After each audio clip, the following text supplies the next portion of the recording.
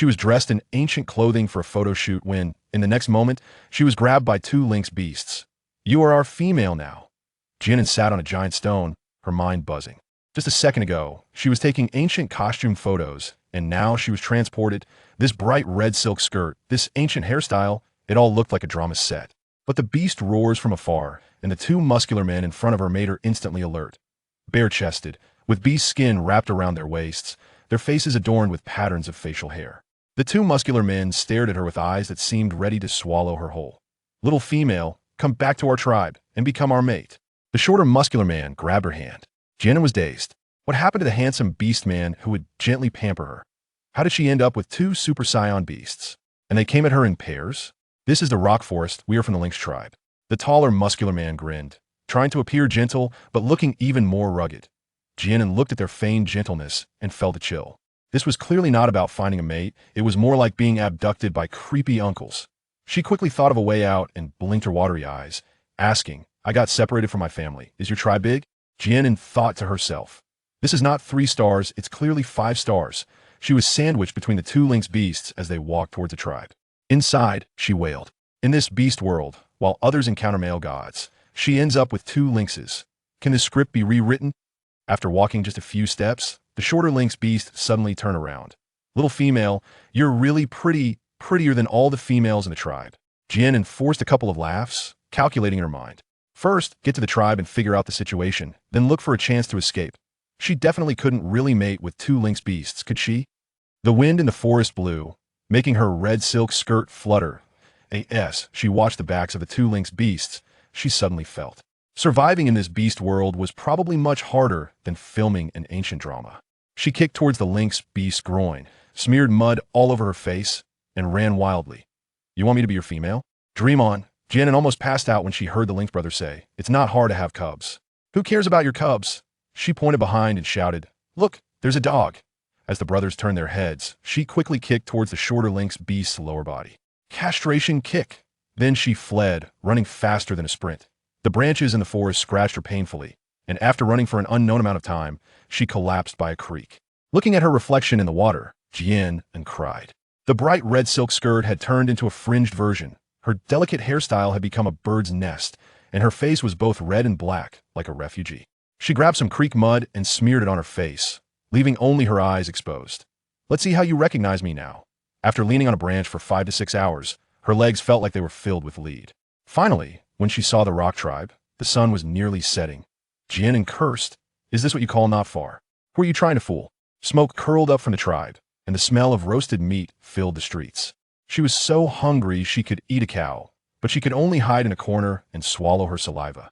Suddenly, a familiar voice came from behind. "Brother, that's the little female." Jian An turned around and shocked the lynx brothers were staring at her. How could they recognize her when her face was covered in mud? "Run." She turned to escape, wailing inside. This beast world was just too hard. Just got rid of the lynxes, and now she was being targeted again. Just as she was about to be caught, a cold voice rang out. "Stop." Jian An looked up to see a young man in white, followed by a majestic white tiger. The young man frowned. "Is this how the rock tribe treats females?" The lynx brothers immediately shrank back. "Young master." Jian An was dumbfounded. "Young master? Is he the male god here to save her?" Finally, it was her turn for some plot development. The young man looked at her, his eyes filled with confusion. "Who are you? How did you get yourself into this state?" Just as Jian An was about to speak, her stomach growled loudly. She clutched her belly, suddenly realizing. First, she needed to solve her hunger before thinking about escaping. She wiped the mud off her face and jumped into the beast cart, only to bump into a silver-haired handsome man. "Save me. The lynx beasts want to catch me as their female." Having just escaped the lynx brothers, Jian An spotted a beast cart with a white tiger flag and jumped inside without a second thought. Behind the curtain sat a man in white, with silver hair cascading down, his blue eyes deep and striking, looking like he stepped out of a comic. Jian An was mesmerized. Had she crossed into ancient times or encountered a real god? "Please, help me." She clasped her hands together, her face smeared with mud, leaving only her eyes blinking. Before the man could speak, the shouts of the lynx brothers came from outside. "Our mate is inside." The beast man outside scolded. "Are you looking for death? This is the young master of the White Tiger City's cart. Coulda, drive the cart." The man's voice was gentle, like a clear spring flowing. The beast cart moved slowly, and Jian An peeked out from behind the curtain, seeing the Lynx brothers left behind, finally sighing in relief. Inside the cart, it was quiet. Jian An curled up in the corner, secretly watching him. Suddenly, her stomach growled loudly, echoing in the silence. Her face turned red to the roots of her ears, wishing she could find a crack in the ground to hide in. "Are you hungry?" The man handed her a meat pie, his fingers long and fair. Jian An looked at her muddy hands, awkwardly retracting them. The man chuckled lightly. "Coulda, go to the mother river." 10 minutes later, the beast cart stopped. The man reached out. "Come down and wash up." Jian An hesitated but extended her hand. His palm was warm and dry, enveloping her hand. At that moment, her heart skipped a beat. System prompt. The young master of the white tiger has developed curiosity about you. Affection level 20 to Jian An was stunned. Is this what it takes to gain affection? Can even a muddy face not hide her charm? She was led off the cart, and the wind by the river lifted the man's silver hair. As Jian An gazed at his profile, she suddenly felt. This beast world didn't seem so bad after all. At least, she had met a handsome guy, and he looked like a reliable, handsome guy. After washing off the mud from her face, the silver-haired beauty stared in awe. "Come back with me to White Tiger City. We'll take care of you." Jian An squatted by the mother river, wiping the mud off her face with a handkerchief. In that moment of turning around, could have screamed, "Oh my God, how can there be such a beautiful female in the world?" Si Chen's blue eyes reflected her figure, rippling like layers of waves. "Now you can eat." He handed her the meat pie, his fingertips lightly brushing against her hand. Jian An took a big bite, the savory flavor exploding in her mouth. This was the first full meal she had since crossing over Dake, Edith's circle around her. "Are you really the maid of the lynx beasts? Then why did you run? They wanted to catch me as their female, and I certainly didn't want that." Jian An pouted as she spoke. Si Chen looked at her, as if seeing a little beast protecting its food, the corners of his mouth involuntarily lifting. "That my name is Si Chen, the young master of the White Tiger City." He reached out and wiped the crumbs from the corner of her mouth. "And you?" Jian An. Her face flushed, her heart racing like a drum. "Did you get separated from your clan?" Si Chen's voice softened. "Come back to White Tiger City with me. They'll send someone to find your clan." He gently patted her head, his touch incredibly tender. Jian An was stunned. Just escaped from the mountain cat beast, and now she encountered a handsome and gentle young master who even offered to take care of her. The plot twist was too fast. Keita exclaimed from the side. "The young master has never been this nice to any female." "Jian An, you hit the jackpot." Jian An looked into Si Chen's eyes, filled with sincerity. She swallowed hard and nodded. System prompt. The white tiger young master has developed a protective instinct towards you. Affection level 40, Jian An muttered in her heart. Is there really a fairy tale in this beast world? Or is there some hidden plot with this handsome guy? Si Chen took her hand and walked toward the beast cart. "We need to cover some distance before dark. Let's rest in the cart." His palm was warm, making Jian An's heart race even faster. She secretly glanced at his profile and suddenly felt. This crossing didn't seem so bad after all. At least, she encountered light. He applied ointment to her, sleeping outside the beast cart to keep watch. In this beast world, females cannot catch a cold. Jian An listened to Keita's silly laughter, feeling uneasy. What's wrong with this beast man? One moment screaming, the next laughing goofily. Si Chen rubbed his forehead. Ignore him, he's having a fit. By the campfire, Keita handed over roasted meat. Jian An, try my cooking. Jian An took a bite. The rich aroma of meat was even better than modern barbecue. Si Chen watched her, his blue eyes almost overflowing with tenderness. As night fell, the wind picked up, bringing a chill. Jian An rubbed her hands. The scratches on her knuckles throbbed faintly. A delicate hand appeared before her, holding a small porcelain bottle. "Medicine from a shaman. Apply it, and you'll be fine by tomorrow." Si Chen's voice was gentle. The greenish liquid felt cool on her skin, the stinging sensation instantly disappearing. Jian An was stunned. This beast world was unusual. There were beast carts, pancakes made of flour, and even porcelain. It was completely different from her idea of a primitive beast world. If you're tired, sleep in the beast cart. Si Chen took her hand. "They'll keep watch." "And you?" Jian encountered. He squeezed her hand and smiled gently. "They'll sleep outside. There are wild beasts at night." Jian An climbed into the beast cart, lifting the curtain to see. Si Chen leaning against the side of the cart, his silver hair glimmering in the moonlight. He was really keeping watch. System prompt. The white tiger young master has an overwhelming protective instinct towards you. Affection level 60. Jian An's heartbeat slowed for half a beat. Keita muttered from the side. "The young master is too nice to Jian An. He used to be cold to everyone." Si Chen shot him a cold glance, and Keita immediately shut up. The beast cart was very warm, lined with soft beast skins. Jian An thought about Sikhen and gradually fell asleep. In her dreams, she seemed to return to the ancient city for photography, except this time, there was a silver-haired handsome man by her side. When morning came, she was awakened by the sound of birds. Lifting the curtain, she saw Sikhen staring at her with a smile in his eyes. Are you awake? We need to hit the road. Jian An looked at the dark circles under his eyes and felt a pang in her heart. He stayed up all night. This Moro continent seemed to be getting more interesting, especially with this white tiger young master by her side, who always made her heart flutter. He transformed into a white tiger beside the beast cart, turning back into a handsome man at dawn. I kept watch over you last night. Did you sleep well? As soon as Jian An got out of the cart, she saw a majestic white tiger, the king's symbol shining on its forehead. Those deep blue eyes felt so familiar, making her heart race. Sikhen, a flash of white light, and the handsome man in white robes stood before her, reaching out to ruffle her hair. Awake. Inside the beast cart, Jian An felt bloated.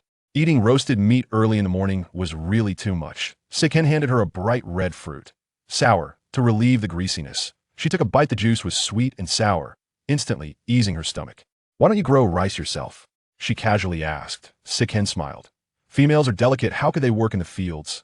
Let the males till the land, and the females water the crops. Jian An blurted out. Sikhen's blue eyes brightened. This little female was truly special. When they arrived at the Sheep Clan's tribe, everyone was stunned. This sent by the beast god? So beautiful. Jian An felt uneasy under the intense gazes, wanting to hide behind Sikhen. But he took her hand, fingers interlocked. Don't be afraid. I'm here. System prompt. The white tiger young master's possessiveness has awakened. Affection level 80. Jian An's face turned red again. The tribe leader approached. Young master. Who is this? Jian An Sikhen's tone was firm. My female. Jian An's head snapped up. He said what? Sikhen looked down at her, a smile in his eyes. Not willing. She opened her mouth but couldn't say anything. Her heart raced as if it would explode. Even her breathing became erratic. The vegetable fields were lush and green. The vegetables much larger than those in modern times. As Jian An looked at the veggies, she suddenly felt. Life in this beast world seemed to be getting sweeter, especially with this white tiger young master by her side, who always loved to hold her hand. Surrounded by beastmen, the white tiger young master suddenly asserted his power. 4-star soul beast is here who dares to be reckless. Jian An felt her skin crawl under their stares. Feeling like a monkey in a zoo, a large hand suddenly grasped hers, exuding undeniable strength. Sikhen radiated an oppressive aura, his originally gentle demeanor now exuding authority. The beastmen immediately averted their gaze. A 4-star soul beast, not to be provoked. The tribe leader, looking like a skinny Santa Claus, approached with a smile. Inside the stone house, Sikhen took out a piece of red crystal, exchanged for 5 bags of rice and some vegetables. The leader's eyes lit up, nodding eagerly. That's enough, that's enough. Suddenly, a woman appeared from within, broad-shouldered and wearing a crop top. This is my partner, Versi, the leader introduced. Versi glanced at Jian An, then fixed her gaze on Sikhen, throwing him a flirtatious look. Jian An felt goosebumps rise, turning to Sikhen to wink. Look, someone is flirting with you. But Sikhen tightened his grip on her hand, lowering his head to play with her fingers, not even lifting his eyelids. Versi's expression darkened in an instant. Jian An almost laughed out loud. This white tiger young master seems quite devoted. System prompt. The white tiger young master's loyalty level 10, current 90. Jian An thought in her heart. Is it almost full? Could it be that he really has set his sights on her? The tribe leader arranged for the beastmen to pack the vegetables, and Sikhen turned to her. And what do you want to eat? Let's take more. Hearing it made her heart flutter. She was just about to say whatever when she heard Versi beside her sneering. Some females just have it easy, don't have to do anything. Si-chan coldly glanced over. I spoil my female. What does it have to do with you? Versi's face instantly turned a shade of pig liver. Jian An watched Si-chan defending her and suddenly thought. The jealousy in this beast world seems quite easy to provoke, especially this white tiger young master, who is only gentle to her. He paused deliberately. My star soul map is on my heart. Jian An's ears perked up like a radar, almost blurting out. Hurry up and say Itita S. I-chun looked at her flushed ears, the corners of his mouth curling up. Outside the beast cart, could have transformed into beast form and followed along, muttering in his heart. The young master is acting strange today. Why is he teasing Jian An so much? That red crystal is called Soul Crystal Stone? Jian An changed the subject, picking up the crystal from the cloth bag. 0.9 colors. The higher the level, the stronger the soul power, Si-chan explained. Females cannot cultivate. Only males can awaken the star soul map. Jian An's eyes darkened. unable to cultivate. When danger arises, she can only argue and Chun saw through her thoughts. With me here, you don't need to be afraid. His hand covered hers, warm and comforting. Jian An's heart skipped a beat. She lowered her head to look at the crystal, pretending not to notice. Is a 4-star soul beast very powerful? She asked casually. Not really. The highest is king level. Sichin tightened his grip on her hand. But to protect you, it's enough. System prompt. White Tiger Young Master's Protective Instinct Max. Affection level 95. Jian An's face was hot enough to fry an egg. The wind blew, and the leaves rustled. As Chun suddenly said, when we return to White Tiger City, we'll show you my star soul map. Jian An quickly raised her head, crashing into his gentle blue eyes.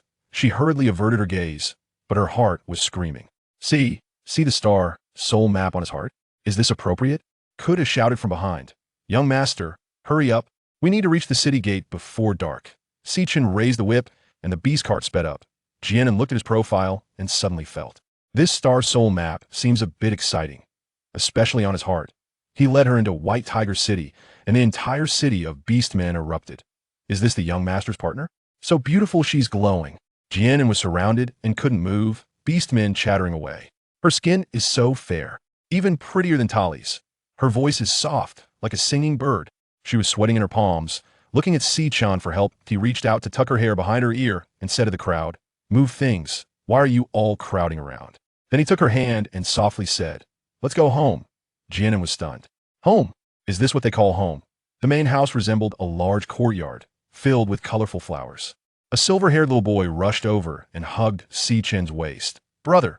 The boy had a pair of furry beast ears, a tail wagging back and forth, and his deep blue eyes looked just like Sichan's. This is Solon, my younger brother, Sichan introduced. Solon knelt in front of Jian An, staring at her curiously. Sister An, are you brother's partner? Jian An's face instantly turned red, just about to deny it when Sichan smiled and said nothing. Sister An is even prettier than the female beast in the picture. Solon said sweetly. What about the female beast? Jian An pinched his little face. Solon innocently replied. Father said the female beast went to the beast god. Jian An looked up and caught a glimpse of the fleeting pain in Sichan's eyes. She touched Solon's head. The female beast is watching you from above, so you must be happy. Solon nodded earnestly, his eyes sparkling. System prompt. White Tiger Young Master's sense of belonging to you 5, affection level 100. Jian An's heart skipped a beat. Chun watched their interaction, his blue eyes brimming with tenderness. Jian An suddenly felt. This White Tiger City really seems a bit like home, especially with this young master beside her, always holding her hand, and this soft little bundle. Footsteps sounded outside, and Solon jumped up. Father is back. Jian An's heart suddenly leaped to her throat. Meeting the parents? Isn't this too fast? He took her to a room and opened the wardrobe. This is a new dress my female beast made. It will fit you perfectly. Jian An looked at her tattered red dress, awkwardly smiling, it seems. A bit dirtied. Chun led her to the stone house on the left, where a wooden fragrance wafted. The intricately carved big bed, light purple tablecloth, ceramic vases, all exuded elegance. The female beast specially decorated this. He opened the wardrobe, revealing several new dresses hanging inside. Jian An quickly waved her hands. No, this is your female beast's. Before she could finish, Sichan interrupted her. If she were here, she would definitely be happy for you to wear it. In the courtyard, Solon secretly said to Sichan, Tali's came to find you. After saying that, he glanced at Jian An, his little tail wagging happily. Can't let sister know, or brother will get scolded. Jian An was examining the room when she heard a thud. Sichan's father had returned, that a tall, sturdy white tiger walked in, its deep blue eyes fixated on her. Jian An was so scared that her palms were sweating, and Sichan tightened his grip on her hand. Don't be afraid. Hello, I am Eyesand. The white tiger spoke. Welcome to White Tiger City. Solon bounced with excitement. Father, this is brother's partner. Jian An's face instantly turned crimson, just about to explain when Sichan smiled. System prompt. The Lord of White Tiger City's affection level 10 recognizes you as a daughter-in-law. Jian An was stunned. Just like that, she was recognized? Isn't this too fast? Sichan pushed her into the room. Change into a dress. We'll eat together later. Jian An looked at the new dresses in the wardrobe and thought to herself. The plot in White Tiger City is faster than riding a rocket. Just entered the door and met the parents and was handed a new dress. Am I really supposed to stay here as the White Tiger Young Master's partner? She picked up a light green dress, the fabric soft and smooth. After changing into the dress and looking in the mirror, Jian An was stunned. This fits way too well. It seems like it was really prepared for her to S. I-chun reached out and touched the top of Jian An's head, saying, "You don't need to feel burdened. These were all prepared by my female beast for her daughter. She always wanted to have a daughter, but couldn't fulfill that wish. Rather than letting these sit unused, it's better for her to wear them, which also fulfills my female beast's wish." Si-chen's reasoning seemed valid, and she indeed needed some fresh clothes. Refusing it further would seem a bit pretentious. "Thank you. I will cherish them well," Jian An said seriously, looking at Si-chen. "He'll go make you some hot water. You can rest for now," Si-chen said before leaving the room. Standing in the courtyard, Si-chen looked at the closed door, his eyes filled with uncontainable tenderness. In fact, he had lied. This room and those clothes were specially prepared by his mother beast, but not for the unborn daughter, rather for his future partner. Si-chen knew that if he told the truth, Jian An would definitely not accept it. However, just as he said, these were indeed suitable for him to wear. Jian An walked to the wardrobe and selected a light purple long dress from inside. She had the clothes for changing, but what about the undergarments? Just as Jian An was feeling troubled, her gaze inadvertently swept over the corner of the wardrobe, and her eyes widened in surprise. What she saw was a piece of red fabric, embroidered with a beautiful peony. It turned out to be a belly band. Jian An was shocked and thought to herself, could it be that Si-chen's mother beast is also human? Suddenly, a crisp knocking sound echoed at the door.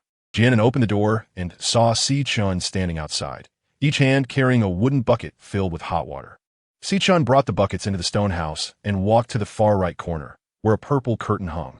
He lifted the curtain and discovered a small compartment inside, which contained a large wooden basin. Next to the basin was a small wooden table, indicating that this was a specially arranged washing area. Si-chen poured the hot water into the basin and took out 2 flint stones to create sparks, lighting the oil lamp on the table. Then he said to Jian An, "Take a hot bath first. I'll come and call you when dinner is ready." After speaking, he turned around and prepared to leave. Jian An suddenly called out to him, "Si-chen, wait." Si-chen turned around to look at Jian An. Jian An looked at him, her mind swirling with countless questions she wanted to ask, but she didn't know how to start. "It's nothing. I just wanted to thank you." Jian An lowered her gaze, deciding to wait for a more appropriate opportunity in the future. After Si-chen left, Jian An closed the door to her room, went to the adjacent space to undress, and sat in the wooden basin. The basin was quite large, and the hot water just covered her chest. Soaking her entire body in the warm water, Jian An couldn't help but let out a sigh. Leaning against the edge of the basin, she extended her left hand in front of her.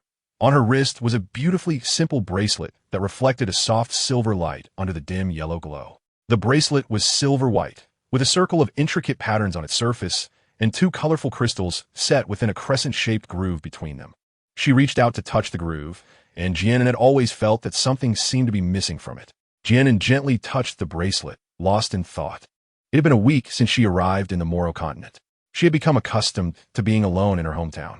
Abandoned at the door of an orphanage while still in swaddling clothes, all she had was a note with her name and birth date, and this bracelet. Therefore, she had no attachments to the modern world, only a slight longing for her 2 good friends. She wondered how they would react to her sudden disappearance. Perhaps they had already reported her missing, and she might have become a missing person by now. Jian An was lost in her thoughts until the water gradually cooled down, prompting her to get up, dry off, and put on the clothes she had taken from the wardrobe. She walked out of the stone house and made her way to the main house, where Uncle Yazan was still in his white tiger form, lying on the animal skin, while Suolong was playfully lying on top of him. This scene had a dramatic quality reminiscent of a beast and me. When Suolong saw Jian An, he broke into a joyful smile and ran up to her, hugging her waist tightly. "Sister An, you look so beautiful in that dress." "Thank you. I think this dress is beautiful too," Jian An replied with a smile, gently patting Suolong's head. Just then, she saw Shurchen walk into the room holding food. Tonight's dinner was quite sumptuous, with the usual roasted meat soup, fresh vegetables, and rice. To her surprise, Shurchen's cooking skills were excellent, rivaling those of a chef, which led to Jian An unfortunately overeating. After dinner, Shurchen accompanied Jian An for a walk in the yard to help her digest. The bright moonlight dispelled the cold silence of the night, casting a gentle silver glow. Looking up, the sky was dotted with twinkling stars, a sight that was hard to find in the brightly lit modern city. Jian An felt a sense of peace and couldn't help but admire the surroundings. Although there was no convenient transportation and no modern amenities, nature's gifts were perfectly preserved here. Living in such an environment wasn't bad at all, and at that moment, Jian An secretly made a decision in her heart. Chapter 18. the most beautiful female that is hard to understand. A dreamless night passed.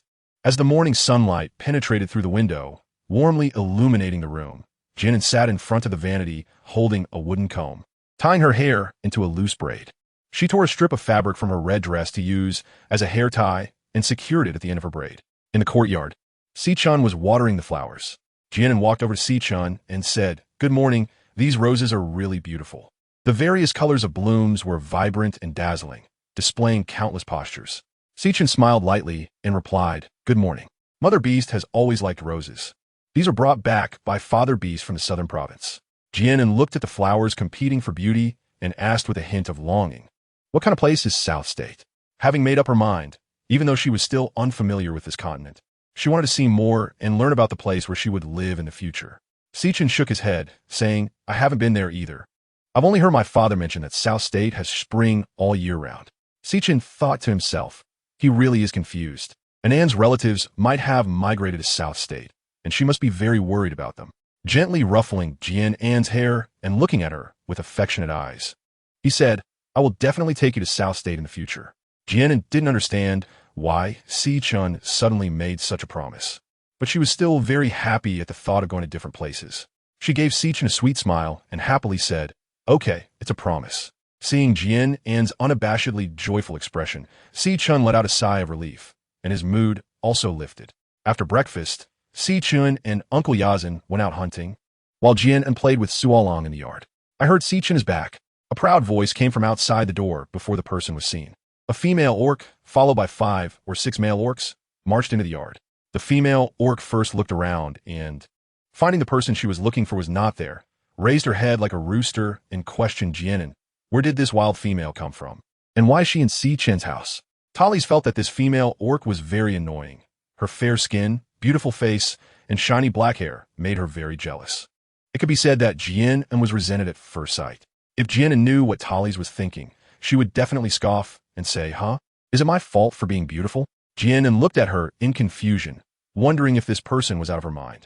She barged into someone else's house and acted so arrogantly, lifting her head way too high, as if afraid others wouldn't notice her big nostrils. Jian An wanted to remind her, "Hey, girl, your nose hair is sticking out." Talise, seeing that Jian An actually ignored her, became even more furious and pointed at Jian An, shouting, "Hey, didn't you hear me talking to you, you wild female?"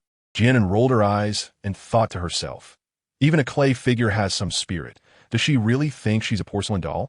Jian An looked at Talise and said, "Who are you?" "I'm not called head. Didn't anyone tell you that pointing at others is very impolite? And you're the wild female. Your whole family are wild females."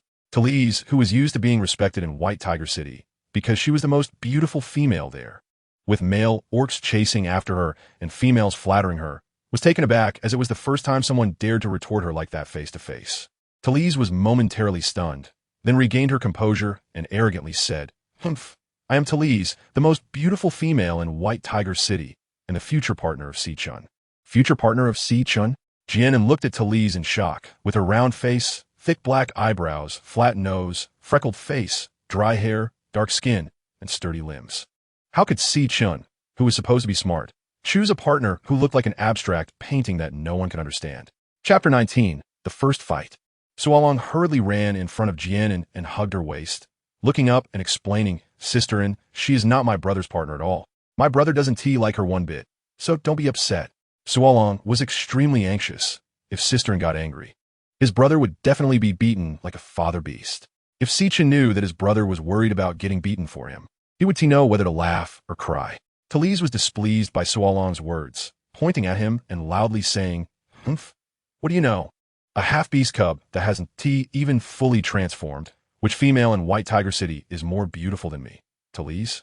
Does Si-chun not choose me, but pick this wild female?" Suolong seemed to be frightened by Talise's sharp words. He lowered his head, looking as if he was about to cry, making him look pitiful. Seeing this, Jian An felt a surge of maternal love and was heartbroken. Jian An pulled Suolong behind him and scolded Talise. "Do you have any dignity? An adult actually bullies a child.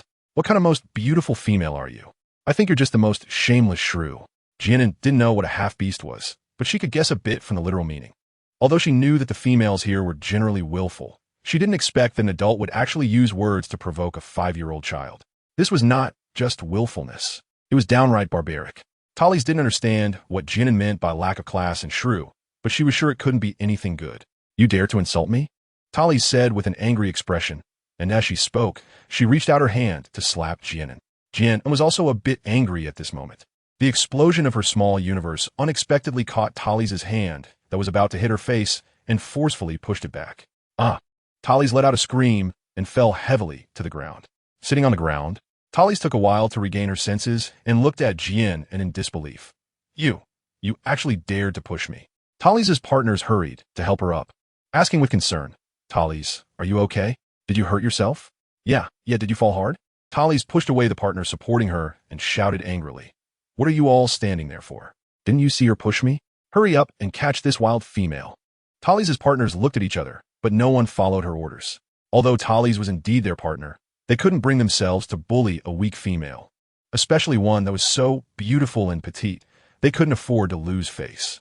Seeing that her partners were just standing there in a daze, Tallis became even more furious and shouted loudly, Useless things, I will abandon all of you. The male beastmen exchanged glances, but still no one moved. Tallis pointed at Jian An with bloodshot eyes, her expression extremely fierce. Her chest rose and fell violently, and with a pale face, she shouted, I must teach you a lesson today. Saying this, Tallis charged aggressively towards Jian An. Jian An felt quite speechless and thought to herself, why don't you go to heaven? Does the whole world have to revolve around you? She is not a clay doll that anyone can manipulate. They have really bullied her to this extent. Do they really think she is easy to mess with? Jian An rolled up her sleeves, hands on her hips, looking like a tough big sister, and pretended to be fierce, saying, Come on, who's afraid of who? Thus, Jian An and Tallis fought with each other. Although Jian An had never fought before, she had seen enough to know how it goes. Tallis was significantly larger than Jian An, and naturally, her strength was much greater. Aware of her disadvantage, Jian An pinched Tallis' flesh wherever it was ample, twisting hard, which often resulted in Tallis' screams. To the confused Sarang and Tallis' companions, it appeared that Jian An was completely being bear-hugged by Tallis, with her long black hair being pulled back, making it seem like Tallis was bullying Jian An. However, why did Tallis scream from time to time? Chapter 20. Feelings emerged. Sarang was anxiously pacing behind, with a tear-streaked face, worried about her sister being bullied and thinking, What should I do? Brother, please come back soon. Suddenly, a stern voice came from the entrance of the courtyard. What's going on here? Si-Chun hurriedly walked towards Jian, and seeing Si-Chun, Sarang rushed over, tugging at his sleeve, and with a choked voice said, Woo-woo, brother, they are bullying sister. And her voice was shaky as she haltingly explained the situation to Si-Chun. As soon as Si-Chun entered the courtyard, he saw this scene. Jian An and Tallis were tangled in a fight, her plain dress in disarray, and her long black hair was in a complete mess from being tugged. Solong was hiding behind her, crying loudly. Si-Chun felt a surge of anger filling his chest, his delicate brows and eyes losing their softness as he looked at Tallis with a sharp glare. Who gave you the guts to bully An? His voice carried the pressure of a 4-star soul beast, and Tallis felt the beastly aura emanating from Si-Chun, causing her legs to buckle and kneel on the ground. Her companions, caught in the beastly pressure, found it hard to breathe, trembling and struggling to suppress the urge to kneel and beg for mercy as they pulled Tallis in front of them. Tallis was genuinely frightened. She stammered, Yes. She made the first move, pointing a finger at Jian, and Si-Chun's expression shifted from fury to a cold, eerie light in his eyes as he looked at her with disdain and warned in a deep voice, This is the first and the last time. If you dare to bully An again, even if you're a female, I will not let you off easily. You are not welcome here. After saying that, he turned his gaze and walked towards Jian An. Thus, Tallis was carried away horizontally by her companions, a group that fled in a panic, perfectly illustrating the contrast of entering upright and leaving horizontally with none of the previous arrogance remaining. Jian An stood there in a daze as Si-Chun walked towards her step by step, feeling extremely frustrated. It was over. Si-Chun had seen everything, and her image as a lady was completely ruined. He would definitely think she was a rude wild girl. Si-Chun stood in front of Jian An, staring at her intently, his deep blue eyes filled with a complexity that Jian An couldn't understand. At that moment, looking at her still beautiful face, but in such a disheveled state, Si-Chun felt a mix of anger, frustration, gratitude, and heartache. He was angry that she didn't back down, frustrated that he had allowed her to be hurt, touched by her determination to protect Solong despite knowing she was no match, and deeply pained that she had made herself look so disheveled. All these emotions converged and fermented into a feeling that filled his chest, causing a slight ache in his heart. Si-chun's gaze swept over Jian An, checking for injuries. When his eyes landed on her slender neck, they darkened. There were 2 deep red scratches there, stark against her fair skin, making them all the more shocking.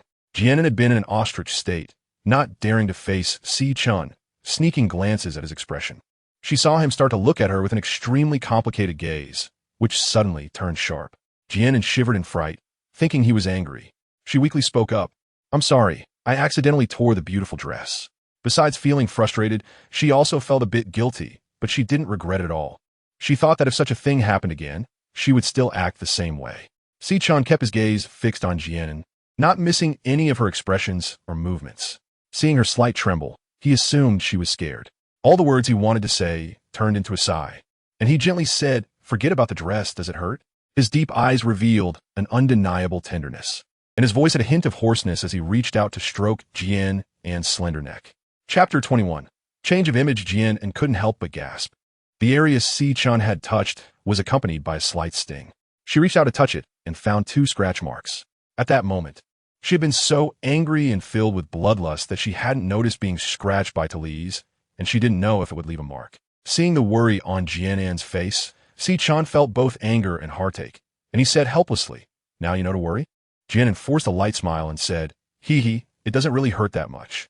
It would be even more convincing if her expression was a bit more natural. Jian An unnaturally turned her head away and saw Suolong hiding behind Si-chun, peeking out with a head that was secretly watching her, his face still marked by dried tears, and his hands tightly gripping Si-chun's sleeve.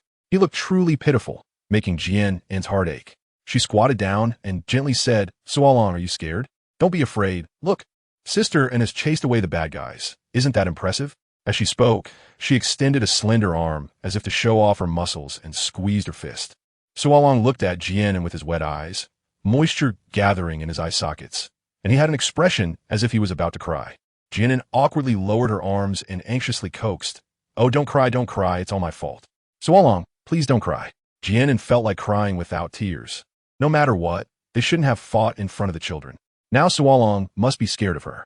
Suolong released Si-chun's sleeve and suddenly pounced into Jian An's arms, tightly hugging her waist and burying his head in her embrace as he cried loudly, sobbing, "Oh no, Sister An is the best." Suolong, due to his incomplete transformation, often faced ridicule from other young beasts of his age. Although he had the love of Si-chun and Uncle Eyesand, one being the young master of White Tiger City and the other the city lord, there were times they couldn't fully attend to him. Suolong, however, was exceptionally well behaved, possibly because he lost his mother at a young age. Even when mocked outside, he never returned home to cry and complain. Although Si-chun and Uncle Eyesand showed great affection towards Suolong, they could never fill the child's longing for maternal love. Jian An's actions today greatly touched Suolong's inner yearning for a mother's love. He saw Sister An standing in front of him. Her small body seemed like a great mountain, blocking the harm brought by others.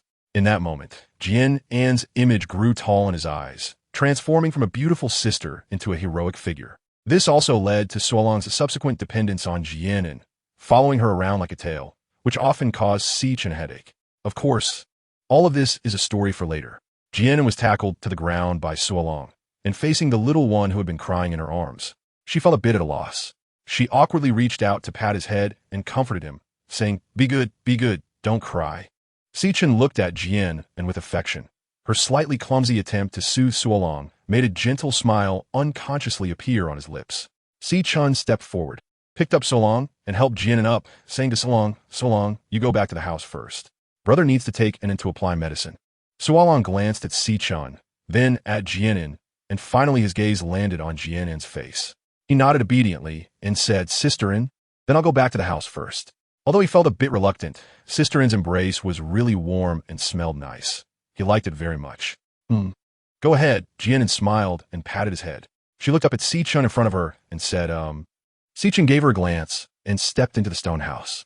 Jian An watched his back, hesitated for a moment, and then followed him into the stone house. Chapter 22. Coward Jian An. Upon entering the stone house, Jian An saw Si-chun sitting at the wooden table, looking at her with a blank expression. Jian An felt a little uneasy under his gaze.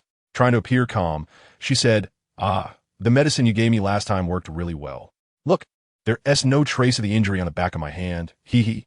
After speaking, she looked at Si-chan with an awkward smile, waiting for him to respond. But Si-chan remained silent, his handsome face serious as he looked at her.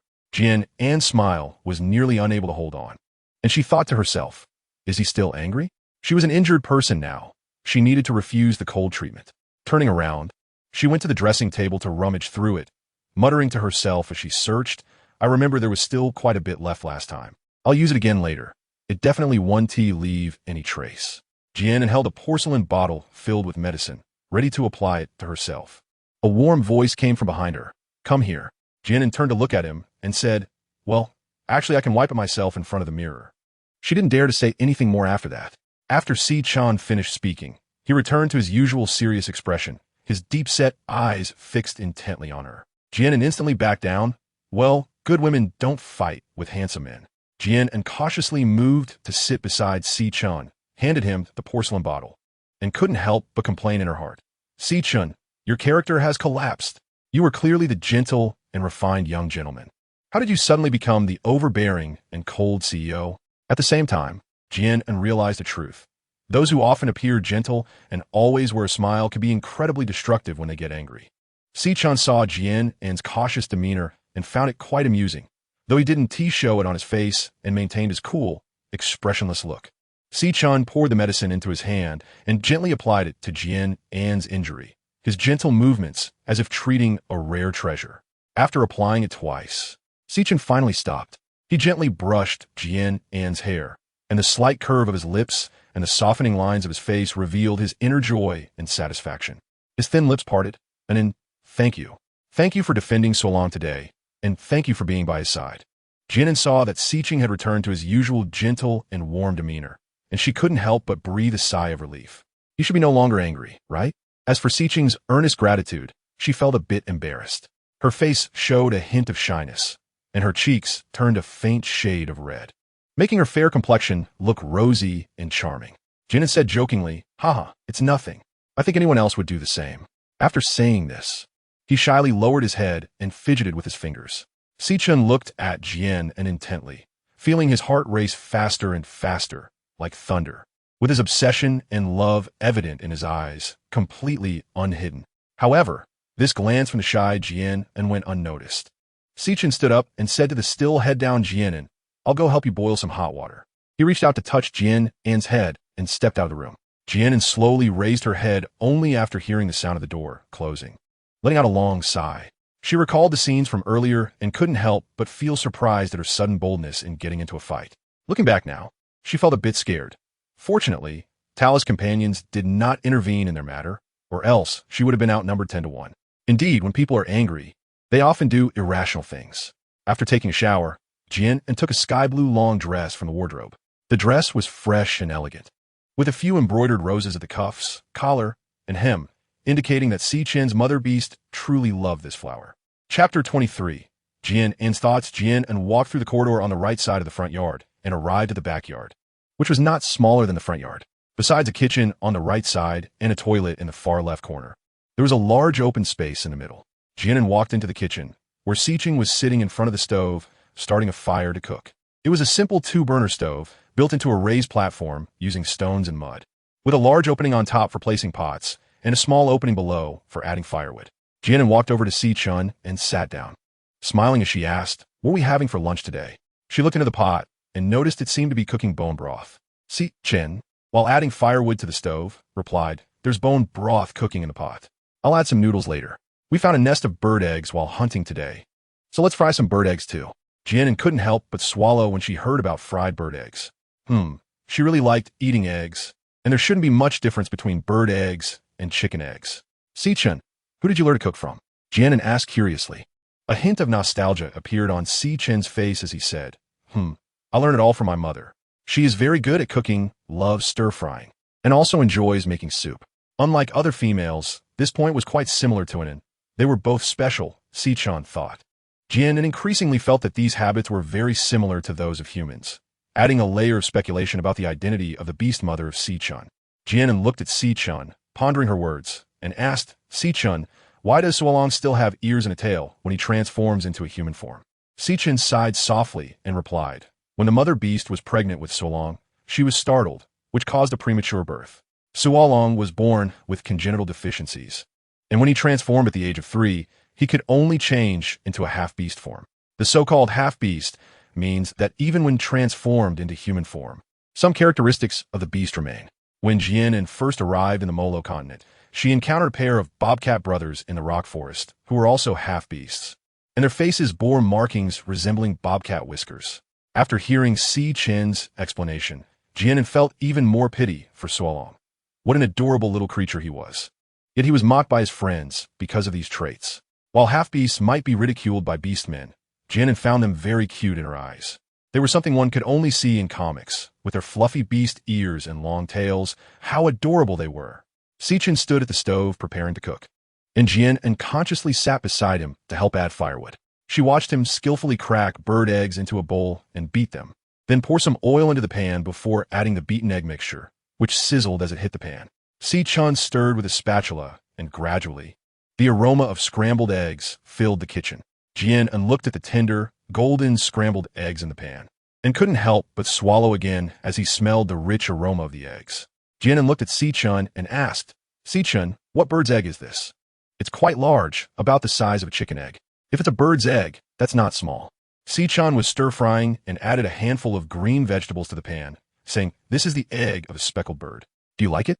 Si-chin noticed that Jian An hadn't taken his eyes off the pan since the beginning, looking extremely eager. Jian An nodded. I really like eating chicken, and I also like eggs, scrambled eggs, fried eggs, and steamed eggs. Jian An wanted to say eggs, but changed his mind at the last moment. Jian An suddenly thought of something and looked at Si-chin, asking, is this kind of bird hard to catch? Si-chin smiled lightly at her and said, the spotted thornbird is not difficult to catch. They are not aggressive at all, but they do build their nests quite high. So, are you thinking of eating spotted thornbird now? There was a hint of helplessness in his tone. Jian An waved his hand. No, look at that large, empty space in the backyard. It's such a waste to leave it like that. Why not raise some poultry? This way, we can have fresh food whenever we want. Plus, once they breed, we'll have endless eggs to eat. In the end, isn't it just because you want to eat eggs? Chapter 24. A group of stay-at-home dads. Jian An thought this method was really good. That way, she wouldn't have to think about what to eat and go out to look for it. After thinking for a moment, Jian An looked at Si-chin with hope in her eyes and asked, Si-chin, can you take me with you when you go hunting tomorrow? Si-chin found Jian An's eagerness amusing and shook his head with a smile. No, it's not safe in the forest with wild beasts. Hearing Si-chin's refusal, Jian An couldn't help but feel a bit disappointed and said sullenly, oh, okay then. Jian An's delicate face instantly fell, and Si-chin's breath caught slightly, feeling as if his heart was being pulled tight. He didn't want to see Anne's disappointment. With a gaze full of affection, he looked at her and said, but if it's just on the outskirts of the forest, it won't be too dangerous. Besides, I won't let an encounter any danger. Jian An's face instantly regained its smile as she said, let's just take a look around the outskirts of the forest. Can you not change your expression so quickly? Seeing Jian An's smile return to brightness, Si-chin breathed a sigh of relief, feeling as if his heart was filled with soft cotton. He placed the cooked dishes on the main table, and Jian An, Si-chin, and Suolong sat around the low table, ready to have lunch. Jian An didn't see Uncle Yazan and couldn't help but feel a bit strange. She turned to Si-chin and asked, isn't Uncle Yazan coming back for lunch? Before Si-chin could answer, Suolong interjected, the father beast will stay by the mother beast's grave except when hunting. Jian An couldn't help but feel a bit emotional. By the timeline, it had been 5 years since Si-chin's mother beast passed away, and Uncle Yazan had been guarding the grave day after day, year after year. What a deep bond it must be to be so persistent. After lunch, Suolong pulled Jian in a play in the yard. When she saw Si-chin carrying a wooden bucket and about to head out, she approached and asked, Si-chin, where are you taking the wooden bucket? As she spoke, she glanced into the bucket and saw some bee skins and her skirt inside. Was he going to do laundry? With her sharp eyes, she also noticed a piece of fabric peeking out from under the skirt. Wasn't that her little panties? Jian An hurriedly snatched the wooden bucket and said with a sheepish smile, I'll go wash it. Just thinking about how someone as gentle and refined as Si-chin would be squatting by the river, washing her little underwear, filled her with guilt. How could she let him wash such intimate clothing? She looked up at Si-chin and asked, where do we wash it? Can you take me there? Si-chin looked at Jian and, with a slightly strange expression, his tone filled with surprise, and wants to wash her clothes by herself? Jian An was confused and replied, "Yeah, let's go quickly. What's there to be surprised about?" Saying this, she stepped out of the courtyard, and Sualong hopped along behind her. When they reached the moat outside the city, Jian An finally understood why Si-chan was surprised. She saw a group of male orcs gathered by the river, squatting by the water, washing clothes, occasionally chatting about everyday life. If it were a group of women, this scene would seem peaceful and serene, a picture of a good life. However, with a group of tall males, Jian An found it slightly unsettling. It's not surprising that Jian An was unaware. After all, she had only been in this continent for a few days. In the Moro continent, tasks such as washing clothes, cooking, hunting, making clothes, and cleaning were all done by males, so one could say that male orcs managed both domestic and external affairs. Female orcs were only responsible for being served and raising offspring. However, Jian An was not a native of this continent and didn't have to adhere to the lifestyle of females here. Being a rice bug was fine, but becoming a rice bug that had lost all life skills was not so pleasant. This is why it was dangerous for females to go out alone. Aside from the threats from wild beasts and stray animals, they had completely lost their survival instincts, and females who left their partners had effectively become disabled. Chapter 25. Making new friends. Jian An and Si-chan arrived by the river, and all the male orcs stopped their actions to greet Si-chan, their eyes constantly glancing at Jian An. They had heard that the young master had brought back a very beautiful female, and they were filled with curiosity about Jian An. Jian An rolled up her sleeves, revealing a section of skin as white as jade. Her long black hair smoothly cascaded down her chest, and the brilliant sunlight illuminated her delicate features, making them appear enchanting. As she stood in the sunlight, Si-chan gazed at her, his eyes filled with infatuation. The group of male orcs were initially surprised to see the beautiful female washing clothes by herself. Then, upon seeing Jian An's increasingly stunning face and fair skin in the sunlight, they gasped, their eyes widening in amazement, forgetting their initial surprise at her doing laundry, and simply stared at her in a daze. Si-chan noticed their reactions, his gaze darkening. Their looks at him made him feel irritated. He took a few steps to Jian An's side and said, "Let me wash instead." He took the clothes from her hands, crouched down, and began washing them with smooth, fluid motions. Jian An was taking clothes out of the wooden barrel, soaking them in the river water before lifting them up to scrub, when suddenly a force pulled him up, leaving him a bit dazed as he stood aside, watching Si-chan crouch down to wash the clothes. He wondered to himself, what is going on? After Si-chan finished washing the clothes in hand, he casually picked up a triangular piece of cloth, holding it in his hand and examining it closely, finding it to be quite a peculiar garment. Jian An saw Si-chan pick up her little panties, and her cheeks couldn't help but flush with embarrassment. She turned her head away, tears streaming down her face inside. Forget it. Let him wash it. He doesn't know where this is worn anyway. Sualong tugged at Jian An's skirt from behind and looked up with a small face, saying, "Sister An, let's go play over there." As he spoke, he grabbed Jian An's hand and started walking forward. Jian An was pulled by Sualong to a patch of grass. The grass was lush and soft underfoot, with some areas slightly dark yellow. Various wildflowers in shades of blue, purple, and yellow were blooming amidst the grass, creating a beautiful scene. Several females were sitting on the grass, laughing and playing, while not far away, a few cubs were frolicking and rolling in the grass, occasionally accompanied by sounds of laughter. Sualong led Jian An towards the direction of the cubs, and Jian An smiled silently, realizing that he had brought her to play with his little friends. "Go ahead," Jian An said, patting Sualong's head. Sualong nodded joyfully and ran into the group of cubs to join their play.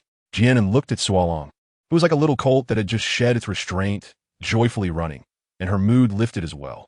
After pausing to watch for a while, she turned to the group of females gathered together, made some mental preparations, and stepped towards them. Since she would be living here, it was always good to make a few friends. Standing in front of them, Jian An smiled and greeted, "Hello, I'm Jian An, and I've just arrived in Baihu City." The females looked up at Jian An upon hearing her voice, and one of them, slightly surprised, spoke up, "Ah, I know you. You are the female that young Master Si-chan brought back." "Hello, I'm Mina." A short-haired female came to Jian An's side, very familiarly linking her arm with Jian An's and pulling her down to sit. Pointing at the females in front of her, she introduced them one by one. "This is Ji Wei-lu, she is Yu Mei-shi, and this is Mei-tai. We are making flower crowns. You should join us." Jian An sat down on the grass, which surprisingly felt soft and did not prick her. She felt relieved. It could be said that Tallies had cast a shadow in Jian An's heart, fearing that these females might be like Tallies. Fortunately, They all seemed quite easy to get along with. Indeed, peculiarities were rare. Chapter 26. The familiar Mina, the short-haired female, Mina, looked at Jian An with curiosity and asked, Jian An, are you the companion of young Master Chen? No, we're just friends, Jian An quickly denied. Oh, Mina thought to herself, can females and males really be friends? Don't you like young Master Chen? There are many females in White Tiger City who want to be his mate, especially that Tally's, who always claims to be the future partner of young Master Chen, Mina said with a look of disdain. Jian An looked at Mina with curiosity and asked, it seems like you don't really like Tally's? Mina glanced around, leaned closer to Jian An's ear, and whispered, actually, I really hate that Tally's. Jian An looked at Mina's sneaky demeanor and found it quite amusing. Imitating her, she whispered, why? This question came naturally, as Jian An had a deep understanding of the reason behind it. She had just had a fight with Tally's the day before. What else could it be? Tally's, relying on her status as the most beautiful female in the city, had always been arrogant and domineering. The other females in the city dared not offend her and didn't like playing with her. Mina pouted and turned to Jian An with a grin, saying, but now it's fine. You're here, and Tally's is no longer the most beautiful female. You're much prettier than her. Jian An, your skin is so fair, so smooth and tender to the touch, completely different from ours. Mina said enviously as she touched the back of Jian An's hand. Maybe it's because I rarely go out. Jian An just smiled. Is that so? I also seldom go out, so why is my skin darker and yellower? Mina looked at Jian An in confusion. And your hair? It's so black and shiny, so smooth to the touch. I used to have long hair too, but it was dry and frizzy, so I got fed up and cut it all off. Mina picked up a strand of Jian An's hair and examined it curiously. Jian An was slightly unaccustomed to Mina's behavior. She noticed that Mina was quite familiar with her. Although the other three females were friendly, they sat a bit awkwardly and didn't engage in much conversation with her. In contrast, Mina had been warm and chatty from the very beginning, with a generous and enthusiastic demeanor. Jian An really liked Mina's personality, as it made their interaction very relaxed. Hee, your short hair is great. It's easy to manage. Jian An's comment was not entirely flattery. Instead of keeping a head full of dry and frizzy long hair, which had no aesthetic appeal and was hard to take care of, it was better to cut it short like Mina, which was both refreshing and natural. Moreover, Jian An had noticed earlier that the females here seemed not to style their hair at all. Just look at Tally's and the three females across from her yesterday. They all had messy hair. Hee, really? I also find it much more convenient. My hair dries so much faster after washing. Mina ran her fingers through her short hair, her eyes squinting with a smile. When she smiled, shallow dimples appeared on both sides of her cheeks. Mina wasn't particularly unattractive.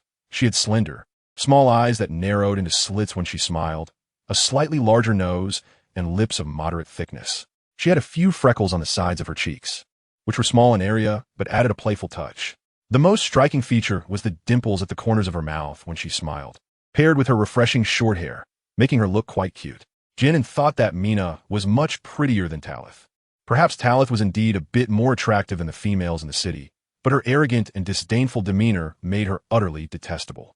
Wow, Jian An, your dress is really beautiful. It must have cost a lot of crystals. Mina gently touched the hem of the dress, her cautious demeanor as if she was afraid of damaging it. Chapter 27. Meeting Talith again. Jian An suddenly realized that she seemed to have never considered the value of these dresses. Her thoughts were still stuck in the modern era, where a dress could be found in night market for as cheap as a few dozen yuan. Thinking about all the beastmen she had seen in the past few days, all dressed in animal skins, even the delicate females were wrapped in animal hides. Mina, do you know how many crystal stones such a dress would cost? Jian An asked, a bit nervously. I remember seeing a beastman selling a roll of fabric at the last gathering. It seemed to be priced at 1 red crystal stone. However, that fabric felt much rougher than what you're wearing, and its color wasn't as nice as yours. I think your dress must cost at least several red crystal stones. Mina replied, while reminiscing.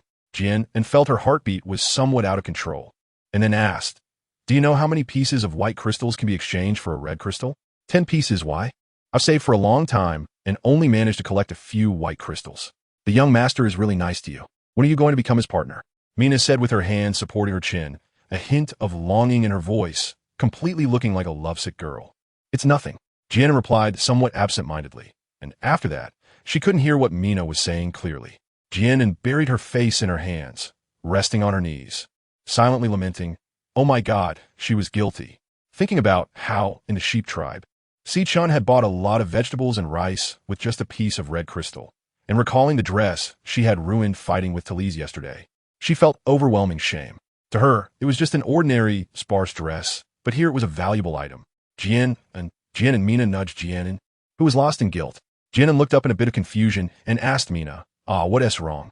I've called you several times. What are you thinking about? Mina looked at her in puzzlement. I wasn't thinking about anything. Jian An smiled at Mina, but the smile on her face was somewhat forced. Winter is coming soon, so you should hurry up and become a couple with young Master Si-chun. By next spring, you'll be able to give birth to a litter of tiger cubs for him, Mina said, her eyes squinting with laughter. Jian An looked at her eyes that were so full of laughter they seemed to disappear, and her mood improved a bit. She thought to herself, why don't you become a matchmaker? Jian An and Mina were making flower crowns while she nibbled on her ear. Jian An looked at the 3 flower crowns she had made, and although they were not very delicate, they were fresh and natural. She picked one up and put it on her head, planning to give the other 2 to Si-chun and Su-Lang. Mina nudged Jian An and said, look, who is coming? Jian An curiously turned her head to look back, and it was none other than the eccentric Talise. Today, she was accompanied by only 2 companions. Yet her head was still held high. Jian An glanced at Talise and then quickly looked away. She decided that from now on, she would keep her distance from Talise to avoid losing control of herself. Before today, her impression of Talise was quirky, but after learning the value of that dress, seeing Talise made her feel a pang of regret. If she had known that the dress was so precious, she should have held back. After all, that was money, no crystal. Unfortunately, things don't always go as planned. Jian An wanted to avoid Talise, but Talise stubbornly came closer to her. Talise walked up to Jian An's side, looking down at her and pointedly said, it's you again, you wild female. Talise had spotted Jian An from a distance. Her elegant blue dress stood out brilliantly against the grass. Seeing that she had changed into another new dress today, Talise felt an overwhelming jealousy. All of this should have been hers. Why did it have to be worn by this wild female?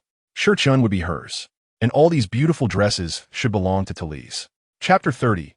New Boots. Si-chun looked at Jian An's slightly flushed face, deliberately avoiding bringing up the topic, and gazed at her with affection.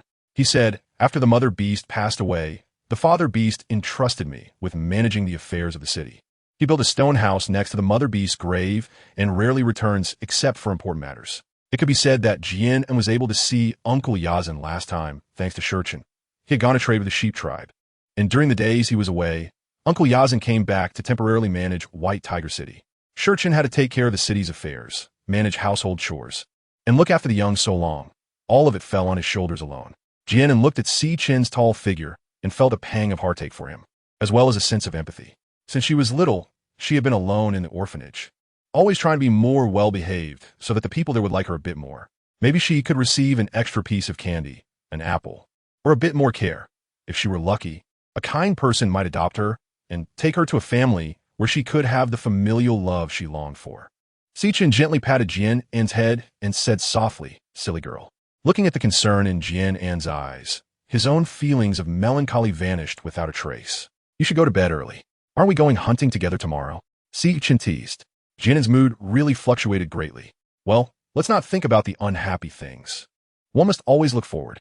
Good night, Jian An said as she walked to the door. Good night, go inside, Si-chun replied, watching Jian An enter the house, and only turned back to his stone house after the door closed. The next day, Jian An got up early, and thinking about going to the forest with Si-chun made her unable to contain her excitement. After washing up, she walked out of the stone house, glanced at Si-chun's tightly closed door next to her, and wondered, he should be awake by now, right? Jian An thought for a moment and walked briskly through the corridor to the kitchen in the backyard. Sure enough, Si-chun was making breakfast. As soon as she entered the kitchen, she was greeted by a rich aroma. She walked up his side and asked, what are we having for breakfast? Her gaze fixed on the pot. I'm making meat soup, and I'll add some noodles later. Since you like bird eggs, I'll put in a bird egg and some vegetables too, Si-chun replied. He was already used to Jian An's eager expression. Every time she entered the kitchen, she would be drawn to the food, and even while talking to him, her eyes wouldn't leave the pot. I like it. When can we eat? Jian An had thought she wasn't hungry when she first got up, but now, smelling the delicious aroma, her stomach was growling. Si-chun looked at Jian An with a mix of amusement and exasperation. Just last night, she had complained about eating too much and blamed him, and now she was eagerly waiting for food again. It'll be ready soon. Why don't you take the bowls to the main house? Si-chun pointed to the bowls on the wooden table not far from the stove. Oh, okay. Hurry up, Jian An said as she picked up the bowls and chopsticks, reminding Si-chun to be quick as she left. After breakfast, Jian An sat in the courtyard waiting for Si-chun. After a while, Si-chun came out of the stone house, seemingly holding something in his hands. As he approached, she saw it was a pair of boots. Si-chun walked up to Jian An and handed her the boots, saying, "Try them on and see if they fit." Jian An was still wearing the embroidered shoes she had changed into in modern times. The boots were made of animal skin, with several layers of animal skin padding at the bottom and a circle of white fur sewn around the top, looking quite cute. Si-chun squatted down, unceremoniously picked up Jian An's foot, and helped her take off the old shoes and put on the new boots. Jian An watched as Si-chun squatted down to put on shoes for her face inevitably flushing. "Do they fit?" Si-chun looked up at Jian An and asked. Jian An stood up and took a few steps. The size of the boots was just right. She wondered to herself, how did he know what size she wore? She had to admit that the boots were both comfortable and warm. Chapter 31. Touching the tiger's rear, they fit well and are very comfortable. Thank you. Jian An thanked Si-chun while thinking that she owed him another favor. As they were getting ready to leave, Sualong wanted to follow them. Jian An initially thought of coaxing him to stay at home, but Si-chun casually said to let him come along. In the Moro continent, once orc children are weaned and their diet shifts to meat, they are taken out to hunt, which trains their hunting abilities. In the future, when they want to pair with a female, their hunting skills are highly valued, especially since they will need to provide food for the entire family after bonding. So, in Jian An's eyes, a 5-year-old child is still at the age of playing in the mud, but here, they are already capable of hunting small animals by themselves. Once they reached the city gate, Si-chun transformed into his beast form, and a majestic white tiger appeared before Jian An. His deep blue beast eyes looked at Jian An as he opened and closed his mouth. And then, "Come up, I'll carry you." Jian An climbed onto Si-chun's back and settled in, stroking his smooth and sleek fur with a look of curiosity. She thought to herself, wow, I'm riding a tiger. If I take a photo and post it on my social media, I'll definitely make headlines tomorrow. Si-chun started to jog, keeping his speed slow to accommodate Jian An. Jian An grabbed a handful of hair on the tiger's back with both hands to prevent himself from slipping off, leisurely sitting on the tiger's back while enjoying the scenery along the way. Sualong also transformed into a small white tiger and followed beside him. Jian An was a bit tired of the scenery. She patted Si-chun's tiger back, leaned down his ear, and said, "Si-chun, can you run a bit faster?" Si-chun turned his head and glanced at her with his beastly eyes, his tiger mouth twitching as if he were smiling. Following her words, Si-chun quickened his pace, his strong limbs moving like a flash of lightning as he sprinted forward. Jian An was suddenly accelerated by Si-chun, causing her to lean back and almost fall off. She hurriedly bent down and tightly wrapped her arms around Si-chun's neck, not daring to move again. Indeed, one should not be too cocky. The cool breeze rushed past Jian An's cheeks, and the scenery on both sides of the road rapidly receded like a slideshow. Jian An lay on Si-chun's back, her heart racing. She wanted to tell him to slow down, but as soon as she opened her mouth, a gust of cold wind rushed in, and she immediately shut her mouth tightly. She wanted to reach out and pat him, but with such lightning-fast speed, Jian An didn't dare to let go. She could only close her eyes in resignation and hold on tightly to him. It wasn't until they reached the entrance of the forest that Si-chun slowed down and came to a stop. Jian An relaxed her body and slid down from the tiger's back, sitting on the ground. After running all the way, she felt as if she had been the one running, her limbs stiff. Looking back, she found it somewhat thrilling, with her hair tousled by the wind. Jian An sat on the ground and burst out laughing. Si-chun walked over to her, leaned down, and looked at her with his sapphire-like beast eyes filled with affection, asking, was it fun? Jian An stopped laughing, tidied his hair, and said, fun, but next time you speed up, you must tell me. I almost fell off. Running wildly like this in the forest, at that extreme speed, you forget all the complexities and just immerse yourself in this freedom. It's indeed exhilarating. After waiting for a while, he finally saw Sualong running back on all fours. Sualong looked at Si-chun and said, "Brother, why did you suddenly run so fast?" "I couldn't keep up." Jian An stared at Si-chun's tiger, but slightly dazed, with her palms feeling a bit itchy. They say you shouldn't touch a tiger's, but what would happen if she touched Si-chun? Jian An's actions were always a step faster than her brain. By the time she realized it, her hand was already on Si-chun's rear end, and she even gave a pat. Si-chun turned to look at her with a slightly strange expression, and Jian An awkwardly withdrew her hand, saying, I saw a mosquito. Chapter 32. Fluffy Bunny, a flash of light appeared. and Si-chen's tall and slender figure appeared in front of Jian, and Si-chen pulled Jian An up from the ground and said to her, "An, if you want to touch, you can do it any time." Si-chen's implication was that she could touch whenever she wanted, without having to be so sneaky about it. Jian An felt even more embarrassed and quickly changed the subject, saying, "Haha, you really know how to joke. Let's hurry and find the spotted bird." After saying that, he walked over and took the hand of Solong, who had already returned to being a boy. The trees in the forest were extremely tall, with thick trunks that could be embraced by at least 3 adults, and the branches were lush with leaves. Sunlight filtered through the gaps in the leaves, creating little spots of light on the ground.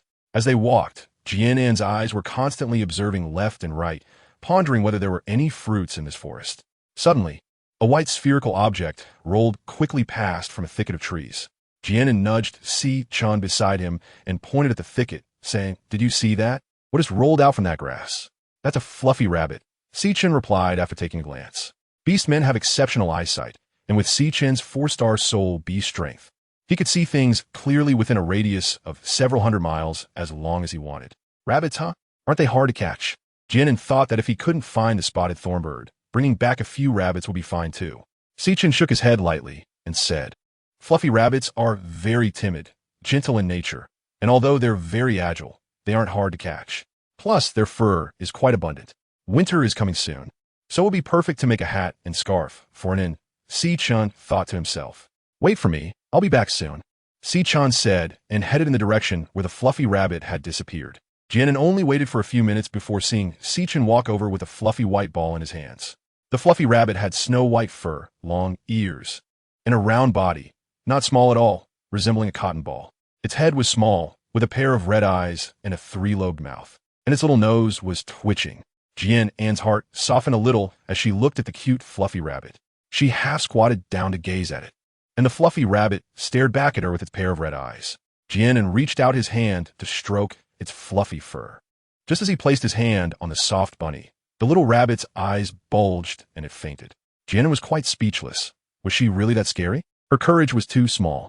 Meanwhile, Solong seemed to feel that Jian An was not embarrassed enough, pointing at the fluffy rabbit and saying to Jian An, "Sister An, it looks like it fainted."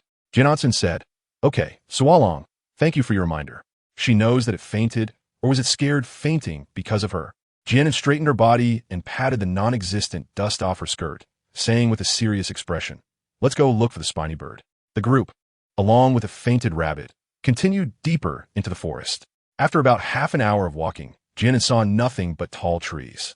Not a single bird or even an insect was in sight. Feeling a little frustrated, she found a rock to sit on and said, "Why is there nothing here?" Si-chen looked at her gently, touched the top of her head, and comforted her. At first, there were quite a few small animals around the outskirts of Beichuan Forest. The beastmen often came here to hunt, so they learned to be clever and no longer ventured out to the outskirts. Huh? Then where are we supposed to find a spiny bird? Jian An felt even more discouraged after hearing Si-chen's words. "I'll take you to a place," Si-chen said before transforming into his beast form. Jian An climbed onto the tiger's back and settled in. Si-chen led Jian into the right side of the forest, moving at a steady pace, neither fast nor slow. As they passed through the narrow path among the trees, the scenery suddenly opened up. Chapter 33, Caught the Spotted Bird. A lush green meadow and vibrant flowers filled their view, next to a shimmering lake where many small animals gathered to graze. Jian An spotted several fluffy rabbits, and when the small animals saw the suddenly arriving Jian An, they all stopped eating and scattered in a hurry. Suolong stretched out his limbs and chased after the fleeing animals, pouncing on one with precision and sinking his sharp teeth into its neck. Jian An thought this must be the nature of beasts. They can't help but chase after fleeing prey. Suolong, with a fluffy rabbit larger than his head in his mouth, wobbled over to Jian An, dropped the already fainted rabbit, and looked up at Jian An, saying, "Sister, and look, I caught a fluffy rabbit." His beastly eyes sparkled with light, and his tail swayed from side to side behind him, resembling a little dog waiting for its owner's praise. Jian An smiled and patted his tiger head, praising, "Solong is really amazing. This is the place for small animals to drink water. Let's go catch the spiny bird." Si-chen then walked towards the big tree ahead. Jian An followed closely behind and arrived at the tree. Si-chen leaped onto the trunk with a powerful jump, his sharp claws gripping the bark as he swiftly climbed up. Jian An watched as Si-chen climbed higher and higher until his figure completely disappeared among the lush leaves. Jian An looked up, listening to the sounds above. After a moment, several sharp bird calls came from the top of the tree, and Si Chen's strong figure appeared at the branch. Si Chen leaped down directly from several meters high on the trunk. Jian An was startled by Si Chen's action, but seeing him land steadily, she breathed a sigh of relief, measuring the distance between the ground and the branches with her eyes, estimating that it must be about 6 or 7 meters high. Jian An ran to Si Chen's side and saw him biting two birds that were flapping their wings incessantly. The birds were brownish-yellow with many black spots on their wings, which must be the spotted thornbird. Jian An looked around and pulled a vine from the bushes, tying both ends to the feet of two spotted thornbirds, making them easier to hold. Si Chen had returned to his warm and jade-like handsome self. Jian An looked at his pure white robe, which seemed brand new, and had been curious for a long time. So he asked, Si Chen, how do you wear this robe?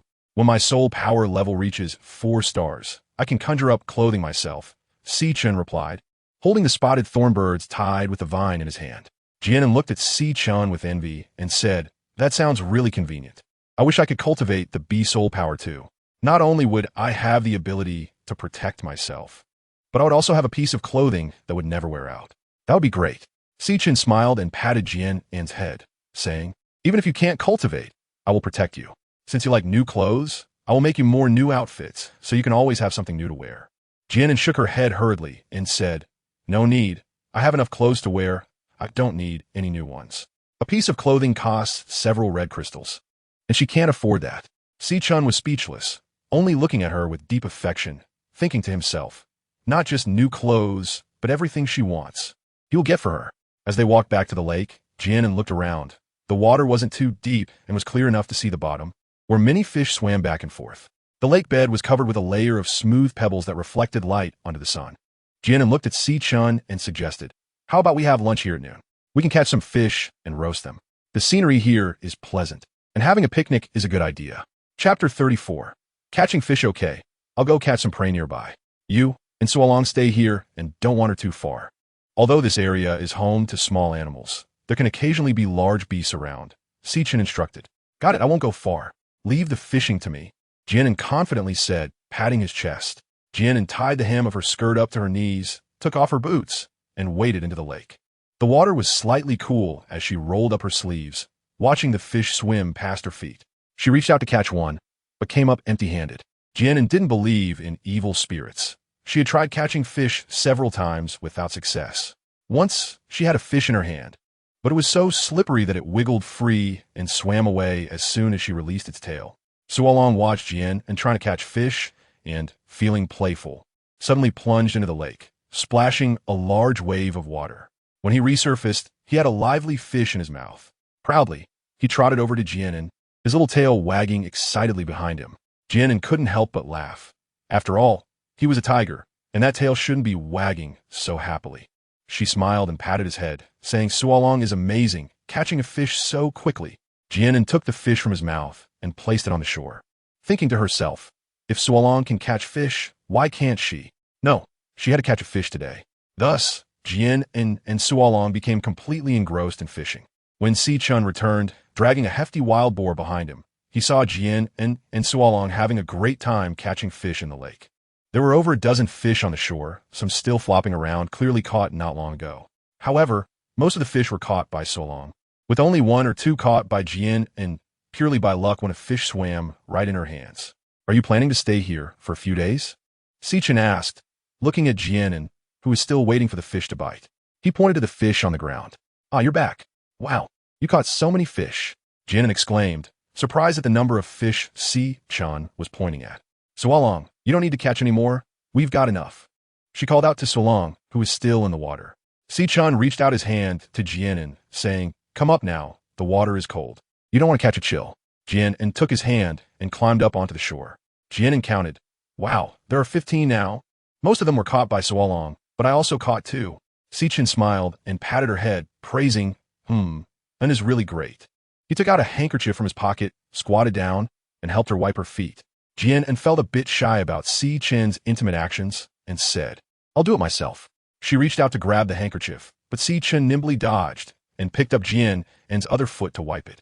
Looking at the delicate, fair foot in his palm, with each round toe resembling a plump pearl, it was incredibly cute, and his heart couldn't help but soften. After helping Jian An put on her boots, he stood up and said, "I'm going over there to handle the prey," dragging the wild boar to the other side of the lake. Jian An covered her face with her hand, her cheeks still slightly flushed, and her heart racing a bit. She noticed that Si-chan had recently taken to doing things that made her blush and her heart race. With a splash, So Long jumped out of the lake, dropped the fish in his mouth, walked up to Jian An, and looked up at her, saying, "Sister An, aren't you going to catch fish anymore? I can catch more fish." Jian An's thoughts were interrupted by So Long, and she stopped worrying about the messy things. She patted his head and said, "No need to catch any more. Look at all these fish. We can't finish them all." So Long is really impressive. So Long felt very happy at Jian An's praise, and his little tail started to wag joyfully again. Chapter 35. Making a pan at noon. Si-chan built a small circle of stones by the lake, inserted 2 slightly thicker tree forks on either side, and skewered pieces of wild boar meat onto the branches to roast them. At first, Jian An was worried about how to roast such a large wild boar, but she saw Si-chan extend his hand, his nails gradually lengthening, and lightly glide over the wild boar, causing it to fall apart into pieces. She was astonished by the sight. She took Si-chan's hand and examined it back and forth. It was still the same long, jade-like hand with no changes, just that the nails had grown a bit longer. Yet how could they be as sharp as knives? Jian An couldn't help but sigh internally, realizing that strength is indeed very important no matter where one is. After lunch, Si-chan led Jian An to find some fruit trees, specifically the red fruit she had eaten before. The treetops were filled with bright red fruits, and since no one had picked them, the ripe fruits had fallen all over the ground beneath the trees. The fruit trees were not very tall, and Jian An could reach them on her tiptoes. The fruits were the size of a baby's fist, and she picked about 20, wrapping them up in large leaves, making this trip quite fruitful. On the way back, Jian An sat on Si-chan's tiger back, holding the fruit wrapped in leaves, while Si-chan had 2 fluffy rabbits hanging from his neck, along with a few fish that weren't finished at lunch. Even So Long had 2 spiny birds tied with vines hanging from his neck. Upon returning to the stone courtyard, Si-chan temporarily put the spiny birds and fluffy rabbits in the kitchen and went to the backyard to start making the pan. Jian An followed along to see what he could help with. Si-chan first went out once and returned with a large bundle of long branches in his arms. After making 3 trips back and forth, looking at the small mountain of branches piled on the ground, it seemed that it should be enough. The branches were waist-high and wrist-thick. Si-chan first sharpened one end of the branches with a knife. Then he firmly inserted the sharpened branches into the ground, stabilizing them one by one, forming a large circle. The enclosure was initially completed. Using more branches, he divided this large circle into 2 sides. One side for raising spiny birds and the other for raising fluffy rabbits, separating them due to their different species. Who knows if they would fight? Si-chan came out of the kitchen holding a spiny bird in one hand and a fluffy rabbit in the other. The spiny bird was very lively, flapping its wings in Si-chan's hand, while the fluffy rabbit remained unconscious. Jian An suspected they were pretending to be faint. After all, the journey back from the forest, regardless of how long it was, must have jolted them awake. Worried that the spiny bird might fly away, Jian An took scissors and trimmed the long feathers on their wings, ensuring it wouldn't harm them and that they wouldn't fly away. Looking at the scissors in her hand, Jian An thought, this beastman world really has everything. She doubted whether she had entered a fake beast world and wondered who made these things. After placing the spiny birds in the right enclosure, as soon as she let go, they flapped their wings trying to fly away, only to realize they couldn't after flapping for a while.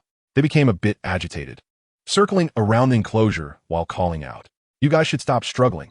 You won't be able to fly no matter how much you flap. Just behave and lay me some eggs," Jian An kindly reminded the 2 spiny birds. Si-chan, listening to Jian and talking to the spiny birds from behind, looked at her with affectionate eyes and said, "You're so mischievous." Jian An took the fluffy rabbit from Si-chan's hands, untied the vines bound to its feet, and placed it in the left enclosure.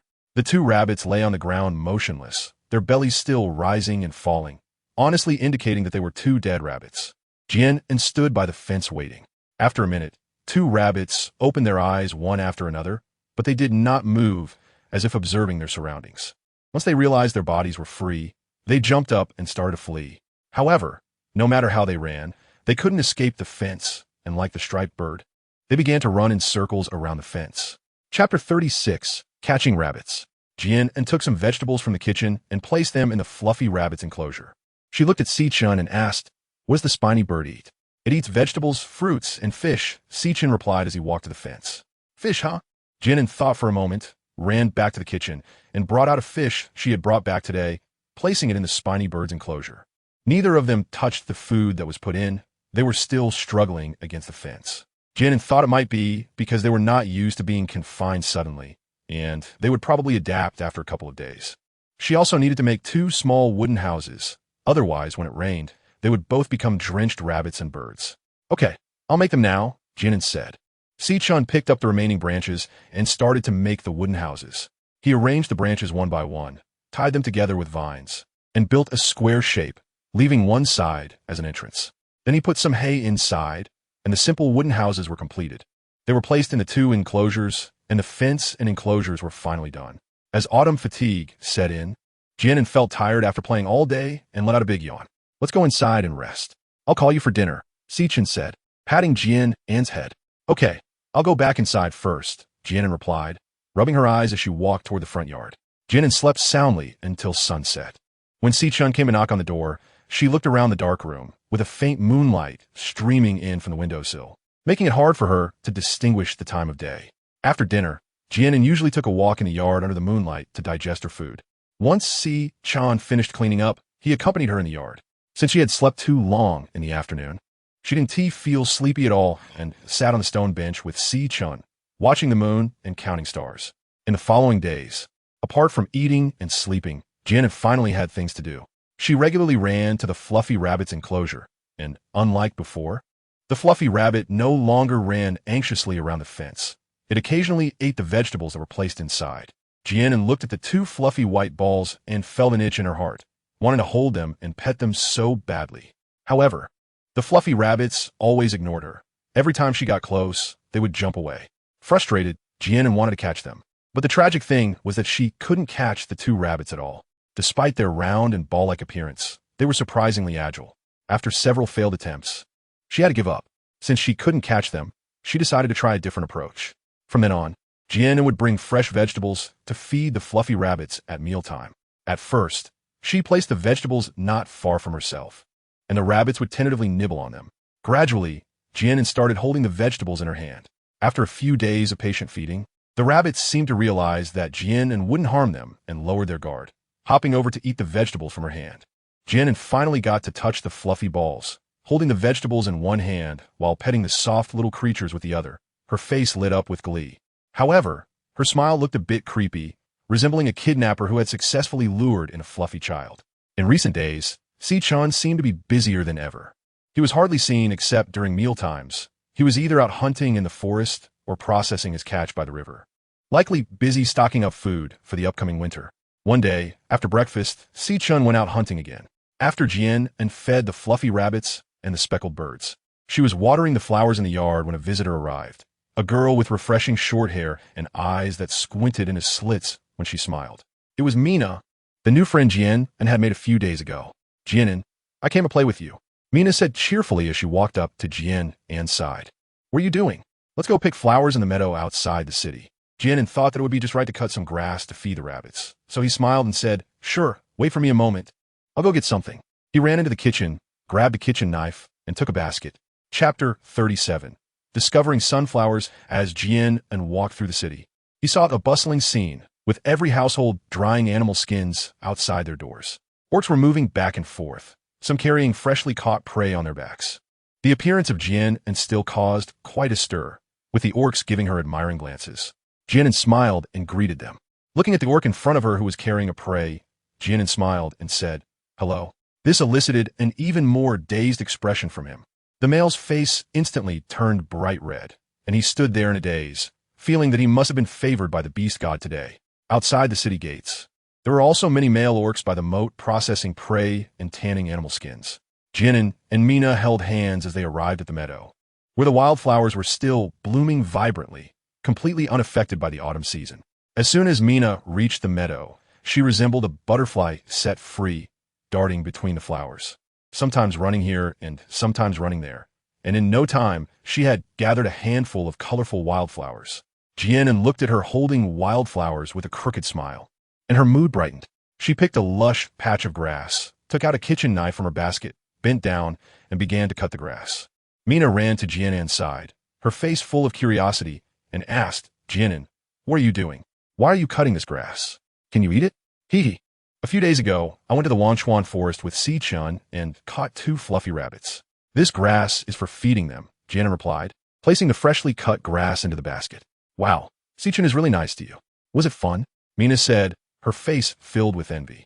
It was just around the edge of the forest, nothing much to do, just trees everywhere, Jian An said, looking at Mina's envious expression, secretly thinking. She seems to understand now. Mina only thinks about playing besides eating, but isn't that just the way of life for females here? Jian An was cutting grass while Mina sat beside her, weaving a flower crown and chatting from time to time, which could be considered quite leisurely. After glancing at the basket already filled with grass, Jian An straightened her back and patted her lower back with her hand. It was sore from bending over for a while. For a lazy person like Jian An, who would rather sit than stand and lie down rather than sit, spending this time cutting grass was indeed commendable. Seeing Jian An stop her movements, Mina asked, Jian An, aren't you going to cut grass anymore? That's enough. Which way is it to your side, Mina?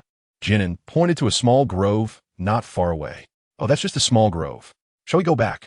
Mina said, wearing a flower crown on her head and holding some leftover wildflowers. Let's go take a look, Jian An said, putting down her knife and taking Mina's hand to walk toward the grove. The grove was just a few meters away, and there were quite a few beasts by the moat, so it should be safe. Huh, are we really going? Mina asked uncertainly, looking at Jian An, who was walking ahead. It's fine, we'll just go in and take a look. Not too far, Jian An replied casually.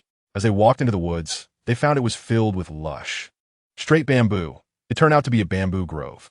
Jian An pulled Mina along as they walked in, observing the surroundings. The bamboo grove was silent, occasionally disturbed by the autumn breeze rustling the bamboo leaves, creating a soft sound. This bamboo grove was small, and they reached the end in just about 10 minutes. Jian An looked around and was sure there was no way out. He withdrew his gaze and turned to leave, but out of the corner of his eye, he caught a glimpse of a golden color behind the bamboo forest. He stopped in his tracks, stepped forward to push aside the bamboo in front of him, and in an instant, a vast expanse of golden hue came into view. Jian An's eyes showed surprise as she faced the vast fields of sunflowers growing towards the sun, their golden petals shining brightly. Chapter 38. Si Chen's Sadness. Walking through the bamboo forest, Jian An couldn't help but admire the sunflowers towering over her. The land on this continent was truly fertile, and even the things that grew here were particularly large. Each sunflower was as big as a basin, with the flower center filled with plump sunflower seeds. Mina, come help me. Jian An lowered the flower branch, breaking off a sunflower and placing on the ground. Mina stood still, watching Jian An, and asked, what are you picking these flowers for? Can they be eaten? Jian An smiled at her and said, you really guessed it this time. They are edible and will taste delicious when stir-fried. Let's gather a bit more, and I'll share some with you. Hearing that they were edible, Mina finally got to work, mimicking Jian An's actions to pick the sunflowers. The two of them picked a total of 6 flowers, each taking 3, their arms full. Mina discarded the wildflowers in her hands, thinking there was no need for flowers when they could have something edible. They retraced their steps, with Jian An picking up the basket full of grass and asking Mina to help carry the sunflowers back to the stone courtyard. Before leaving, Mina reminded Jian An to make sure to share some once they were stir-fried. As they entered the courtyard, they saw 3 animals piled on the left side of the gate, 2 wild boars caught by Sichuan in the Forgotten River Forest, and a deer. It seems Sichuan had already returned. They walked straight to the backyard, passing by the main house where they heard Suolong's laughter coming from inside. Jian An peeked in and saw Suolong playing on the back of a white tiger. Realizing that Uncle Yazan had returned, she wondered if something significant had happened. They continued to the backyard, placing the basket outside the pen, and walked into the kitchen where Sichuan was starting a fire at the stove. Jian An sat beside him and asked, Uncle Yazan is back. Is there something important going on? She remembered Sichuan saying that Uncle Yazan rarely returned unless there was something urgent. Sichuan added firewood to the stove and replied, winter is coming soon. The father beast wants to organize the orcs in the city to hunt in the forest and stock up on food. Oh, I see, Jian An thought, realizing that was indeed significant. She reflected on how hard it must be to be a city lord, having to worry about the city's food supply. Watching Sichuan skillfully stir-frying the vegetables, she asked, Sichuan, why does Uncle Yazan always stay in beast form? She had only seen him as a white tiger a couple of times, and since he transformed into beast form for hunting, she found it puzzling that he remained in that state at home.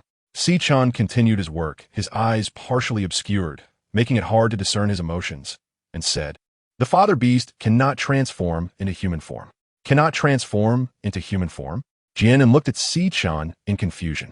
The mother beast was captured by wandering orcs while pregnant with Solong. The father beast went to rescue her and was severely injured, damaging the star's soul map. So he can no longer transform. Si-chan spoke slowly, his voice still warm, but Jian An sensed a hint of regret in his words. When the father beast returned, he brought back the newborn Solong and the nearly lifeless mother beast. I was still underage then, and my star soul map had just awakened. I often think about whether things would have been different if I'd gone with them. Si-chan stopped his actions and quietly looked at her, his deep eyes holding emotions that Jian An couldn't fully comprehend. Jian An couldn't truly understand how Si-chan felt at that moment, but seeing him so immersed in sadness made her heart ache. She didn't like this version of Si-chan.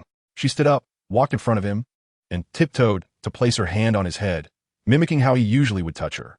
Her phoenix eyes were filled with compassion as she said, I don't know if the outcome would have been different if you had gone, but I believe Uncle Eyesand must be grateful that you didn't go with him. Your safety should be the greatest hope for both Uncle Eyesand and your mother beast.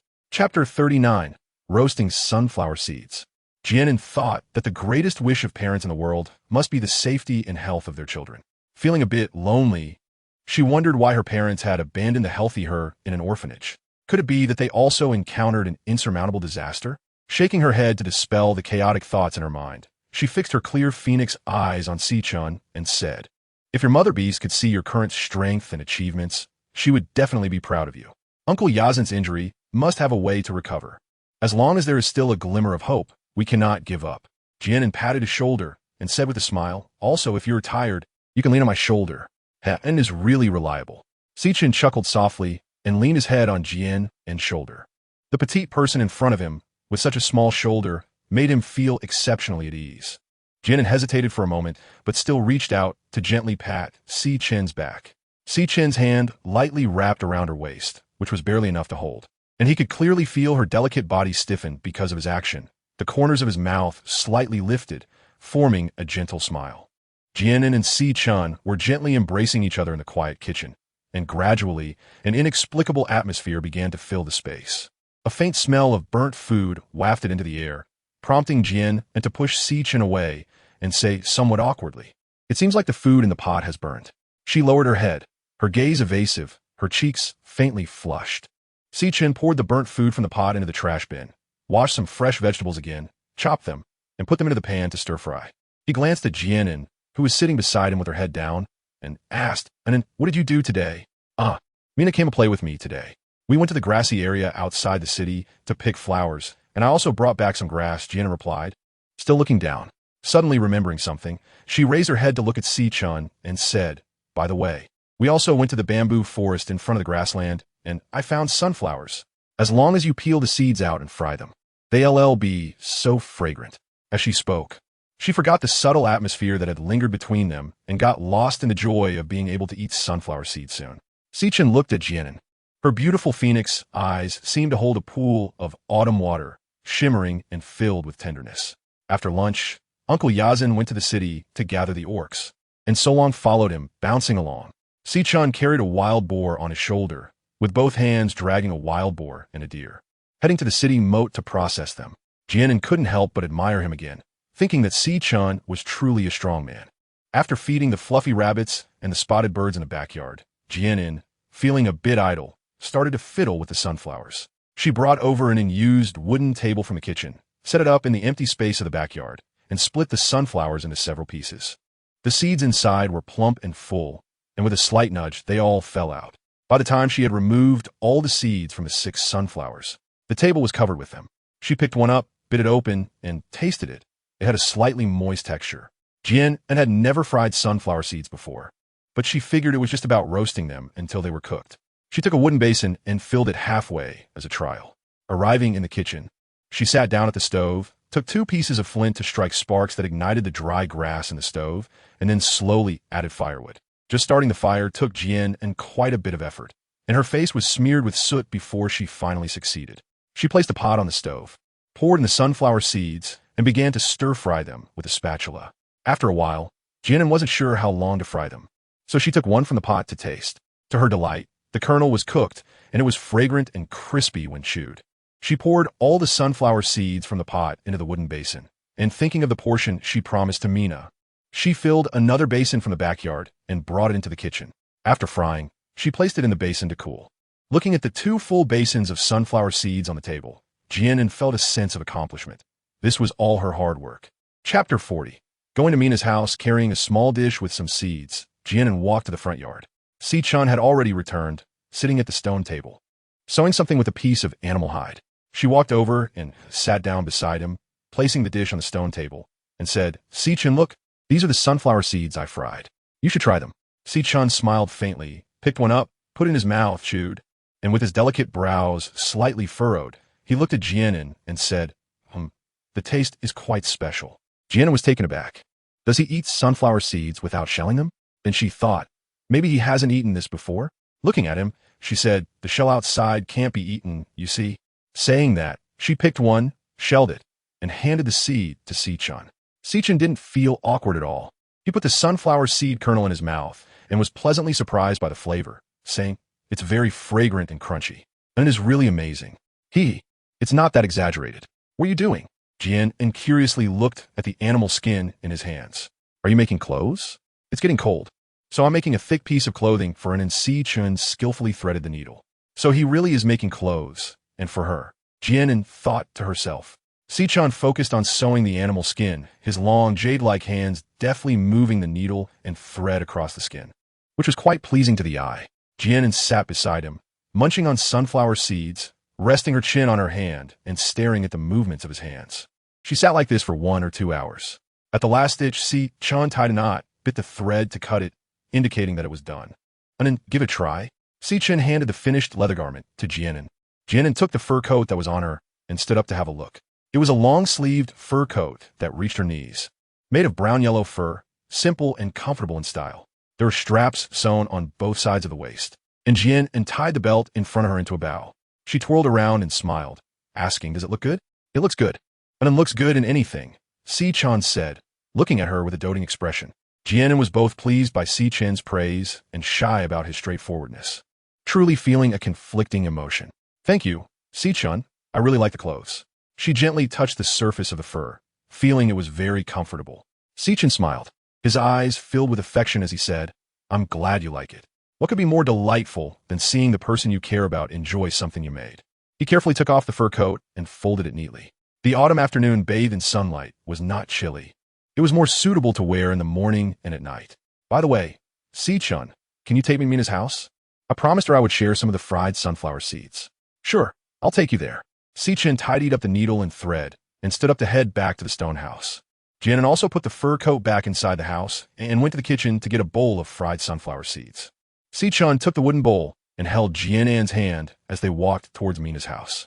While walking through the city, they occasionally encountered orcs who greeted Si-chan with smiles, and he responded to each with a nod and a smile. After walking for about a few minutes, they arrived at the stone house at the front on the right side, which should be Mina's home. Jian An knocked on the door and called out, Mina, are you home? After a moment, there was some movement from inside, and the door opened to reveal Mina's figure. Seeing Jian An outside, she exclaimed with joy, Jian An, you came to play with me. She reached out to take Jian An's hand and, noticing the smiling Shichan behind her, said, young master Shichan is here too. Come in quickly. With that, she pulled Jian An into the house. The interior was simply furnished, with a wooden table in the center.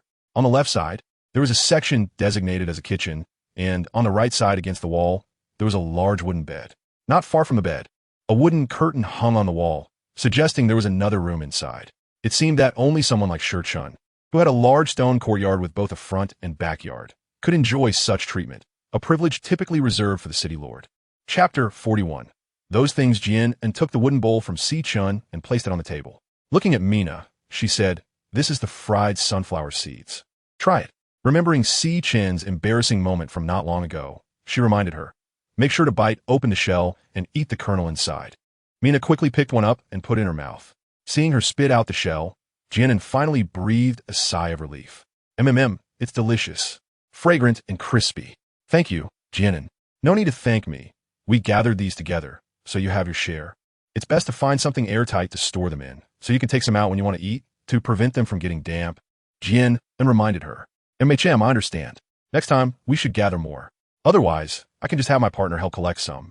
Mina said while continuously popping sunflower seeds in her mouth. Jian An found her gluttonous appearance quite amusing and said, "This is enough for you to eat for a while. Once you finish this, I still have some uncooked ones." Jian An sat at the wooden table chatting with Mina, watching her becoming increasingly skillful at snacking, and couldn't help but feel that foodies are truly gifted. She turned to glance at Si Chun beside her, and their eyes met. Jian An's gaze flickered, and she quickly looked away. She was so focused on chatting with Mina that she realized Si Chun must be bored sitting alone. So she stood up and said to Mina, "Mina, I'm heading back today. I'll come to find you to play next time." "You're leaving? You must come to find me to play. It's too boring at home by myself." "Okay, goodbye." Jian An said her goodbyes to Mina. After leaving Mina's house and walking back with Si Chun, Jian An occasionally stole glances at him.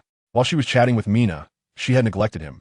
Yet Si Chun just sat quietly without showing any impatience, which made her smile unconsciously. By Jian An's side, Si Chun's gaze was always fixed on her, observing every movement, every expression, and every glance of hers.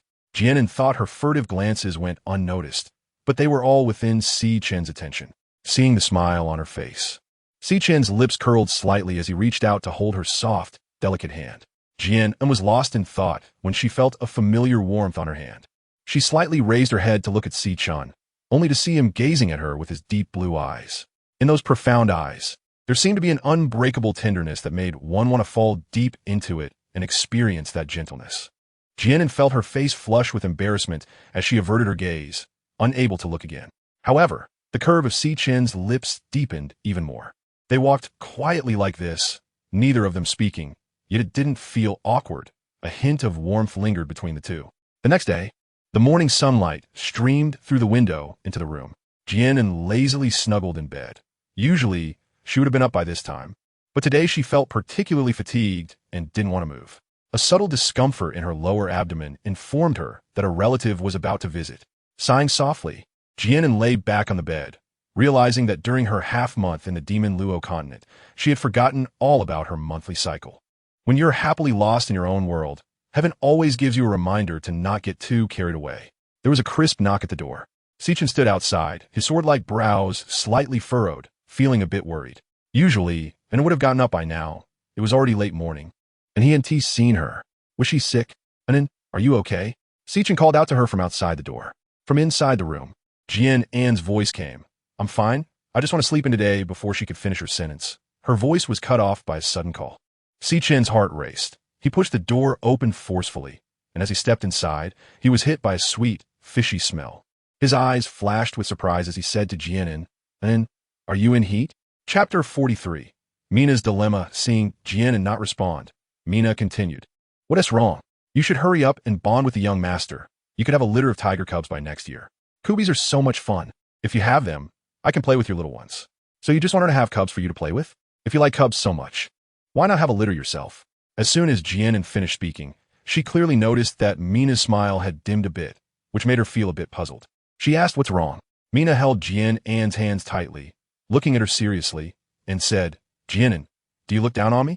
Hearing Mina say this, Jian An felt even more confused inside. "Why do you say that? How could I look down on you?" Mina's tone carried a hint of sadness as she continued, "I can't have cubs. I've been in White Tiger City for 2 years, watching other females give birth to 2 litters, and I haven't even had one." Jian An still cannot deeply understand Mina's feelings. She thinks that for a woman to lose the right to become a mother must be very painful. In modern times, women who cannot bear children are often subjected to strange looks from others, let alone in this Orc continent, where the primary responsibility of females is to reproduce. It's only been 2 years, hasn't it? It may just be that the right timing hasn't arrived. "Have you seen a doctor?" Jian An asked, patting the back of Mina's hand. Mina shook her head and said, "Are you talking about a shaman? If I go to see a shaman, wouldn't all the orcs in the city know? I've been a couple for 2 years and still haven't gotten pregnant. Although the orcs don't discuss it openly. Those females talk about me behind my back. They look down on me. Jian An, will you still play with me? I won't look down on you. Besides, being friends with you has nothing to do with whether you can have children or not. You can't avoid the problem like this. How can you know where the issue lies without seeing a shaman?" Jian An gently advised. Mina showed a slightly confused expression and asked, "What does avoiding medical help mean? Is it also referring to the shaman? What a strange term." Jian An's brow furrowed slightly. Just a moment ago, the atmosphere was filled with sadness, but with Mina's question, it instantly took a turn towards comedy. I mean, if they're SA problem, you should see a shaman. Don't be afraid. Besides, we don't even know if they're SA problem yet. What if it's just that you're temporarily not suited for pregnancy? Jian explained. Oh well, okay then. I'll go back and discuss it with my partners, Mina said, a little hesitantly. By the way, Jian An, the gathering is coming up soon. Let us go together, Mina said, her carefree demeanor returning at the mention of the gathering. What was a gathering? She had heard about it more than once. Mina looked surprised and said, You don't know? Well, it makes sense since you've only just arrived in White Tiger City. The gathering is held every 3 months, and all the tribes from White Tiger City, Red Lion City, and the nearby areas come together to trade things. It's quite lively. Great, let us go together then, Jian An said, feeling a bit excited after hearing Mina's words. Jian An and Mina chatted until noon, and it was only when Mina's partner Light came to find her that they reluctantly said goodbye. This was also Jian An's first time meeting Mina's partner. Upon seeing Light for the first time, Jian An thought to herself, isn't this the kind of handsome older man that many young girls like? Light had striking and deep facial features, a bit of stubble on his chin, a tall stature, and a bronze complexion that looked very healthy. Jian An searched around the stone courtyard and found that Si-chan was surprisingly not there. He had disappeared after going to help call Mina. She squatted in the back courtyard and played with the fluffy rabbit for a while, and then saw Si-chan walk into the backyard holding a wooden bowl. Upon seeing Jian An squatting and playing with the fluffy rabbit, Si-chan furrowed his brows slightly, his tone carrying a hint of worry as he said, Anin, why aren't you lying in bed? Chapter 44. The porcelain doll, Jian An, why should I lie down? Jian An looked at him with a hint of confusion. Be obedient. Come here. You're in your heat period and your body is weak. You should lie down and rest more. Si-chan stretched out his hands, lifted Jian An from under her armpits, and directly pulled her out from the circle of fluffy rabbits. Jian An was a bit dazed, wondering what was happening. She just had her period, not a serious injury, and she was among the very lucky ones. During her period, apart from a bit of backache, she had basically no other discomfort. Si-chan looked at Jian An's dazed expression and found it quite amusing, speaking in a doting tone, once your heat period is over, you can play with them as much as you want. That's not so exaggerated. I'm fine, really, Jian An said, wide-eyed, her gossamer-like eyelashes fluttering as she looked at Si-chan, thinking to herself, look at my sincere eyes. Si-chan smiled helplessly, not giving Jian An a chance to refuse. He bent down and directly picked her up in a princess carry. She swore this was the first time in her life someone had carried her like this. Si-chan carried Jian An into the stone house, carefully placing her on the bed like a porcelain doll, tucking in the corners of the blanket for her. He gently stroked her hair and said, I got some red dates and goji berries from the shaman. I'll make you some soup to drink in a bit. Just lie down obediently. After speaking, Si-chan got up and walked out of the stone house. Jian An lay on the bed, staring at the ceiling with a face full of despair. This period would last at least 7 days. Would Si-chan really let her lie in bed for a whole week? She swore that this was the first time in her life that someone treated her like a fragile item. During lunch, Si-chan walked into the room with a small low table, placing it in front of Jian An. On the table were a plate of roasted meat, a plate of stir-fried vegetables, a bowl of soup, and a bowl of rice. Si-chan sat by the bed and said to Jian An, drink some soup first. It can replenish your energy and blood. Oh, okay. Jian An glanced at the bowl of soup, which contained some goji berries and red dates. So, these are the red goji berries and jujubes, Si-chan mentioned. The names were quite straightforward. Looking up at Si-chan, she wondered why he wasn't leaving. He couldn't possibly be waiting for her to finish eating, could he? Seeing that Jian An hadn't moved, Si-chan asked, do you want me to feed you? He reached for a soup spoon. Hey, no, I can drink it myself. Jian An quickly picked up the spoon and lowered her head to drink the soup, joking that she wasn't disabled and didn't need Si-chan to feed her. This lunch made Jian An feel uncomfortable as Si-chan kept sitting beside her, staring at her, making her feel uneasy. How can anyone eat well like this? After finishing the last grain of rice in her bowl, Si-chan revealed a satisfied smile. Before leaving, he reminded Jian An to rest in bed and said he wouldn't go hunting in the afternoon but would stay home to keep her company. Jian An lay on the bed, responding weakly. Jian An lay on the bed in a daze, while Si-chan moved a stool to sit by the bed, working on sewing animal skins for clothes.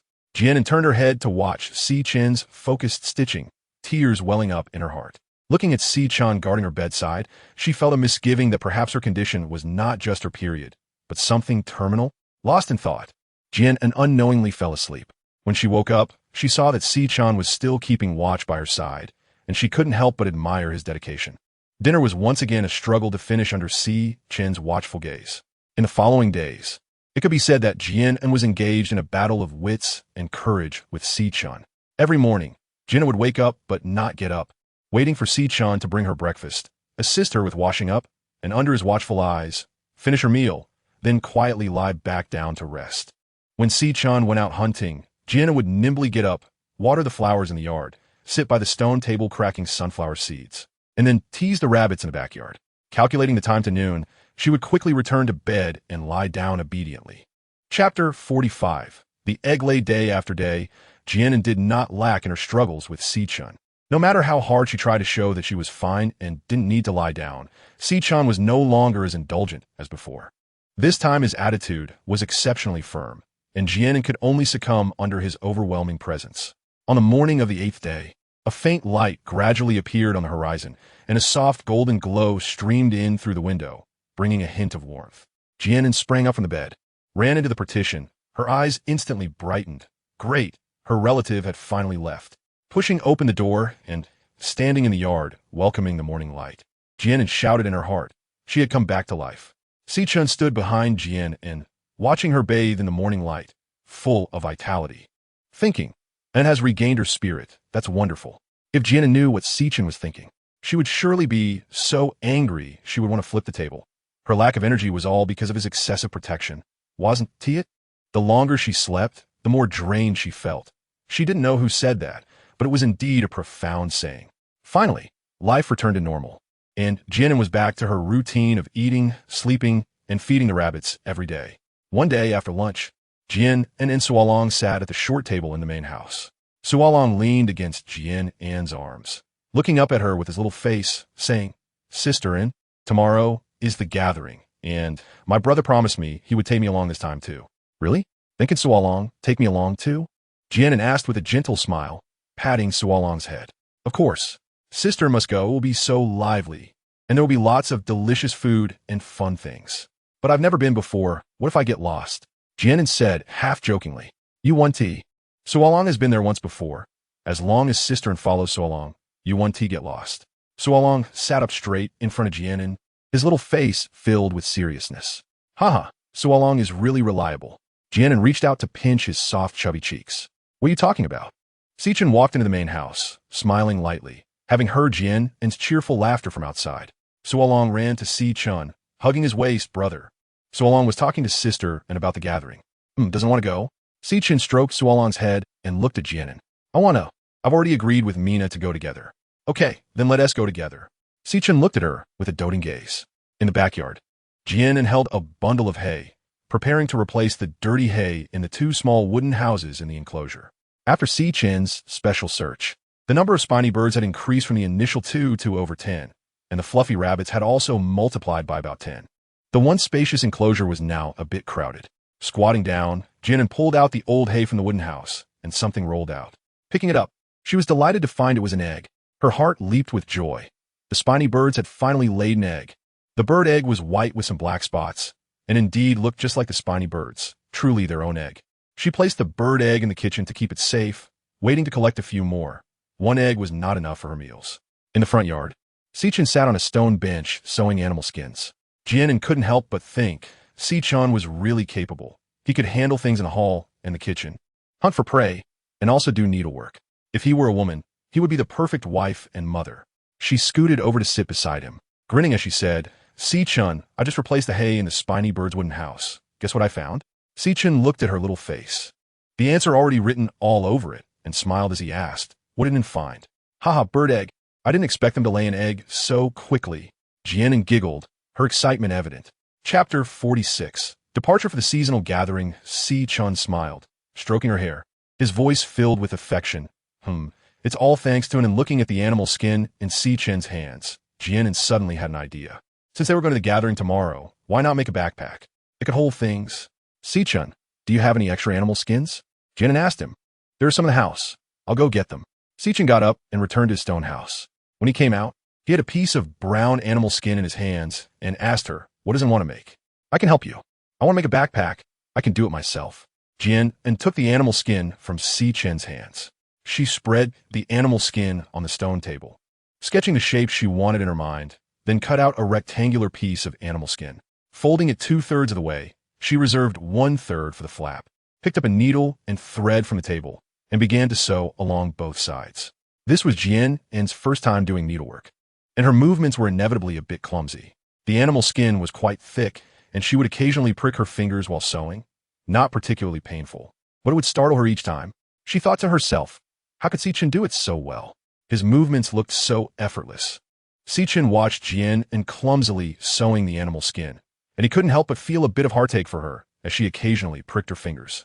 He wanted to say something several times, but seeing the seriousness on her little face, he held back his desire to help. After sewing both sides of the animal skin together, the basic shape of the bag was complete. Jian An held it in her hands, examining it. Although the stitches were a bit rough, it was the first thing she had made with her own hands, and she liked it no matter how it looked. She ran back into the house to find a red silk skirt she had worn at the beginning, cut off a button from it, and sewed the hidden button onto both the bag body and the flap so that the bag could be closed. Then she cut a long strip from the animal skin and sewed each into the sides of the bag, completing the straps. Finally, Jian An took scissors and cut a wavy edge along the flap of the bag, and a crossbody bag made of animal skin was finished. Jian An couldn't wait to sling the leather bag across her body, and the more she looked at it, the more satisfied she became. With a beaming smile, she turned to Sichin and asked, how does it look? Is it pretty? Her eyes were filled with anticipation. How could he disappoint in Anne's expectations? With a gaze full of affection, he praised, it looks great. An, you're really amazing. Haha, I think so too, she replied, feeling even happier with Sichin's affirmation. Deep down, she knew how well she had done. Receiving compliments for her work naturally brought her joy. Women are actually quite easy to please. Their indecision and hesitation often stem from the lack of someone who can provide accurate answers and advice. In the early morning, everything came back to life. Jian An got up early, finished washing up, had breakfast with Sichin and Suolong, slung on the animal skin bag made yesterday, and walked out of the stone courtyard towards the city gate. By the time the three of them arrived, quite a few beastmen had already gathered at the city gate. Mina and her partner Light were there, as well as Kada, whom Jian An hadn't seen since she arrived in White Tiger City, and even Tallis, who had been absent for a few days, was present. Tallis was sitting on the back of a brown-yellow tiger, her head still held high with pride. Mina waved to greet her in the crowd, and Jian An smiled and greeted her as well. How lazy. Doesn't it embarrass you to make so many people wait for you? Tallis sneered arrogantly from the front. Jian An rolled her eyes and pretended not to hear, thinking to herself, everyone else is quiet, but you're the only one being dramatic. Seeing Jian An actually ignore her, Tallis felt a surge of resentment. She vowed to teach this annoying wild female a lesson sooner or later. Sichin transformed into his beast form, and Jian An climbed onto his back, settling in comfortably. Let us go. Sichin carried Jian An and led the way out of the city gate. Chapter 47. The gathering. A group of beastmen marched out of the city gate, and as they walked along the road, Jian An glanced back. Dozens of tigers were running together, creating a magnificent scene. Some carried females on their backs, others carried goods, while some carried nothing at all. After walking for about an hour, Sichin stopped on a hillside. Below the hillside was a plain, and beyond it stood towering mountains that seemed to touch the clouds. As Jian An got down from Sichin's back and approached, she saw a bustling crowd. Looking down from the hillside, she noticed numerous stalls lined up on either side of the spacious path in the middle. Mina came up beside Jian An, grabbing her hand and pulling her down the hillside without a word. Mina, slow down. Jian An felt a bit helpless at her eagerness and turned to look back at Sichin. When she glanced back, Sichin smiled at her, his thin lips parting slightly. Go ahead. Once they reached the plain, the variety of stalls was overwhelming, making it hard to keep track of everything. Mina tugged Jian An to look left and then right, occasionally gasping in excitement. Jian An found her whirlwind exploration quite exhausting and pulled Mina to a stop. What is wrong, Jian An? Mina asked, looking puzzled. Mina, even if we take our time, this gathering won't end anytime soon. I got a bit too excited. Let us take it slow. I didn't get a good look at some things just now. Mina scratched her head a bit sheepishly. Jian An thought to herself that Mina was really a lively character. The two finally slowed their pace, with Sichin holding Sorang following closely behind them. Jian An could see him whenever she turned around. The stalls were filled with a dazzling array of goods, vegetables, rice, fruits, and even the fabrics Mina had mentioned, as well as some porcelain. Jian An, look, they're SA stall selling fabrics, Mina said, pulling Jian An towards the fabric stall. At the fabric stall, the vendor was a middle-aged beast man, and there was only one piece of fabric displayed, suggesting that fabric was indeed a rare commodity here. The fabric was deep purple, its color somewhat mature. When Jian An touched it, she found the material a bit coarse, more like linen. In contrast, what she was wearing was clearly high-end. Jian An couldn't help but recall the dress that Talise had torn, and her heart began to bleed again. Although it had been a while, she was quite vengeful. How much for this fabric? Jian An asked the middle-aged beastman. The middle-aged beastman's heart raced a bit upon seeing the beautiful female before him. Although he already had a partner, he couldn't help but be captivated by Jian An's stunning beauty. 1 red crystal. Mina, do you want it? Jian An asked. Looking at Mina. I want it, but I only have 8 white crystals. Mina said, fondling the fabric with affection. Jian An thought for a moment and looked at the middle-aged orc, saying, Uncle, are you selling 8 pieces of white crystal? She had already thought about it. If the middle-aged orc was unwilling to sell, she would use her 5 great bargaining tricks from modern night markets until he agreed to sell. All right then. For the sake of this beautiful female, 8 pieces of white crystal it is. Meeting such a beautiful female today, it's worth earning a little less. Is that a yes? Jian An was somewhat dumbfounded. This was the fastest she had ever completed a bargain.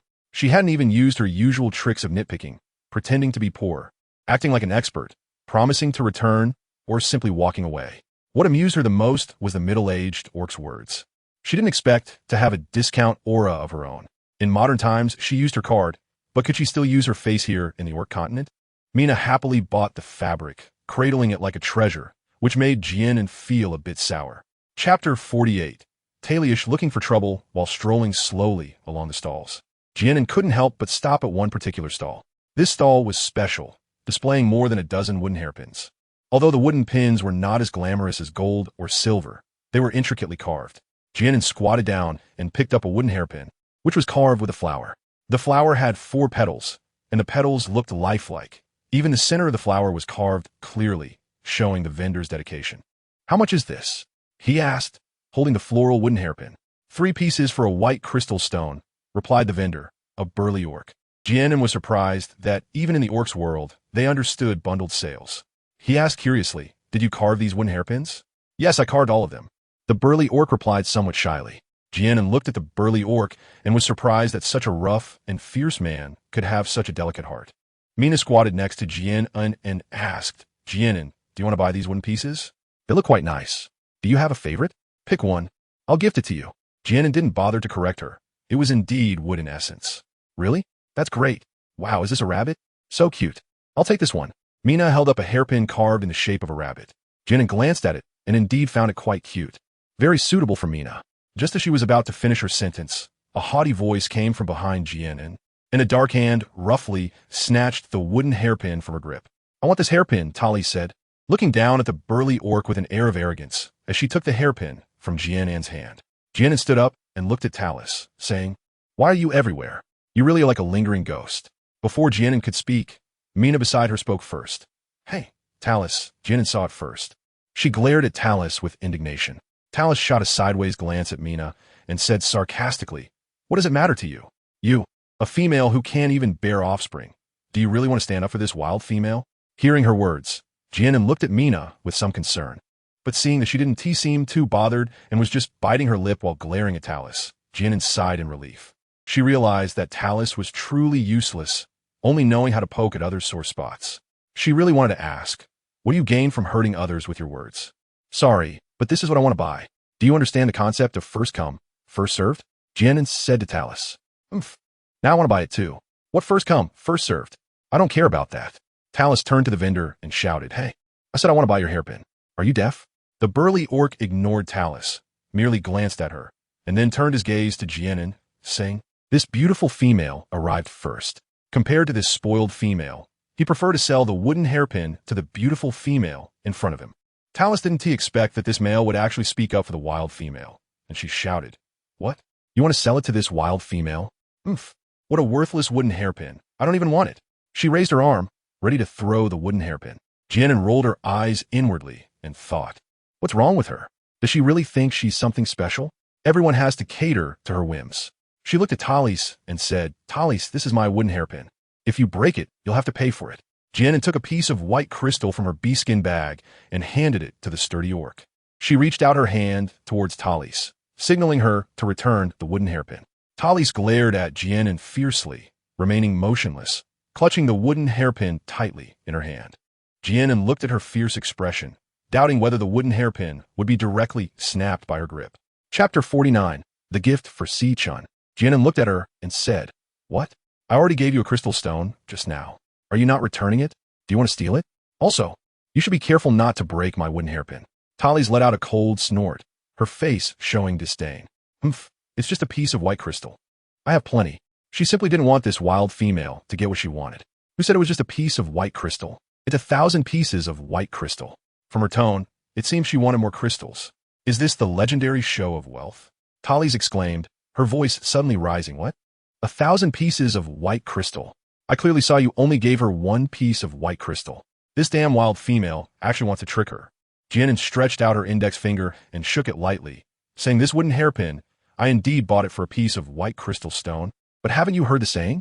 A treasure hard to come by is priceless. This wooden hairpin is my treasure, and it's not even worth 1,000 gold. Even if you give me a friendship price of 100 gold, it's fine.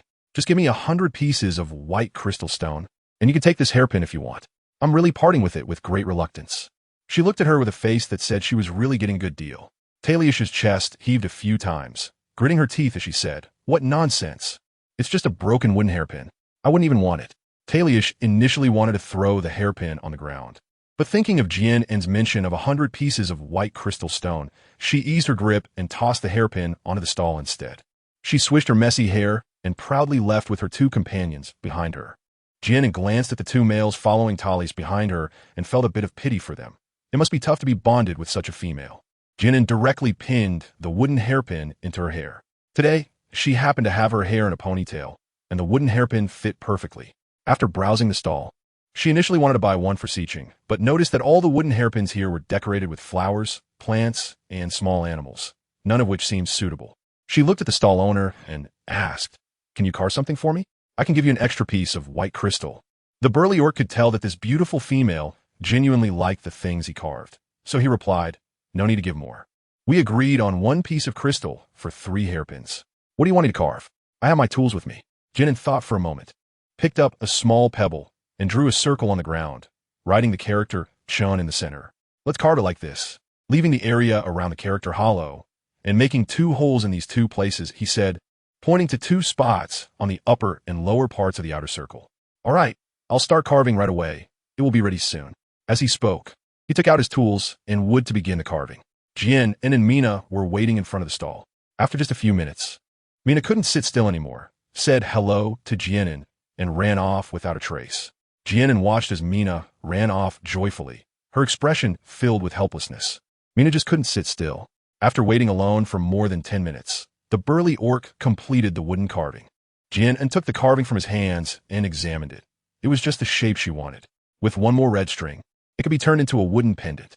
After thanking the stall owner, Jian An stood up and looked around but still didn't see Mina's figure, so she decided not to worry about her anymore. After all, with light following her, she wouldn't run into any trouble. Continuing along the stalls, she spotted a fruit vendor. The stall had several bunches of fruit that were greenish-blue, somewhat like green grapes, but much larger and with a more translucent color. She approached and asked, "What kind of fruit is this?" The vendor was a young orc with rosy lips and white teeth. When he heard someone asking, he looked up and saw a very beautiful female standing in front of him. His face instantly flushed crimson. He lowered his head and mumbled, "It's crystal fruit." "Crystal fruit? How much does it cost?" The name was quite fitting. The fruit was indeed crystal clear. The young orc, with a red face, stretched out a finger and said, "1 piece of white crystal stone for 2 bunches. Jian An found it quite difficult to understand. Was this young orc a stutterer? "Would you sell 5 bunches for 2 pieces of white crystal stone?" Jian An noticed the young orc's face was bright red, his eyes also slightly red, and he was shrinking back. The more she looked, the more he resembled the rabbits raised in the stone yard. Jian An had to admit the truth. This young orc was indeed from the rabbit tribe. "All right," the young orc replied softly. Seeing him so timid, Jian An felt a strong urge to buy. And those who didn't know would surely think she was bullying this young orc. Was she really that scary? Jian An picked 5 water crystal fruits and took a large tree leaf from the corner of the stall to wrap the fruits up, which seemed to be specifically prepared for customers, showing thoughtfulness. He took out 2 pieces of white crystal stones from the beast skin bag and handed them to the young beast man. As soon as he placed the crystals in the boy's hand, the boy recoiled sharply as if he had been electrocuted. Jian An found it quite amusing. She wouldn't eat anyone, and her courage was as small as that of a rabbit. Holding the fruit, she stood up and said to the young beast man, "Then I'll take it." Afraid he might regret it later, she confirmed with him. The young beast man lowered his head, his voice as small as a mosquito. Jian had spent 3 white crystals today, and she was very satisfied with her purchases. These crystals were given to her by Si-chan when she first arrived in White Tiger City. At that time, she had asked him about crystals. Si-chan gave her a cloth bag containing a dozen white crystals, a few red crystals, and an orange crystal. Later, she returned the crystals to Si-chan, but he insisted she keep them, and unable to refuse, Jian An said she would hold on to them for him. After wandering around for a while, Jian An decided to head back the way she came. She didn't know where Mina had gone, so she searched through the crowd. Suddenly, she wasn't paying attention and was bumped hard by a passing orc, causing her to stumble backward. Just as she was about to fall, a pair of strong arms wrapped around her waist. "Be careful," a voice with a hint of laziness came from above her. Jian An slowly lifted her head. What met her eyes was a dazzling red, a figure in a flowing red robe, with red hair dancing in the wind, and a pair of affectionate peach blossom eyes filled with charm. Between his brows was a flame mark, mysterious and dangerous, and his sensual red lips glowed with a rosy hue, the corners slightly curled up, exuding a bewitching aura from his very essence. He was like a beautiful and enchanting poppy. Jian An's eyes sparkled, and her phoenix-like gaze was filled with astonishment, unable to regain her senses for a long time. "Hey, little one, are you stunned?" A light laugh reached her ears, bringing Jian An back to reality, her face flushing with embarrassment. She actually lost herself staring at a man. How shameful. "Thank you, you can let go of my waist now," she said, feeling a bit shy as she sensed the hand around her waist. "Then you should stand steady, don't bump into someone else's embrace again," the red-haired man said with a hint of a wicked smile. "It wasn't her choice," Jian An pouted. "Thank you, I'm leaving now." After expressing her gratitude again, Jian An turned to leave. The red-haired man slightly raised his hand to block her path. "You're just going to leave like that?" Jian An looked puzzled and said, "What else?" The red-haired man's lips curled into a soft, charming smile, exuding an indescribable allure. Jian An's eyes flickered slightly as she averted her gaze. What a captivating person. If he were a woman, he would surely capture the hearts of many men. "Little one, I've helped you, so you should really thank me properly," she said with a hint of playfulness. "Didn't I already thank you just now? And who are you calling little one? I'm already an adult, you know, really lacking in perception." "Hey, that's not what I meant." Jian An's beautiful eyebrows furrowed slightly, revealing a hint of impatience. Chapter 51. "Yu Xing, what exactly are you saying? With such a good-looking face, turns out you're a rogue?" The red-haired man shook his head lightly. TSK, such a beautiful little face. It's not good to frown like that." After seeing Jian An's frown deepen, he stopped teasing her, thinking she might get angry, which was not what he wanted to see. With a hint of mockery at the corners of his lips, he remarked, "You are quite bold. A female, daring to come alone to a place full of males. Aren't you afraid of being taken home?" She wasn't alone. Si-chan was still behind her. Turning to look back, there was no sign of Si-chan. Upon reflection, if Si-chan was behind her, how could he have seen her entangled with this man for so long? Slightly surprised, she wondered when she had started to trust Si-chan so much. How could she think he would always be by her side? That she could be carefree wherever he was? What are you thinking about? Or did you get separated from your tribe? He said, "That's right, I was confused. With a beautiful female like you, who would let you go out alone?" Jian An was not in the mood to argue with him. She glanced at him and slightly turned away, intending to leave. However, the red-haired man blocked her path once again. Jian An felt a hint of anger in her heart and stared at him, saying, "What do you want? Don't be angry. Didn't you see the way those males around us are looking at you? They all have bad intentions.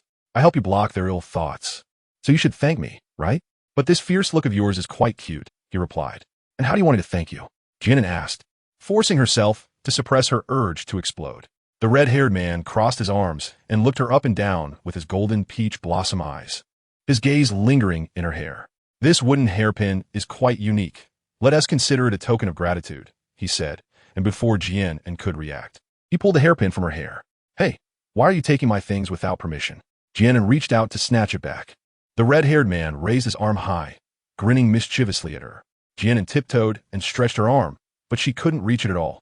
Just then, Mina's voice came from behind her. Jian An turned around and saw Mina and Light walking towards her.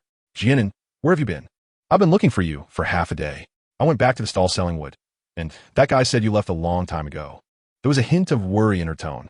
Jian An was speechless, thinking it was you who ran off first, and still had the nerve to say that about her. What are you doing here?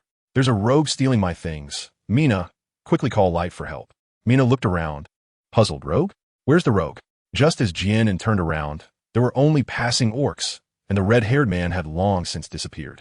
Jian An sighed and said, "Forget it. Let's go." It's her bad luck. She shouldn't encounter that rogue again, otherwise she would definitely make him pay for it. Well, it's about time to head back to White Tiger City. Jian An and Mina walked back along the stalls. At that moment, the rogue Jian An mentioned was playing with Jian An's wooden hairpin, softly murmuring, "Jian An, we will meet again."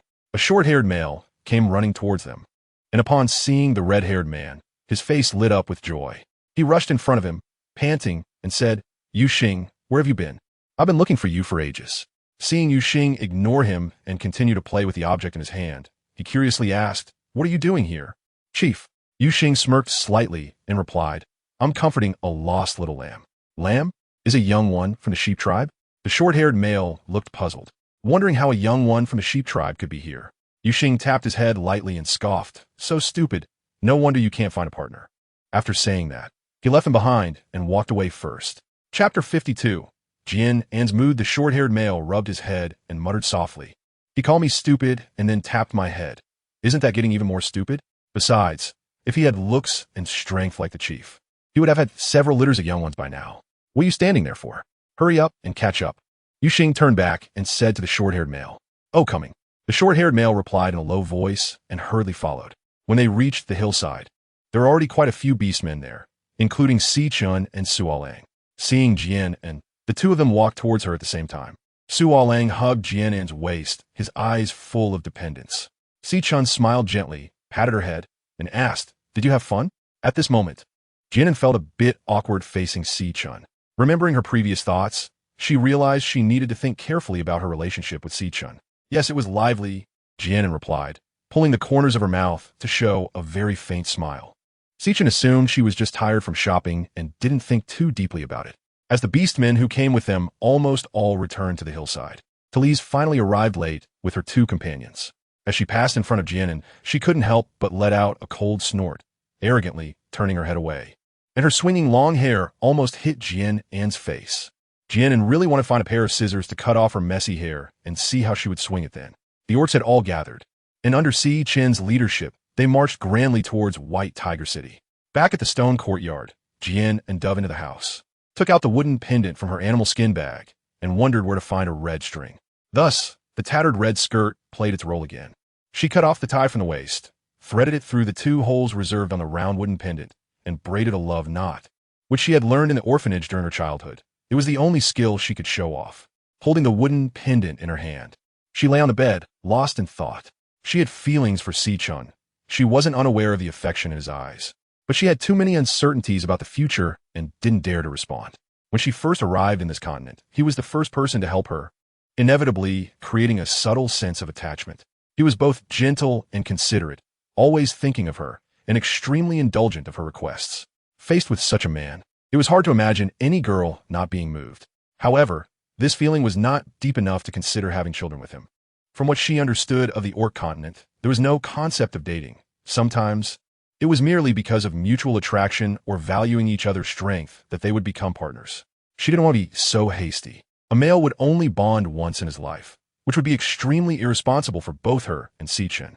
If he was willing, she wanted to see if a relationship with Si Chen could develop, believing that feelings would naturally flourish over time, allowing them to enjoy it peacefully. After coming to terms with these thoughts, she felt no more confusion. Jian An was not someone who would avoid her feelings. She didn't care whether Si Chen was human or an orc. Since she felt moved, she decided to face her emotions directly, which was nothing to be ashamed of. Knock! Knock, knock! A few knocks sounded from outside the door, accompanied by Si Chen's gentle voice. And then, "Are you asleep?" "No, I'm coming." Jian An got up from the bed, opened the door, and saw Si Chen standing outside with a soft smile on his face. Facing Si Chen again, a bright smile unconsciously spread across Jian An's lips.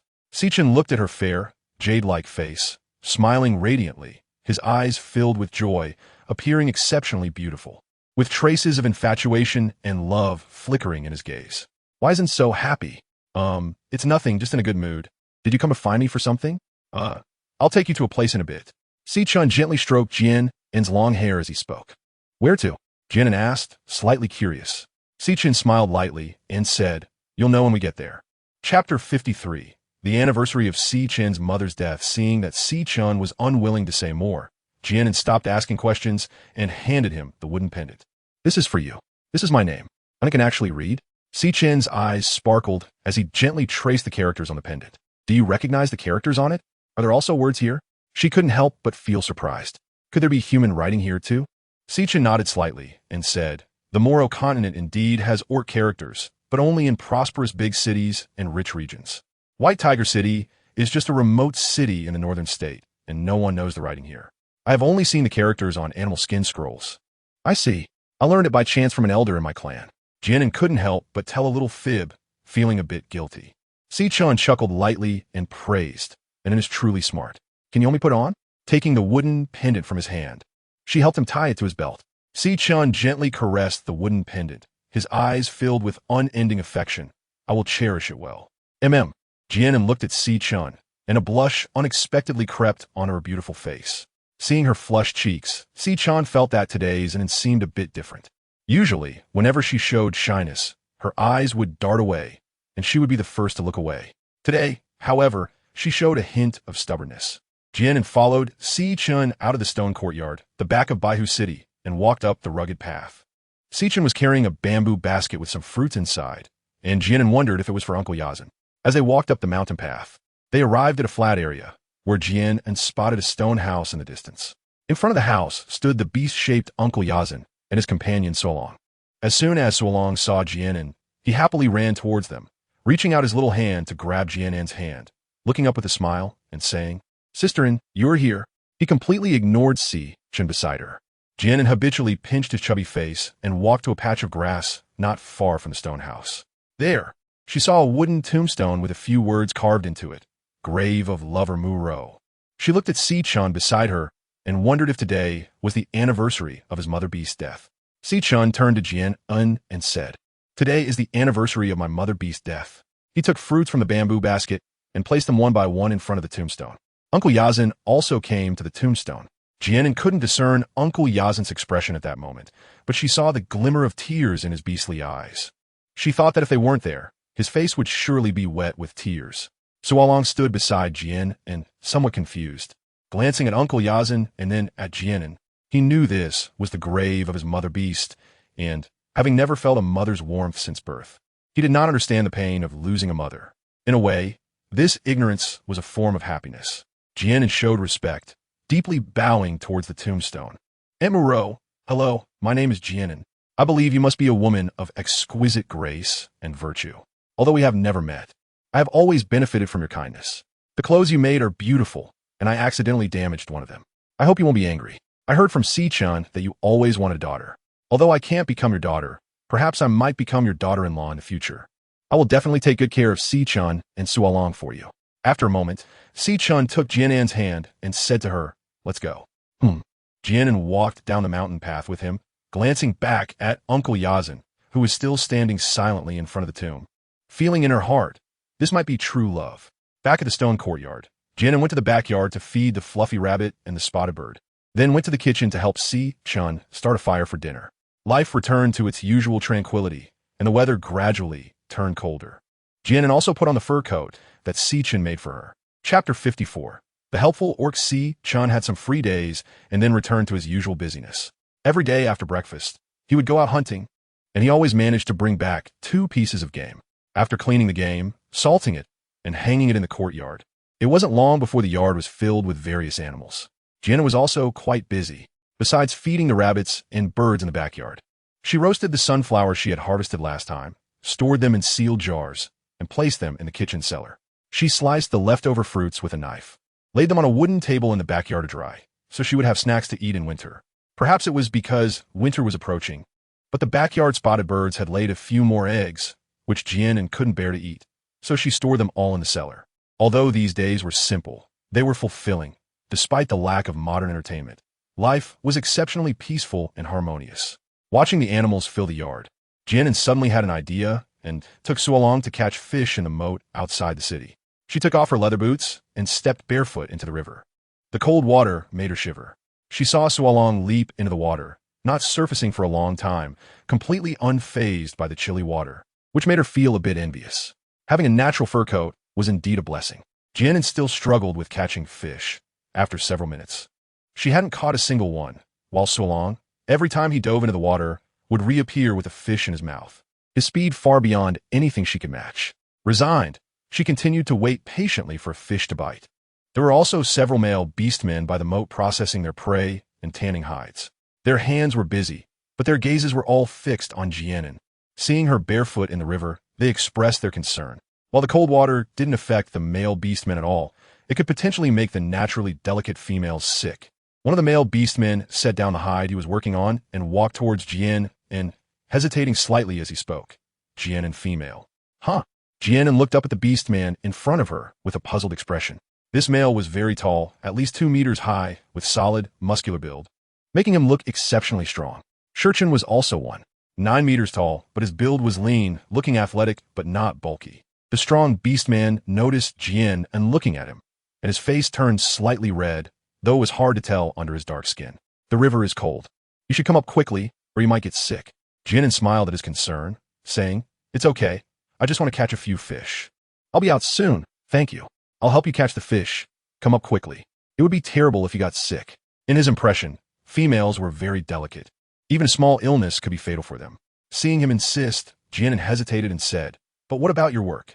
The strong beastman casually replied, My hides are already tanned. With that, he stepped into the river, bent down, and began to catch fish. One of the males who had been tanning hides with him glanced at the hide he had set aside and thought to himself, What nonsense, this is only half tanned. Jian An saw that he had already walked into the river, so he stopped speaking. When the fish were marinated well, he would send some to him. He returned to the shore and took out a handkerchief to wipe his feet. The male orcs who were processing prey and tanning hides by the riverbank were originally just watching, but seeing Jian and accept his help, they could no longer sit still. Most of them were still single orcs, and they took this opportunity to show off in front of the beautiful female, hoping that they might have a chance when she looked for a partner in the future. So those orcs put aside their work and walked towards Jian An. Chapter 55. The foolish Jian An dried his feet and put on his leather boots, feeling a shadow loom over his head. When he looked up, he saw himself surrounded by orcs, and he couldn't help but feel a bit puzzled about what was happening. Jian An, female, I'm good catching fish. Let me help you, one of them said. As soon as he finished speaking, the other males couldn't help but curse him in their hearts. Give it a rest. At your age, you still don't know what fish tastes like? Fish are bony, have a fishy smell, and most importantly, there's little meat. So orcs wouldn't bother to catch them to eat. Although they despised him inwardly, they all outwardly agreed. Yeah, we're all good at catching fish, let us help too. Me too. Without waiting for Jian An to respond, the group of males jumped into the river, starting to catch fish. Jian An sat on the shore, looking bewildered, and couldn't help but marvel. Orcs are really helpful. After just a little over 10 minutes, the fish on the shore had piled up into a small mountain. Jian An wondered if all the fish in the river would be caught. Sualong came out of the water, shook off his fur, and rubbed against Jian An's side. Seeing the river filled with orcs, he curiously asked, Sisterin, what are they doing? They're helping us catch fish. Jian An reached out and patted his furry head, showing a hint of helplessness.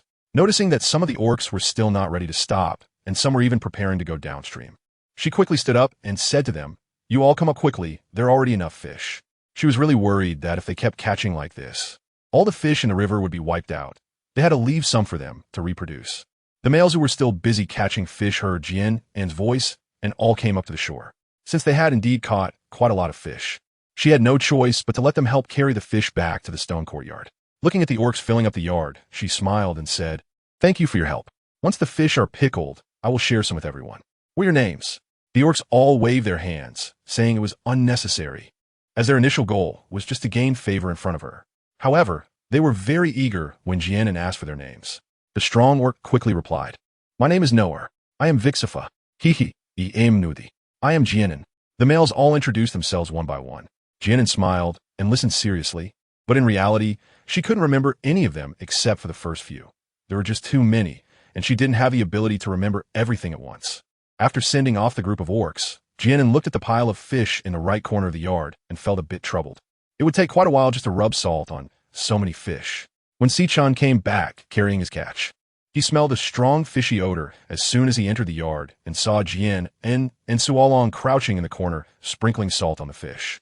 Sichin put down his catch and walked over to Jian An, asking, "How did you get so many fish?"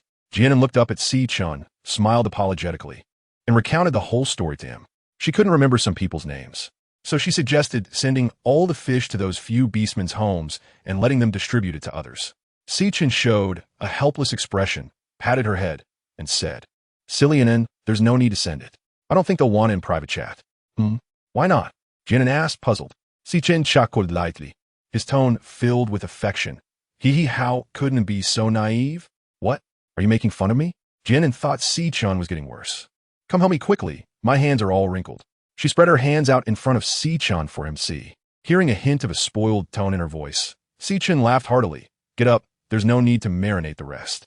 It'll be just right to use tomorrow." Jian An got up and brushed off the dust from her clothes, asking, "Will we be able to use it tomorrow?" Chapter 56, Pursued in Public. Sichin helped Jian An tidy up her slightly messy long hair and said, "Every autumn, at the end of the season, Baihu City holds a harvest festival to worship the beast god and pray for another bountiful year.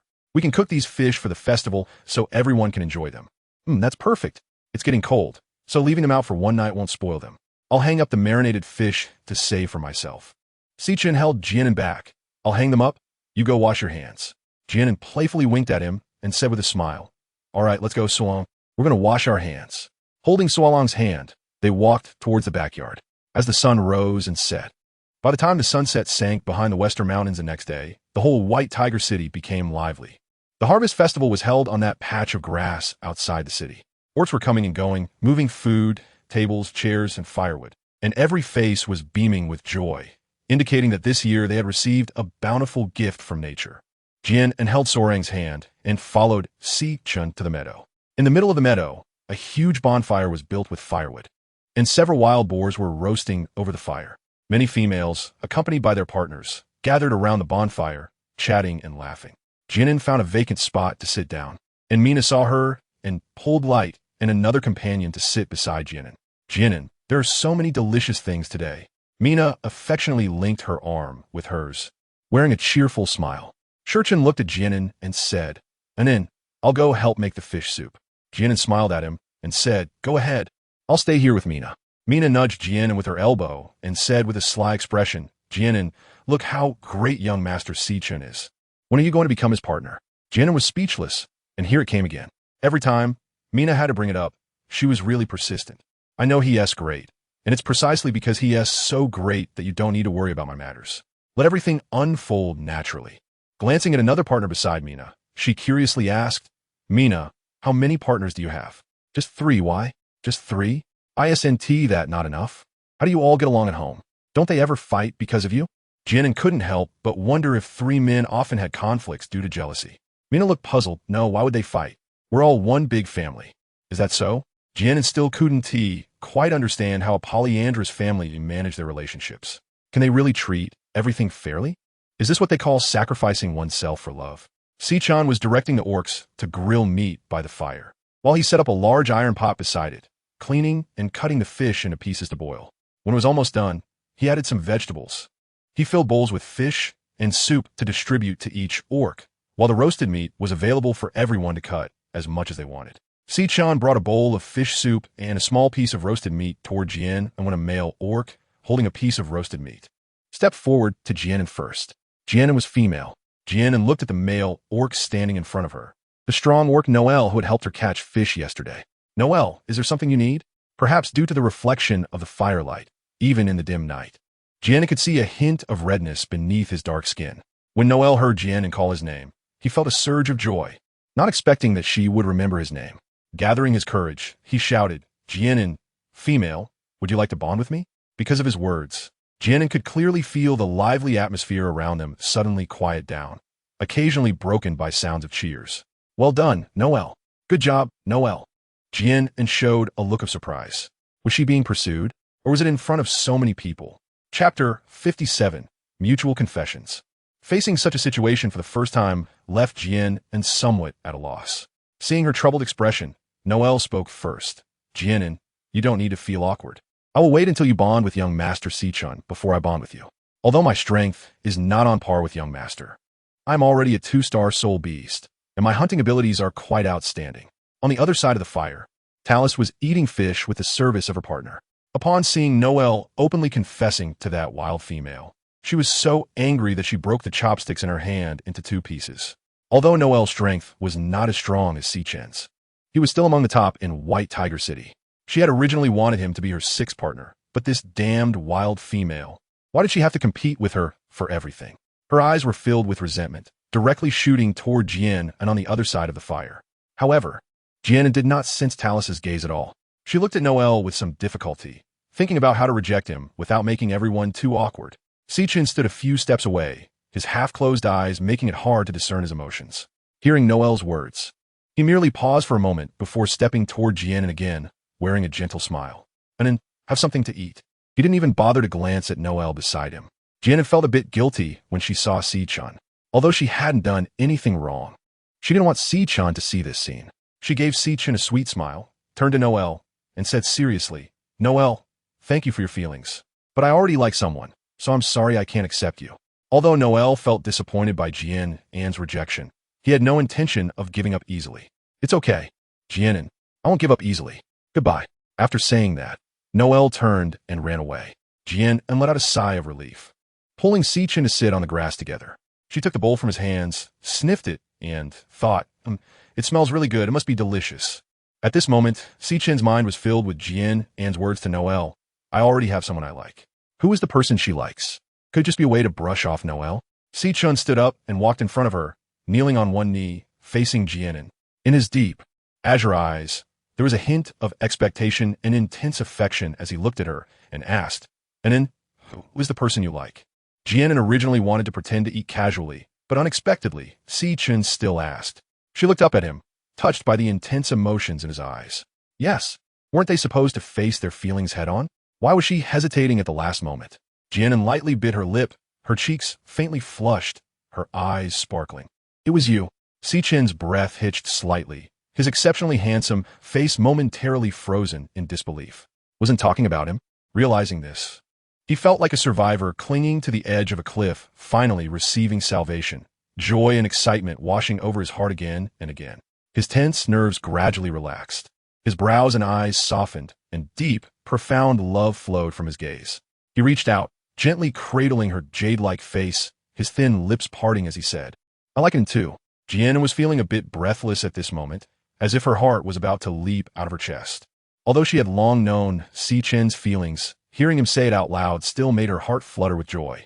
Sichen looked at the person in front of him, her cheeks flushed, her perfect face shy and affectionate, her eyes sparkling.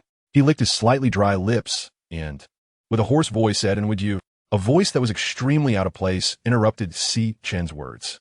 Young Master C could have shouted from a distance as he ran over, panting as he reached Sichen's side. "Young Master, it's time for the ritual.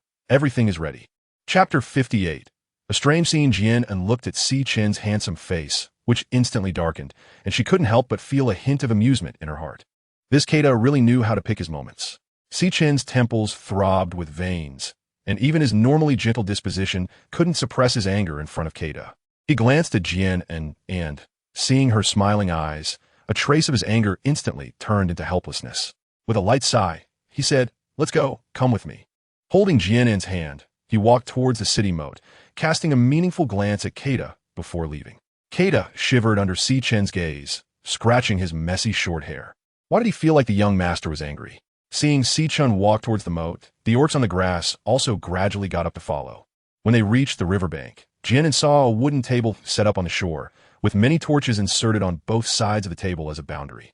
The table was laid with roasted meat, fruits, a large stone bowl, and a dagger. The orcs stood around the riverbank, and Sichen led Jian into the wooden table. He picked up the dagger and made a small cut on his fingertip, letting the blood drip into the stone bowl filled with water. As the blood fell into the bowl, it bloomed into a blood flower in the water. The bowl contained water from the Mother River, which spans the northern state and is considered its mother river. The orcs drop their blood into the bowl and then pour it into the Mother River, signifying a return to the embrace of the Mother Beast. And all orc mothers are represented by the Beast God. They pray in this way for the Beast God to bring them a bountiful hunt in the coming year. Sichen explained softly. So the orcs are superstitious too? But it should be said that it's precisely because they are orcs that they're superstitious, Jian An thought. Then I'll do it too.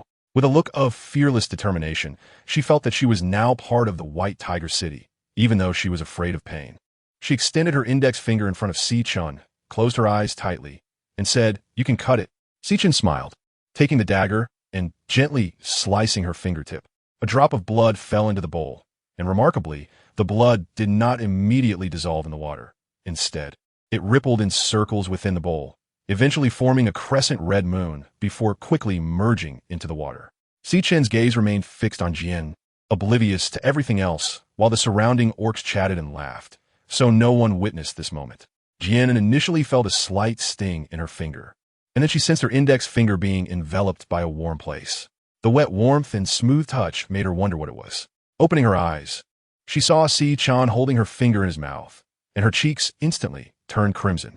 She truly couldn't imagine how someone as gentle and refined as him could do something so blush-inducing. Meanwhile, far away in Central State, in a magnificent and solemn palace, a middle-aged man in a white priest's robe was sitting on a soft cushion, meditating with his eyes closed. The stone door of the palace was pushed open from the outside, and a young man in a white robe, looking anxious, quickly walked towards the middle-aged man. He approached and bowed respectfully, his tone barely concealing his excitement. "Archbishop." The middle-aged man remained composed and sternly said, "What is the matter? Why are you in such a hurry? Have you forgotten the rules?" The young man turned pale and hurriedly knelt on both knees. "Archbishop, the crystal ball has reacted." As soon as the young man finished speaking, the middle-aged man opened his eyes, which were filled with authority, experience, and wisdom. The man known as the Archbishop had a gleam in his eyes as he stood up and exited the door first, with the young man quickly getting up to follow him. At a sacrificial altar, there was a crystal ball on it, and, at that moment, the crystal ball faintly shimmered with silver light. As the light dissipated, a character appeared within the crystal ball. The Archbishop reached out to gently stroke the crystal ball. North, haha, this day has finally come, ha. I waited for 18 years, haha. He looked somewhat deranged. Chapter 59. Confirming the relationship, the young man in the white robe knelt on the ground, bowing his head and not daring to speak. Once the Archbishop seemed to have laughed enough, he looked at the kneeling young man and said, "Luo Qi, you go head north." Luo Qi showed a difficult expression. "But Archbishop, Northern State is so vast, searching for one person." He dared not finish his sentence under the increasingly sharp gaze of the Archbishop. The Archbishop withdrew his gaze, placing both hands on the crystal ball, gradually emanating a silver-white light. After a moment, it seemed as if the Archbishop was injured internally. His body trembled, and he spat a mouthful of blood onto the exquisite marble surface. Luo Qi hurriedly stepped forward to support him. "Archbishop, are you all right?" The Archbishop took out a white handkerchief from his pocket to wipe his mouth. "It's nothing. To glean the secrets of heaven, one must pay a price." He then looked at the young man again. "Luo Qi, Northern State, White Tiger City, you must find her and bring her to see me." His wise eyes were filled with determination. Luo Qi knelt on one knee, placing his right hand on his chest. "Archbishop, I will not fail you." On the riverbank, the orcs came one by one to the wooden table, dripping their blood into the stone bowl. Si-chun held Jian An's hand and strolled under the starry sky, stopping in front of a large tree. Facing Jian An, his eyes brimmed with tenderness that seemed to engulf her. "And would you be willing to bond with me?" At this moment, Si-chun's body was tense, his heart racing, his hands involuntarily clenching, and his palms were already damp with sweat, showing just how nervous he was. Jian An's face showed a hint of shyness. She didn't speak, only nodded lightly. Si-chun's eyebrows lifted in joy, and the tense lines of his face softened with happiness and satisfaction. He gently embraced her, stroking her smooth, long hair. "And I am very happy, and I will definitely treat you well," he vowed to the beast god. The warm, delicate figure of the girl filled his embrace and his heart, making him feel a bit dizzy and enchanted. Jian An nestled in Si-chun's embrace and replied in a muffled voice, Back at the stone courtyard, under Si-chun's gaze, Jian An returned to her stone house, lying on the bed, tossing and turning, recalling the events of the night with a shy expression. She covered her head with the blanket, and laughter occasionally escaped from within, like a fool unable to contain herself. The next day, just as the sky was getting bright, Jian An stepped out of the stone house with dark circles under her eyes. She glanced at the closed door beside her and walked towards the backyard, feeding the small animals in the enclosure. Entering the kitchen, she saw Si-chun busy at work, and a smile unconsciously appeared on her face. "Good morning. What are we having for breakfast today?" she asked as she sat down at the stove. Si-Chen looked at her with a gentle expression, but when he noticed the dark circles under her eyes, concern flashed in his eyes. He reached out to gently stroke the corner of her eye and asked with concern, "Did you not sleep well last night?" Facing Si-Chen's intimacy, she felt a bit awkward, but thinking that they were already in a romantic relationship, she gradually set aside the discomfort. It's nothing, just thought about some things. The culprit is you. I'll cook your favorite bird eggs today. Sounds good. What's cooking in that pot?" Jian An looked into the pot and saw what seemed to be meat. Si-Chen, while skillfully stir-frying, said, "Fluffy rabbit." Jian An showed surprise. "You killed it?" "Yes, although there's not much meat, its fur is abundant, just right for making you a scarf." "Oh, okay." Jian An didn't say anything like, "How can you eat such a cute bunny?" After all, the original purpose of catching it was for its fur. And this is the survival rule here. After breakfast, Jian An followed behind Si-Chen, seeing him take a piece of pure white fur. Very complete and so large that it was hard to imagine a fluffy bunny could have so much fur. That round body was covered with fur for 2/3. It was quite small in size. Chapter 60. Bun. Si-Chen tanned the fur, cut it in half with scissors, using one half to make a scarf and the other half to make a hat. Whenever she had a moment, Jian An couldn't help but crack sunflower seeds, so much that her tongue was bubbling. She really wanted to eat meat buns. Since coming to the Moro continent, aside from grilled meat, vegetables, and occasionally a bird egg, there was nothing else to eat. She missed some modern foods even more now. If it wasn't available here, she would have to make it herself. Looking at Si-Chen, she asked, "Si-Chen, is there still flour at home?" Si-Chen was sewing the hat, his movements steady. "There's some in the cellar." And was thinking about food again, the corners of her mouth lifting in a silent smile. "Once the hat is done, let's go to the kitchen and make meat buns, okay?" "Oh, meat buns are similar to meat pies. Meat pies are flat while buns are round." Jian An rested her chin on her hands, watching Si-Chen, remembering that when she first met him, he gave her a meat pie to eat. Si-Chen chuckled lightly, his tone filled with affection. "All right." He took flour from the kitchen cellar. Jian An intended to help knead the dough, but Si-Chen refused her. Watching him pour the flour into the basin while adding water, she noticed that the water was green. Jian An curiously asked, "What did you add to the water?" Si-Chen skillfully kneaded the dough. "It's sour grass juice. It helps the dough become fluffy." "Oh, so it acts like yeast. This place really has everything. Just waiting for you to discover." After setting the kneaded dough aside and covering it with a cloth, Si-Chen cut a piece of wild boar meat, added a carrot, minced it into filling, and put it in a bowl with some salt and spices for seasoning. He rolled the risen dough into long strips, pinched off small pieces, took a clean wooden stick, flattened the small pieces into dough rounds, and wrapped them around the meat filling to form a circle. Jian An also washed her hands clean to help with the buns. She had made buns before. During the holidays at the orphanage, they would always make dumplings or buns, and a large group of children would gather around the table, mimicking the adults as they wrapped them. Thinking that this should be Si-Chen's first time making them, she was surprised to see that he seemed to have a natural talent for it. The buns he made were all exquisite and beautiful, even more skillfully crafted than Jian An's, who had done it a few times. After boiling water in the pot, they placed the buns in the steamer. After 20 minutes, when they opened the lid, the delightful aroma wafted out, and Jian An couldn't hold back any longer. She swallowed her saliva repeatedly, not caring whether it was hot or not. She picked one up, blew on it, and finished it in a few bites. It wasn't until she had eaten 3 buns that her cravings were finally satisfied, and she felt very content. Is there anything more satisfying than being able to eat whatever you want immediately? Looking at the pot, which still had quite a few buns left, Jian An turned to Si-Chen and asked, "How about we send some to Mina?" "You decide," Si-Chen replied, taking a bowl from the rack and placing a few buns inside. Jian An took the bowl, "And I can go by myself. I still remember Mina's house." Si-Chen tucked her long hair behind her ear and said, "Be careful on the way." Jian An walked out of the stone courtyard with a bowl in hand, following her memory towards Mina's house. Along the way, many orcs greeted her. "Jian An, where are you going? If you need help, just say so." Facing everyone's enthusiasm, Jian An had already adapted quite a bit, smiling as she greeted each of them. "Thank you, I'm just going to find Mina." Passing by a stone house, 2 females were basking in the sun and chatting outside. Jian An knew both of them. One was named Jawero, and the other was Yumixi. Jawero said, "Have you heard? Talisi is pregnant again." Yumixi rolled her eyes, puffed. "I knew that early yesterday morning. When doesn't she make a fuss about it? Until everyone knows." "Exactly. As if she's the only one who can get pregnant. So proud," Jawero chimed in. Chapter 61. Talisi's schemes you might see covered her mouth and giggled. Hee hee. Did you see it yesterday? No, and Jian An are courting, and I was sitting next to Talisi. Her face was as dark as dirt. It cracked me up. Jawero scoffed lightly. Serves her right. She usually acts so grand, and now the male she has her eyes on is interested in another female. Jian An silently quickened her pace as she walked past them. It wasn't that she wanted to listen, but their voices were quite loud. She really wanted to say, if you're going to talk badly about others, at least control your volume. In her heart, she couldn't help but feel that no matter where you are, women love to gossip. It's truly a case of life imitating art. Just as she was nearing Mina's house, she saw Talise approaching slowly, supported by two companions. Jian An inwardly cursed her bad luck, lowered her head, and silently prayed. Don't see me. Don't see me.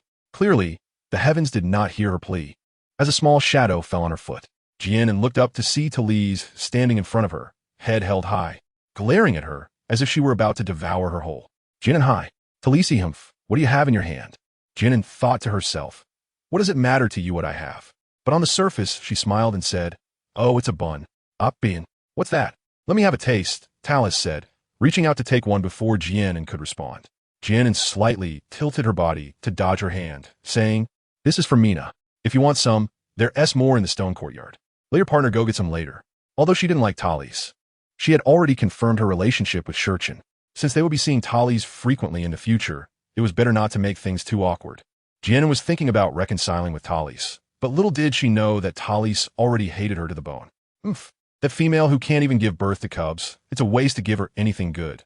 I want to eat it now. Talis glared fiercely at Jian An, and as if recalling something, she said proudly, oh, I forgot to tell you, I'm pregnant with cubs now. She placed her hands on her lower back and puffed out her belly. Jian An glanced at her belly. The oversized fur coat couldn't hide her thick waist. Even when she wasn't pregnant, it looked as if she were already a few months along, and now that she truly was pregnant, her demeanor was as if she were about to give birth tomorrow. Jian An felt somewhat baffled. She really couldn't understand Tali's way of thinking. What did her pregnancy have to do with her? Did that mean everyone in the city had to treat her like a revered ancestor? Sorry, this is for Mina. Jian An hugged the bowl to her chest and tried to walk away. Talise was not willing to let her go so easily, reaching out to grab Jian An's arm and insistently saying, stop, give me the thing. Jian An was thoroughly annoyed by Talis's arrogant demeanor and said sharply, let go. With a slight effort from his right hand, he shook her off. Talis stumbled back a step, steadied herself by holding onto her companion's hand, and upon seeing a group of orcs approaching, her eyes darted and a sinister smile crept onto her lips. She released her companion's hand, slid her feet forward, and plopped down on the ground, clutching her stomach and wailing in pain. Ouch, it hurts so much. At that moment, it was the time when the male orcs were returning from hunting, and upon hearing Talis's cries, they all gathered around. Before long, Jian An was surrounded by orcs. Talis pointed at Jian An and angrily asked, why did you push me? Are you trying to harm my baby? You have such a cruel heart. Jian An was really amused by Talis, who said that orcs are naturally simple and do not understand schemes. Chapter 62, The Shaman Dr. Borwa. Jian An looked at her and asked, you say I pushed you? Then tell me, why would I push you? How would I know? You must be jealous of me. It must be that way. Jian An pointed at Talise, who was sitting on the ground, and then pointed at herself, saying, I'm jealous of you? What am I jealous of? Your beauty? Or am I jealous that your partner is better than mine? The surrounding orcs were discussing among themselves. Indeed, when it comes to beauty, Jian An, the female, is much more beautiful than Talise. And who could say whose partner is better? In White Tiger City, who could be better than young Master Si-chun? Yeah. Just looking at Jian An, she seems to be a kind-hearted female, right? Who doesn't know how spoiled Talise usually is? Upon hearing the orcs supporting Jian An, Talise's face turned fierce as she shouted at them. Shut up. It was her who pushed me. She is jealous that I am pregnant. Jian An walked up to her, looking down from a height. Am I jealous that you're pregnant? That doesn't make sense. I just want to litter with Si-chan. Why would I be jealous of you? Talise snorted coldly. With your frail appearance, who knows if you can even give birth? Maybe that's why you're jealous of me, deliberately trying to push me down to harm my baby. Whether I can give birth or not is none of your concern. Si-chan knows I can give birth, and that's enough. You say I'm delicate, but look at you. You're a whole circle bigger than me. How could I possibly push you down with one hand while holding something in the other? Fine. Even if I had superhuman strength to push you down with one hand, what about your two partners behind you? Do you think everyone is a fool? Jian An looked at Talise with disdain. The surrounding orcs, hearing Jian An's words, kept glancing between the two. Yeah, look at Talise.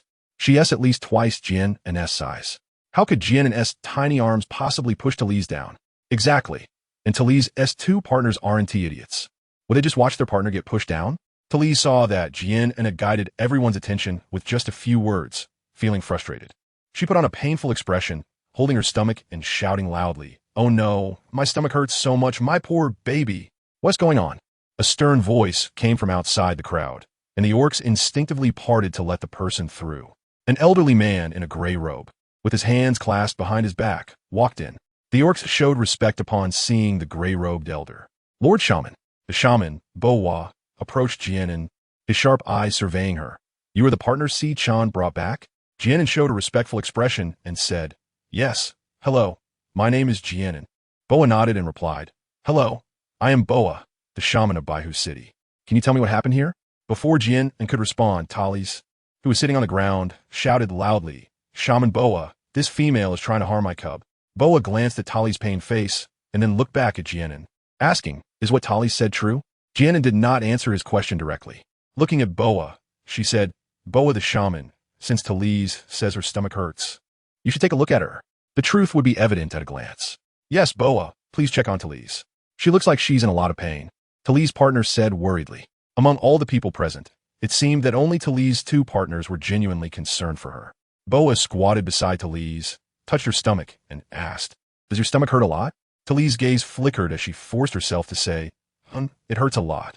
Chapter 63. Caught in the rain, Bowa examined Talise, the sharpness in his eyes fleeting, and told her two partners, "You should take her home to rest. Both she and the fetus are healthy." Upon hearing this, Talise's two partners showed joy on their faces, repeatedly thanking Bowa as they supported Talise to prepare to leave. Talise was unwilling to let it end like this. She had deliberately staged this act today to drive that wild female out of White Tiger City. How could she leave without achieving her goal? Talise wanted to say something more, but Bowa interrupted her first. "Talise, you're pregnant now, so you should move around less. Everyone is busy preparing food for the winter.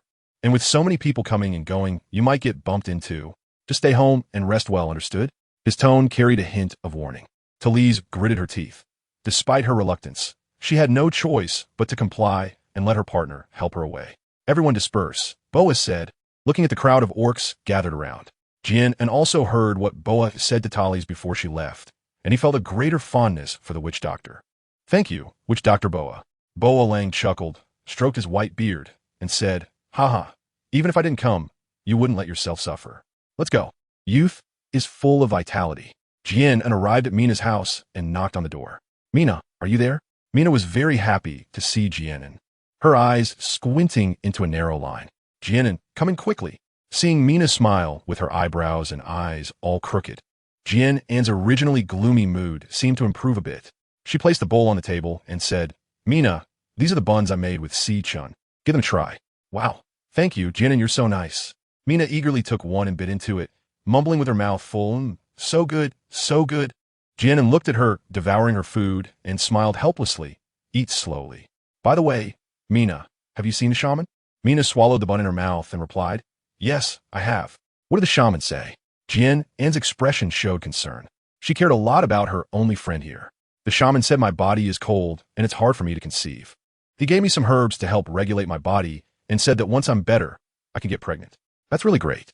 Jian An was genuinely happy for her. The two of them chatted and lost track of time. When Jian An remembered it was about time to go back, she heard the sound of dripping water outside. Could it be raining? Jian An thought as she hurried to open the door. Light rain fell from the sky, and the raindrops flowed down the eaves, splashing up little water droplets.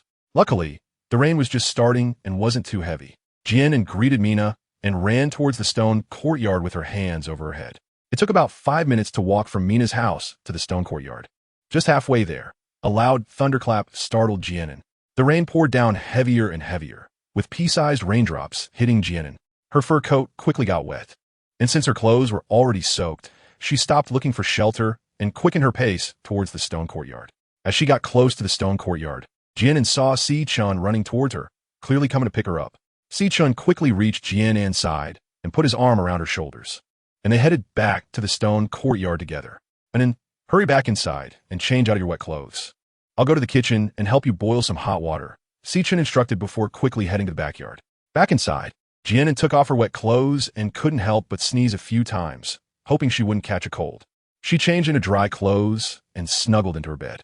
Chapter 64. Discovered by Si-chun. Si-chun brought the hot water into the room, walked to the bedside, and reached out to touch Jian An's forehead, his tone revealing concern. Go take a hot bath, but don't soak for too long. Don't wait until the water cools down before you come out, got it? I'm gonna get some yellow stalks from the shaman. Jian An was wrapped in the blanket like a silkworm baby, tilting her little face and nodding, looking like a well-behaved child. Seeing her incredibly obedient appearance, Si-chun couldn't help but smile, his eyes filled with affection as he gently patted her head, wishing then it could always be this well-behaved. Jian An pouted. She had always been very well-behaved. After drinking a bowl of water boiled with yellow stems, which here refers to modern ginger, she snuggled under the covers. Reluctant to come out, she wondered if it was due to the rain, as the temperature seemed to have dropped significantly. She could still hear the sound of rain outside in the yard, with raindrops pattering against the window.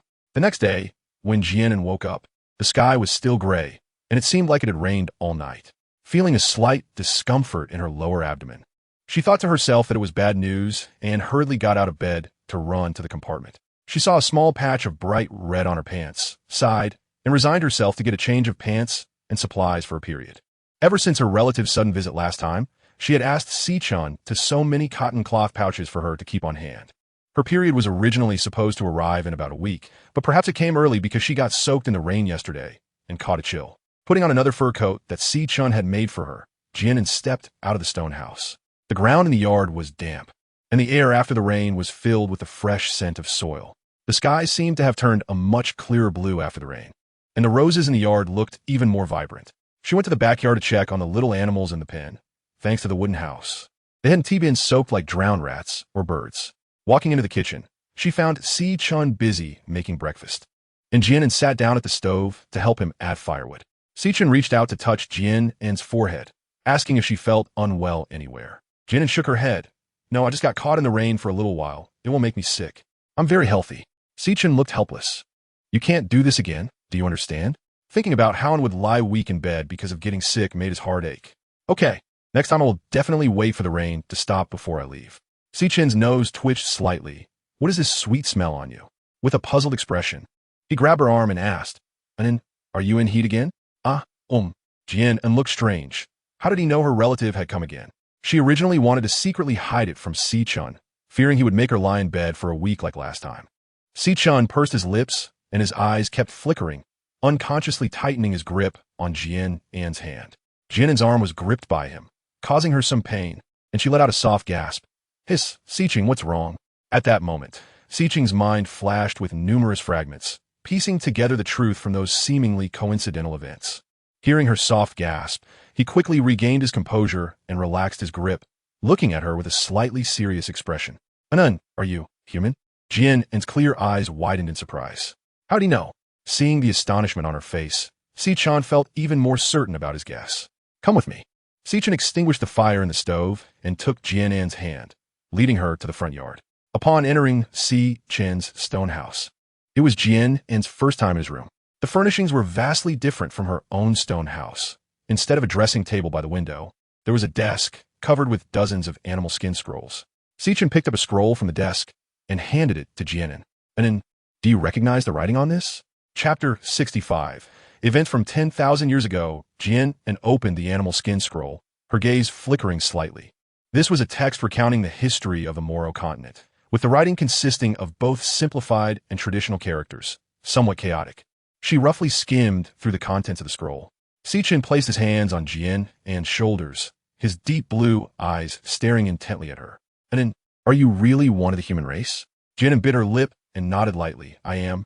No matter how Si-chun knew. In the past, she might have continued to fabricate lies, but now that she and Si-chun were in a relationship, she didn't want to deceive him anymore. To create another lie would only require more lies to cover it up. Isn't trust the most important thing between lovers? Si-chun's reaction to Jian An's answer was surprisingly calm. And do you know? My mother beast is also a female of the human race. So it really was like this. Jian An felt little fluctuation in her heart regarding what he said. She had suspected this from the beginning. The father beast met the mother beast in the southern province, and the father beast had always known about the mother beast's identity as a human, but had not inquired much about her background. Si-chin stood by the window, the sunlight streaming in and casting a soft glow over his handsome features. Jian An looked at Si-chin's profile and asked, "How did you know I am human? I mean, from the human race." This was something Jian An did not understand. Si-chin turned to look at Jian An, his eyes filled with warmth. The female of the beast race only has one estrus cycle a year, while the female of the human race has an estrus cycle every month. He learned all this from the animal skin scrolls. So that's how it is, Jian An thought to herself. Si-chin picked up another animal skin scroll from the table and handed it to her, and then, take a look at this. This scroll contained information related to the human race. To her surprise, thousands of years ago, the beast race and the human race actually lived together on this continent. Initially, the two races coexisted peacefully, but for some unknown reason, wars began to break out between them. The beast god of the beast race and the creator god of the human race, in order to quell the wars, jointly sought a planet more suitable for the human race to live on. The two gods used their divine powers to open a passage and sent all the humans from the Molo continent to that planet. Since then, only the beast race has survived on the Molo continent, while the scroll did not mention the reasons for the wars. Jian An was filled with uncertainty and surprise as she asked, "Si-chin, are there still humans on the Demon Luo continent?" "I don't know. Maybe there are." In the beginning, the beast clan and the human clan lived in peace, and many individuals from both clans formed families. They may have left the Demon Luo continent with the humans, or perhaps they stayed here, living in seclusion or hiding among the beastmen. Si-chin's voice was calm and unhurried, as if he were simply narrating the most ordinary of events. Then why did wars break out between the two clans despite their long-standing peace? Jian An's eyes were filled with a desire to explore the unknown. Si-chin walked in front of Jian An, his expression unusually serious. "And then, this is what I need to tell you next. Promise me that you won't easily reveal your identity as a human, no matter the circumstances." Jian An was puzzled, her clear eyes flashing with a hint of confusion. "Why? Orcs despise humans. They value strength and only trust their own power.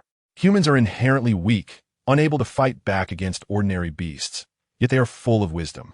Orcs rely on their own abilities to hunt, while humans can easily catch prey by using their intelligence to set simple traps. They have created written language, invented tools, built furniture, and made delicious food." Si-chin paused, his deep eyes looking at Jian An, a hint of sarcasm at the corner of his mouth. Chapter 66, The Mad Tallies. Perhaps it wasn't hatred. The orcs were merely envious of humans. Otherwise, why would they discriminate against the weakness of humans, yet try to mimic them by transforming into human forms, collecting their written language, learning to build houses, use furniture, and make food? Isn't that quite ironic? Si-chin, do you also hate humans? Jian An's eyes flickered, feeling a bit anxious. Si-chin reached out to ruffle her black hair, saying that on the contrary, orcs actually admire humans. If they don't hate humans, then why can't I reveal my identity? She was even more confused. According to Si-chin, she should be respected. Human females have a monthly estrus period and can conceive at any time, while orc gestation lasts only a few months. Although Si-chin's words were incomplete, Jian An could guess what he wanted to say next. Yes, even though most orcs are naturally simple and not cunning, humans can be good or bad. Who can guarantee that there aren't those with dark hearts among the orcs? If her identity as a human were exploited by someone with ulterior motives, they might capture and imprison her to breed their offspring. What awaited her next would be endless confinement and being used as a breeding tool until her death. Just thinking about it made Jian An shiver uncontrollably, a chill rushing up from her feet, causing her to tremble all over. Seeing Jian An's gradually pale face, Si-chin reached out to hold her delicate hand. Noticing that her hand had no warmth at all, instantly, he felt an unbearable pain in his heart, pulling her somewhat stiff body into his embrace, gently stroking her cheek. "Don't be afraid. I won't let anyone hurt you." His eyes were filled with tenderness and regret. Jian An wrapped her arms around Jian Chen's strong waist, burying her head in his embrace, feeling the warmth radiating from him, and her body gradually began to regain its temperature. A sudden gurgling sound came from Jian An's stomach, causing her to tighten her grip around Jian Chen's waist, burying her face even deeper. However, the faint blush on her ears betrayed her embarrassment. Jian Chen chuckled softly, tousling Jian An's hair, his chest slightly vibrating as he laughed. "And then, are you hungry?" Jian An raised her head, recalling the embarrassing incident that had occurred when she first met Si-chin on the beast cart. Her face slightly flushed as she revealed a smile. Si-chin, seeing her smile, couldn't help but feel a sense of relief as well. The sun was shining brightly, and the clouds floated lazily. Unbeknownst to them, Time had already slipped into the afternoon. In a patch of grass on the back mountain of White Tiger City, a female figure was relentlessly whipping the wildflowers in the grass with a twig, muttering to herself. She didn't stop until she had thoroughly battered the vibrant wildflowers. This person was none other than Talus. Yesterday, she had orchestrated a plan that had failed to come to fruition. Although she felt quite unwilling in her heart, she didn't dwell on it too much, thinking that there would be plenty of time in the future. On her way back, she ran into Noel and proposed that he become her partner, only to be rejected outright without a moment's thought. Even though he had failed to court that wild female, Talus had let it go. Yet he still insisted that he wouldn't give up and hoped she wouldn't keep causing trouble for the wild female. What was so great about that? Talus was the most beautiful female in White Tiger City. How could she possibly not find a partner? What was so good about that wild female that everyone seemed to favor her? The more she thought about it, the more furious she became. Picking up the twig again to strike at the wildflowers before her, her face twisted in a grimace as if the flowers were the object of her hatred. Suddenly, she heard rustling sounds from the woods behind her, startling her. She turned around and shouted, "Who's there? Come out." Chapter 67. The man in black, a black figure, stepped out from the woods, completely wrapped in a black robe, obscuring its true appearance. "This beautiful female, what has made you so angry? Perhaps you could share, and I might be able to help you," came a hoarse and deep voice, reminiscent of an elderly man, which, combined with his attire, seemed somewhat eerie. Talus couldn't help but shiver, narrowing her eyes slightly with a hint of caution. "Who are you?" Hey, I am someone who can help you. You say you can help me. Why should I believe you?" Talus, though foolish, wasn't one to believe just anyone's words.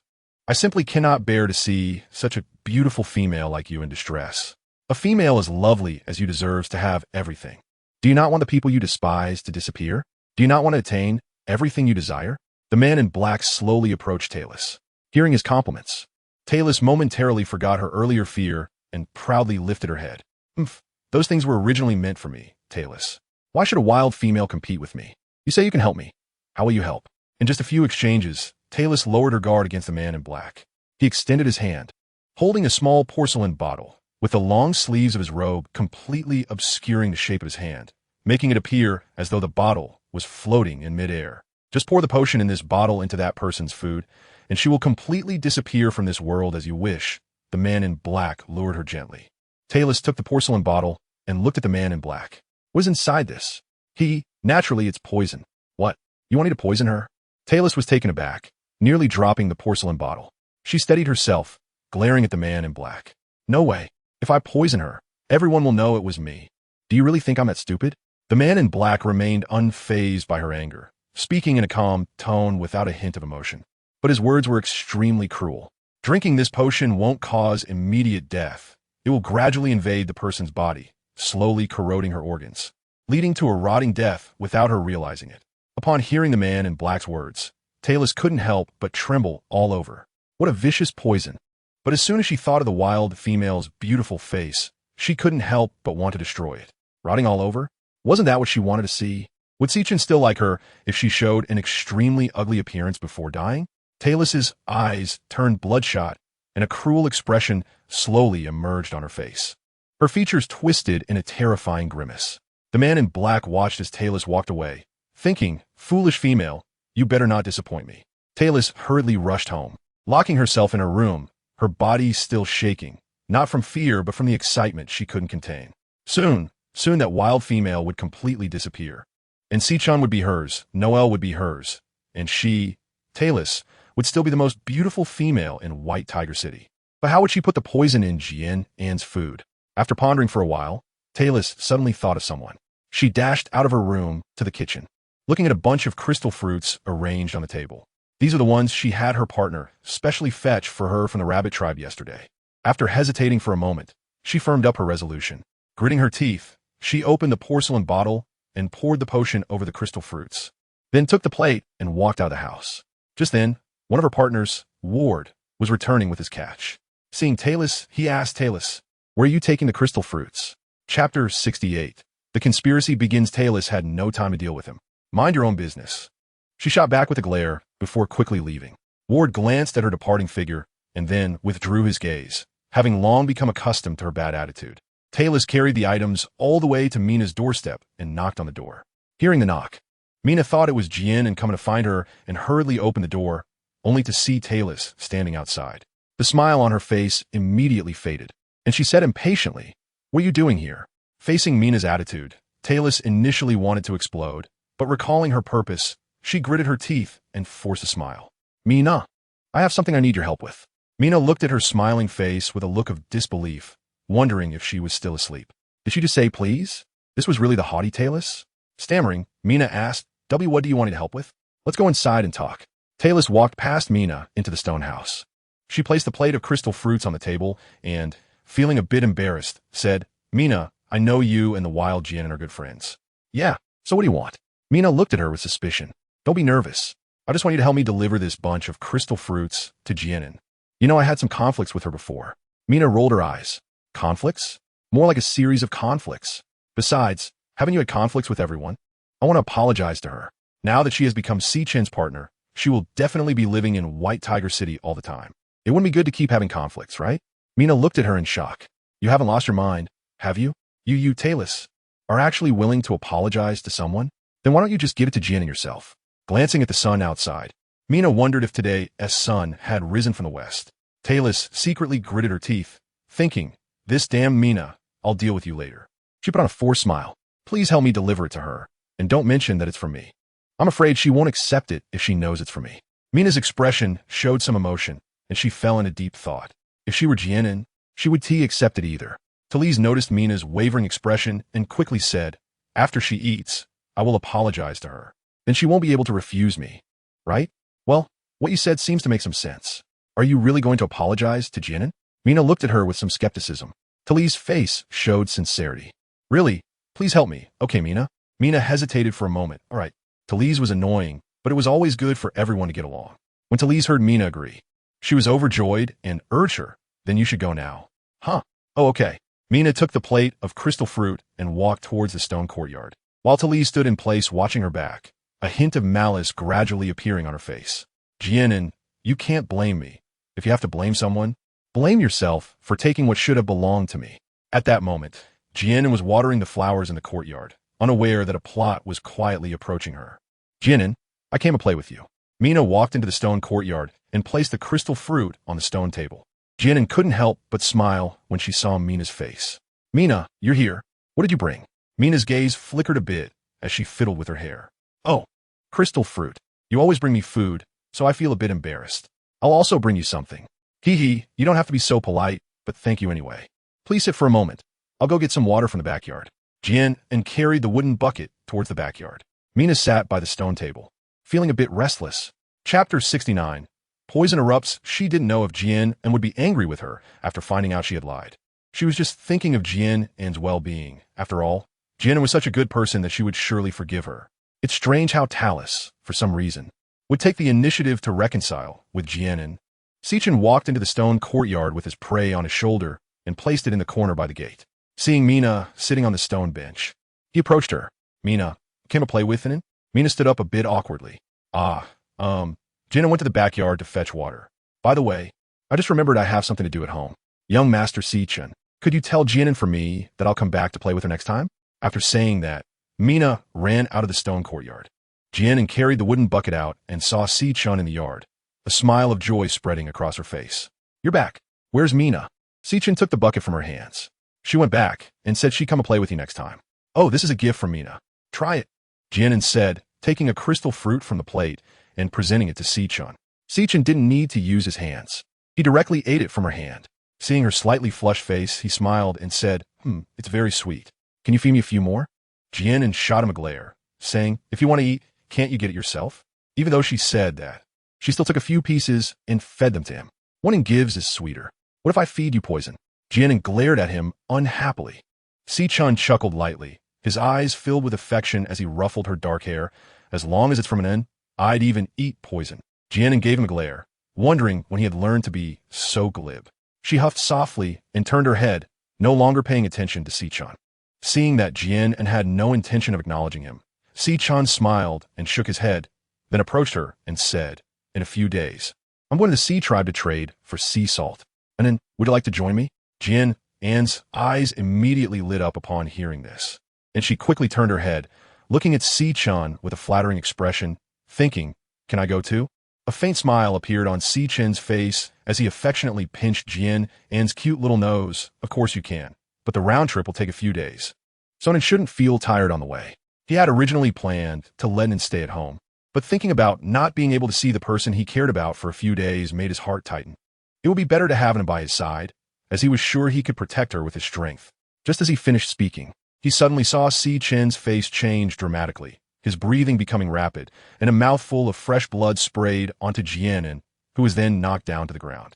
Si Chen.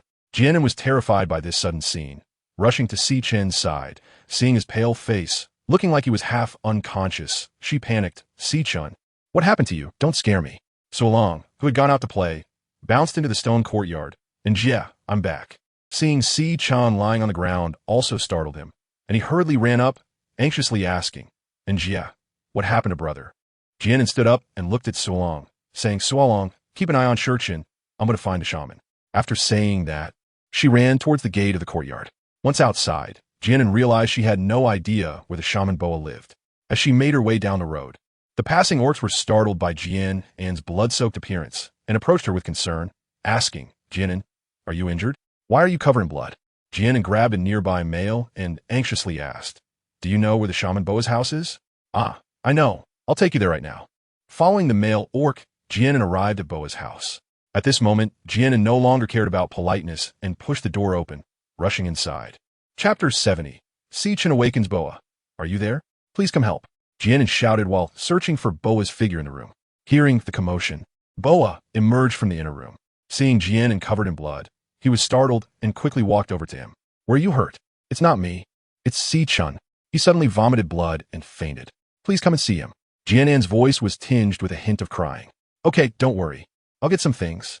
Boa took some bottles and jars from the shelf and packed them into a cloth bag. They ran back to the stone courtyard, where Si Chen lay pale on the ground, with Su Lang beside him, softly sobbing. Boa hurried over, squatted down, and lifted Si Chen's eyelids to take a look. Seeing his slightly purplish lips, Boa was alarmed and shouted to the males following behind, Quick, carry him inside. He's poisoned. After a flurry of activity, Si Chen was carried into the stone house. Boa took out a small knife and made a cut on Si Chen's finger, collecting some blood in a bowl. To his dismay, the blood that should have been bright red was now slightly blackish. Jian An anxiously stood by the bed holding Su Lang, looking at Si Chen. Seeing Boa stand up, he hurried over and asked Boa, How is Si Chen? Boa frowned tightly and shook his head. It's definitely poisoning, but I can't identify what type of poison it is. I can only use the antidote to alleviate the symptoms for now. Boa took out a small porcelain bottle, preparing to feed the medicine to Si Chen. However, no matter how hard he tried, he couldn't successfully administer the medicine because Si Chen was already unconscious. What should we do? Yes. How can we not get the antidote into him? This is really frustrating. How could the young master be poisoned when he was fine? The few males behind them became even more anxious, all in a flurry. I'll do it. Jian An took the porcelain bottle from Boa's hand, tilted his head to hold the medicine in his mouth, and bent down to slowly feed it to Si Chen. When they saw that Si Chen managed to swallow the medicine, everyone's anxious hearts finally relaxed. Jian An sighed with relief, but her heart was still not completely at ease. She hadn't forgotten what Boa had said before. This potion could only alleviate the symptoms, and even Boa didn't know what kind of poison it was. What would happen to Si Chen then? Boa, the shaman, when would Si Chen wake up? It's hard to say. Everyone went to the yard to let Si Chen rest well. Boa let a few males out of the stone house. So Long tugged at Jian An's clothes and asked, Sister An, will my brother be okay? Jian An pulled out a smile and gently patted his head, comforting him. Don't worry, Si Chen will be fine. Su Lang, be good and go rest. Sister An will keep watch here. After coaxing Su Lang away, Jian An moved a stool to sit by the bed, heartbroken as she gazed at the unconscious Si Chen, reaching out to hold his hand. Si Chen, you will definitely be okay. As time passed second by second, Si Chen slowly opened his eyes. Jian An saw him wake up and a hint of joy appeared on her face. She quickly asked with concern, Si Chen, you're awake. How do you feel? Is there anywhere uncomfortable? Seeing the fatigue on Jian An's face, Si Chen couldn't help but feel a bit heartbroken. He gently stroked her cheek and revealed a faint smile, saying, I'm fine, don't worry.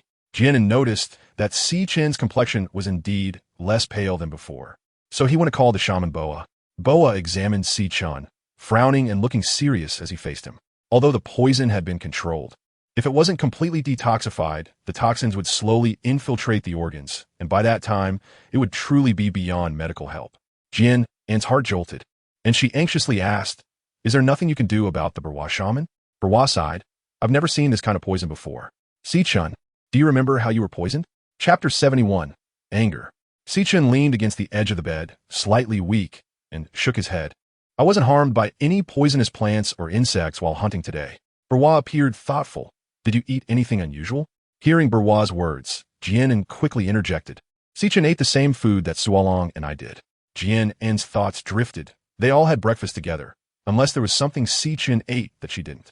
Suddenly, something flashed in her mind. Jian An let out a cry of surprise.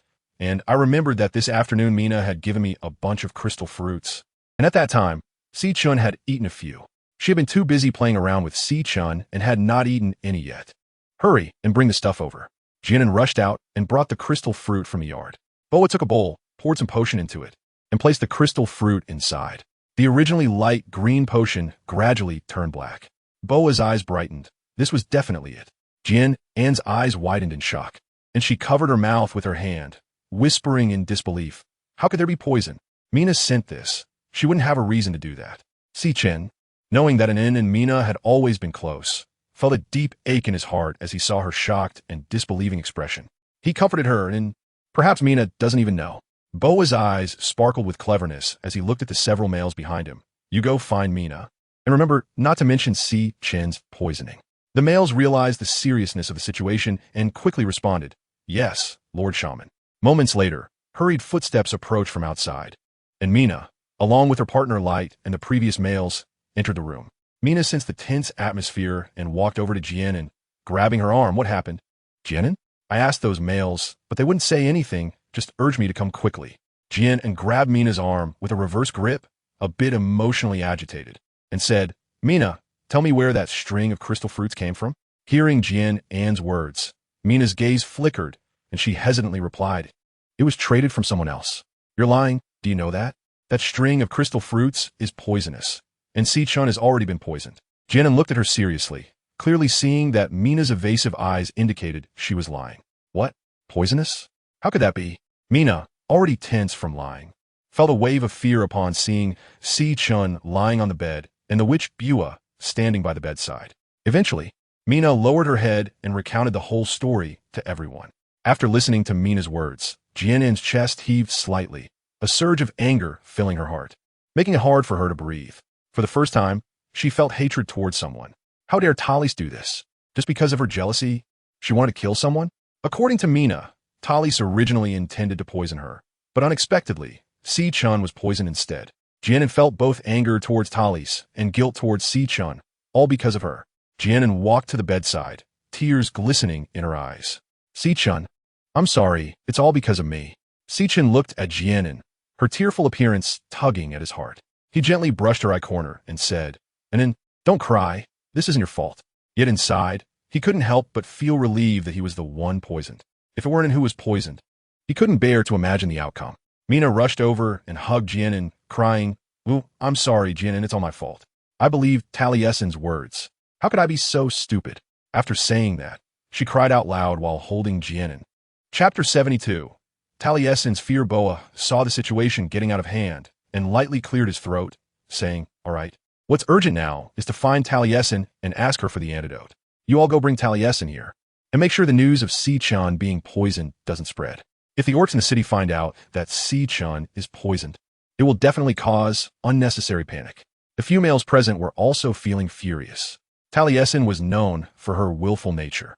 Although females were precious and her temper was tolerated because of that, they never expected she would poison someone. A vicious female like her was someone they would never want, even if they remained single for life. The group marched angrily towards Taliesin's home. After returning home, Taliesin felt restless, her eyelids twitching nonstop, sensing that something bad was about to happen. Suddenly, a rapid knocking sound came from outside the door. "Enough, don't knock so hard, you'll break the door." Taliesin's partner, Ward, was in the kitchen boiling water and hurried to the door. As soon as the door opened, several males charged in, looking around and loudly asking, "Where's Taliesin? Get her out here." One of the males, named Vullen, headed straight towards the inner room. Seeing this, Ward quickly blocked him, looking at them warily. What do you want with Taliesin? She's sleeping in there. But he couldn't help but wonder what these people were up to. Vullen glared at Ward and said, You'll find out soon enough. Hurry and let her out. We need to go to Si Chen's house. Upon hearing that they were going to the young masteress' house, Ward thought there might really be something serious, so he walked to the door and knocked.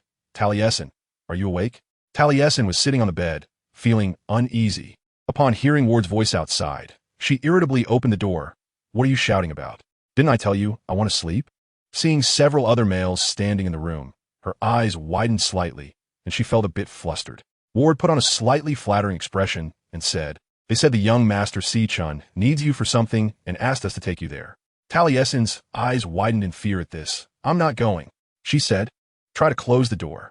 Vullen quickly wedged his hand against the door frame and pulled Taliesin. You have to go. Taliesin screamed. What are you doing? I said I'm not going. She waved her hand to scratch at Vullen's face. Vullen winced as he felt the scratch on his face and saw the blood on his hand, realizing how fiercely she had clawed at him. He glared at her. You vicious female. Seeing that Taliesin was struggling fiercely, he simply threw her over his shoulder. Taliesin screamed repeatedly, frantically hitting his back. Help! Murder! How dare you treat me like this? I'm the most beautiful female in White Tiger City, and I'm pregnant. Do you want to be kicked out of White Tiger City? Vullen spat. You should thank the cubs in your belly. Otherwise, the one being kicked out would be you. Ignoring her further, he carried Taliesin like a hunted prey towards the stone courtyard. In the past, he wouldn't have dared to treat a female this way, let alone one who was pregnant. Such a female would definitely be expelled from White Tiger City to fend for herself. But now, a vicious female who dared to poison others was clearly of lesser importance compared to their young master.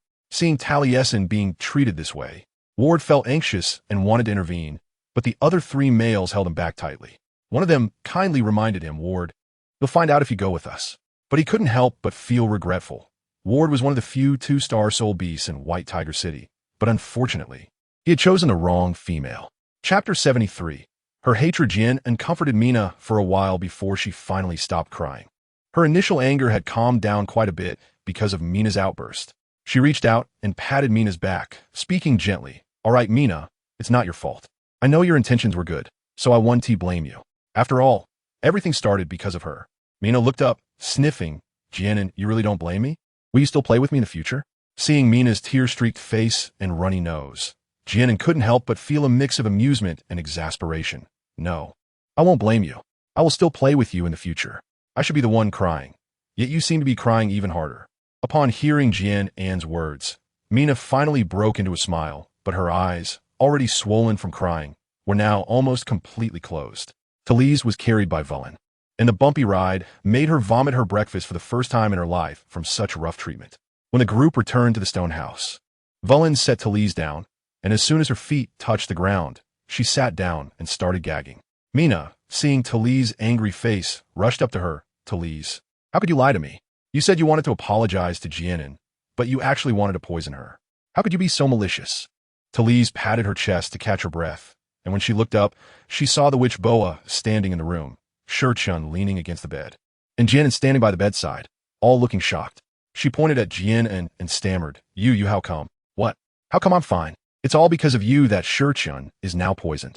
Why'd you do this? Jian An asked sternly, looking down at Talise, who was sitting on the ground. Talise's face showed disbelief. How could this be? How could Shurchun be poisoned? She looked up again at Shurchun and saw his pale face, weakly leaning against the edge of the bed.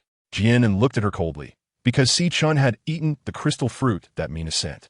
Talus stared at Jian An with bloodshot eyes, glaring fiercely, wondering why it wasn't you, that damned wild female, who was poisoned. Talus, quickly give me the antidote. Jian An ignored the malice in her words. The most important thing now was to get the antidote. It seemed that Talus didn't hear Jian An's words. Her eyes filled with hatred as she looked at Jian An, questioning why you weren't poisoned. It should have been you who deserved it. Jian An looked at the hatred in her eyes and couldn't understand why Talise hated her so much. Why you hate me so much? She believed that there was no reason for their relationship to escalate to a life-and-death situation. Why? You still dare to ask me why? It's all because of you. You wild female, you took away what was supposed to belong to me. If it weren't for your sudden appearance, Si Chan would have been my partner long ago. And Noelle, it's not enough that you took Si Chan. You want to take Noelle as well. I'm the most beautiful female in White Tiger City, and they all belong to me. Tali's eyes were bloodshot as she stared at Jian An, screaming hysterically. Seeing Talise, who seemed to be going mad, Jian An shook her head and sighed softly. She couldn't understand how Talise developed this mentality that everything should belong to her. She knew that love could drive people crazy, but she didn't believe that Talise loved Sichun. It could only be said that the environment had given her a delusion. The scarcity of females and the indulgence of males made her think that everything she wanted should belong to her. Sichun frowned slightly, a hint of anger in his eyes. Talise gazed at Jian and made him very uncomfortable. Talise, even without Jian An, I would not choose to be your mate. Chapter 74. The method of detoxification. I don't believe it. You're lying to me. Talise shook her head vigorously. It can't be like this. I'm the most beautiful female in White Tiger City. How could Sichun not choose me? If it weren't for this wild female, Sichun would have been mine long ago. That's the way it is, Sichun said, turning his gaze towards Jian An and beckoning her over. Come here, An. He was worried that Talise might go mad and hurt Jian An, so it was safest to keep her by his side. Jian An shot him an annoyed glare. As if he was a little puppy, she walked to him, and when she lowered her head, she happened to see Sichun's slightly furrowed brows. She reached out and gently stroked his brow, saying, "Don't frown." Sichun smiled faintly, grasped her hand, and softly said, "Come, sit beside me." Ward approached with a gloomy face, hugging the emotionally unstable Taliesin from behind, shouting, "Taliesin, stop causing a scene, quickly bring out the antidote." He was Taliesin's first partner, and he knew her temperament best. Although he was extremely shocked by Taliesin's act of poisoning someone, he couldn't just ignore her. As long as she handed over the antidote, he would go plead with the young master, who was usually lenient and might give her a lighter punishment. Antidote? What antidote? I don't have any, Taliesin said without thinking. Seeing that she refused to hand over the antidote, Ward thought she was just pretending to be clueless. He shook her shoulders and yelled, "How could you not have the antidote? You were the one who poisoned him, right? Wake up. Do you really want to be kicked out of White Tiger City?" Taliesin looked at him in confusion. "What do you mean kicked out of White Tiger City? Why would I be kicked out? You dare to poison someone. Didn't you consider the consequences?" Taliesin gradually regained her composure and began to realize the seriousness of the situation, feeling increasingly frightened. I really don't have the antidote." Burva stepped forward, his expression serious as he looked at Taliesin. "Taliesin, where did your poison come from?" A female who rarely left the house could not possibly obtain such a rare poison unless someone gave it to her. Taliesin was now completely awake and dared not cause any more trouble. "It was given to me by a man in a black robe." She briefly recounted how she encountered the man in the black robe. "Do you remember what he looked like?" Burva continued to question. Taliesin shook her head. "I don't know. He was wrapped in a black robe, and I couldn't see his face at all." After hearing Taliesin's words, Jian An was momentarily stunned, and then a look of disappointment flashed in her eyes. She never expected things to turn out this way. Burva squinted slightly, his sharp gaze fixed on Taliesin. Seeing the panic in her eyes but no sign of deceit, he warned Ward, "Take Taliesin back. You know what to do." White Tiger City does not have a place to detain criminals, and since Taliesin is pregnant, although she is guilty, the unborn child is innocent. Everything can only wait until she gives birth. "Yes, Master Shaman." Ward supported Taliesin as they left. He understood the Master Shaman's meaning. After returning, he would keep a close watch on Taliesin and would not let her leave the house until the matter was resolved. Unable to obtain the antidote from Taliesin, Jian An was anxious and looked at Burva. "Master Shaman, is there any other way to deal with Sichun's poison? If there is no antidote, and we don't know how long Sichun's poison will last, I dare not think further. Perhaps there is another way." Burva showed a contemplative expression. In the center of Forgetting River Forest, there is a valley where a blood lotus grows. The blood lotus blooms every 50 years and can cure all poisons. When I was young, I was fortunate enough to see it once while gathering herbs. At that time, the blood lotus was in a semi-bud state. Now, more than 20 years have passed, so I believe the blood lotus should be about to fully bloom. The blood lotus only has medicinal value when it is fully open, so I didn't collect it back then. Chapter 75. Departure. Jian An was overjoyed and said, "That's great. Let's go to the canyon to find the blood lotus. Sichun is finally saved. You all go with Sichun. Everyone else, go back and prepare. Let's meet at Sichun's house tomorrow morning," Bohua said, looking at the few males behind him. "There may be many unpredictable dangers on the way, so having more people is better for mutual support." Mina held Jian An's hand, her face showing a hint of pleading. Jian An, let Light come along too. Although Jian An said she wouldn't blame her, Mina still felt guilty. Having Light with them might help, and it would make her feel better too. "Mina, thank you." Jian An grasped her hand, her eyes filled with gratitude. She felt very lucky to have met a friend like Mina. After everyone discussed everything, they each left. Jian An sat by the bed and helped Si-chun smooth out the corners of the blanket, speaking with concern. Si-chun, don't worry. We will definitely find the blood lotus. You should rest a bit more. I will go cook something for you. Si-chun smiled faintly and touched Jian An's black hair, saying, if it says we can find it, then we will definitely find it. Meeting An is already the luckiest thing in my life. In the early morning, a ray of sunlight streamed in, casting a layer of light over the house, adding a touch of tranquility and peace. Boa and several males stood in the courtyard. Jian An and Si-chun walked out of the house, and everyone greeted each other. Boa took out several porcelain bottles and a roll of animal skin from a cloth bag, looking at Jian An and advising, here are a few bottles of detoxification potion. Let Si-chun drink one whenever he feels unwell. And this is the map I drew last night. Although more than 20 years have passed, and some places may have changed, it's better than nothing. Okay, I understand. Thank you. Jian An carefully put the porcelain bottles and the animal skin roll into her bag. Uncle Eyesand, who returned to the stone courtyard last night, walked up to Si-chun, opening and closing his tiger-like mouth, saying, be careful on the way. If you don't find the blood lotus, come back early, and we will think of other ways. He knew that since Mu Ro's passing, he hadn't been caring enough for his two sons, especially since Si-chun had taken on responsibilities early, whether as the lord of a city or the head of the family. Si-chun nodded gently, smiling faintly. I will. He rubbed Sorang's head beside him, saying, you must listen to your father. Although the father beast was taciturn, he knew that he was worried about him. Sorang nodded heavily. Yesterday, the four males along with Light, Si-chun, and Jian An formed a group of 7, and they all headed towards the city gate from the stone courtyard. Jian An sat on Si-chun's back and waved to Bo Hua, Su Lang, and Uncle Yasun, who were standing at the gate of the courtyard. Once they exited the city gate, everyone quickened their pace and ran towards the direction of the Wanchuan forest.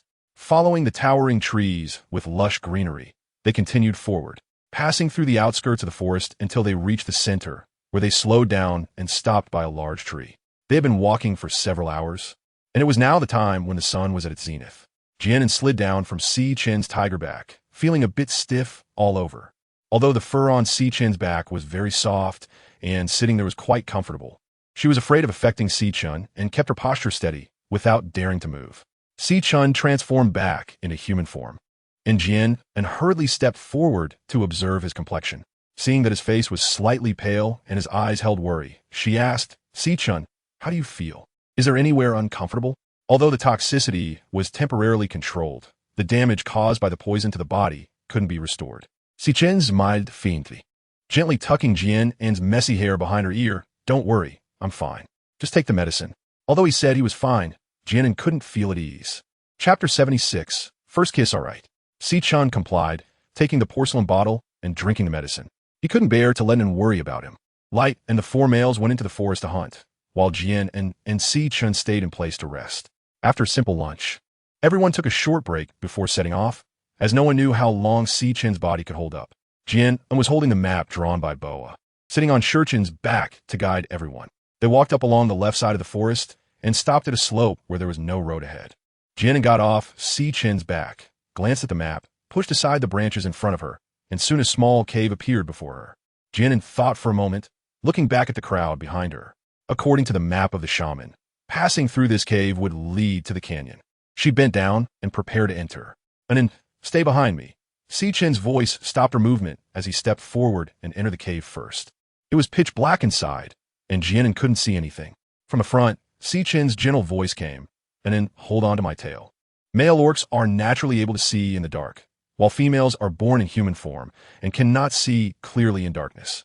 Jian An groped to grab Shurchin's tail, and after walking for a while, she found that the cave had gradually widened.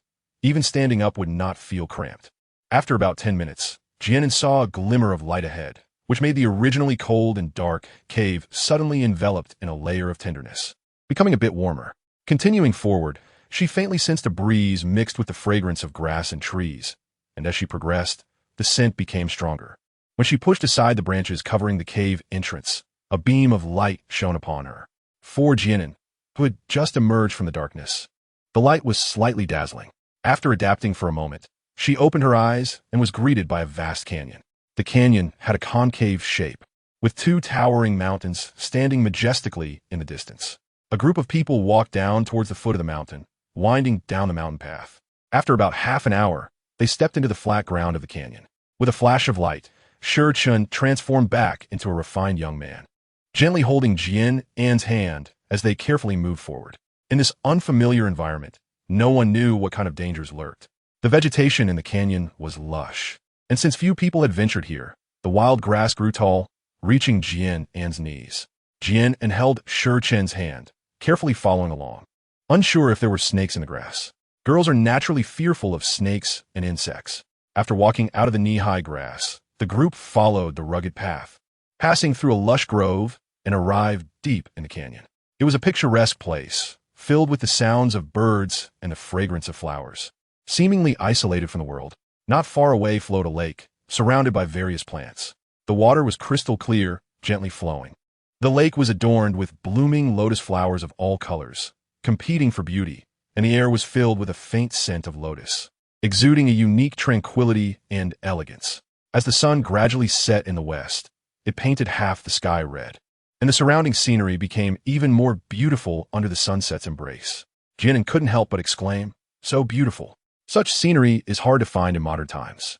Chun gently wrapped his arms around Jian An's waist from behind, enjoying this rare beauty together with her, and Jian An naturally leaned into his embrace. Chun smiled faintly, lowering his head to look at Jian and nestled in his arms. Bathed in the glow of the sunset, her delicate, fair skin glowed with a faint blush, her long eyelashes curled and fluttered like butterfly wings, and her red lips were enticing. Chun's gaze gradually became heated as he stared at Jian An, thinking she was truly beautiful. Feeling Chun's intense gaze, Jian An looked up, about to speak, but was met by his soft lips. Chapter 77. Warm moments. At first, it was just a gentle touch of their lips, and it was unclear who initiated it. As they gradually deepened the kiss, it became increasingly passionate, their heated tongues igniting a wildfire. A light cough interrupted their fervor. The two quickly pulled away. Chun remained calm and composed, while Jian An's face was flushed. Chun looked at the newcomer. "What is it?" Fu Luan, blushing, chuckled awkwardly. In fact, he had been there for quite a while and had hesitated for a long time. Seeing that it was getting dark, he felt he had to speak up. I didn't mean to interrupt you. Just now, Light found a cave behind us, and he asked me to ask the young master if we would be staying there for the night." Fu Luan scratched his hair and glanced at Jian An, noticing her flushed cheeks as she hid behind Chun like a startled little animal. Her adorable appearance made his heart soften, thinking how nice it would be if he could be her partner. Chun nodded, taking Jian An's hand and walking toward the direction of the cave. Jian An and Chun walked into the cave, which was very large. Even with Jian An's group of 7 people inside, it wouldn't feel crowded. Light gathered some branches and piled them on the ground, igniting them with a flint. The dim cave instantly became bright and warm. While Vuren and the other 3 males went out to hunt, Jian An took out a bottle of potion from her leather bag and handed it to Chun. "Chun, drink the potion." Remembering their previous encounters, she felt quite embarrassed. Although they were already lovers and such intimate moments were bound to happen, it was still her first kiss. "Okay." Chun took the porcelain bottle and noticed her cheeks were still slightly flushed. A hint of a doting smile appeared at the corners of his mouth. It seemed he needed to initiate more intimate moments in the future. Otherwise, it wouldn't do for him to remain so shy. Vuren and Wright cleaned up the prey they had captured and roasted it over the fire. Jian An ate a small piece of roasted meat and could hardly resist her drowsiness, yawning repeatedly. After a day of travel, she was also tired. Chun looked at the fatigue on her face and felt a pang of heartache. He casually ate some roasted meat, then got up and walked out of the cave to find some clean leaves, laying them in a corner of the cave.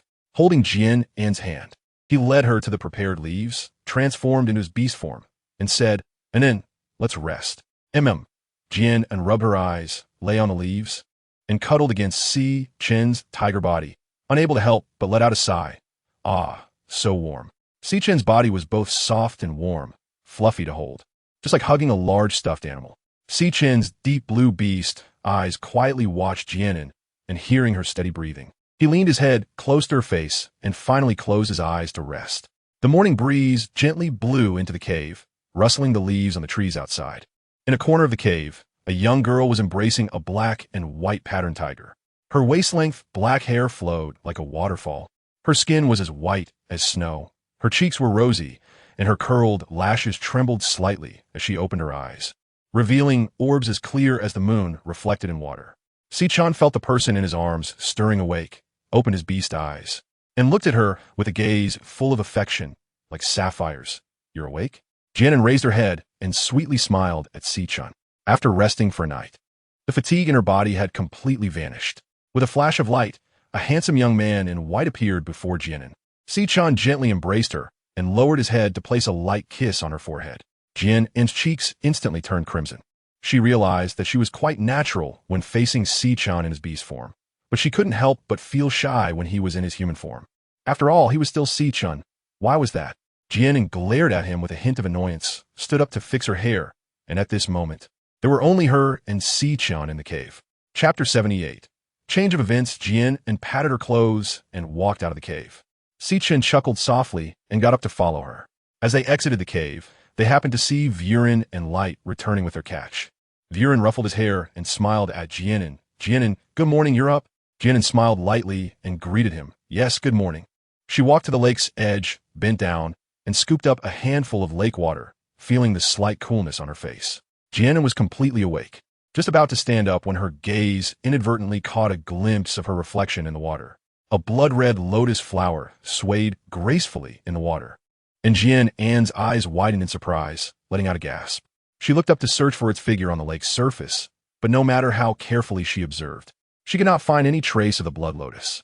How strange! She clearly saw its reflection just now. Behind her, Si-chan and the others heard Jian An's exclamation and rushed over. Si-chan quickly pulled Jian An into his embrace, asking with concern, "And then what happened?" He looked her over and found nothing wrong. "I saw the blood lotus," Jian An said, looking up at him with joy. "Blood lotus? Where?" Viren, who was impatient, immediately stepped forward to the lake's edge upon hearing Jian An's words. "I saw its reflection in the water just now, but I couldn't find it on the lake surface." Jian An pulled Si-chan to the lakeside. Si-chan wore a thoughtful expression. Could it be that it wasn't a reflection? "Are you saying it grows underwater?" Jian An's clear eyes instantly sparkled like stars. "No matter where it grows, we can find out by going down to take a look." Without another word, Viren jumped into the lake. Jian An stood by the shore, anxiously waiting, unconsciously tightening her grip on Si-chan's hand. Sensing her mood, Si-chan reached out to tousle her hair and said gently, "And then, don't worry." Jian An nodded, exhaling to relax herself a bit. After a moment, Fuluan emerged from the water, excitement on his face. "Haha, the young master is really the blood lotus. I didn't expect it to actually grow in the water. How should we pick it?" He was afraid of damaging it, so he didn't dare to pick it too easily. Jian An recalled the advice that Burwa had given her before leaving. The Burwa shaman had mentioned that it should be harvested along with the rhizome to ensure it lasts longer. "Oh, that is good. I'll go and get it." After saying this, Violin plunged into the water. When he came out again, he was holding a lotus flower the size of a bowl, which was indeed as bright red as blood and had fully bloomed. Jian An's face lit up with joy as she took the blood lotus carefully in her hands. "Great! Si-chan's poison has a cure now." She didn't expect everything to go so smoothly. Si-chan was also very happy to have obtained the blood lotus.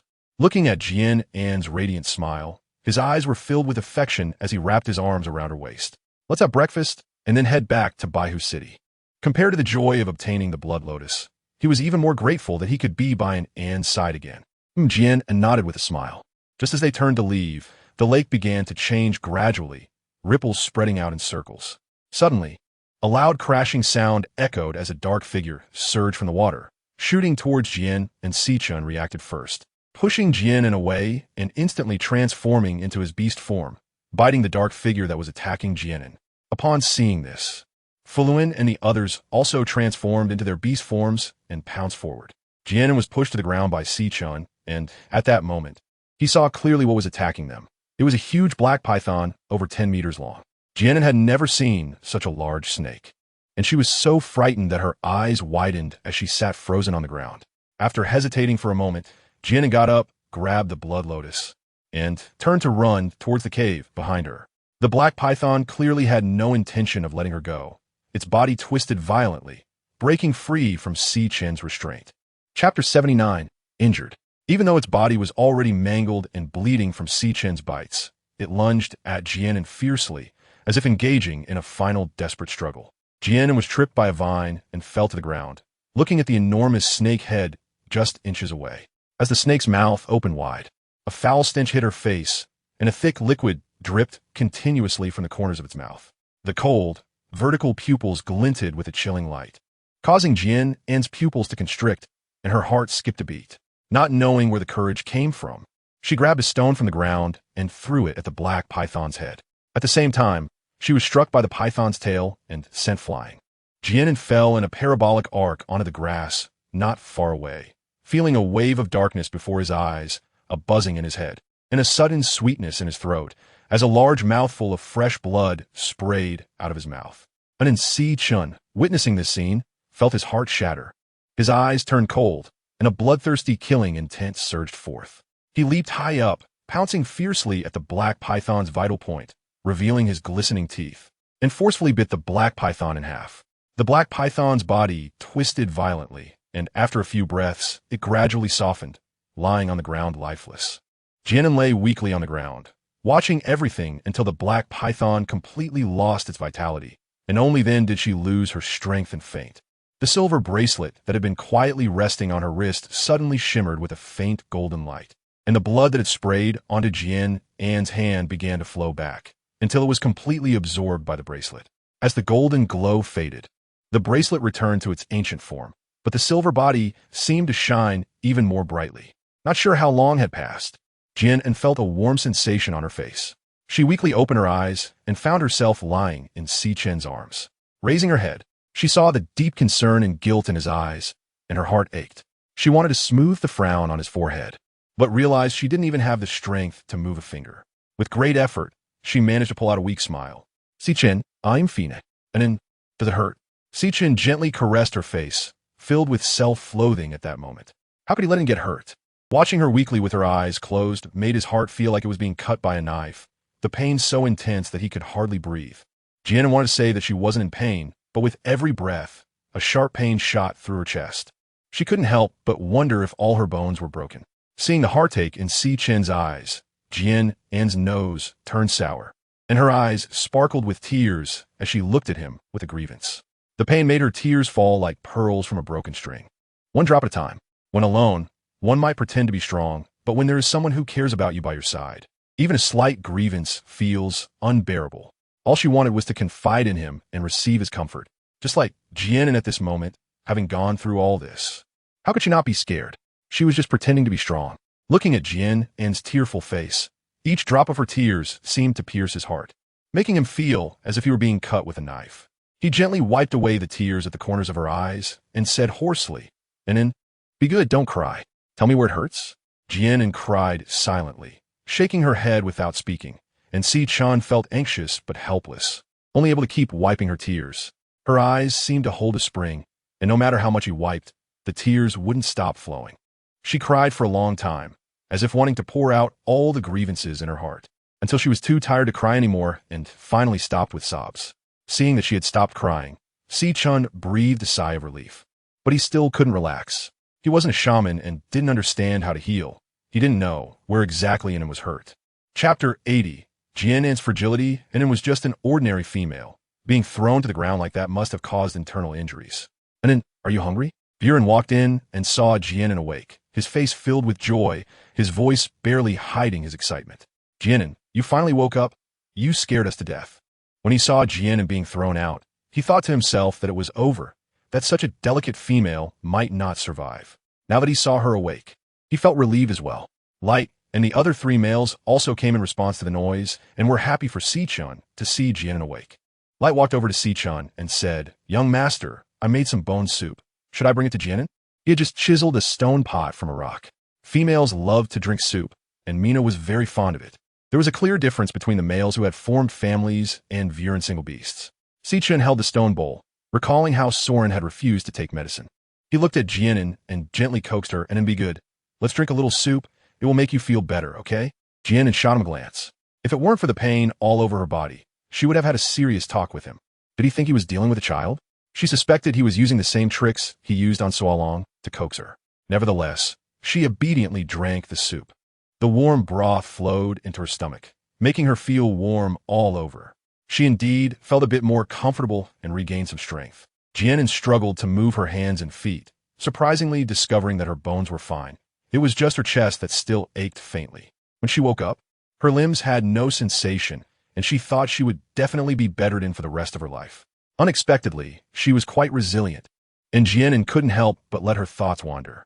Seeing the worry on Si Chen's face, Jian An couldn't help but comfort him, saying, "Sorry to worry you. I already feel much better." Si Chen's gentle gaze fell on Jian An as he softly said, "Let's stay here for a couple more days. Wait until you recover a bit before we head back to Baihu City. And then you're still very weak and it's not suitable for long journeys. But what about you? Your poison hasn't been cured yet." Although they had obtained the blood lotus, they didn't know how to use it. Everything had to wait until they returned to seek help from Bo Hua. Every moment they delayed put Si Chen's body in greater danger.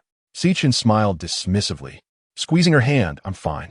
In your current state, you can't travel either." Although the poison had entered his bloodstream, it hadn't invaded his vital organs yet. It should be a chronic poison, Si Chen thought to himself. Who says I can't do it? I can. Saying this, Jian An struggled to get up.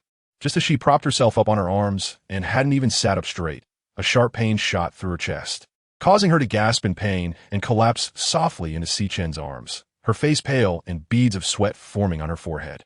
It hurt so much that she wanted to curse. Si Chen was startled by her sudden movement, his eyes showing disapproval and his tone betraying his concern. And then, "Don't move around." He knew she was worried about him, but wasn't he also worried about her? With a gentle sigh, he said softly, "And then, my poison is not serious for now. Don't push yourself. Don't forget I'm a 4-star soul beast. How could I not control such a minor poison? Delaying for 2 days is fine." Jian An clutched her chest, gasping for breath, glaring at him with a face full of accusation. "You're lying. If you were really that powerful, why would they come here now?" However, given her current physical condition, she really couldn't continue on her journey. She thought about helping, but always ended up causing trouble for Si Chen. She felt utterly useless and couldn't help but blame herself, her nose slightly stinging with tears. What was wrong with her? She wasn't the type to cry easily, yet here she was on the verge of tears. She couldn't help but scorn herself for being like this. When one is sick or injured, they truly become both fragile and sensitive. Chapter 81. Moon God Space. As the sky darkened, the bright moon hung high, its pure light enveloping the entire valley, turning the world into a silver landscape. Jian An was nestled in Si Chen's arms, sleeping soundly. Anyone who saw Jian An in this moment would surely be shocked by the scene before them. At this time, she was enveloped in a golden glow, but in the blink of an eye, Jian An disappeared from her spot. While still in a drowsy slumber, Jian An felt as if she was floating among the clouds, her body feeling light as a feather. A gentle breeze brushed against her face, causing her to shiver slightly. Instinctively, she reached out to touch Si Chen's warm body, but after searching for a while, she could only feel something hard and cool, like a stone. Huh? A stone? Jian An opened her eyes in confusion, only to be stunned by the sight before her. There were mountains, rivers, forests, and fields, though not large. They clearly formed the outline of a world. Faced with this completely unfamiliar place, Jian An widened her eyes in astonishment. Where is this? Had she crossed over again? Just as she was pondering, a series of messages suddenly appeared in her mind. Moon God Bracelet. A spatial artifact forged by the moon god of the divine realm in ancient times. Moon God Space. Jian An was stunned. She never expected that the bracelet she had been wearing all along was actually a magical artifact, and not just any artifact, but a spatial one. No, to be more precise, it had already become a small world. A magical artifact? Isn't that something that only appears in novels? She never thought it would actually exist, let alone that she would possess it. This was too fantastical, but upon further reflection, she could traverse worlds, and beasts could transform into humans. Wasn't each of these things extraordinary in its own right? Jian An gradually came back to her senses from her stupor, touching the silver bracelet on her wrist. Didn't this also indicate that she had acquired a small world? Standing up and feeling the pure air that was different from the outside, Jian An felt incredibly refreshed. It was as if, in that moment, all the pores on her body had opened, alleviating the persistent pain in her chest. Walking along the field, Jian An saw an orchard and, intrigued, walked in. The orchard was vast, filled with various fruits she had never seen before. Jian An casually picked one. It was small, resembling a grape, but its color was pink. She had never seen a pink fruit before, and as she picked it, information about this fruit automatically appeared in her mind. Beauty fruit. Consuming one can enhance beauty, and long-term consumption can preserve one's youthful appearance. Jian An was shocked. How miraculous. This was not just a fruit. It was clearly a divine fruit. Which woman doesn't love beauty? Jian An naturally couldn't escape this trend. Thinking about it, she put the beauty fruit into her mouth. The flesh was fresh and sweet, making her squint her eyes in enjoyment. Even without its miraculous effects, just the taste alone made her want to eat it every day. Jian An walked to a fruit tree, which was laden with fruit resembling oranges. She picked one. The medicinal orange's juice could stop bleeding and heal wounds, and it could be taken directly to treat internal injuries. Treating internal injuries? Jian An peeled the medicinal orange and put a segment in her mouth. The flesh was sweet and juicy, leaving a fragrant taste. Soon, she felt a surge of power within her body, a mysterious force flowing through her limbs and finally gathering in her chest. The previously unbearable pain in her chest was wrapped in warmth, and the sharp pain disappeared completely. Jian An's eyes lit up. It was indeed magical. Thinking further, if there were fruits that could treat internal injuries, could there also be those with detoxifying effects? With this thought, Jian An continued to pick fruits from the tree, and the more she picked, the more shocked she became. There were fruits for longevity, calming insomnia, increasing strength, feeling light as a swallow, and even fruits that aided in conception. She wandered around the orchard and picked more than half, but still couldn't find anything for detoxification, which left her somewhat disappointed. It shouldn't be the case. With so many effects, how could there be none for detoxification? Chapter 82. Detoxification. With detoxification on her mind, it seemed that the moon god's space sensed its master's thoughts. A fruit tree a few steps away from Jian An was shimmering with a faint golden light, as if guiding her. Jian An ran to the fruit tree and picked a fruit, feeling overjoyed. The detox fruit's juice could prevent snake and insect venom, and taking it directly could cure all poisons.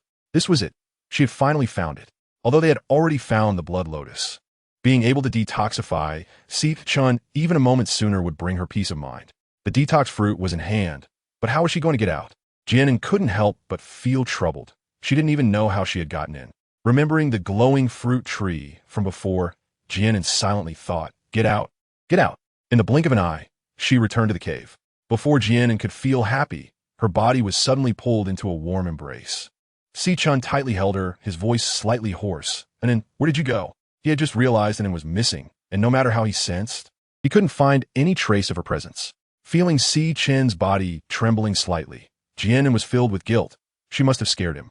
She gently patted his back. "Si-Chun, I'm sorry, I'm fine."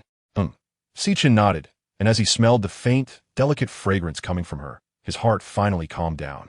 He was scared that An would just disappear like that, which hurt him more than seeing her get hurt. Jian An felt a slight dampness on her shoulder. She gently pushed Shun-Chun away and saw the tears on his face. Jian An's heart shook violently. She never expected that a man as bright and clear as Shun-Chun would actually shed tears for her. Jian An reached out her hands to caress his handsome face, gently kissing away the tears on his cheeks. Si-Chun, stop crying. Be good. I will never suddenly disappear again. She comforted him softly, mimicking the way he usually comforted her. Si-Chun's heart raced as he gazed at Jian An, filled with disbelief that the extremely shy An would actually take the initiative to kiss him. Jian An felt a bit shy under his gaze and was also startled by her bold action. If it hadn't been for the sight of Si-Chun in tears, she wouldn't have made such a move. "Si-Chun, here, take this. If you eat it, your poison will be cured." Jian An presented the detox fruit to him like a treasure, her eyes sparkling with anticipation. Si-Chun took the fruit, his expression filled with confusion. Where did An get this fruit? Why did she suddenly disappear and then reappear? Many questions lingered in his mind. Jian An noticed his confusion. She also felt that everything happening was sudden. She didn't know if telling Si-Chun about it would make him see her as an outsider. She needed to think carefully about how to tell him. "Si-Chun, I know you must have a lot of questions right now. I will tell you slowly. First, eat the detox fruit. Trust me, no matter what, I will not hurt you." Si-Chun smiled faintly and rubbed her black hair. "Of course I trust in it. No matter what happens, I will be with you." Even if she didn't want to say anything, he wouldn't press her. As long as An could stay by his side, he would be satisfied. Si-Chun picked up the fruit and took a bite. A warm sensation rushed through his veins, and he suddenly spat out a mouthful of black blood. The suffocating feeling that had been pressing on his body vanished, and even the soul power within him seemed to have become thicker. Seeing him spit out black blood, Jian An asked with concern, "Si-Chun, how do you feel?" "Don't worry, I'm fine. I didn't expect this fruit to have such amazing effects. I wonder if the poison has been cured." Jian An felt a bit troubled. Logically speaking, it should be cured. The space wouldn't deceive her, right? But she didn't understand medicine and didn't know how to verify it. Si-Chun chuckled lightly. Just by looking. Chapter 83. Initiative C. Chin's left index nail slowly grew longer. He gently drew it across the palm of his right hand, and a large amount of blood instantly flowed from his palm. The color of the blood no longer black, but a bright red. Jian An's face showed joy. It seemed the poison had been resolved. Looking at his palm, which was bleeding profusely, Jian An shot him a harsh glare. This person really didn't know how to take care of himself. She needed to stop the bleeding quickly. Didn't she have a hemostatic fruit in her space? Jian An silently chanted for the hemostatic. Suddenly, a medicinal orange appeared in her hand. And Sichun furrowed his brows at the sight of the fruit that had suddenly appeared in her hand, feeling puzzled. Jian An peeled the medicinal orange, took a few segments, and squeezed the juice onto Sichun's wound. The wound healed at a visibly rapid pace, leaving no trace behind. Although she already knew the fruit was magical, she couldn't help but marvel at the scene before her. When she looked up, she met Sichun's astonished gaze. Jian An twisted her fingers, gritted her teeth, and made a decision. Sichun, what I'm about to say may seem unbelievable, but I hope you understand that I don't want to hide it from you. Jian An carefully considered telling him about the moon god bracelet and the moon god space. After speaking, she kept staring at him, noticing that he showed no signs of surprise on his face. She couldn't help but sigh inwardly.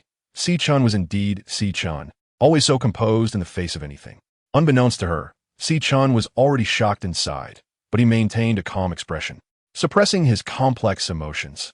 He looked at Jian An and asked, "So, does this mean that as long as you want, and then you can enter that moon god space anytime?" Jian An thought for a moment and said, "It should be like this. I'll give it a try." She silently recited it in her heart. In an instant, Jian An appeared in the space, feeling delighted. She discovered that this space was quite intelligent. While modern technology used voice control, hers was even more advanced. It was mind control. With just a thought, Jian An returned to the cave. Sichun watched Jian An disappear and then reappear. Although he had some doubts, they were completely dispelled. It wasn't a question of doubting what An said, but rather a hesitation towards this incredibly magical phenomenon. Jian An smiled gently at Sichun and said, "Look, it's really amazing. This way, in the future, if An encounters danger, she can hide in the space. I don't want to see her injured like today again." Hearing Sichun's words, Jian An felt touched and somewhat moved. Faced with such a magical thing, people naturally become curious about what is in the space. But her first thought was about her own safety. With Sichun always putting himself first, how could she not care? Looking at Sichun, her clear eyes were filled with seriousness. "Sichun, let's become partners when we get back." Since confirming their relationship, he had never mentioned becoming partners, and she understood his respect for her. Since she understood his intentions, how could she remain indifferent? Love is not just about taking. It also requires giving. Sichun was taken aback, his heart involuntarily racing, and his eyes sparkled with joy. "And what did you say?" He doubted whether he was imagining things. Jian An was seeing Sichun with such a dazed expression for the first time, and couldn't help but feel a playful urge. Her eyes sparkled mischievously as she smiled wickedly. I didn't say anything." Sichun, noticing the cunning in her eyes, realized she was teasing him. He let out a helpless chuckle and affectionately scratched Jian An's cute little nose, saying, "You're so mischievous." Jian An wrinkled her nose and playfully stuck out her tongue, laughing. "Haha, it's because you didn't hear it yourself, so you can't blame me." It was already quite embarrassing for her to say such a thing voluntarily. If she had to say it again, she could only express that she couldn't do it. Chapter 84. Uncle Eyesand recovers.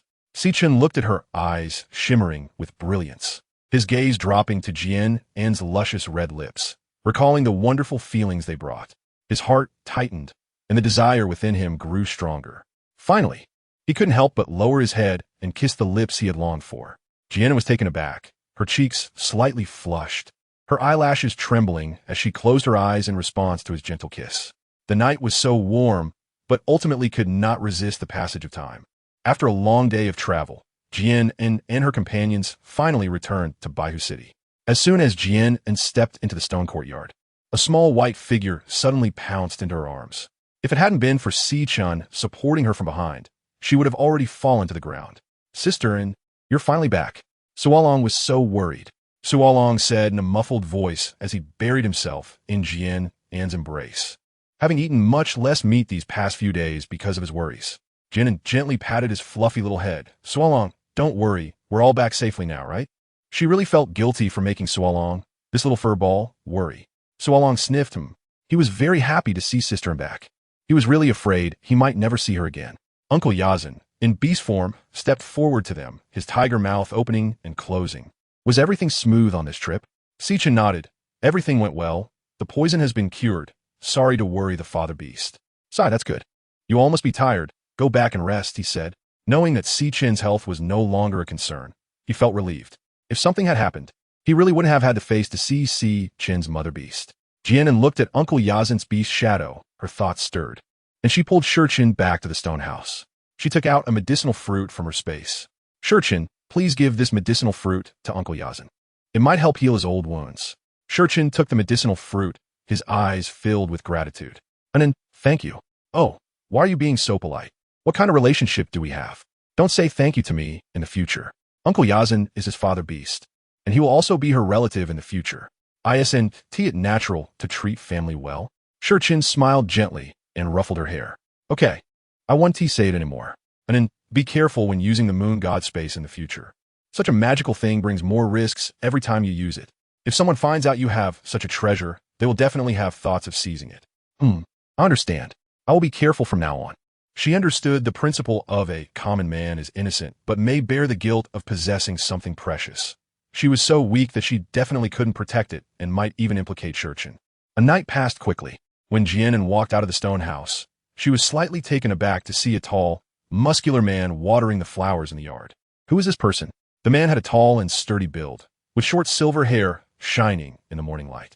As if sensing Jian An's presence, he turned around, revealing a handsome face with well-defined features and slightly upturned lips. Jian An slightly opened her eyes. What a handsome uncle you are. Are you Uncle Yazan? There was a hint of uncertainty in her tone. Uncle Yazan revealed a gentle smile, his blue eyes showing the kindness of an elder. Yes, I heard from Sichin that the fruit that treats internal injuries was specially found by you for me. Thank you, Jian An. Jian An felt a bit embarrassed and said, no need to thank me. You are Sichin's father beast and also my father beast. Realizing what she had just said, her face turned red and she quickly covered her mouth with her hand. Oh my, what was she saying? How could she be so shameless? Upon hearing this, Uncle Yazan laughed heartily and said, you're right. From now on, don't call me uncle anymore. Just like Sichin, call me father beast. He felt both pleased and happy that Sichin could find a partner like Jian in Chapter 85, Family and Friendship. Jian An lowered her head, twisting her fingers, and whispered, Father Beast. Good, good. This once again brought about Uncle Yazan's hearty laughter. When Sichin came from the backyard and heard Father Beast's laughter, the corners of his mouth lifted into a faint smile. It had been a long time since he had seen Father Beast so cheerful. He walked over to Jian An and asked, what are you talking about? Seeing her face flushed and looking extremely shy, Uncle Yazan smiled at Sichin and said, Sichin, hurry up and become a couple with Jian An. I'm still waiting to help you take care of the little ones. This home has been too quiet since Muro left. Sichin looked at Jian An with affectionate eyes and said, soon. Hearing Sichin's response, Jian An's face turned crimson, wishing she could immediately burrow into the ground. Mina, seeing that light had returned, hurriedly rushed to the stone courtyard after learning from him that he had found the blood lotus.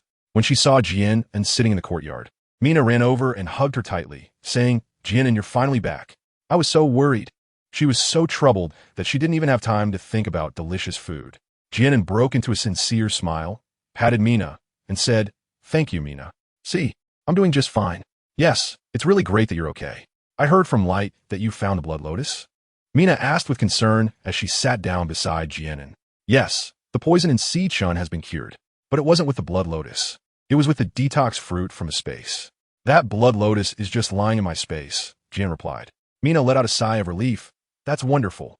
I'll definitely be able to eat an extra bowl of rice when I go back today. She had been worried that Jian An had only been eating one bowl at each meal for the past few days. Jian An looked at her speechlessly. Don't you usually eat enough? Mina really only had food on her mind. That's true. By the way, Jian An, have you gone to see Tallies? Mina couldn't help but feel angry when she thought of Tallies, almost turning herself into a sinner because of her. If Master Sichin really had something happen to him, she would feel guilty for a lifetime. Hearing Tallies' name, Jian An's smile gradually faded. Why go see her? I'm afraid I can't help but get into a fight with Tallies again. You probably don't know, but Tallies is currently locked up at home. I heard that when she found out you guys were back yesterday, she started making a scene, insisting on seeing the master. But the master definitely won't care about her. Once she gives birth to the cubs next spring, she'll be kicked out of White Tiger City, Mina whispered in Jian An's ear. Jian An showed a hint of understanding and felt no sympathy for Talise, who was about to be driven out of White Tiger City. Although Sichan was fine now, it couldn't erase the sin she had committed in the past. Since she made mistakes, she should be punished. Let's not mention this anymore. Sichan would handle it well. Jian An didn't want to bring up these distressing matters again. She didn't hate Talise now. Instead, she felt a bit sorry for her. Before Mina left, Jian An returned to the stone house and took a few fertility fruits from her space to give to her, only saying that she found them in the woods and they were just ordinary fruits. She knew Mina had always wanted cubs and hoped to help her. She would treat those who were good to her sincerely. The moon was bright and the stars sparse. After dinner, Jian An returned to her room early, took a fragrant hot bath, changed into a light pink long dress, and sat anxiously on the edge of the bed, remembering what Sichan had whispered to her before leaving the main house. And in "Wait for me tonight," his warm and slightly hoarse voice was like a seductive devil, making Jian An unable to resist his charm, only wanting to fall into depravity with him. Knock, knock, knock. A crisp sound of knocking on the door made Jian An jump up from the bed. Coming. She hurriedly walked to the door. Chapter 87. Two wooden houses, extra update. Sichan smiled gently, ruffled her black hair, and said, "All right, and go ahead." Jian An couldn't help but think how nice it would be if Sichan could go in with her. Why not give it a try? Gripping Sichan's hand tightly. With a thought, Jian An found herself in the moon god space, but she was the only one there. She sighed lightly. It seemed she was the only one who could enter. Regaining her composure, Jian An walked forward along the fields in front of her. The fields were vast, and she hadn't looked closely during her last visit. From a distance, apart from empty fields on both sides, the far side was filled with crops, various kinds of vegetables. Radishes, peppers, potatoes, and rice were all abundant. After passing through the fields, she arrived at the orchard from her last visit. As she walked through the orchard, Jian An was once again amazed by everything before her. Before her stood towering mountains, with a winding river flowing at the foot of the mountains. An arched bridge spanned the river, and on the riverbank stood a pavilion and two wooden buildings. Reaching the riverbank, Jian An scooped up a mouthful of river water to drink. It was sweet and warm, refreshing her spirit with just one sip. Crossing the arched bridge, Jian An arrived in front of the first wooden building, which was about 4 stories high, with a 4-cornered roof. Each corner adorned with a pair of dragons and phoenixes playing with pearls. The building's deep red paint had carved window sills, and a plaque inscribed with "Treasure Building" hung above the entrance. Jian An pushed open the intricately carved wooden door and walked into the building. The hall was spacious, with only an octagonal table placed in the center, and there were rooms on both sides. Jian An walked to the left room and pushed the door open, almost blinded by everything in sight. What are these? The room was filled with red, blue, green, cyan, and purple. Aren't these soul crystals? Although she had only seen white, red, and orange crystals before, these shapes looked very similar to them, just in different colors. How many of these are there? Even more shocking was that the black crystals, which Sichan had mentioned were 1 in 10,000, were piled up like a small mountain here. Jian An wore a dazed expression, unable to regain her senses for a long time. She felt like a homeless person who had suddenly become rich overnight. She pinched her thigh, hissing in pain. No, she wasn't dreaming. After a few seconds of being stunned, Jian An came back to her senses and walked to the right room, once again dazzled by everything in front of her. The room was filled with gold, silver, and jewelry, with fist-sized pearls emitting a soft glow. Could they be the legendary night pearls? Looking at the glittering gold all around, she began to understand why dragons like to collect these shiny things. She liked them too. She pinched her thigh again. It hurt. She was really not dreaming. Exiting the room, she climbed the stairs in the hall to the second floor, which was structured the same as the first. Thus, Jian An ascended layer by layer, opening room after room, going from initial shock to eventual numbness. The left room on the second floor was filled with brocade and satin, beautiful clothes, and luxurious garments. The right side had antique calligraphy and paintings, jade artifacts, and porcelain vases. The third floor had weapons, treasures, poisons, and antidotes. The fourth floor contained books, musical instruments, and writing tools. After leaving the treasure building, Jian An arrived at the front of a second wooden building, looking up at the plaque that read "Living Quarters." She stepped inside, and a wave of ancient charm greeted her. The exquisitely crafted furniture and elegantly styled decorations, with landscape paintings on the walls and porcelain vases on the table, made her feel as if she had somehow crossed over into the home of a wealthy family from ancient times. If she weren't still awake, she would have mistaken it for a dream. There were rooms on both the left and right sides. Jian An opened the doors to take a look, and they were similarly filled with classical charm as the hall. Climbing the stairs layer by layer, each floor had the same structure, with the first floor having an extra kitchen and a bathroom with a large bathtub. No wonder it was called the living quarters. These rooms could be lived in directly. Jian An left the space happily, and as soon as she returned to the stone house, she fell into a warm embrace. Chapter 88. Dream Sichun held her tiny waist and kissed her forehead, saying, and then Jian An looked at him with a beaming smile, her tone barely concealing her joy. Sichun, there's so many things in the space. I almost thought I was dreaming just now. I even pinched myself a couple of times. She touched her thigh, which still hurt a little. Heh, silly girl. Seeing Jian An's radiant smile, Sichun couldn't help but curve his lips upward. By the way, I have a surprise for you. Jian An blinked her eyes, mysteriously handing him what she was holding. When Sichun saw the item in her hand, even he, as calm as he was, couldn't help but feel a jolt in his heart. And then, this black soul crystal is, he surprised? There are so many black crystals in the space. It's like a small mountain. You could take a few pieces to cultivate every day. Orcs place great importance on their strength, and Sichun absorbs a few pieces daily, which allows his soul power to continuously grow. I don't need a few pieces. With my current strength, one is enough. The soul power contained in the black crystal is more than twice that of other crystals. Looking at the black crystal in his hand, Sichun's thin lips curled slightly. At first, he thought that an An space only contained those magical fruits, which might tempt orcs but weren't essential. However now, if people knew that an An space even had crystals that everyone covets, it would definitely bring her danger. The hand wrapped around Jian An's waist involuntarily tightened. He must hasten to enhance his soul power. Only by becoming strong enough could he ensure an An's safety.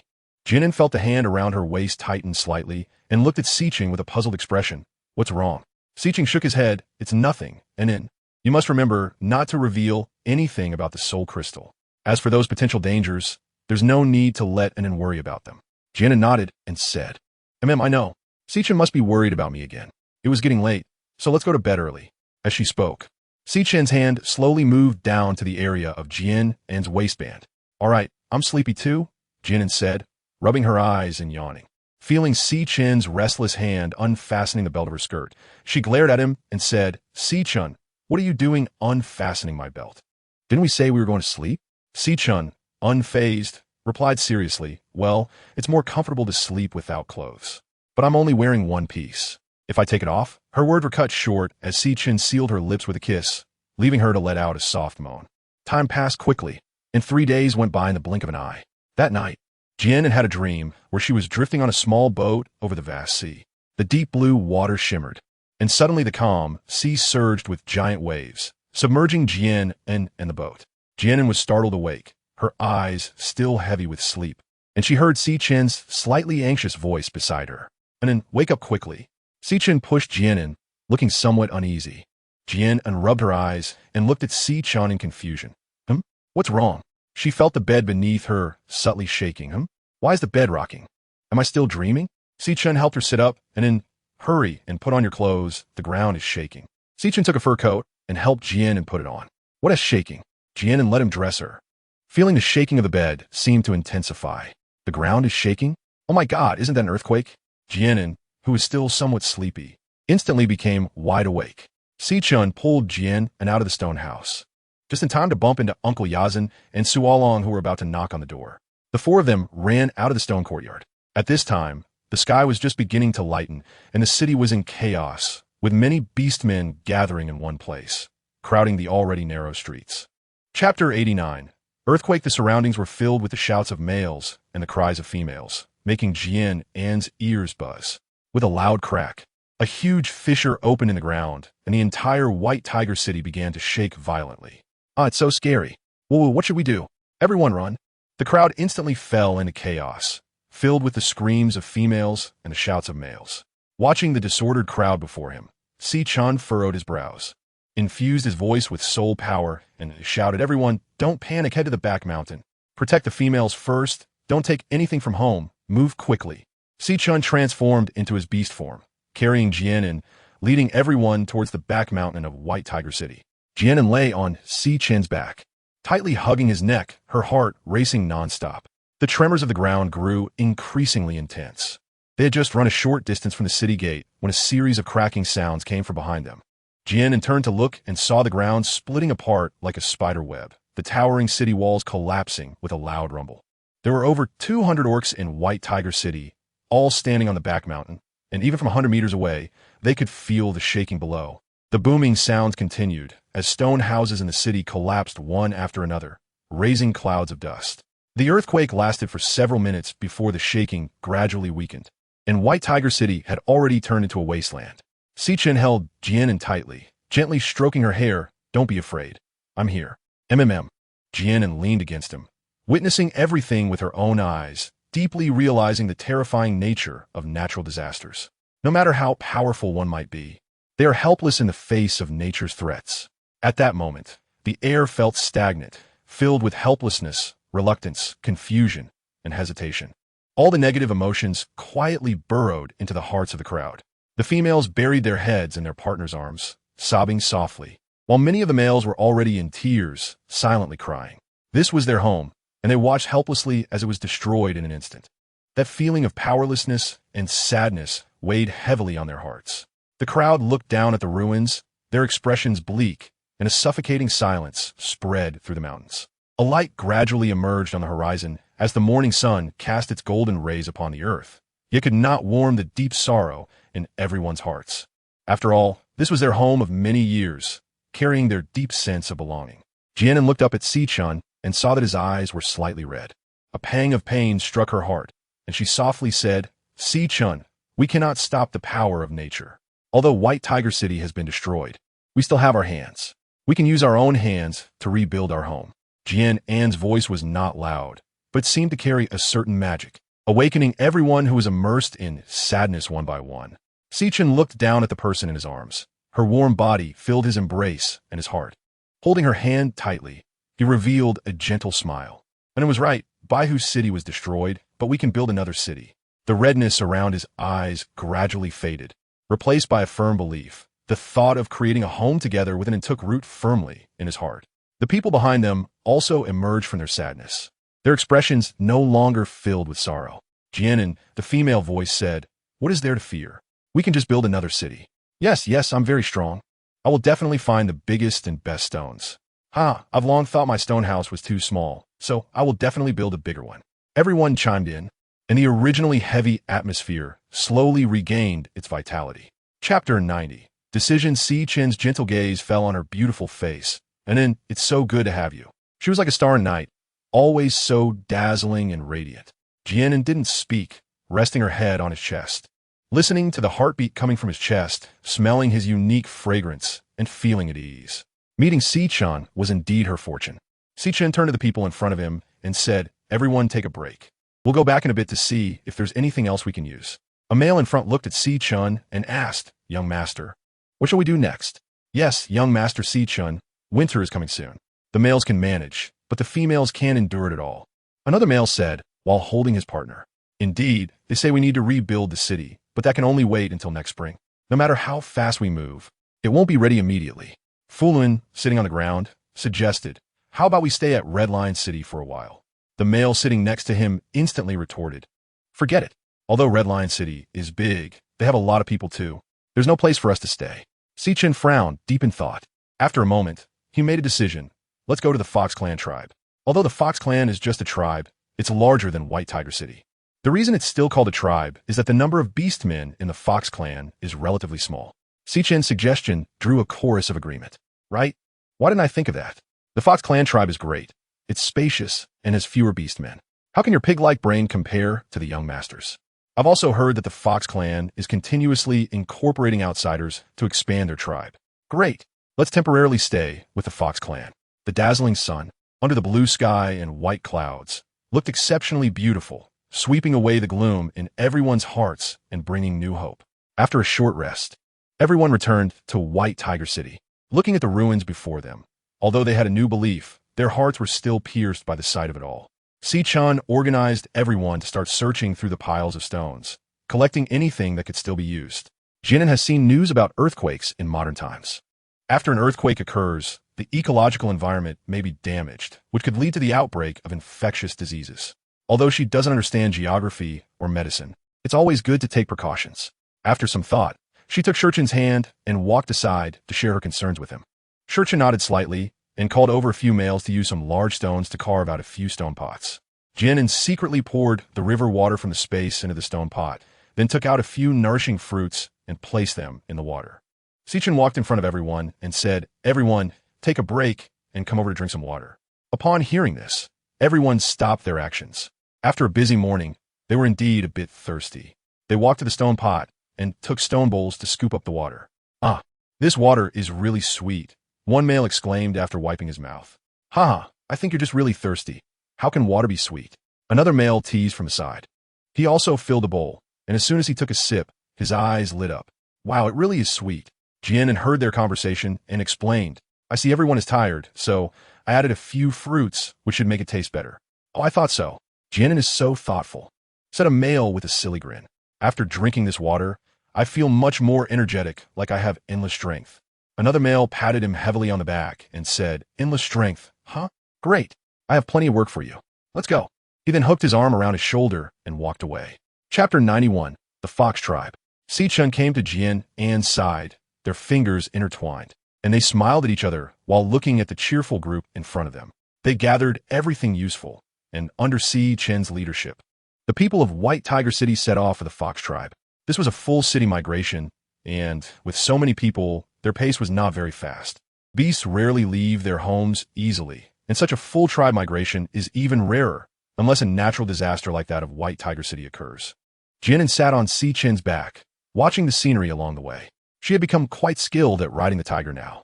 Leaning closer to his ear, she asked, "Sichen, where is the Fox Tribe?" "It's to the north of the Wanchuan Forest."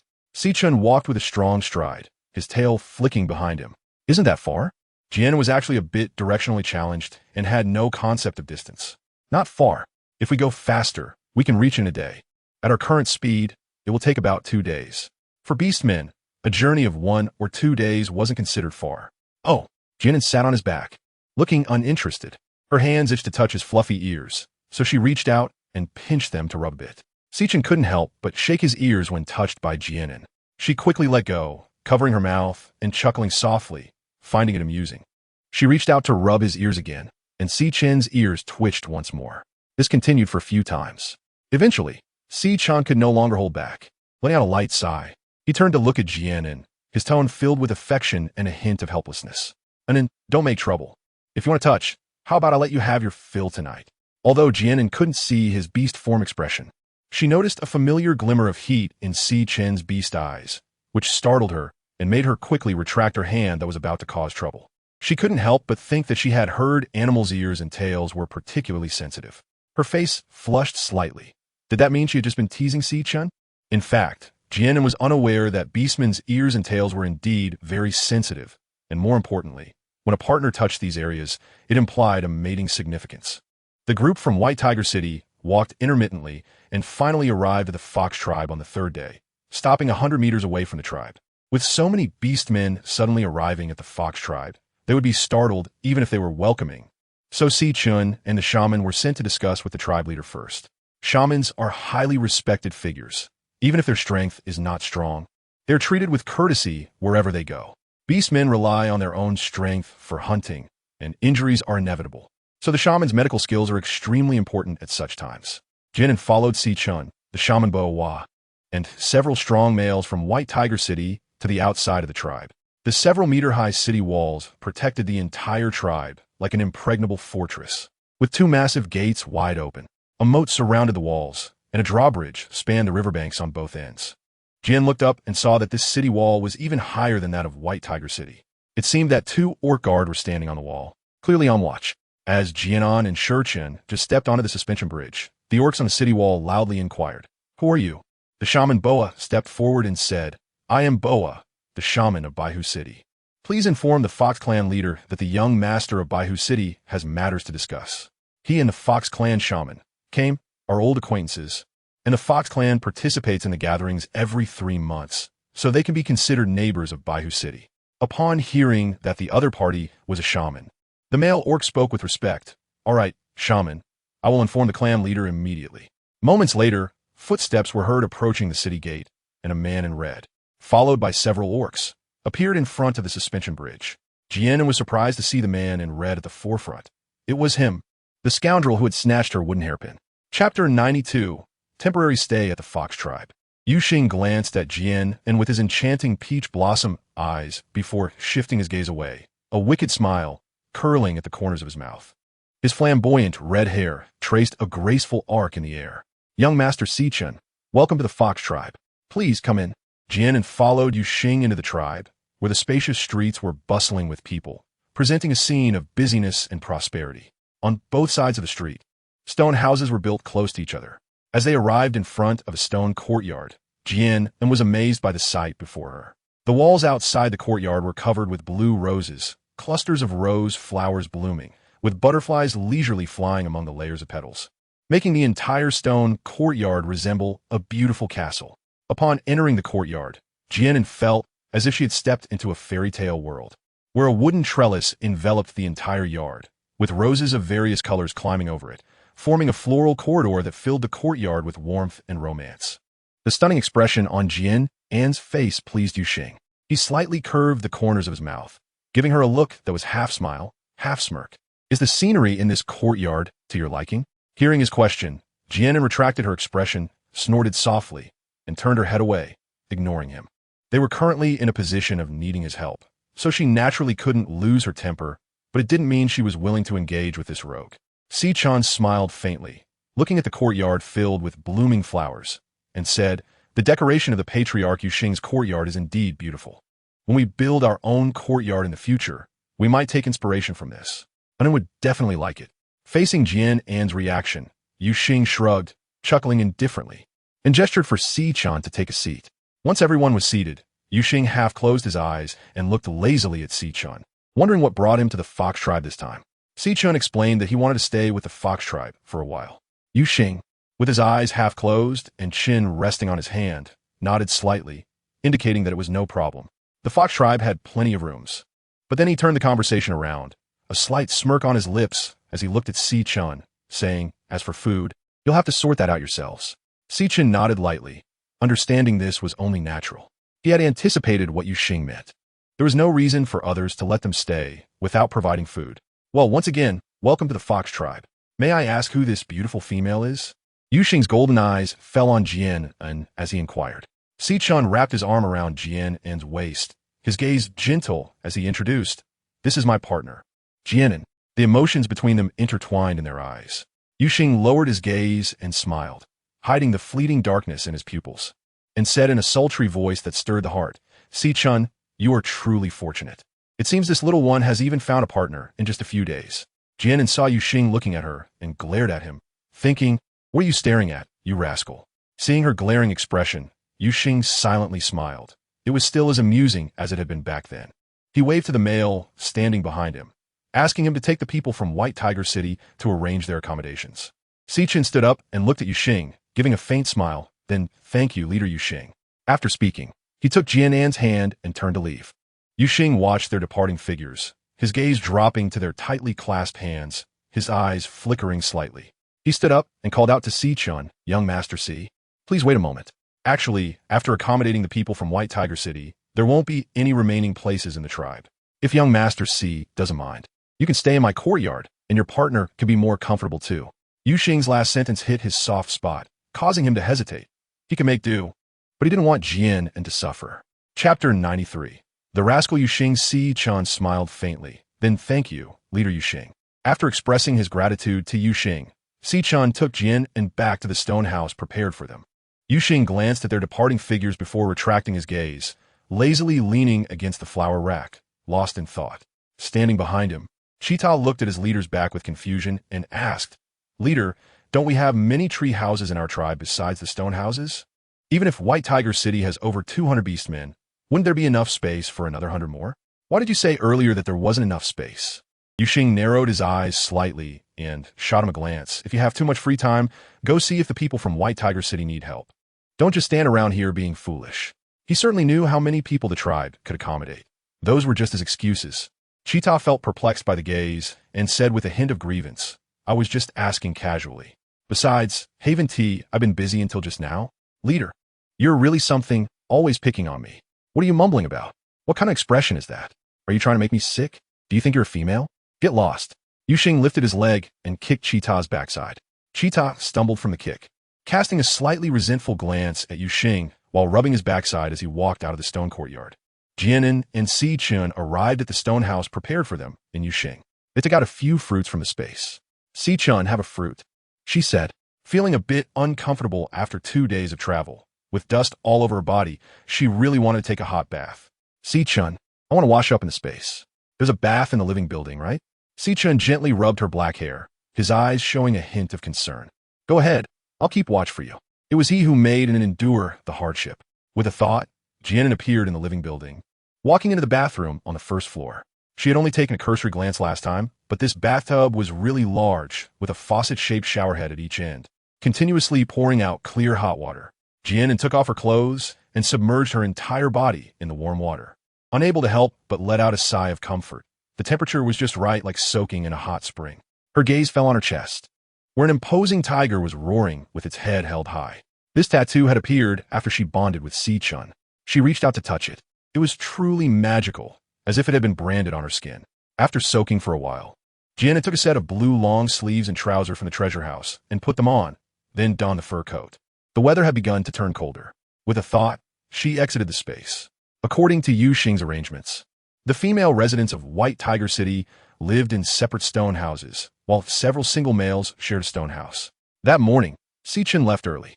He needed to organize the people of White Tiger City to stock up on food. Jian An was bored staying in the house alone, sighs so idle. Might as well go look for Mina, he thought as he stood up and opened the door.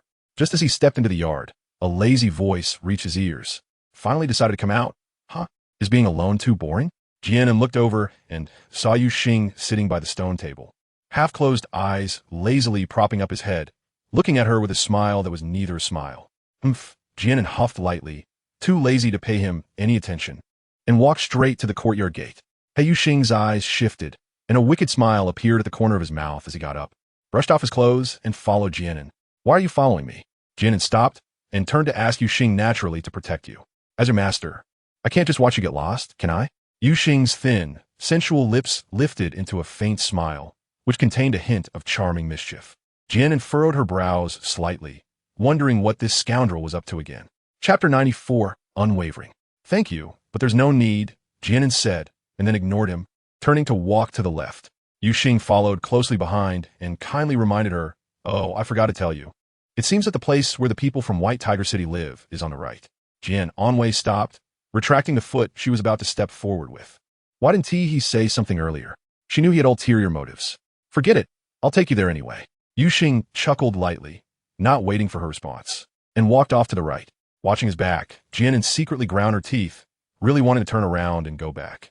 Otherwise, she might as well head back today and look for Mina next time. After hesitating for a moment, she decided to follow him. Yuxing glanced back at Jian An, a slight smile curling at the corners of his mouth.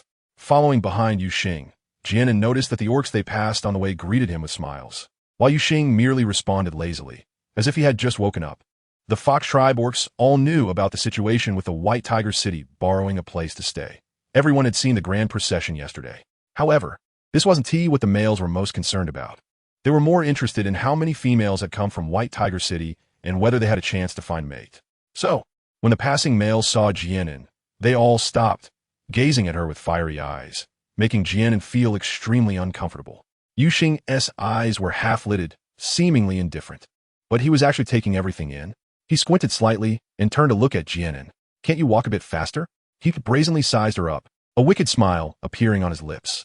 Oh, I forgot, with your short legs, it's probably hard for you to walk fast. Seeing his annoyingly smug expression, Jian An really wanted to give him a couple of hits. She and T asked him to lead the way. He insisted on coming along. Staring at him, she said, if Chief Yuxing is busy, you can go back first. I already know the way, so you don't have to trouble yourself. The hint of driving him away was quite obvious. Yuxing seemed to ignore her words. Let us go, we'll be there soon. Jian An took several deep breaths in a row, making sure to hold back her anger. If she accidentally provoked this guy, who knew if this road would drive everyone out of White Tiger City? That would be a serious problem for her. Watching Yuxing ahead, who had already taken a few steps and was quite far away, Jian An gritted her teeth. Having long legs was impressive, so she switched from walking to a light jog. Yuxing glanced sideways at Jian An, noticing her struggling to keep up with the jog, and scoffed, thinking she was such a useless little thing, yet unconsciously slowed his pace. After walking for a few minutes and still not getting closer, Jian An spotted Light just as he was about to leave. Her heart lifted, and she quickly ran toward him, giving Yuxing a glare as she passed by. Light, is Mina at home? Jian An panted slightly as she reached Light. Jian An, Mina is inside. You can go find her, Light replied before leaving. Jian An arrived at the stone house and knocked on the door. After a moment, the door opened from the inside, and Mina saw Jian An's joyful expression. Jian An, you're here. Yeah, I came to see you. Jian An smiled at Mina and then glanced at Yuxing beside her, thinking, why isn't this guy leaving yet? I've already arrived. Can you go now? Well, let's go in then. I also want to see how the people of Baihu City are living, whether they are being neglected. Yuxing seemed oblivious to the deeper meaning in Jian An's eyes and stood there unmoving. It was at this moment that Mina noticed there was someone else standing beside Jian and then curiously asked, who is this? He looks really handsome. She had always thought that the young master, Si-chun, was the most handsome male she had ever seen. But this male in front of her was surprisingly equally striking compared to the young master. Chapter 95 Old Habits. Hearing Mina's inquiry, Jian An, despite being unwilling in her heart, still replied, this is Yuxing, the leader of the fox tribe. She pouted, adding in her heart, also a scoundrel. Ah, so it's leader Yuxing. Please come in. Upon hearing that this handsome male was actually the leader of the fox tribe who had provided them with shelter, Mina couldn't help but show a hint of respect on her face. Mina pulled Jian An to sit at the wooden table, and Yuxing also casually sat down beside her. Jian An couldn't help but twitch the corners of his mouth. This guy really didn't treat himself as an outsider. Although he was the leader of the Fox clan, and they were just borrowing this place, it could still be considered their territory for the time being. What was with this uninvited intrusion? Jian An looked at him with a smile that didn't reach her eyes, that Yuxing, the clan leader, and I have some private matters to discuss with Mina. You see, Jian An is secretly laughing in her heart. You, a big man, surely feel a bit embarrassed to listen to women's private talks. However, Jian An underestimated Yuxing's shamelessness. He shrugged nonchalantly and said, sure, you two chat. I'm a bit tired for bringing you over, so I'll just rest over there. With that, he moved a stool and sat down a few steps away from him. Jian An felt quite speechless. She really couldn't understand what this person wanted. Others said it was because he was tired from leading her around. But how could he still have a nerve to chase him away? With a helpless sigh, she thought, well, when in Rome. Mina's little eyes kept darting between Jian An and Yuxing, and she leaned closer to Jian An to whisper, Jian An, does the tribe leader Yuxing like you? Are you going to become his mate soon? This was the way of thinking of beastmen, simple and straightforward. Upon hearing her words, Jian An's expression could be described as one of despair. Mina's old habit had acted up again. She really wanted to ask her if being seen with any male meant she had to become his mate. Don't talk nonsense. Besides, which of your eyes saw that he likes me? Mina's words made Jian An shiver. The thought that that scoundrel liked her was terrifying. I saw it with both my eyes. Otherwise, why would he follow you? Don't you like him? He's so handsome. Mina looked up at Yuxing, her eyes squinting into a narrow line. Looking at Mina's love-struck expression, Jian An felt a pang of bitterness. She really wanted to shake Mina awake and tell her to open her eyes and see clearly, not to be fooled by that scoundrel's facade. Seeing Mina's squinting eyes, she felt deflated. She thought it was unlikely that Mina would ever open her eyes wide in this lifetime. Yuxing was sitting with his legs crossed, propping his chin up with one hand, his disheveled hair falling over his forehead, adding a touch of lazy sensuality to his already striking features. Although they deliberately lowered their voices, how could their conversation escape his ears?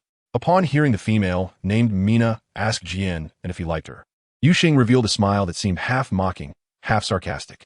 Did he like her? When he first met the little one, he was merely a bit interested. But when he saw the bond and warmth between her and Si-chun, he found himself feeling a bit jealous of Si-chun's position in her heart. Since Yuxing refused to leave, Jian An had little mood to chat with Mina, and after a while, she said goodbye and left. Jian An walked ahead without caring whether Yuxing was following or not, since they weren't familiar with each other anyway.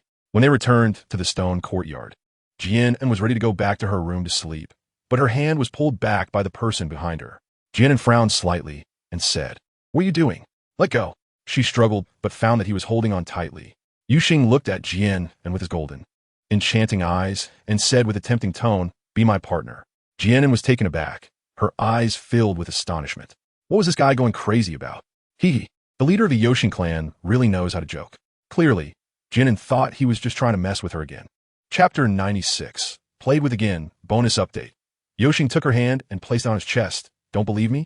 Am I not good enough? I look good and have strong abilities, not inferior to the young master of the White Tiger City. Although this guy wasn't likable, she had to admit that Yoshing was indeed very beautiful, with long crimson hair cascading down his back, neither tied nor styled. His exquisite features and thin, sexy red lips, combined with the natural charm he exuded, were further enhanced by the striking red flame mark on his forehead, adding a touch of mystery to him, like a captivating demon that constantly teased people's nerves. Jian An stared at him intently, as if trying to see through him. She tentatively asked, "Are you serious?" Yoshing put away his usual laziness and wore a serious expression. After speaking, he looked at Jian An, waiting for her response. Jian An couldn't help but slightly furrow her brows upon hearing this. She believed it. Isn't that the way of orcs? They boldly pursue love at the slightest hint of compatibility.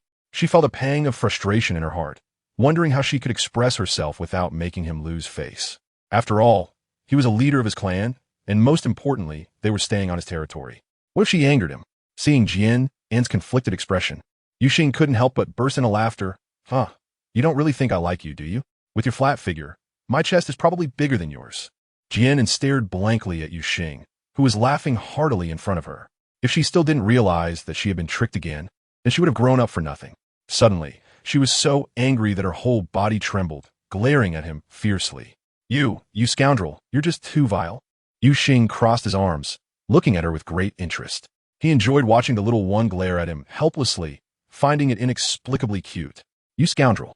Jian An raised her foot and kicked him hard on the knee. Yoshing cried out in pain, bending down to clutch his knee. "Humph, serves you right." Jian An snorted coldly and entered the stone house without looking back. Hearing the sound of the door closing, Yoshing slowly straightened up, looking at the tightly shut door with a hint of disappointment in his eyes. He clearly saw the rejection on Jian An's face.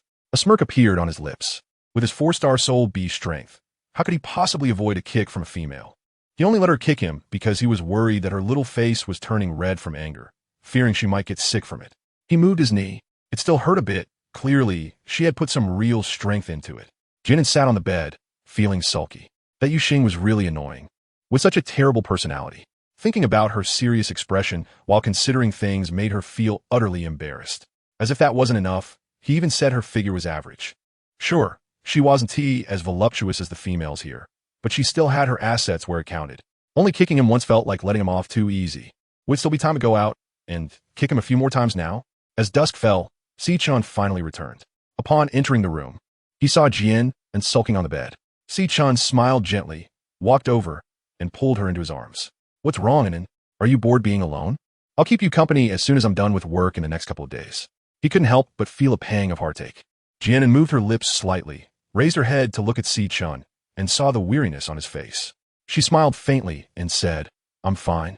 You don't have to worry about me. I'm not bored at all. I even want to find Mina today." They had just arrived at the Fox clan, and Si-chan must have many things to handle. So how could she let him worry? Si-chan gently kissed her forehead and said, didn't want to go to the Sea clan? We'll go in a few days." How could he not notice the unhappiness on An's face? Since she didn't want to talk about it, he wouldn't press her. Chapter 98. Star Soul Map. After finding a clean outfit to wear, Jian An left the living quarters and ran towards the treasure building. Upon arriving in the room on the first floor filled with crystal stones, she casually picked up a red crystal and held it in her hand. The problem arose. How was she supposed to absorb the soul power within the crystal? Jian An closed her eyes, and time passed by second. 20 minutes quickly slipped away. She weakly opened her eyes and sighed. What should she do? It would be nice if Si-chan were here at this moment. Just giving up made Jian An feel unwilling, so she sat cross-legged on the ground, closed her eyes again, and tried to empty her mind. The red crystal stone in her hand emitted a faint soft light, and those light spots dispersed, swirling around Jian An gradually. She was enveloped in a circle of radiance, her satin-like black hair cascading over her jade-like skin. At that moment, she looked as beautiful as a saint, noble and pure. Jian An discovered a faint airflow within her body, washing over every part of her and ultimately converging in her abdomen, specifically at her dantian. Opening her eyes and exhaling a breath of turbid air, she felt a sense of comfort throughout her body, filled with strength. Jian An couldn't help but feel ecstatic, not expecting that she had truly succeeded. The red crystal in her hand had turned into a white, ordinary crystal as the soul power inside it had been absorbed. Suddenly, Jian An felt a sharp pain in her neck, the back of her neck burning like fire. She hurried to the room on the right side of the first floor and rummaged through a pile of jewelry to find a mirror studded with gems. Upon seeing her reflection in the mirror, Jian An's eyes widened slightly as she touched the back of her neck. What was this?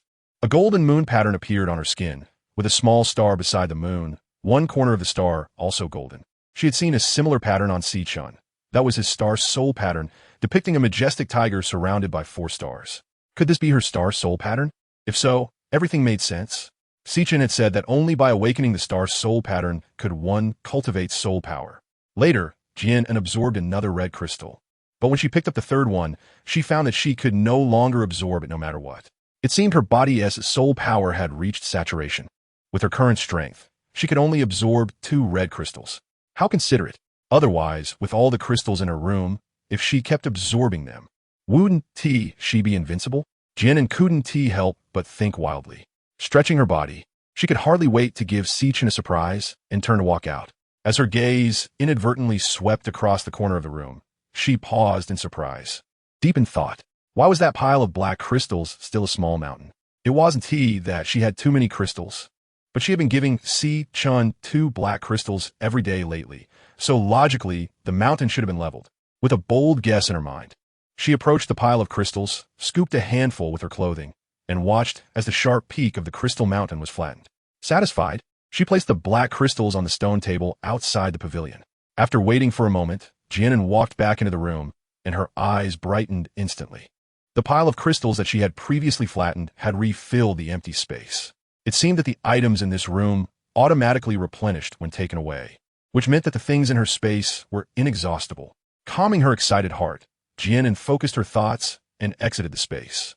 As soon as she returned to the stone house, she heard a creak as the door was pushed open, and Si-Chun walked in. Seeing Si-Chun, Jian An's face lit up with joy. You're back. Today, Si-Chun had returned much earlier than yesterday. Chapter 99. Learning Bad Habits. Si-Chun stepped forward, wrapped his arms around Jian An, and gently stroked her long, silky hair. I was worried you'd be bored alone, so I came back early.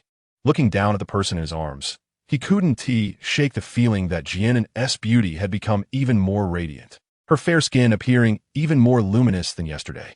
Leaning down to sniff her hair, he said, "You smell so good." His throat tightened, and he tightened his grip around her waist. Feeling the changes in Si-Chun's body behind her, Jian An's cheeks flushed bright red, and she playfully scolded. It's still daytime. Si-Chun was becoming increasingly shameless, getting aroused in broad daylight. All right, then we'll wait until tonight. Si-Chun chuckled softly, pulling Jian An to sit on the bed and cradling her on his lap.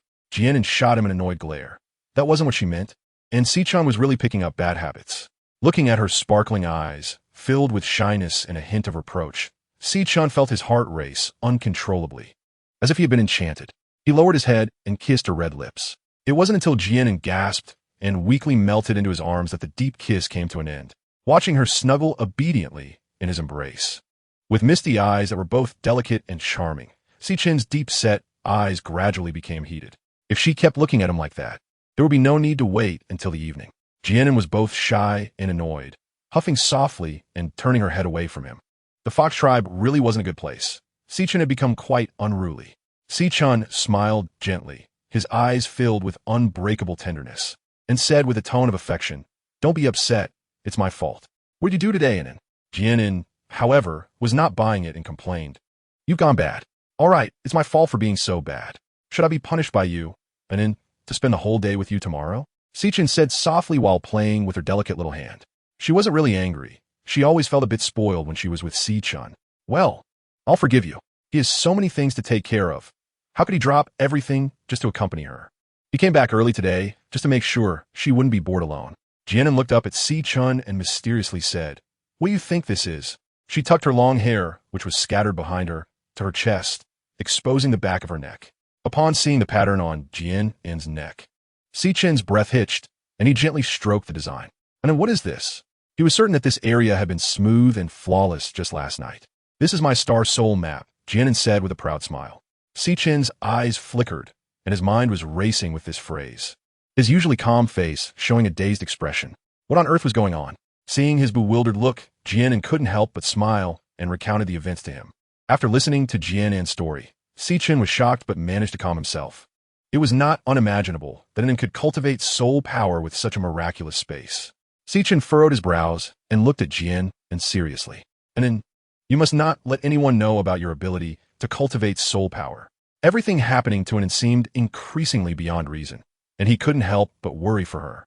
If all of this were revealed, what would she face? For now, all he could do was continuously enhance his own strength. Even if an unpredictable crisis occurred in the future, he would risk his life to protect her. This was the first time Jian An had seen Sichen display such a serious expression. She knew that what was happening to her was too extraordinary, and any leak could bring about deadly consequences. She reached out to smooth his furrowed brows. Sichen, don't worry, I will definitely not let others know.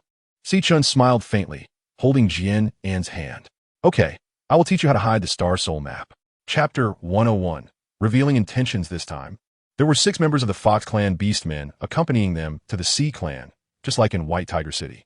Yu Xing stepped forward, his enchanting peach blossom eyes half closed, appearing extremely languid.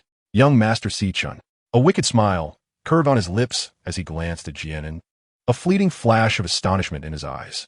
The little guy's appearance seemed even more stunning after a few days, making it hard for anyone to look away after just one glance.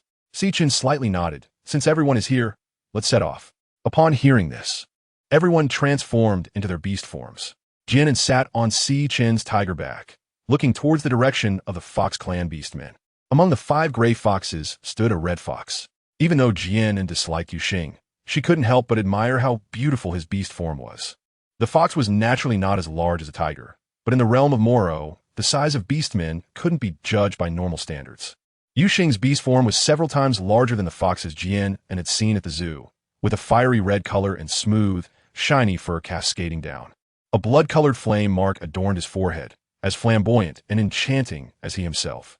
The Sea Clan was located in a body of water at the junction of North Sea Prefecture and South Yu Prefecture, called the Reef Blue Sea. On this trip, they needed to first pass through the entire Forgetting River Forest. Jian An was not new to the Wangchuan Forest, so he felt no worries and sat relaxed on Sichen's tiger back. They traveled along the forest path, stopping occasionally to rest and hunt for lunch. It was not until sunset that they reached the center of the forest. During the journey, they encountered some wild beasts. These creatures lacked intelligence and possessed only the primal wildness of animals, making them more ferocious than the small beasts on the forest's outskirts. Although dealing with these beasts was not difficult for Sichen and the others, the continuous attacks became quite bothersome. As the sky darkened, signaling the end of the day, they found an open area to spend the night. A campfire was lit in the clearing, and everyone sat around it. The night sky was sprinkled with scattered stars, and a crescent moon hung in the brilliant night sky, its silver light filtering through the lush leaves and casting a mysterious and beautiful glow on the ground. Jian An leaned against Sichen, taking a deep breath to calm her emotions. She didn't expect the center of the forest to be so dangerous and wondered what else they might encounter. She was indeed startled. During her previous 2 visits, she hadn't encountered any wild beasts, but this time they were constantly under attack. Sichen gently patted her back, comforting her. Don't be afraid. I will protect you. For some reason, he always felt something strange about this place. It wasn't his first time traversing this forest, although there had been wild beasts in the past. They hadn't pursued them like this time, and there were only a few of them. Although wild beasts lacked intelligence, they had instincts, knowing they couldn't win. They would choose to flee. This time, however, they were unusually aggressive, seemingly intent on fighting to the death. Kuda roasted the captured prey one by one, and everyone gathered around the campfire to share the roasted meat. Yu Xing sat down next to Jian An and handed her a piece of freshly roasted rabbit meat with a smirk. Eat more. Look at how skinny you are. Don't let a strong wind blow you away. Seeing Yu Xing's actions, everyone by the fire was stunned, all filled with the same thought. What is Yu Xing doing? Is he openly pursuing the female Jian An? Clearly, Sichen also understood Yu Xing's intentions. His gaze darkened slightly as he cut a piece of roasted meat and offered it to Jian An on a leaf, smiling faintly. And then, the two seemed to be silently competing with each other. Jian An's mouth twitched slightly as she glanced at Yu Xing, who seemed to be up to no good again. Chapter 102. Night Raid. Thanks, but no need. You can keep it for yourself. She declined Yu Xing and turned to Sichen, accepting the grilled meat with a sweet smile. You eat too. The difference in treatment was too obvious, wasn't it? Chen's thin lips curled up as he affectionately ruffled her black hair, casting a sidelong glance at Yuxing. Yuxing shrugged, scoffed, and took a hearty bite of the grilled rabbit meat in his hand. The males from the White Tiger City and the Fox tribe looked at each other, then lowered their heads to eat the grilled meat in their hands as if it were some rare delicacy. As he looked at Jian An's beautiful face, Chen's smile gradually faded, and his heart sank. He had long known that with An's beauty, she would undoubtedly attract countless males. In the Maluo continent, females would find several partners. A female like Jian An, who only had him as a partner, was already extremely rare. The thought of her having other partners besides him in the future caused a dull pain in his heart, but he had no right to stop it. Regardless of whether An would take other mates in the future, he would never forget his vow to the beast god to treat her like a treasure. He sighed lightly, composed himself, and took out a handkerchief to gently wipe the corner of her mouth. And then, let's go rest. Okay. Jian An tilted her head, extremely cooperative as he wiped her mouth, belatedly realizing that she always felt like a child in front of Chen. Chen spread a thick layer of clean leaves on the ground, transformed into a white tiger, and Jian An lay beside him, hugging his warm body and covering both of them with the blanket she had brought. That night, everyone agreed to take turns keeping watch in pairs, while the others found places to rest. The night passed silently, and when the sun rose again, they packed their things and set off, walking forward.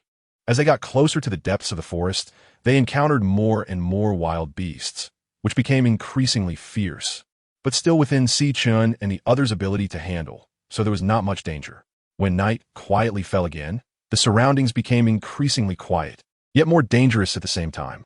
Everyone continued moving forward while searching for a suitable place to rest. Wait, Chen and Yuxing spoke simultaneously, exchanging glances before stopping in their tracks to listen intently. The others also stopped abruptly, nervously surveying their surroundings. After a long day of traveling and dealing with continuous wild beast attacks, they were already exhausted and just wanted to find a place to rest well. In the distant woods, a rustling sound came, resembling the sound of insects crawling, growing closer and louder. Chen's expression tightened as he positioned himself in front of Jian An, his eyes scanning the surroundings intently. At the same time, Yuxing quickly moved a couple of steps closer to Jian An, ensuring he was in the best position to protect her safety. Moments later, even Jian An could hear the dense, rustling sound, which sent chills down her spine. In the dim, deep forest, the rustling grew louder and shadows swarmed, closing in from all directions. Oh my gosh, it's the red-eyed giant ants. So many of them, Kuda shouted, looking panicked at the dark swarm. Jian An's vision was not as good as that of the orcs. It wasn't until the shadow got closer that he could see clearly, and he immediately gasped in shock. Surrounding him were creatures crawling out of the darkness, each as large as a head, giant red-eyed ants. Their pairs of red eyes glowed eerily, and the huge pincers at their mouths dripped with a viscous liquid, which was quite disgusting. Although the red-eyed giant ants were not as strong as beasts, they preferred to live in colonies, and their numbers were terrifying, often amounting to thousands or even tens of thousands, and they liked to move together. Chapter 103. Giant Ants. Everyone stared blankly at the approaching red-eyed giant ants, the dark mass making their scalps tingle. Although they were all strong, how could they deal with so many? What are you still standing there for? Chen was the first to transform into a white tiger, swinging his claws to start attacking the red-eyed giant ants. Yuxing curled the corner of his mouth into a cold smirk, clicking his tongue, wondering what kind of luck they had to encounter red-eyed giant ants. With a flash of light, a fire fox appeared instantly, revealing its glistening claws as it slashed at the ant swarm in front of it, its golden beast eyes cold and sharp. The other males regained their senses and transformed into their beast forms one after another, all of them instinctively surrounding Jian and in the center. Time ticked by, and outside the encirclement, the bodies of the red-eyed giant ants had piled up like a mountain. Yet the ants continued to swarm towards them as if they had gone mad. Except for Chen and Yuxing, the other males had sustained some injuries. Although the red-eyed giant ants were not strong, the numerical advantage was overwhelming. Chen's snow-white fur was stained with many greenish liquids, which were the blood of the red-eyed giant ants. Jian An stood in the encirclement, anxious and restless. Suddenly, a sound of flapping wings came from above, and Jian An looked up to see a dark mass flying towards her. In the moonlight, she could see that the mass was actually a swarm of red-eyed giant ants, slightly smaller than the giant ants on the ground, with a completely black body and a pair of blood-red eyes, flapping a set of transparent wings. Yu Xing and Si Chun turned to look, their expressions changing. This was bad. The red-eyed flying ants were coming. Everyone's faces were tense. After killing the red-eyed giant ants for so long, they were beginning to show signs of fatigue, and now a group of red-eyed flying ants was arriving. Were they all going to die here today? Yu Xing's affectionate peach blossom eyes were filled with coldness. At this rate, they would eventually exhaust their strength. With his abilities, it wouldn't be difficult to break through with the beastmen of the fox tribe, even if he got injured. However, as his golden beast eyes glanced at the graceful figure in the encirclement, he gave a self-deprecating smile. It seemed he couldn't leave. If his heart was trapped, where could his body escape? The red-eyed flying ants flapped their wings violently and dove down towards Jian An, who was in the encirclement. Jian An looked at the swarm of red-eyed flying ants rushing toward her. Her heart tightened and panic showed on her face. Si Chun and Yu Xing's expressions changed drastically as they swung away the red-eyed giant ants in front of them, unhesitatingly leaping in front of Jian An to shield her. The red-eyed flying ants lost their initial target and collectively vented their anger on Si Chun and Yu Xing, their large pincers gleaming coldly as they gnawed at them. Jian An raised his head to look at Shurchen on him and saw that the fierce wounds on his snow-white fur were continuously oozing bright red blood. Jian An's eyes widened in panic as she shook her head, her voice choked with emotion. Si Chun, no. You need to move aside. You'll die like this. Her heart felt as if it were sliced by a sharp blade, the pain rendering her breathless. Why? Why was she still so useless, even though she could already cultivate soul power? Suddenly, a blinding golden light radiated from Jian An, causing the attacking red-eyed, flying ants to tremble violently, one by one falling to the ground. Wherever the golden light passed, half of the red-eyed giant ants were instantly killed or injured. The golden light came quickly and disappeared just as fast. As the golden light vanished, the few remaining red-eyed giant ants no longer wished to fight, fleeing deep into the forest, disappearing into the night. Si Chun watched the scene in front of him, his face showing shock, his brows slightly furrowed, his heart filled with uncertainty. The male warriors in front were engaged in a fierce battle with the red-eyed giant ants. Their backs turned to them, so they did not witness this scene. Chapter 104. Soul Power Mission. However, Yu Xing, who was protecting Jian An alongside Si Chun, saw everything clearly. His golden peach blossom eyes narrowed slightly, and his thoughts drifted away. The golden glow on Jian An completely disappeared. Although only a few dozen seconds had passed, she felt a sense of weakness throughout her body. She swayed a couple of times and almost fell, but Si Chun was quick to catch her, his eyes filled with concern as he asked, An, what's wrong? Are you okay?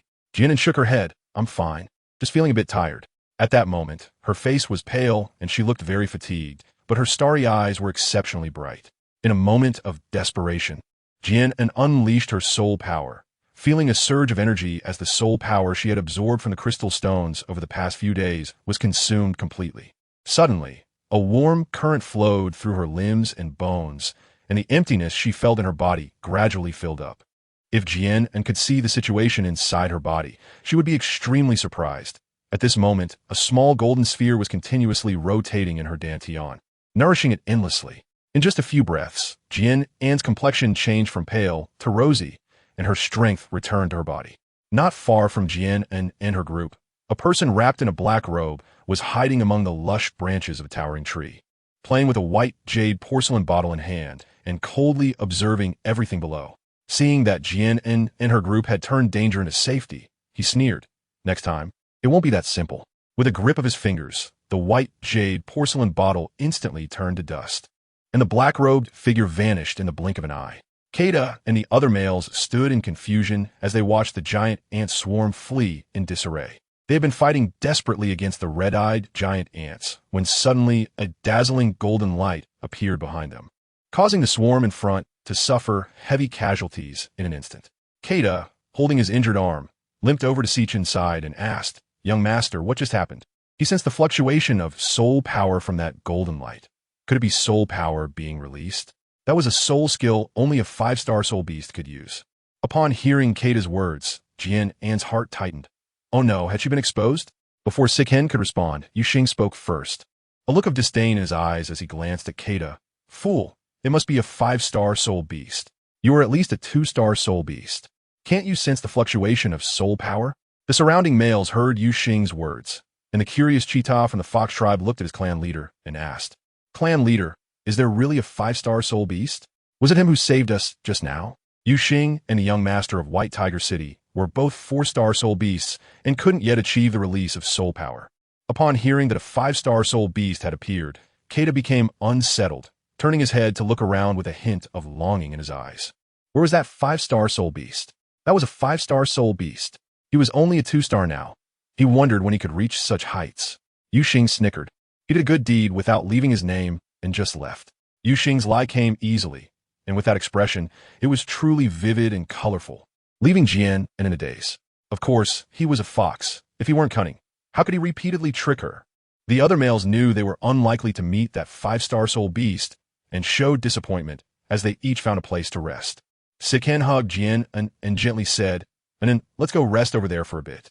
Although her complexion was no longer pale, he still couldn't help but worry. Jian An nodded and looked up at Si Chun, seeing the deep scars on his handsome face, feeling a pang of heartache. "You can't protect her alone." Before the two could turn around, Yu Xing interjected with a cryptic remark. Chapter 105, Soul Power Level. However, Si Chun understood the deeper meaning behind his words, his deep-set eyes gazing at him, assuring Yu Xing that there was no need for concern. Today, Yu Xing had seen An An's secret, so he would definitely not let go easily. Jian An didn't know what Si Chun and Yu Xing were playing at with their silent riddles. She looked at Yu Xing with a complex expression, not expecting him to cover for her. This person didn't seem as annoying as she had imagined. "What's wrong? Realized my good side and got touched?" Yu Xing said with a wicked smile, raising his eyebrows as he looked at Jian An's mouth twitched. She took back her earlier words. This person was still so annoying. "Thank you." Si Chun protected her, and that was because they were partners. Yu Xing also rushed over to shield her, which she never expected. Looking at him with clear eyes, she noticed a few blood-red scratches on his smooth face and couldn't help but feel a bit guilty. "Thank me?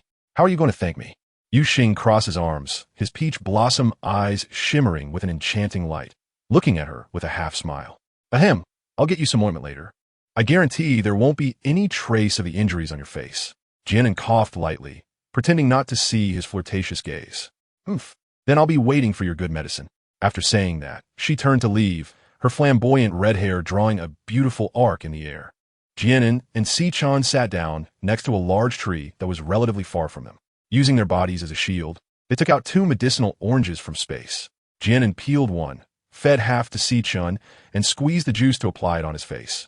Jian An carefully applied the ointment several times, only stopping when she saw that the gruesome wound had completely healed. "Are you hurt anywhere else?" "Let me see," she said, reaching to unfasten his outer robe. Si Chun held her hand and gently shook his head. "I'm fine."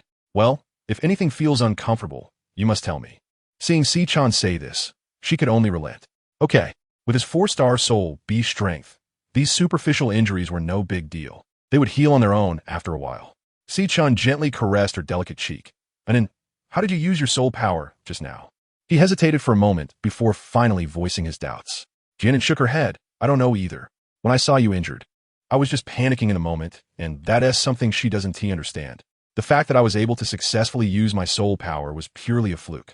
By the way, what was that about the 5-star soul beast they mentioned earlier?" She knew that was just a trick Yu Xing used to deceive them, but how did it get tied to the 5-star soul beast? Si Chun smiled faintly and gently brushed her black hair. "Let me see your star soul diagram." Jian An gathered her long hair in front of her chest, and with a thought, she manifested the star soul diagram. A golden crescent moon appeared on her fair skin, accompanied by a small golden star, indicating that Jian An's soul power level was 1 star at that moment. Si Chun's eyes flickered slightly, and Jian An looked over and saw that Si Chun's left hand had turned into a tiger's claw, with a layer of silver light adhering to its surface. Jian An slightly opened her eyes, and that tiger claw instantly became twice as thick, with sharper claws gleaming with a chilling light. She thought that if she were to be caught by this claw, she would probably return to her homeland. Si Chun tightened his grip on the tiger claw. His thin lips parted slightly. "What I can do now is only to attach my soul power to my body. Only by reaching the level of a 5-star soul beast can one externalize soul power like you did just now." Looking at An An's star soul map, her soul power level was indeed only 1 star. He wondered why she was able to externalize her soul power at just 1 star, which puzzled him. Jian An's mouth was slightly open, revealing her surprise. "And then, can you still use your soul power now?" From his observation, An An's recovery of soul power was much faster than theirs. Chapter 106. Seeking favor in return, I don't know. Let me try. Jian An stretched out her hand to feel the soul power in her dantian. As if in response, she felt a warmth at her dantian, and her eyes sparkled with joy. She attempted to guide the flow of energy.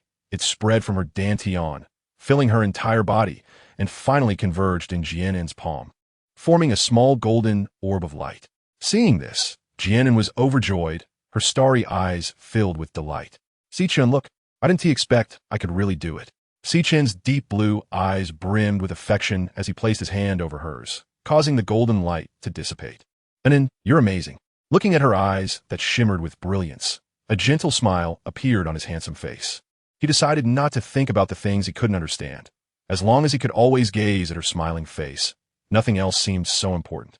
Just as Jian An was about to say something, a slightly resentful voice came from behind. Hey, do you know if the scars on my face can heal? What if I end up disfigured? Yuxing lazily leaned against the tree trunk, her eyes half closed, glancing sideways at Jian, and Jian An's mouth twitched. This guy really left her speechless. Sichun smiled faintly, ruffled her black hair, and said, go ahead. Although he was reluctant in his heart, he still felt grateful for Yuxing's selfless protection before. Okay, I'll go deliver some medicine to him and be back soon. Jian An took out a porcelain bottle from her space, squeezed the juice from another medicinal orange into the bottle, and stood up to walk towards Yuxing. Sichen watched her figure, thinking of what Yuxing had said earlier, his eyes darkening slightly. He was not wrong. Everything that had happened to An was too incredible. Perhaps he could no longer protect her by himself. Yuxing was quite powerful, and if An liked him, he would gladly accept it, as long as An was safe. Ignoring the pain in his heart, he helplessly closed his eyes. Jian An came to Yuxing and handed him the porcelain bottle, saying, here, this potion is for you. Yuxing didn't take it. His sexy thin lips slightly curled up, looking at her with a playful expression. Ah, my body is in pain everywhere right now because I'm protecting someone. How can I have the strength to apply the medicine myself? Jian An felt speechless for a moment. This guy's complexion was rosy, showing no signs of injury at all. With a helpless sigh, she acknowledged that he had saved her, and she couldn't be ungrateful. Taking out a handkerchief from her pocket, she poured the medicine from the porcelain bottle onto it and crouched down to apply it for him. Ouch! Can't you be a little gentler? If I end up disfigured, are you going to take responsibility? Jian An paused with the handkerchief in hand. Just as it touched his face, he grimaced and complained in pain. Jian An was both angry and amused, glaring at him and saying, are you a male?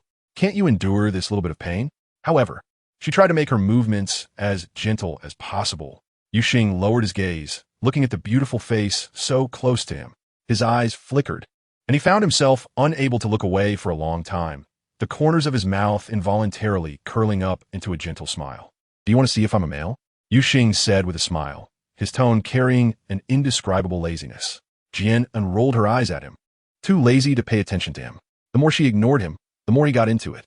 Seeing her disregard for his words, Yuxing didn't mind and asked, I saved you. How are you going to repay me? His pair of golden peach blossom eyes fixed intently on her. Jian An's expression darkened. Here it comes again. This guy is always good at leveraging favors for rewards. Yuxing protected her, and she admitted she was grateful, but afterwards, she unconsciously used her soul power to resolve their crisis. Yet he didn't thank her at all. Jian An kept her mouth tightly closed, ignoring him. Chapter 107. Reef Blue Sea. Yuxing smiled mischievously and shrugged, saying, I once saw a saying in the scrolls of the human race. A life-saving grace should be repaid with one's body. Jian An shot him an annoyed glare without responding, unable to help but complain inwardly about what kind of inappropriate books he was reading. Had her 9 years of compulsory education been for nothing? Quickly applying medicine to the wounds on his face, Jian An put away the handkerchief and stood up. All right, there's still some medicine left in this bottle. I'll give it to you. Without waiting for his response, Jian An decisively turned and left, fearing he might say something infuriating again, so it was better to leave first. Yuxing played with the porcelain bottle in his hand, realizing that the little guy had quite a few secrets. He raised his head to look at her departing figure, the light in his eyes gradually becoming determined. A smile spread across his attractive lips, looking charming and alluring. Sichen, I'm back. Jian An sat down beside him with a bright smile, wrapping her arms around his. Sichen looked at her with gentle eyes, pulling her petite body into his embrace, allowing her to lean against him for more comfort. In the open space, a fire had already been lit by a male companion, the flames driving away the coldness of the night and bringing a touch of warmth. Moonlight filtered through the treetops, casting dappled silver spots on the two embraced figures, creating a hazy and beautiful scene. Not far away, Yu Xing watched Jian An snuggling in Sichen's arms, feeling a pang of bitterness in his heart, and couldn't help but wish that it was him holding her now. After resting for a night, everyone set off again, heading towards the outermost part of the forest. As long as they passed through the outskirts, they would reach the junction of the North and South states, the Reef Blue Sea. After half a day's journey, they safely crossed the entire Forgetting River forest, and, as they exited the forest, the sound of rushing water could be heard from time to time. Looking out, the blue sea stretched endlessly, merging seamlessly with the sky in the distance. "Wow, it's so beautiful," Jian exclaimed as she sat on Sichen's back, admiring the scenery before her. She had been to the seaside in modern times, but it was nowhere near as blue as this sea. Jian got off Sichen's back and ran towards the beach not far away, her cheerful demeanor resembling that of a fluttering butterfly. She stood on the sandy shore, gazing out as the waves rolled in from the horizon. They crashed against the rocks, splashing like fragments of jade, resembling clusters of white plum blossoms. Sichen watched her silhouette, his eyes filled with tenderness. He stepped forward, embraced her from behind, took her hand, and gently kissed it near his lips. Yu Xing looked at the two, standing by the shore, a bitter expression on his face, wondering when he would also be able to stand by her side like that. Jian An felt the humid sea breeze with a faint hint of saltiness blowing against her cheeks, and curiously asked, "Sichen, where is the tribe of the sea people?" Sichen raised his hand and pointed towards the sea, indicating the small island. Following the direction of his finger, Jian An saw a tiny island floating on the distant sea and looked puzzled. "Then how do we contact them?" The distance from the coast to that island wasn't far, but swimming there was obviously not an option. Sichen smiled lightly, lowered his head to look around, picked up a long conch shell from the beach, placed it to his lips, and blew into it, producing a long, wailing sound. Jian An looked at him with a confused expression. "Don't worry," Sichen said as he tucked her wind-blown hair behind her ear. After a moment, Jian An faintly heard a sound coming from the direction of the island, a low, moaning noise, as if in response. Jian An found it interesting. This method was indeed fascinating, like a secret code. Chapter 108. The Prince of the Mermaid Clan. The crowd waited quietly on the shore for a moment as the calm sea began to ripple. After a wave of movement, the sound of splashing water came continuously as a group of mermen surfaced, swimming towards Jian An and the others. "Aren't these the legendary mermaids?" Jian An's face showed surprise as the silver scales on their tails sparkled in the sunlight, crystal clear. When they reached the sandy beach, their beautiful fish tails instantly transformed into human legs. No matter how many times she had seen it, this scene still felt magical to her. A total of 10 mermaids had come this time, and the leading young merman, Maid, Jian An involuntarily exclaimed in her heart, "What a pure boy." His seaweed-like black hair reached his waist, and although his features were youthful, they were exquisitely beautiful, especially his pair of water-blue eyes, which seemed to carry an entire ocean within them, innocent and naive like a newborn baby, untainted by dust. Sichen also had a pair of sapphire-like eyes, but the two were entirely different. The former was pure, while the latter was deep. One of the middle-aged males stepped forward, smiling as he looked at Sichen and said, "Young Master Sichen, welcome back to the Sea Clan." He was the healer of the Mermaid Clan, and every time the White Tiger Clan came to trade for sea salt, he was the one to receive them.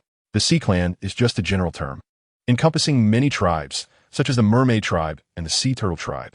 Sichen nodded slightly, giving a faint smile. "It's been a long time, Master Dale." He and Dale were considered old acquaintances. "This is our Mermaid Clan's prince, Prince Yamosi," Dale said, stepping aside to introduce the young man beside him. "Hello," Yamosi said, his face radiating a brilliant smile, with two shallow dimples appearing at the corners of his mouth, making him look quite adorable. "The sea salt is already prepared and stored in the wooden house over there," Dale said with a smile, gesturing for them to follow. Sea salt melts in water, so they did not dry it on the island, but instead built several wooden houses on the coast, occasionally allowing male mermaids to oversee it, making it convenient for trading with the beast tribes on land. Jian An saw that Sicheng had important matters to attend to, so she decided not to follow him. "Sicheng, I'll just play on the beach for a while, I won't go far." Sicheng looked at her with a hint of hesitation, feeling somewhat uneasy. Darii, being a clever male, noticed Sicheng's concerns and said, "Young Master Sicheng, there's no need to worry. There are no dangerous beasts in this sea area. Your partner will not encounter any danger." He then instructed the two males beside him to stay and protect Jian An's safety. Sicheng also asked Keita to stay behind. And then he walked with the male from the merfolk towards the nearby wooden house. Jian An took off his shoes and walked barefoot on the beach. The wide beach was covered with fine sand, which felt a bit ticklish as he stepped on it, like walking on a soft carpet. The seawater lapped over the tops of his feet, slightly cool but very comfortable. He sat down on a rock and soaked his feet in the sea. Do you like the ocean? A clear and pleasant voice sounded from behind him. Jian An turned to look at the voice and was surprised to see that it was the prince of the merfolk. I like it. Jian An gazed at the endless blue ocean, a brilliant smile appearing on her serene face. The sea is truly beautiful.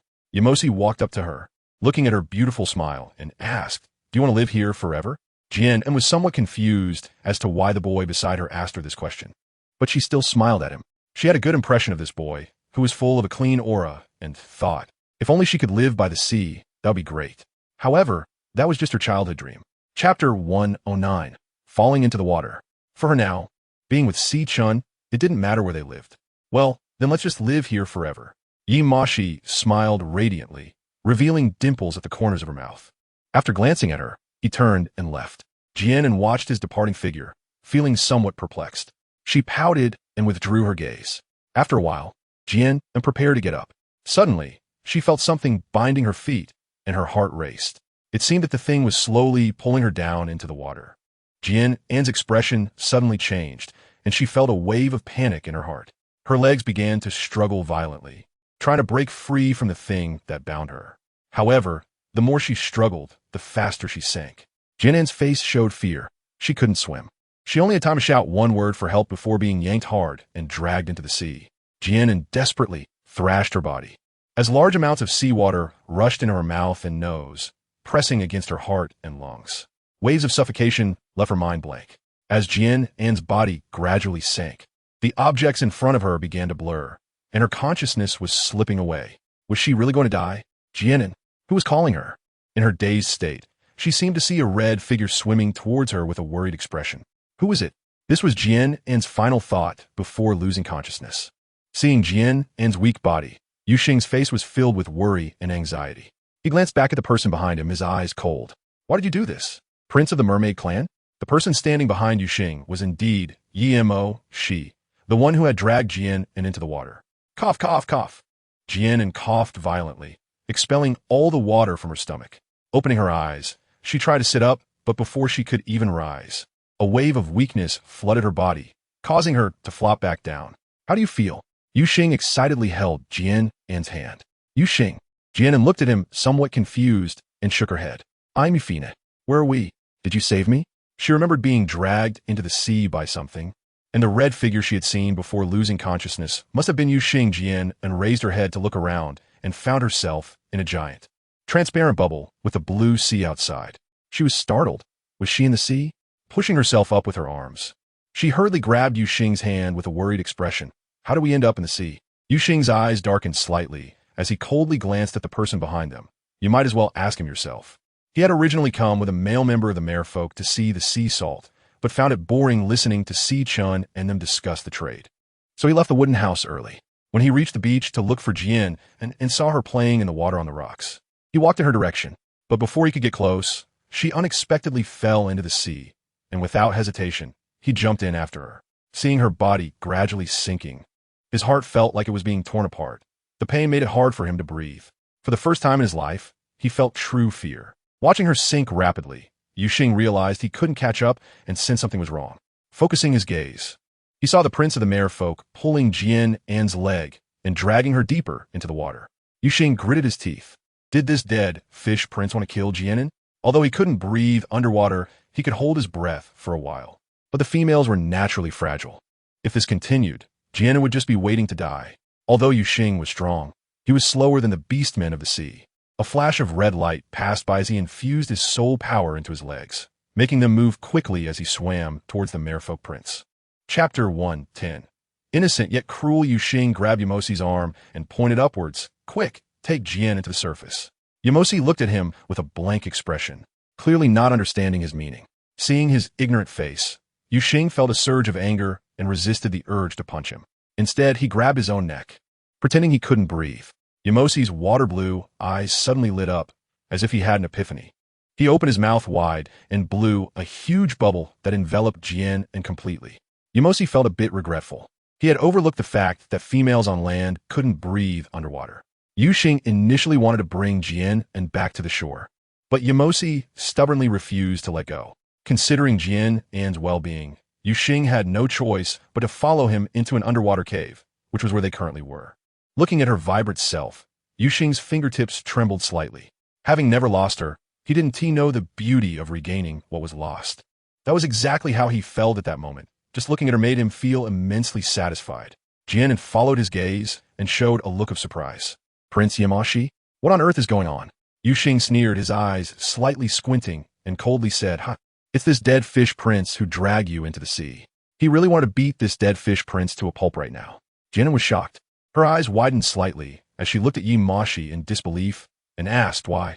She had only met Yamashi for the first time today, and they had barely exchanged more than 3 sentences. She couldn't think of a reason why he would want to harm her like this. Yamashi tilted his head, looking at Jian An with a clueless expression. You said you wanted to live in the sea forever, so I brought you here. He didn't understand why. After helping this beautiful female achieve her wish, she looked unhappy. Jian An's delicate brows furrowed slightly as she looked at the bewildered young man before her, taking a while to regain her composure. What on earth was this? Just because she casually mentioned wanting to live here, he was going to drag her into the sea to drown? Moreover, she was talking about living by the sea, not in it. She wasn't a fish. How could she possibly live in the ocean? If it were anyone else, Jian An might not believe such a ridiculous reason, but Yamashi's eyes were bright and innocent, as if he was completely unaware of the dangers of the world, just like the feeling he gave off, naive and pure. Prince Yamashi, thank you for your kindness, but I cannot and do not want to live in the sea. Please take us back to shore. She couldn't help but feel a bit anxious, not knowing what time it was now. If Sichin found out she was missing, he would definitely be very worried. Although Yamashi had nearly caused her demise, she didn't feel any resentment toward him now. She just wanted to return to the shore as soon as possible. Yamashi tilted his head, looking confused, his delicate brows knitting together. Why go back? Didn't you say you wanted to live in the sea? Jian An sighed helplessly. How could this child be so unreasonable? Prince Yamashi, my partner is still on shore. He will definitely be worried if he can't see me. Please take us back to the shore. Your partner is that young master of the White Tiger clan, right? Yamoshi asked, blinking his water-blue eyes and staring at Jian An nodded, unwilling to say more, feeling a hint of impatience in her heart. Is it because of him that you don't want to stay here? Yamashi's childish face scrunched up, and a flash of inspiration struck her. She immediately said, then I'll go kill him. That way, she could stay in the sea forever, right? Jian An looked at Yamashi, who innocently spoke such cruel words, and his beautiful brows slightly frowned. Chapter 111, Stubborn Yamashi. He felt a hint of anger in his heart, no longer glancing at him, and turned to Yuxing. Yuxing, can you take me back to the surface? Since Yamashi was unwilling to help, he would just have to find a way himself. Yuxing lowered his gaze in thought and frowned, saying, I'm afraid not. Jian An couldn't hold his breath underwater for an extended period, and they were more than several hundred meters away from the surface. Without the bubble from the dead fish prince, Jian An definitely wouldn't be able to make it to shore. Jian An's expression dimmed, her head drooping, appearing somewhat listless. Yuxing's elongated peach blossom eyes were fixed on her, and seeing her downcast expression, he felt a wave of discomfort in his heart. He held her hand, gently patting the back of her hand, and softly comforted her, Don't worry, I will definitely bring you back safely. Jian An looked up at Yuxing, her delicate brows slightly furrowed. She opened her mouth as if to say something, but ultimately bit her lip and held back. Yuxing was not someone she had any claim to. They weren't even friends. Given his strength, it would be easy for him to leave on his own, and since he was still here, it was entirely out of consideration for her. How could she make unreasonable demands of him? Yuxing was particularly skilled at reading people's expressions, and Jian An's hesitant demeanor could not escape his notice. The corners of his mouth curled into a wicked smile as he teased, What's wrong? Afraid I'll leave you behind? Don't worry. I'm still waiting for you to repay me with your body. His voice was unusually gentle as he reached out to stroke her soft black hair, comforting her. If the Prince of Dead Fish doesn't help, I'll beat him until he agrees. Jian An smiled faintly and nodded, but felt a mix of emotions in her heart, finding his words both amusing and exasperating. Jian An stood up and looked at Yamosi, who was standing nearby, and said with a serious expression, Prince Yamosi, I don't know why you insist on keeping me in the sea, but I must return to my partner. I am the mate of the White Tiger clan's young master. If Sichin finds out that you kidnapped me, he will definitely demand an explanation from your merfolk. You wouldn't want discord between our two clans, would you? Yamosi showed a conflicted expression, looking somewhat dejected. But if I can't keep you here, my wish cannot be fulfilled. Hearing his words, Jian An felt it was absurd. Her delicate brows furrowed tighter as she kindly advised, Yamosi, even if I stay, I cannot fulfill your wish. I'm not a wishing tree. How could I grant wishes for others?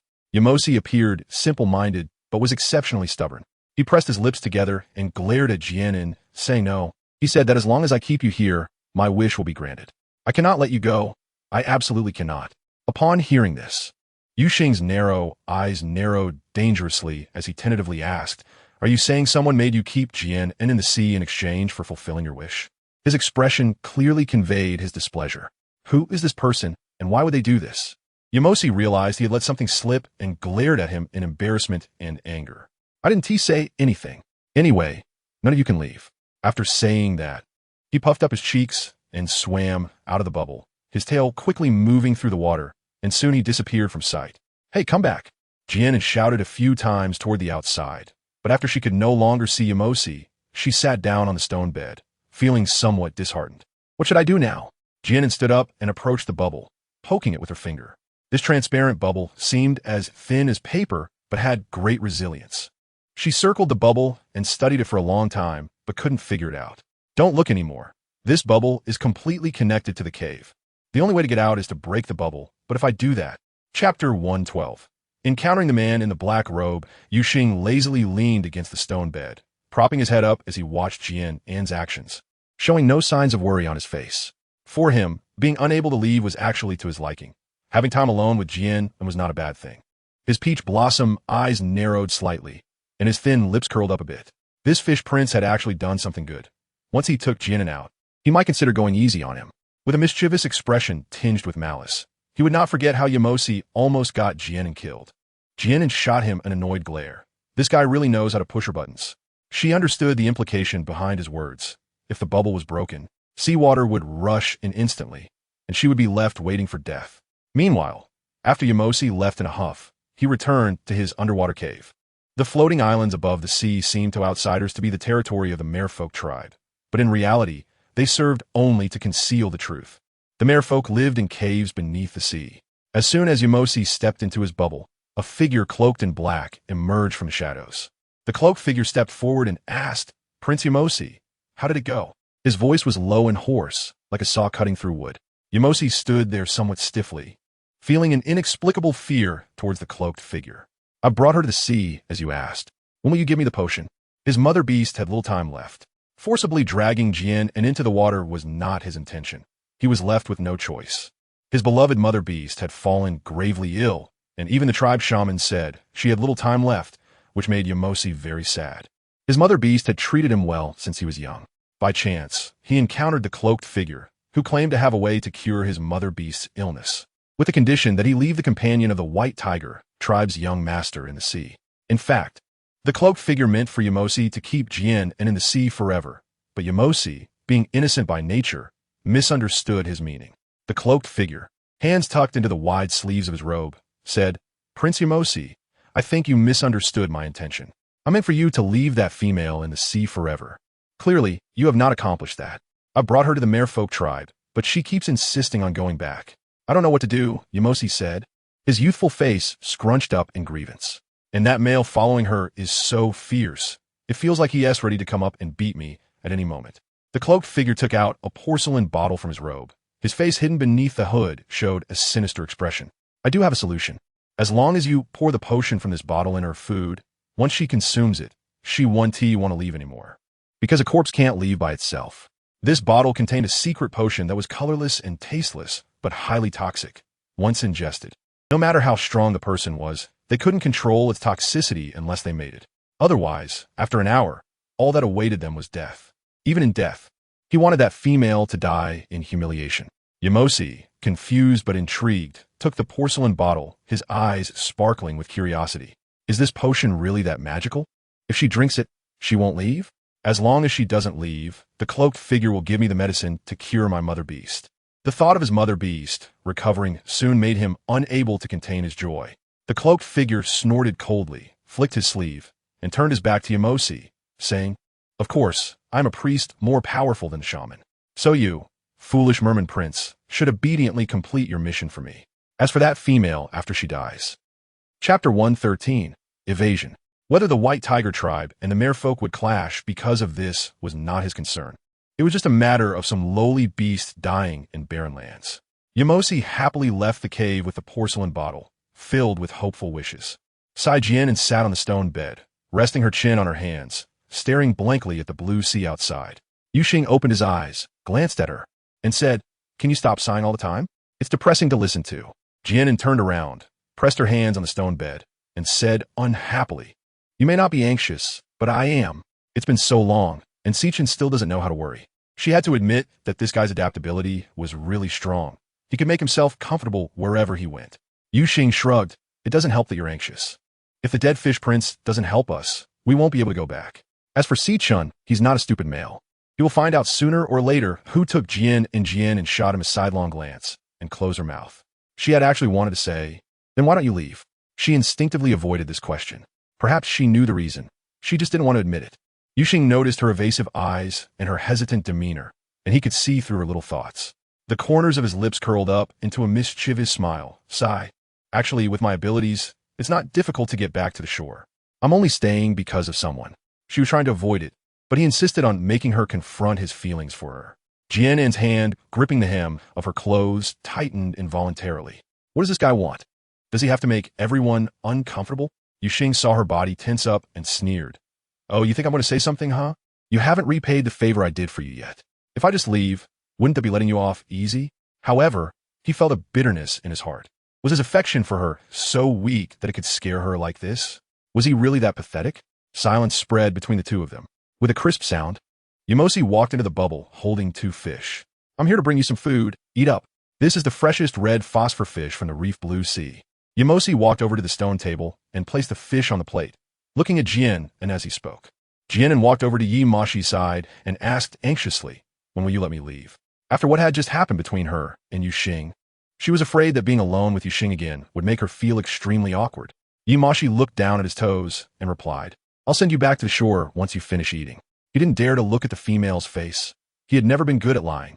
He had already made up his mind that once the female ate the red-scaled fish that had been laced with the potion, regardless of whether the potion given by the man in the black robe was truly magical, he would send them away as soon as he obtained the healing potion for the mother beast from the man in the black robe. Jian An initially thought she would hear Yamosi's refusal again, as his attitude had always been very resolute. Unexpectedly, he changed his usual demeanor and agreed to let them leave. Yuxing's golden eyes narrowed slightly as he looked at the downcast Yamosi. He always felt that things were not this simple. Who exactly was the prince of dead fish that had leaked this information, and what was his purpose?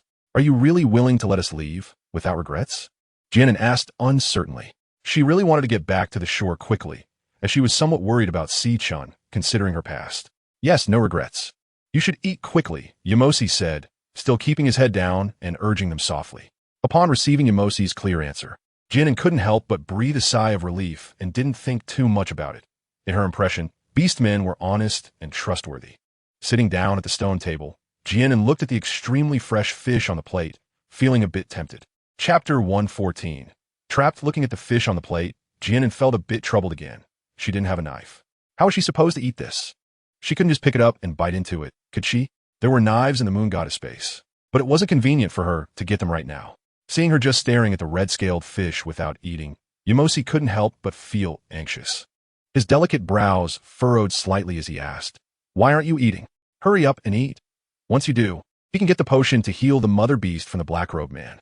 Jian raised her head to look at Yamosi. "Do you have a knife? I want to slice the fish." "Do you think she doesn't want to eat? She just doesn't know how to start. It's simple, no knife needed." Yamosi extended his right hand, and the nails on his right hand gradually grew longer, continuously gliding over the red-scaled fish, instantly transforming a whole fish into a plate of sashimi. Jian An curled her lip. Orcs were really convenient. Their hands could also be used as knives. But she wasn't envious at all. She couldn't help but wonder if her elongated nails would ever be unable to retract. She picked up a slice of sashimi and put it into her mouth. The fish was fresh, tender, and carried a hint of sweetness. Jian An couldn't help but squint her eyes in enjoyment. The taste was truly excellent. After eating several slices, Just as Jian An was about to put another slice into her mouth, she noticed Yamosi across from her, his water blue eyes filled with anticipation.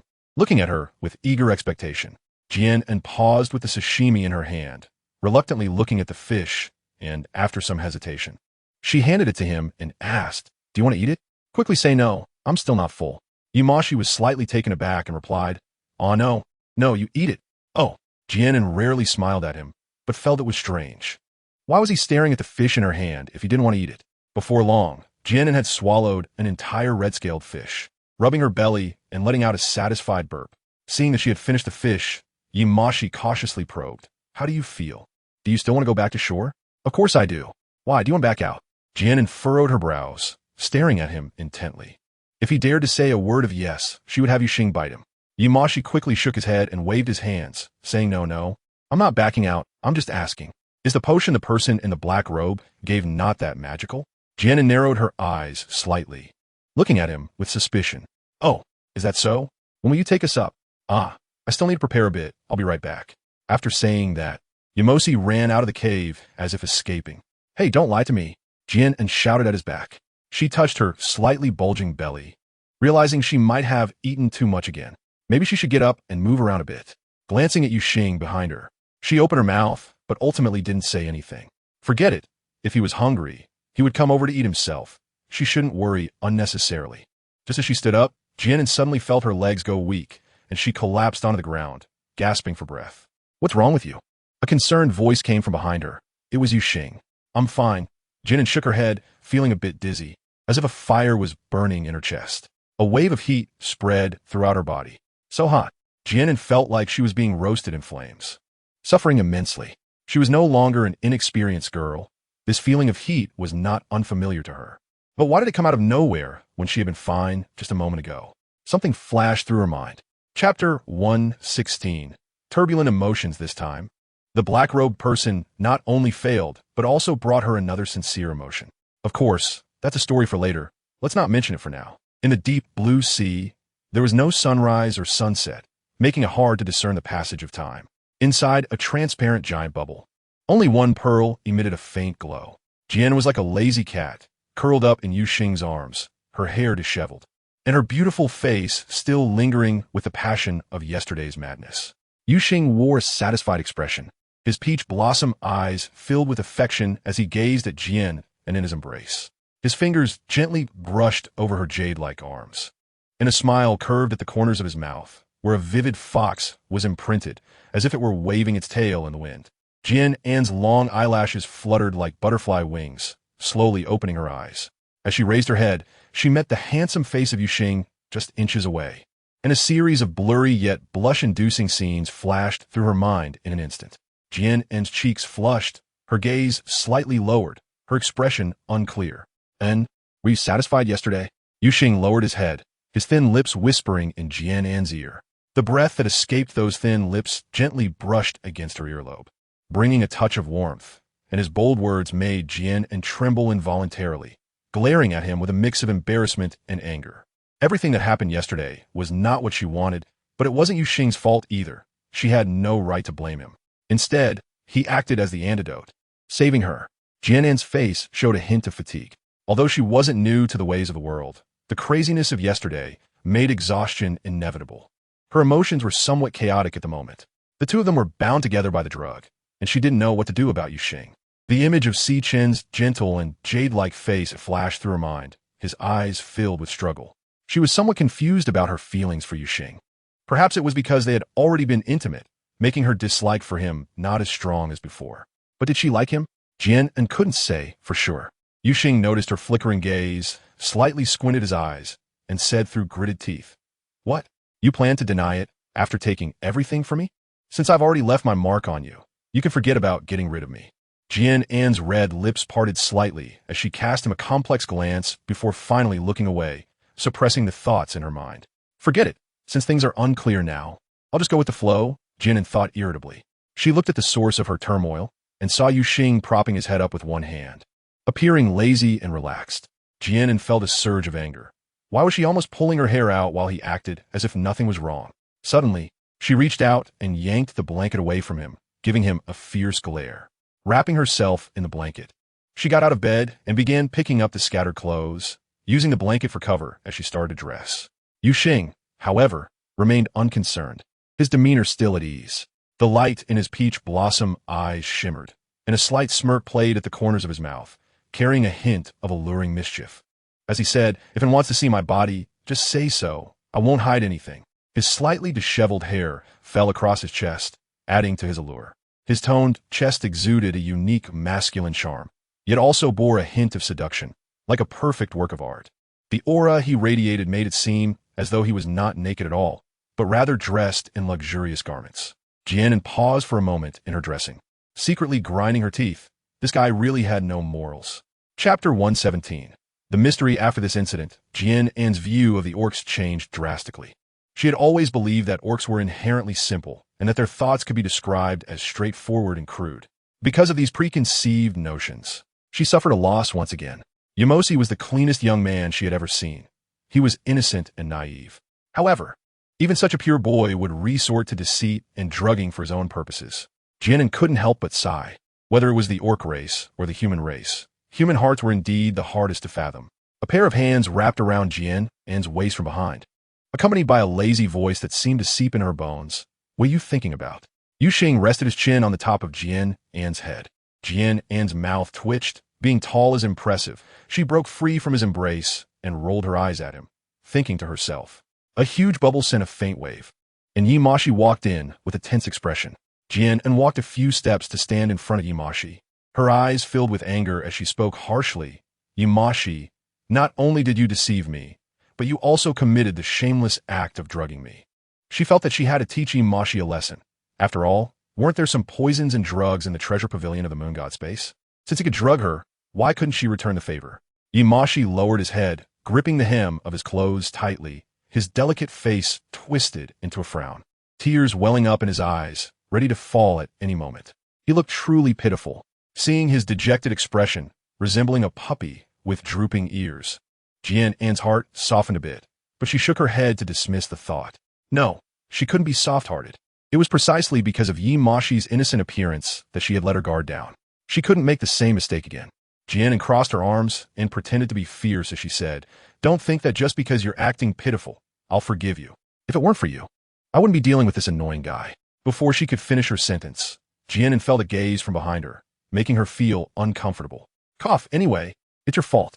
Jian An cleared her throat and awkwardly changed the subject.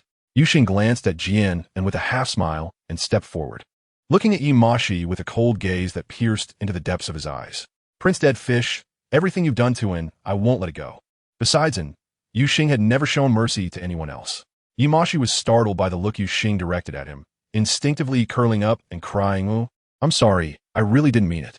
I thought if I listened to the black-robed man's words, I could get the potion to heal the mother beast. But just yesterday, after seeing Jian An eat the fish meat laced with the potion, I immediately went to find the black-robed man, but no matter how hard I searched, I couldn't find him. Even if he was clueless, he sensed something was wrong and realized he might have been deceived by the black-robed man. He spent the whole night tossing and turning, unable to sleep, feeling both guilty and scared, which is why he didn't dare to come find them right away." "Black-robed man?"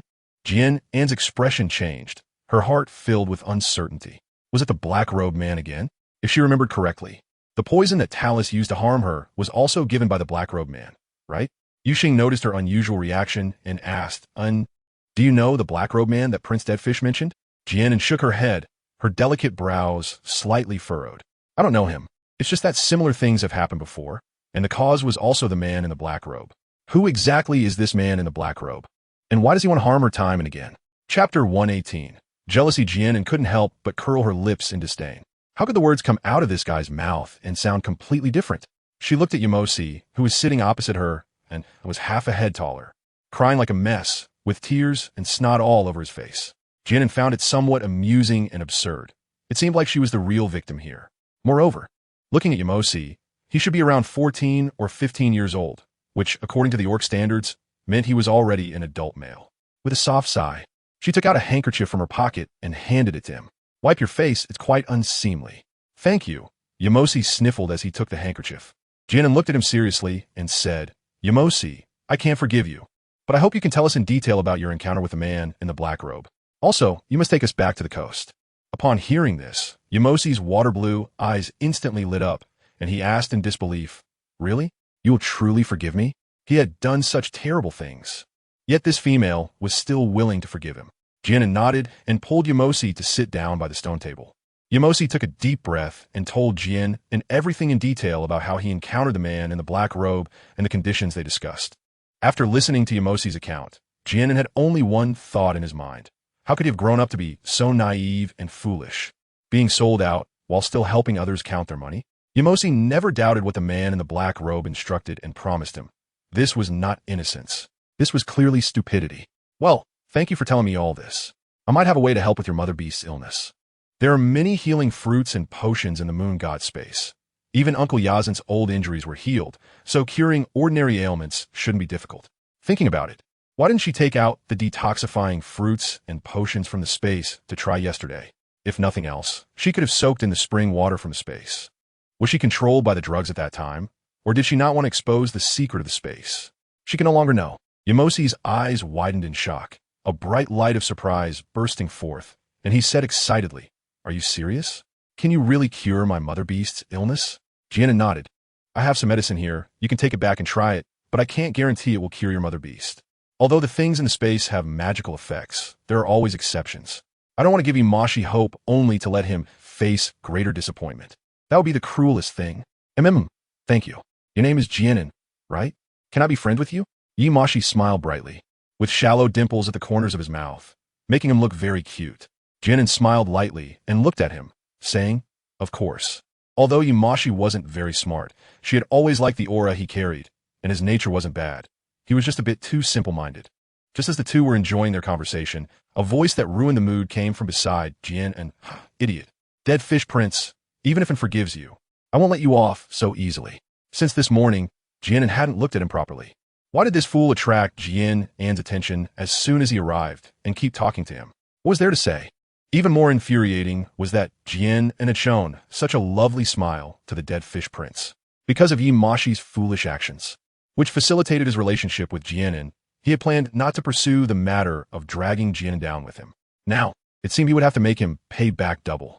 Yuxing narrowed his eyes slightly, coldly looking at Imashi, a wicked smile curving at the corners of his mouth. Chapter 119, Gift of Medicine.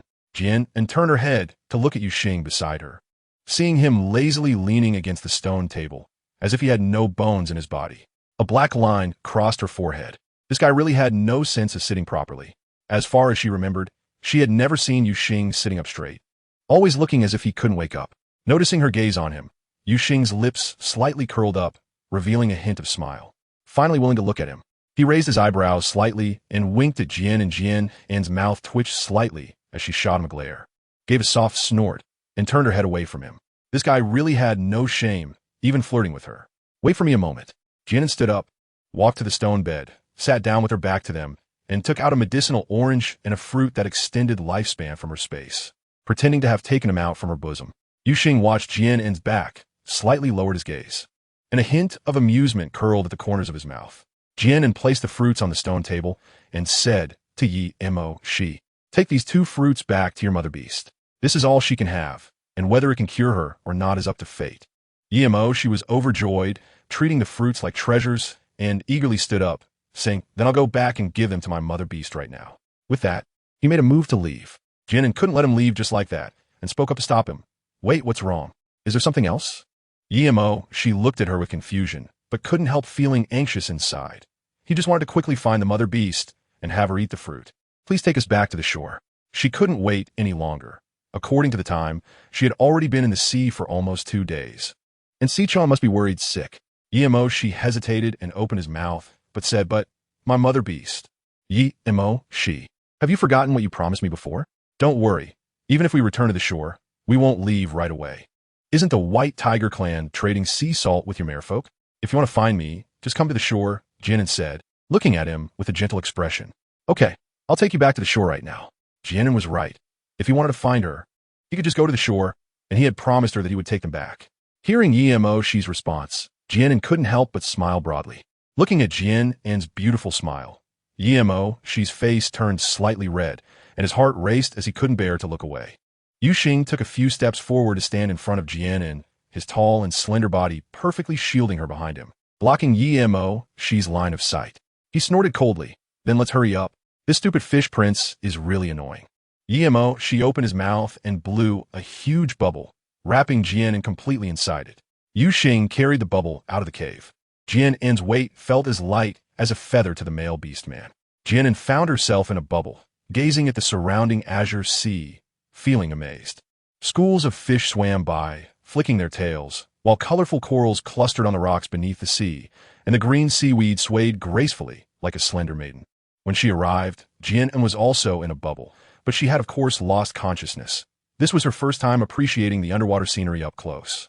Sichin stood on the shore, gazing solemnly at the endless sea, his deep eyes filled with worry. It had been 2 days since An went missing, and he had also tried to search the sea, but although he could hold his breath for a long time, he was not familiar with the underwater environment. And each time he returned empty-handed. Chapter 120. Longing An, Sichin whispered softly, lowering his eyelids slightly as the sea breeze tousled his silver hair. The wind brushed over the sea, creating ripples, and waves surged up. When the waves crashed against the rocks, they splashed like white plum blossoms. Jian An and Yuxing's figures appeared on the surface of the sea, and after Yimashi brought them to the surface, he hurriedly left. Sichin.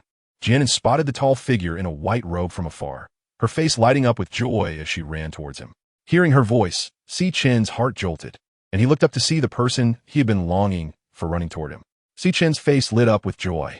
His gaze fixed intensely on Jian An's lovely figure, filled with deep longing and affection. He quickly took a couple of steps and rushed in front of her, pulling her into his arms and holding her tightly. Only then did Sichin feel at ease, as if his heart had found a harbor and calmed down. "And where have you been? I was so worried about you." When he realized Jian An was missing, he initially wondered if she had entered space, but as time passed, he gradually sensed something was amiss. Jian An had disappeared, and his heart had also withered away. He never wanted to experience that feeling again. Feeling Sichin's warm embrace, Jian An smiled and gently patted his back, softly saying, "I'm sorry, Sichin, I worried you again." But inside, she felt extremely distressed.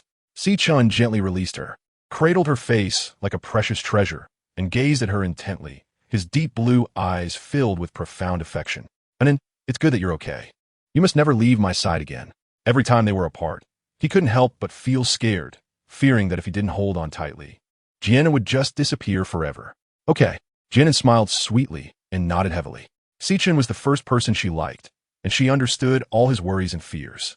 Sichin smiled gently, tenderly caressing her cheek, then leaned down and kissed her lips, pouring out all his longing and fear until he was finally satisfied and released her. Yuxing stood not far away, watching the two entangled together. He lowered his eyelids, hiding the sorrow in his gaze, letting the cold sea water soak his magnificent red robe. Sichin buried his head in Jian An's shoulder, inhaling the faint, delicate fragrance that came from her. Suddenly, Sichin's body stiffened for a moment, his eyes flickering. Besides the serene scent on An, there was another person's presence. That was... Sichin raised his head and looked towards Yuxing, who stood not far away. As if sensing his gaze, Yuxing slightly lifted his head, his peach blossom eyes narrowing slightly, a wicked smile curling at the corners of his mouth, both provocative and triumphant as he stepped toward them. He was now Jian An's partner. Why was he still watching from a distance? He could rightfully stand by her side now. Jian An felt a momentary stiffness in Sichin's body. She looked up at him and asked in confusion, "Sichin, what's wrong?" However, she did not receive a response from Sichin, which made Jian An a bit puzzled. Following his gaze, she saw Yuxing walking toward them, and her heart sank. Oh no, she had completely forgotten about this person. Yuxing came to Jian An's side, looking at her with a face full of melancholy. "Have you forgotten your new love now that you have an old one?" "I'm really heartbroken," he said, placing a hand over his chest and making a painful expression. Jian An shot him a fierce glare, wondering what he was up to again, talking about new loves and old flames. She glanced at Sichin, feeling flustered, guilty, and scared. Although her relationship with Yuxing was a result of medication, it couldn't deny the fact that she had already become his partner. Chapter 121. Terminating the partner relationship? Yuxing glanced at Sichin, scoffed, and followed behind them. A row of ancient wooden houses stood by the beach, and Sichin pulled Jian An into one of the wooden houses. Jian An turned to look at Yuxing, who was following closely behind. Xing, I want to have a private conversation with Chen. Upon hearing this, a hint of disappointment flashed in Xing's eyes. His delicate brows slightly furrowing as he crossed his arms and casually leaned against the doorframe, huffing. Although he was somewhat unwilling, he also knew he couldn't push her too hard. Jian An appeared gentle, but deep down, she possessed a certain fierceness. She had her own ideas, unlike those females who were pampered at home, lacking independence and only relying on males. Jian An closed the wooden door, looked at Chen sitting by the wooden table, took a deep breath, and walked over to sit beside him. Chen, I'm sorry. Chen reached out and gently pulled her into his arms, resting his chin on her forehead. And then, don't say sorry. As long as you like me, I don't mind. Saying he didn't mind was a lie. Who wouldn't want the person they love to be their only one? He had known from the beginning that with Jian An's beauty, she would attract countless male suitors. The demon realm was vast, and there were many males stronger than him. It was normal for Jian An to find another partner. All he could do was continue to treat her well as always. Jian An suddenly raised her head and looked at Chen. It wasn't like that. In fact, that day Jian An had told him everything that had happened in the past 2 days, her expression filled with tension and unease as she looked at him, trying to discern his emotions from the expression on his face. Chen's eyes were filled with concern as he grasped Jian An's arm and anxiously asked, An, are you okay? Is there something wrong with your body? He couldn't help but feel guilty inside. He had only focused on his own feelings of disappointment and hadn't realized that she had gone through such dangers in the past 2 days. Jian An stared at him in a daze. She had thought about many of Chen's reactions, whether angry or sad, but she never expected that what he cared about most was still her safety. Looking at the worry and affection in his eyes, Jian An felt a lump in her throat, and tears uncontrollably streamed down her face.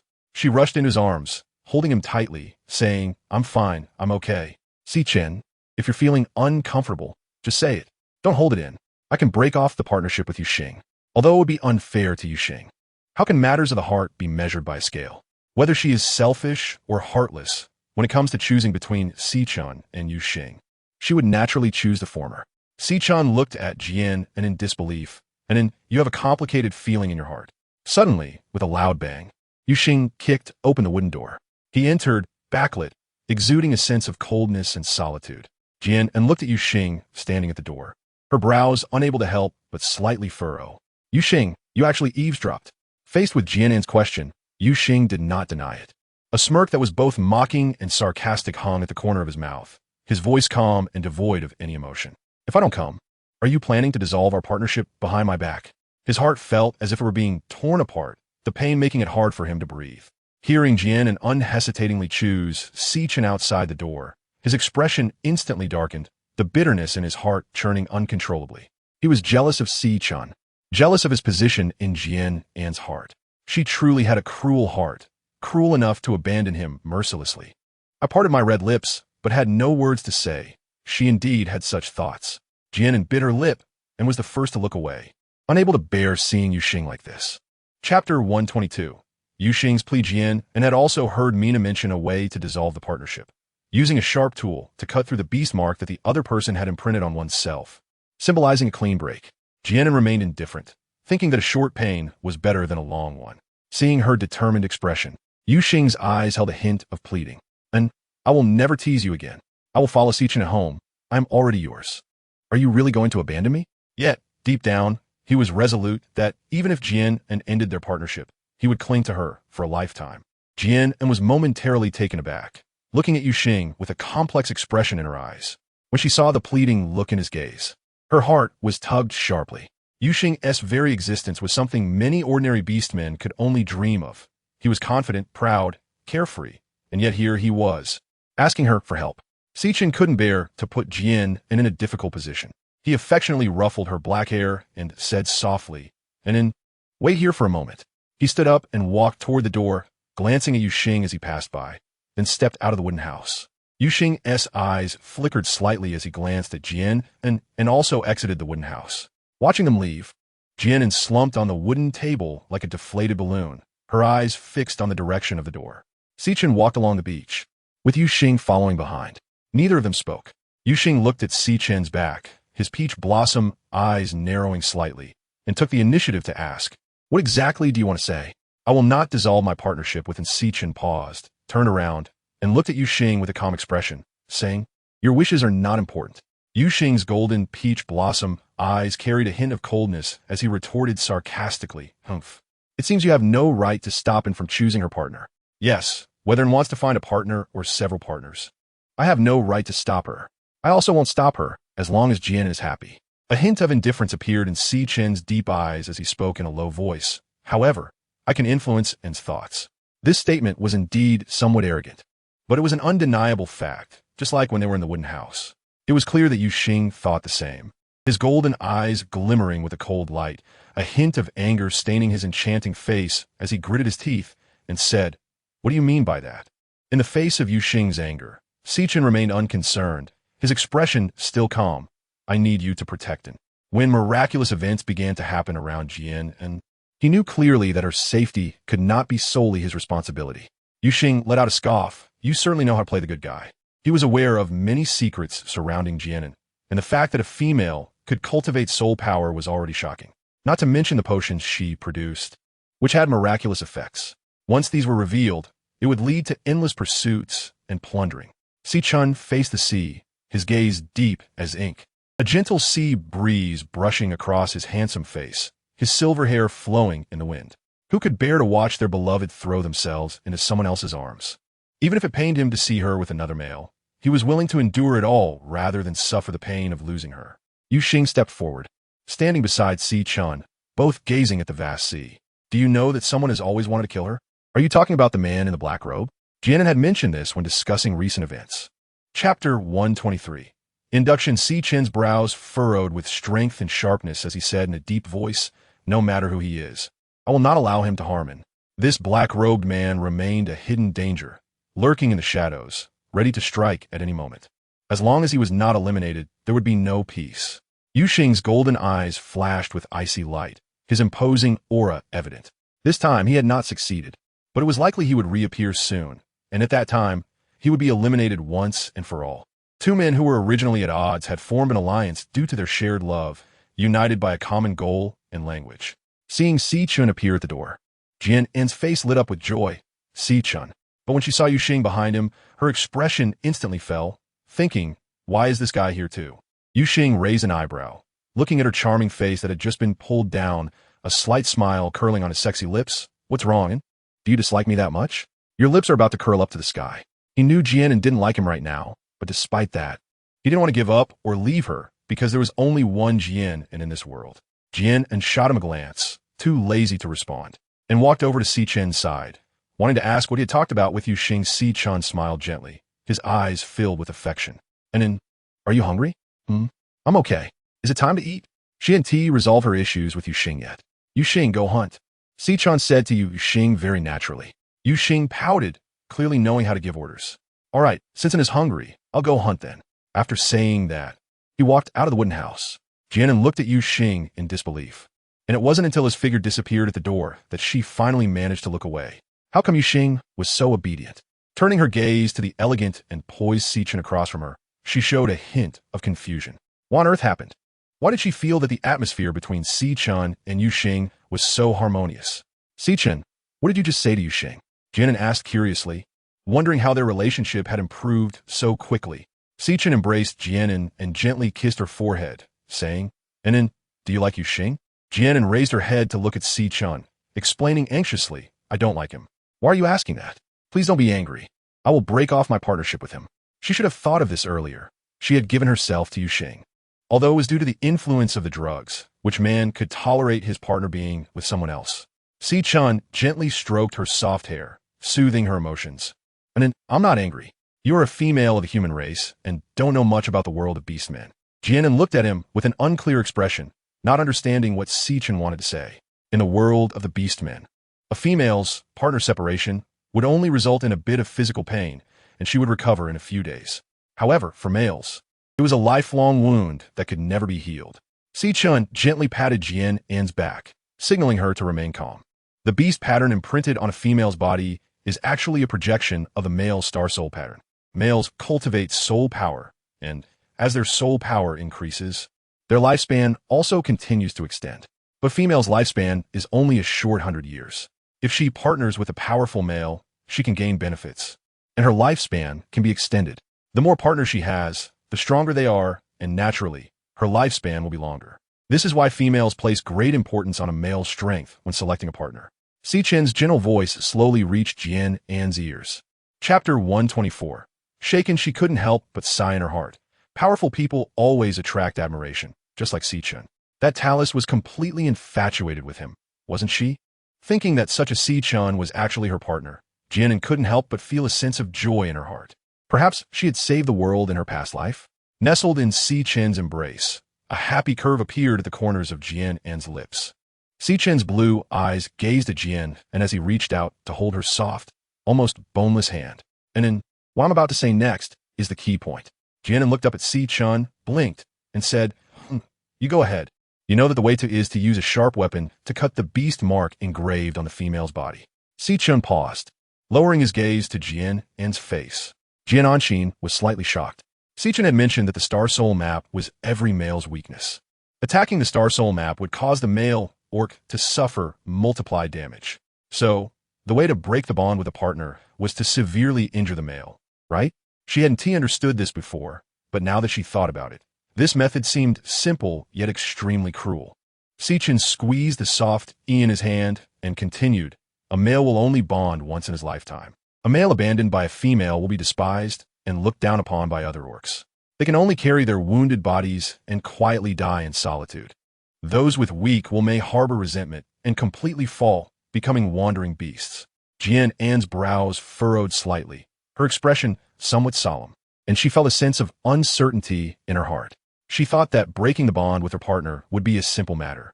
But after listening to Sichen's words, her resolute attitude showed a hint of wavering. Did she really have to abandon Yuxing in such a cruel way? The thought of that lazy and charming man dying tragically or falling into the depths of despair as a despised stray beast made her heart ache. She was not a saint, unable to save everyone, but she was also not an evil person and could not bring herself to hurt Yuxing in such a way. Sichen's deep eyes gazed at Jian An. Noticing her contemplative expression, he smiled faintly, hoping to make her give up the idea of breaking the bond with Yuxing. He thought he had done enough. Jian An has her own opinions. She can be quite stubborn at times, but she is equally kind. She is truly special. Even if it means giving up the chance to have her all to himself, he is willing to do anything as long as Jian An can receive better protection. Jian An looked up at Sichen, a hint of struggle in her clear eyes. Sichen.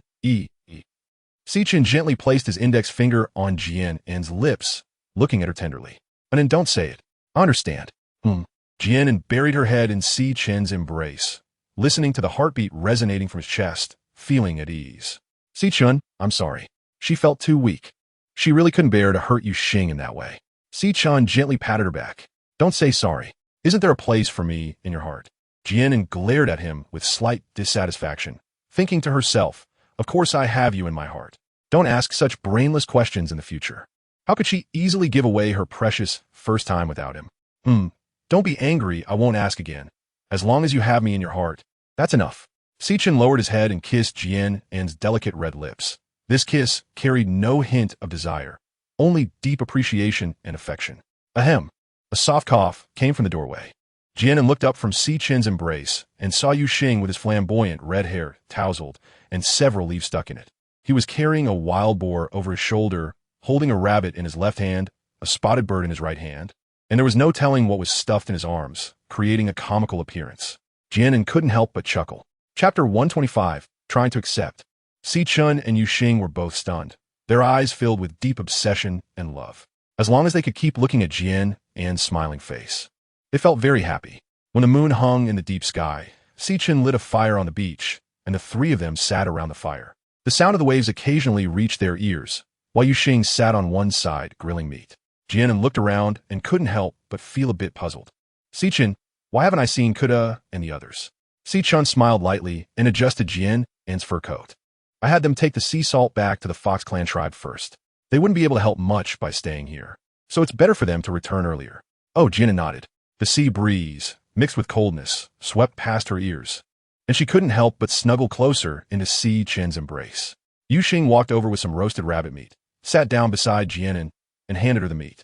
Here you go. Jian An glanced at Yuxing, then at the roasted rabbit meat in his hand. A complex look flashed in his eyes as he reached out to take it and said, "Thank you." Yuxing was surprised. His hand froze in midair. He had been prepared to be rejected again, but unexpectedly, an indescribable joy spread in his chest. Jian An looked at his dazed expression and felt a bit amused. She didn't expect him to show such a silly look. With a slight turn of her eyes, she said, "What's wrong? Isn't this for me? You don't want to give it away?" Yuxing put down his hands and flashed a mischievous smile, playfully looking at Jian An. "You should eat more. You're as light as a feather.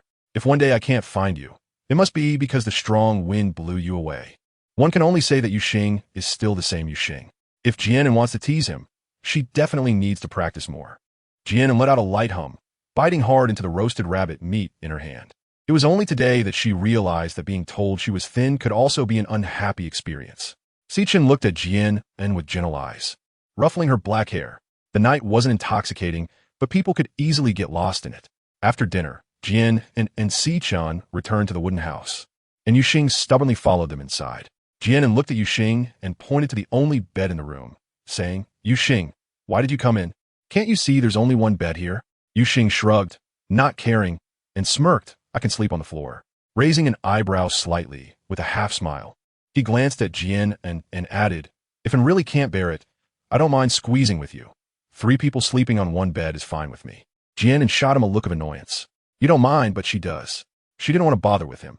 If he wanted to sleep on the floor, then let him. She took Shurchin's hand and walked towards the wooden bed. "Shurchin, let's go to sleep." "Okay." Shurchin nodded lightly, allowing Jian An to lead him. Jian An and Sichin were sleeping on the wooden bed, while Yuxing, as he said, really took the quilt and spread it on the floor, sleeping right next to the wooden bed. The 3 of them entered dreamland in a contradictory yet harmonious manner, just as a ray of sunlight appeared on the horizon. A crisp knocking sound came from outside the wooden house, accompanied by Yimo Shi's voice. "Jian An, are you there?" Yimo Shi knocked on the wooden door loudly, calling out while knocking. The door opened from the inside, and Yuxing stood at the door with an impatient expression, arms crossed, coldly looking at Yimo Shi. "What are you making noise about so early in the morning? You're going to break the door. If you waken up, you'll regret it." Yimo Shi lowered his head, twisting his fingers, and said softly, I'm here to find Jian An. Is she there? This male is indeed quite fierce." "Not here," Yuxing replied decisively, preparing to close the door. "Yuxing, is that Yimo Shi? I think I heard his voice." Jian An's pleasant voice came from inside. Chapter 126. Giving gifts. Jian An walked to the door, smiled at Yimo Shi, and said, "Come in quickly." Yuxing glanced down at him with disdain, snorted, and turned to enter the house. Yimo Shi watched Yuxing's back, allowed a gentle sigh, and stepped into the wooden house. Sichin approached, ruffled Jian An's black hair, and said, "I'm going to hunt." After saying that, he walked out of the wooden house. Yimo Shi, "Come sit down," Jian An said, looking at Yimo Shi, who was still standing at the door, and pointed to a nearby stool. Yimo Shi nodded and walked over to sit at the wooden table. Jian An looked at Yamosi and asked, "Did you come to find me for something?" Yamosi gazed at Jian An, his eyes filled with gratitude. He took Jian An's hand and said excitedly, "Jian An, thank you. After the mother beast ate the fruit you gave me, all her illness has healed, and she is much better than before." Yuxing leaned against the wooden table, watching Yamosi hold Jian An's hand, his gaze coldly brushing over him. "Just talk, don't get handsy," he said. Yamosi, realizing too late, withdrew his hand, a faint blush rising on his face. "I'm sorry, I got too excited." "It's okay," Jian An said with a smile, shaking his head, then turned to glare at Yuxing. "You're so troublesome." Yuxing, unfazed by Jian An's glare, slightly curved his lips into a pleased smile. He loved the way Jian An looked when he glared at him. Yamosi took out a bead from his pocket, a radiant smile on his face. "Jian An, this bead is for you." He didn't know how to thank Jian An, so he could only give her this. Jian An took the bead, holding it in his hand to examine it closely. The bead was water blue, shaped like a droplet, and its surface was very smooth, as if finely polished. When held up to the eye, the bead inside was crystal clear and quite beautiful. "What is this bead?" "It's very beautiful," Jian An asked while holding it in his hand. Yimashi, feeling a bit shy, said, "This is my tear." "Your tear?" Jian An was slightly surprised. Yimashi's tears could actually turn into beads? Then why didn't he drop any beads the last time he cried? Yimashi nodded, "Yes. It's the first tear that fell when I was born. Not all mermaid tears can turn into beads. Only the tears shed at birth and death can become such beads." Jian An showed a look of realization, "So that's how it is. Is there something special about this pearl?" Yimashi smiled and nodded, "Yes, The pearl that falls at birth signifies protection. This pearl can repel water, just like the bubbles I spit out. Only male merfolk who are born with soul power have pearls that can repel water. Jian An placed the bead on the wooden table and pushed it in front of Yamosi, saying, I can't accept such a precious thing. Unexpectedly, this blue bead turned out to be the legendary water-repelling bead. Seeing that Jian An was unwilling to accept it, Yamosi became anxious. But he was at a loss for words and didn't know how to convince Jian An. He could only shake his head and wave his hands, saying, It's not precious at all, not precious at all, just take it. Yu Xing sneered, shot a cold glance at Yamosi, and turned to Jian An, saying, You should take it. The merfolk live in the sea, and having the water-repelling bead is a waste. The dead fish prince finally did something right. He was being sensible. Hearing Yu Xing's words, Yamosi quickly nodded.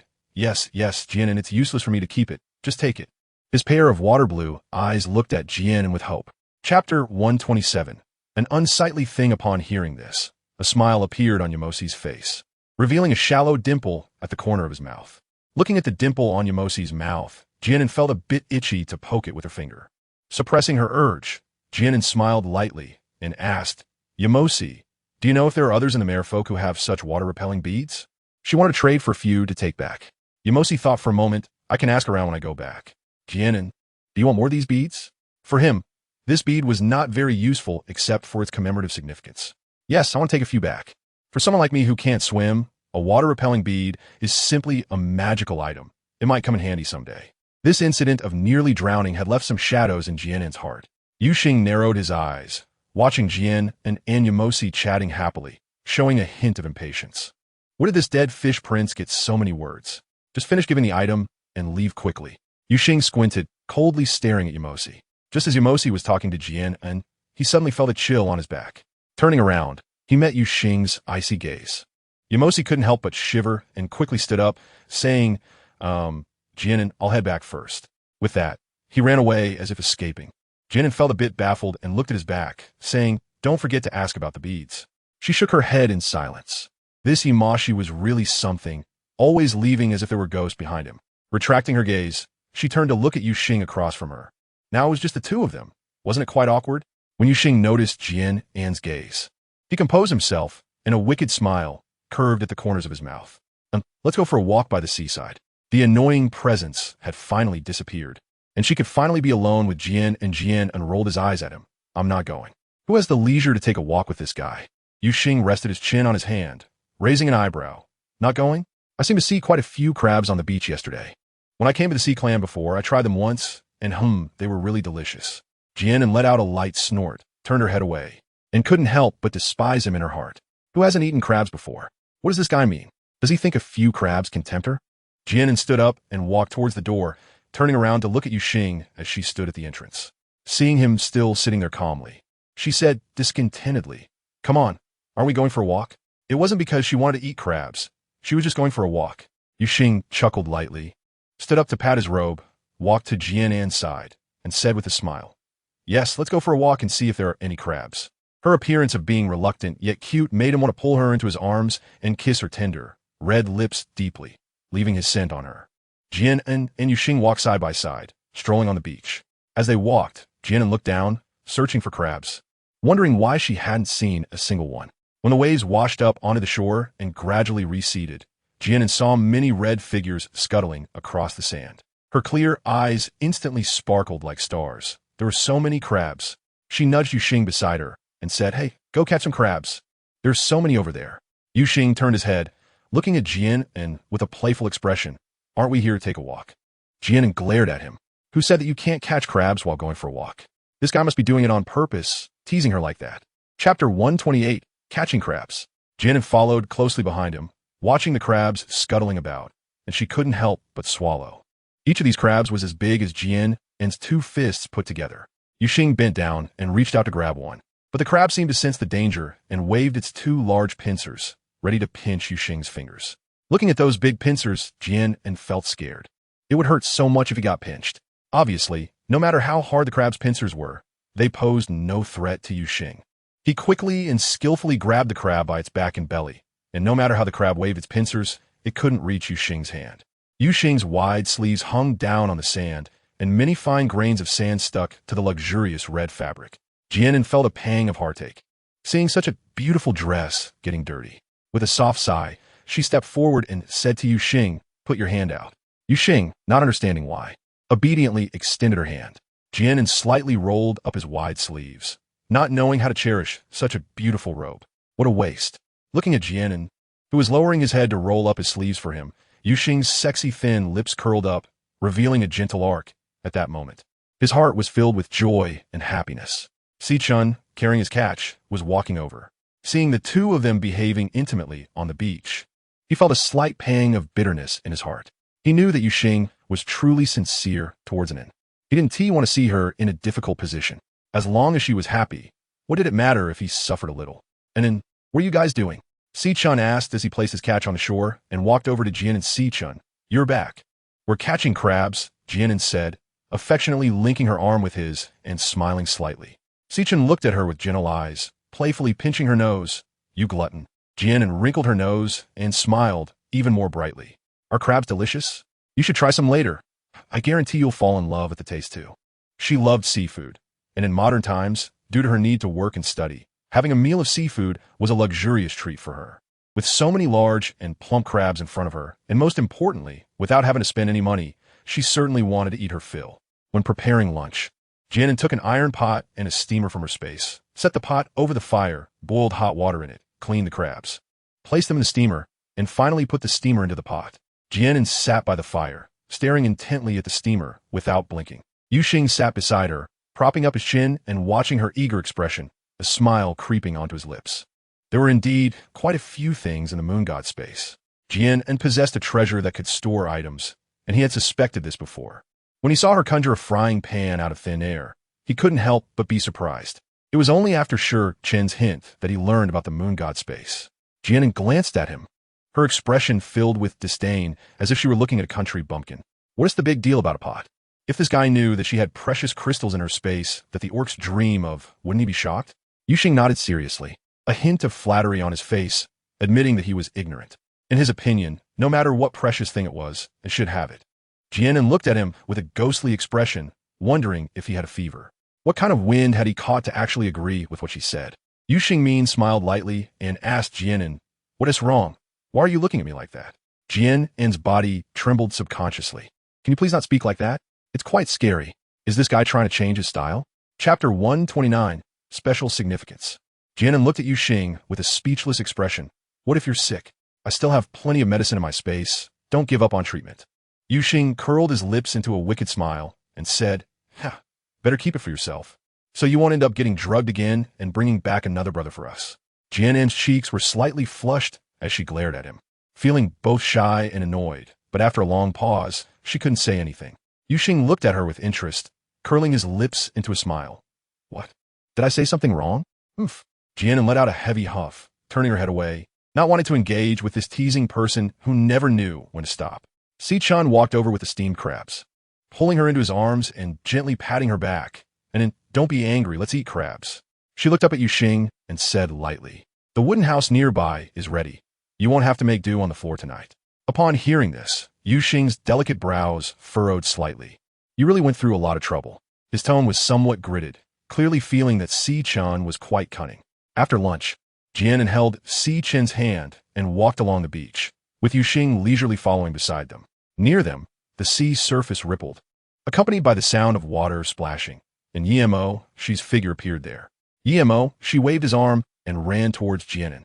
Yu Xing narrowed his golden eyes slightly and clicked his tongue. The dead fish prince is back again. Yemo, Shi reached Jian An, his face full of smiles as he called out, "Jian An." Jian An smiled lightly and looked at Yamosi, asking, "Yamosi, have you asked about the water avoiding pearl for me?" Yamosi paused for a moment, feeling a bit embarrassed, and replied, "Well, I did ask. But I'm a bit conflicted about how to tell Jian," and Jian An noticed that he seemed a bit hesitant and asked with some confusion, "What's wrong? Is it that there aren't any, or they just don't want to trade? Logically speaking, there should be quite a few male merfolk. Could it be that only Yamosi's tears have the effect of repelling water?" Yamosi nodded and then shook his head, looking somewhat hesitant. Seeing his expression, Jian An was even more puzzled. What did Yamosi mean? Hurry up and say it. It's really frustrating. As for the water-repelling pearls, they do exist, but they are unwilling to trade them. As Yamosi spoke, his voice became softer, feeling that it was rare for Jian An to have something to ask him to do. Yet he couldn't fulfill it. Jian An, I'm sorry, I couldn't help you. Yamosi lowered his head, looking like a puppy that failed to complete its owner's task. With a face full of dejection, seeing his pitiful appearance, Jian An wanted to pat his head, smiling and shaking his head. It's okay. This isn't something you can control. And besides, I don't necessarily need the water-repelling pearls. Although he felt a bit regretful, it was unavoidable if they were unwilling to trade.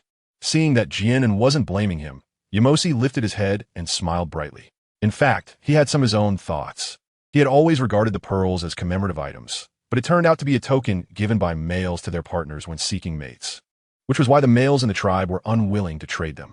Since he had already given the pearl to Jian An, could it mean that he could become Jian An's partner in the future? Yamosi thought to himself, and a blush gradually appeared on his face. Even his ears turned pink. A cold gaze fell on Yamosi, causing his body to tremble involuntarily. Chapter 130. Parting Yuxing curled his lips into a cold smile, noticing Yamosi's previously love-struck expression. Anyone who wasn't a fool could guess what he was thinking. Did Jian An even dare to think about him? With that foolish look, he didn't even weigh his own worth. He hadn't even tasted the meat yet, so how could he let those annoying guys surround him? Jian An noticed that Yamashi's expression was a bit off and asked with concern, "What's wrong with you?" He felt a bit strange, wondering why Yamashi's face suddenly looked so bad.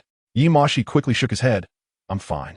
He cautiously lifted his head and glanced at Yuxing, only to find him casually looking at the sea, as if he hadn't just used a cold knife on himself. He couldn't help but breathe a sigh of relief. He thought to himself that becoming Jian An's partner was probably impossible now. Jian An's current partner was too terrifying.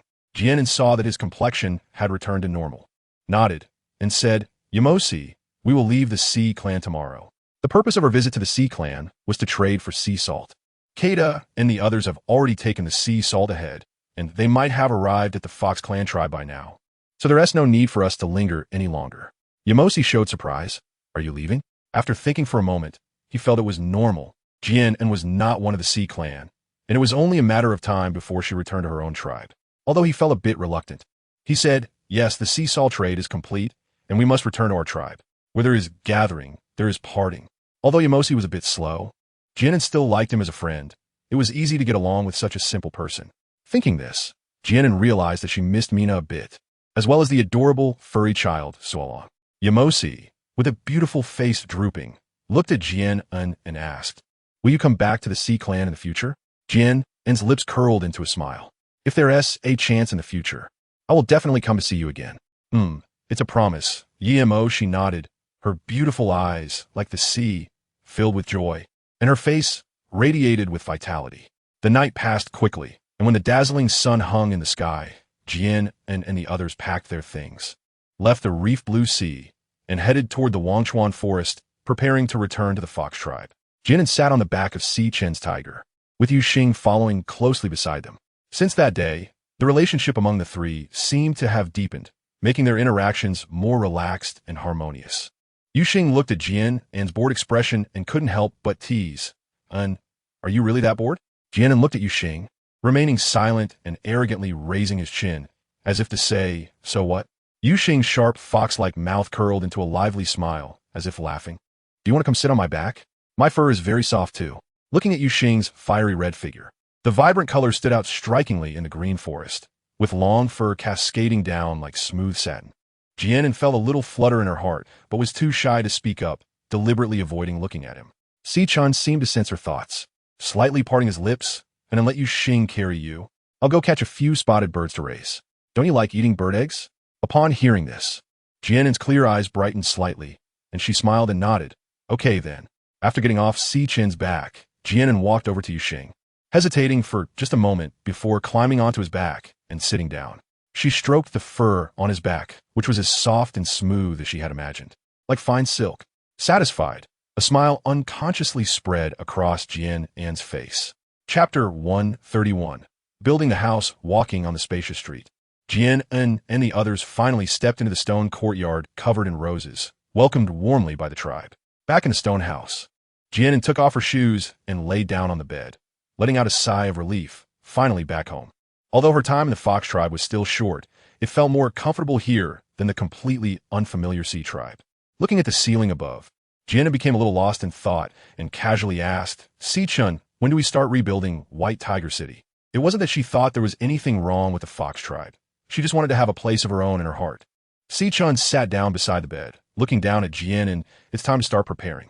He placed Jian An's soft hand in his palm and gently stroked her tender, smooth hand. Jian An sat up, her face filled with joy. Since they were going to rebuild, why not make it even bigger? And the city walls could be raised a bit higher as well. Just thinking about this made Jian An feel a bit excited. An idea flashed in her mind as she knelt beside Si-chun, placing her hands on his legs and looking up at him with sparkling eyes. How about we build a multi-story house? Just like the living building in the moon god space. A multi-story house? Si-chun looked at her with a hint of confusion. He could understand the concept of a house, probably similar to the stone houses. Yes, just like the stone houses, but a few stories high. Let me draw it for you. Jian An took out paper and pen from the space, spread it out on the bed, and sketched the outline of the house. Look, it's like this. She handed the drawing to Si-chun. Si-chun took the paper, examined it carefully, and his eyes brightened slightly. This kind of stone house was quite nice and could save space effectively. With a loving expression, he ruffled Jian An's black hair and praised her. And it is really smart. Jian An smiled lightly and said, Hee, there are such buildings in the moon god space, and I think they look great. I can't tell Si-chun that all the houses in my hometown are like this. Suddenly, a series of crisp, knocking sounds came from the door. Please come in, Si-chun said, towards the door. Yu Xing entered, dressed in a stunning red robe.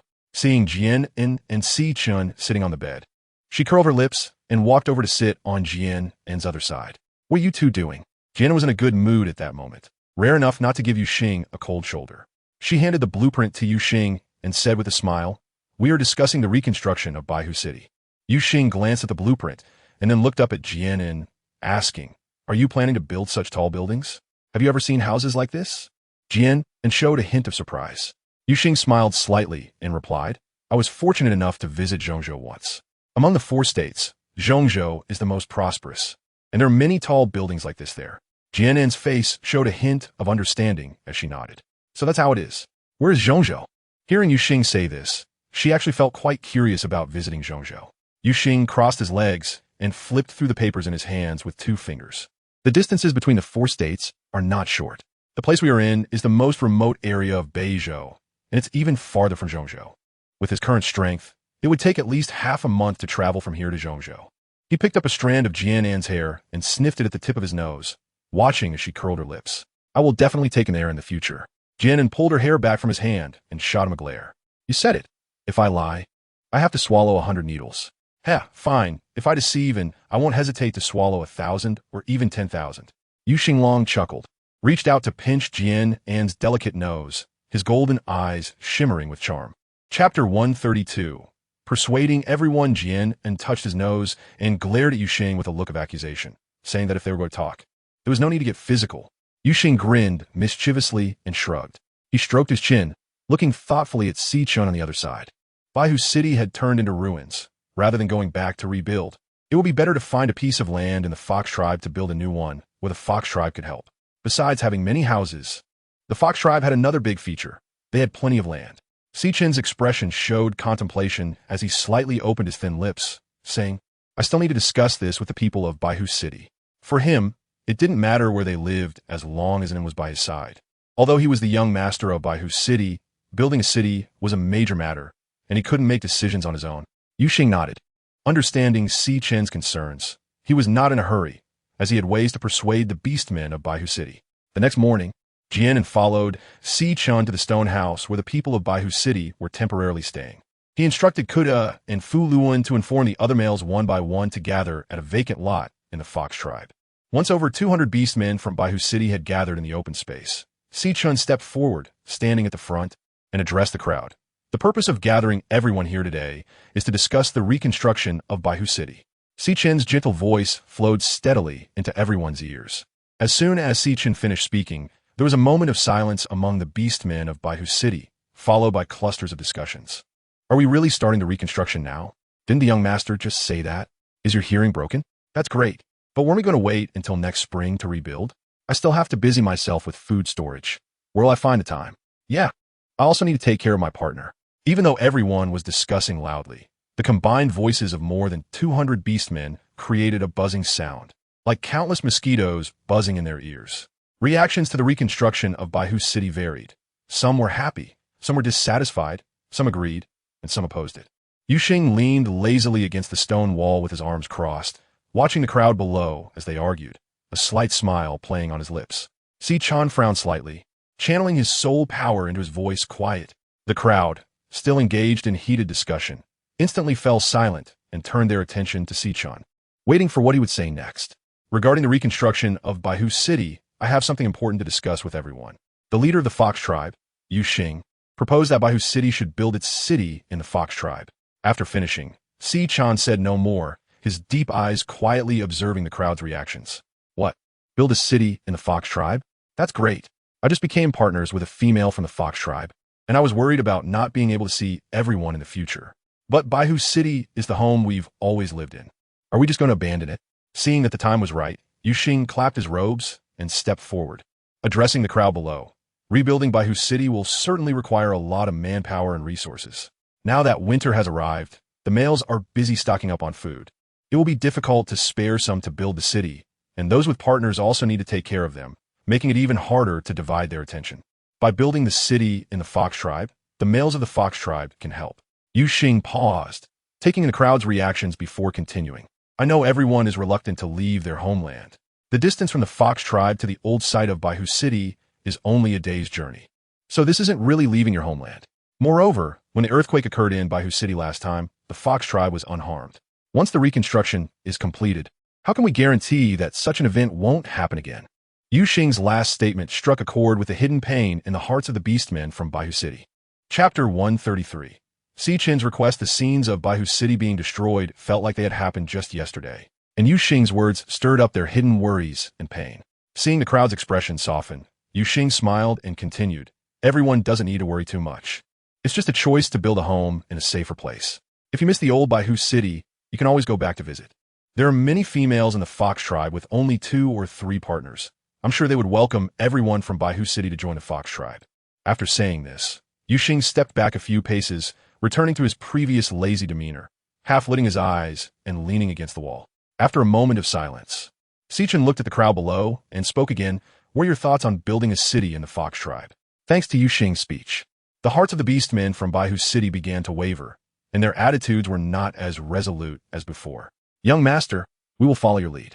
Yes, young master Chen, it doesn't matter where we live as long as everyone is together, right? And the Fox tribe is quite nice.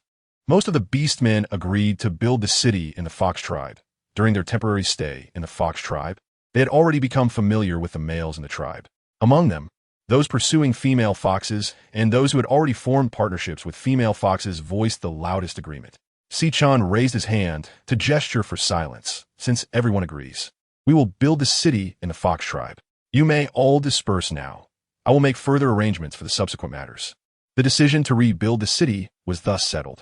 The crowd dispersed, and soon only Jian An and the 2 others remained in the open space. Chen took Jian An's hand and smiled gently. Let's head back. Okay. Jian An nodded, grasping Chen's hand as they walked towards the stone courtyard, with Yuxing leisurely following behind. The 3 returned to the stone courtyard and sat around the wooden table in Jian An's stone house. Chen placed the blank paper that Jian An had drawn on the table, looking at Jian An with a soft expression, and then, can I ask you to draw something for me? He decided to build the houses that Jian An had described the previous day. The beastmen of Baihu's city had never seen such houses, so he needed to illustrate them to show everyone. Jian An's mouth was slightly open, showing surprise. Me? But I'm afraid I won't draw well. She wasn't an art student and hadn't studied architecture, so she really didn't understand how to draw architectural plans. Chen rubbed Jian An's black hair and said affectionately, and An's drawing is already very good. Just a rough idea will be enough. No need to be overly detailed. Well, okay, but if it turns out too ugly, don't blame me. It was a rare opportunity to help Chen, and she would definitely try her best to draw it well. However, it should be drawn on animal hide. This kind of paper shouldn't be used. The completed drawing would be shown to all the beastmen of White Tiger City, and using such rare white paper would surely cause a stir. I understand. Jian An nodded and asked in confusion, where are we going to build the building? She didn't know the specific location, just that it was next to the Fox tribe. Yuxing rested his chin on his hand, tapping the table with his fingers. Let's break through the wall behind the Fox tribe. He dipped his finger in some tea and drew an H shape on the table. He pointed at the two circles he made, indicating that the front was the Fox tribe and the back was for the building. Sichin thought for a moment, nodded in agreement. Just one city gate. Otherwise, let's add another gate at the back as well, with an entrance at both ends, connecting in the middle. Jian An pointed at the back circle and tapped the edge. Chapter 134. Drawing completed. Yu Xing smiled slightly, looking at Jian An with interest. Shaoan, you really have ideas. For such a major matter, it was rare for a female to be willing to participate, let alone to propose her own opinions. Jian An looked at him speechlessly. What was so strange about it? Wasn't it just a suggestion to make another door? Yu Xing's compliments were becoming increasingly devoid of boundaries. After lunch, Jian An had been curled up in the room drawing. What she knew how to do were just some simple drawing techniques. Sichin and Yu Xing had been keeping her company, watching her immerse herself in her art. Yu Xing lazily propped her chin up, gazing down at Jian An, and as she looked at Jian An's serious eyes sparkling with light. The corners of her lips curled into a beautiful arc. Jian An took out several sheets of white paper from the space for backup, but unfortunately, there was only a brush in the space, which made it more difficult for her to draw. She couldn't even write neatly with the brush, so, in desperation, she could only use charred wood as a charcoal pencil. Jian An believes that the building doesn't need to be too high. Otherwise, the city walls will also have to be continuously raised. After discussing with Sichin, they ultimately decided to build a 3-story stone building, with 4 stone houses on each floor, somewhat resembling modern row houses. Jian An paused slightly in her drawing, her thoughts shifting as she looked up at Sichin and suggested, Sichin, how about we build another enclosure for raising spotted birds or other small animals? She thought, since we need to stock up on food, why not raise some in the tribe? Yu Xing's thin and sensual lips curved slightly as he gently scratched Jian An's delicate hand with his index finger, indicating affection. This idea of yours is quite good, Jian An. The Fox tribe can also make use of it. Jian An retracted her hand, rolled her eyes at him, and turned to Sichin. What do you think, Sichin? Sichin's beautiful lips slightly curved upwards, his tone filled with indulgence. What it's said is all good. Upon hearing this, Jian An's cheeks flushed lightly. Sichin's doting attitude was becoming increasingly over the line. After several revisions, they finally managed to sketch out a rough draft. According to Jian An's skill level and Sichin's requirements, they didn't seek perfection. Just making it understandable was enough to consider it complete. In the end, they transferred the drawing from the paper onto 10 pieces of animal skin scrolls for easier reference in the future. Jian An put down her charcoal pencil and stretched. She felt very happy to be able to help Sichin. Sichin held Jian An's hand and gently massaged it, saying, "You must be tired, and then you work hard." Shaking her head, Jian An's face broke into a joyful smile. "I'm not tired. I was just moving my pencil. Not only do I not feel tired, but I also feel fulfilled." Seeing Jian An's spirited appearance, Yu Xing couldn't help but show a gentle smile. She reached for Jian An's other hand, mimicking Sichin's actions, and gently massaged it with a mischievous smile. "Little An, does that feel good?" Jian An was momentarily taken aback, turning to look at Sichin and then at Yu Xing, her expression somewhat surprised. When did these two become so in sync? Looking at her own hands, both held by two outstanding men with distinctly different styles, she felt overwhelmed, a blush slowly creeping onto her face. Suddenly getting up, she said, "I'm going to find Mina to play," and ran out of the stone house without looking back. It wasn't until she ran out of the stone courtyard that Jian An gradually slowed her pace and walked toward the direction where Mina lived. Although Sichin and Yu Xing were both her partners now, she still felt a bit unaccustomed to having 2 husbands. Lost in her thoughts, Jian An arrived at Mina's stone house and knocked on the door. The door opened from the inside, revealing Mina's figure. Jian An smiled and waved at her. "Mina." Chapter 135. Mina is pregnant. A look of surprise appeared on Mina's face as she excitedly grabbed Jian An's hands, her eyes smiling like crescent moons. "Jian An, you're back from the Sea Clan." "Yes, I came back yesterday." Jian An smiled lightly, allowing her to pull her into the house. Mina led Jian An to sit by the wooden table, her eyes fixated on Jian An's face, and in an astonished tone, she said, "Wow, Jian An, why do I feel like you become more beautiful?" As a female, she found it hard to look away. Jian An felt a bit shy under her gaze. No matter how thick-skinned she was, "It must be that you miss me so much that you've developed such an illusion." "Well, it's nice to be complimented by a friend." "Is that so?" "Hee hee, but I really do miss you. There's no one to play with when you're not here, and I'm so bored all alone." Mina affectionately held Jian An's hand, her eyes unconsciously turning into slits as she smiled. Jian An looked at Mina's increasingly round face and couldn't help but reach out to pinch it, jokingly saying, "It's been a while since I last saw you." but you seem to have gained some weight. However, your complexion is rosier than before. Mina's face flushed slightly as she giggled. Hee hee, I've been eating a bit more lately. She lowered her head and gently stroked her belly. Jian An saw Mina displaying such a gentle expression for the first time. Her gaze dropped down to Mina's belly, and she noticed that Mina's waist seemed a bit thicker.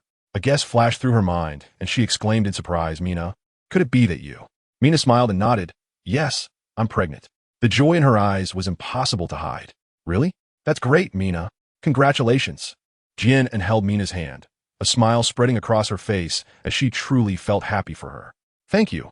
Jian and Mina touched her short hair, feeling a bit shy. In Jian An's impression, Mina had always been a cheerful, enthusiastic, and generous female. This shy and blushing side of Mina was something she was seeing for the first time. Could it be that becoming a mother changes a woman's personality? Jian An smiled faintly and looked at Mina with concern, asking, is it hard being pregnant? Although she had never been pregnant, she had seen it portrayed on television, where the women in the dramas often threw up during their pregnancies, and it seemed very tough. Mina shook her head, saying, it's not really hard. I just get hungry easily. As soon as I mention being hungry, I want to eat something.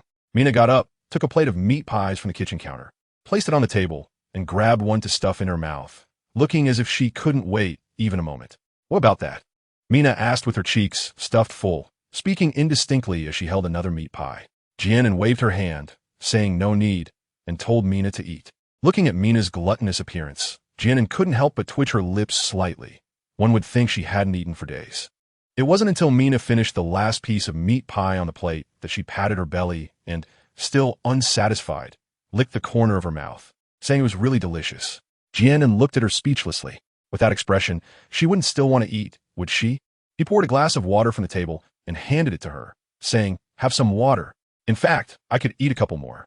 Mina took the cup and realized she was a bit thirsty after eating a few meat pies. Jian An looked at Mina's slightly protruding belly and couldn't help but wonder if she was pregnant with several babies since she ate so much. Mina, with a satisfied look, rubbed her belly and glanced at Jian An's slender waist, curiously asking, Jian An, when are you going to have a baby? To this, Jian An replied, well, even if you ask me, I don't know. It's not something I can decide. Chapter 136. Time with friends. Jian An couldn't help but touch her own belly. To be honest, she hadn't thought about this issue until today.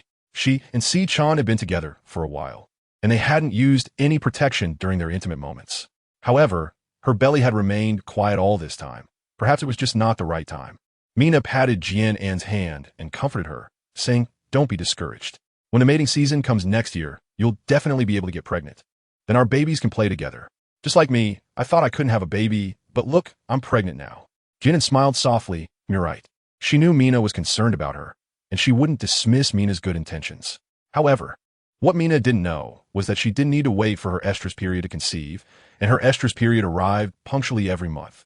But a child with Si-chan, a vision of a delicate, chubby baby floated in her mind, with beautiful blue eyes like Si-chan's reaching out with tiny arms.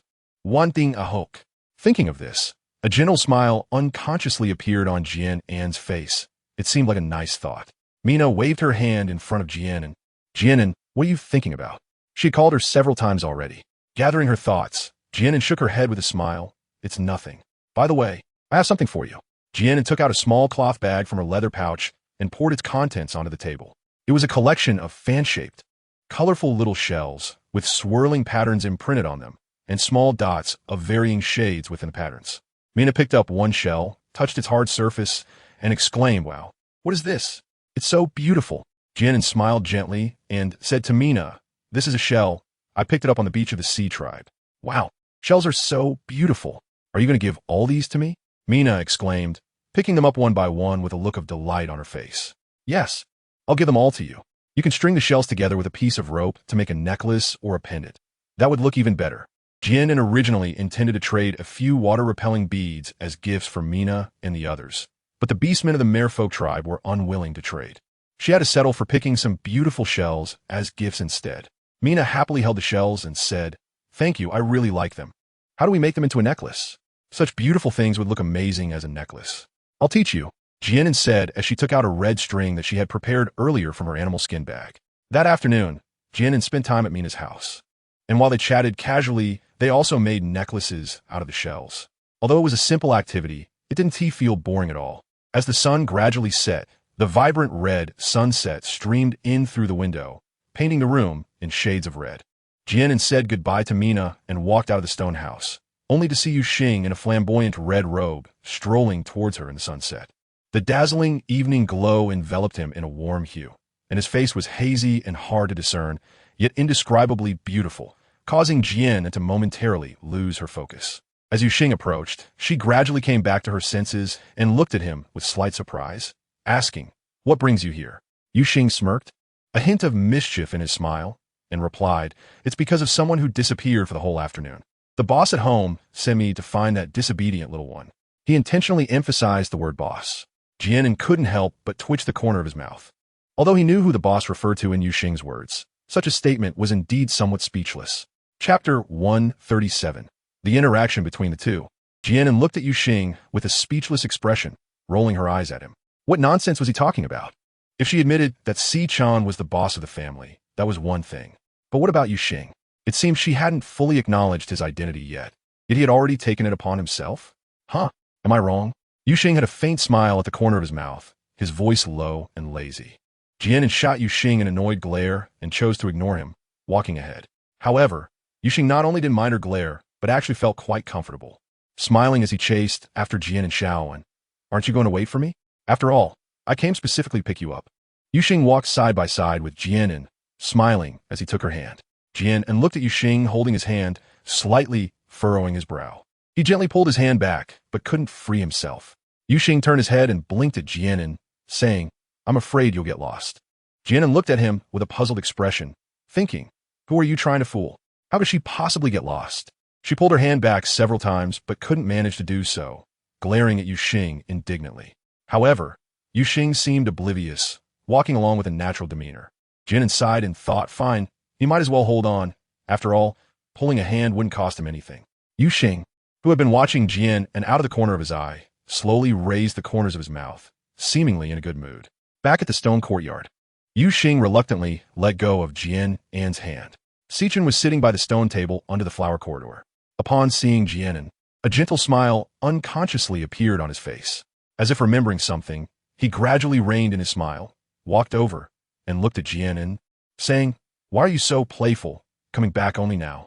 The words sounded like a reprimand, but there was an underlying tone of indulgence. Jian An playfully stuck out her tongue and sweetly hugged Si-chan's arm. "I just haven't seen Mina for too long, and I forgot the time as soon as we started chatting. I promise it won't happen again next time." Si-chan sighed lightly, gently stroking her soft hair. "No more next time. Let's go. Dinner is ready." Faced with Jian An's cute demeanor, even a cold heart would soften. "Then let's go eat. I've been hungry for a while." Jian An obediently followed him. After dinner, Jian An took a walk under the flower corridor to digest. The courtyard was filled with various roses, emitting a faint fragrance, and the silver moonlight cast down, adding a touch of mystery to the romantic atmosphere of the yard. She couldn't help but sigh. Although Yu Xing had a bad temperament, she had to admit that this courtyard was indeed well decorated. Sitting down at the stone table, she suddenly realized that she hadn't practiced her soul power for several days. Thinking of this, Jian An took out a piece of red crystal from her space, gently held it in her hand, sat cross-legged in the yard, closed her eyes, calmed her mind, and began to absorb the soul power from the crystal. Strands of soul power swirled around Jian An, gradually forming a halo. Meanwhile, Yu Xing, who had come over at some point, leaned against the flower rack, quietly watching Jian An with her golden eyes, a hint of amusement curling at the corners of her mouth.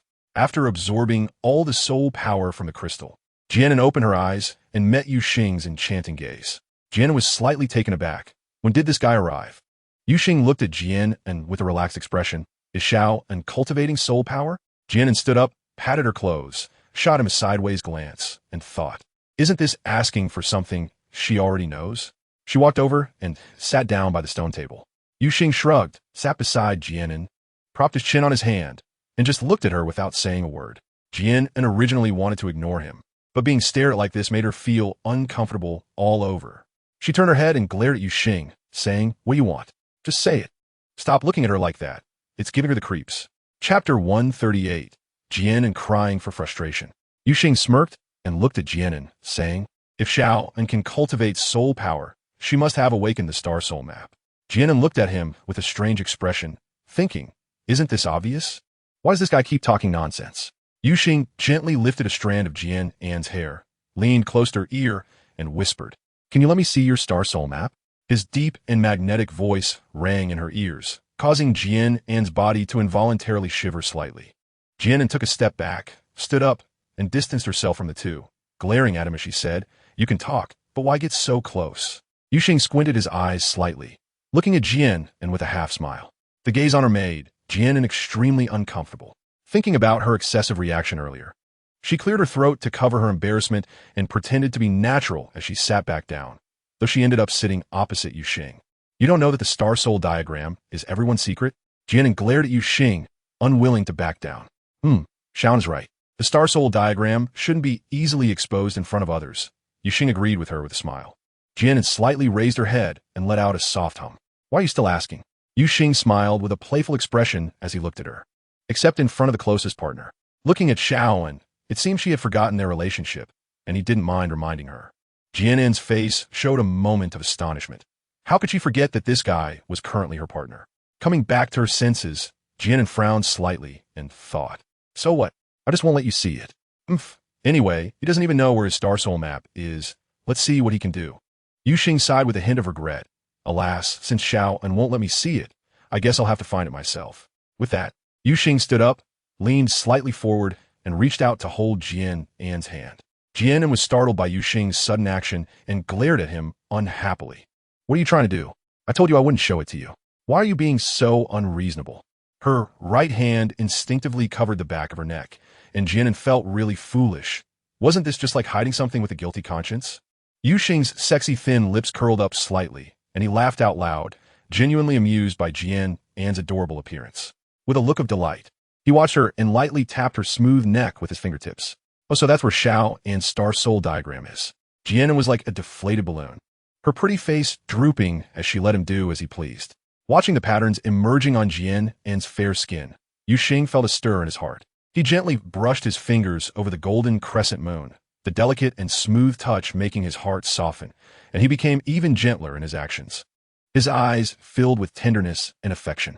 The cool tips of his fingers glided over Jian An's skin, causing her to involuntarily shiver, her heartbeat accelerating uncontrollably. Jian An turned her head away awkwardly, thinking, "Well, you've seen enough." Yuxing curved his lips, pretending not to notice her discomfort, nodding slightly. Shaun's star soul pattern is beautiful, just like Shaun. Jian An tilted her head and didn't look at him, truly thanking him. Yet, she replied defiantly. Yuxing leaned against the stone table, gazing at the bright moon hanging high in the night sky. Why was Shaun's star soul chart the moon? The star soul charts of beastmen were all in the form of their beast shapes. For example, Chen's was the white tiger, and his was the fire fox. Jian An didn't understand this either. She lifted her head to look at the crescent moon hanging in the night sky, lost in thought. Sun Wukong jumped out of a stone. Could it be that she jumped out of the moon? Jian An couldn't help but think wildly. Yuxing turned around, propping one hand on the table, slightly lowering his head to gaze at Jian An's profile. Since Shaun had shown me her most important star soul chart, shouldn't I show her mine as well? Chapter 139, Embarrassment. Who want to see yours? You really are. Jian An turned her head, just in time to bump into Yuxing's slightly lowered handsome face, their lips only a finger's breadth apart. Jian An's eyes widened in surprise. She could clearly feel Yuxing's warm breath brushing against her face. Looking at the stunning beauty just inches away, Yuxing's thin and sensual lips curled up slightly, with a hint of alluring charm in her smile. Yuxing made an extremely bold move, sticking out her tongue and lightly licking Jian An's adorable nose. Jian An took a sharp breath, suddenly pushed him away, stood up, and turned to leave. "Oh my God, what is this guy doing? Is he a pervert? He actually licked her nose." Yuxing reached out and grabbed Jian An's arm, gently pulling her into his embrace, wrapping his hands around her slender waist. Lowering his gaze to stare at her, his eyes filled with tenderness. "Are you angry?" Jian An pressed both hands against Yuxing's chest, looking at him displeased. "Let go." When she caught sight of the tenderness in his eyes, she was slightly taken aback and hurriedly averted her gaze, her expression a bit flustered. Yuxing's thin lips curled slightly upwards, a wicked look in his playful expression. "Isn't it just because Shaun is too tempting? I'm also unable to help myself."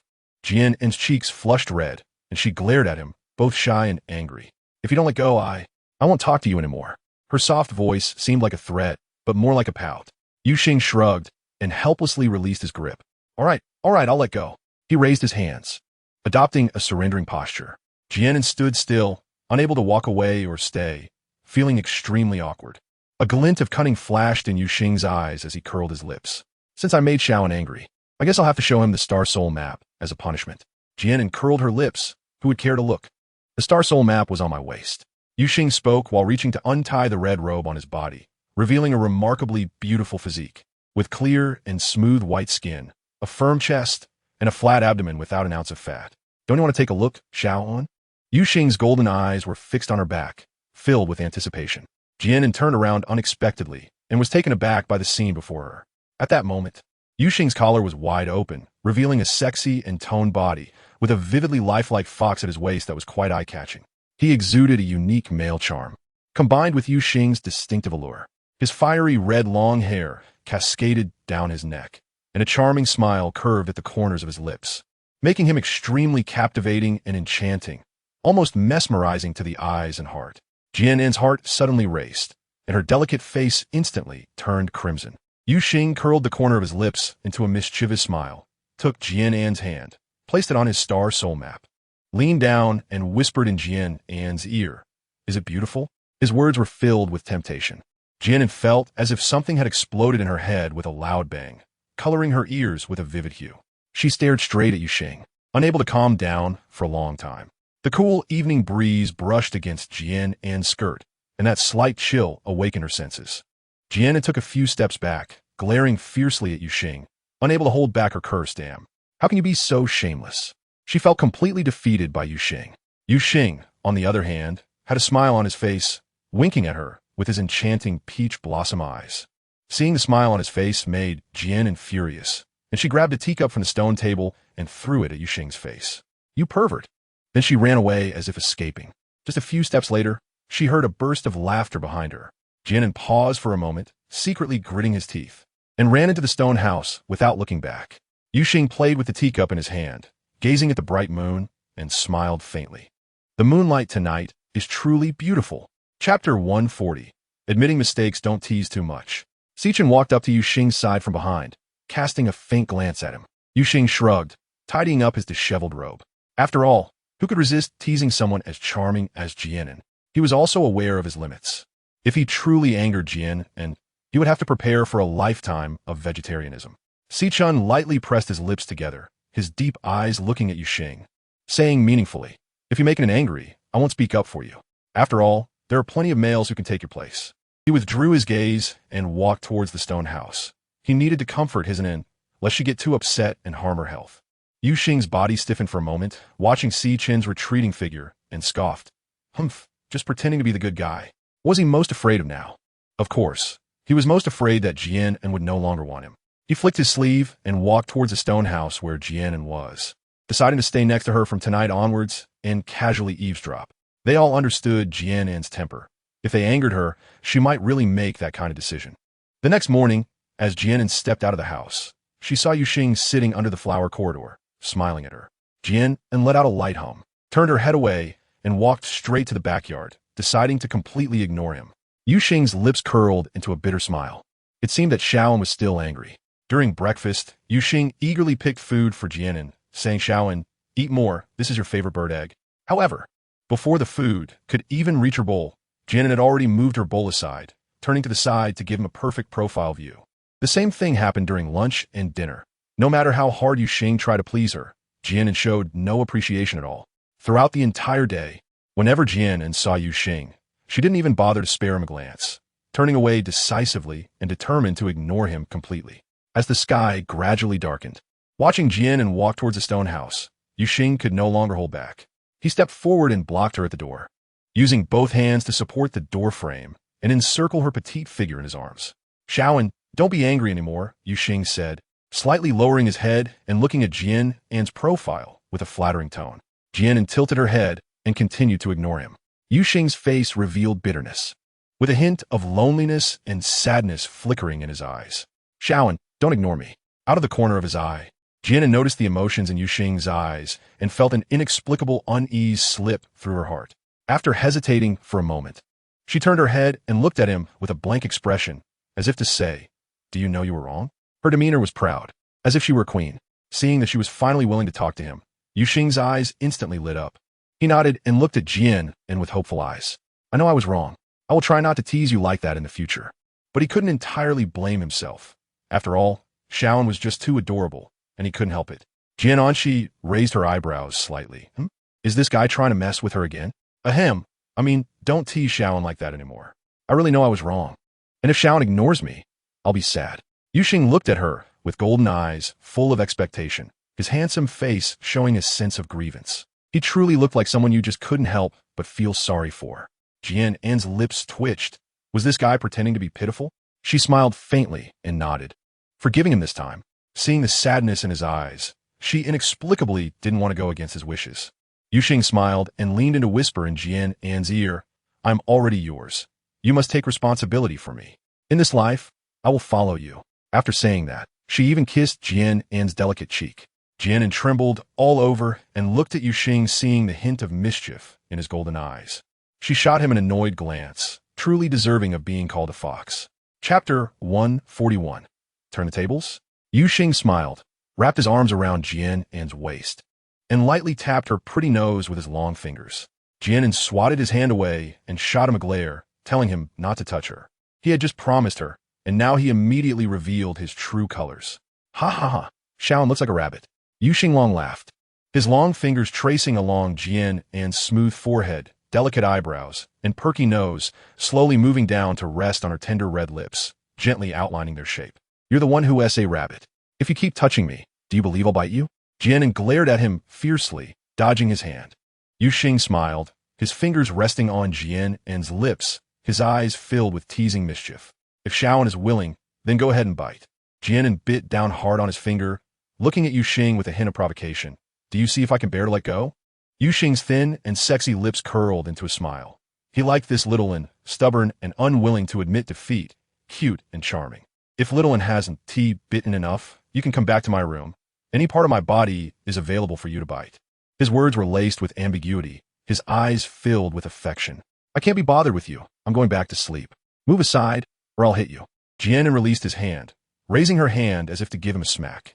Yuxing easily grasped Jian An's hand. Little and is really ruthless. You just bit me, and now you want to hit me. Who told you to be so annoying? What do you want? Don't forget what you just said. She truly had no way to deal with Yuxing. Yuxing's thin lips slowly formed a beautiful arc, his peach blossom eyes hinting at anticipation. Little one, come keep me company. It's very lonely here all by myself. Don't always stick with Sichen. We're all your people. You can't be biased. Jian An couldn't help but twitch the corners of her mouth, a faint line of black appearing on her forehead. This person really dared to say anything. Her thoughts shifted, and her eyes turned, as her gaze sparkled with a charming smile. She looked at Yuxing, reached out to lift his chin, and with a breath as fragrant as orchids, said, Then we'll have to see your performance. She winked at him, when Jian An's warm and soft hand touched his skin. Yuxing's body stiffened slightly. Looking at Jian An's radiant, beautiful face, his heart began to race uncontrollably. Her smiling red lips were extremely tempting. Yuxing's throat moved, and his eyes gradually filled with desire. Taking advantage of his daze, Jian An pushed him away, walked into the stone house, and as she was closing the door, she made a face at Yuxing. You wish. Then she slammed the door shut with a bang. Watching the tightly closed door, Yuxing shook his head with a light laugh, feeling a hint of bitterness in his heart. When would Xiao truly accept him? A night passed in a hurry. In the morning, the eastern dawn painted half the sky red, but the sun was slow to rise. Jian An stood in the yard. A gust of cold wind brushed against her face, causing her to involuntarily shrink her neck. Winter has truly arrived, and the weather has become increasingly cold. Let's go inside. Don't catch a cold. A warm voice came from behind her. Jian An felt something soft wrapped around her neck. Looking down, wasn't it the scarf made for her by Sichen using the fluffy fur of a rabbit? It was warm now. Jian An turned around and smiled lightly at Sichen. Sichen adjusted her fur coat and gently stroked her cheek, saying, Be good. I will be heartbroken if you get sick. He took her hand and felt the coldness of her soft palm, his brows furrowing slightly. He opened his outer robe and placed Jian An's hands against his chest to warm them. Your hands are so cold. How can you still say you're not cold? Hee. It's always like this in winter. Jian An laughed and blinked. Chapter 142. Starting to build the city, Sichen helplessly shook his head, looking at Jian An with gentle eyes. Today I need to prepare for the construction of the stone building, so I can't accompany you. You need to stay obediently in the house, okay? Winter has already arrived, and food storage is almost complete. It's time to start building the stone building. Jian An's eyes suddenly lit up, and she looked at Si-chun with a flattering expression. Can I go with you? It's really boring to stay alone in the house. In such an important matter, how could I miss it? Si-chun's deep eyes quietly gazed at her, and he remained unmoved as he said, no. How could he not see through Jian An's little thoughts? It was all written on her face. Jian An stubbornly held onto Si-chun's arm, looking at him with, and said coquettishly, Si-chun, please let me go. I'm really not cold, okay? She kept shaking Si-chun's arm. Si-chun sighed lightly, rubbed Jian An's black hair, and said indulgently, all right, but only for a little while. You must be back before noon, okay? Seeing me in Jian An's eyes, he couldn't bear to disappoint her. Okay. Jian An smiled brightly and eagerly nodded. Seeing Jian An's happy smile, a faint smile appeared on Si-chun's face as he wrapped his arms around her waist and playfully pinched her nose. Yuxing walked up to them with his arms crossed, looking at Jian An, who was nestled in Si-chun's embrace and smiling brightly, and said, if Xiao wants to go, I can take you too. He felt a pang of jealousy inside. When would Xiao also be able to act coquettishly with him like that? Jian An looked at Yuxing and asked, are you going to? Rarely did she not give him a cold shoulder. Yuxing curved his lips and looked at her gently. Of course, I'm the leader of the Fox clan. Since by whose city is being built, I have to be present. Besides, I need to organize the males of the Fox clan to help. He could easily delegate these tasks to Cheetah, but the most important reason was that Xiao would be going. At that moment, Cheetah, who was having breakfast at home, couldn't help but sneeze. He rubbed his nose and thought, why did I sneeze out of the blue? Am I getting sick? He scratched his hair and continued to focus on eating his roasted meat. Jian and the other two arrived at the edge of the wall behind the Fox clan tribe, where quite a few beastmen had already gathered, including those from White Tiger City and the Fox clan. According to the agreement made earlier by Yuxing and Si-chun, they needed to break through this back wall. Si-chun slightly turned to Jian An and said, and then stand back a little so you don't hurt yourself. When we break the wall, there will be a lot of debris and dust. Jian An nodded and walked with Yuxing to a more distant place to stand. Si-chun called over a few males to carry the prepared wooden planks. Jian raised his eyes and looked at the wooden beam, which was at least as thick as 2 adult men embracing it.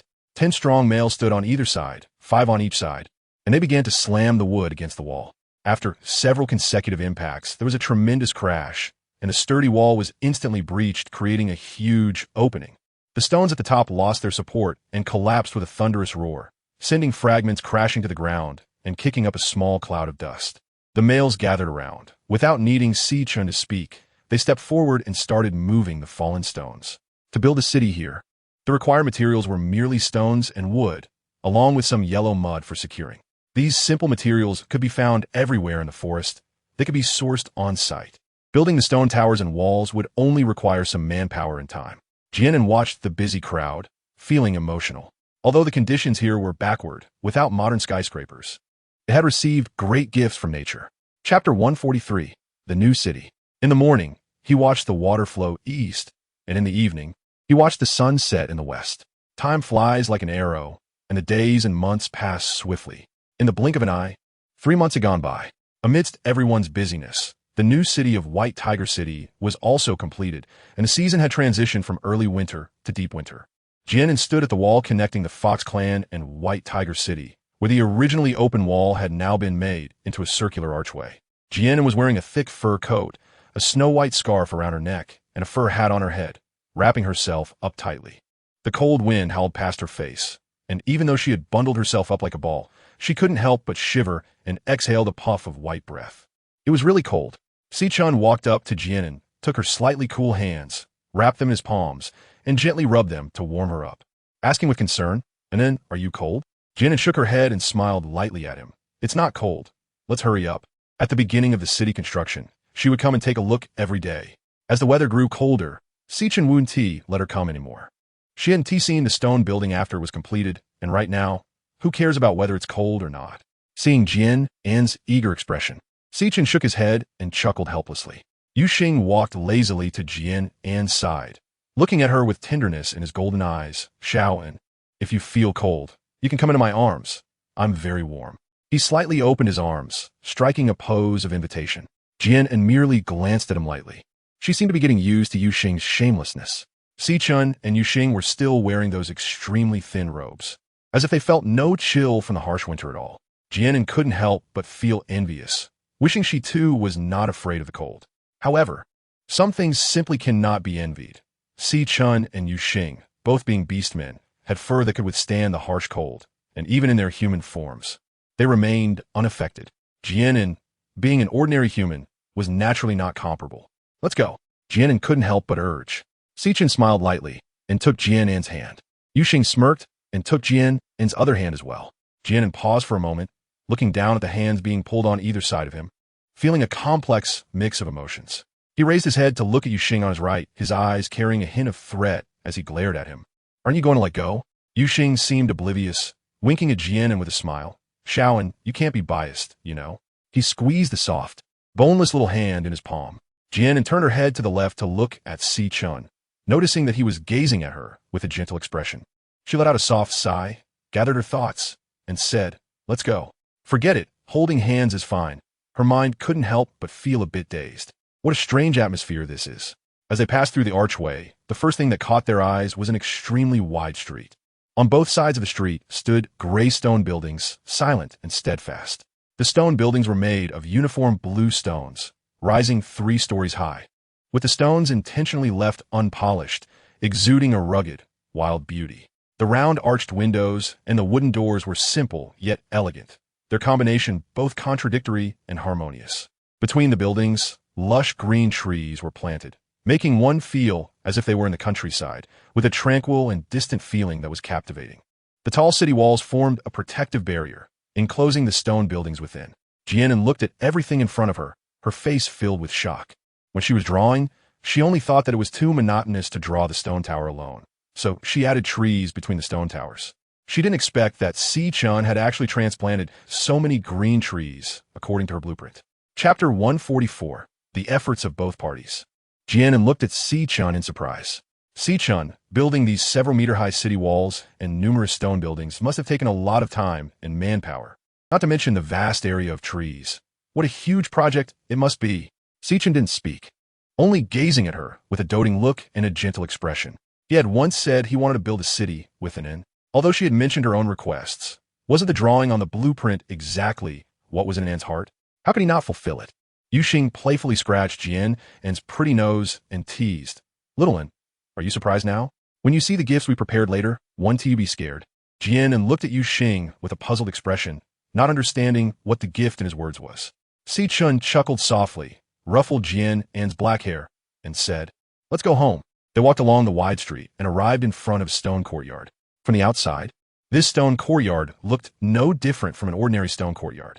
Jian An looked at the 2 people beside him with slight confusion, wondering what was so special about this stone courtyard. Yuxing smirked slightly and said mysteriously, you'll know once you go in. As they stepped into the courtyard, in the biting cold wind, they saw a large expanse of wintersweet proudly blooming. The wintersweet's posture was graceful, with a main trunk that twisted and turned, spiraling upwards.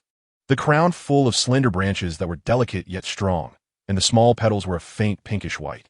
In the cold wind, the branches swayed as if dancing fairies. Occasionally a flower would fall with the wind, fluttering down like snowflakes, a sight to behold.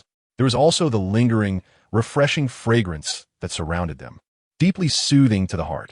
Jian An stared blankly at the scenery before her, not knowing how to express her feelings. Si-chun gently tucked her wind-blown hair behind her ear, his deep blue eyes filled with tenderness. Do you like it? Yuxing held Jian An's hand, affectionately brushing his thumb against her delicate hand. His passionate peach blossom eyes were filled with deep love.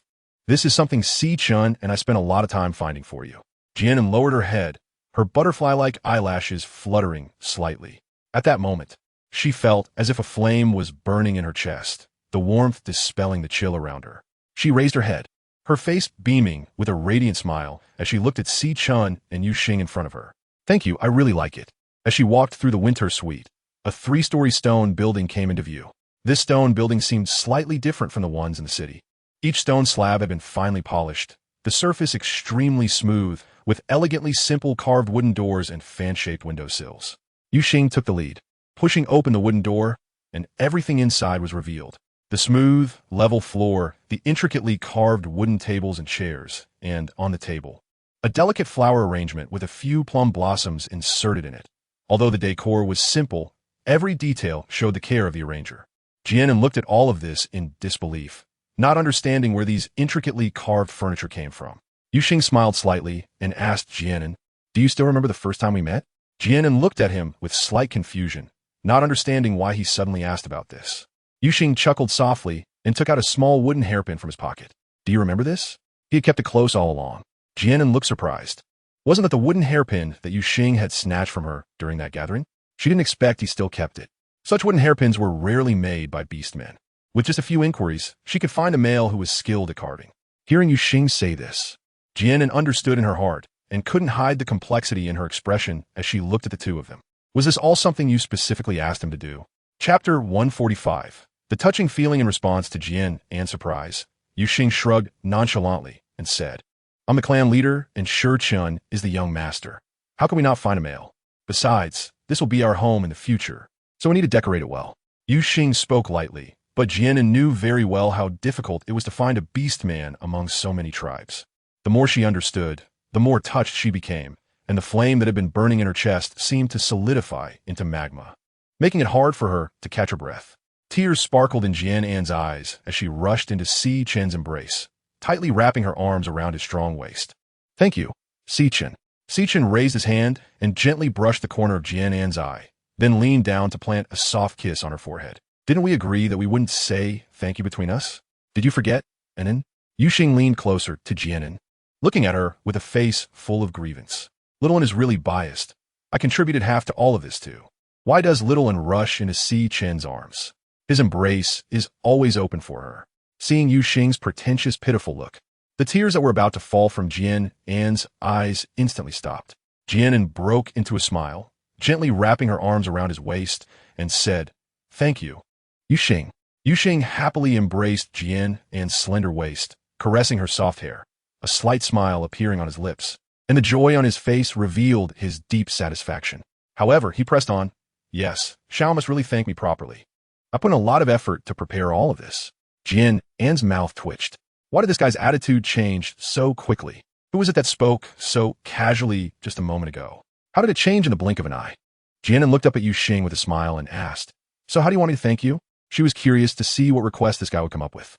Yuxing's lips curled into a mischievous smile, and with a glint of expectation in his golden eyes, he said, "If Xiao could give me a kiss." Jian An's face flushed slightly as she shot him a glare. After hesitating for a moment, she stood on her tiptoes and planted a soft kiss on Yuxing's face. Feeling the warm sensation on his cheek, Yuxing was momentarily taken aback, his eyes flickering and his heart instantly filled with indescribable joy. He had originally intended to tease Jian An, but he didn't expect her to lower her head and look at the Jian An in his arms. She had rosy cheeks, a face like a lotus, and eyes like autumn waters, making her incredibly beautiful and captivating. Yuxing's romantic peach blossom eyes deepened in color, becoming even more enchanting. Next time, when Xiao wants to kiss, she must remember to kiss here. He extended his tongue to gently lick his sexy, thin lips. Jian An's face immediately darkened, and she shot him a fierce glare. How dare this guy be even more shameless? "I can't be bothered with you all. I'm going upstairs to take a look." Jian An lightly snorted and walked up the wooden stairs to the second floor. Seeing Jian An's back, Si Chun and Yuxing couldn't help but exchange a smile. For Jian An, they were willing to do anything, no matter how difficult it was. The internal structure of this stone building was quite different from the stone buildings in the city. In the city, each floor of the stone buildings was designed with 4 rooms, while in this stone building, the first floor only had a kitchen and a hall. And the second and third floors had rooms, with 4 rooms on each floor. Following Jian An upstairs, Si Chun and Yuxing accompanied her as she checked each room. The furnishings in the 3 rooms on the second floor were all quite similar. When Jian An reached the door of the room on the far right of the second floor, she pushed open the intricately carved wooden door. This room seemed to be more spacious than the other 3. Inside, there was a carved wooden bed, a double-door wooden wardrobe, and a round wooden table placed in the center. Next to the wardrobe was a carved dressing table, and on the right wall, there was a circular windowsill. Jian An walked to the windowsill, opened the window, and could see the plum blossoms all over the yard. Chapter 146. Shameful thoughts. Jian An guessed that this should be the room prepared for her by Si Ching and Yuxing.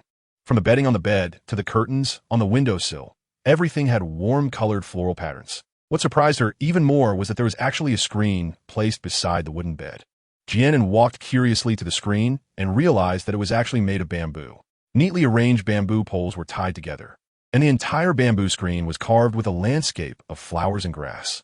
Jian An reached out to touch this special screen, feeling quite fond of it. Approaching it, he could also smell the faint fragrance of bamboo. Jian An turned to look at Si-chun and Yu-Xing behind her.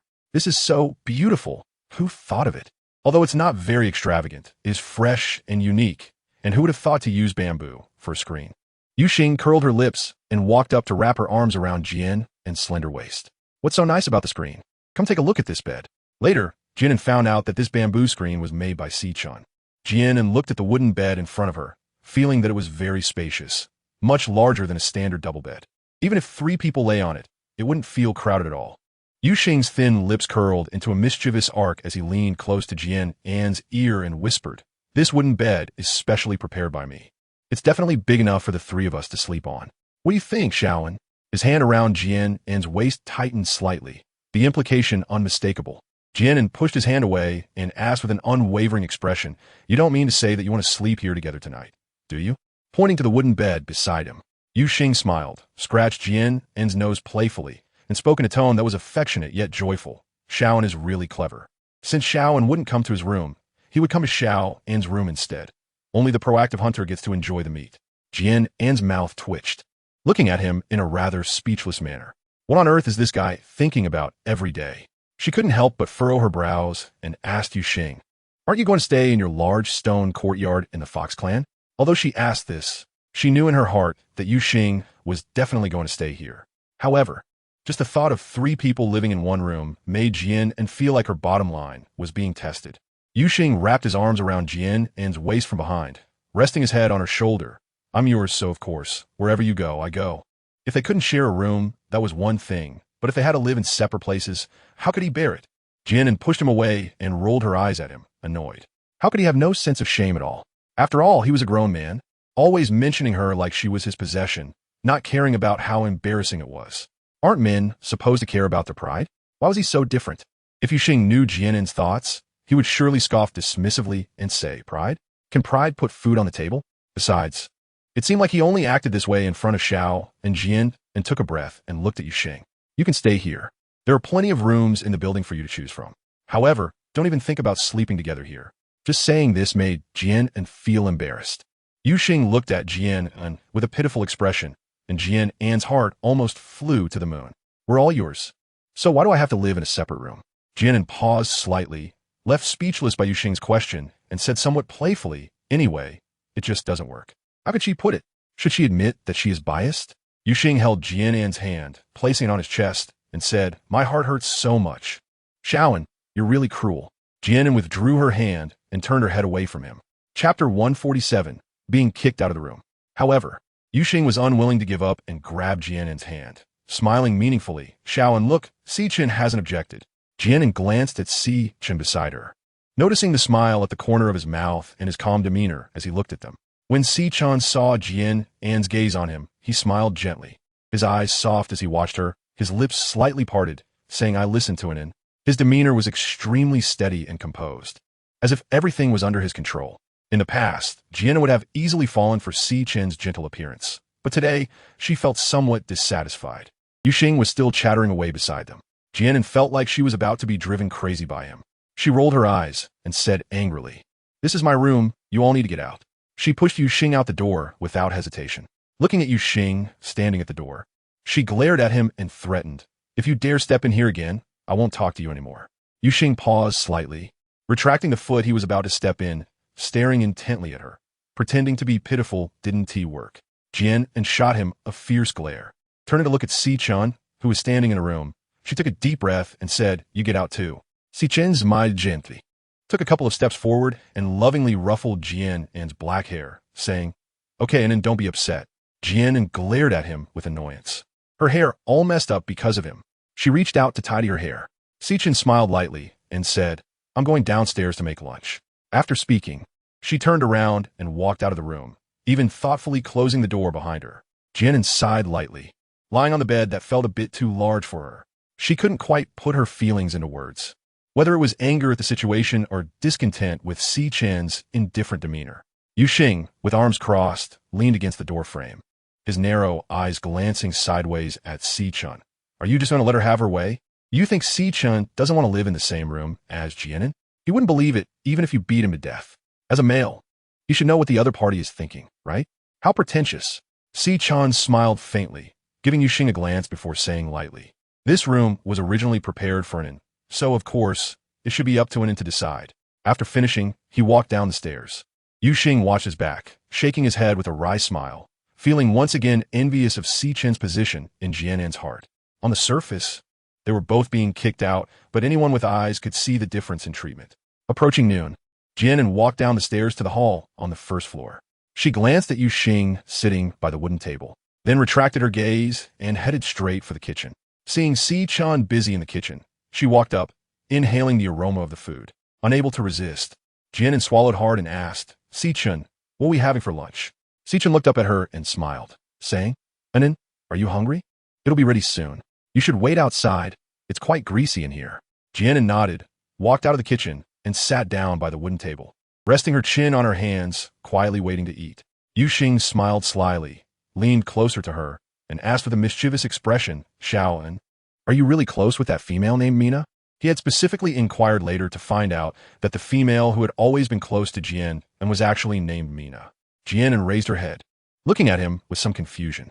Why are you asking about this? Yu Xing smiled wickedly. I heard that the female named Mina gave birth to tiger cubs last night. Do you want me to accompany you to see her? It wasn't that he was idly paying attention to other females giving birth. He just felt that Jian An was close to that female and wanted to get closer to Jian An through this matter. Chapter 148. Tiger Cubs. Jian An was slightly taken aback. Her eyes lit up, and she revealed a happy smile. Really? Then I definitely have to go see Mina. Then she thought of something and looked at Yu Xing, asking, but how did you know? She doesn't think Yu Xing would casually pay attention to whether a female has given birth or not. Besides, Mina is an orc from White Tiger City. If anyone should be concerned, it should be Si Chen. Yu Xing cleared his throat twice and said, I also heard it from the orcs of White Tiger City. You know that females are precious, and things like pregnancy and childbirth are significant matters. He couldn't exactly say it was because of Jian and that he paid special attention to that female named Mina. Jian nodded, thinking that it's indeed the case. With such a terrifying gender imbalance here, any female getting a new outfit would probably attract a lot of attention. Lost in thought, Jian felt that the females, due to their rarity, were indeed pampered. But she couldn't help but think that the females on this continent were like the Tang Sung drawn into a circle by Sun Wukong.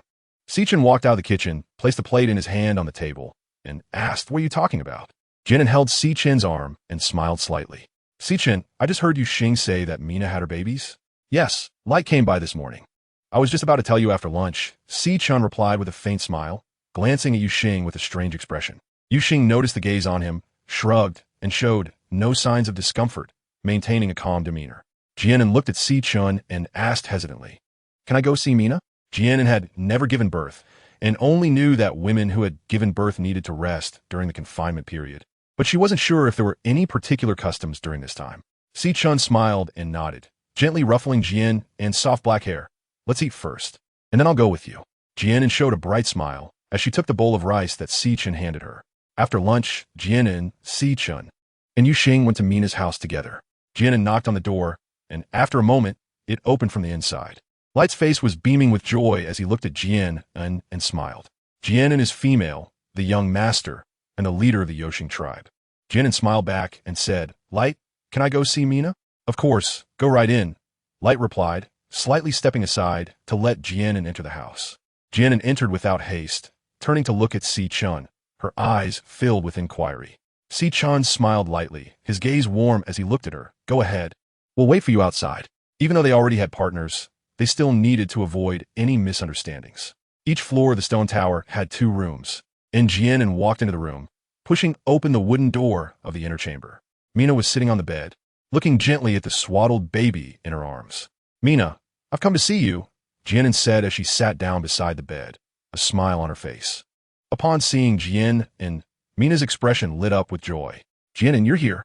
Let me show you my little one, she said, carefully handing the animal skin swaddling the baby to Jian An. Jian An looked down and saw a small tiger wrapped in animal skin. The tiger had fine, light yellow fur and was curled up with its limbs tucked in, sleeping soundly, resembling a gentle little kitten. The pads of its paws were soft and pink, incredibly cute. Seeing those pink pads, Jian An felt a bit restless and asked Mina, "Can I touch it?" Mina smiled and nodded, "Of course you can." The beastman's cub was not as fragile as it looked. Jian An reached out to hold the little tiger cub's front leg, gently squeezing it. The paw pad was as soft as a sponge. A smile appeared on Jian An's red lips. She felt her heart melting. How cute. She couldn't help but think that her and Si Chen's baby would also be this adorable. Suddenly, she really wanted to have a cute baby like this to play with. Chapter 149. External things. Mina looked at Jian An with a smile in her eyes and said, "Hee, isn't it fun? Do you want to hold it?" Before Jian An could respond, Mina stuffed the fluffy ball in her arms into Jian An's hands. Jian An's body suddenly stiffened, and she tensed up all over, holding the fluffy ball, not knowing what to do. Seeing Jian An's bewildered expression, Mina couldn't help but cover her mouth and chuckle. "Ha ha, Jian An, you're so funny like this." Jian An glanced at her helplessly. "Oh, so you dare to tease me." Looking at the fluffy ball in her hands, who was sleeping soundly, her breathing unconsciously softened a bit. Give him to me." Mina reached out to take the fluffy ball, gently placing him beside her. She looked up at Jian An and said, "Since you like the little ones so much, why not have a litter when the mating season comes next year? Then, her little ones will have playmates." Jian An nodded gently, but her heart was filled with confusion.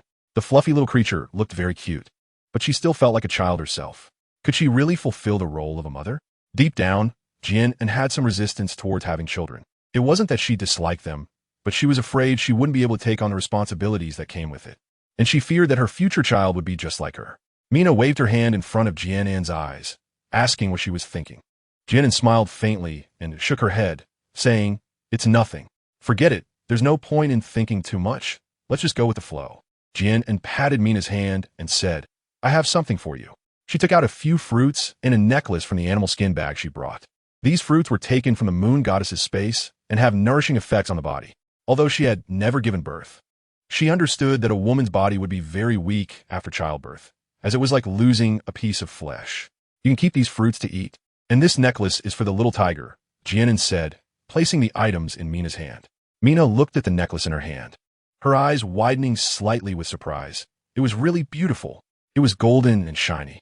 This necklace was made of gold in the shape of a lock, with a few small bells hanging from it and a character for blessing engraved on the surface. Jian An found it in the treasure pavilion, and it was just right for the newborn Tuanzi. Mina held the golden lock and exclaimed, "Jian An, what is this made of? Did you trade for it at the gathering?" Jian An sorted her hair and gave a faint smile. Well, I don't know what it's made of either. I just bought it because it looks nice." Jian An didn't know how to explain it to Mina, so she decided not to explain and just went along with what she meant. Mina kept examining the gold lock and couldn't help but smile with her eyes squinting. "Thank you, Jian An. It's so beautiful that you actually gave it to my baby. You're really too good."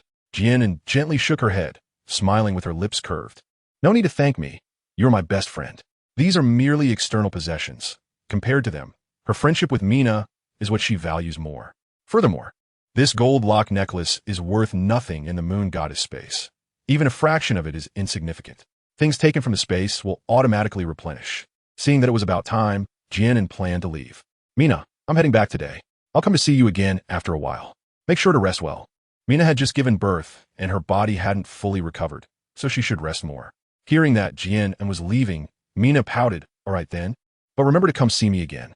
Although she felt a bit reluctant, she knew that Jian An couldn't stay with her all the time. Jian An nodded with a smile. "All right, I'm leaving now, goodbye." She stood up and walked outside. Chapter 150. It started snowing outside the corridor. Yuxing stood with her arms crossed, leaning against the wall, her eyes closed as if she were asleep. Si-chan and Light were standing to one side, talking quietly.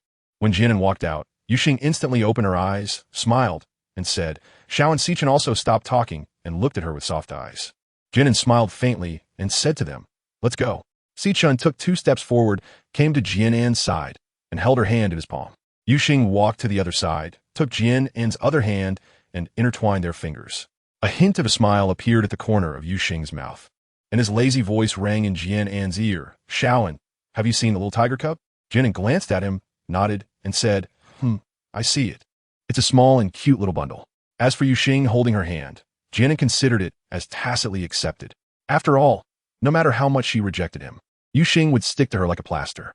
She simply didn't want to put in the effort. Pulling her hand a little wouldn't hurt. At least she didn't feel disgusted about it.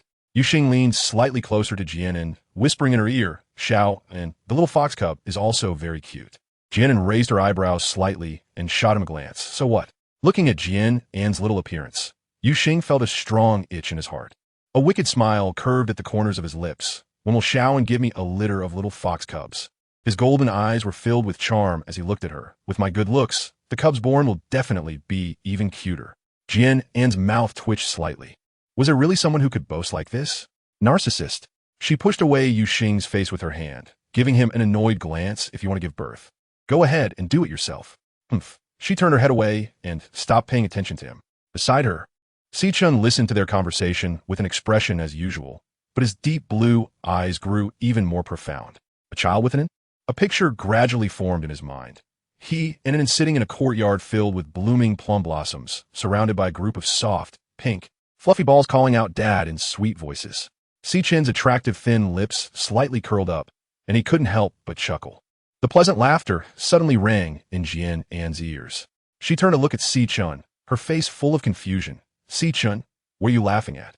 Sichun showed no embarrassment of being caught, smiling gently as he looked at Jian An. "It's nothing. It's cold. Let's hurry back." "Oh, okay." Jian An nodded in response. Yuxing's narrow peach blossom eyes narrowed slightly as he glared at Sichun sideways, secretly scoffing in his heart. Humph. Don't think I don't know what Sichun is thinking. He couldn't help but feel a pang of jealousy. If Jian An were to have a child, it would definitely be with Sichun first. The next morning, Jian An opened the window of her room, and the entire world before her had turned white. The houses, the ground, and the plum trees all seemed to be dressed in a layer of silver-white clothing. Snow was still falling, with flurries of snowflakes drifting down from the sky. Jian An's eyes lit up. She had seen snow before, but for someone living in the south, it often melted away before it could accumulate. This could be said to be Jian An's first time seeing such thick layers of snow. Jian An put on her fur coat, wrapped her scarf around her neck, and didn't even wear a hat as she excitedly walked downstairs. Pushing open the wooden door of the hall, she looked at the vast expanse of white. Jian An stepped out of the stone building and into the yard, unable to help but reach out her hand as soon as the snowflakes landed on her palm. They melted. Occasionally, snowflakes drifted down onto Jian An's face, soft and cool. In this icy world, the winter-sweet osmanthus in the yard still bloomed proudly. As if the colder it got, the more vibrant it blossomed. A warm voice came from behind. "An, why aren't you wearing a hat? What if you catch a cold?" Sichun walked up to Jian An and placed a fur hat on her head. Chapter 151, Building a Snowman. Jian An slightly turned to look at Sichun, smiling as she said, "Sichun, look, it's so beautiful." Everything in sight was pure white, with fluttering snowflakes turning the entire courtyard into a kingdom of snow. Sichun held Jian An's hand and nodded slightly. It snowed every winter, and to him, it never felt particularly special. However, at that moment, looking at the falling snow before him, he found it exceptionally beautiful. With him by his side, everything he saw became the most beautiful scenery. Sichun gazed gently at Jian An, his long fingers brushing against her slightly cool cheek. "Let's go inside. It's cold outside." Jian An held onto Sichun's arm, gazing at him with sparkling eyes. "Let's play in the yard for a while, okay? It's rare to see such thick snow, and I want to make a snowman." Sichun's brows furrowed slightly, feeling a bit hesitant. He didn't want to see An disappointed, but he was also worried she might get sick. Let her play for a bit then. Yuxing leaned lazily against the doorframe, arms crossed. Jian An glanced back at Yuxing, rare to show him a smile, gently shaking the arm that held Sichun, and said in a spoiled tone, "Yeah, I'll just play for a little while." "Okay." Sichun shook his head and laughed, helplessly sighing and affectionately ruffled her black hair. "Right. I'll just watch from the side." "Yay, hooray." Jian An cheered and ran into the snow. The fur boots crunched on the thick snow, making a crisp sound. Jian An turned around and waved at Yuxing, smiling as she said, "Yuxing, come over and help me make a snowman." She squatted down and started rolling snowballs in the snow.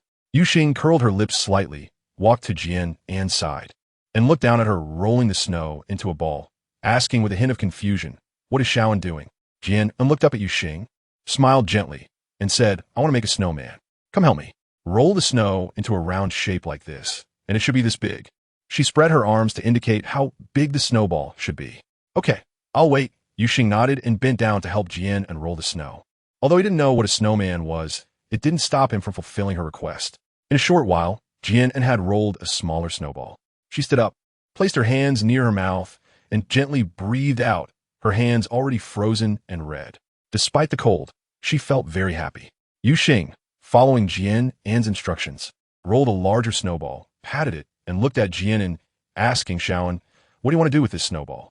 "You'll find out soon," Jian An said with a mysterious smile. She picked up the smaller snowball and walked over to Yu Xing, placing it on top of the larger snowball.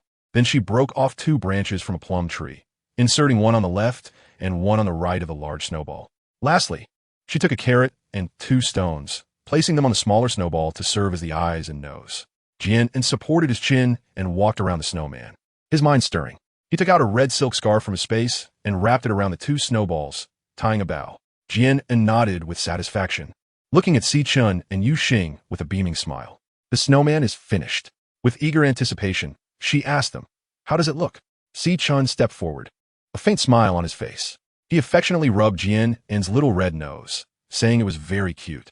Yu Xing's lips curled up slightly as he imitated Jian An, propping his chin on one hand and circling the snowman. He looked at Jian An and teased, "Yes, it really is cute, just like you, so fair and tender."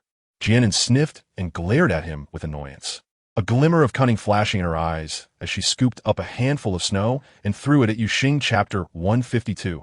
Unreasonable. Yu Xing slightly tilted his body and deftly dodged it, his thin lips slowly curving into a charming arc, looking at Jian An with a half-smile. "He little and is really naughty." Jian An pouted, knowing that hitting Yu Xing was not an easy task. She bent down quickly to grab a handful of snow and threw it at Yu Xing. Once again, he easily dodged it, a mischievous smile curling at the corners of his mouth. His enchanting eyes were filled with teasing, as if to say, "Is Xiaoan reluctant to hit me? So she's intentionally missing?" That expression was extremely irritating, making Jian An's teeth itch in frustration. She couldn't believe it. It seemed like she was determined to compete with Yu Xing, so Jian An kept grabbing snowballs from the ground and throwing them at him. However, one after another, they were all effortlessly avoided by Yu Xing, who remained relaxed and carefree, leaving Jian An exhausted.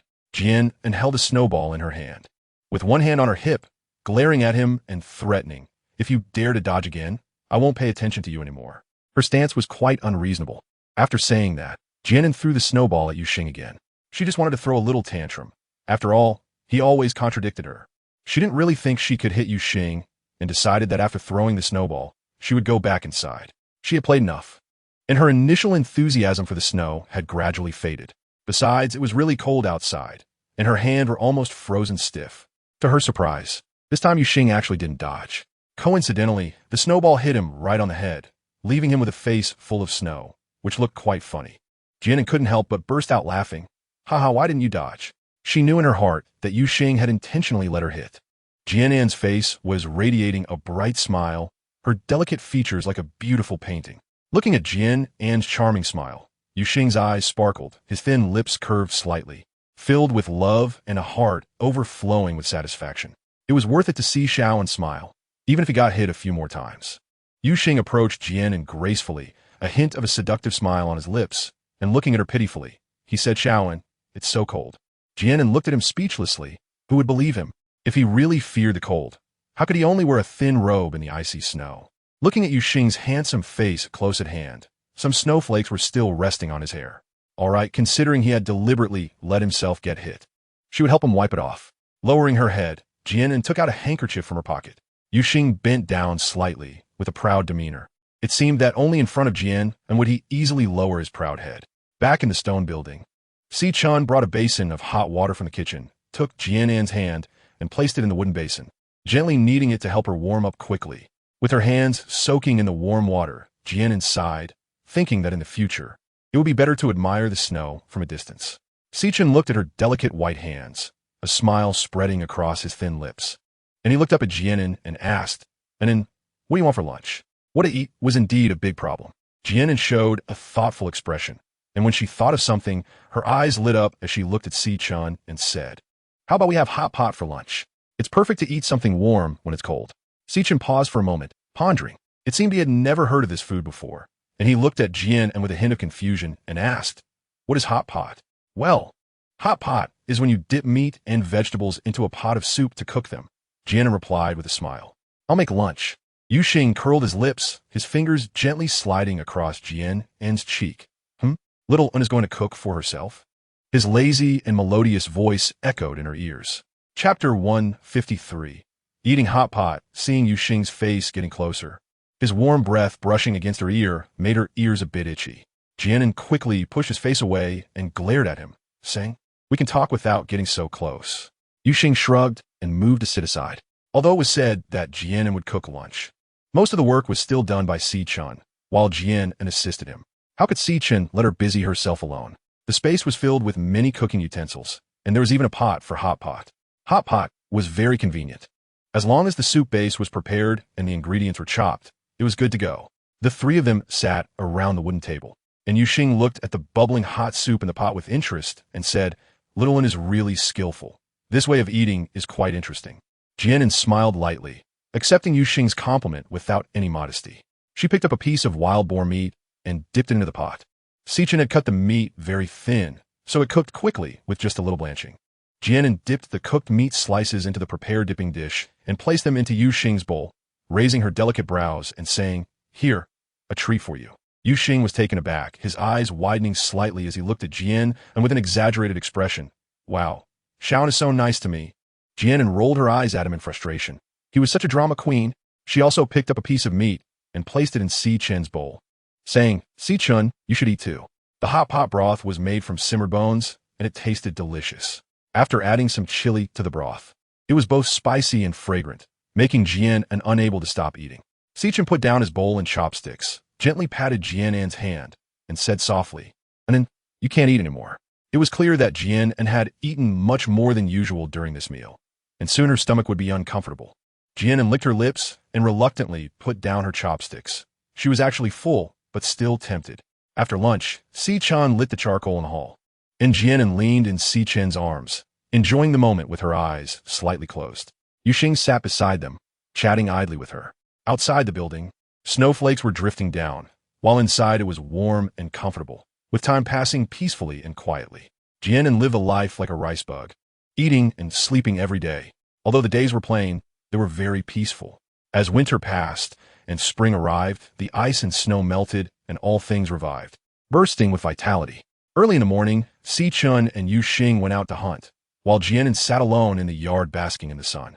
The sunlight was warm on his body, and a gentle breeze blew, carrying a hint of early spring's chill. Suddenly, the tightly closed gate was pushed open forcefully from the outside, making a loud bang. Jian An was startled and looked up, only to see a bloodied male staggering into the yard. Jian An was startled and hurriedly stood up, instinctively taking a step back. Due to the red blood and black mud smeared all over his face, Jian An couldn't see the other person's appearance at all, and could only identify him as a male from his strong physique. Jian An stepped back while tightly staring at him. Who was this person, and why did he suddenly barge in? He looked like he had sustained serious injuries. The man slowly walked toward Jian An, his swaying body appearing as if he might fall at any moment.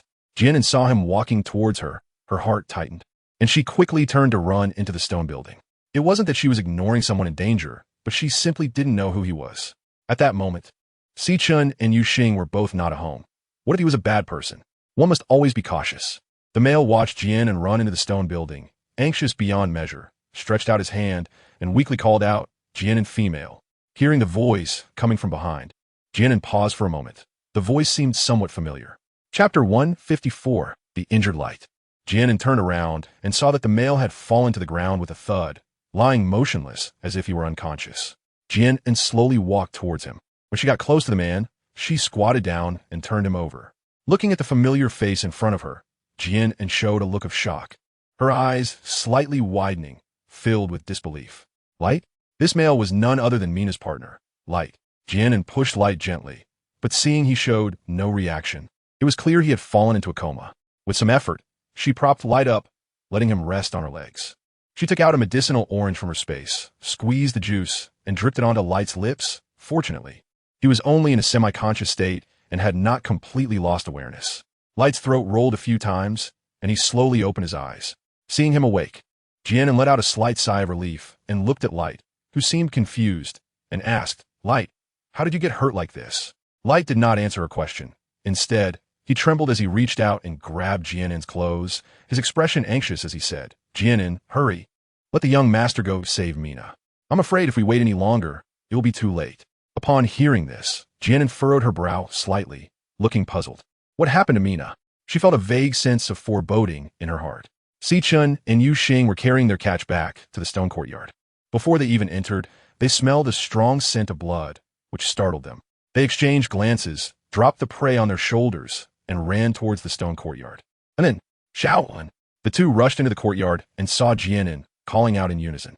Jian An looked over at the sound, her eyes instantly brightening when she saw Si-chun and Yu Xing. Her restless heart finally calmed down. Yu Xing quickly walked to Jian An's side, his golden eyes scanning her, and, seeing that she was unhurt, he let out a slight sigh of relief. Only then did he notice that a male was lying on Jian An's legs. Yu Xing's elongated eyes narrowed slightly. Who was this male? His lazy voice carried a hint of displeasure. He didn't care whether the other party was alive or dead. He only knew that this male was currently leaning against his little N's legs.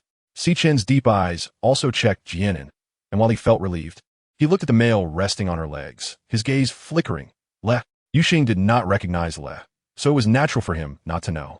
However, as the young master of the White Tiger City, Si-chun immediately identified the person.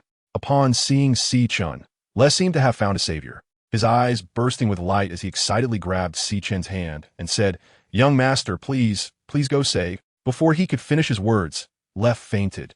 Si-chun frowned slightly, squatting down and glancing at Yu Xing, saying they should carry him inside first.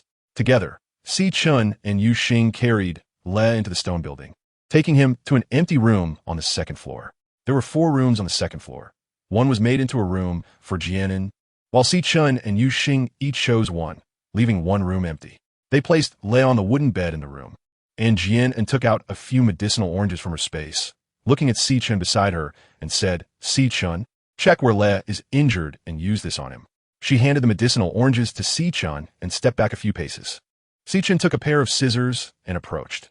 Le was covered in blood, and the coagulated blood had stuck his outer clothing to his skin, so he could only cut the clothing open with scissors. When Le's upper body was exposed, Jian An's pupils constricted, and she hurriedly covered her mouth to stifle a gasp. Le's right shoulder was completely pierced through, leaving behind a bloody hole, and the wound was a gruesome mess. Fortunately, Le was a 2-star soul beast. Had he been an ordinary beast man, he would likely have bled to death before receiving any treatment. Chapter 155. Leslie Yu Xing crosses arms, his thin lips pursing slightly. TSK, that's quite a serious injury. Although he didn't care about the male's life or death, he was curious about who had injured this 2-star soul beast so badly. While 2-star soul beasts aren't particularly strong, they're not considered weak here either. They can usually retreat safely when encountering difficult opponents. Could have been a stray beast? The thought made Yu Xing's beautiful brows furrow slightly. The mention of stray beasts is met with both disgust and wariness by all beastman tribes. Stray beasts are generally stronger than ordinary males, showing no mercy, and are inherently cruel and murderous, making them very troublesome opponents. The appearance of stray beasts heralds bloody events and poses a threat to females. Clearly, what Yu Xing thought was also what Si-chun suspected in his heart. Si-chun frowned slightly, continuously crushing all the medicinal oranges in his hands and applying them to Le's wound. The gaping, bloody hole gradually healed at a visible rate, eventually growing new flesh until it returned to its original state, leaving not even a trace behind. If others were to be told that there had been a bloody hole here before, they would probably not believe it. After such a severe injury, how could it heal without leaving a single scar? Jian An and the others witnessed everything with their own eyes, and their hearts couldn't help but tremble. Although they knew this fruit had miraculous effects, they didn't expect it to be so incredible, even able to heal such severe injuries instantly. Si-chun and Yu Xing felt no joy at Jian An possessing such a treasure. Instead, their unease grew stronger, and coupled with their suspicions about the wandering beast, the atmosphere became tense at that moment. Light's injuries had healed, and his previously pale face regained its color. He slowly opened his eyes, a hint of confusion in them. Suddenly remembering something, he sat up abruptly, gripping Si-chun's arm tightly and pleading, "Young master, please go save Mina. She has been captured by the wandering beast." Jian An rushed to the bedside, looking at Light in shock. What? Mina has been taken away? Her heart was filled with worry. Although she had never seen a stray beast, every beast man would involuntarily show disgust when mentioning stray beasts. For what she learned from them, Stray beasts were beastmen akin to robbers. Si-chan held Jian An's delicate hand, gently squeezing it to signal her not to panic. He patted Light on the shoulder and said softly, "Light, please explain what happened in detail." His warm and elegant voice seemed to soothe the heart, gradually calming Light's anxious emotions. Light let his arms drop weakly, his head hanging low, his face full of self-blame. This morning, Mina had suggested taking Gory outside the tribe to bask in the sun because the weather was nice. Gory was the name Light had given to the tiger cub. The two took Gory to the grass outside the tribe, and when Mina saw some fruit growing in the nearby forest, she insisted on eating it. Light had no choice but to go pick some, thinking it wouldn't be dangerous just outside the tribe. When Light entered the forest, he suddenly heard Mina's cries for help and Gory's calls. He rushed towards the sound, only to see a strong male beast man carrying Mina away. Light chased after them, but suddenly several males appeared, one of whom was also carrying a female, likely taken from another tribe. Eager to save his partner, Light fought with them, and the outcome was predictable.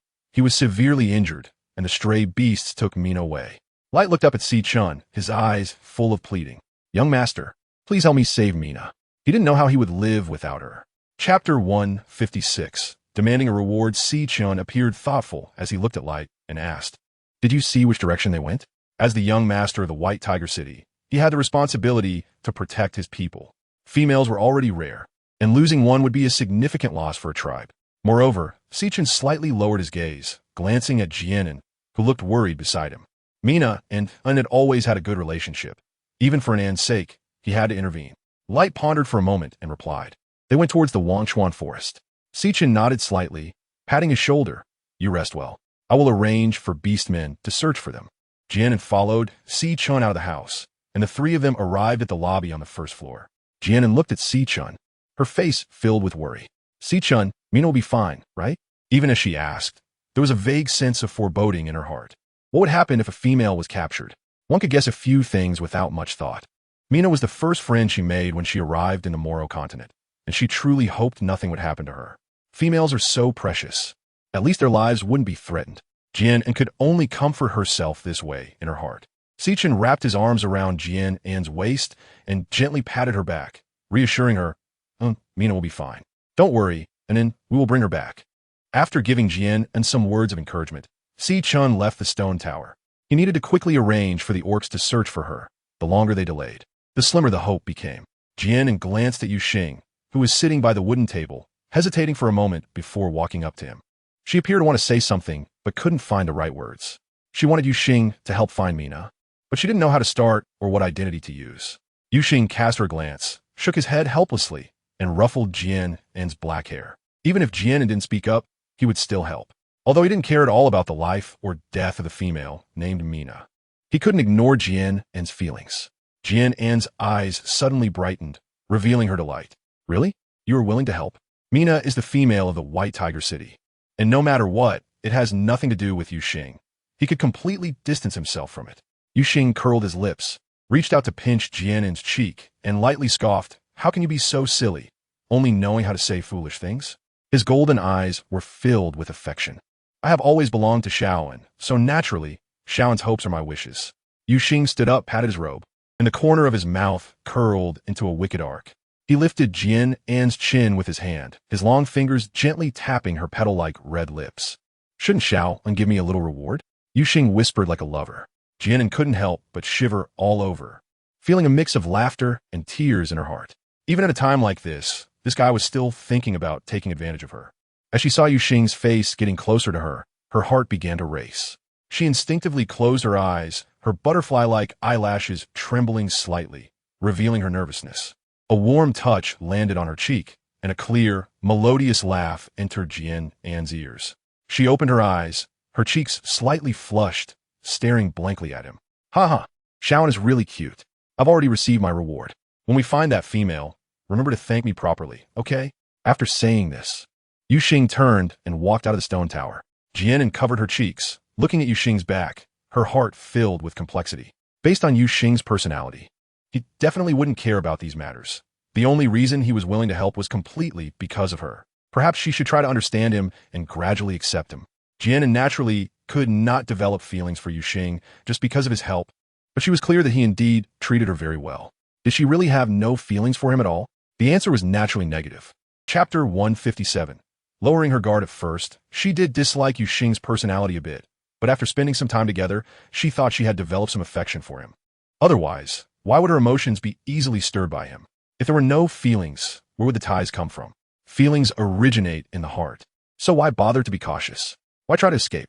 Having figured this out, Jian An felt enlightened in her heart. Everything should follow her true feelings. Si-chun and Yu Xing were gone for most of the day, and Jian An sat quietly in the hall waiting. From a distance, she saw two tall figures walking into the courtyard. Her eyes brightened, and she quickly stood up to welcome them. Let's go inside and talk. Si-chun held Jian An's hand and walked into the stone building. His long fingers brushed through Jian An's smooth hair and with a gentle smile. Si-chun looked at her and asked with concern, "Are you hungry?" And then Jian An shook her head. She had been worried about Mina and had no appetite at all. Si-chun affectionately ruffled Jian An's black hair and said, "How can you not eat? Wait for me a moment. I'll go cook something for you." Jian An held Shi-chun's hand anxiously and asked, "Shi-chun, have you found Mina? The meal can wait. Her safety is my biggest concern right now." Shi-chun grasped Jian An's hand and gently patted her smooth hand, reassuring her, "Not yet, but don't worry too much. We should have news before dark. I've sent out 10 males. According to Wright, that group of stray beast men, besides Mina, also has 1 female and 2 females with them. Their pace shouldn't be too fast. We should be able to catch up before nightfall." Jian An nodded. She naturally believed in Si-chun, and hearing him say that, she felt a little more relaxed. Si-chun stood up, looking at Jian An with gentle eyes. "What do you want to eat, An? Jian An thought for a moment and smiled, saying, "I want to eat noodles." "Okay." Si-chun's thin lips curved slightly as he responded and turned to walk into the kitchen. After finishing the noodles, the three of them sat in the hall by the fire. Although it was already early spring, Jian An still hadn't taken off her heavy fur coat. It was said that the three of them were gathered around the brazier, but in reality, it was Jian An who was warming herself. While Si-chun and Yu Xing were not the least bit afraid of the chill, Jian An secretly glanced at Yu Xing and took out 2 black crystal stones from her space, handing them to him. "Here you go." Yu Xing had known the secret of the space since the day he became her partner, but she had not given him crystal stones for cultivation like she did with Si-chun. Before this, he still harbored some reservations about her. But today he had sorted out his thoughts, and the guard he had in his heart was completely put down. Yu Xing looked at her in confusion. He had sensed Jian An's gaze since a while ago. Noticing Yu Xing's strange look, Jian An smiled and took his hand, placing the black crystal stones in his palm. Threatening, "Remember to cultivate with the crystal stones every day. If you dare to be lazy, I won't talk to you anymore." Completely forgetting that she hadn't used the crystal stones to cultivate her soul power for several days, Jian An's soul power level was still a pitiful 1 star. Yu Xing stared at the crystal stones in his palm, paused for a moment, met Jian An's mischievous gaze, and suddenly understood something. His eyes sparkled brightly, as if flames were burning within. Jian An gazed at the beautiful golden eyes, filled with admiration. Yu Xing's lips curled into a captivating arc, and his voice was laced with charm as he simply said, "Good." Jian An looked at Yu Xing, feeling a bit puzzled. Isn't he usually quite eloquent? Why has he become so profound at this moment? Jian An lowered his head dejectedly, pouting in dissatisfaction. What the heck? It was rare for him to take the initiative, and he gave her such a reaction. Chapter 158. A bold confession. Jian An and Tong Si-chun, along with Yu Xing, had been sitting in the hall, waiting for news about the males who went to track the group of stray beasts. They waited until the sun set in the west and night fell, but still received no updates. There was no moon tonight, and the sky outside was deep and dark, while dim yellow oil lamps burned in the hall. Jian An propped her head up, her eyelids feeling a bit heavy, nodding off like a chick pecking at rice. Since coming here, she had been going to bed early every day, and now it was already late at night. She couldn't hold back her sleepiness any longer. Yu Xing supported his chin with his hand, watching Jian An's head nodding off, smiling as he stood up, took Jian An's hand, and pulled her into his embrace. "Let's go back to the room and sleep." Jian An rubbed her eyes, looking at him with blurred vision, but she still wanted the news. Si-chun's lips curled into an elegant arc, his deep eyes filled with warmth. "And then go to sleep first. I'll definitely call you when there's news." "All right then, I'll go to sleep now." Jian An nodded and followed Yu Xing upstairs. Yu Xing slowly approached, standing quietly, watching Jian An lying on the bed. She looked beautiful in her sleep, her black hair spread out like clouds, her clear and bright eyes closed. His gaze traced her jade-like face, her long eyelashes like butterfly wings, and finally landed on her lips, rosy like a begonia. His breath hitched, as he slowly leaned down. Jian An could feel the hot breath of Buddha on her cheek. She half opened her eyes, reached out to grab Yuxing's sleeve, and softly said, Yuxing, I think I like you a little bit. Let's date. Although it sounded a bit strange to say that. In name, she and Yuxing were already in a partnership, but in spirit, they were still quite distant. After saying this, Jian An seemed to have settled a concern in her heart, relaxing her mind, and almost the next second, she fell into a sweet dream. Yuxing was slightly taken aback, listening to Jian An's steady and even breathing. Clearly, she had already fallen asleep. Although he didn't understand what dating meant according to Jian An, he could piece together the meaning by breaking down the words one by one. Yuxing stood there stiffly, his heart pounding. The expression on his face was incredibly complex, filled with shock, disbelief, and more importantly, joy. After a long time, Yuxing looked at Jian An's serene, sleeping face, shook his head helplessly with a wry smile, thinking she was such a little rascal. She should have made things clear before going to sleep. The next morning, Jian An woke up leisurely. As soon as she opened her eyes, she saw a magnified, handsome face, which startled her. She sat up and looked at Yuxing, asking, why are you in my room? Was he not sleeping at night and acting as a guardian in her room? Yuxing did not answer Jian An's question. Instead, he quietly gazed at her. The deep love conveyed in his golden eyes surpassed 1,000 words. Jian An sensed a hint of hesitation and couldn't help but feel a bit confused. She suddenly remembered that it seemed she confessed to Yuxing last night. Well, she was just too tired. She spoke in a daze and then fell asleep. Her memories weren't very clear, and she didn't know if she had said anything strange. Jian An lifted the quilt, sat up straight, and tugged at Yuxing's collar, signaling him to lower his head. Yuxing's body was a bit stiff, and he leaned down slightly in accordance with Jian An's pull. Jian An lightly bit her lip, hesitated for a moment, then tilted her head back and kissed Yuxing's thin lips. Yuxing felt something warm and soft press against his lips, and then it was gone in an instant. Jian An felt a bit embarrassed, a slight blush appearing on her stunning face. Did you hear what I said last night? She lowered her head to look at her feet, her toes curling up together out of shyness. Yuxing took a deep breath and looked down at her. What did you say last night? Jian An gently nodded. Even the tips of her ears turned a shade of pink. Chapter 160, A Bad Premonition. Jian An was momentarily stunned, a smile spreading across her face as she softly said, I'm sorry for making you wait so long. Yuxing lowered his head, allowing their foreheads to touch, and said, You never have to apologize to me, Jian An, as long as I can receive a response from you. It's worth waiting no matter how long it takes. He knew that this wait would ultimately bring him a treasure he would cherish for a lifetime. The two of them gazed at each other until Jian An's stomach protested with a noise, breaking their gaze. Jian An rubbed her belly, wondering what this oddly familiar scene was all about. She noticed that her stomach always acted up at times like this. It really was a belly that lacked romantic sensibility. Yuxing smiled and playfully tousled Jian An's smooth black hair. Let's go. As soon as Jian An walked downstairs, he smelled a strong aroma of food, and his stomach couldn't help but protest. Sichin placed the plate of food on the table and looked up at Jian An and Yuxing, who were approaching. He noticed that the atmosphere between the two had clearly changed. He was momentarily taken aback, then smiled slightly, and then, come have breakfast. Jian An tugged at the corners of her lips, offering a faint smile that seemed somewhat unnatural. She felt a bit lost in front of Sichin. Both of them had deep feelings for her, but could she truly return that love? It seemed Sichin sensed the thoughts in Jian An's heart. He stepped closer, his long fingers gently brushing against her cheek. And Jian An looked up at Sichin. He gazed at her, his deep blue eyes filled with tenderness. As long as I can be by your side, that is the happiness I desire. So, don't hesitate, don't waver, and don't be afraid. You deserve to have everything you want. Jian An's nose was slightly tinged with bitterness. She sniffed, gently held Shurchin's hand, nodded, and a hint of happiness spread across her face. Whether one calls her selfish or greedy, both Shurchin and Yuxing were the people she cared about at that moment, and she didn't want to hurt either of them. Jian An sat by the wooden table, pausing in her movements to pick up food, and looked at Sichin, asking, By the way, Sichin, is there any news from the orc sent to find Mina? It's been a day and a night already. Nothing bad has happened, right? Sichin picked up a piece of meat and placed it in Jian An's bowl, saying, Don't worry, perhaps they have already found Mina. Traveling with a female might take a bit longer. Yeah, if that's the case, that would be great, Jian An nodded, trying to think positively. After breakfast, Yuxing accompanied Jian An in the yard to bask in the sun. However, she felt a lingering unease in her heart, sensing that something bad was about to happen. Suddenly, there were a few urgent knocks on the stone courtyard door. Yuxing opened the gate, and several anxious males rushed into the yard. Jian An's heart tightened. Could something really have happened? Among the several males, there were two that Jian An recognized, namely Violin and Noer. Shurchin approached upon hearing the sound, and upon seeing the males in the courtyard, his brow furrowed slightly. They were the orcs he had sent to find Mina.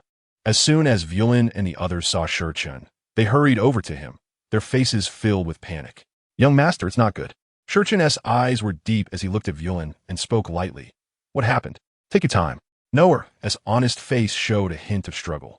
He didn't know how to tell the young master. Violin, seeing his expression, impatiently ran his fingers through his hair, pushed him aside, and shouted loudly, "If you can't say it, then I will." Chapter 161.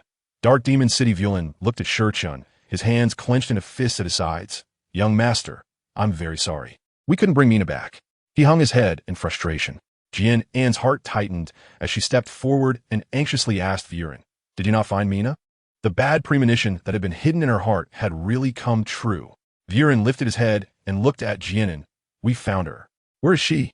Jian An's chest rose and fell slightly. Her delicate brows furrowed, and just as her red lips were about to continue questioning, Sichin suddenly wrapped his arms around her shoulders, pulling her into his embrace and interrupting what she was about to say.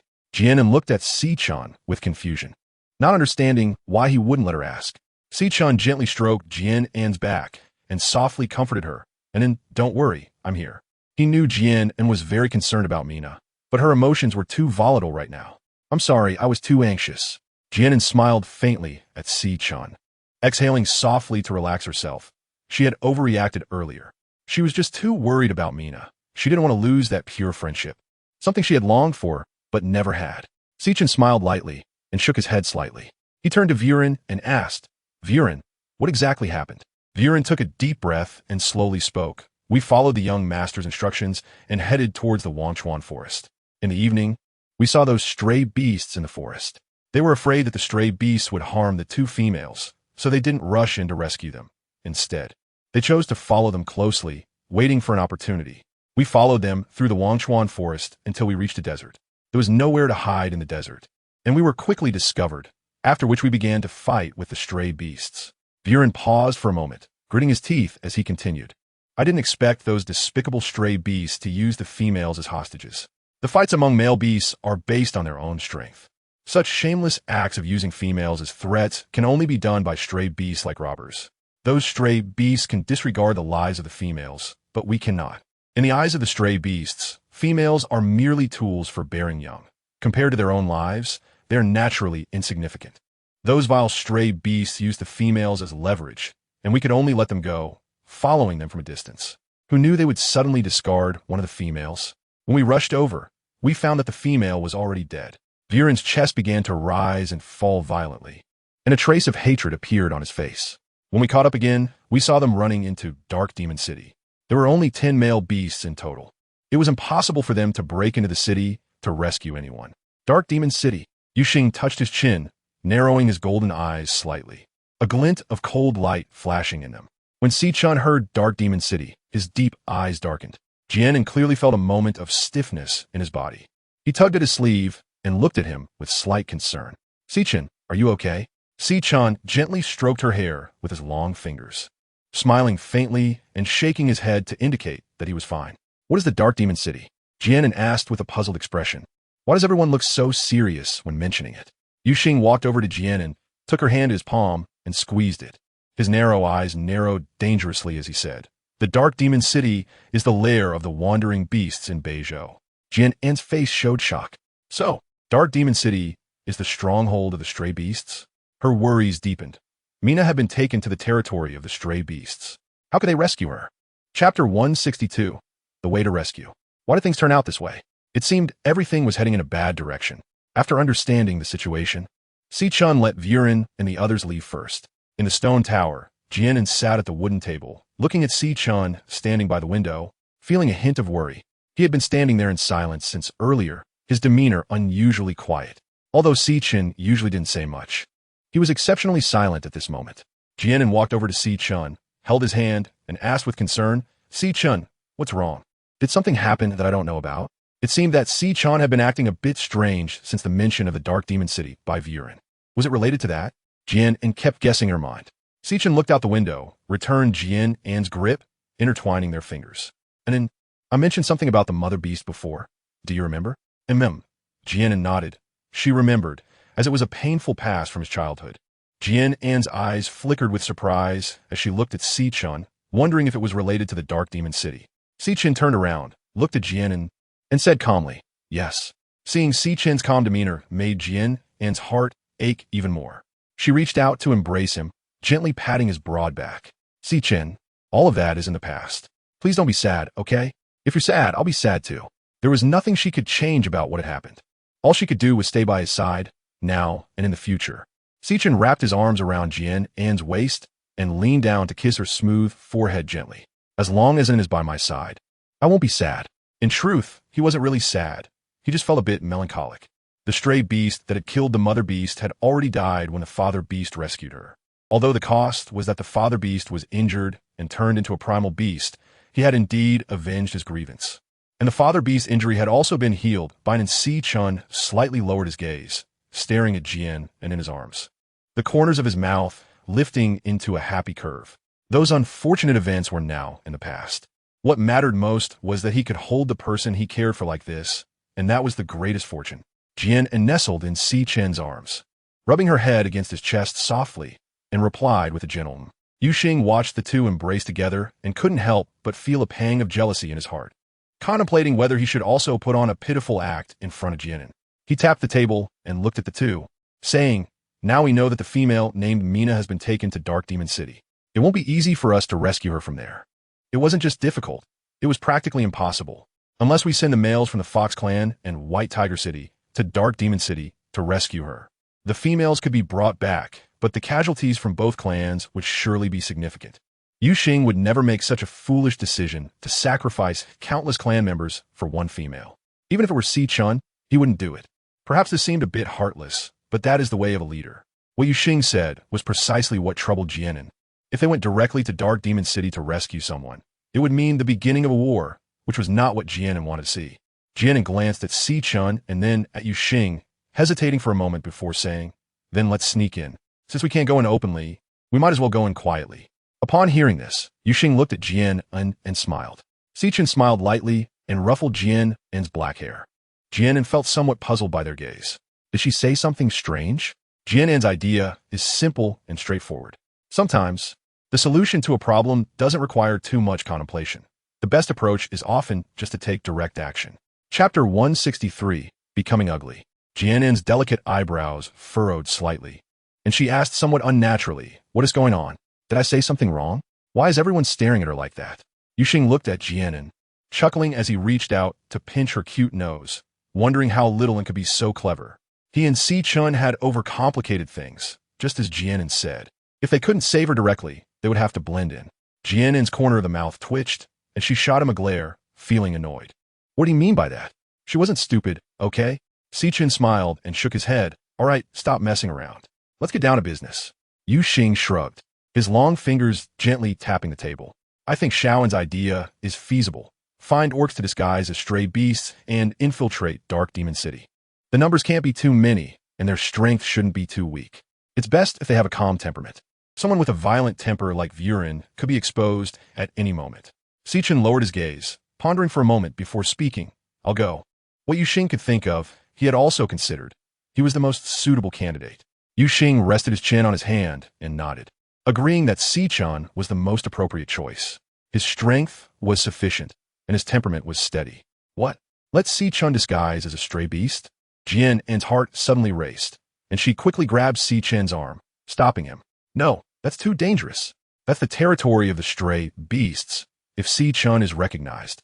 Even with his strength, he can't possibly fight against 100. Si-chun smiled and patted her back, gently saying, and then I'll be fine.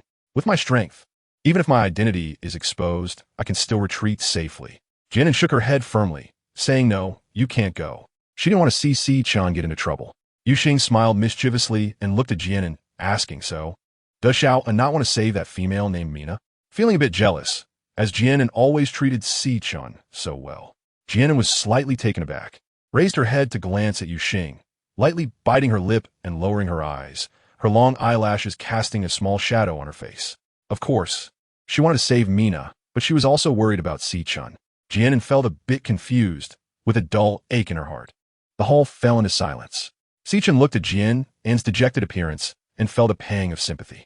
He gently rubbed her black hair and said softly, "And then?"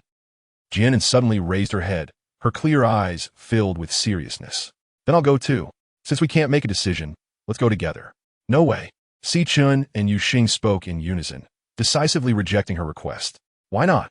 Jian An's little face immediately fell, and she glared at them in dissatisfaction. Yuxing reached out and pinched Jian An's chin, a mischievous smile creeping onto his lips.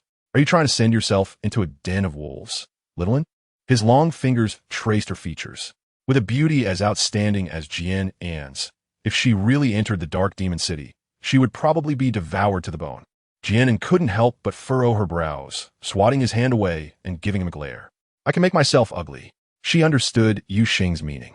It might not be easy to become beautiful, but isn't it simple to make oneself ugly? Yuxing looked at her with interest, raising an eyebrow. "Oh, how does Xiaoan plan to make herself ugly?" He was very curious. "You'll find out soon," Jian An snorted, walking over to sit at the wooden table.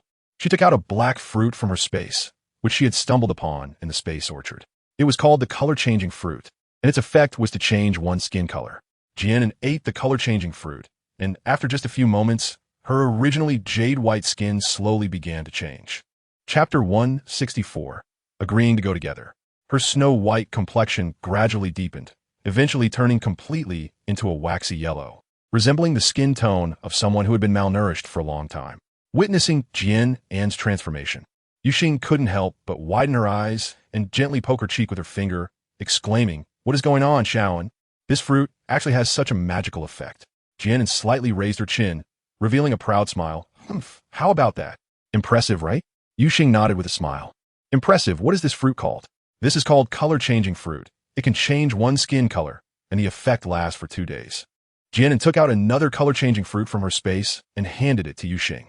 Yuxing played with the black fruit in her hand. Her enchanting eyes filled with mockery. "This fruit is indeed magical, but Xiaoan still isn't ugly. It only changed her skin color. Her features are still exquisite and beautiful. But we're not done yet." Jian An took out a brush, ink, and a mirror from her space.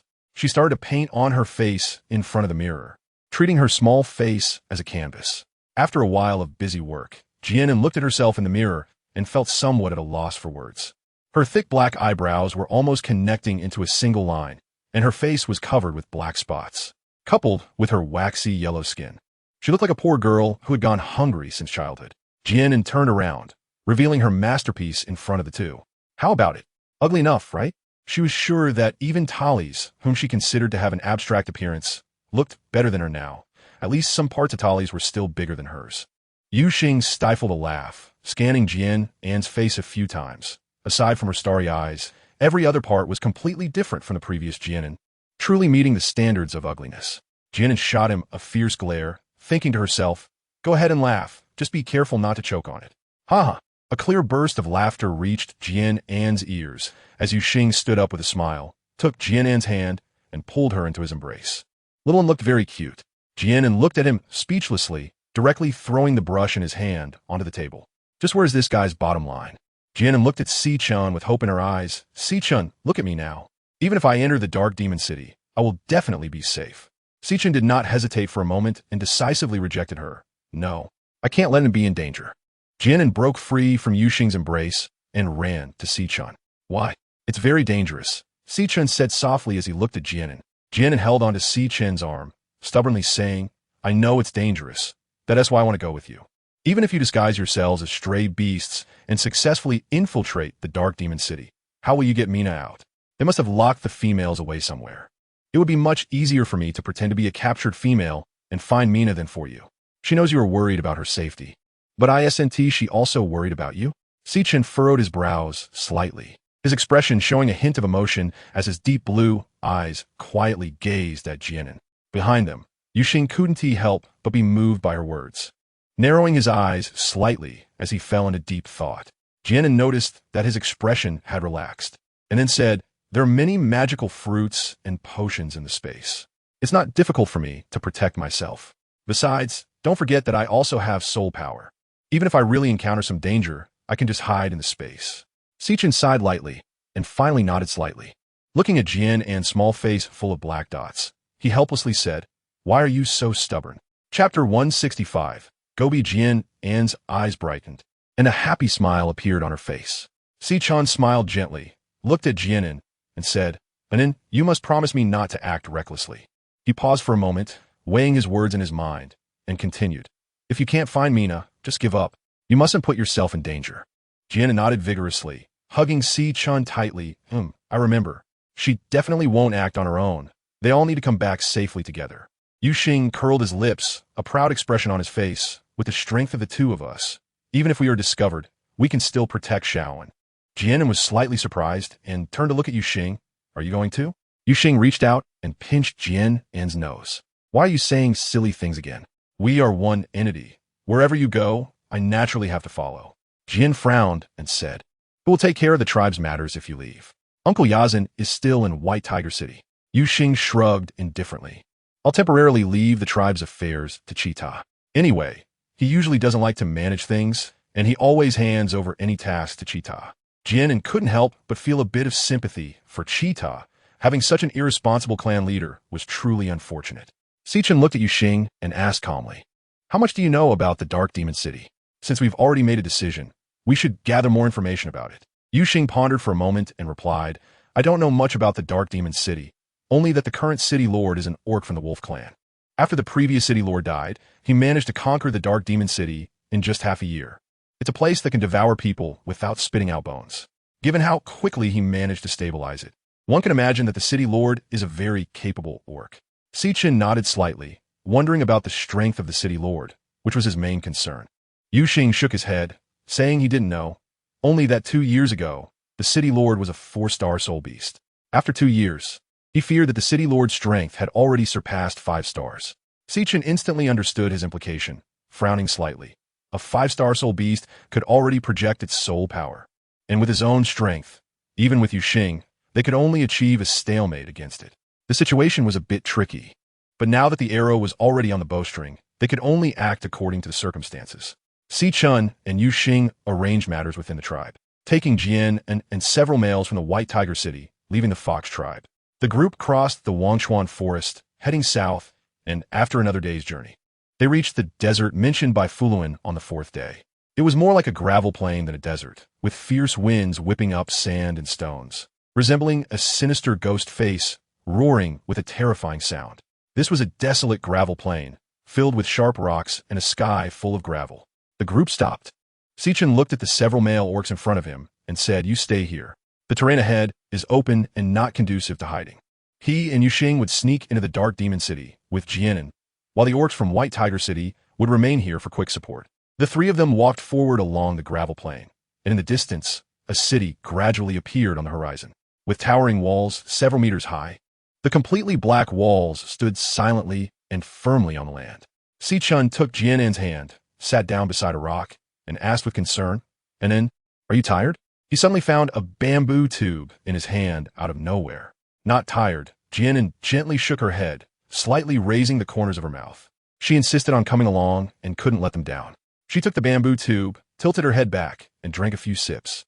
Yuxing twirled a ring on his finger, smiling. This ring was indeed magical, a gift from Jian An before they set out.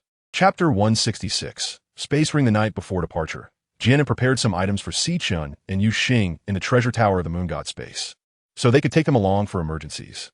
After picking and choosing for a long time, looking at the various items piled on the table, Jian An sighed lightly. It was clear that she couldn't carry all these things, but in her view, they were all useful. Jian An rested her forehead on her hand and sighed. "What should I do? This is really giving me a headache. Choosing things is the hardest part. If only I had a spatial treasure like the moon goddess bracelet, then I wouldn't have to worry so much."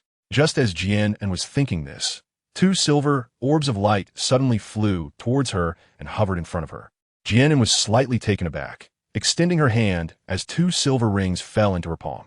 A piece of information surfaced in her mind. Space Ring has a capacity of 100 square meters, can store anything except living beings. An item stored in the space will not decay. Jian An looked at the ring in her hand with joy, thinking about giving it to Sichin and the others tomorrow, a happy smile unconsciously appearing on her lips. She found 2 boxes, carefully placed the 2 rings inside, and set them aside. The next morning, after getting ready, Jian An went downstairs. In the hall, Si-chun had already prepared breakfast, and Yu Xing was sitting at the wooden table. Upon seeing Jian An, both of them smiled. And then, Xiao An. After spending some time together, the relationship among the three seemed to have become more comfortable and harmonious. Once Jian An sat down, Si-chun handed the chopsticks and bowl to her, while Yu Xing picked up a small piece of meat and placed it in Jian An's bowl. Jian An looked at the two of them, smiling mysteriously. I have something to give you. He took out 2 exquisite boxes and placed them in front of them. The two were surprised as they looked at the boxes in front of them, not expecting Jian An to give them something. Jian An smiled slightly and said, Let's open it and have a look. The two nodded and picked up the box. When the box was opened, a simple and elegant silver ring was revealed. Yu Xing took out the ring and held it in his hand, examining it with a hint of confusion as he asked, Xiao An, what is this? It looks quite exquisite. Jian An smiled lightly. This is a spatial ring. It serves the same purpose as my bracelet in storing things. The two looked at Jian An in disbelief. A spatial ring? They had never heard of such a thing. Yu Xing curled his lips in a smile, looking at Jian An with anticipation. Xiao An, how do you use this spatial ring? If it's such a treasure, I really want to see it. Jian An smiled as she put the ring on Yu Xing's slender finger, saying, You just need to drip your blood on the ring. Jian An turned around and picked up Si-chun's ring, helping him put it on. Yu Xing bit his finger and let a drop of blood fall onto the ring. And a miraculous scene occurred. The blood that landed on the surface of the ring was completely absorbed. Just like controlling the Star Soul map, he used his mind. Jian An explained to the two. Yu Xing nodded in understanding, looked at the wooden table in front of him, and with a thought, the wooden table in the hall instantly disappeared. With another thought, the wooden table reappeared in its original place in the blink of an eye. The two widened their eyes in shock, feeling quite astonished. This ring was indeed magical. Jian An took out the things he had chosen last night from space, and they piled up in half of the hall with a clatter. Jian An looked at the two and smiled, saying, You can put all these things away now. It's much more convenient with the spatial ring. Jian An took out many things, including robes suitable for 2 people, various fruits from the orchard, and all kinds of soul crystal stones. It can be said that from large items like furniture and bed linens to small items like bowls, chopsticks, and sewing supplies. As long as Jian An thought it would be useful, she took it all out. Chapter 167. The plan begins. Si-chun and Yu Xing looked at the items in the hall, feeling both amused and helpless. Was Jian An planning to move? However, the two quickly put the items into their space rings, knowing that this was Jian An's intention. In a world of beasts, any precious items are usually presented to the females first, but in their home, it was the opposite. The more this was the case, the more touched they felt. Jian An looked at the two with a glint of mischief in her eyes, and with a light smile on her lips, said, In my hometown, there is a custom. As long as you wear the ring given by your partner, it means you will stay together for a lifetime. Now you are both mine. It could be said that she was domineering, or it could be said that she was selfish. Once she had determined someone was hers, she would not let go easily. Si-chun embraced Jian An, caressing the ring on her finger, his deep eyes filled with affection. And I like this custom. He would hold An's hand tightly until the end of his life. Jian An snuggled in Si-chun's arms, smiling gently, a hint of tenderness in her clear eyes. Yu Xing took Jian An's hand, gently kissing the back of her hand, looking at her with deep and firm affection. I have long been Xiao An's person. Even if you don't want me in the future, I will cling to you for a lifetime. From the first time he met Xiao An, her figure had been etched in his heart. He was unwilling to leave her, nor did he want to. Jian An's face broke into a joyful smile as she teased. All right, I suppose I can let you cling to me. They were so affectionate towards her. How could she let them down? The wind on the Gobi Desert blew fiercely, lifting layers of dust. Jian An stood up and patted her fur coat, causing a cloud of dust to fall off immediately. After resting for a moment, the three of them walked towards the city ahead. Standing before the Dark Demon City, the massive gate stood wide open, resembling a giant beast with its mouth agape, waiting for prey to stumble into its trap. Jian An felt a slight unease in her heart. Will this trip really go smoothly? Si-chun held Jian An's hand and gently squeezed it, and it's still not too late to go back now. Jian An shook her head, shaking off the anxious emotions in her heart. I'm fine, I want to go with you. Thinking of Mina's smiling face with her crescent-shaped eyes, she became more resolute in her thoughts. She must rescue Mina. To make it seem more realistic, Si-chun carried Jian An over his shoulder like prey. Before they could enter the city gate, they were stopped by orcs at the entrance. Several burly male orcs looked at them with unfriendly expressions. Where are you orcs from? This place isn't one you can just enter. Yuxing's eyes flickered, and his thin lips curled up. We two brothers have been wandering outside. We heard that the Dark Demon City is a good place for wandering beasts. So here we are, seeking refuge. To show their sincerity, we even brought a female with us. After Yuxing finished speaking, he turned around as if to display the goods and patted Jian An's backside. Jian An, who was lying on Si Chen's shoulder, stiffened for a moment, gritted her teeth to stifle her voice. This guy really could immerse himself in any role. The male orcs had no doubts at all. It was common for wandering beasts that survived in the wild to seek refuge in the Dark Demon City. When they heard Yuxing say they had brought a female, expressions of wild joy appeared on the faces of several males. They all shifted their gazes to Jian An, sizing her up wantonly. Like starving wolves that had discovered a flock of sheep, their eyes filled with blatant lust, greed, and possession. Jian An, although lowering her head, could feel several scorching gazes on her, which made her very uncomfortable. Chapter 168. Very ugly. One tall and strong male stepped forward, reaching out to lift Jian An's chin. "Want to see what this female looked like?" Si Chun furrowed his brows tightly, his thin lips pressed together, slightly turning to the side to avoid his hand. If it weren't for the fear of disrupting the plan, he would have killed them immediately. The smile on the strong male's face froze for a moment, a hint of displeasure flashing in his eyes. Yuxing chuckled lightly, patting Si Chen's back, jokingly saying, "My brother here has a bit of a quirky temperament, so don't take it to heart. Sigh, we wandering beasts who live alone outside aren't used to interacting with other beastmen." The strong male laughed heartily, placing a hand on Yuxing's shoulder, saying, "Haha, it's fine, don't worry, from now on in Dark Demon City, we'll all be brothers." His attitude was warm, as if Yuxing were truly his biological brother. Yuxing's eyes narrowed slightly, a cold glint flashing by, smiling and saying, "Then I'll trouble you to take good care of us, brother." The strong male patted his chest, laughing, "Haha, don't worry. By the way, what star-level soul beasts are you two brothers?" While still smiling warmly on the surface, he was secretly calculating. If these brothers were strong, it would be fine to let them stay. If they were too weak, he would snatch that female away and kill the two brothers. Dark Demon City is not a place where just any beastman can stay. Yuxing's thin lips curled slightly, his eyes smiling, appearing completely unguarded, as if he had not noticed the male's intentions at all. "Our strength is average. We're only 3-star soul beasts right now." Si Chun and Yuxing had slightly disguised themselves for this trip, both eating color-changing fruits. Their fair skin turned dark, and their long robes were shed, leaving only a piece of beast skin skirt around their waists.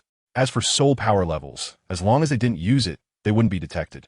Upon hearing this, the strong male's expression brightened. Although 3-star soul beasts are not the strongest in Dark Demon City, they're not weak either. He felt he had struck gold this time. He didn't expect to not only gain 2 capable males, but also a valuable female. Lord Yin would definitely promote him for this. Just as Jian An was about to have a blood rush to her head, their conversation finally ended. The strong male laughed heartily, patting Yuxing's back. His attitude even warmer than before. "My name is Zili. From now on, you two will follow me. Let's go. We will enter the city first." Zili led Si Chun and Yuxing to a stone house, pointing to Jian An on Si Chen's back. "You will stay here. This female will be handed over to me." Si Chun put Jian An down. She had been lying on Si Chen's back, her head hanging down, feeling a bit dizzy, and it seemed she could still see a few little stars spinning in front of her. Zili's gaze was fixed on Jian An. This female looked quite small and thin, and he wondered how she looked. If she was pretty, he could secretly play with her first before sending her to the yard. After all, no one would know. When he saw her appearance, Zili displayed the best quality of a beastman, honesty. Zili pointed at Jian An and shouted, "So ugly." Jian An had just caught her breath when she saw the male across from her pointing at her nose and calling her ugly. How should she put it? Her feelings were quite complicated at that moment. She was pleased that her disguise was successful, but being pointed at and told she was ugly was an overwhelming experience. Upon seeing Jian An's appearance, Zili also quelled the wicked thought in his heart. This female was ugly, but after all, females were precious, so it was fine to make do with her. The problem was that she was so frail, she probably couldn't even give birth to a healthy cub. He suspected that this female was picked up by these two brothers rather than being taken by force. Chapter 171. Abnormal. Zili waved to a male behind him. "Take this female to the yard over there." He had initially thought he could use this female to gain favor in front of Lord Hearn. It seemed that the plan could only fall through. A female who was both ugly and appeared to have weak reproductive abilities would ultimately end up in that place. So he no longer needed to put in any effort. The The male responded and walked over to Jian An, unceremoniously grabbing her arm and leading her in a certain direction. Jian An was pulled by him, having to move forward with his force. He walked very quickly, completely disregarding whether the female behind could keep up. Jian An could only jog behind him. After walking for a few minutes, Jian An followed the male to a stone courtyard. He walked up to the gate and knocked. Soon, the door opened from the inside, and a dark-skinned male with a scar on his face came out. He saw the male standing at the door and grinned, jokingly saying, "Oh, isn't this Helly? What brings you here? Didn't you find a better job?" Helly shook his head with a bitter smile. "What do you call a good job? Just guarding the city gate. But you get to stay here every day. You must have quite the luck with the ladies." The scar-faced male spat and scoffed. "Luck with the ladies? I can only look, not touch. Ha ha, that's still better than me getting sunburned and rained on. If you're feeling pent up, just go to that place and relieve yourself properly," Helly said with a laugh. The two males stood at the gate, talking lewdly as if no one else was around, while Jian An stood to the side, lowering her head and pretending not to hear. The scar-faced male looked at Helly and asked, "By the way, what brings you here?" Helly slapped his forehead. Almost forgot the main thing. He grabbed Jian An's arm and pushed her in front of the scar-faced male. "I came to deliver this female." The scar-faced male scrutinized the small and slender female in front of him, furrowing his brow. "Eyesand, she a bit too weak?" Leaning down to see Jian An's face clearly, he shouted, "Where did you pick up this female? She is too ugly." Jian An buried her head even lower, silently repeating to herself, I can't hear. Relying on a laugh, he said, "It doesn't matter if she's ugly. Anyway, after Lord Hearn sees her, he will naturally arrange a place for her." The scar male laughed loudly. "Ha ha ha, true. The female has already been delivered, so I'm leaving now." Relying waved and turned to leave. The scarred male glanced at Jian An, who still had her head down, and said, "Go in." Jian An walked into the courtyard, slightly raised her head, and looked around. The courtyard was large, with many rooms, each door tightly closed. It was empty, making it particularly quiet and desolate. "What are you looking at? Hurry up!" The scarred male shouted impatiently from behind, giving Jian An a shove. The action was extremely rough, showing no tenderness one would expect towards a female, as if the being before him was merely an inconsequential beast-man rather than a precious female. Pushed forcefully, Jian An stumbled forward, nearly falling, and had to take a few unsteady steps to regain her balance. After that, she dared not look up anymore and kept her head down as she walked forward. Arriving in front of Stone House, the scarred male walked to the door, pushed open the tightly shut wooden door, and pointed inside, saying, "You will stay here for now." As Jian An stepped into the stone house, the door behind him slammed shut with a bang. The room was dimly lit, with only a faint beam of light shining in from the windowsill. Chapter 169. Destination. Jian An adjusted to the darkness in the room before lifting his head to observe the environment. On the right side against the wall, there was a row of wooden beds, connected like a large dormitory. On the left side of the room, near the windowsill, there was a wooden table and a few benches. Jian An squinted slightly as she noticed something in the innermost corner of the bed. With the dim light in the room, she slowly walked closer, and only then did she see clearly that there were actually 3 females. They were huddled together, trembling in the corner. The sudden opening of the door had already startled them, and Jian An's approach frightened them even more. The 3 females, like startled birds, clung tightly to each other, seeking a sense of security. To make matters worse, one of the timid females actually started to whimper softly. Jian An twitched the corner of her mouth. Was she really that scary? She actually scared someone to tears. She cleared her throat twice and gently said, "Don't be afraid, I'm not a bad person." The 3 females breathed a sigh of relief upon hearing Jian An's voice. It turned out she was also a female. They thought she was a beast man come to capture them. Seeing them relax and let go of each other, they sat down on the bed, feeling completely at ease. Jian An stepped forward and smiled, saying, "Hello, I'm the one who was brought here today. My name is An." She had discussed with Si Chun and Yu Xing to use their respective aliases in the Dark Demon City. The 3 females sitting on the bed clearly had no intention of paying attention to Jian An. 2 of them snorted lightly and turned their heads away. The female who had been scared to tears by Jian An slowly raised her head to look at her. Jian An smiled gently and asked, "Hello, what is your name?" She tried to appear more approachable. To her surprise, the female seemed startled by Jian An, quickly lowering her head and pretending she hadn't heard Jian An's words. A few faint black lines crossed Jian An's forehead. Could it be because she was too ugly now? In the following days, apart from taking care of her personal hygiene, Jian An did not leave the room at all. It wasn't that she didn't want to go out, but there were always males guarding the yard. Whenever she tried to sneak out, she would be scolded and then sent back to the stone house.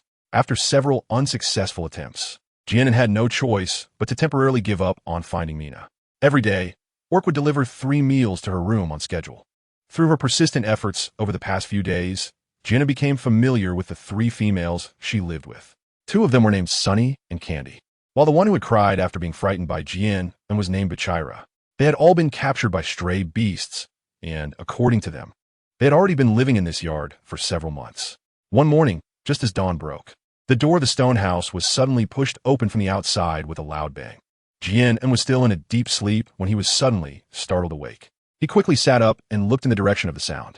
He saw the Scar male from earlier walk in, knock on the wall, and shout loudly, "Get up quickly, everyone go to the yard." After saying this, he walked out of the stone house. From the side, the sound of a door opening and the scarred male's voice could also be heard, clearly going to wake up the females in the other rooms. Jian An sat on the bed, feeling a bit confused. What was going on? Just as she was lost in thought, she saw the usually lazy Sunny and Candy unexpectedly behaving out of character, quickly getting up and putting on their clothes. Even more strangely, they actually started to comb and style their long hair. Jian An couldn't help but feel more confused. Could today be a special day? After a simple wash, Jian An walked out of the stone house and into the yard. She was once again surprised by the situation in the yard. Chapter 170. Life in the yard at this moment. The yard was filled with females. Jian An took a rough look and saw that there were at least 20 females here. This number truly shocked her, as a tribe typically has only a few females. In a group like the White Tiger City, which has over 200 beastmen, there are only about 10 females. Yet here, there were several tribes worth of females combined. How could this not astonish Jian An? All the females were quietly discussing something, their faces showing either joy or anticipation, but not a single one displayed helplessness or fear. This made Jian An even more puzzled. Why were they not at all saddened by being captured and imprisoned? This was too abnormal. Jian An slightly turned her body and looked at the 3 females beside her, except for Baikila, who still had her head lowered, Sunny, and Candy. Like the other females in the courtyard, had smiles on their faces and looked towards the entrance with anticipation in their eyes, as if waiting for someone's arrival. Jian An looked at them with a hint of confusion and asked, "Are we waiting for someone?" Sunny glanced at Jian An and replied with a smile, "Of course. We are waiting for Lord Hearn." "Lord Hearn?" Jian An asked, puzzled. Sunny chuckled lightly, tidying her hair. "Ah, I forgot. You just arrived, so you wouldn't know about this." Jian An nodded slightly, her eyes filled with curiosity as she quietly watched Sunny, waiting for her to clarify her confusion. Lord Hearn was the most capable subordinate of the city lord, and every once in a while, he would come to the courtyard to select a few females from among them to serve the lord. Sunny seemed to be in an exceptionally good mood today. Usually, no matter how close Jian An tried to get, she would always act indifferent. A smile played at the corners of Sunny's mouth, and there was a hint of longing on her face. Ah, how wonderful it would be if Lord Hearn chose me. Upon hearing this, Jian An furrowed her brows slightly. Didn't you all want to leave here? They were clearly brought here against their will. Why would they want to continue living here? Sunny pouted, saying that there was no reason to leave. This place was good. Don't you want to return to your original tribe? What about your partners? Don't you want to see them again? Jian An looked at Sunny and slowly spoke. A trace of displeasure appeared on Sunny's face. She felt that Jian An was being meddlesome. Even if they wanted to leave, who could take them away? Besides, the living conditions here were good. So what difference did it make whether they went back or not? As for their partners, they could find new ones later. After all, in the world of orcs, males were the least scarce. Sunny looked at her fingertips and smiled, saying, "I heard that the city lord is not only handsome, but also very powerful. Just thinking about being chosen by him and becoming his partner fills me with joy." Listening to Sunny's words, Jian An's brows furrowed tighter and tighter. She truly could not understand Sunny's thoughts. It seemed as if, in her eyes, her partner was just a long-term ticket for food, something that could be discarded at any time. They were clearly captured and locked up here. Yet they still hoped to become partners with the ruler who was the source of their suffering? Was it that the adaptability of the females was too strong?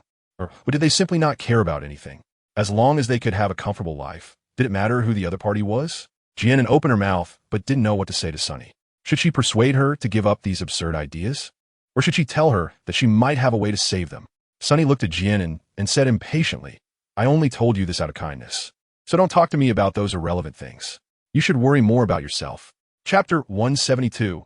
Lord Hearn's Sunny sized up Jian An, revealing a hint of contempt on her face, and said harshly, "With your looks, it's unlikely that Lord Hearn would ever choose you. In the end, you just have to go to that place, right?" Sunny snorted coldly, turned her head, and continued to look in the direction of the courtyard gate. However, having one less competitor is naturally a good thing. Jian An's eyes widened slightly, her expression one of disbelief. Was she being mocked? She shook her head in frustration. After all, she was indeed ugly right now. With a light sigh, she decided that finding Mina was the priority. As for the females here, once she found Mina, she would do her best to help them if they wanted to leave together. If they chose to stay here and wait for that so-called Lord's favor, that was their own choice. Jian An raised her head, her eyes continuously searching the yard. After carefully looking around a few times, she still couldn't find Mina's figure, which made her wonder, is Mina not here? Or has she been locked up in another place? Just as Jian An was lost in thought, a small commotion suddenly broke out in the yard. Jian raised his head and followed everyone's gaze. A man dressed in black entered the courtyard, followed by several males, including the scarred one. Judging by the reactions of the surrounding females, the man at the forefront must be Lord Hearn. He stood tall, wearing a tight black outfit, his shiny black hair tied up high, revealing a sharply defined profile. His sword-like brows were striking, and his starry eyes were sharp, exuding an air of impressive vigor and dominance. It is hard to imagine that such a handsome and spirited man could be a wandering beast like a robber. The scarred male looked at Hearn and asked with a flattering smile, "Lord Hearn, how many females are you planning to bring over this time?"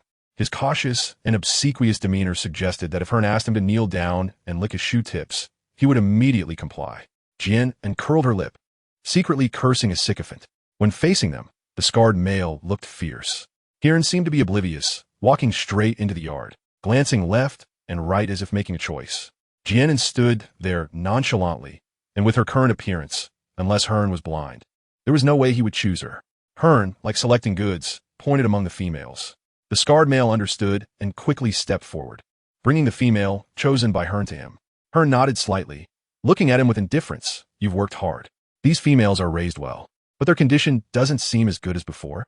The implication in his words seemed to treat the females as if they were animals being kept. Jian An lowered her head and murmured softly, "It's strange to expect to be fine when locked up in a room every day." He suddenly turned his head to glance in Jian An's direction. With his 3-star soul B strength, he could hear even the faintest sound of insects so naturally. He caught every word of Jian An's whisper.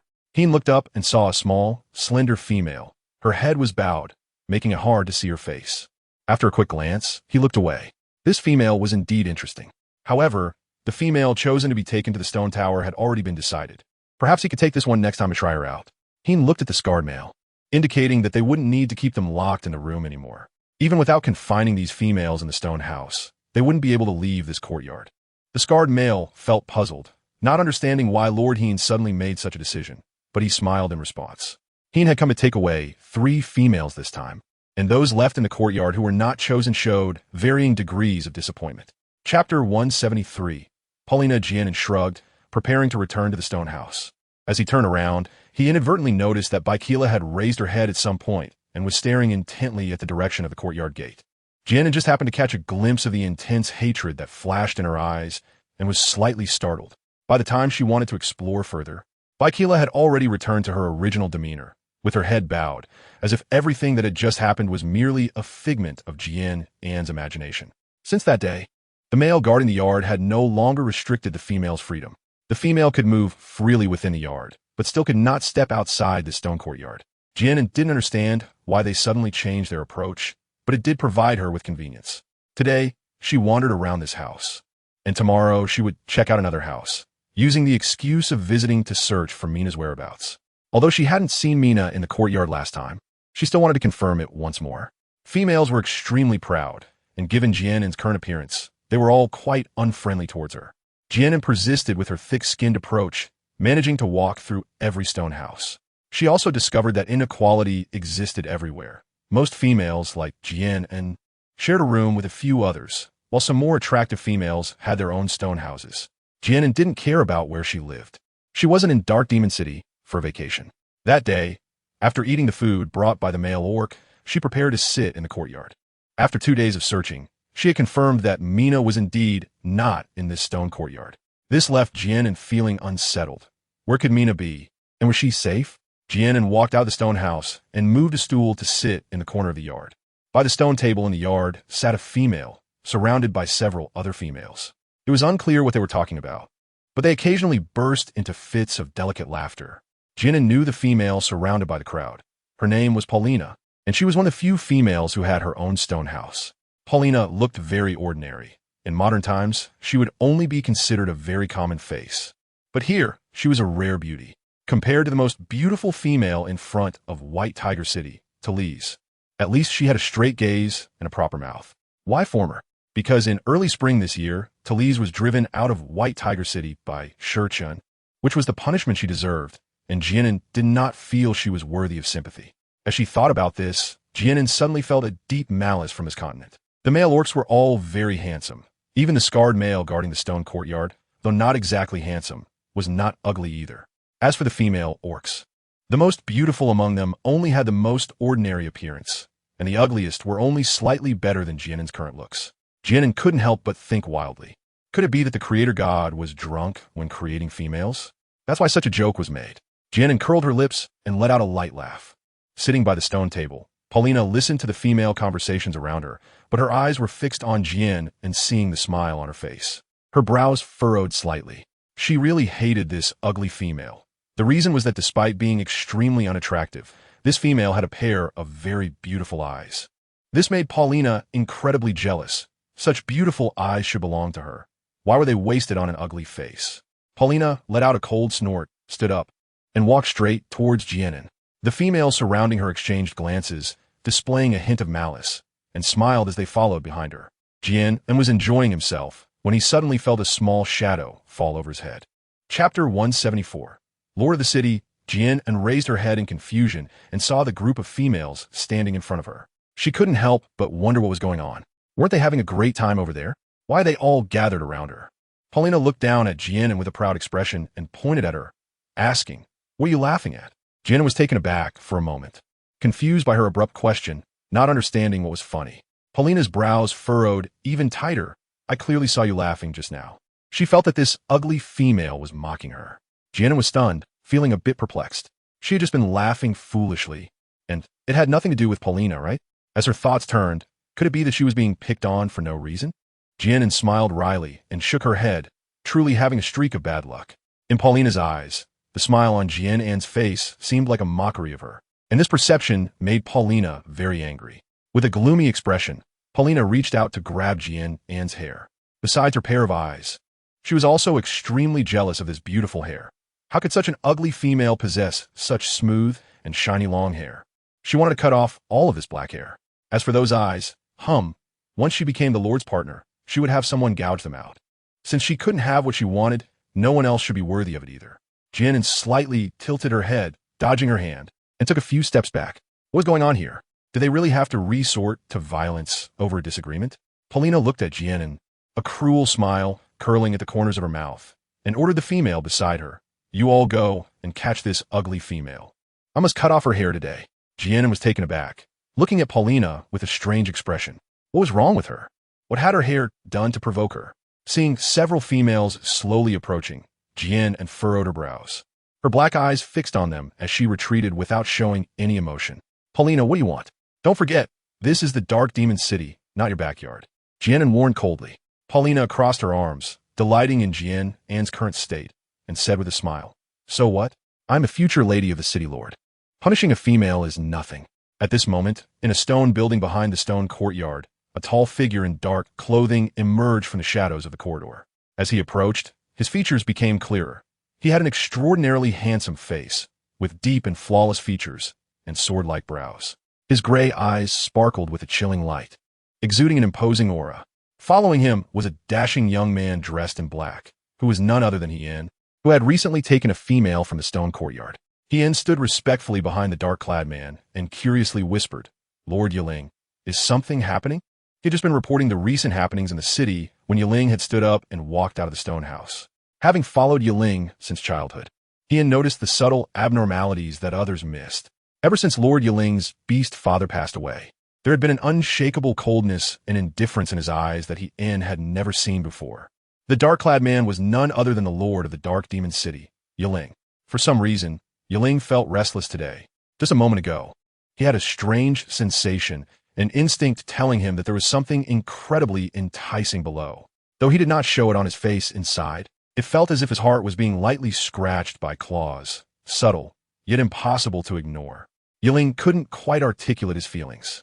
He stood at the edge of the corridor, expressionless, watching the commotion below. Chapter 175.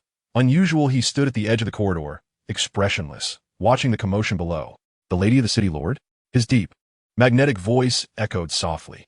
Jian slightly bent forward and whispered, with Lord Yiling's charisma, naturally all the females in the world want to become your partner. Yiling raised an eyebrow, seemingly surprised by this response.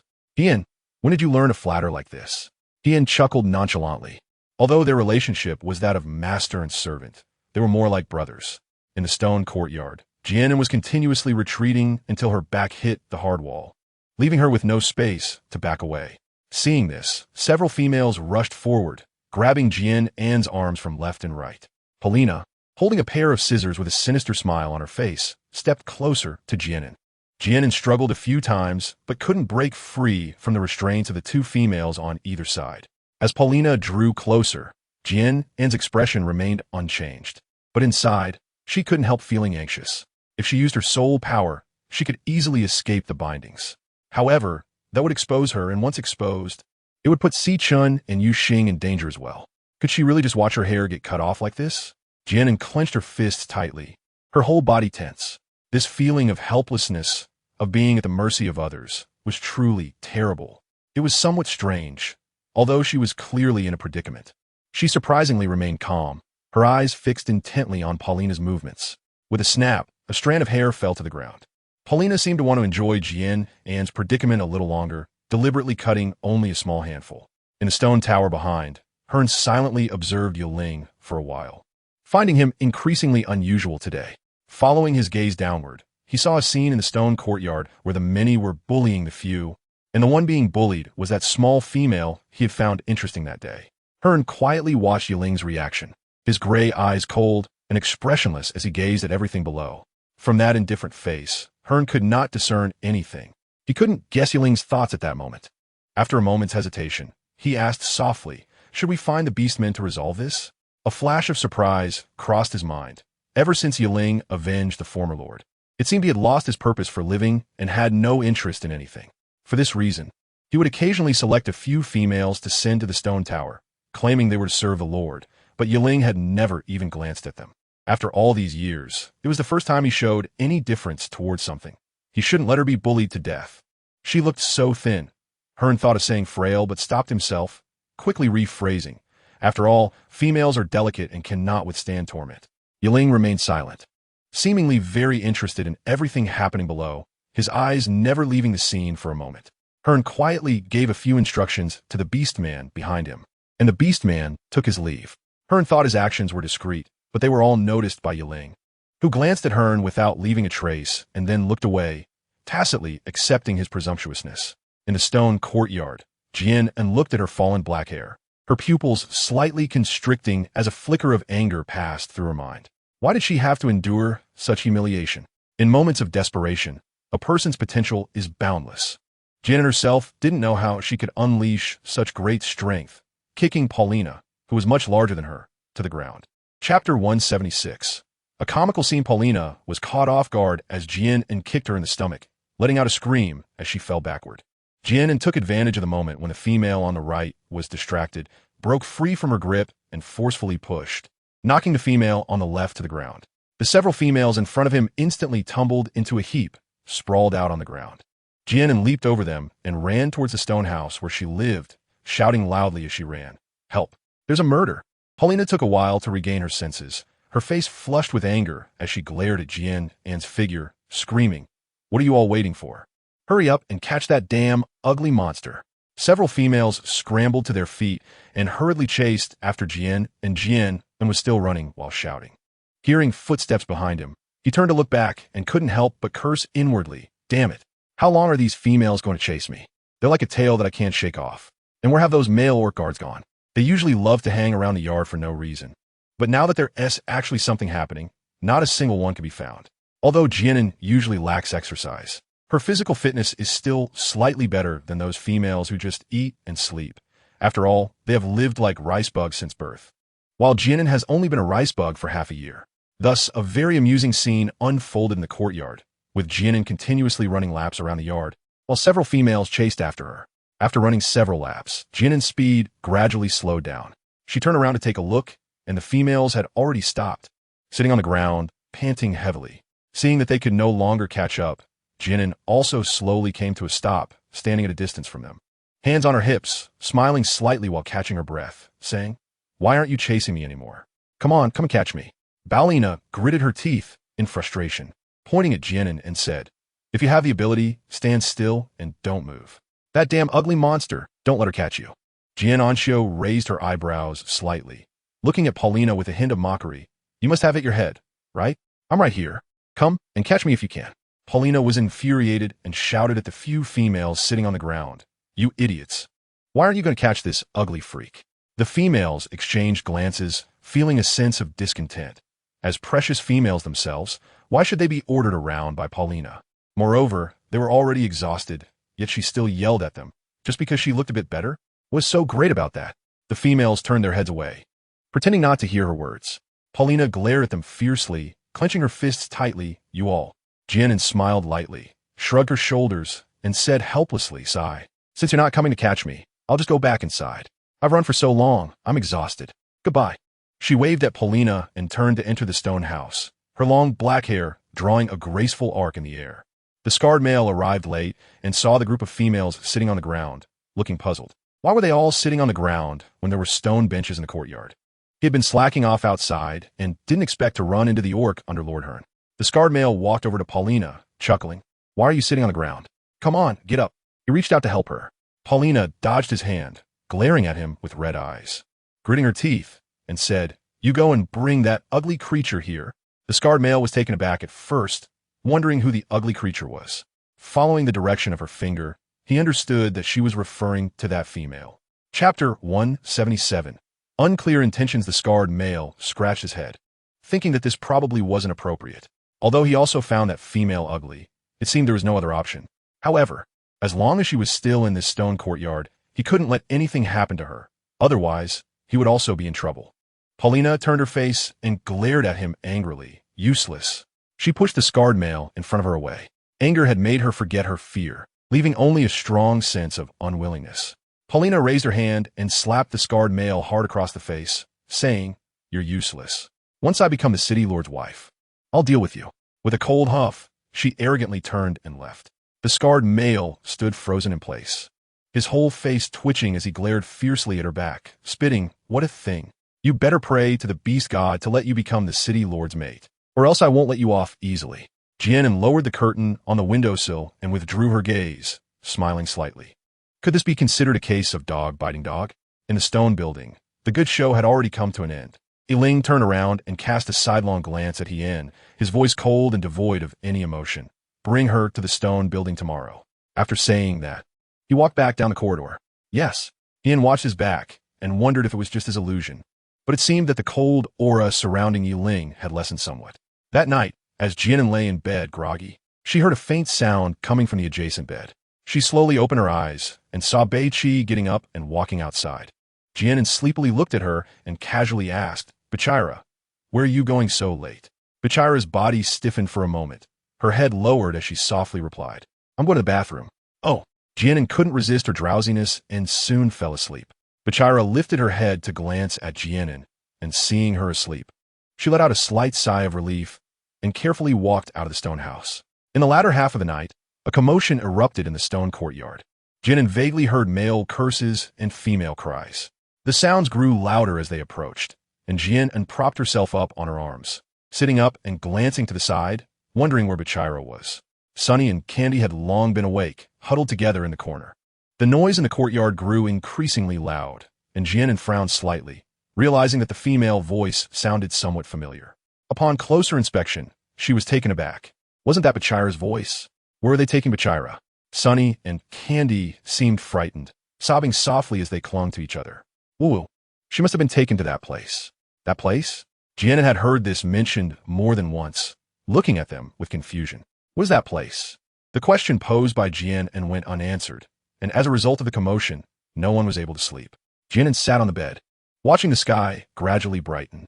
Until it was fully light outside, there came a few knocks on the door. Jian An quickly got up to get dressed and said softly, "Please come in." A scarred man pushed open the wooden door and walked in. Jian An was taken aback when he saw the visitor. When did he come in without knocking? The scarred man looked at Jian An and chuckled. "You're up? Have you freshened up? I'll take you to your new place." Jian An's eyes widened slightly, filled with disbelief. Had he taken the wrong medicine, or was she still half asleep? Otherwise, how could she perceive a hint of respect in this person's attitude? Did he have some ulterior motive? Jian An stared at him intently, feeling a hint of vigilance in her heart. Change residence? Where to move? The scarred man scratched his head and said, "You'll know when you go." Jian An nodded slightly. Regardless of his intentions, she had no choice but to comply. Chapter 179. A simple and brutal conclusion. She was looking at him, her eyes filled with curiosity and vigilance. What caught his attention first was the female's deep, clear black eyes. He had seen many different eye colors, and black was the most common, but in her eyes, it seemed as if countless stars were gathered, bright and dazzling. His gaze slowly swept over the female's eyebrows, eyes, nose bridge, lips, and chin. Yiling's footsteps paused imperceptibly for a moment. She was ugly, but her eyes were beautiful, he concluded bluntly in his mind. Most importantly, she did not behave like other females he had encountered before, who were overly eager to please him yet feared him with averted gazes. Yiling belatedly realized this point. In Jian An's mind, a momentary flash of chaotic thoughts passed by, but her eyes remained fixed on him. His movements seemed to play in slow motion. Each frame reflected in her gaze as she saw him walk to the chair at the front and come to a halt. Yiling sat in the front seat, his cold gray eyes resembling the chilling stars of a winter night, captivating her soul. Now, those eyes were deeply staring at her, containing complex emotions that Jian An could not comprehend. Jian An's body couldn't help but shiver, feeling so cold. She sensed that the temperature in the hall seemed to drop several degrees. Even though she had made a lot of psychological preparations before coming, she still found it a bit overwhelming now. It wasn't that she was afraid of his tall and stern appearance, but rather that she felt a strong resistance to the icy aura he exuded. Yiling slightly raised his hand towards Jian An, signaling her to come over. His voice carried an undeniable tone that left no room for refusal. Jian An now has an impulse to rush out the door, but she can't. After hesitating for a moment, she gritted her teeth and walked towards Yiling. Just as Yiling was about to lose patience, Jian An finally made her way to him step by step. Yiling silently reached out, wrapped his arm around Jian An's waist, and gently pulled her into his embrace, completely trapping her in his arms. Jian An was momentarily stunned, her body starting to struggle uneasily. "Don't move." A deep and magnetic voice rang in her ears, causing Jian An to shiver involuntarily. It was impossible for her to stay still. Jian An struggled even more fiercely, furrowing her brows and shouting angrily, "Let go." Yiling raised an eyebrow, not taking her words to heart, slowly moving his hands to Jian An's slim waist, gently caressing over the fabric, and coldly said, "If you move again, I'll break your waist." With such a slender waist, he could easily snap it with just a little force. His words felt like a bucket of cold water poured over her, making Jian An's struggling movements pause, and she sat rigidly in his embrace. The dominance and coldness radiating from him left her with no doubt about the truth of his words. Yiling looked down at the female in his arms. She was staring at him with wide eyes, filled with both unease and anger. Unfazed by her gaze, Yiling leaned down, getting close to Jian An's neck, where she emitted a faint, refreshing fragrance. He couldn't help but take a sniff and asked, "What is your name?" Jian An's body went stiff upon hearing him ask for her name. She initially didn't want to respond, but feeling the hand suddenly tighten around her waist, she chose to surrender in frustration, slightly lowering her head and murmuring, And is it? Remember my name? Yiling. That will be the name of your future partner. Since it's all about leaving descendants, and you must bond with a female, why not choose one who doesn't make you feel disgusted?" The scent on her made him feel comfortable, and her pair of black eyes. Jian An didn't want to remember his name at all. She felt Yiling's hand slip inside her clothes. Jian An's mind exploded with shock. At first, she even forgot how to react. Chapter 181. Strange way of getting along. Could it be that this female bit her? If it were an enemy, who would rush in to bite someone's chin? Jian looked deeply at Jian An, his eyes filled with complexity. The female who brought the food was completely unaware of Jian An's existence, so she only prepared one set of bowls and chopsticks. Yiling pushed a plate of roasted meat in front of Jian An and expressionlessly tapped the table. Jian An looked at him in disbelief. Is this for me? She thought she was only responsible for sitting beside and watching, but didn't expect to have a share in it too. Yiling cast her a cold glance, non-committal. Jian An absent-mindedly looked at the barbecue in front of him, but his attention was entirely focused on Yiling beside him. He had asked her to bring him here, but what did he want her to do? Jian An was somewhat puzzled by this. The few females standing behind him looked at Jian An with strange expressions, not understanding where this ugly female had come from, and how the lord of the city actually allowed her to dine at the same table. Jian An was indeed a bit hungry. She looked up at the table, but didn't find any extra chopsticks. Well, should she eat with her hands? Adhering to the principle of not letting good food go to waste and eating him out if she couldn't beat him, Jian An reached out and took a piece of roasted meat from the plate, biting into it fiercely to vent the frustration she had just felt. It still tasted pretty good. Go down. Yiling waved her hand at the several females behind her. The females bent slightly and gracefully walked out of the hall. Unknowingly, Jian An finished the entire piece of roasted meat on her plate, rubbed her belly, and let out a carefree burp. Yiling leaned back in her chair, silently watching her. Jian An initially felt nothing, but after a while, he noticed the gaze on him and looked up at him with a hint of confusion. Yiling returned the gaze expressionlessly. The two of them stared at each other, and the atmosphere gradually became a bit strange. Jian An felt uncomfortable under his gaze and was the first to look away, lowering her head to stare at her hands. Hearn's gaze wandered back and forth between the two, secretly observing Yiling's expression. He couldn't read anything from that indifferent face, and after hesitating for a moment, he suggested softly, Lord of the city, the weather is nice today. Why not take the female outside for a walk? It's better than just sitting here. Yiling didn't say a word and silently stood up. When he reached the door, he noticed Jian An was still sitting in the same spot, showing no intention of coming along. His brows furrowed in displeasure, and he said coldly, Aren't you coming? Although it was a question, it carried an undeniable tone. Jian An pouted and stood up slowly, walking over to Yiling's side. All right, she admitted defeat. After all, her arms couldn't twist over his thighs, and this thigh was particularly thick. As she approached, he could smell the faint fragrance coming from Jian An, and Yiling's tightly furrowed brows unconsciously relaxed as he looked down at Jian An beside him. Jian An unconsciously tilted his head, a hint of tension showing in his clear pupils. Why was he staring at her? Yiling raised an eyebrow. After looking for a while, she seemed not that ugly after all. At the same time, two completely different thoughts emerged in their minds. Jian An followed Yiling at a distance, aimlessly walking around the courtyard. After a while, Yiling suddenly stopped, turned around to look at Jian An, who was a few steps away from him. He frowned slightly, and a hint of displeasure appeared on his face, seemingly unhappy about her being so far away. Seeing him stop and look at her with an unclear expression, Jian An felt a bit confused. What was going on? Chapter 182, Found It. Jian An stood in place, looking at him with confusion, showing no intention of approaching. After waiting for a while, Yiling, seeing that she was just standing there and didn't understand his hint at all, said impatiently, Come here, don't make me wait. Jian An was momentarily taken aback, looking at him with a strange expression. Was he stopping to wait for her? She pouted again, feeling a bit indignant at his domineering tone. Yiling reached out and hooked his arm around Jian An's waist, pulling her into his embrace. Her soft body leaned against him, the warmth transmitted through a layer of fabric, perfectly soothing his momentary irritation. The corners of Yiling's mouth curled up slightly, and his overall demeanor gradually calmed down. Sensing his change, Jian An felt confused. How could this person be so unpredictable? Indeed, it was hard to understand the emotions of a bandit leader, Jian An thought to herself. After a moment of silence, Yiling finally spoke. You can't be more than half a step away from me in the future. Upon hearing this, Jian An rolled her eyes inwardly, feeling speechless. What a bizarre request. Why didn't he just tell her to cling to him directly? She couldn't help but wonder. He hadn't shown any particularly strong emotions toward her before. No dislike, no affection. It was hard to tell.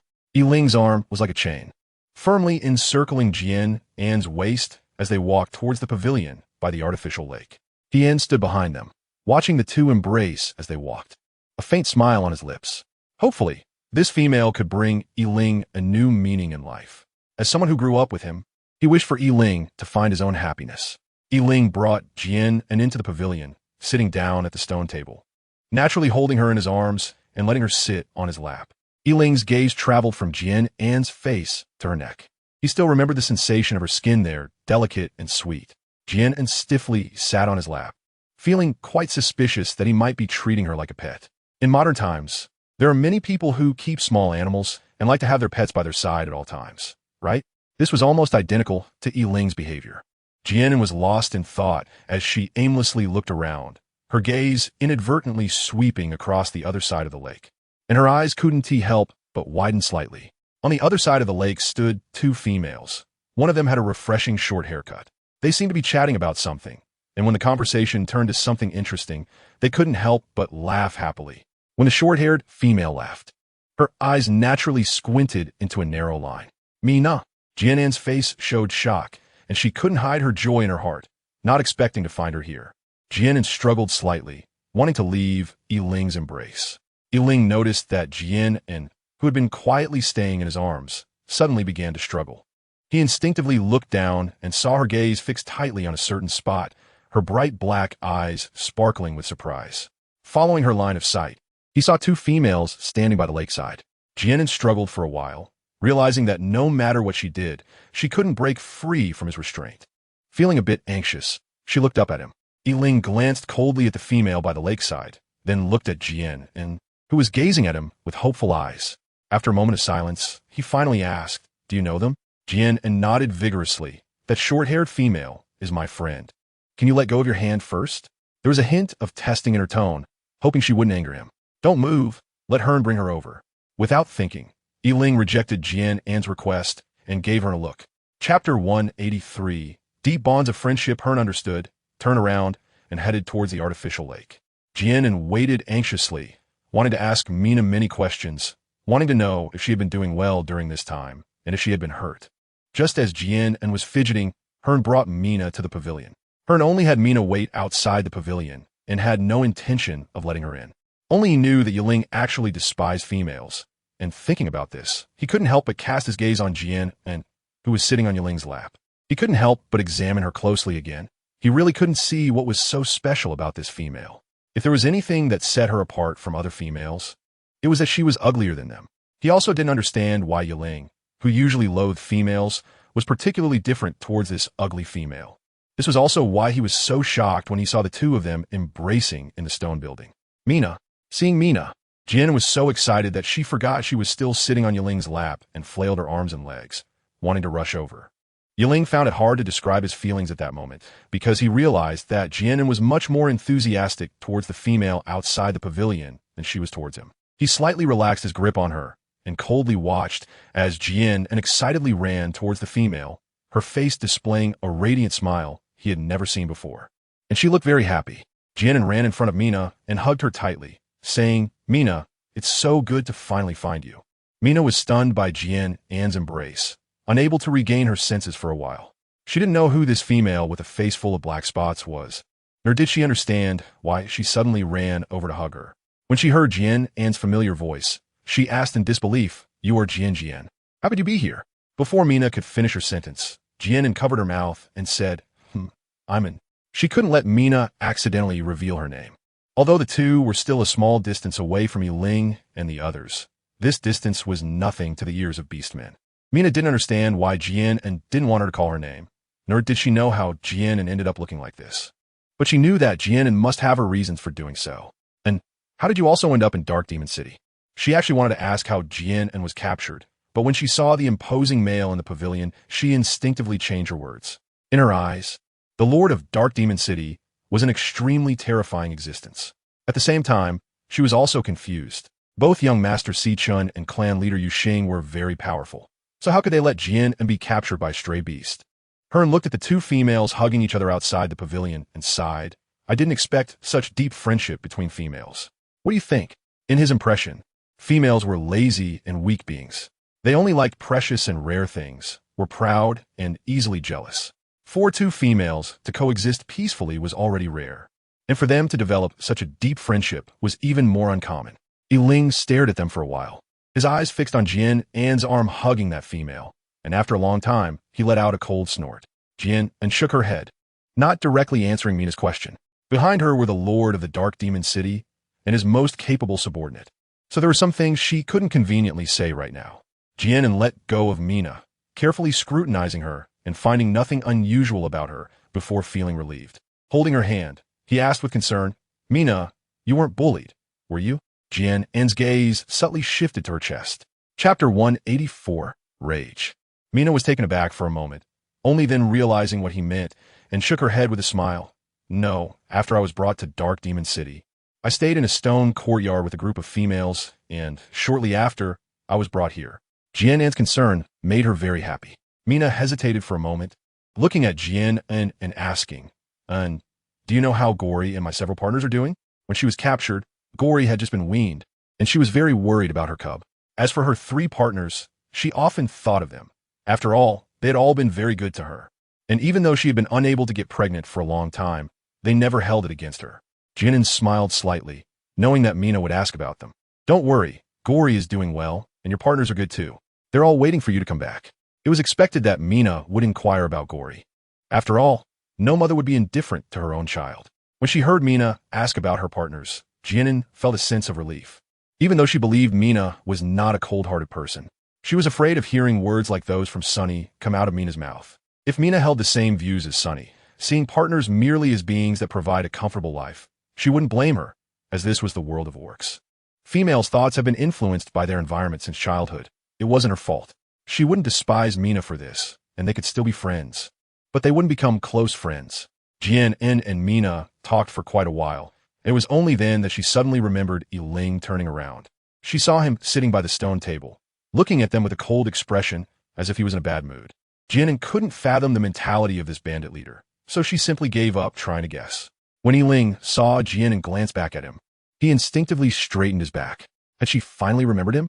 But soon, she withdrew her gaze and began chatting with that female without a care in the world. When she was with him, she wouldn't even a word. Yet when facing this female, she spoke as if she could never run out of things to say, and even showed a bright smile. Thinking of this, a surge of anger suddenly flared up in his heart, and his gaze darkened, his cold face appearing quite frightening. "An, come here." This was the first time Yiling called her name. His voice was icy, so cold it could freeze shards of ice, causing Jian to shiver involuntarily. When she turned around and saw his expression, she was left speechless. He seemed very angry. Mina looked at Jian An with a worried expression. Jian An gave Mina a reassuring look and walked towards the pavilion. Hiran, who had been standing by, felt the cold aura emanating from Yiling and let out a disappointed sigh. It seemed he would have to look for a female again. In his eyes, Jian An at that moment seemed like a corpse. The last female who angered Yiling had probably had her bones devoured by the beasts in the forest. Jian An stood in front of Yiling, cautiously peeking at his expression. He wouldn't want to kill her, would he? Yiling reached out, grabbed Jian An's arm, and gently pulled her into his embrace. His long fingers continuously caressed her waist. Jian An's body suddenly stiffened, recalling his initial threat to her, and a sense of unease crept into her heart. He wouldn't really want to break her waist, would he? No, even if she were to die. She didn't want to die, such a miserable death. Beside her, Hien was shocked by Yiling's actions. If he truly intended to kill this female, he wouldn't allow her to get so close. Chapter 185. Sudden intrusion, he would have already made her bleed to death on the spot, and wouldn't be holding her like this. Hien sighed silently. It seemed he truly felt differently about this female. Yiling buried her head in Jian An's neck, the faint fragrance on her body lingering at the tip of her nose, and the anger in her heart miraculously calmed down. Hien asked at the right moment, "Ward City Master, how should we deal with that female?" Since Yiling was reluctant to act against the ugly female, the one outside the pavilion was of no importance. Upon hearing his words, Yiling's arm tightened unconsciously, and after a moment of silence, she said, "Then just kill her." Although she was speaking to Hien, her gray eyes were fixed intently on Jian, and Jian An's heart tightened. Her ears perked up straight. Seeing the nervous expression on Jian An's face, Yiling curled the corners of his mouth, a fleeting calculation flashing in his eyes. He changed the subject, thinking that whether there was one less or one more didn't matter, so he might as well keep her for now. His fingers lightly and heavily caressed Jian An's waist, implying, "As long as she behaves." Jian An was slightly taken aback. She knew that the last sentence from Yiling was directed at her. Jian An couldn't help but feel a bit regretful. She was really foolish. She shouldn't have exposed Mina so early, which gave him an unnecessary reason to threaten her. Indeed, people often lose their proper judgment and do foolish things when they are angry and excited. During dinner, Yiling simply said, "You live on the second floor," and left the stone building with Hien. Jian An went up to the second floor and discovered that there were several rooms here. Yiling only said to let her stay on the second floor, but didn't specify which room, meaning she could choose for herself, right? She didn't bother to check each room and just randomly picked one. After all, she wouldn't be staying long, so it didn't matter where she slept. After entering the room, Jian An closed the door and walked over to the wooden table, sitting down and propping her head up, feeling a bit uneasy. She still had some concerns about Mina. Although Yiling had promised her that he wouldn't harm Mina, could the words of a capricious bandit leader really be trusted? Just as Jian An was slightly lost in thought, the door of the stone house was pushed open from the outside. A tall figure in a dark robe walked in. Jian An was startled and quickly stood up, staring at him with a vigilant expression. What are you doing here? Did she forget to lock the door just now? Yiling raised an eyebrow, smiling meaningfully, but his voice was extremely indifferent as he stated matter-of-factly, mating. Jian An looked at him in shock, doubting whether she was hearing things. What did he just say? Something about matching and pairing? Yiling stepped closer to Jian An, the sound of his footsteps echoing loudly in the silent night, each dull thud resonating in her ears, pounding against her heart. Jian An kept retreating, her eyes wide open as she shouted fiercely, "Don't come any closer." Yiling seemed to be oblivious to her warning, not taking it to heart at all. A pair of hands firmly embraced her from the front, and she was pressed against the wall by Yiling, filled with fear. "Be good." A deep and magnetic voice sounded in her ear. Yiling leaned down, getting close to Jian An's neck, and a faint, pleasant fragrance wafted into his nose. He sniffed contentedly, unable to help but lean his weight against Jian An. "If you're not good, someone will be punished because of you." Jian An wanted to push him away, but she was pinned against the wall, completely bearing Yiling's weight. With her little strength, she couldn't move him at all. Chapter 187. Reluctance in the Heart. Yiling slightly tilted his body, took a few steps back to avoid her swinging hand, and at the same time, a flash of silver light swept past from his shoulder. Jian An held a dagger in her hand, pointing it in the direction of Yiling, the sharp blade glinting with a silvery cold light. With a furious expression, she threatened, "Don't come any closer. Stay right there." She had deliberately given up resisting just to make him let his guard down. Yiling stood still, looking at Jian An with an expressionless face. His gray eyes were filled with coldness, and the chilling aura emanating from him made one shiver. Seeing the dagger in Jian An's hand, he furrowed his brows tightly, assuming she had secretly hidden it on herself while he was away. Feeling the oppressive aura emanating from him, Jian An's hand that held the dagger trembled slightly, her heartbeat quickening due to tension and fear. In the face of her threat, Yiling remained unmoved. To him, she was merely bluffing. And he slowly stepped closer to Jian An. Jian An's heart tightened, and she shouted at him fiercely, "Don't come over, or I'll commit suicide." She pressed the dagger against her neck, intending to threaten him. However, the disparity in strength between the two was too great. There was no doubt that she was certain Yiling could easily crush her with just a slight lift of his finger. She was taking a gamble. Perhaps, after spending this day with him, he had some interest in her? Jian An wasn't even sure about that. Yiling stopped in his tracks, his expression cold, and his gaze deep, revealing no emotions. Jian An felt extremely anxious inside. She didn't know if Yiling would let her go. Yiling paused for a moment, then approached her with a cold expression again. Could it be that she was wrong? Was his act towards her just a momentary whim? A hint of despair flashed in Jian An's eyes. Yes, he was the lord of the dark demon city, and she was just an ugly female. How could he possibly be interested in her?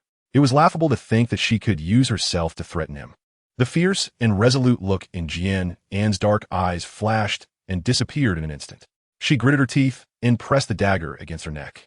The sharp blade instantly cut through her skin, leaving a red mark, and crimson blood slowly flowed down the silver edge. "Don't come any closer, or I'll die right in front of you." The bone-chilling pain radiated from her neck as Jian An stubbornly looked at him, making her final struggle. Seeing the glaring crimson on her neck, Yiling's face revealed a hint of gloom, and a thick anger ignited within him. Strong emotions seemingly capable of burning a person's soul. The bloodthirst in his bones made him want to directly snap her neck, even if he didn't want to admit it.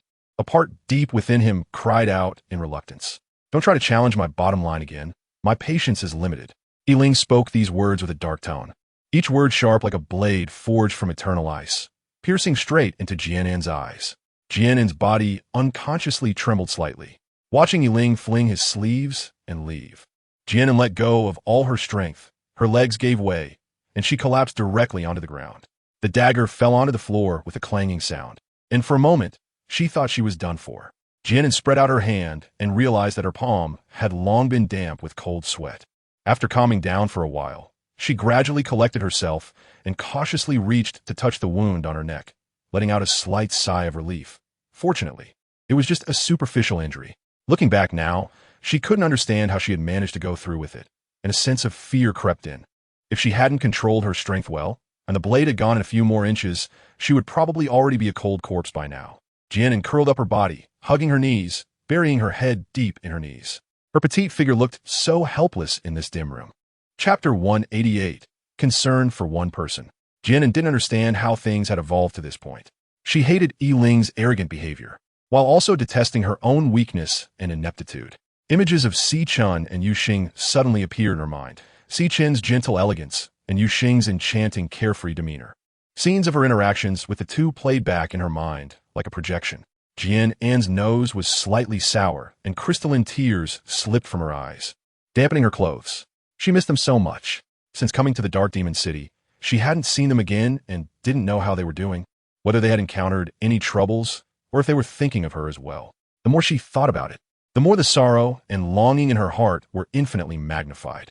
Jian An hugged her knees, going from silent tears to soft sobs. Meanwhile, in a stone house somewhere in the Dark Demon City, Chun stood by the window, gazing at the bright moon in the night sky. He felt somewhat restless tonight, and the star soul pattern on his chest felt faintly warm. And then, it was as if he sensed Jian An's call and longing for him, and he gently pressed his hand to his chest and whispered her name. Xing, who was resting by the bed, opened his eyes and reached for the star soul pattern on his side. He also felt Jian An's call and found himself unable to suppress the urge to respond, wanting to appear before her. Two equally handsome men, one standing and one sitting, were connected by their thoughts to the same person under the thick night sky. In the stone building, Jian An had her chin resting on her knees, softly sobbing, releasing the grievances and longing in her heart. Suddenly, she felt a burning heat rising from her chest and arms. Jian An furrowed her brows in confusion, wondering what was happening. She raised her hands and pressed them against her chest and arms, where the companion patterns of Chun and Xing were imprinted. Did Jian An's mind flash an unbelievable thought? Could it be that they felt her longing, and this was their response through the companion marks? Although this idea seemed somewhat absurd at that moment, it was the only guess that made sense. Jian An smiled faintly, took out a handkerchief to wipe away the tears and mucus on her face, and the sorrow in her heart instantly vanished without a trace. They were all concerned about her, and she couldn't easily give in. Sniffling, she looked toward the door and thought of Ling's stern face, muttering angrily to herself, "Humph," saying that my patience is limited, that my endurance is still limited. She stood up and carefully secured the door latch, and feeling it wasn't enough, she pushed the wooden table in the room against the door. Jian An rubbed her eyes. After crying for a long time, they felt a bit sore. She didn't even take off her fur coat from outside and just lay on the bed in her clothes, facing the door, curling her body and softly murmuring, "Chun, Xing, I miss you so much." Jian An's body and mind had been in a state of tension and unease, but now her thoughts calmed down, and she finally succumbed to fatigue and slowly closed her eyes. Even in her dreams, her delicate brows were slightly furrowed, and her face bore an indelible trace of worry. The morning sunlight was tranquil and elegant, streaming in from the windowsill and casting morning light throughout the room. Jian An opened her blurred eyes. She had a restless sleep last night, and the thought of sharing the same place with the bandit leader made it hard for her to settle down. Her eyelids felt heavy, and there was a hint of soreness in her eyes. Without looking, Jian An knew for sure that her eyes must be swollen. Jian An lay on the bed, staring blankly at the bed curtains, pondering what to do next. Mina had already been found. How should she convey the message to Chun and Xing? How could she take Mina away from under Ling's nose from the stone courtyard? Chapter 189. His warning. There was a series of crisp knocks on the door. Jian An was startled and sat up in bed, cautiously asking, "Who is it?" She thought she had moved on from what happened last night, but hearing the knocking at the door still made her feel nervous. She wasn't mentally prepared to face Ling yet. From outside the room came a familiar voice. Are you up?" "It's Mina. I'm up. Wait a moment. I'll open the door right away." Jian An couldn't help but feel puzzled. Why was Mina here? Given Ling's nature, it was unlikely that he would casually let anyone into this stone building. Jian An pushed open the wooden table at the door, opened the door, and saw Mina standing at the entrance with a bright smile. Jian An smiled back and said, "Come in quickly." She took her hand and walked into the stone house. Jian An closed the door and turned to Mina, asking, "Mina, did you come here by yourself?" She was very curious about this. Mina shook her head and smiled, saying, "No, it was Lord Hearn who brought me here. This morning, Lord Hearn came to find me and said that the Lord of the city wanted me to come and see you." Jian An showed a look of surprise and asked in disbelief, "Are you saying that it was Ling who sent you here? Why would he do that? Is he really that kind-hearted?" "Yes." Mina nodded, seemingly recalling something. She stepped forward, took Jian An's hands, and smiled brightly. "The Lord of the city even said that I can come to accompany you often in the future. Jian An, this is wonderful. We could be together again." In her impression, Ling was a very intimidating male, but now it seemed he wasn't that bad after all. Jian An replied absent-mindedly. Her gaze kept flickering, her thoughts swirling. If Ling had sent Mina just to keep her company, she didn't believe it. With his domineering style, how could he possibly be that kind-hearted? Jian An shook his head with a bitter smile, fearing that he had deliberately asked Hearn to find Mina with the purpose of warning her. As expected, letting her go last night was only temporary. She should have realized that challenging his authority meant he would not let her off so easily. "Jian An, what's wrong? Did something happen?" Mina asked with concern, noticing Jian An's tightly furrowed brows. Jian An shook her head, gently patted the back of her hand, and smiled lightly, saying, "I'm fine. I'm of course happy that you can come and keep me company."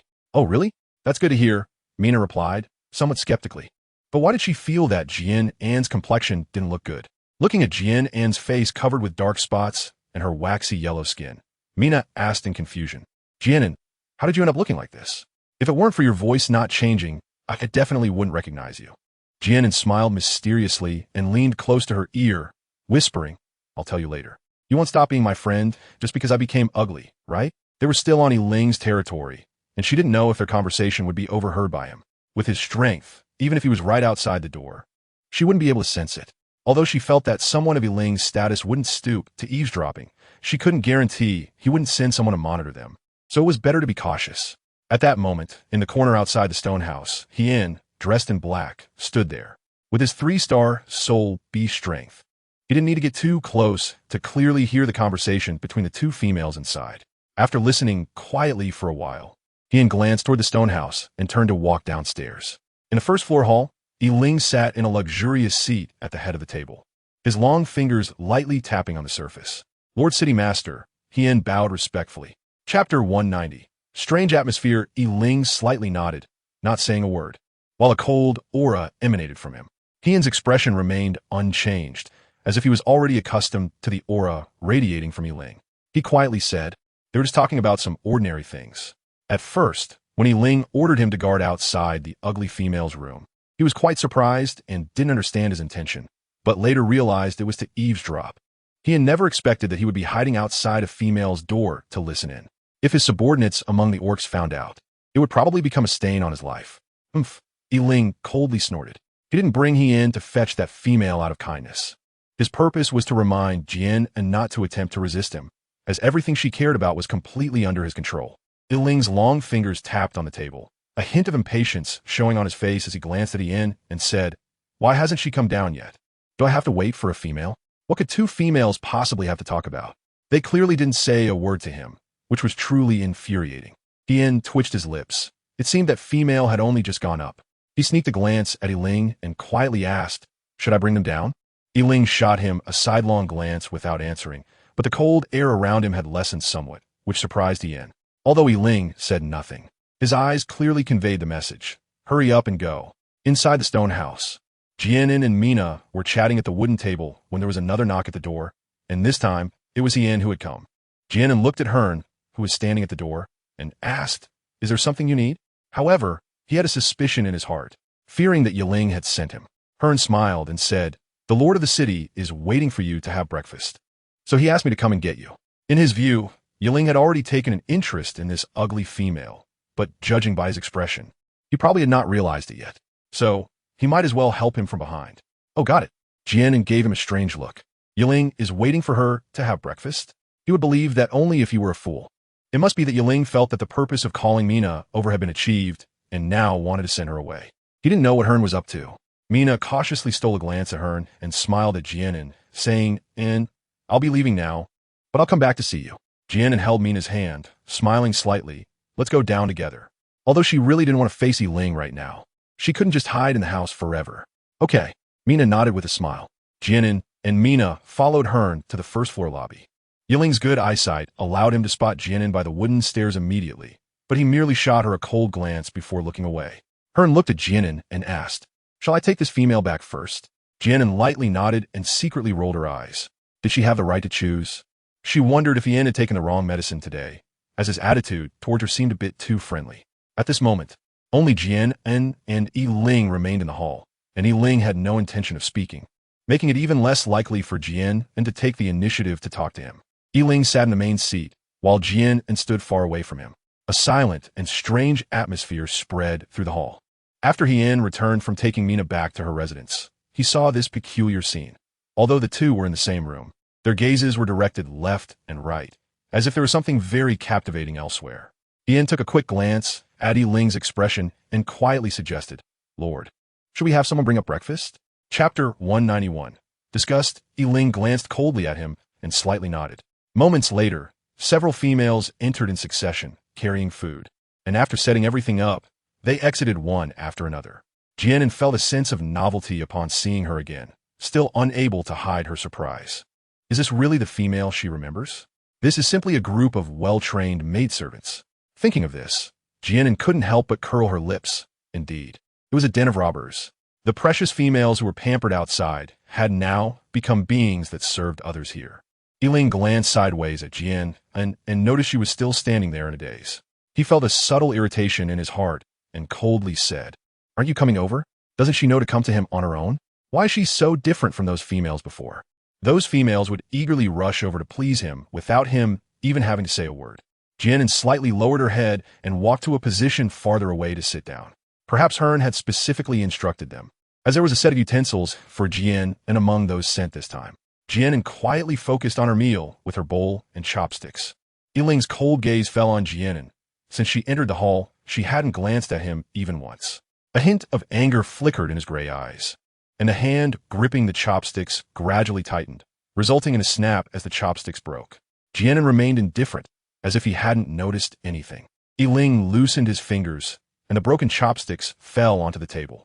He leaned expressionlessly against the back of the chair, as if nothing had just happened, coldly staring at Jian An, a trace of bloodthirst flashing in his eyes. He curled his lips into a cold smile and said, "I'll take you to a good place in a bit. I hope she can remain this calm after she goes there."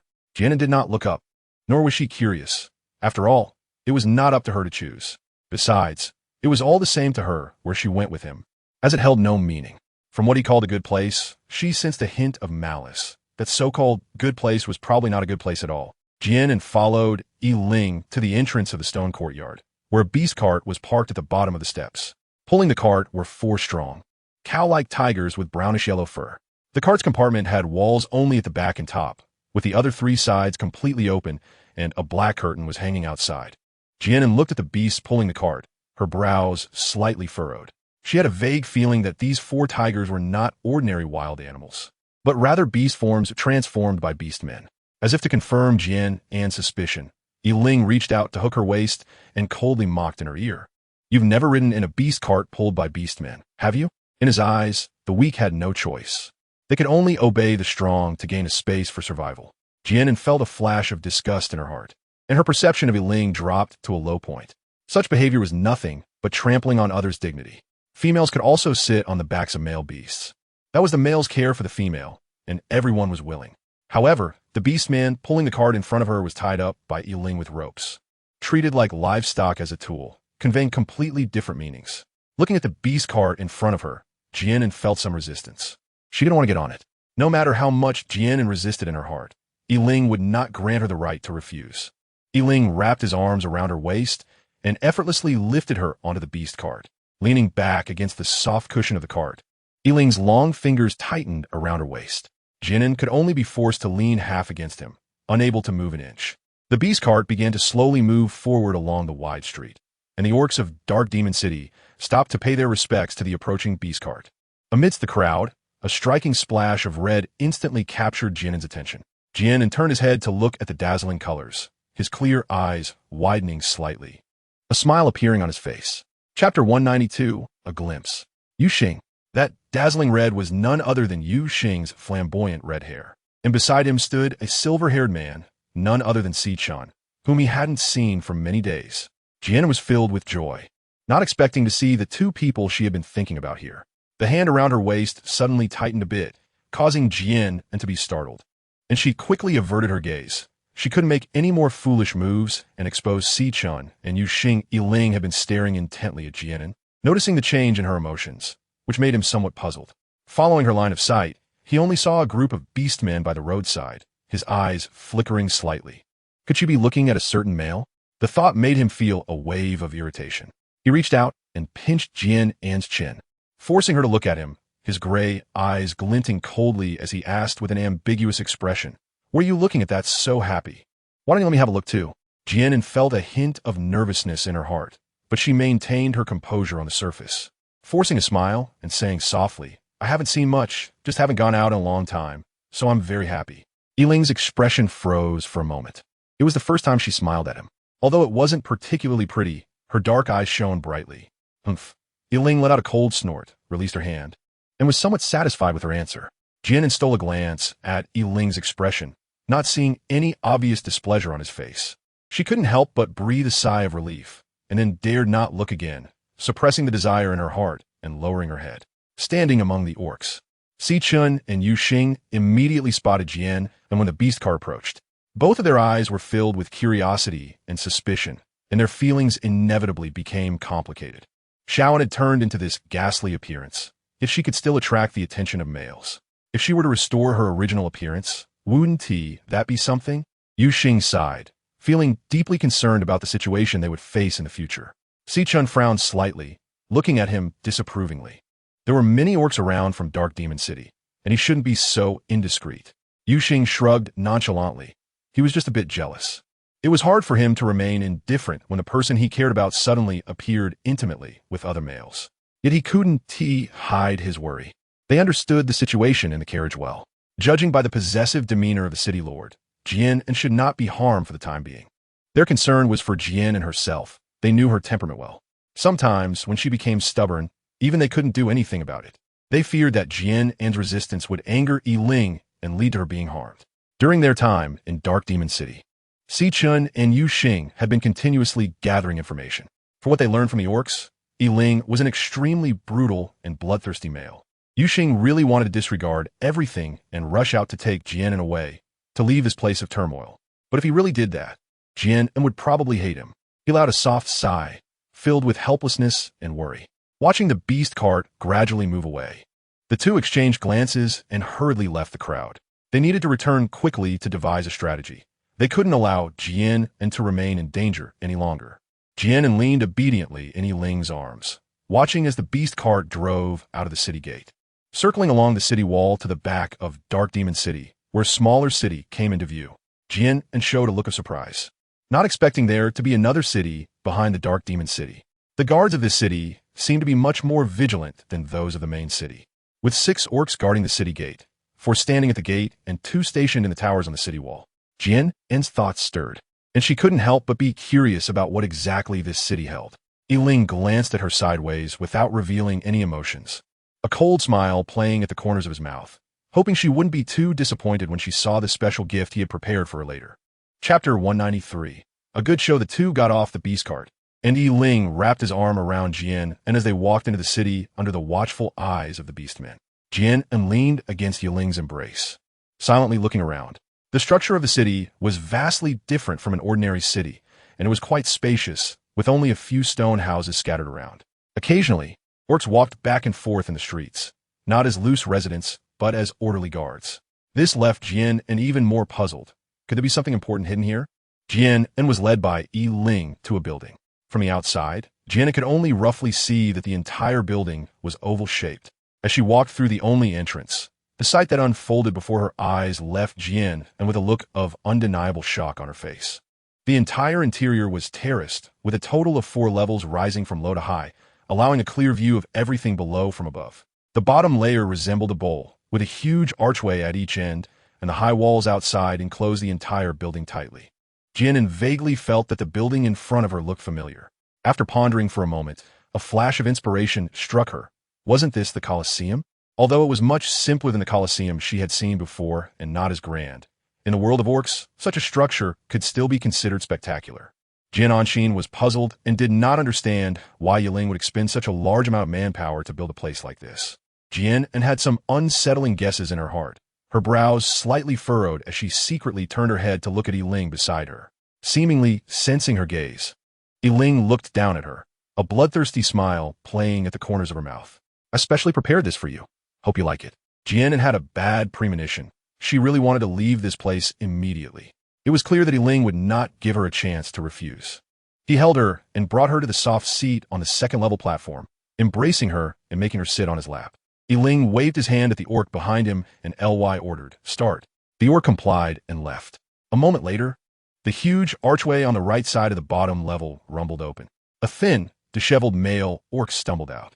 He looked around in confusion, not knowing why he had been brought here or what he was supposed to do. Soon after, the archway on the left side also opened, and a dark-skinned, muscular male orc walked in with heavy steps. The male orc coming from the left, I remember, hasn't eaten meat for about 3 days. Yiling's deep voice reached Jian An's ears. He propped his head up, still looking indifferent. Standing behind him, Jian respectfully replied, "Yes, as per your instructions. He hasn't been given any food for the past 3 days." Yiling seemed quite satisfied with his answer, a hint of a smile playing at the corners of his mouth as he nodded slightly. Hearing their conversation, Jian An couldn't help but clench her hands in front of her, watching the strong male orc gradually approach the weak male orc below. Her heart started to race. The strong orc's eyes glinted with a hint of green, staring intently at the weak male, as if he had already regarded him as a delicious meal. Orcs had keen senses. When the weak male saw the strong male, he was initially happy, relieved that he was not the only one in this strange place. However, upon seeing the hunger and ferocity in the strong male's eyes, he sensed that something was off. Without a moment's hesitation, he turned and ran towards the right archway. Standing in front of the massive archway, the weak male pounded on it, desperately shouting, "Open the door. Is anyone there?" His voice trembled with fear. Yiling leaned close to Jian An's ear and whispered, "The show is about to begin." His deep, rich voice was particularly magnetic. Chapter 194. Choice. Jian An pretended not to hear, his gaze fixed intently downward. The strong male slowly approached the weak male, seemingly unable to wait any longer. He transformed directly into beast form and pounced at the weak male. It was a lion with a yellow coat and an exaggerated deep brown mane around its neck. At that moment, the weak male, still frantically pounding on the archway, sensed the danger behind him, suddenly crouched down, and instinctively dodged the lion's attack. Jian An turned her head and glared at Yiling with anger, loudly questioning, "Why are you doing this? Don't you think it's too cruel to let them kill each other? Not only that, but you seem to enjoy it. I really want to know what your heart is made of." Yiling looked at her expressionlessly and coldly mocked, "Cruel? If they want to live, then they must kill each other. This is the world of the beastmen, where the weak are preyed upon by the strong, and the weak have no choice." Jian An glared at him with rage, her cheeks slightly flushed with anger. Yiling looked at her with a cold expression, a smirk curling at the corner of his mouth. "What's wrong? Do you want to save that male? Fine, then go down and take his place." Jian An was taken aback for a moment, unable to speak. She admitted that she wanted Yiling to let them go, but to have her replace the weak male? How could she possibly compete with a lion as strong as an ox? Jian An lowered his head, his eyes flickering constantly. Perhaps if he used the medicine in the space. Jian An raised her head, a hint of stubbornness in her bright eyes. "Before I could finish my sentence," Yiling interrupted, "Even if you saved him, what about the next one? How many can you save? Since you don't have the strength to save everyone, then don't meddle in other people's affairs. I wouldn't mind letting your female friend take his place." Yiling's gaze was cold as he stared at her, his face tinged with suppressed anger. This despicable female was willing to risk her life to save an unrelated male? Didn't she know her own worth? He really wanted to snap her neck, but damn it, he couldn't bring himself to do it. Jian An didn't dare to doubt his words, nor did she dare to challenge Yiling's authority with Mina. With Yiling gripping her vital point, she helplessly let her arms drop and bowed her head in defeat. "I'm sorry. It's because she is too weak, too selfish. Compared to a stranger she had just met, she could only choose Mina." In the open area below, the frail male desperately fled along the towering walls. The lion missed its strike, watching the prey run ahead, baring its sharp teeth, as if mocking. It shook its long sideburns and chased after the frail male once more. Although Jian An didn't know much, he understood that when a hunter sees fleeing prey, instinctively they want to chase. How could a person's legs possibly outrun a lion with powerful limbs? In just a few breaths, the distance between the lion and the weak male was only a few steps. The lion slightly arched its back, leaped, and pounced on him, opening its mouth full of sharp teeth and accurately biting down on his neck. The weak male let out a piercing scream, and a large spout of blood gushed from his neck, splattering on the ground. Jian An subconsciously closed her eyes, her hands instinctively clenched into fists, her whole body tensed, and the pounding of her heartbeat echoed in her ears, making her feel a wave of dizziness. It was only now that she realized why the stone surface at the bottom varied in color. It turned out that those darkened areas had been soaked in blood, leaving behind a stain that could not be washed away over time. Why not take a look? It's the perfect moment. A deep and rich voice echoed in Jian An's ears. Jian An seemed to be oblivious, still tightly closing her eyes. Chapter 195, His Intentions. Yiling propped his head up and glanced sideways at Jian An, his long fingers rhythmically tapping on the armrest of the chair. When a person closes their eyes, their hearing seems to become more sensitive. The surrounding sounds appear to be amplified. The screams from below, the sounds of flesh tearing, bones breaking, the chewing of beasts, and the tapping sound of Yiling hitting the armrest. All these chaotic noises rushed into Jian An's ears, making her feel on the verge of collapse. As if feeling it was not enough, Yiling's cold gray eyes narrowed slightly as he looked at Jian An and said coldly, "Since you are unwilling to open your eyes, I will just have to stay here with you. Whenever you are ready to appreciate it properly, we will leave." She could pretend not to see or hear, but he had his ways to make her see and hear. Jian An bit her lip tightly, feeling both shocked and angry. She didn't understand what Yiling's purpose was in bringing her here today. Could it be that he wanted to punish her for resisting him last night? Jian An couldn't decipher his intentions for a moment, but she knew that if she didn't act according to Yiling's wishes, he would definitely not let it go. After struggling for a long time, Jian An slowly widened her eyes. At that moment, in the open space below, a lion was lying on top of a frail male, continuously tearing at the flesh on his back. What terrified Jian An even more was that the male was still alive. His eyes bulged out, and his mouth weakly opened and closed. The extreme fear and pain made his entire face appear twisted and grotesque. Jian An's complexion was pale, cold sweat continuously dripping from his forehead. His body felt as if it were submerged in icy water, completely exhausted as he leaned against Yiling, like a puppet, staring blankly at the feast below. This feast had been going on for dozens of minutes, and with a rumble, the heavy archway on the left slowly opened. The lion, having enjoyed its perfect meal, strode toward the archway with powerful limbs. Although only a short time had passed, Jian An felt as if much longer had gone by. On the empty ground below, a large pool of bright red blood remained, alongside severed limbs, shredded flesh, and entrails, as well as a bloodied head.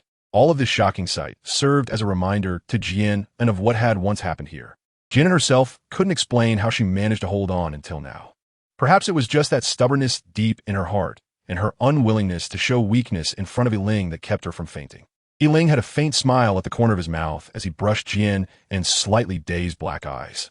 If one were to ask why Yiling brought Jian An here and made her witness these bloody scenes, it was to make her clearly understand the fate of those who resist him. The reason she was still alive was not because of her ridiculous stubbornness and powerless resistance, but simply because he didn't want to kill her yet. Everything about Jian An is in his hands. He can make her live if he wants, or make her die if he wishes. All she can do is learn to obey him. Yiling wants to break her stubbornness and shatter her unwillingness to give in, making her stay obediently in his arms like she is now. Yiling cradles the dazed Jian An in his arms and steps out of the arena.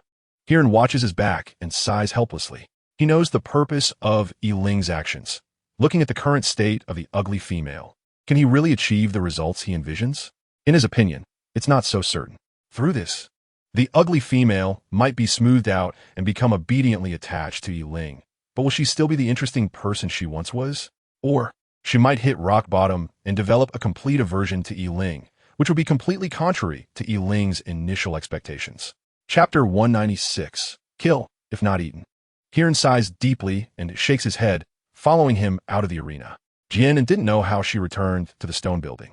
Her mind was still in a state of chaos, her gaze unfocused, her ears unable to hear the sounds of the outside world, her body weak and her steps unsteady. When she regained her senses, she found herself sitting beside the dining table in the hall. Jian An's face was still slightly pale, and upon seeing the food laid out on the table, Her brows couldn't help but furrow. She didn't know if it was intentional on Yiling's part, but the table was filled with meat dishes, roasted meat, stewed meat, jerky, and even a plate of bloody raw meat. Looking at the plate of raw meat oozing with blood, Jian An couldn't help but recall the scene in the arena, that shocking moment still vividly etched in her mind. Her stomach churned, and Jian An bit her lip, trying to suppress the urge to vomit, quickly lowering her head. Yiling, koldi yachithe. Noticing her dazed expression as she sat there like a wooden block, and his clear black eyes seemed to lose much of their luster, filling him with irritation. He wanted Jian An to be obedient. If the price of all this was to make her act like a log, then what was the point of everything he had done? Yiling furrowed his sword-like brows tightly. Had he made a mistake? No. How could he be wrong? Since she lacked the strength to resist, she should learn to obey. The weak can only cling to the strong for survival. If she defied him, she should be punished. Yiling's long fingers tapped rhythmically on the table as he looked at Jian An with an inscrutable expression and asked, "Aren't you going to eat?" Jian An silently shook her head, feeling that Yiling was asking knowingly. He made her witness such a bloody scene. How could she possibly eat now? Yiling was silent for a moment, glanced at Jian behind him, and instructed, "Take those beast men from the kitchen to the arena." Jian An suddenly looked up, his face showing surprise and doubt as he stared at him. Why? What did they do wrong? In his eyes, was human life as cheap as grass? Yiling's lips curled into a faint cold smile. Their task was to prepare food, and since the food they made was unappetizing to you, what use was there in keeping them around?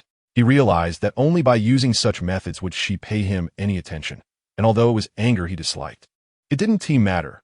As long as her gaze could stay on him, that was enough.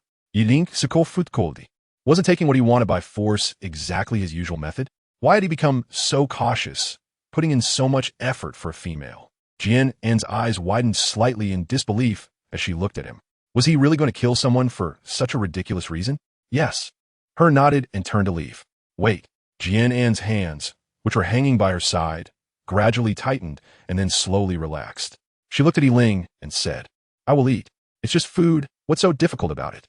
Hearn glanced at Jian An and then at Yiling, seeing that he did not object.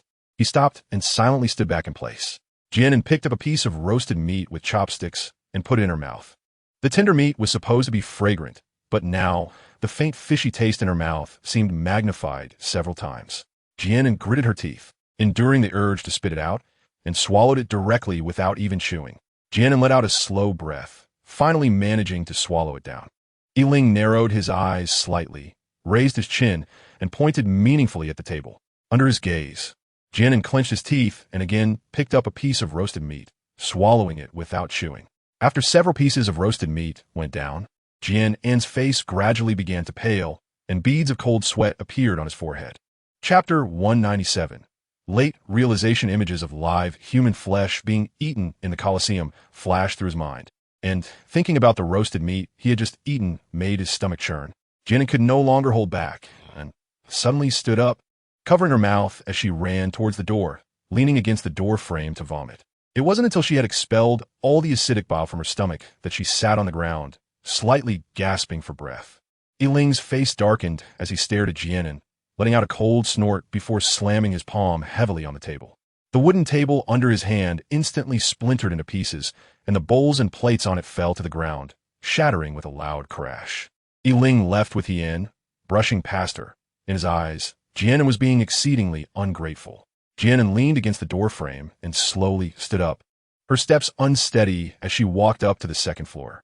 She really wanted to lie down for a while. She was feeling quite tired. Jian An lay in bed, covered her head with a quilt, and curled up in the blanket with her petite figure. Perhaps she was truly exhausted as she unconsciously fell into a deep sleep. This sleep was extremely restless. She kept dreaming. In her dream, a headless man with twisted limbs slowly crawled towards her. Jian An wanted to escape, but found that her hands and feet seemed to be frozen and could not move. Suddenly, a bloody head rolled to her feet. Jian An wanted to close her eyes, but it felt as if her body was being controlled by someone, an invisible force compelling her to lower her head. A grotesque face appeared before her. Jian An's pupils constricted, and fear spread across her face. She recognized this face. It was the frail male from the arena. The tightly shut eyes suddenly opened, dark red blood oozing from the 7 orifices. His mouth opened and closed, the bulging eyes staring at Jian and demanding loudly, "Why didn't you save me?" Jian An suddenly woke up, pale and breathless, her heart pounding rapidly. She clutched her chest, gasping for air, her body drenched in cold sweat, and her damp hair stuck to her forehead, looking quite disheveled. Jian An calmed down for a moment, lifted the quilt, and glanced into the room. By this time, it was already dark outside, and the room was pitch black without any lights. However, fortunately, the moonlight was bright tonight, and the faint light streaming in from the windows made the silent room feel less cold and desolate.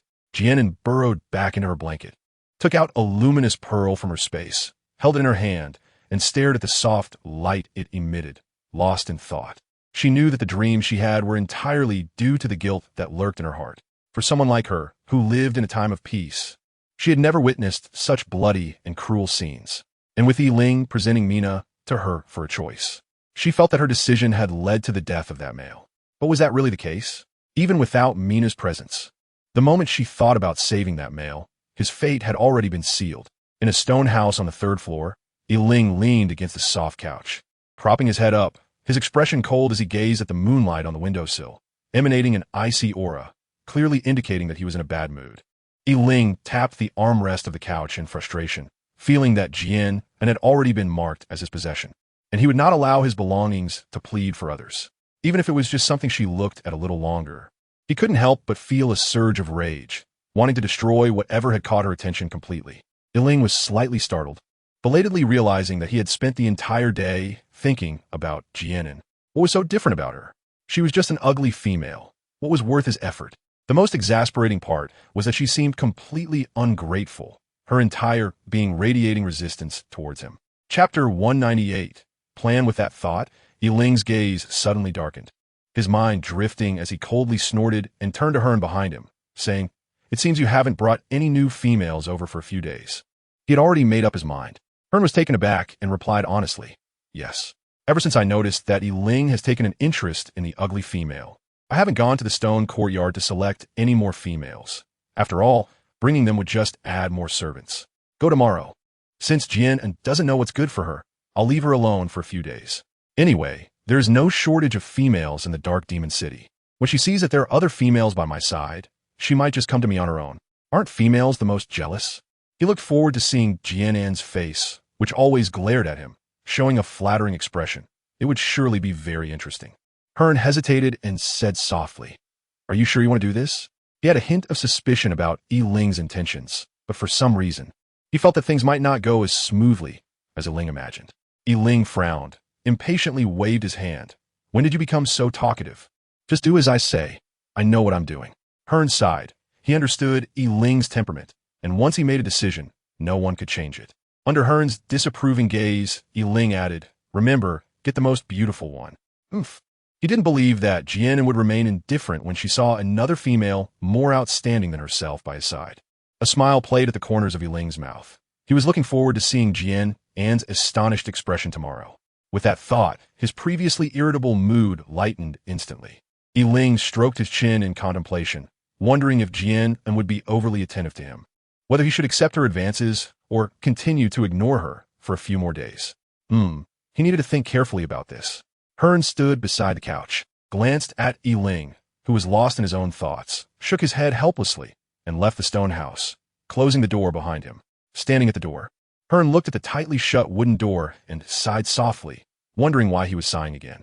He felt frustrated, holding his forehead. He had sighed more in these few days than he usually did in a year. Clearly, he was still so young. Why was he sighing like the old witch doctor of the Dark Demon City? Alas, this wouldn't do. Hearn sighed again, withdrew his gaze, and turned to leave the stone building. In the same building, in different rooms, separated by just one floor, two individuals, each with their own concerns, found themselves equally unable to sleep.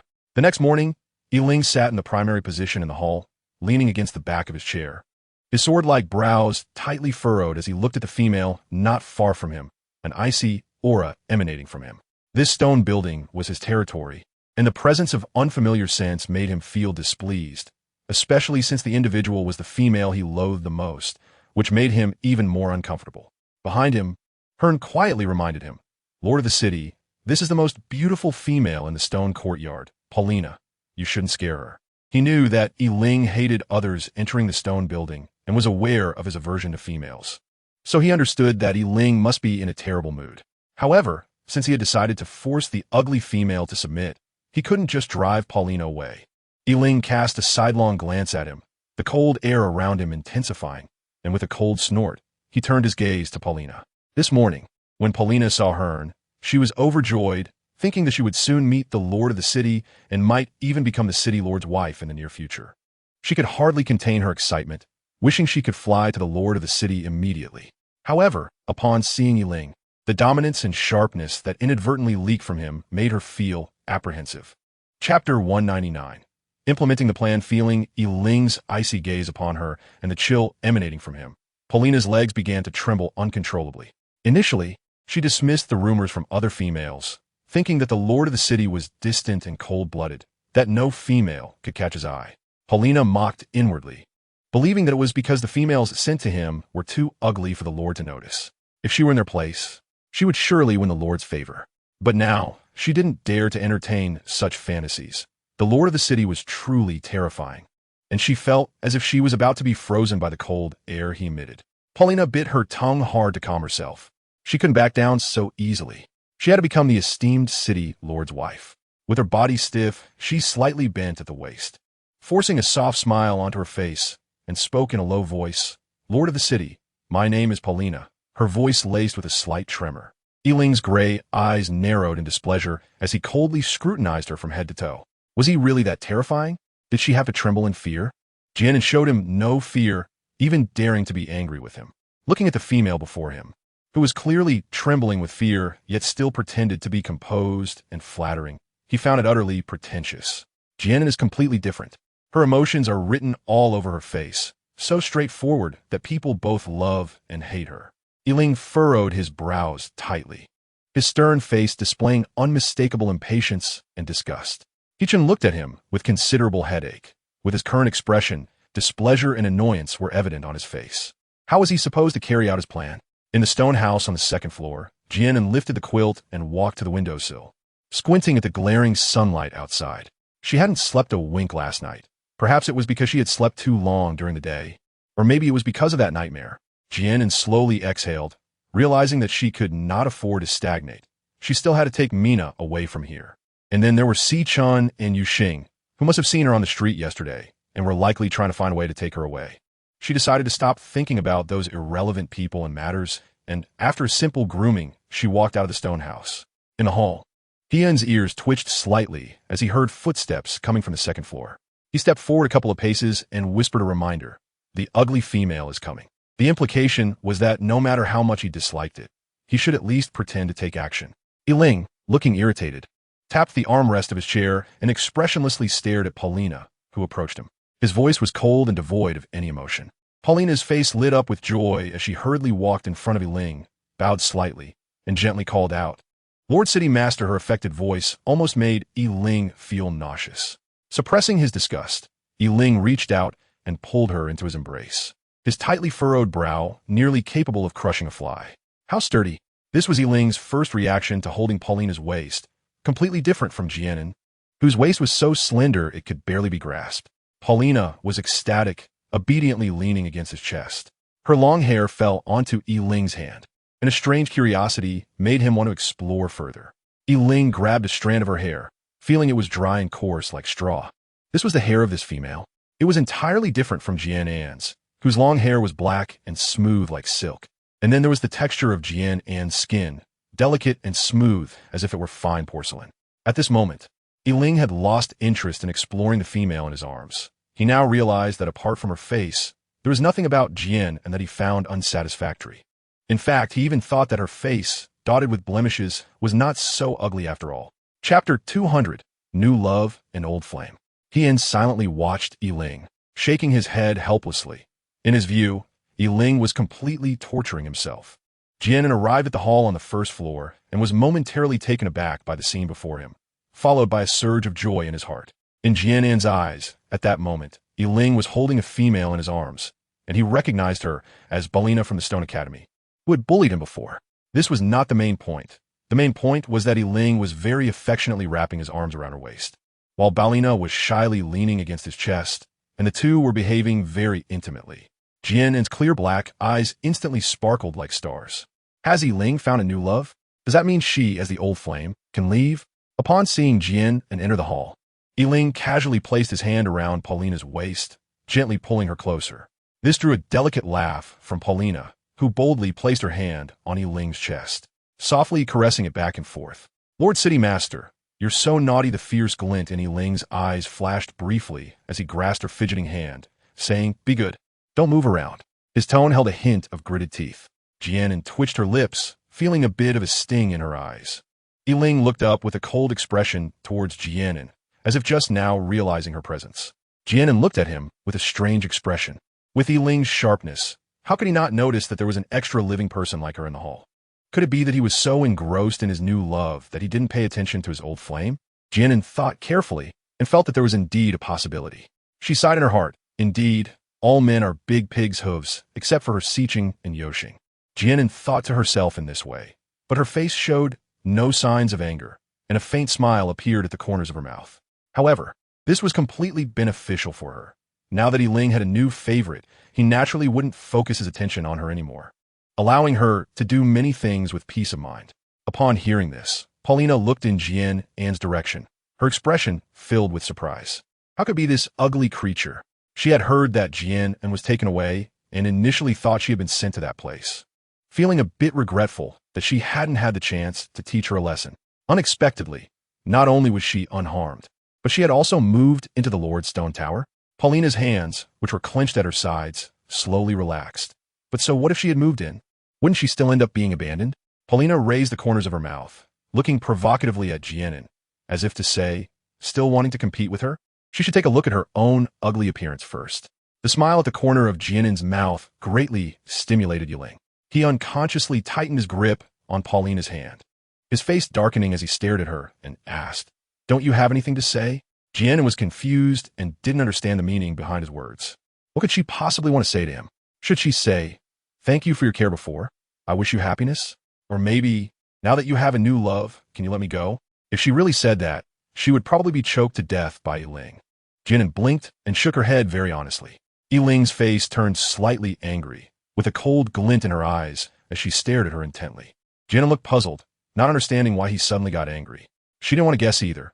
In her heart, Ling was just a moody person.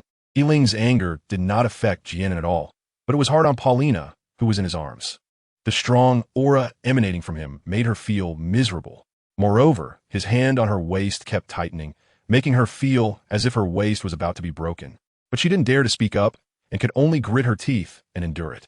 Chapter 201. Lifting a stone to smash one's own foot. Paulina was also very confused. Why did the city lord get angry out of nowhere? Could it be that this ugly person offended him? Paulina raised her eyes to look at Jian An, her face showing a hint of schadenfreude. Would she have a good outcome for angering the city lord? Ling looked sharply at Jian An, suppressing the anger in his heart, and gave a cold smile. Since that's the case, you have no business being here. Leave. He feared that if she stayed a moment longer, he wouldn't be able to help but rush over and strangle her. Jian An was slightly taken aback, feeling that Ling was a bit baffling today. She shrugged.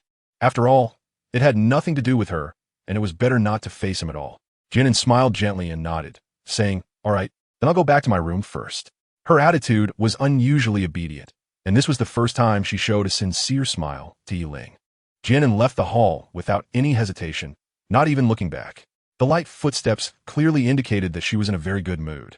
Ling stiffened his back, staring intently at the staircase, cold light flashing in his gray eyes, filled with complexity, while Jian An seemed completely unconcerned and instead was quite happy. What was she happy about? Did she think he would let her go just because there was a new female by his side? Not a chance. Jian looked deeply at Ling's back, a flicker of sympathy flashing across his face. This time, Ling had truly shot himself in the foot. He noticed a strange phenomenon where his intelligence seemed to drop significantly in front of an ugly female. Paulina was astonished that the Lord allowed Jian An to leave so easily. Was this really the cold-blooded and brutal Lord from the rumors?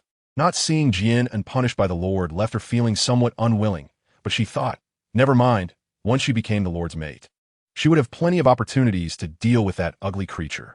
The most important thing now was to please the male beside her, making him like her even more.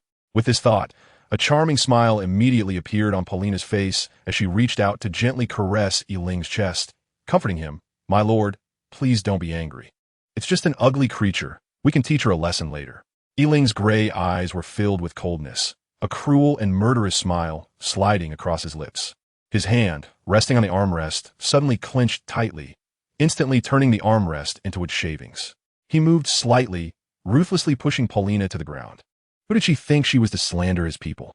Paulina knelt on the ground, looking up at him in disbelief, not understanding why the person who had just been so intimate with her had turned on her in the blink of an eye.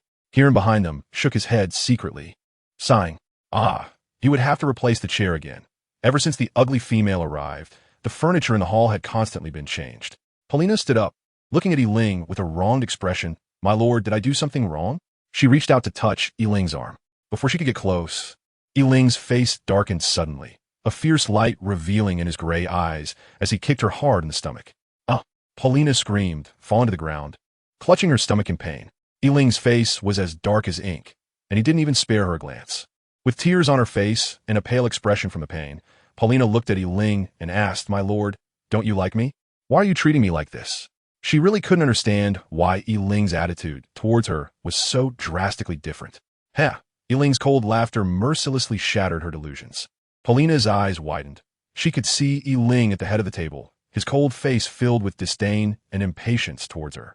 Whether it was because Yiling's kick was too hard or because she couldn't withstand the blow, she rolled her eyes and fainted. Chapter 202. Various coincidences. Yiling stood up expressionlessly, looking at Paulina lying on the ground with the same disdainful eyes he would give to trash, and coldly said, "Remember to take her away and replace anything that carries her scent." He couldn't tolerate anything that bore her smell, including himself. He just wanted to go back and take a shower immediately. Kieran sighed lightly. "If you find her so distasteful, why did you bother bringing her here in the first place?" He asked in a low voice. Should we send her back to the Stone Academy or to that place? In his opinion, this female had lost all value. Yiling pondered for a moment and slowly said, "For now, leave her here, find her a place to stay." He still felt a tinge of unwillingness in his heart. Kieran was speechless for a moment, but couldn't help but ask, "You haven't given up, have you? Isn't today's blow enough?" The ugly female is practically wearing my joy on her face. Yiling remained silent for a long time before speaking. "Why? I just think that instead of the hassle of sending her back, it would be better to keep her here. We could use an extra servant, and besides, don't we have a place for a servant here? If other tribes' beastmen found out, they would think that the Dark Magic City was so poor that it couldn't even afford to support a servant." Explaining so much was not typical of Yiling. Kieran had a faint smile at the corner of his mouth and didn't expose him, nodding seriously. "You really are considerate. We happen to need a servant in the Stone Academy, and I also think this arrangement is quite suitable." It seemed that Yiling wouldn't stop until he hit a wall, but that's fine. He hadn't seen such a lively side of Yiling in a long time. Yiling looked at him suspiciously, feeling that he was somewhat insincere. However, since he also felt a bit guilty for no reason, Yiling said nothing, only stating calmly, "Remember to replace all the furniture in the hall. Does that include the newly placed table?" "It was just moved here yesterday," Kieran asked softly. Yiling didn't answer, but his entire being, even every strand of hair, was filled with disdain. Kieran sighed helplessly, respectfully responding, "Yes." In his heart, he couldn't help but feel regret, sighing, even if Dark Magic City is wealthy, it shouldn't be this wasteful. The Lord really doesn't know how expensive essentials are. Yiling slightly nodded and turned to leave the hall. Kieran looked at Paulina, who was unconscious on the ground, feeling even more of a headache. He sighed and resignedly stepped forward, grabbing one of her arms and dragging her out of the stone building without a shred of pity. In the following days, Jian An noticed that Yiling truly no longer paid attention to her as he had before. Even when she left the stone building, Yiling didn't even lift his eyelids. Jian An couldn't hide her joy, but she also felt a bit of regret. She still couldn't leave the stone courtyard for the time being. However, if things continued to develop this way, she thought that even if she left the stone courtyard in the future, Yiling probably wouldn't interfere anymore, without having to face Yiling's cold face. Jian An was eating well, sleeping soundly, and her mood had improved a lot. She didn't know if it was a coincidence, but wherever she went, except for her own stone house, she always seemed to run into Yiling and Baolina. When Jian An was in the stone hall, Yiling was seated in the front position, while Baolina stood beside him. Jian An was walking in the yard while Yiling sat in the gazebo, and Baolina was also standing behind him.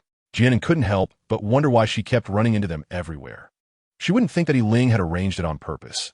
That would mean he was either sick or just too bored. Unable to figure it out, she decided not to delve deeper and just considered it a coincidence. Chapter 203. Humiliation running into them from time to time made Jian An somewhat displeased. But seeing Paulina by Yiling's side made her feel joy again. Although they no longer embraced each other as intimately as before, the fact that Yiling always kept her by his side showed that he still cherished her, and that alone was enough to make her ecstatic. Jian An seemed to have already seen freedom waving at her. Compared to Jian An's joy, the one who had the most painful days was probably Paulina. She fainted in the stone tower that day, and when she woke up, she found herself lying in a dilapidated stone house. It was only after Hearn's long search that he found such a casual place to stay in the stone courtyard.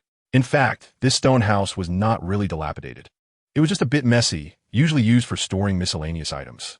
Paulina sat dazed on the bed, recalling what had happened in the stone tower. She was both shocked and terrified, realizing that she had angered Yiling and might be sent to that terrible place. However, Hearn's visit rekindled her hope, because it was Yiling who wanted to see her. With great anticipation, Paulina followed Hearn back to the stone tower. When she saw the imposing figure in a black robe sitting at the head of the table, a smile involuntarily appeared on her face. She approached happily, but when she saw the expression on Yiling's face, her heart felt like it had plummeted from heaven to hell. There was no trace of affection or pity for her on his stern face, only blatant disgust and annoyance. The smile on Paulina's lips froze, and she dared not entertain any delusions. Yiling told her not to do anything or say anything, just to stand quietly beside him. At first, Paulina was quite confused and did not understand Yiling's intentions. That day, she followed Yiling as usual to the pavilion in the courtyard. Yiling sat by the stone table, while she stood behind him like a piece of wood. After a while, Paulina saw the ugly female figure walking over the stone bridge of the artificial lake. She felt very unwilling. Why could that ugly creature live so comfortably while she had to pretend to be a piece of wood every day, unable to speak or move? Just as she was about to withdraw her gaze, she suddenly noticed that Yiling, sitting in front of her, was staring intently in the direction of the ugly female. Even though she had long since disappeared from sight, Yiling's gaze remained fixed for a long time. Paulina's brows furrowed slightly, her thoughts racing as the events of the past few days replayed in her mind. Suddenly, her eyes widened, revealing a look of shock on her face. It seemed she had discovered something. Every time she followed Yiling to a certain place, that ugly female would appear shortly after. Although Yiling's expression showed no change, upon closer inspection, his gaze had been directed towards the ugly female all along. Paulina was alarmed, her face full of disbelief. Did Yiling really take a liking to that ugly creature? Otherwise, how could it be so coincidental that the ugly female would always appear wherever they were? Even Paulina, no matter how foolish she was, understood Yiling's purpose now. He kept her by his side, forbidding her to speak or move, only letting her be a transparent person. And it turned out he wanted to use her to provoke the ugly female. Paulina seemed to have received a great blow, and her body involuntarily took a step back. Her hands, hanging at her sides, clenched into fists, even her nails digging into her palms, causing a stinging pain that she felt nothing of. Why was she, Paulina, inferior to that ugly creature, reduced to being a pawn to provoke the other? Just you wait, ugly creature. The humiliation I suffered today, I will definitely make you pay for it. Chapter 204. Provocation. The next day, in the afternoon, after lunch, Jian An was wandering around the courtyard as usual. Walking on the arched stone bridge, looking at the lotus leaves floating in the lake, her mood lifted a little. When she saw a figure at the other end of the stone bridge, Jian An couldn't help but pause. Paulina stood by the lake, her eyes fixed tightly on Jian An on the bridge. From her appearance, she did not seem to be there for a stroll. It was obvious that she was waiting for Jian An. Jian An really didn't want to deal with her. She wanted to turn around and leave from the other end. But after thinking it over, she wondered why she should avoid her. With that thought in mind, Jian An calmly walked towards her. When she reached Paulina, without a second thought, she simply walked past her without even glancing at her. Jian An's indifference made Paulina even more furious. She reached out and grabbed her wrist, questioning, "Didn't you see me? How dare you ignore me, you damn ugly female?" Jian An's face showed displeasure as she shook off the hand gripping her wrist and smiled faintly. Are we that familiar? So what if she saw? Their relationship wasn't even one where a greeting was necessary. Paulina gritted her teeth and said resentfully, "What are you so proud of? Just take a look at what you look like, you ugly monster." Jian An was taken aback for a moment, not understanding what had gotten into Paulina. It seemed like she hadn't offended her, right? Being scolded for no reason made Jian An a bit angry inside.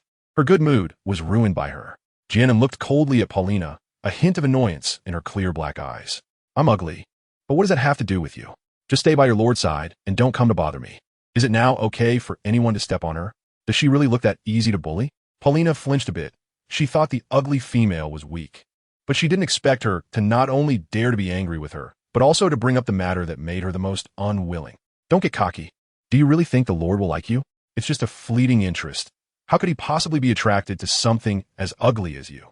Paulina glared fiercely at Jian An and screamed hysterically. Jian An frowned slightly, looking at her with a face full of confusion. What is she talking about? What did she mean by Yiling liking her? Just thinking about it made Jian An shudder.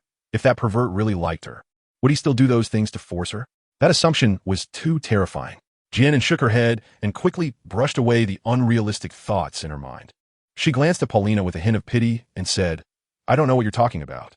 If you're afraid that your lord might be taken away, then just stay by his side and don't waste your time on someone like me who is irrelevant. In her eyes, Paulina must have some sort of persecution complex, and out of kindness for her illness, she decided not to hold it against her. She was truly too kind. Jian An patted her dress, circled around her again, and turned to leave. Stop. Seeing Jian An about to leave, Paulina shouted. Jian An did not stop her steps and continued to move forward. It would be better for Paulina to keep her distance, lest she be affected.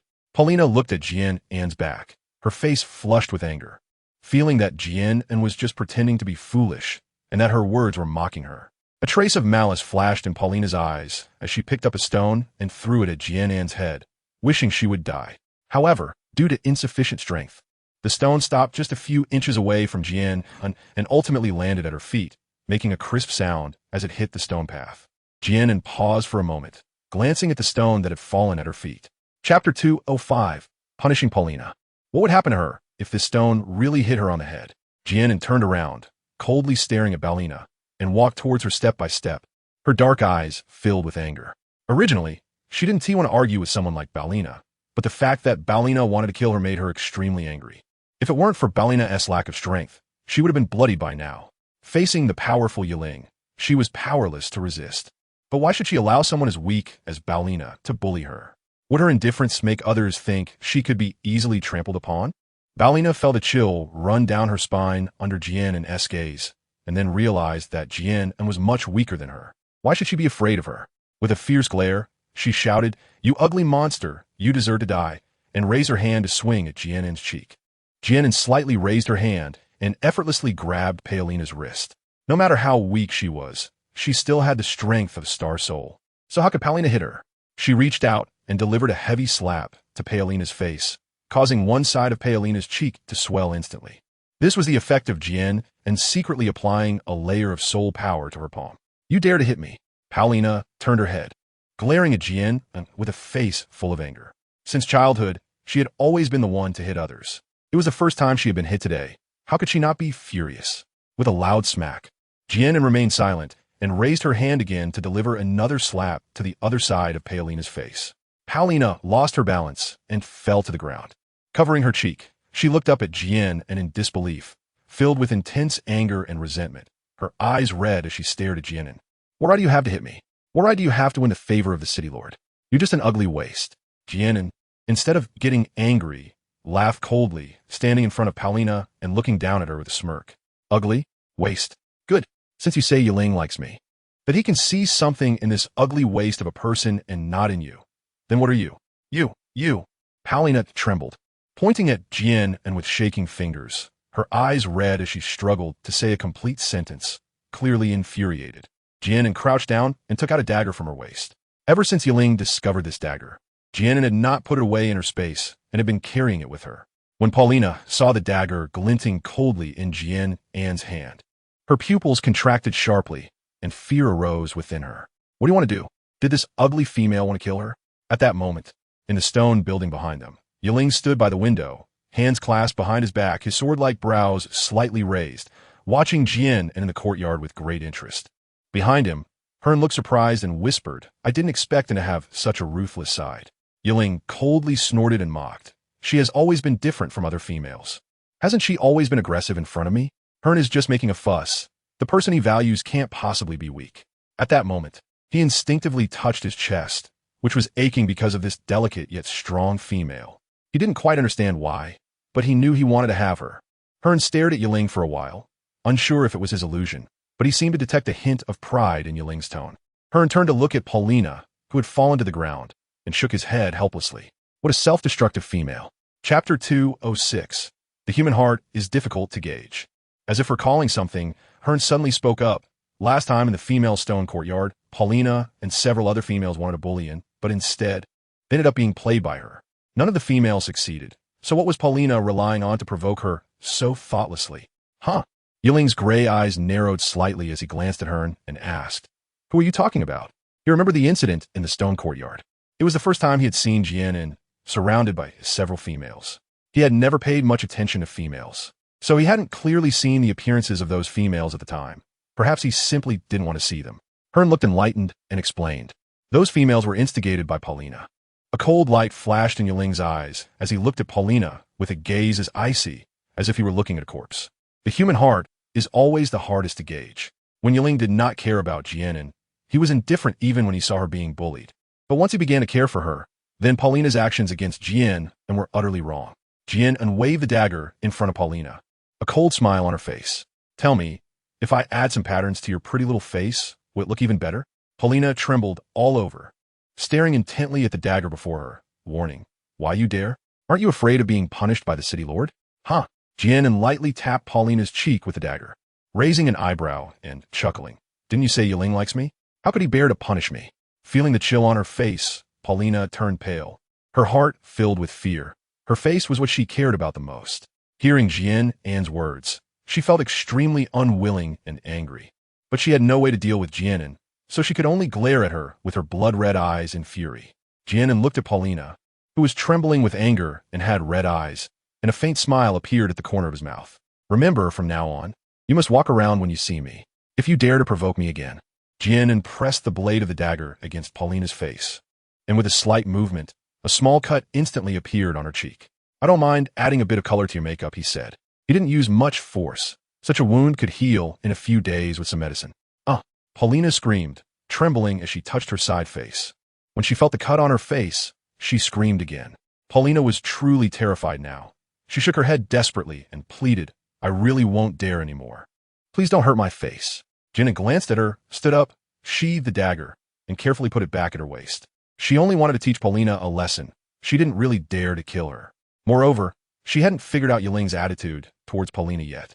If he really took a liking to this female, it would be too much of a loss to risk her own life over Paulina. Just as Jian An was about to turn and leave, she suddenly saw Yiling and Hearn walking towards her, and she couldn't help but freeze, cursing her bad luck in her heart. Why did they have to come at this moment? Neither early nor late. It was probably too late to run now, and Paulina was still collapsed on the ground. Jian An took a deep breath, thinking that some things are inevitable.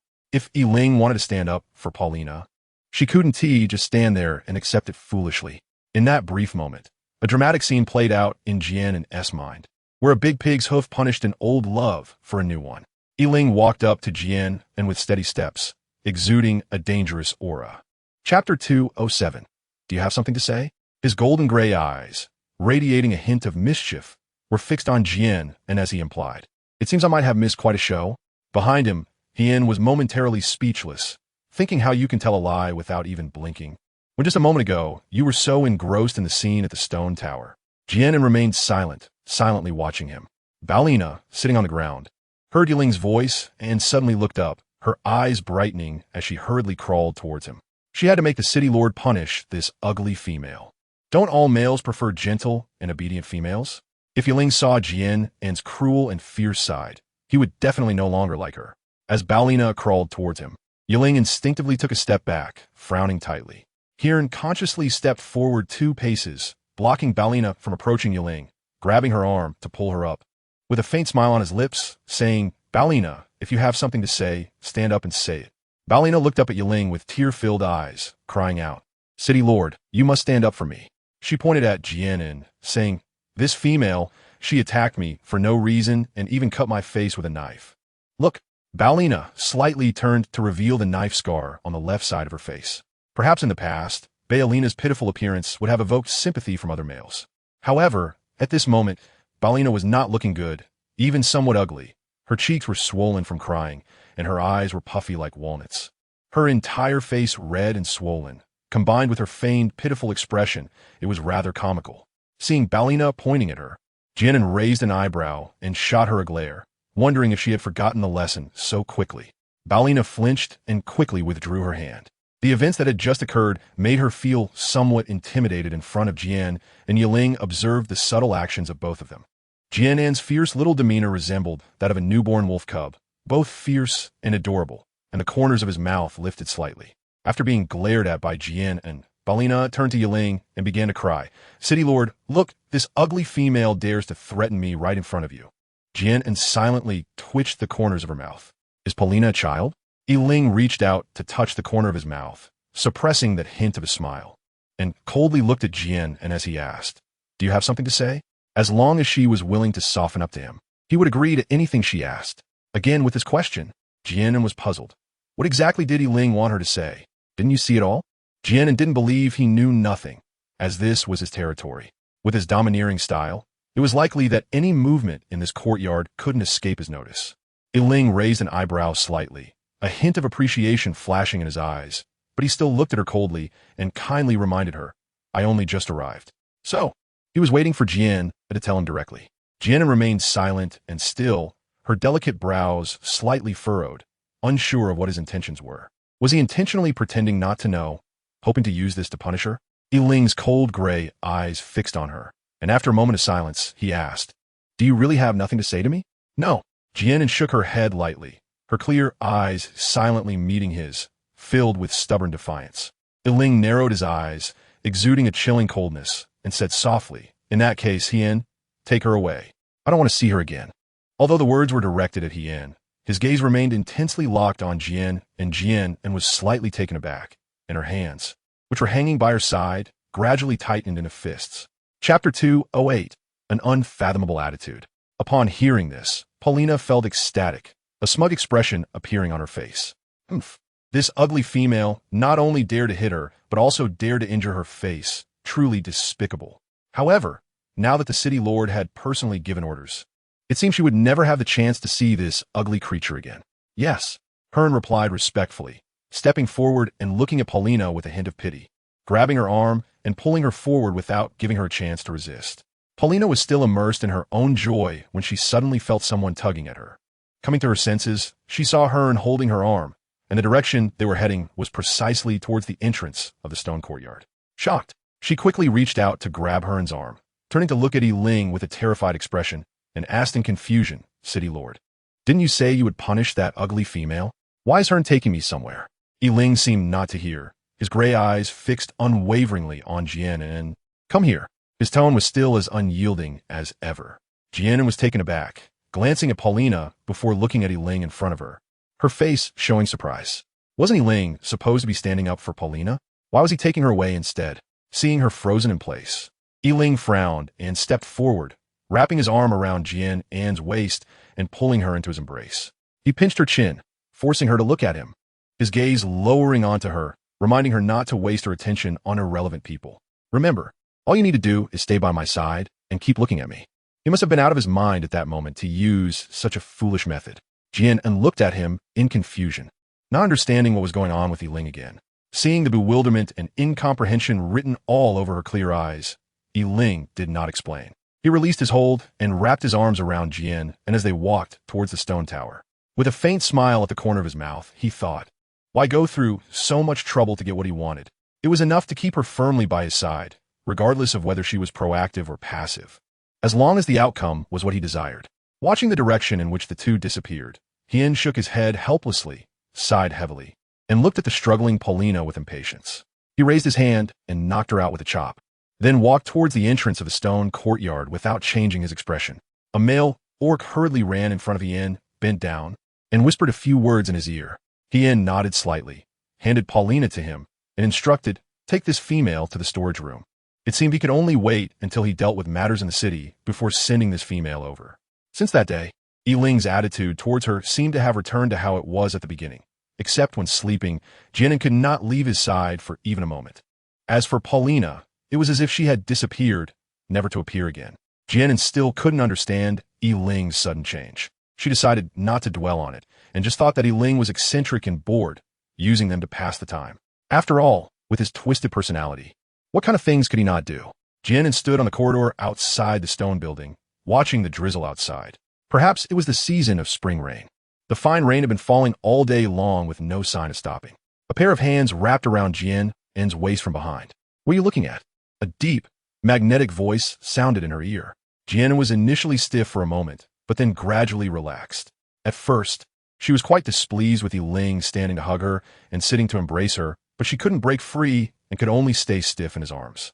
As time passed, Ling remained unaffected and ended up exhausting himself. So since she couldn't change him, she allowed herself to slowly relax her body. After all, hugging wouldn't cost her anything. Chapter 209, Why Is It You? Jian An lightly shook his head, his gaze fixed on the water droplets falling from the eaves. Jian An's silence didn't bother Ling. When she was by his side, Jian An was either silent or spoke very little, and he had already grown accustomed to it. As long as she didn't leave him, he wouldn't mind. Ling slightly leaned down, burying his head in the nook of her neck, contentedly inhaling the unique, subtle fragrance that belonged to Jian An. His warm breath brushed against her skin, and Jian An turned her head away. She could tolerate him holding her, but that didn't mean she could accept such intimate gestures.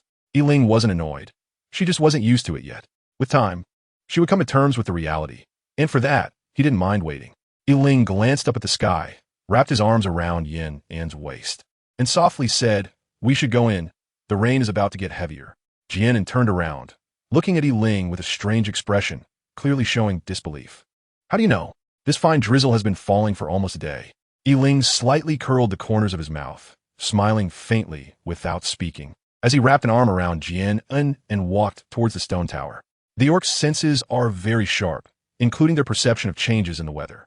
Jian An curled her lips, considering his words to be nonsense and not taking them to heart.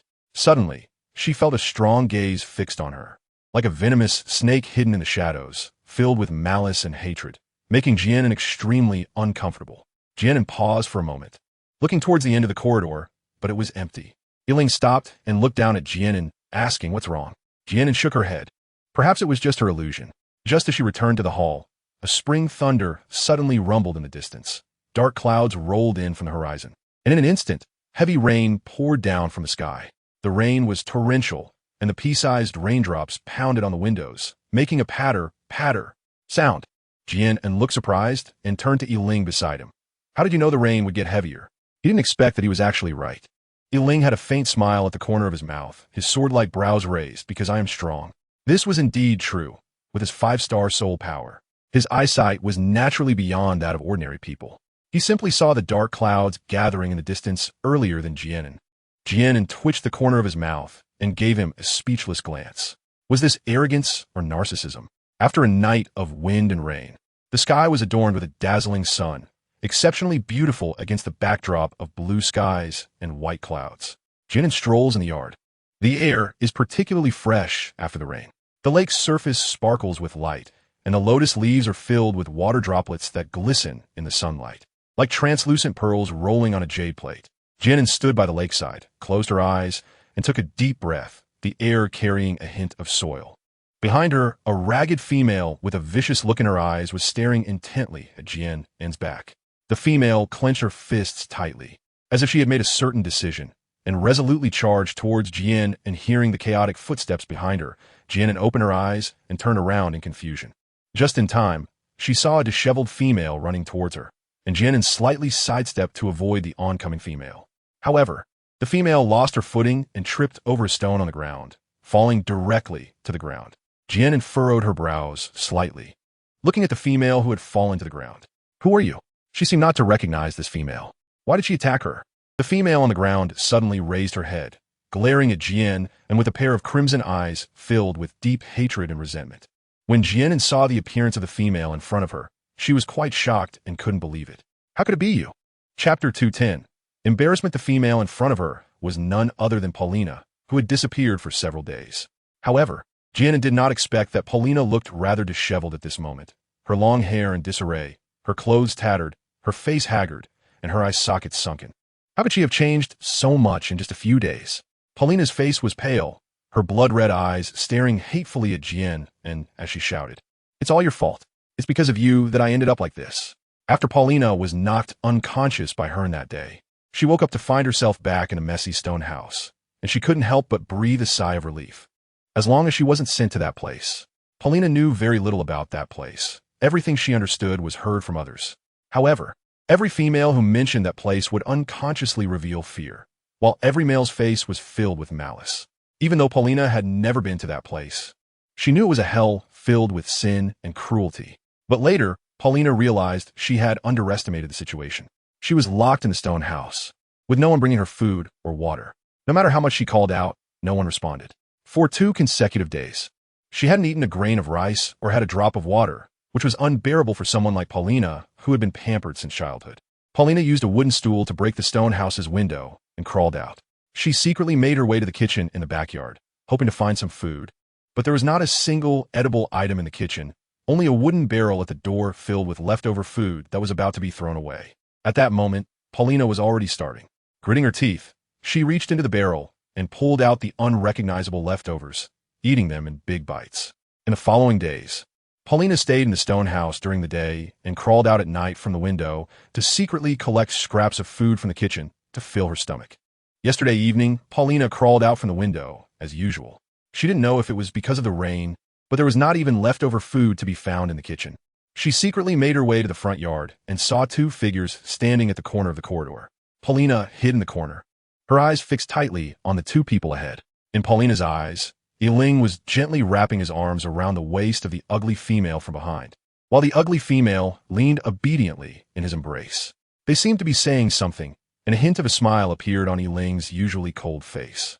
Paulina's nails dug deep into the pillar in front of her, her eyes flashing with jealousy and unwillingness. In front of her, Yiling was always cold, ruthless, and disdainful. He had never treated her like this. Unexpectedly, the city lord not only had a fierce, cold, and ruthless side, but also such a gentle side. The more shocked she was, the harder it was to conceal the hatred in her heart. Until today, when she secretly crawled out from the stone house and saw Jian An standing by the lake, the intense unwillingness and resentment in her heart erupted. She wanted this ugly female to disappear. Jian An came back to her senses and coldly looked at Paulina. "This is all caused by you, so you can't blame others." In response to Paulina's accusations, Jian An stated that she wouldn't take the blame. She never intended to compete with Paulina for Yiling. As for her unfortunate situation, it was Paulina who first harbored the thought of wanting to kill her, and that was the punishment she received. Moreover, it was not Jian An who punished Paulina. So what fault did she have? Why should she bear everything? On what grounds does Paulina have to blame her? Jian An shook her head and let out a soft sigh. Just because she wasn't as powerful as Yiling? Jian An withdrew her gaze and turned to walk towards the stone tower. She didn't want to waste any more time on Paulina. As for Paulina's whereabouts, that was not her concern. Yiling would naturally handle it. Chapter 211. No time left behind her came a burst of manic laughter.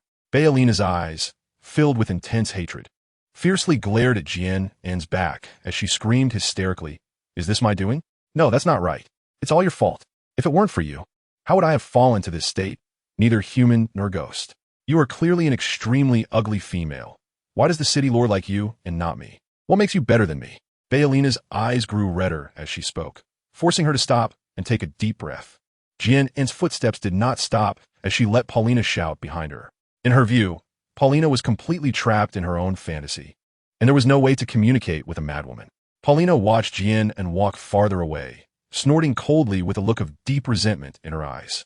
She got up and charged towards Jian An, thinking she could just leave like this? Not a chance. Since there was no turning back for her, she would let this ugly creature accompany her. Hearing the footsteps behind her, Jian An furrowed her brows tightly and turned around with an unhappy expression. If Paulina insisted on pestering her, then she couldn't be blamed for being rude. Paulina rushed in front of Jian An and hugged her tightly. Jian An was knocked back a couple of steps by the sudden force. Once she steadied herself, a flicker of anger flashed in her dark eyes as she coldly said, "Let go." She didn't know what Paulina intended to do, but facing Paulina's repeated provocation, even Jian An, who usually had a good temper, couldn't help but feel annoyed. However, Paulina seemed to have not heard her and continued to cling tightly to Jian An's waist. Jian An's delicate face slightly darkened as she raised her hand slightly, a faint golden glow shimmering in her palm. With a single slap, she struck Paulina's back. Jian An clearly felt that Paulina's body stiffened for a moment. But Paulina's hands were still tightly clasped behind her back, unwilling to let go. The two of them pushed and shoved, moving to the lakeside. Fresh red blood oozed from the corner of Paulina's mouth, indicating that Jian An's palm strike on her back had caused her significant internal injury. As an ordinary female, she naturally could not withstand Jian An's blow infused with soul power. However, the intense hatred in her heart supported her, preventing her from releasing her grip. Looking at the lakeside behind her, Jian An's eyes darkened slightly, seemingly guessing Paulina's intentions. Ever since the incident of nearly drowning with the sea tribe, Jian An had harbored a slight fear of water, but thinking of the water-repelling pearl in her space eased her mind a little. She looked coldly at Paulina and said in a harsh tone, "Paulina, if you let go now, I can pretend today never happened. Even though Paulina is at fault, it shouldn't lead to death. There's no need for things between us to escalate to the point of life and death. After all, Jian An was born in a peaceful modern era. Even if the two of them disliked each other, they wouldn't have thoughts of killing each other. At most, they would give each other some minor lessons." What Jian An said sounded to Paulina like the greatest mockery and ridicule directed at her. It felt like an insult and sympathy from a victor to a loser, and this realization brought Paulina's hatred to its peak. A sinister expression appeared on Paulina's pale face as she used all her strength to push Jian An forcefully into the lake behind them. Jian An, despite having soul power, was much smaller in stature than Paulina and naturally lacked her strength. Pushed by Paulina, Jian An stumbled and fell backward into the lake. Before falling into the water, Jian An had already planned in her mind that once she fell into the lake, she would immediately take out the water-avoiding pearl from her space. However, what Jian An never expected was that she wouldn't have the chance to use the water-avoiding pearl until she fell into a coma. Chapter 212. Rescue. If Jian An had fallen into the water alone, her weight would have caused her to slowly sink to the bottom of the lake, with some cushioning in between. But now, she was being pressed down by the sturdy Paulina, as if Jian An was holding a huge stone in her arms. And the lake wasn't very deep. With a splash, the two of them fell into the water together, creating a large spray on the surface. Even after falling into the water, Paulina's hands were still tightly wrapped around Jian An, as if she was determined to perish together with her. Pressed down by Paulina, Jian An instantly sank to the bottom of the lake, and the back of her head struck a rock at the lake's bottom. Jian An felt her head spinning. Her vision went dark, and her hands struggled unconsciously for a few moments before she gradually lost consciousness. What happened to her? A deep voice faintly reached Jian An's ears. Who was speaking? Jian An's mind was still in a haze, and she felt that the voice was very familiar, carrying a hint of coldness. Was he angry? Jian An thought in a daze, but her head hurt so much and felt so heavy that, before she knew it, she fell into a coma again.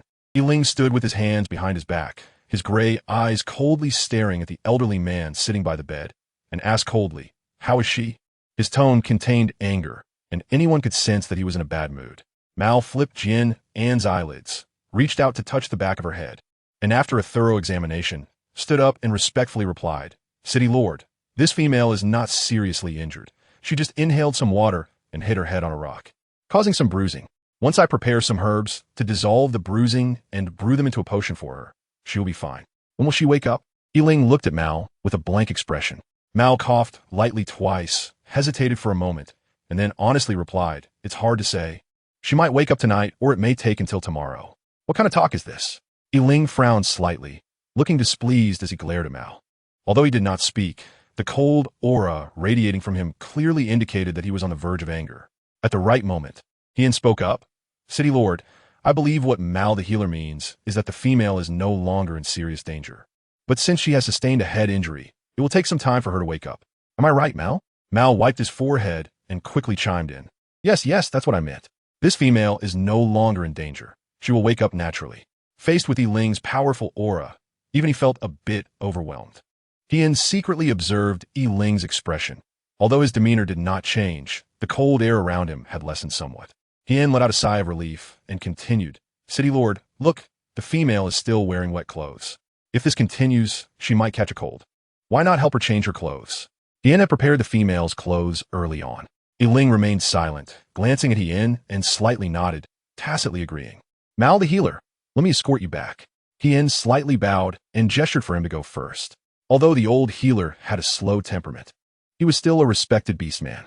Once the door was closed, Yiling sat by the bed, looking down at Jian An, whose eyes were tightly shut, with a complex expression in his eyes.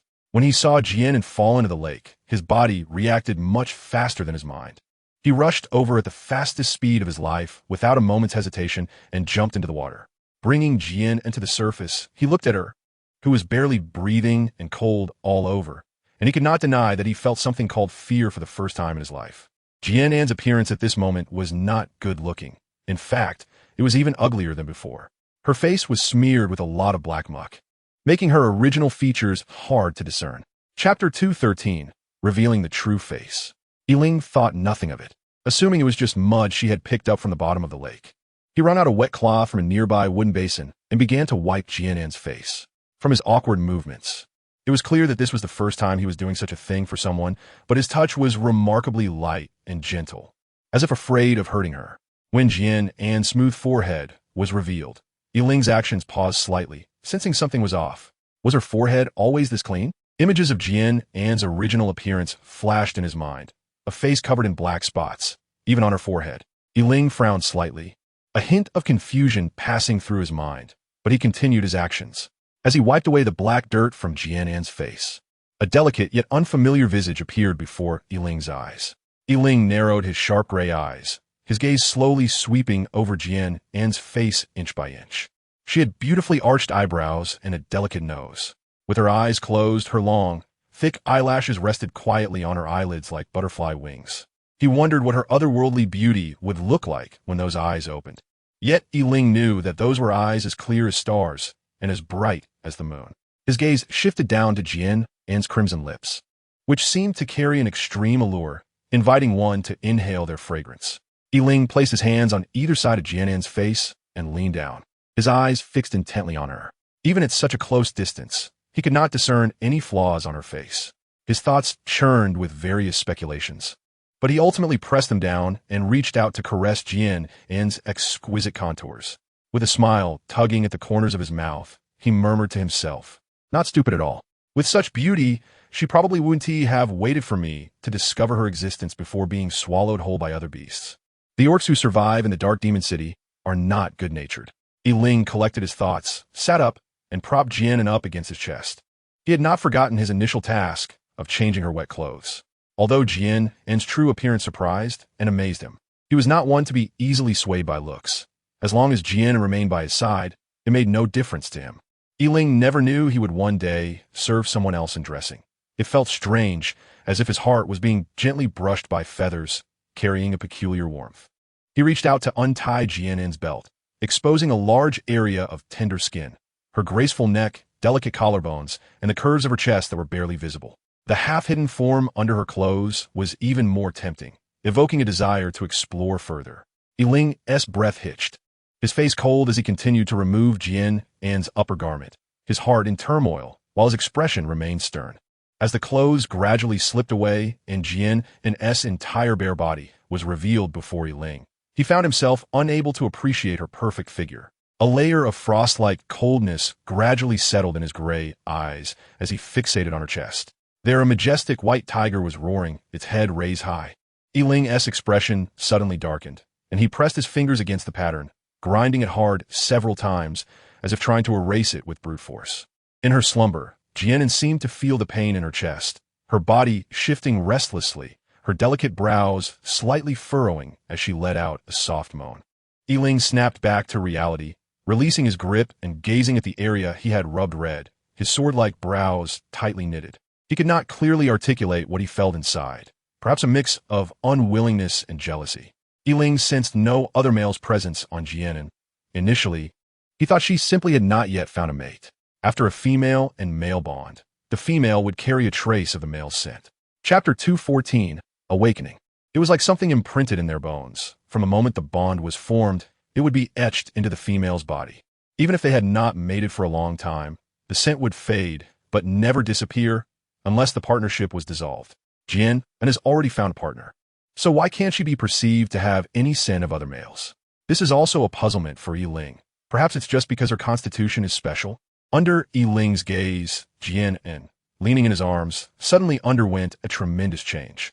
Her waxy yellow skin gradually faded like it was losing color, revealing a skin as white as jade, almost translucent with a faint pink glow, as if she were a flawless jade figure.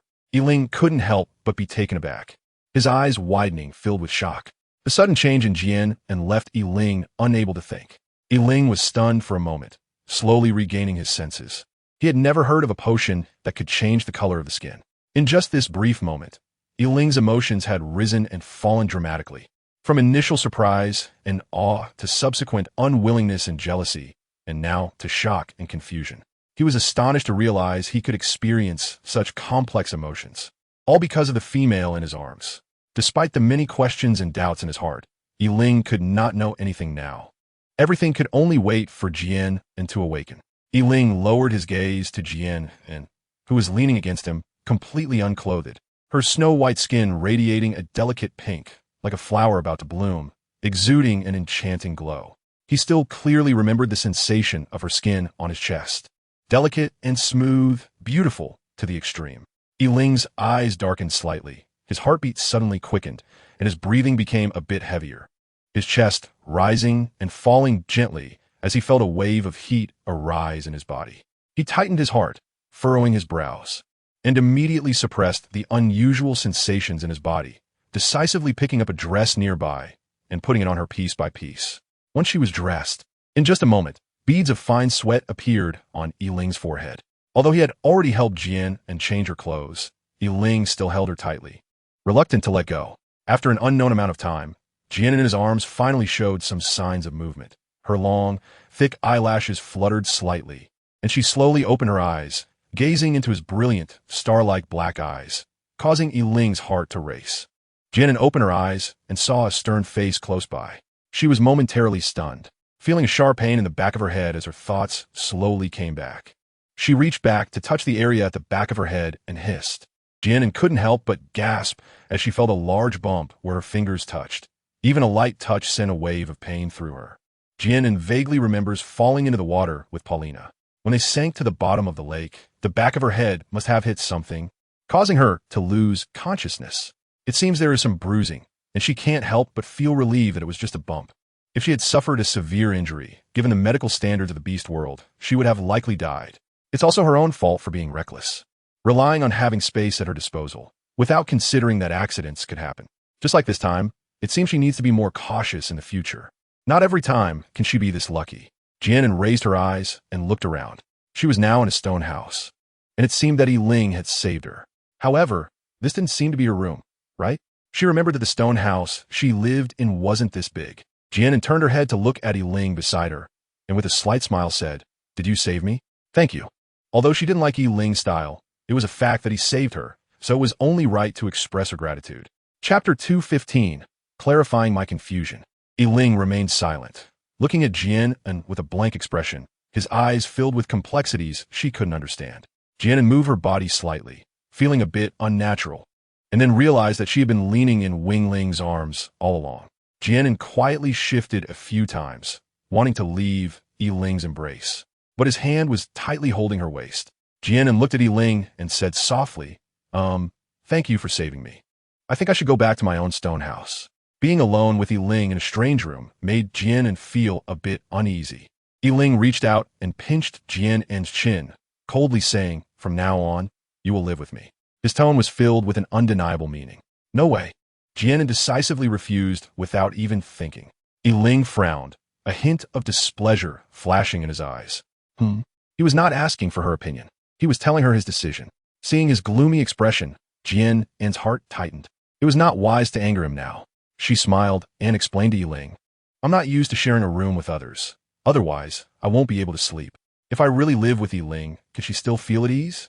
Yiling let out a cold laugh and retorted, "Oh, so you never share a room with your partner either? I want to see how long you can keep this hidden." Jian An was slightly taken aback, not understanding why Yiling suddenly asked about this. Did he discover something?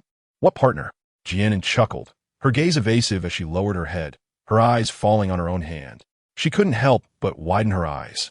How had her hand turned so white? Doubts swirled in her mind, and as she calculated the time, she realized today was exactly the deadline. Originally, today was when she was supposed to eat the color-changing fruit, but unexpectedly, an accident had occurred. Right, the water incident. Jian An raised her hand to touch her cheek. The black spots on her face were drawn with ink which was definitely not waterproof. She sighed lightly. It seemed the truth was out. No matter how frustrated Jian An felt inside, it was already exposed. The key now was how to explain to Yiling why her skin had changed color. As for the black spots on her face, that was just a means of self-protection. Suddenly, she thought of something and looked at the clothes she was wearing with a panicked expression. She frowned. Was she originally wearing clothes of this color? Her gaze swept over a certain spot on the ground, her pupils constricting. Wasn't that her original outfit? Jian An suddenly realized something, crossed her arms, and looked up at Yiling with anger, questioning, "Did you change my clothes?" Yiling had no intention of answering her, looking at her with a cold expression, which was tantamount to acquiescence. Jian An frowned slightly, staring with wide eyes, reaching out to push against Yiling's chest in an attempt to break free from his embrace.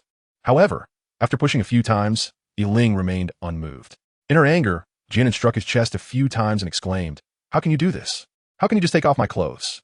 How could he be so shameless?" Yiling allowed her to hit his chest, maintaining his composure, as he said, "You were unconscious. The implication was that even if I asked you, you wouldn't be able to answer." Jian An's face showed a mix of warmth and anger as she glared at him fiercely. "But you can't get sick either. I'm thinking of you," Yiling said, choosing his words carefully, leaving Jian An speechless. Jian An bit her lip, looking displeased as she stared at him. To her, Yiling was clearly making excuses. According to him, should she thank him? "I've answered all your questions. Now it's your turn to clarify things for me. How did your skin color change?" Yiling's sharp gray eyes, tinged with coldness, seemed to pierce through anyone who met his gaze, making them feel as if they could only crawl and tremble, revealing their true selves. Chapter 216. Questioning Jian An was taken aback, her mind racing as she thought about how to respond to him. Suddenly, an idea struck her, and she smiled slightly, softly explaining, "Actually, I don't know what happened either. I discovered it by chance in the woods, and because I was greedy, I ate the fruit. I didn't expect it to change my skin color." Yiling squinted his eyes, closely watching her, not missing any expression on her face. "Oh, is that really the case?" Yiling's voice grew colder, like a bone-chilling wind, approaching Jian An. His gray eyes glinted sharply as he reached out to pinch Jian An's chin, applying a bit of pressure to force her to look up at him. Jian An winced in pain, her brows slightly furrowed, and she glared at him with mild dissatisfaction. She really didn't like being forced to look up at him like this. Jian An maintained a calm expression, meeting Yiling's gaze without flinching. But the hand hidden under the blanket tightened unconsciously. As if remembering something, a look of doubt appeared on Jian An's face as he looked at Yiling and asked, "Do you think it could be because the fruit is poisonous? Like some brightly colored mushrooms, which have mild toxins that could cause my skin to change color?" Jian An's face showed a hint of surprise, and a smile appeared at the corner of her mouth. She didn't expect it to recover on its own. "It seems there is a certain time limit. That fruit is truly magical, don't you think?" She wondered if saying this would make Yiling believe her.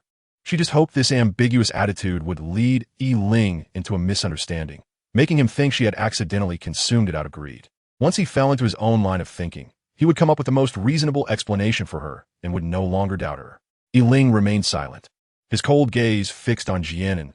Her clear eyes seemed to ripple with emotions as she continuously pondered the truthfulness of her words. With a pensive expression, perhaps as Jian An said, she had merely consumed a fruit with slight toxins. Otherwise, as an ordinary female, how could she have obtained such a magical thing? Yiling loosened the grip on Jian An's chin, a red mark instantly appearing on her jade-like skin. She couldn't help but sneer inwardly, truly delicate. Indeed, how could a weak female like her have such complicated thoughts?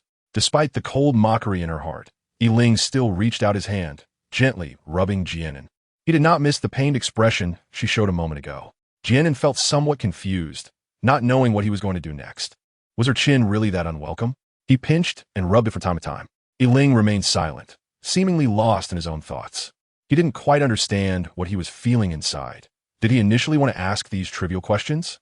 Did he initially want to question her for not mentioning that she had already taken a partner?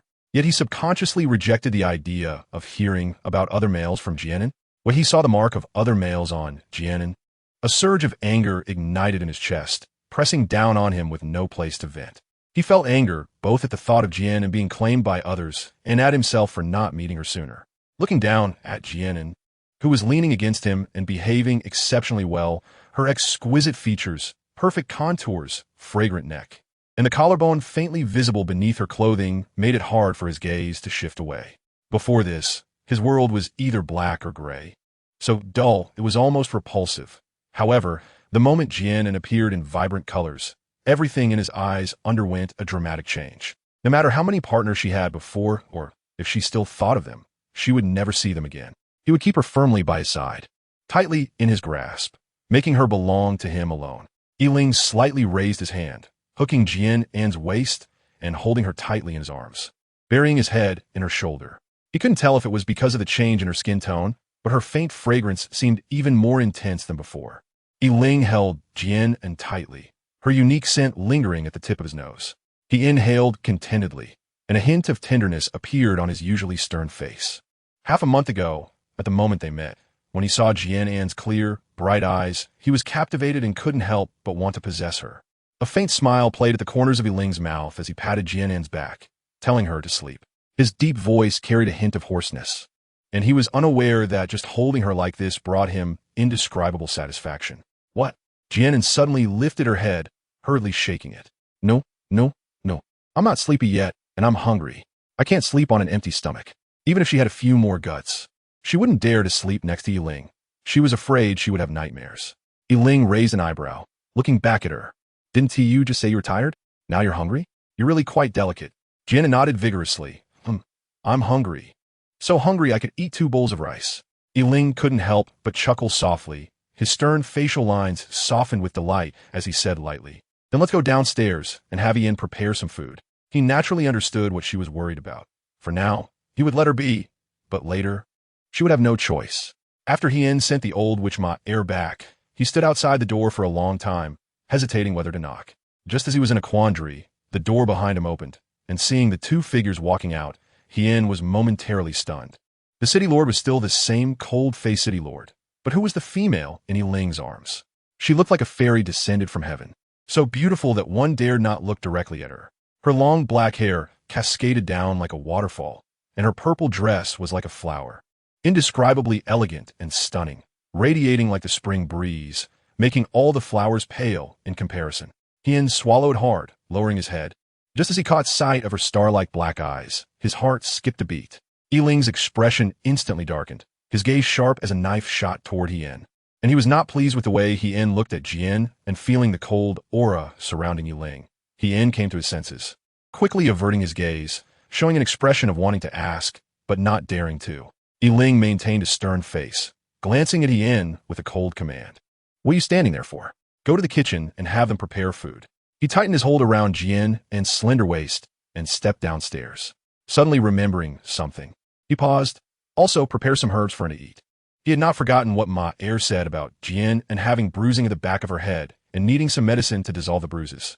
"Yes," Ian responded respectfully. Watching the 2 figures leave, a thought flashed through his mind, and he stared in disbelief at the female in Yiling's arms. "Is this in?" "Yes, only Yiling, and it had been in this stone house all along." However, Ian couldn't help but wonder what had happened. How could it seem like she had changed bodies in the blink of an eye? Ian took a few steps back, secretly peeking into Yiling's stone house. Could this female be someone Yiling secretly hid away? And it wouldn't still be in this house, would she? Looking at the empty stone house, Ian couldn't help but smack his own head, wondering what he was thinking. Chapter 218. A piece of candy with Yiling's domineering control and strong possessiveness. A fairy-like female like this could probably only be at his side at all times to put him at ease. Ian shook his head. Though his heart was full of questions, there was no one to provide answers. Suppressing his confusion deep down, Ian stepped forward and followed them downstairs. Yiling sat at the head of the hall, his hands tightly clasped around Jian An's waist, leaving Jian An with no choice but to sit on his lap. After a moment, several females entered in succession, carrying food, placing it on the table, and then naturally exiting one after another, their heads bowed the entire time, clearly having been well trained not to look around carelessly before coming. Jian An said she was hungry just to deal with Yiling, but looking at the various foods on the table, she suddenly felt a bit hungry too. Jian An moved slightly and looked back at Yiling. "Can you let go for a moment? How can I eat like this? I might end up with indigestion." Yiling gave a glance to Ian behind him, and Ian slightly nodded, walking forward with a porcelain bowl. Yiling raised his hand slightly to take the bowl and handed it to Jian An, simply saying, "Drink this." Jian An was taken aback for a moment, looking at him with confusion. "What is this black stuff in the bowl?" Yiling slightly nodded and said, "It's herbal soup. It's good for you. Herbal soup? Do I really have to drink it? Jian An frowned slightly, looking at the porcelain bowl in Yi Ling's hand with a face of disgust. Yi Ling looked at Jian An, nodded slightly, and said, "You have to drink it. Only then will you feel better. Once she's well, he can take her into his embrace and leave his mark on her." Jian An pouted, took the porcelain bowl from his hand, sniffed it at the tip of his nose, and couldn't help but frown. The smell of herbs is so strong. It must be very bitter. Jian An secretly glanced at Yi Ling. Under his unyielding gaze, she tilted her head and drank the dark, bitter medicinal soup in the bowl. After finishing a bowl, Jian An couldn't help but stick out her tongue. It was so bitter. Yi Ling had a faint smile at the corner of his mouth as he pinched Jian An's chin and placed a shiny object in her mouth. Jian An was startled by his sudden action and felt the gradually spreading sweetness in her mouth. Her eyes brightened slightly. It turned out to be sugar. Jian An looked up at him with a bright smile, her brows and eyes as beautiful as a painting. Yi Ling couldn't help but be momentarily stunned, gazing back at her, his cold and stern expression quietly melting, the corners of his mouth slightly rising. It was so easy to please her. Just a small piece of candy could make her smile. As the bitterness in her mouth gradually faded, Jian An looked at the food spread out on the wooden table, feeling a bit at a loss about how to start. "Why aren't you eating? Didn't you say you were hungry?" Yi Ling asked lightly, his cold face returning to its usual calm demeanor. His fingers gently stroked Jian An's flat abdomen back and forth. Jian An stiffened her body, turned her head, and looked at Yi Ling with a flattering expression. "Can you?" Before she could finish, Yi Ling coldly interrupted her. "No. If you don't want to eat, then go back to sleep." She could only stay in his arms and couldn't think of going anywhere else. Jian An's face immediately fell. She pouted, lowered her head, and mumbled softly, "Inhumane, tyrant, dictator, shameless." Yi Ling raised an eyebrow, watching Jian An with great interest. He heard everything she said, and it was the first time someone dared to insult him in front of his face. Strangely, he didn't feel angry at all. Instead, he found it quite novel and inexplicably thought Jian An looked adorable in that little manner. Jian An felt the scrutinizing gaze of Yi Ling and was slightly taken aback. She turned her head, tugged at the corner of her lips, and winked at him. "You probably didn't hear her, right?" Chapter 219, Holding Your Hand. Although sitting on Yi Ling's lap, while eating made her feel extremely uncomfortable, who told her she couldn't beat him, Jian An sighed weakly, picked up her chopsticks, and tried to ignore the presence of Yi Ling behind her, burying her head in the bowl of rice. Just as Jian An had said before, after consuming 2 bowls of rice, her flat stomach bulged slightly. Yi Ling reached out and touched her slightly rounded belly, asking, "Are you full? You ate so little. The amount of food you had isn't even enough to fill the gaps in my teeth." Jian An nodded, feeling his wandering hand on her stomach, and shot Yi Ling an unhappy glare, unceremoniously swatting his hand away. With a hint of dissatisfaction, she said, "Don't touch my belly." When he touched her, she couldn't help but feel a shiver run through her body. Yi Ling glanced at Jian An lightly, and since she was full, he suggested, "Then let's go back to the room and sleep." She had such a small appetite, but a big temper. Upon hearing this, Jian An was taken aback and quickly turned around, a smile appearing on her face as she looked at Yi Ling and said, "I ate too much. If I go to sleep now, my stomach will feel uncomfortable. How about we take a walk in the yard instead?" Jian An felt frustrated inside. Why did he keep bringing up sleep? If he had asked her to go back to the original stone house, she would have agreed immediately. Yi Ling's thin lips curved slightly. Jian An's desperate attempt to stop him was somewhat amusing to him. Nodding slightly, he reached out and gently patted the back of her hand, saying, "Then let's go." After all, it was still early, and he could indulge her for a little while longer. Jian An's eyes lit up, and she nodded eagerly, saying, "Yes, yes, let's go." As long as they didn't return to Yi Ling's stone house, she was fine with anywhere. Yi Ling wrapped his arm around Jian An's waist and strolled along the stone path in the courtyard. Being held like this, Jian An felt like she could hardly walk. Just as she was thinking about it, she kicked a protruding stone with her foot, twisting her ankle and nearly falling. Yi Ling quickly wrapped his arm around her waist, gently pulling her into his embrace. Can't even walk properly? So delicate, he thought, considering whether he should just carry her. Jian An wrinkled her nose and glared at him angrily. "It's all your fault. If it weren't for you holding on to me so tightly, I wouldn't even be able to walk." Jian An forcefully shook off his hand and took 2 steps forward, fortunately not twisting her ankle. With the warm, soft body lost from her embrace, Yi Ling's gray eyes narrowed dangerously, clearly conveying his displeasure. Jian An took 2 steps and suddenly stopped, then thought of Yi Ling behind him. After hesitating for a moment, he turned around and, somewhat awkwardly said, "Here, let me hold your hand." He secretly breathed a sigh of relief. That was close. Looking at Yiling's expression, he almost provoked him again. Being held by the hand is much better than being embraced by him all the time.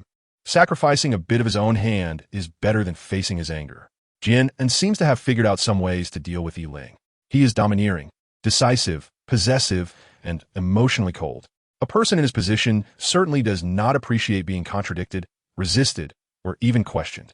The more you oppose him, the more it appears to him as a provocation of his authority. It might be better to comply somewhat at the right time, since strength does not allow for resistance. One can only make some concessions. Jian An is not made of iron. She can't always cope with Yiling's fury. If this continues, not only will she be unable to escape his control, but she may also collapse first. Looking at the hand in front of him, Yiling couldn't help but be taken aback. It was a pair of delicate, fair hands with neatly trimmed nails that showed a faint pink, round and cute in appearance.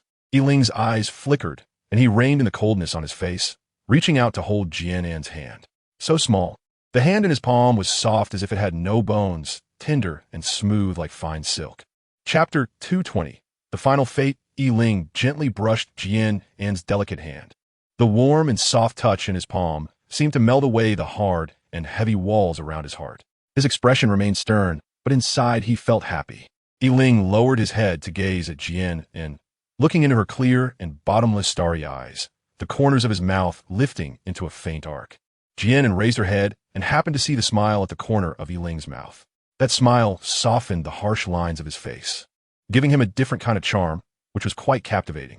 Yiling, you should smile more, Jian An unconsciously said, realizing what she had said. She gently bit her lip, a hint of regret flashing in her eyes. What was she saying? Whether Yiling smiled or cried had nothing to do with her. She was really being nosy. Yiling retracted his smile, neither nodding nor shaking his head, and said, "Let's go." As long as she liked it, he might as well try to do it. The two held hands and walked to the artificial lake. Jian An looked at the clear water in front of her and couldn't help but think of what happened yesterday. Turning to look at Yiling, she asked, "What about Balina?" After she woke up, she had thrown her out of her mind and only remembered her when she saw this lake. Mentioning Balina, a trace of disgust flashed in Yiling's eyes, his face darkening as he said in a deep voice, "Naturally, she went where she was supposed to go. Yesterday, when he jumped into the lake, he saw Balina pressing down hard on Jian An, while Jian An beneath her had her eyes tightly closed, clearly already unconscious." Yiling's pupils instantaneously filled with rage as he reached out and flipped Balina over, lifting Jian An out of the water. He left Balina to sink to the bottom of the lake. Whether she lived or died was of no concern to him. Yiling was holding Jian An horizontally and was about to walk towards the stone building when he suddenly stopped, his eyes gleaming with a cold light as he glanced sideways at her and behind him. "Get that female out and send her to that place. Remember, make sure all the beast men in the city see her." Letting Balina die, just like that was too easy for her. She dared to harm Jian An. Perhaps from the moment she had that thought, her ultimate fate was already sealed. He radiated a bloodthirsty aura that made Hearn, standing behind him, shiver in fear. Hearn bent slightly, respectfully replying, "Yes, Lord City Master." That place was originally a purgatory for females, and with Balina's appearance, if it became known throughout the city, her future life would be a fate worse than death. Hearn could easily imagine it. Oh, seeing Yiling's gloomy expression, as if he didn't want to mention Balina, Jian An wisely closed her mouth. She had just suddenly thought of Balina and asked out of curiosity. In fact, she didn't really care about her whereabouts. The two wandered aimlessly around the courtyard. Even though Jian An tried hard to avoid it, she couldn't stop the sky from changing. The sun set in the west, and the sky gradually darkened, with a brilliant sunset painting half of the sky red. The gentle evening breeze lightly brushed against Jian An's face. Yiling stopped in his tracks, lowering his gaze to observe Jian An. Her waist-length black hair danced lightly in the wind, her skin as white as snow, her cheeks rosy, and under her arched willow brows were a pair of sparkling eyes like stars, with her smiling red lips looking enticing. Yiling's breath caught slightly. His eyes filled with infatuation, and his heart involuntarily began to race. He squeezed the hand he was holding and said lightly, "We've been walking for so long. Can we go back now?" Jian An was startled, raising her hand to cover her lips and lightly coughing, forcing a faint smile. "Look, it's almost dark. Why don't we wait outside for a while and then go stargazing together?" Jian An couldn't help but feel a bit annoyed. Wasn't there any other way? Chapter 221. Sleeping Yiling frowned slightly, Without a moment's hesitation, he raised his hand and lifted Jian An onto his shoulder. Jian An let out a surprised cry. Feeling a bit flustered in her heart, her black eyes filled with panic. She didn't expect Yiling wouldn't even give her a chance to refuse. Yiling carried Jian An and walked towards the stone tower. Jian An leaned on his shoulder and pounded his back hard. "Put me down." Yiling remained unfazed, continuing to walk forward. Seeing Jian An struggling fiercely, he slightly raised his hand in annoyance and slapped Jian An's but twice. Jian An's body stiffened for a moment. Her cheeks flushed with a faint red hue, and she gritted her teeth, clenching her fists. She hit Yiling several times, calling him all the adjectives she could think of for a pervert, a rogue, and a violent man, cursing him nonstop. Standing in the corridor, Hearn witnessed this bizarre scene. Yiling had a cold expression as he strode forward with Jian An over his shoulder, while Jian An, leaning on him, was frantically hitting Yiling with both hands and continuously uttering words that Hearn couldn't understand. As Yiling approached, Hearn quickly lowered his head, trying to minimize his presence. Yiling walked past him, bringing a gust of warm air. Hearn slowly raised his head, looking towards the stairway, and sighed softly. He really couldn't understand where Jian An got all that energy. Despite her petite stature, she could speak so much without even taking a breath. Yiling carried Jian An all the way to the third floor, entered his stone room, and placed the still chattering Jian An on the bed. Leaning over her with his hands on either side, he coldly said, "Have you finished cursing? Say one more word, and we'll mate right now." Jian An's face showed surprise as she covered her mouth with her hand, retreating slightly and curling up in the corner of the wooden bed, staring at him with a wronged expression, looking as if she dared to be angry but couldn't say anything. Yiling let out a barely noticeable sigh, gazing at Jian An with an ambiguous expression, reassuring her that he wouldn't touch her until her back healed. He really didn't know how to deal with Jian An. He couldn't hit her, couldn't scold her, and couldn't bear to kill her. Just a moment ago in the courtyard, she had been fine, even reaching out her hand to him voluntarily. Why now, when the topic of pairing came up, did she show such fear? Wasn't his strength enough? Don't females prefer strong males? Why was Jian An so resistant, her whole body radiating rejection? Even though Yiling said this, Jian An didn't dare to relax at all. Her dark eyes fixed tightly on Yiling, her fingers instinctively brushing against her waist where a dagger was hidden. If Yiling dared to do anything inappropriate, she would stab him with the dagger. Yiling stood up, slightly raising his hand to begin untying his belt. Jian An was taken aback, staring wide-eyed at Yiling. "Ask him, what are you doing? Why are you unbuckling your belt?" Yiling's expression was indifferent as he replied calmly, "Going to sleep." He took off his outer robe and boots, lifted the blanket, and lay down. Jian An looked at Yiling, who was lying beside him, a bit dazed and unable to collect his thoughts. As he watched Yiling's closed eyes, he quietly stood up on tiptoe. Suddenly, Yiling, with his eyes still closed, opened them and looked at Jian An, who was about to step over him. His gaze was deep, resembling an unfathomable dark pool, as he coldly said, "If you can't sleep, I don't mind letting you be the one who's exhausted." He deliberately emphasized the word exhausted. Jian An's slightly raised arm remained stiff in midair as she chuckled awkwardly at Yiling, saying, "Hee, I just wanted to go to the bathroom. But now it seems like I suddenly don't want it anymore." Under Yiling's gaze, she silently crawled back, lying down with her clothes on and curling up in the corner of the bed. Chapter 223. Speculation. Yiling gently pressed his lips against hers. And after a long while, when Jian An beneath him let out a soft whimper of discomfort, he reluctantly released her lips. "Don't make noise, I want to sleep," Jian An murmured unhappily, turning over and rubbing her face against the blanket before falling back into a deep sleep. A slight smile appeared on Yiling's lips as he saw Jian An's slightly swollen lips, filling his chest with satisfaction. He lay down, wrapping Jian An's petite body in his arms, resting his chin on her forehead, and contentedly closed his eyes. As dawn gradually broke, the first rays of sunlight streamed in through the window.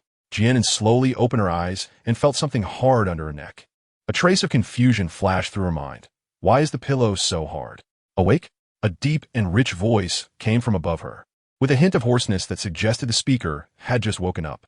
Jian An looked up in confusion and saw a handsome face close to her. She was momentarily stunned. It seemed she had fallen asleep in Yiling's room last night. As her thoughts gradually returned, Jian An suddenly sat up, pointed at Yiling with surprise, and stared at him, wondering how she had managed to fall asleep when she had clearly prepared herself to stay awake until dawn. Not only had she fallen asleep, but she had also rested on Yiling's arm, sleeping in his embrace. Yiling ignored Jian An, calmly getting out of bed. Thinking to himself, that she was much more obedient while asleep. He picked up a robe from the side, put it on, turned to look at Jian An sitting on the bed, and coldly said, "Now that you're awake, you should get up." Jian An pouted, thinking, what else with the attitude? Wasn't she just teased by him last night? With this thought, her gloomy mood lifted a little. After the two quickly washed up, they walked down the wooden stairs to the hall on the first floor together. Ian stood in the hall, directing a few females to set the prepared food on the table. Yiling held Jian An's hand as they walked towards the wooden table. After yesterday, he seemed to have developed a liking for the feeling of their fingers intertwined, which made him feel that their relationship was much closer. When they reached the dining table, Jian An was the first to pull her hand away from Yiling and ran to sit down next to the wooden table. She didn't want to sit on his lap while eating like yesterday. Yiling sat down in the main seat with a cold expression, glancing at Jian An faintly, wondering why she always fussed over such trivial matters. Jian An picked up a piece of roasted meat with her chopsticks and put it in her mouth. She couldn't tell if it was her illusion, but she always felt that her lips were a bit uncomfortable, as if they were slightly swollen. Jian An couldn't help but feel a bit strange. Did a bug crawl on her mouth last night? She raised her hand to touch her lips and suddenly thought of something.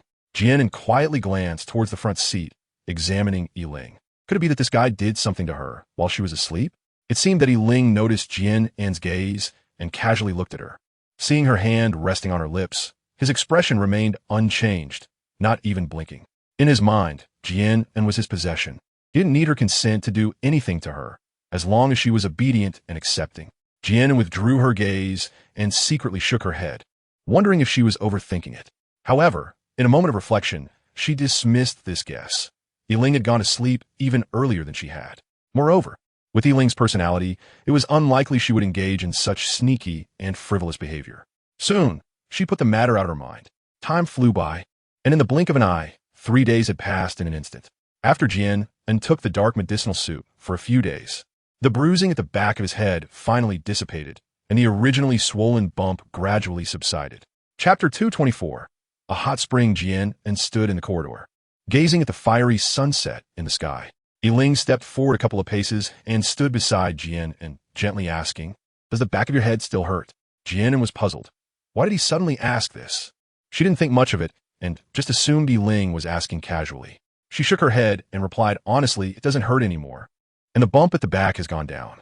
Although the medicine was hard to swallow, it worked well. After a few days, the bruising in my head has dissipated." Yiling nodded slightly, reached out, took Jian An's hand, and walked towards the stone courtyard gate. Since she was better, it was time to go. He didn't want to wait any longer. Jian An followed closely behind him, a hint of confusion flashing through her mind. It was almost dark. Where are they going? She turned her head and curiously asked, "Where are we going?" "A good place," Yiling replied coldly, his stern face remaining impassive. Since Yiling wouldn't tell her, Jian An could only give up and lower her head, following Yiling out of the stone courtyard. When they reached the entrance, a beast cart was waiting at the bottom of the steps. It was the same one Jian An had seen not long ago, being pulled by 4 beast men. No matter how much Jian An resisted inside, she knew that Yiling would not give her a chance to choose. Jian An followed Yiling onto the beast cart, watching as it smoothly drove out of the city gates and continued along the gravel-strewn gobi. After a long while, the beast cart came to a shaky stop in an open flat area. Yiling was the first to get off the beast cart, standing by the side and reaching out a hand to Jian An hesitated for a moment, then gently raised her hand and placed it in Yiling's palm. Yiling led Jian An into a grove of trees, with Yian following behind them, while the beast cart was left in the open space outside. Jian An furrowed her brows and looked around, realizing that she was in a dense forest, surrounded by nothing but trees. This made Jian An even more confused about where she was supposed to go. As the sky gradually darkened, Jian An and the other two walked along the narrow path in the woods, with moonlight streaming down through the gaps in the leaves, creating mottled spots of light on the ground. "And look ahead," Hearn said quietly, pointing forward.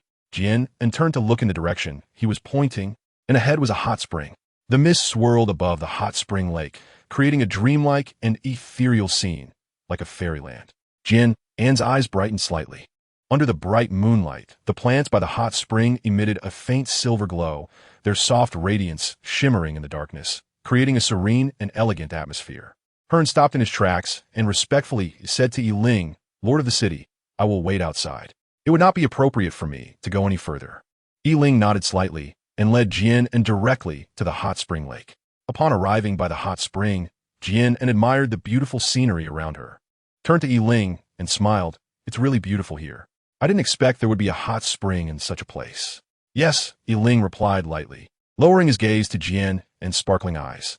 Seeing her face filled with unreserved joy, he knew he had made the right decision. Indeed, females liked such places.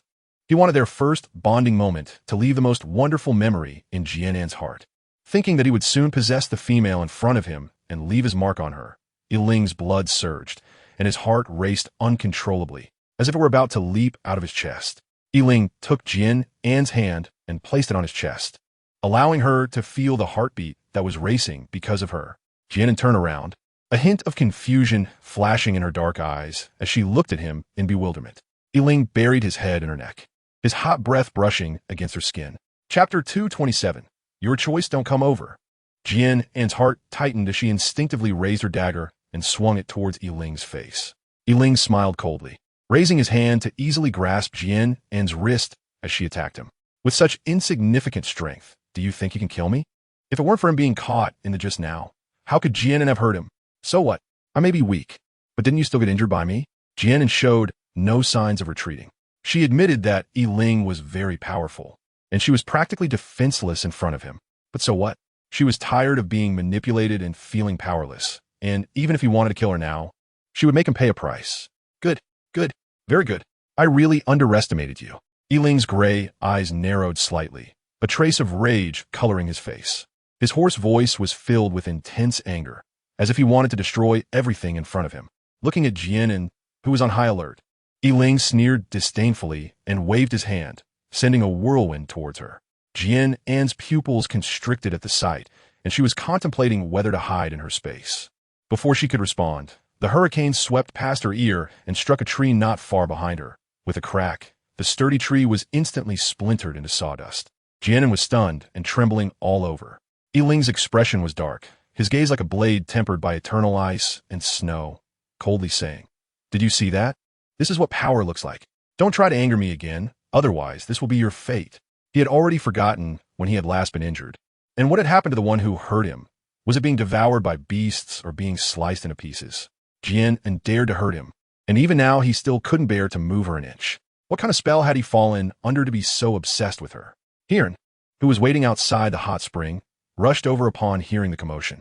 Seeing the two people confronting each other in the hot spring lake, his expression changed in shock. What was going on? Jian had just heard a loud noise from behind and sensed the fluctuations of Ling's soul power in the air, thinking they were under attack. But now, looking at Ling's dark expression, clearly angry, and Jian An opposite him, holding a dagger with a wary look, Jian couldn't help but feel confused about what was happening. Suddenly, he caught a faint smell of blood, and his heart sank. He quickly stepped forward and asked with concern, "City Lord, are you injured?" Ling was already a 5-star soul beast, and in this northern CI state, there were probably not many who could injure him. If it wasn't an attack, then who could have hurt him? Jian's mind raced, and he turned to look at Jian An, his face filled with shock. Could it be that the female had injured Ling? What was your choice? A deep and resonant voice slowly sounded, with Ling's eyes glinting coldly as he stared at Jian An in front of him. Jian An bit down hard on her tongue to calm herself, tilting her head back defiantly to look at Ling, resolutely stating, "No way." His so-called choice was merely about submission and compliance. Even if she yielded to his intimidation this time, what about next time? And the time after that?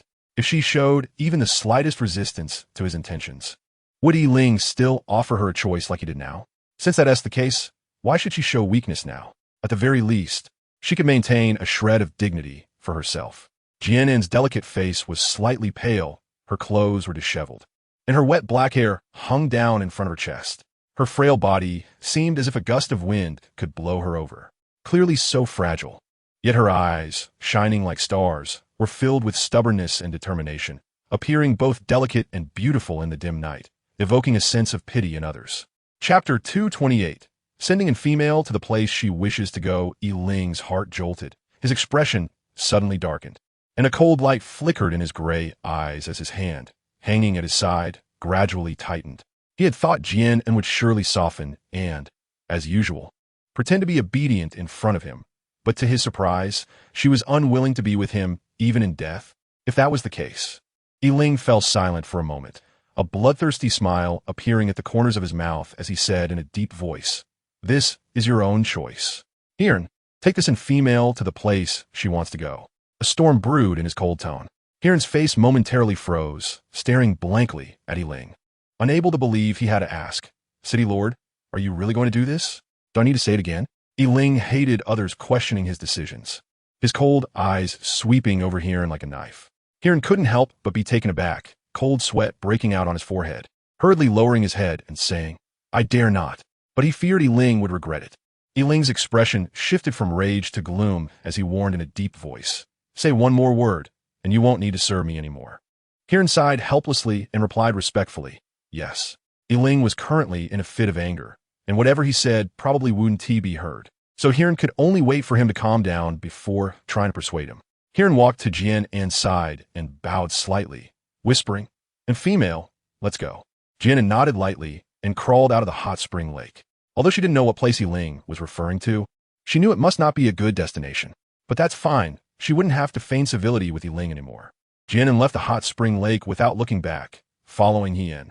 Standing in the lake, Yiling's face was filled with gloom. His sharp gray eyes were merciless, and a bloodthirsty aura surged around him. "Damn it!" Yiling cursed under his breath, his tightly clenched fists bulging with veins, and suddenly he punched out. Even the air seemed to tremble, followed by a loud explosion as a nearby hardstone was instantly shattered. He wanted to see how Jian An would survive in this blood-soaked dark demon city without him by her side. He was waiting for her to come crying to beg him. Jian An walked beside Hiern on the forest path they had come from. The cold wind was biting at night, and Jian An tightly wrapped her arms around herself, trembling constantly. Seeing this, Hiern quickly took off his outer robe and draped it over Jian An was taken aback for a moment, then looked up at Hein and smiled slightly, saying, "Thank you, Hein." She did not refuse Hein's kindness. She was indeed very cold, and her clothes were soaked. Hein looked at Jian and hesitated for a moment, and said softly, "And female, I hope you won't hold a grudge against the city lord. He is just blinded by anger right now, and once he calms down, he will definitely bring you back." He actually wanted to persuade Jian and to soften her stance with Yiling, but then he thought, how could a female who dared to stab Yiling with a dagger possibly admit her mistakes? Sigh, why are both of them so stubborn? Jian An remained indifferent, pretending not to hear, the corners of her mouth curling into a cold smile. Yiling was angry. Did she not feel the same? Was she made of mud, to be shaped and molded by him at will? When Yiling was angry, she was told to leave. When he was happy, he would tease her. What did he take her for? A pet that came when called and left when dismissed? Seeing this, Hiern understood that Jian An had not taken his words to heart at all, even scoffing at them. Hiern sighed helplessly. Why was Yiling torturing herself? It was rare to encounter a female who made his heart flutter, yet he was pushing her away. He had been with Yiling since childhood and understood her temperament to some extent. He was just used to others' obedience, accustomed to having everything under his control. Chapter 229. Deep in the city now, suddenly faced with someone who resisted him, who rejected him, and that person happened to be the female Yiling despised. He was undoubtedly furious. Yet, Yiling was attracted to Jian An, genuinely moved, but he was completely unaware, thinking it was merely his desire for control that made him want to possess her, to confine Jian An by his side. Being hurt by his own possession was why Yiling was so enraged, making an irrational decision. Yiling was lost in the situation, while Hiern saw it clearly. Even if he was ordered to take Jian into that place, he would ensure she was not harmed in the slightest. Otherwise, once Yiling saw her true feelings, she would surely regret it for life. Regardless of their master-servant bond or their childhood friendship, Hiern could not bear to see Yiling suffer again. The two walked along the forest path, emerging from the dense woods to the clearing where the beast carriage was parked. Hiern transformed into a strong gray wolf, his black beastly eyes looking at Jian An. "And female, I will carry you." Jian An nodded and climbed onto Hern's back. Hern carried Jian An forward across the Gobi, not returning to the main city, but instead circling to the rear, arriving at a small town. Hern called to the orc guarding the city to open the gates and led Jian An into the town. Not far behind them, a red figure emerged from behind a large boulder, looking towards the city gate. With a flash of its form, it disappeared from sight. Even Hern, with his 3-star soul beast, had not sensed the presence of this person, indicating that their strength was clearly above Hern's. Jian An sat on Hien's back, watching the brightly lit city. The guards in the city were still strict, and every now and then, groups of 5 orcs passed by them. The two of them walked past the towering arena and continued deeper into the city. The further they went, the quieter it became around them. Jian stopped in front of a stone courtyard, turned his head to look at Jian An on his back, and said softly, "And there might be some unpleasant things inside. Just don't look or listen, but don't be afraid. I will take care of everything and won't let them hurt you." He was worried that Jian An would be frightened by the indecent scenes inside, so he reminded her in advance to prepare her mentally. Jian An felt increasingly confused, but she nodded. She knew that this was Jian's goodwill, and she wouldn't be ungrateful. Naturally, she wouldn't blame Jian for Yiling's matters. Jian An got off Hearn's back, and Hearn transformed back into human form. He walked up the steps and knocked on the wooden door. After a moment, the door opened from the inside, and a burly male poked his head out. When he saw Hearn standing at the door, a hint of surprise appeared on his face.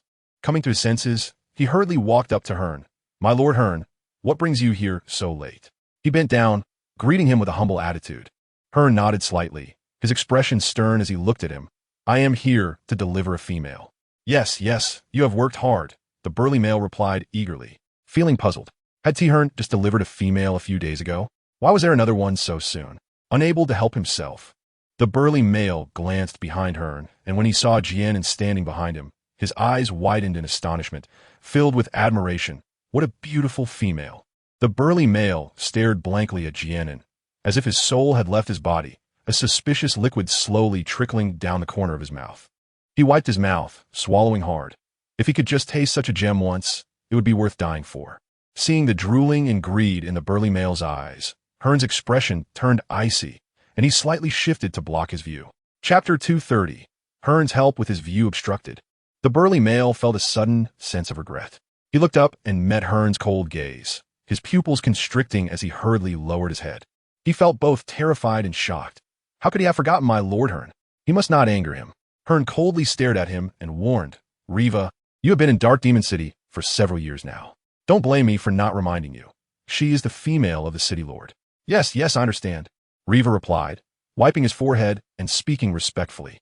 Yet, he felt puzzled. Since this female belonged to the city lord, why was she sent to such a place? Riva cautiously glanced at Hearn's expression and asked, "My lord Hearn, did this female offend the city lord in some way? Which is why? If that is the case, then she has been abandoned by the city lord, right? Can I enjoy her then?" Just thinking about it made him a bit impatient. Of course not. Hearn's cold voice mercilessly shattered Riva's self-righteous fantasies. He coldly said, "It's just that the female is curious and wants to see this place. She will stay here for a few days. As for the city lord's thoughts, how can we possibly fathom them?" Riva's expression turned to one of realization as he nodded and bowed. "So that's how it is. Thank you, my lord Hearn, for the clarification. That was close. I almost lost my life." He dared not doubt Hearn's words at all. Hearn was the most capable subordinate of the city lord and would never go against the city lord's orders. Perhaps the city lord was very fond of this female and, unable to refuse her nature, allowed Hearn to bring her here. Isn't a female as nature often like that? Willful and spoiled. Remembering the beautiful face he had just seen, Riva couldn't help but feel stirred. If it were him, having such a beautiful female, he would agree to any request she made. Hearn nodded slightly, patted Riva's shoulder, and said, "You know what to do. I will leave the female in your care. If she loses even a single hair, you know the city lord's methods." Remembering the city lord's methods, Riva's breath caught in his throat, and he forced a smile. Trembling as he replied, Yes, I understand. I will ensure that this female suffers no harm." Those orcs who could survive in Dark Demon City were not the kind who feared death. But there was one thing that was more terrifying than death, a fate worse than death. Hearn's cold demeanor faded, a faint smile playing on his lips as he said softly, "But you need not worry. If you handle this well, I believe the city lord will promote you. You have been guarding this stone courtyard for several years. Haven't you? Don't you want to change your location?" Hearn knew that merely threatening would not deter bold orcs. A combination of grace and authority was the best approach.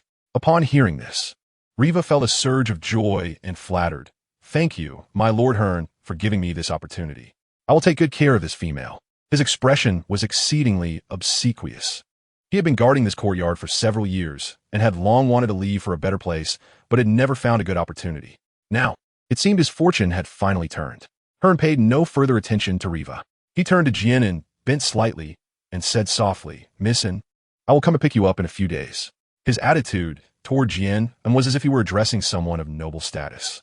Riva's eyes lit up. Even my Lord Hearn treated this female with such respect. It seemed her status in the city lord's heart must be quite high. At this moment, Riva's gaze toward Jian An was no longer filled with greed, but rather cautious and flattering. Chapter 231.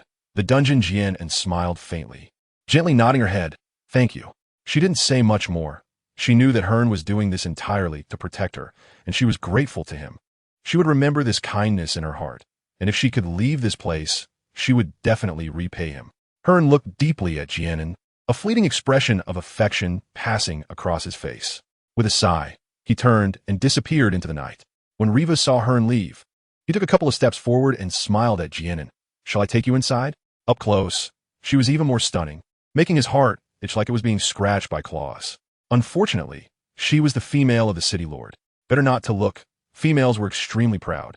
And if this female took offense and whispered in the city lord's ear, his beastly life would be over. With that thought, Riva shifted his gaze, not daring to stare at Jian An any longer. Jian An nodded and followed him into the stone courtyard. She noticed that apart from the initial glance, this male, named Riva, even averted his gaze, not daring to look directly at her face.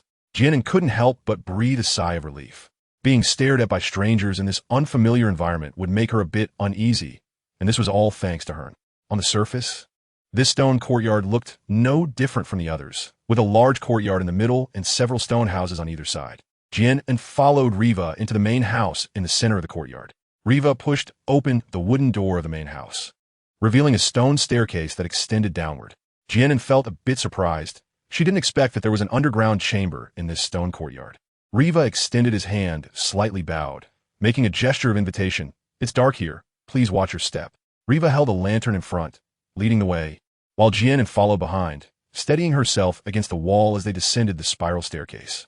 Upon exiting the staircase, they saw a long, narrow corridor that was quite dim, with only a few oil lamps hanging from the stone pillars, emitting faint light.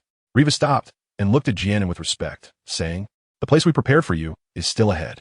Jian An remained silent and gave a faint nod. They wouldn't mind Jian An's attitude. Females were generally quite proud, especially the female of the city lord. Jian An followed Riva down the corridor, a wave of damp, decaying stench wafting into her nose, making her frown involuntarily. Can people really live in a place like this? Not to mention the unpleasant smell. Just a long-term stay in such a damp and dim environment would not only make one sick physically, but could also harm one's mental health. It was very quiet around them, with only the sound of their footsteps echoing.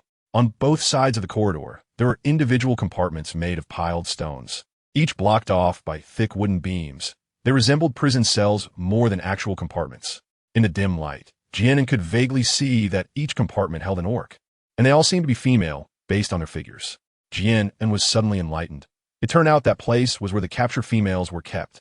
Upon reaching the end of the corridor, Riva opened the door to the rightmost compartment, turned around to look at Jian An, and said with a flattering smile, "There are no females in the compartments ahead, so you can rest assured that no one will disturb you, even if males come over during the day. Since the front compartments are still vacant, they won't come back here, so you won't be discovered living here." Jian An nodded slightly and walked into the compartment. The compartment was very simple, with not even a bed, just a pile of straw arranged as a nest, and a wooden bucket placed in the corner, presumably for convenience. Chapter 232. The Lord's Interests. Liwa scratched his head, slapped his own head, and said, Please wait a moment, I'll go get you some blankets." After saying that, he ran off. Jian An stood in the compartment, neither standing nor sitting. To be honest, ever since she crossed over to the Moro continent, this was the worst place she had ever lived in. With a light sigh, she secretly scolded herself for being too spoiled, even at this point.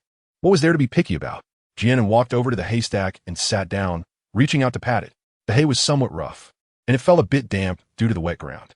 If one were to sleep on this for a long time, they would probably catch rheumatism. Who knows if there are fleas or other things in this haystack? After a moment, the sound of footsteps echoed in the quiet corridor, and Liwa walked into the compartment holding a blanket. With a flattering expression, he looked at Jian An and said, "This place is a bit simple, but please make do with it. If you need anything, just let me know."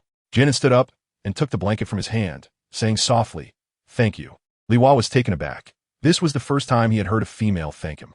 No matter what you did, females always felt it was a given, as if being nice to them was merely an opportunity they granted you. Coming back to his senses, he quickly waved his hand and said, "No need to thank me. It's It's what I should do. I'll one-T lock the door. If you feel bored, you can go out for a walk anytime.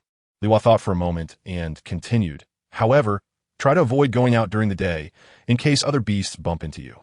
There will be quite a few males coming here during the day, and if one of them is careless and provokes you, he would be in trouble too. I understand. Thank you. Jian An gently nodded.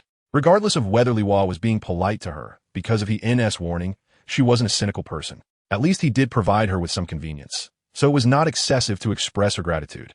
Liwa smiled and waved his hand, saying, "No need to thank me. I'll leave this oil lamp here for you, so you can rest early." Liwa walked out of the compartment, gently closed the door, and on the way back, he felt a bit confused. If it was just curiosity about this place, then one glance would suffice. Why stay for a few days? Was this the Lord's whim? Liwa shook his head, unable to understand, but thinking about his promising future made his steps much lighter. Jian An spread the quilt on the grass pile and quietly waited for a moment. Hearing no particular sounds, she thought that no one should come at this time. With a thought, she entered the space. Her clothes were still wet, and wearing them like this would surely make her sick. Jian An entered the bathroom of the living quarters, removed her clothes, and looked at the black outer robe in her hands. She gently pressed her lips together. This was the robe that Jian had draped over her. She thought she would return it to him when the opportunity arose. After soaking the bath for a while to wash away the chill, Jian An changed into a long dress of the same color that she had taken from the treasure building. Although the floral patterns were slightly different, she thought, surely no one would remember the specific embroidery on her skirt. Outside in the Gobi Desert, amidst the flying sand, a man in a white robe stood under the night sky, gazing into the distance, his magnificent silver hair fluttering in the wind. Suddenly, a red figure flashed into view. It was a fox, entirely fire red. With a shimmer, the fire fox transformed into a charming man in a red robe. The crimson fire pattern on his forehead glowing strikingly in the darkness. The silver-haired man turned around, revealing an extraordinarily handsome face. He looked at the man in the red robe and said lightly, "How is it?" His warm and elegant voice was like a spring breeze. The man in the red robe walked to his side, his long, vibrant red hair creating a graceful arc in the air as he moved. Chapter 233. Various situations. I saw Xiao and being sent into the small city behind the dark demon city. A lazy and melodious voice gradually sounded.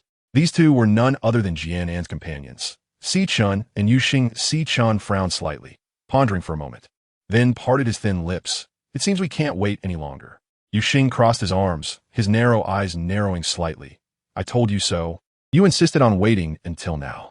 Knowing his temperament, when he saw Jian An appear with Yiling, he would have wanted to take Jian An away from the dark demon city, but Si Chun disagreed. Si Chun glanced at Yu Xing indifferently, and Yu Xing shrugged, sensibly closing his mouth. You're the boss. You call the shots.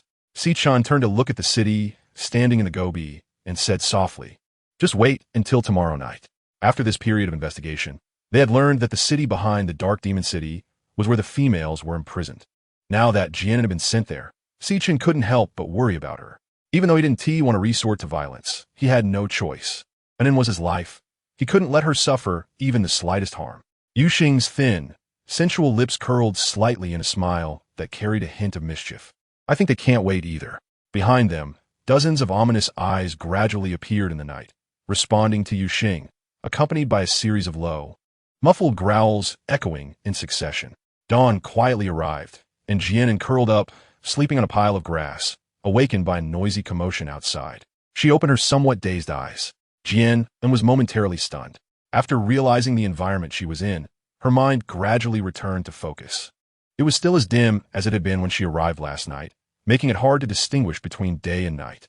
2 ventilated windows were opened on the wall, and the faint light filtering through the vents allowed Jian An to discern that it should be morning. Footsteps echoed in the corridor, accompanied by the voices of several males in conversation, followed by the sound of a door opening. A rustling noise entered Jian An's ears, like the sound of clothes rubbing against each other. Jian An sniffed, unsure if it was just her illusion, but it seemed that her nose caught a whiff of blood. After a moment of silence, a sudden female wail echoed. Jian An was startled, and immediately a continuous stream of angry roars and wails filled her ears, mixed with the sound of flesh slapping. Jian An's heart raced rapidly, and even though she saw the situation ahead, she knew exactly what was happening in her heart. No wonder every female showed fear when mentioning that place. It turned out to be not only a prison for females, but also a source of amusement for males. Jian An covered her ears, trying to block out the sounds, but the chaotic noises seeped through. The howls of the females and the curses of the males felt incredibly eerie and terrifying in this cold environment, making Jian An shiver. Before coming here, she never would have imagined encountering such a situation while living in a peaceful society. Jian An wanted nothing more than to hide in the space. At this moment, she felt incredibly grateful and appreciative of everything Jian had done for her before. Otherwise, her fate was easy to imagine. In the depths of the forest, by the hot spring lake, Jian walked up to Yiling's side and respectfully called out, "City Lord." Yiling opened his eyes, but did not speak. He had soaked in the lake for a whole night, and even the warm spring water could not warm his icy heart at that moment. Jian glanced at him and lowered his head, softly saying, "I have sent a female into the dungeon where females are imprisoned as you instructed." Yiling remained silent, his hands in the water clenched tightly. He understood better than anyone what kind of place that was, and he was still angry about Jian An's resoluteness from last night. Yet deep down, he couldn't help but worry. Chapter 234. Wake him up. Jian silently watched Yiling for a while, hesitated, and then asked, "City Lord, do you really want to keep it in the dungeon?" Yiling did not turn around. He gazed at the calm surface of the lake and coldly replied, "She doesn't know what's good for her. This is her own choice. Has my usual tolerance made her think she can provoke my authority at will? If that's the case, then let her experience true darkness. How can she resist with her insignificant strength?" Jian looked at Yiling's back and softly said, "To be frank, that was your coercion that forced him to make such a choice." Yiling suddenly turned his head, his gaze icy as he stared at Jian. "What did you say?" He doubted whether he had heard correctly. Jian met Yiling's cold eyes and bluntly stated, "It was your coercion that made him choose this way." Yiling's gray eyes narrowed slightly, mocking, "So I forced her to stab me?" "Yes," Jian replied without flinching. "If you hadn't forced him, she wouldn't have stabbed you in a moment of desperation." Yiling sneered, a hint of displeasure on his face, and coldly asked, "She is my possession. Do I need her consent to touch her? Isn't it natural for the weak to obey the strong?" Seeing this, Jian sighed lightly. "Yiling, no one belongs to anyone. Your thinking has been wrong from the beginning." He called Yiling by name for many years. Since Yiling became the city lord, he had always addressed him as such. He wanted to awaken Yiling. The one standing in front of him was not just a subordinate, but a brother who had grown up with him. Hearing Jian call his name, Yiling was momentarily stunned, as if they had returned to their childhood. Jian looked at Yiling and said, "Have you forgotten the former city lord? Your father beast and your mother beast?" Yiling's expression suddenly darkened, his eyes cold and flashing with a chilling light. "Don't mention that female to me." "Mother beast? Does she deserve that? A female who dared to kill her own mate and offspring. How could she be worthy of being my mother beast?" Jian was not intimidated by Yiling's icy demeanor. He stepped forward, squatted down to meet his gaze, and said, "I know she hurt you and the former city lord. She is at fault. But if your father beast hadn't shut up." Before Jian could finish, Yiling interrupted him sharply. "Jian, what exactly do you want to say? Have I been too lenient with you, making you forget your own identity?" Jian sighed, a hint of determination on his face. "Even if you want to kill me today, I must finish what I have to say. Yiling, do you know you are walking the same path as your father beast? Do you really want to see yourself and end up like that?" Yiling curled his lips in a cold smile and said in a contemptuous tone, "There are so many females on the continent. Without her, there will be other females.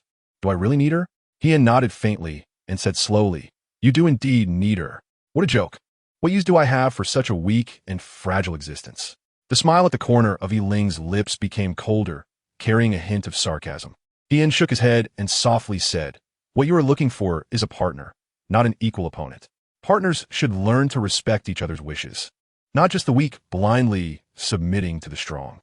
Jian gazed deeply at him and slowly spoke, "If you can accept other females, then what about the females I send to the stone tower every few days? Have you ever looked at them? Have you not seen your own heart clearly?" Chapter 235. See your own heart clearly. Yiling was taken aback, a look of confusion appearing on his stern face for the first time. His heart? Since his father bee's death, he had thought his heart had long since died. But when he met Jian An, he found that the lake of his heart, which had been as still as dead water, had stirred once again, all because of Jian and Yiling. "You have become emotional," Jian calmly stated this fact. Yiling's eyes flickered. He had become emotional? He liked a female? If someone had told him before that he would have feelings for a female, he would have scoffed and laughed it off. But now, Yiling lowered his head, reaching out to touch his chest, where he still felt pain because of that female. Jian An's every frown and smile were vividly imprinted in his mind. That was why he wanted to confine her by his side, to make her belong only to him. So when he learned that Jian An had a partner, he was so angry because he was jealous. Yiling suddenly realized that when he was beside Jian An, he would unconsciously let down his guard, which was why he had allowed Jian An to injure him so easily last night. It was because he subconsciously trusted her. After Jian An heard him, he was extremely furious. He thought he would definitely kill this ungrateful female, but when he unleashed his soul power, he deliberately missed. Because he couldn't bear to let her get hurt. Yiling made Jian An choose, but deep down he longed for her to care about him too. When Jian An would rather choose death than bond with him. At that moment, his heart felt as if it had been violently ripped apart. The bloody pain making it hard for him to breathe. Yiling suddenly raised his head, yes. He had feelings. For that audacious female who dared to scold him, hit him, and even hurt him, he had feelings. Jian subtly observed the changes in Yiling's expression, and seeing the unusual light in his eyes. Jian felt a surge of joy. It seemed he had finally awakened. City Lord, allow me to remind you, you know best what kind of place the dungeon is. Within's beauty in the dungeon. Jian interrupted Yiling's thoughts, reminding him. Yiling frowned, his cold gaze narrowing at him. Haven't you taken care of it? Based on Jian's understanding of him, he should have seen through his feelings for Jian An long ago and would definitely not let anything happen to her. Jian spoke seriously without a hint of guilt.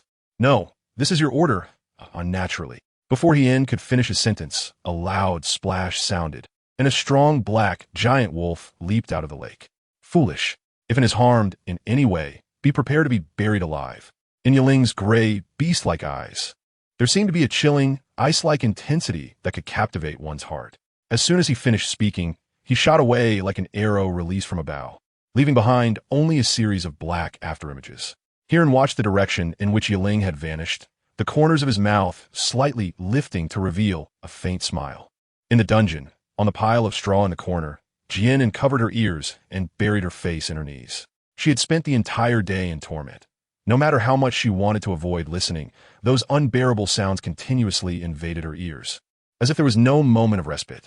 Beside the pile of straw, there were several plates of food, the breakfast and lunch that Riva had sent, but Jian An hadn't touched them at all. In a dungeon filled with wails and cries, how could she possibly eat? Jian An slightly raised her head, looking towards the window on the wall, hoping the night would arrive quickly. With a creak, the door of the compartment was pushed open, and Jian An saw Liwa entering with 2 plates of food in hand. Liwa walked to Jian An's side, and, seeing the untouched food on the ground, couldn't help but be taken aback. Chapter 236. What is hidden behind? Liwa looked at Jian An and asked softly, is this food not to your taste? Why haven't you touched it at all? Are you unwell? Jian An gently shook her head, saying she just didn't have an appetite. Even if she was carefree, she couldn't possibly be indifferent to the sounds from outside. Liwa nodded, a flattering expression on his face as he said, if there's anything you'd like to eat, don't hesitate to tell me. I'll prepare it for you.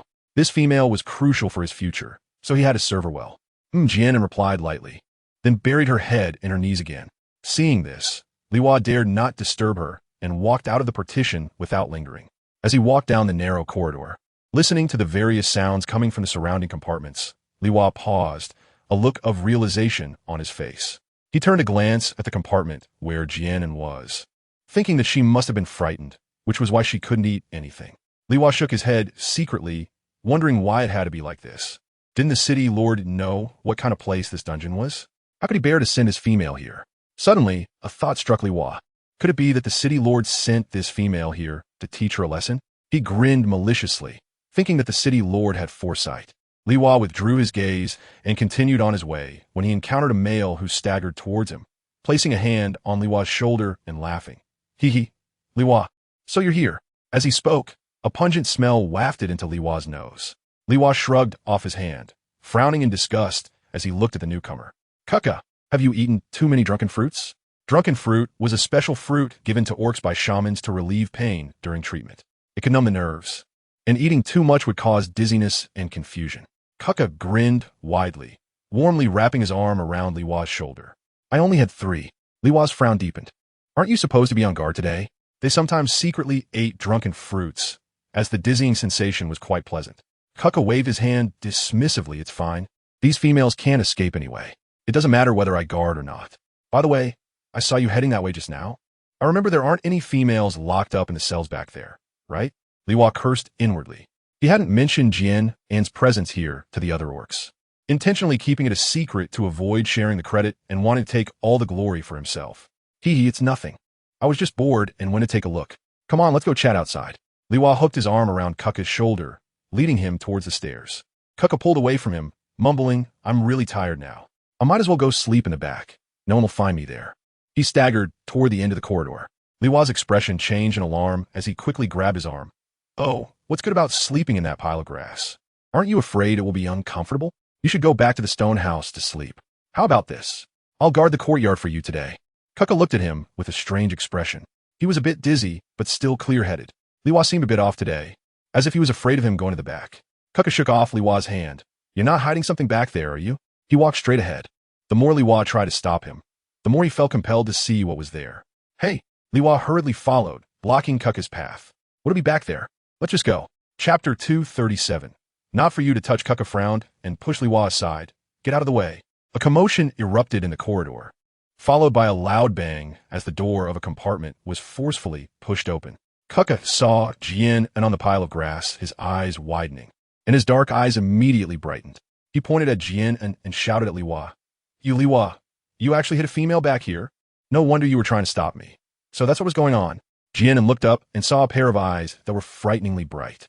The gaze was filled with an inexplicable fervor, piercing into her like a needle, making Jian An shiver in shock.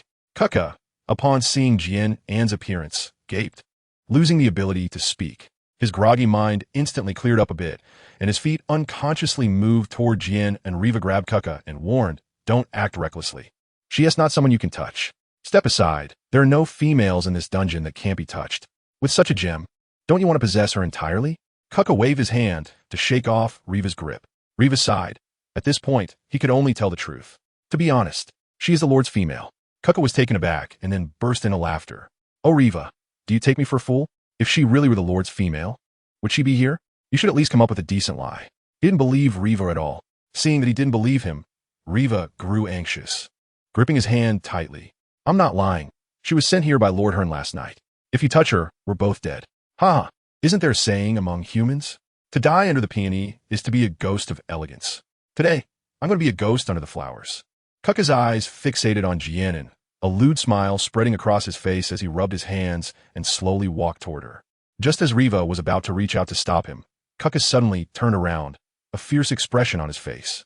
Riva, let me tell you, we're both two-star soul beasts, and I'm a bit stronger than you. If you dare to stop me again, I won't mind killing you first before enjoying this female.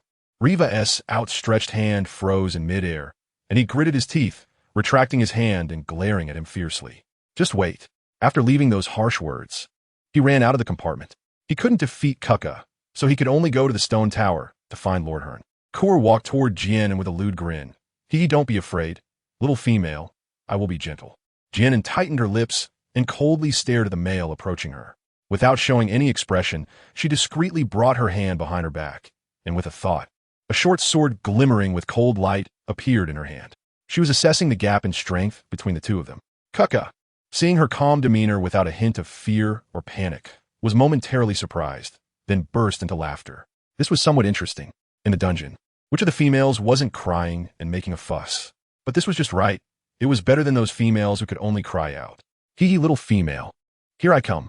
Kaka rushed forward suddenly from the haystack towards Jian, and Jian An's eyes were slightly dark as she pressed her hands against her chest. Kaka tackled Jian and pinned her down, but at the same time, the short sword in Jian An's hand was thrust straight into his chest, hitting the heart perfectly. Kaka's eyes widened in disbelief and fear, and he could only manage to utter one word before his breath ceased, collapsing weakly on top of Jian An.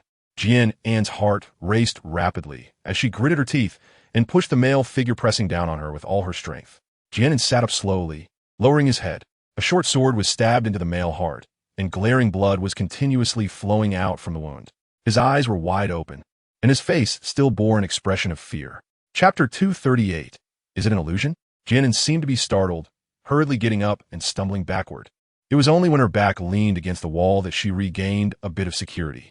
Completely drained, Jian An collapsed to the ground, staring at the crimson blood staining her hands and dress, her hands trembling uncontrollably. I killed someone. Jian An's face was filled with horror. She had killed someone. She had personally plunged that sharp short sword into the male's heart. His face before he died was still vividly imprinted in her mind. Jian An felt a chill all over her body, curling up and tightly hugging her legs. Fear, anxiety, panic, and helplessness swirled in her heart, leaving her at a loss. A crystal-clear tear rolled down from the corner of her eye. Jian An cried softly, shaking her head gently. "It's not my fault. He wanted to hurt me. I just wanted to protect myself," she murmured to comfort herself. Suddenly, several loud noises came from outside the corridor. Jian An, like a startled bird, jumped up and looked warily towards the door. A continuous sound of fighting and piercing screams echoed from outside, mixed with faint female cries.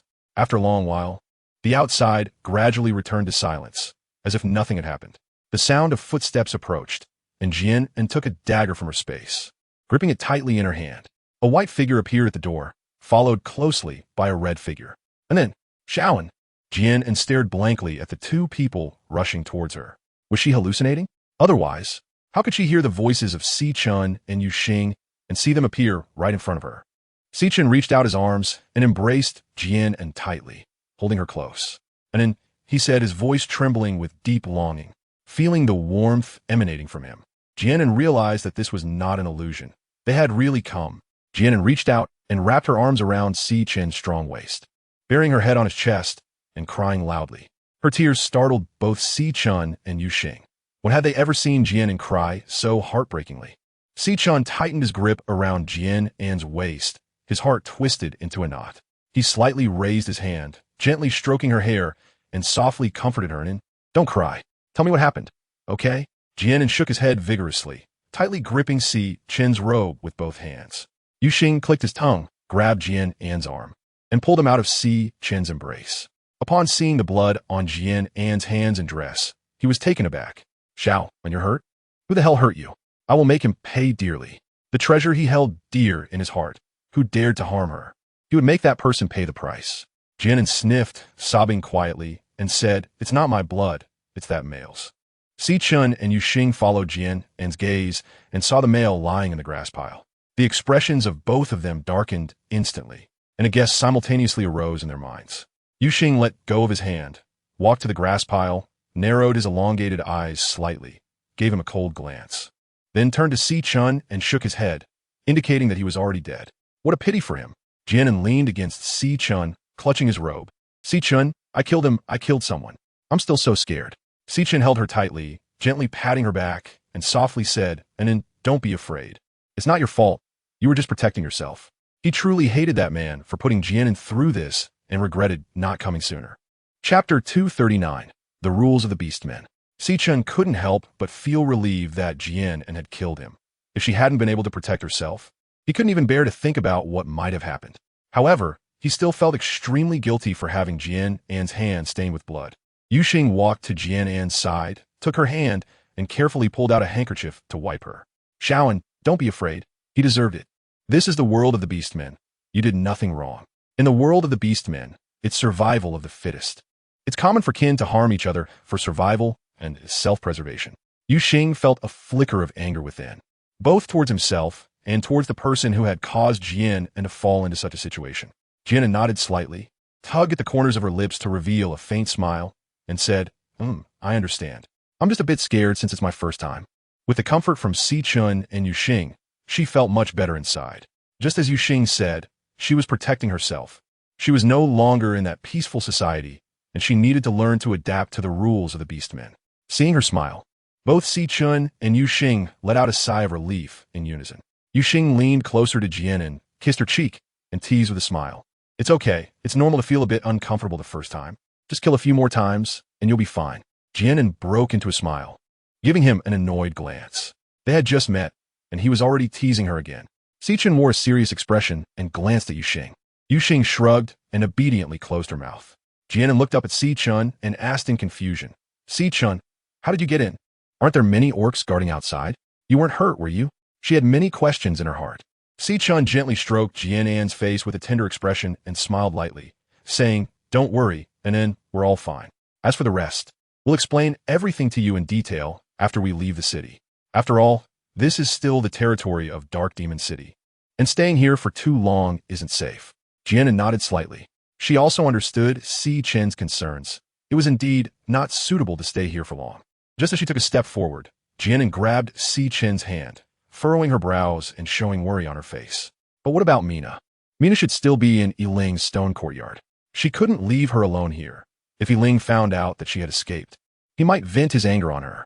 Yuxing reached out to hold Jian An's other hand, gently squeezing it and smiling reassuringly.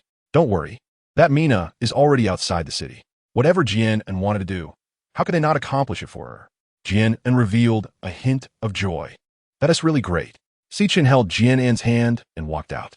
As soon as they stepped out of the compartment, he embraced Jian An, pressing her head against his chest, and in, "Don't look, I'll take you away." He instinctively didn't want Jian An to see these bloody scenes. Jian An didn't ask much and obediently leaned in his arms, allowing Si Chen to carry her. She naturally trusted Si Chen. He must have a reason for telling her not to look. As they walked down the corridor of the dungeon, Jian An caught a strong smell of blood. Remembering the initial sounds of fighting, her thoughts stirred, and she had some guesses. She couldn't help but feel warm inside. Si Chen was always so considerate of her. Just as they were about to reach the stairs, Jian An suddenly stopped. Yuxing asked with a hint of confusion, "Xiaoan, why aren't you moving?" Jian An slightly raised her head, looking up at Si Chen, and softly asked, "Si Chen, can we let those females in the dungeon out?" Although she didn't know how Si Chen and Yuxing got in, she understood that they must have gone through a lot of trouble. She didn't want Si Chen and Yuxing to take those females with them, but just to let them out. Chapter 240. Familiar females. Jian An is self-aware. If she can't even protect herself, how can she rescue these females? All she can do is provide them with an opportunity. Whether they can escape depends on their own fate. Si Chen's lips curled up slightly as he looked at Jian An in his arms with gentle eyes. He had known long ago that An would bring this up. A soft affection unconsciously filled his heart. And it is always like this, kind yet not blind. She could have easily asked him and Yuxing to take these females out together. No matter what Jian An asks for, they will never refuse. But she didn't. Only saying that those females could be released. How could such a hurt not make him love her? Yuxing raised an eyebrow, chuckled softly, and rubbed the top of Jian An's head, already knowing you would say that. Every cell's lock has been opened. Still as soft-hearted as ever. But this is also one of the reasons he admires Jian An. Jian An nodded, breaking into a smile. They always understand her so well. Then let's go. Jian An gently leaned against Si Chen's embrace. As she turned, out of the corner of her eye, she caught sight of a female in the first cell and couldn't help but be taken aback, vaguely feeling she looked somewhat familiar. After a moment's thought, she remembered. This female was Baikila, who used to live with her in the stone courtyard. Jian An patted Si Chen's hand, asking him to wait for a moment. However, Si Chen didn't let go, furrowing his brows slightly, a hint of worry appearing on his face. Jian An looked at him with a puzzled expression, wondering what was wrong and what he was worried about. Yuxing lazily leaned against the wall and said lightly, "It's just that you spoil her too much. She should see more of these scenes, so she won't be scared to death just because she killed an orc." Didn't he feel heartbroken too? He just wanted Jian An to adapt to the survival rules of the orcs. These were experiences that had to be gone through. Jian An glared at Yuxing, turned her head, and smiled gently at Si Chen. "Si Chen, don't worry, I'm fine." She had mentally prepared herself for what she might see. Si Chen sighed helplessly and released his grip as instructed. Jian An turned around. Although she had mentally prepared herself beforehand, she couldn't help but be stunned by the scene before her. The narrow corridor was filled with the bodies of orcs, and bright red blood flowed on the ground, forming a small puddle. Fortunately, there were no dismembered limbs or scenes of flesh flying everywhere. Each orc had been pierced through the chest, a single blow being fatal. Jian An exhaled and turned back to smile at the two, indicating that she was fine. She surprisingly adapted very quickly. Perhaps she had to thank Yiling for this. What she witnessed in the arena was much more shocking than what she was experiencing now. Jian An shook her head with a smile, wondering why she suddenly thought of this. Gathering her thoughts, she stepped into the first cell. Baikila sat on the ground with a pale face and vacant eyes. Her hair disheveled and falling behind her, her clothes tattered. Jian An squatted down beside her and gently said, "Baikila, do you remember me? Amen."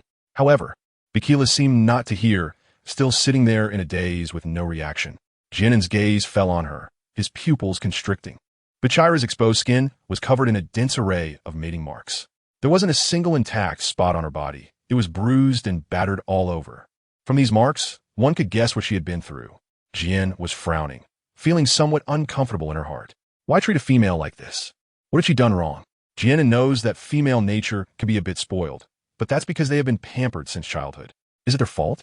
Jian An also knows that perhaps some females only view their partners as tools. But are all females really like that? Chapter 241. The suddenly arrived female isn't Mina. Whom? Jian An knows. Just one example. Why should the harm caused by other females be imposed on all females? Jian An once again deeply realized the tragic nature of females on this continent. Females are precious because they are rare, and because they are precious, they are pampered from birth.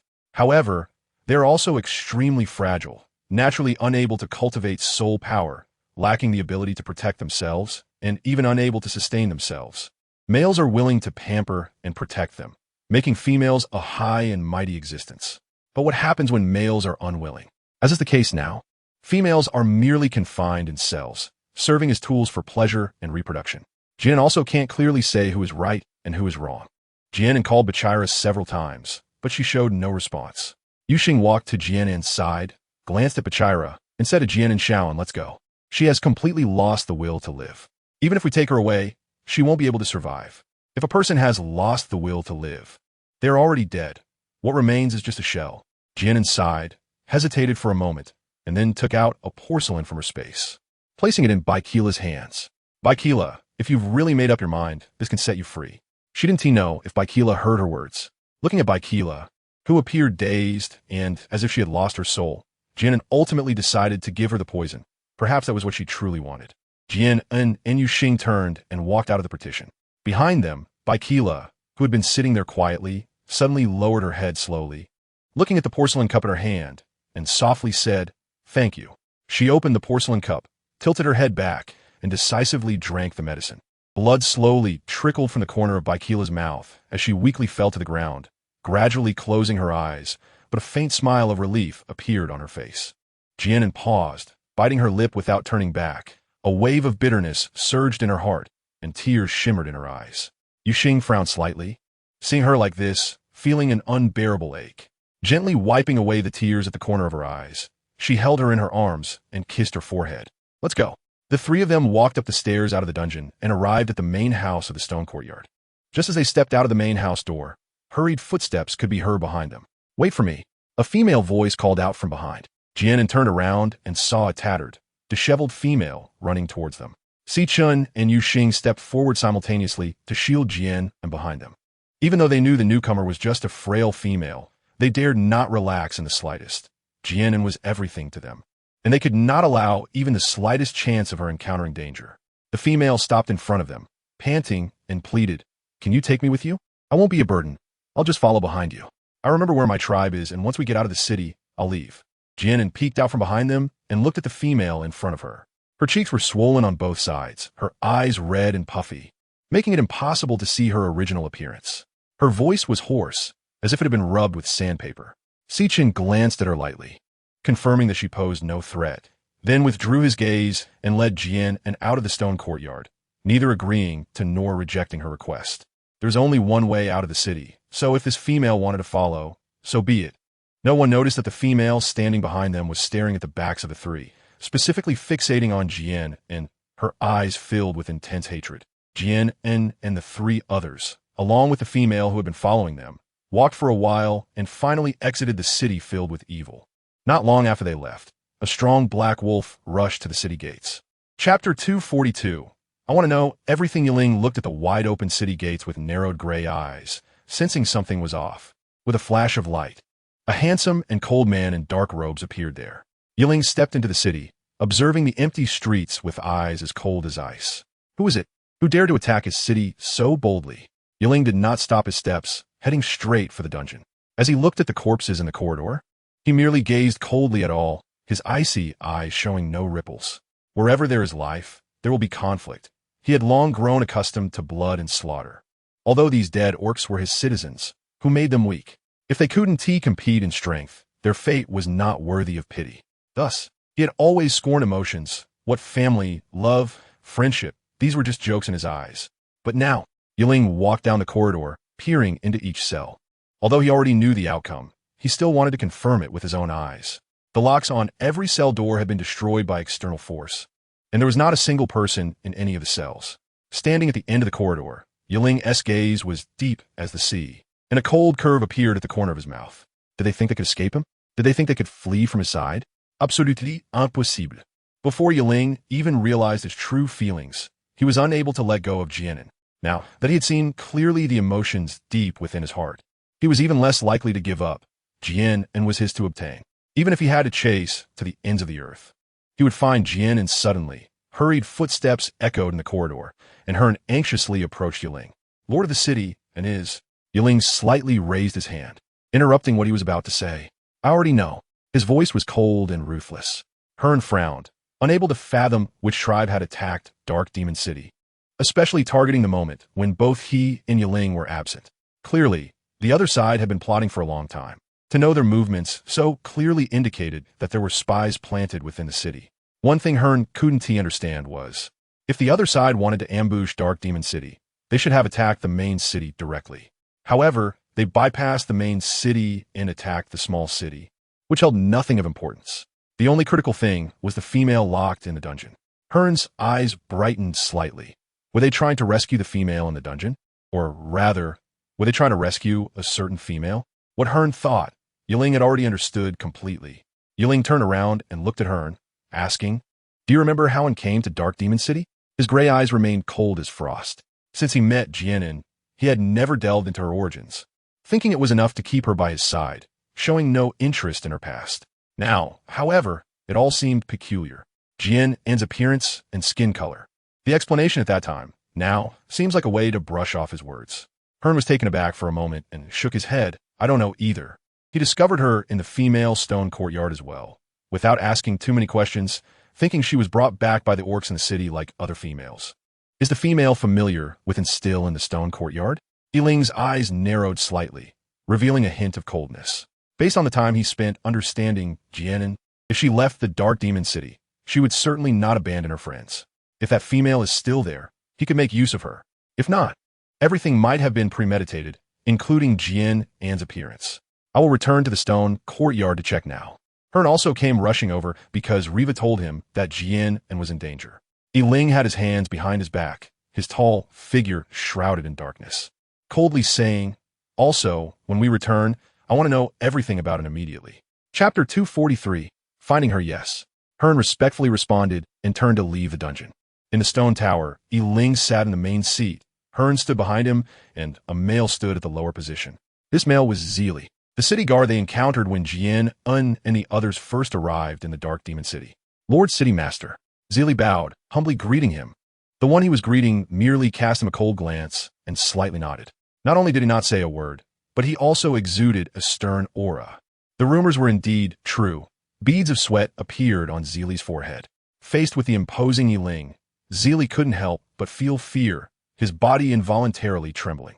Hearn, standing behind Yiling, timely spoke. The city master called you here to ask you some things. Just answer truthfully, no need to be nervous. Look at how scared he is, he's about to shake apart. Yes, as long as it's something I know, I wouldn't dare to conceal it. Zili nodded repeatedly, raising his hand to wipe his forehead. Yiling's long fingers tapped on the armrest of the chair, coldly saying, Tell me everything you know about him. Zili showed a puzzled expression. Who isn't? Hearn cleared his throat and softly said, It's the female with black spots on her face. Oh, I know that ugly female. Zili's face lit up with realization. He had a strong impression of that female, as she was the ugliest female he had seen in years. Ugly female. A hint of displeasure flashed in Yiling's heart, his gray eyes narrowing, sharp gaze landing on Zili. Zili's breath suddenly caught in his throat, and he quickly lowered his head, feeling a bit flustered in his heart. Did he say something wrong? Why did the city master suddenly get angry? Hearn rubbed his forehead and quietly reminded, City master, if you keep this up, how are we going to get information about the female? And it's too late to care about a title now. Where have you been all this time? Yiling shot him a sidelong glance and coldly snorted, but the imposing aura around him did soften a bit. Hearn looked at Zili below. Zili, tell us in detail about that female. Yes. Zili hurriedly nodded. That ugly female was brought by 2 male orcs. They said they were wandering beasts surviving in the wild and wanted to come to the Dark Demon City. He forced a smile, just about to continue speaking when Yiling interrupted him. 2 males? Yiling coldly stared at Zili below. What kind of males are they? Zili answered nervously. They are 2 3-star soul beasts. One has silver long hair, and the other has red hair. In just this short while, he was drenched in cold sweat. Yiling frowned. then recalled the 2 bonding marks he saw on Jian An. Could it be a coincidence? After a moment of silence, a cold smile appeared at the corner of Yiling's mouth. Heh, it seems we have all been fooled by her. What coming to seek refuge? What capturing the female? All fabricated reasons. However, what was their purpose? They went through so much trouble to infiltrate the Dark Demon City, only to leave easily. This point Yiling could never understand. No matter how hard he thought, he would not consider that Jian An had put herself into the wolf's den to save her friend. This was something Yiling, who had lived in darkness since childhood, could not comprehend. Zili stood there trembling, and seeing Yiling wave his hand at him, Zili felt as if he had received a reprieve, bent down, and hurriedly left the stone tower. City Master, what should we do next? Hearn asked softly, believing Yiling would never let Jian An leave just like that. Of course, find her. A cold voice resonated slowly in the hall. No matter where Jian An fled, he would find her. What he had determined would not slip from his hands. Yiling stood up and walked out of the stone tower, with Hearn closely following. Chapter 244, scolding her for being stupid outside the desolate Gobi in a forest. Jian An took a sip of water from a bamboo tube and looked at Si-chun beside her, asking, Si-chun, where is Mina? Didn't you say she was already outside the city? There was no one in sight around them, except for a few people. Si-chun smiled gently, reaching out to ruffle her hair. And don't worry, I've already sent the orcs from White Tiger City to take her back to the Fox Clan tribe. She should arrive by tomorrow. Jian An nodded slightly, feeling relieved. As long as Mina was safe and sound, everything she had done was worth it. However, while she breathed a sigh of relief, she couldn't help but feel a bit frustrated. Upon reflection, it seemed she hadn't been of any help at all. Instead, she had put herself in danger. In the end, it wasn't just Si-chun and Yu Xing who brought Mina out, but they also had to come to her rescue. Jian An hung her head in frustration, feeling utterly useless. Si-chun smiled slightly, his gaze soft as he looked at her.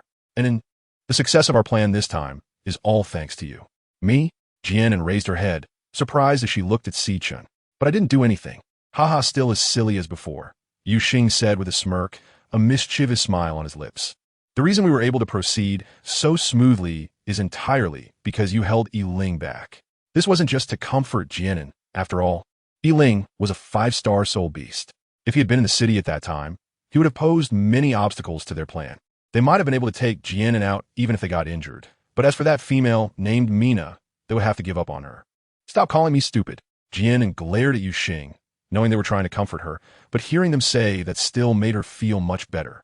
Jian An looked up at Si-chun and asked curiously, Si-chun, how did you manage to bring Mina out of Yiling's stone courtyard? Also, how did you know I was in the dungeon?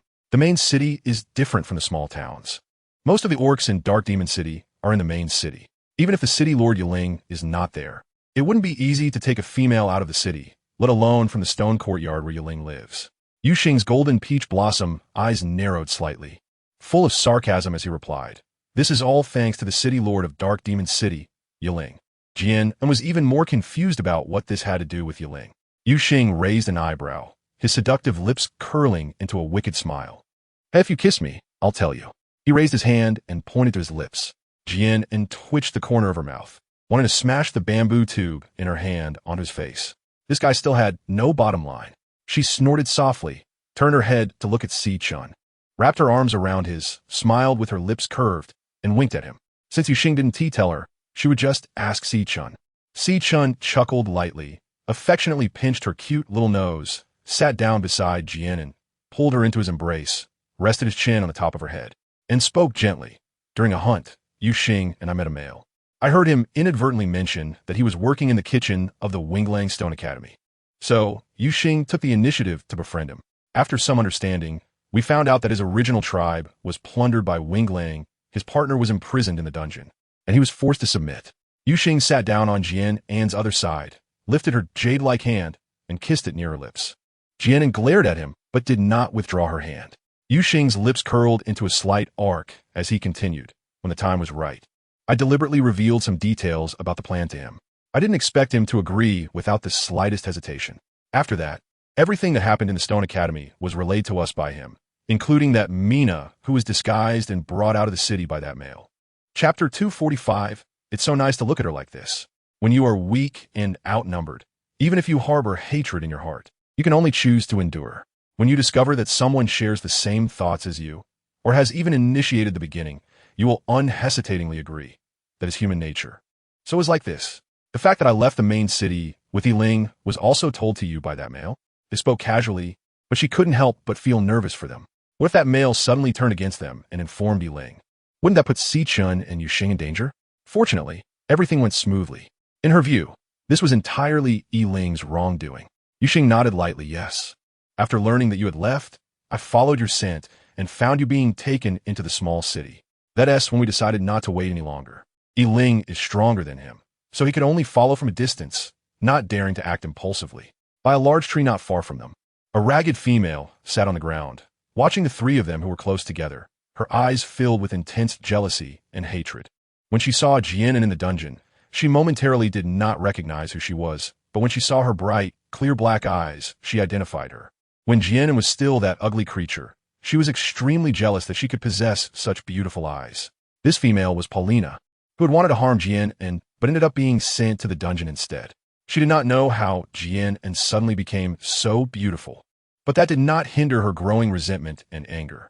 With red-rimmed eyes, she stared at the two males beside Jian An, feeling that even though she already had such an excellent partner, why did she have to compete with her for Yiling? Her miserable state was all because of Jian An. How could Jian An still be over there, laughing and talking with her partner? Jealousy, resentment, anger, and hatred churned within her heart. She wished she could rush over and scratch Jian An's face right now. Paulina's fingers clenched into fists. Even as her nails dug deep into her palms, bringing sharp pain, she felt nothing. Yuxing caressed Jian An's hair, lowered his head, and gazed at her, admiring her stunning face and smiling eyes. A beautiful arc unconsciously appeared at the corner of Yuxing's mouth, his heart filled with joy and satisfaction. It was so nice to look at her like this. Suddenly, his fingers paused, and his gaze darkened. Jian An turned to look at him, and, seeing Yuxing's serious expression, couldn't help but feel puzzled as she asked, "What's wrong?" Sichun grabbed Jian An and stood up. "He is here." "Who is here?" Jian An showed a hint of confusion, but when she saw the dark figure in the distance, her eyes widened slightly. "Yiling, what a troublesome guy." Yuxing clicked his tongue and cursed quietly. "Let's go." Sichun decisively pulled Jian An to run deeper into the forest. When Paulina saw Yiling, she was first delighted, but the jealousy that erupted in her heart nearly made her gasp for breath. Did Yiling come all this way for Jian An? Does he really like that female? Watching Jian An and the others' backs, Paulina gritted her teeth and followed. Jian An and the other two kept running deeper into the forest. When they finally emerged from the woods, there was no path ahead. A steep cliff loomed before them. They were unfamiliar with the terrain and naturally had no idea that the end of the forest would lead to a cliff. Jian An walked to the edge of the cliff and cautiously looked down. The steep cliff was bottomless, and the protruding rocks on the cliff face resembled the fangs of a devil. A gust of wind howled past, producing a whistling sound from the cliff, as if a giant beast was letting out a terrifying roar. Jian An took a step back, tightly holding Shichen's hand. Her expression worried as she asked, "Shichen, what should we do?" Chapter 246. The battle becomes chaotic. Shichen embraced Jian An closely, intertwining their fingers, his warm voice whispering in her ear, and then, "Don't be afraid. I'm here." No matter what happened, he would not let Jian An come a harm. Sounds of rustling came from the exit of the forest. Yiling stepped out of the forest, with Yian following behind him. Seeing Jian An leaning against that white-robed male, Yiling felt particularly irked. He narrowed his eyes and coldly said, "And come here." His tone was still one that brooked no refusal. Jian An was his. She could only stay in his embrace. Yuxing frowned in displeasure and coldly shouted, "Little An is not yours. Don't speak to her in that commanding tone." No matter how one looked at Yiling, he was extremely unpleasant. Yiling looked at him coldly, his icy gaze filled with disdain, thinking that she would soon belong only to him. As long as he got rid of these two annoying males, Jian An would be solely his. Shichen leaned closer to Jian An's ear and softly said, "And then, in a moment, Yuxing and I will hold him off. You leave first." Given Yiling's attitude, this battle was unavoidable.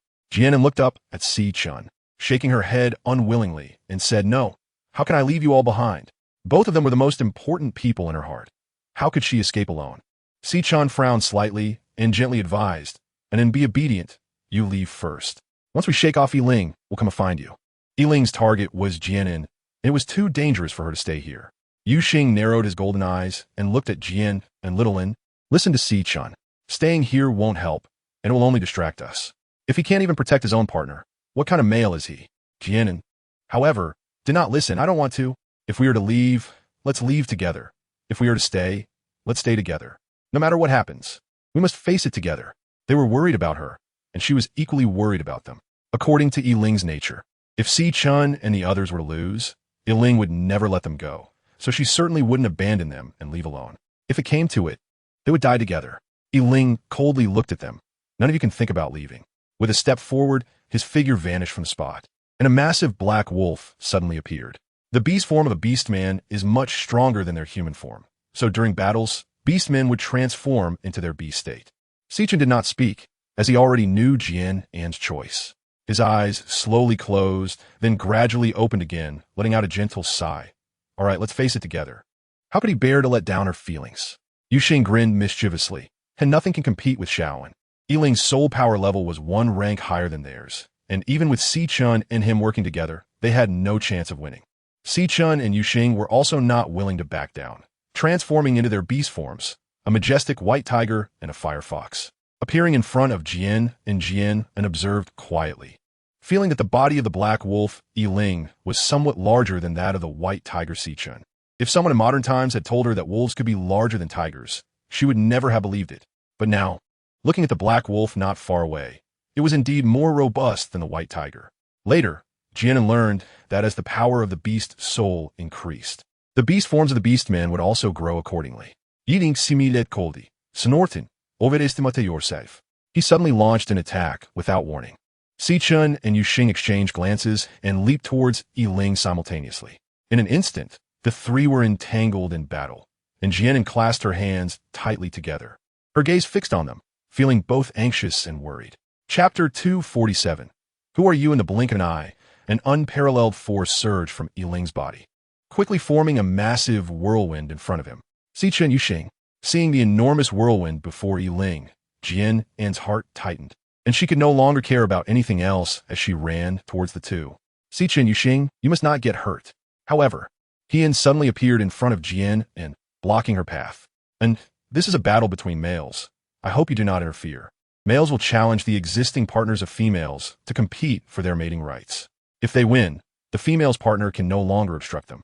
As he spoke, Yiling directed the whirlwind in his hand towards Si-chun and Yuxing. Si-chun and Yuxing shifted their bodies slightly and deftly dodged it. Seeing them evade Yiling's attack, Jian An couldn't help but breathe a sigh of relief.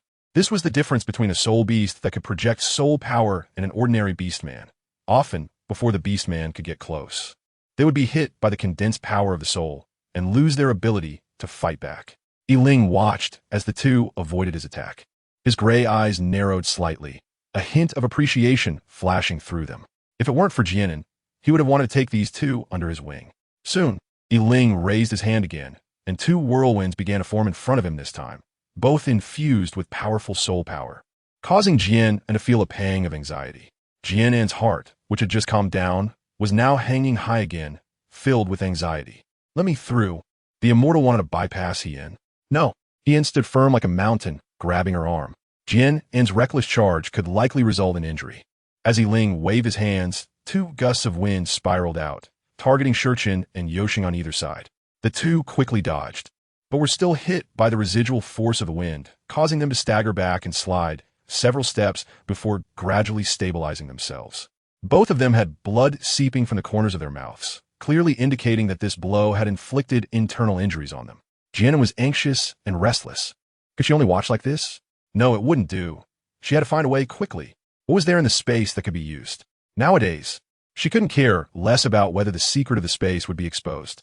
Just as Jian An was about to take out a hidden weapon from the space, Polina, who had been silently standing at a distance, walked up behind Jian An and said ominously, "Are those two males both your partners?" The hoarse voice echoed in Jian An's ear. Jian An was startled and turned around, only to find it was the female who had been following them all along. However, she was puzzled as to why this female was still around. After glancing at her, Jian An withdrew her gaze, not in the mood to answer her questions. Suddenly, Polina reached out and grabbed Jian An's arm, speaking to herself, "I really envy you. Not only do you have two such outstanding partners, but even the city lord has intentions for you. It's enough to make one envious to the point of resentment."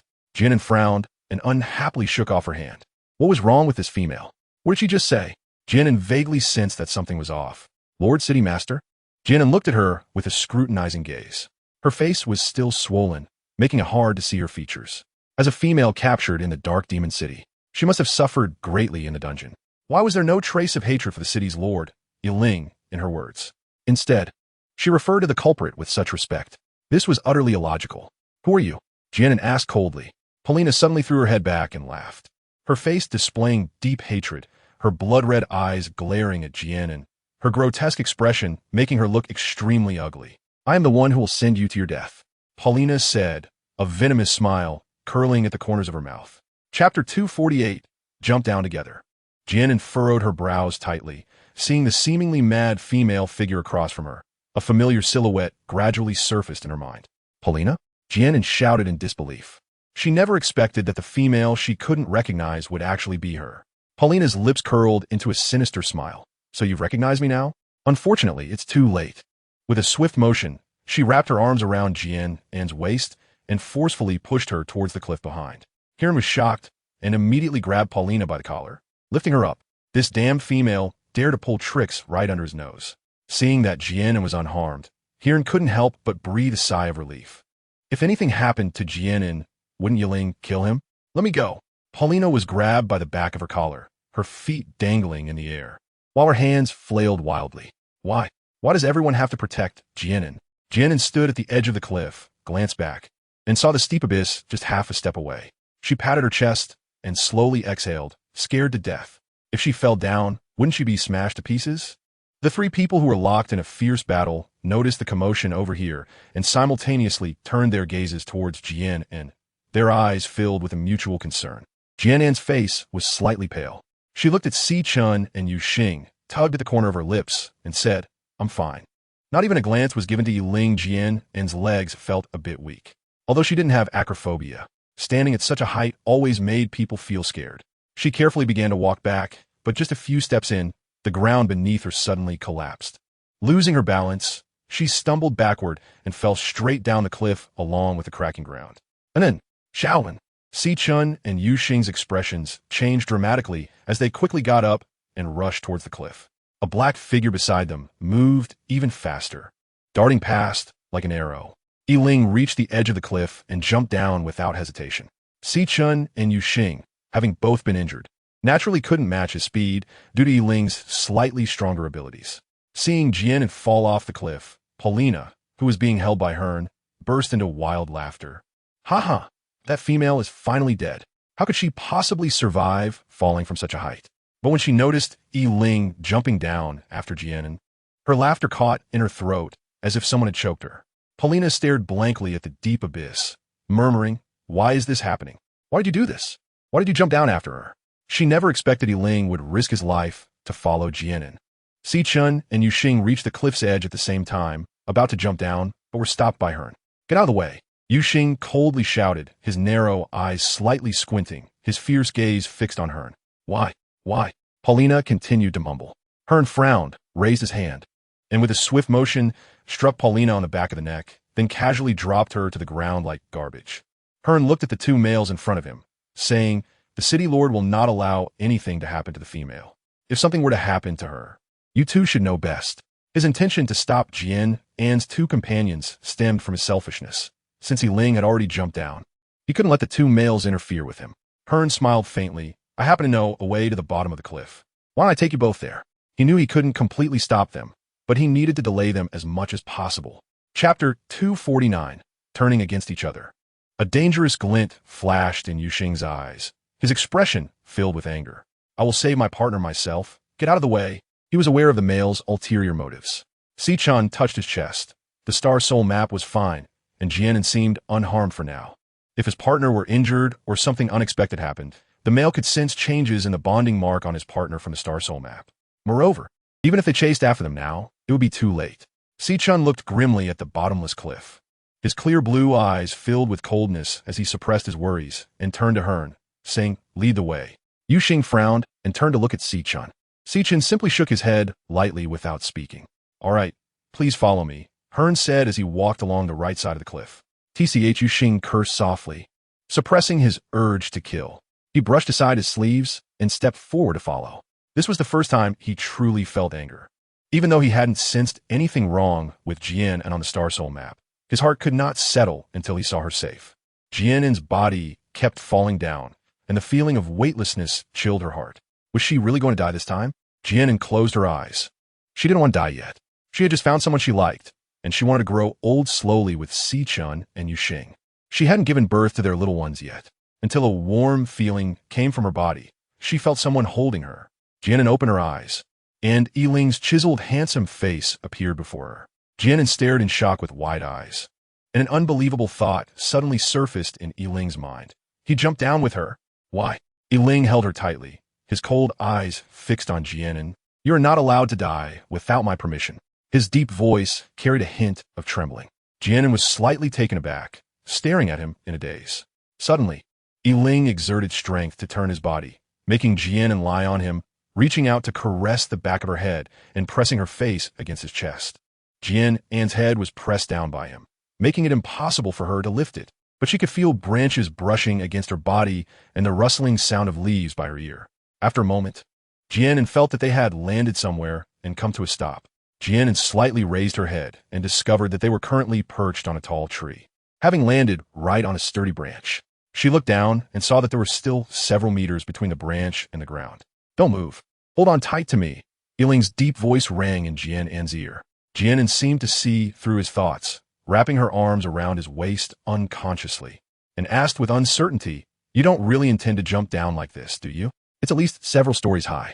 Jumping down directly like this would either kill you or leave you severely injured. Seeing the flickering light in Jian An's eyes, Yiling couldn't help but feel a playful urge, the corners of his mouth curling up into a smile as he looked at her. Are you scared? Then don't let go. It's best if you never let go. Before Jian An could respond, Yiling embraced her, turned, and leaped down, landing steadily on the ground.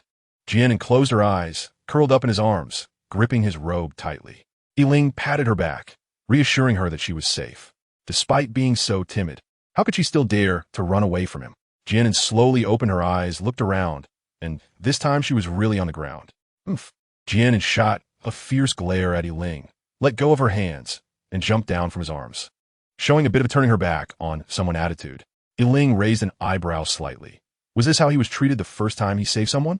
He couldn't help but feel quite complicated inside. Chapter 250, Foot Fetish? Jian An furrowed her brows and scanned her surroundings. All she could see were trees, and she needed to find her way back quickly. Si-chun and Yuxing must be worried about her. She randomly chose a direction and headed that way. Yiling paused for a moment, watching Jian An disappear into the woods. He stepped forward, grabbed her hand, and said coldly, Don't wander around. We don't know if there are wild animals nearby.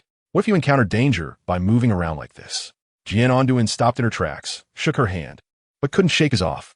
With her brows slightly furrowed and an expression of displeasure, she looked at Yiling and said, Let go of me. Speaking is one thing, but holding her hand is another. Yiling kept a stern face and remained silent, simply gazing at her. Jian An felt uneasy under his gaze, and she stared back at him defiantly. What do you want? If you have something to say, just say it. Stop staring at me. Yiling raised his hand and pinched Jian An's cheek. It's only been half a day since we last saw each other, and your temper has really flared up, hasn't it? You dare to talk to me like this? Jian An reached out to grab his wrist and mumbled, Let go first. She actually meant to say you let go first, but her cheek was pinched by Yiling, making her words somewhat unclear. Unable to express herself clearly, she could only glare at him fiercely with her eyes to show her dissatisfaction. Heh! Yiling curled his lips and laughed lightly. He realized that when he was with Jian An, he couldn't help but smile, laughing more times than he had in the past few years. He released his grip and said, Stay obediently by my side. If you dare to run around again, I'll tie you to my belt. Jian An rubbed her cheek, glaring at him angrily. Upon hearing his threat, she couldn't help but twitch her lips and rolled her eyes in silence. Fine. A good woman doesn't suffer losses in front of her. If she couldn't win, she had to concede. Yiling checked the direction and led Jian An towards the right side of the forest. After walking for a long time, they still hadn't exited the woods. Jian An stretched out her hand to pat her leg and secretly glanced at Yiling beside her. Did he even know the way back?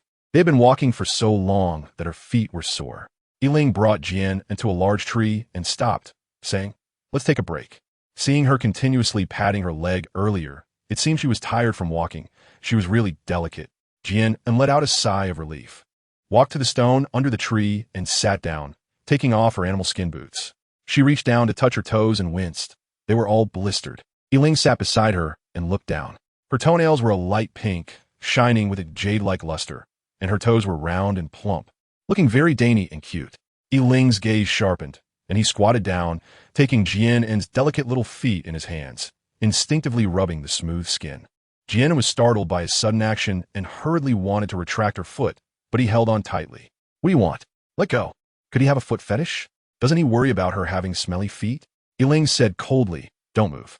You're already injured, yet you're still so restless. He took out a porcelain bottle from his waist, opened the cap, and poured the medicinal liquid onto Jian An's blistered toes. The cool medicinal liquid applied to the blisters caused a slight stinging sensation, making Jian An's toes involuntarily curl inward. After applying it twice, just as Yiling was about to apply it a third time, Jian An pulled her foot back from his palm and awkwardly said, thank you. 2 applications are enough. Don't waste it. This herbal medicine was very precious in the beast world. Beasts only used it when they had serious injuries. They wouldn't waste it on minor scrapes and bruises. If he used this entire bottle on her blisters, it would be too extravagant.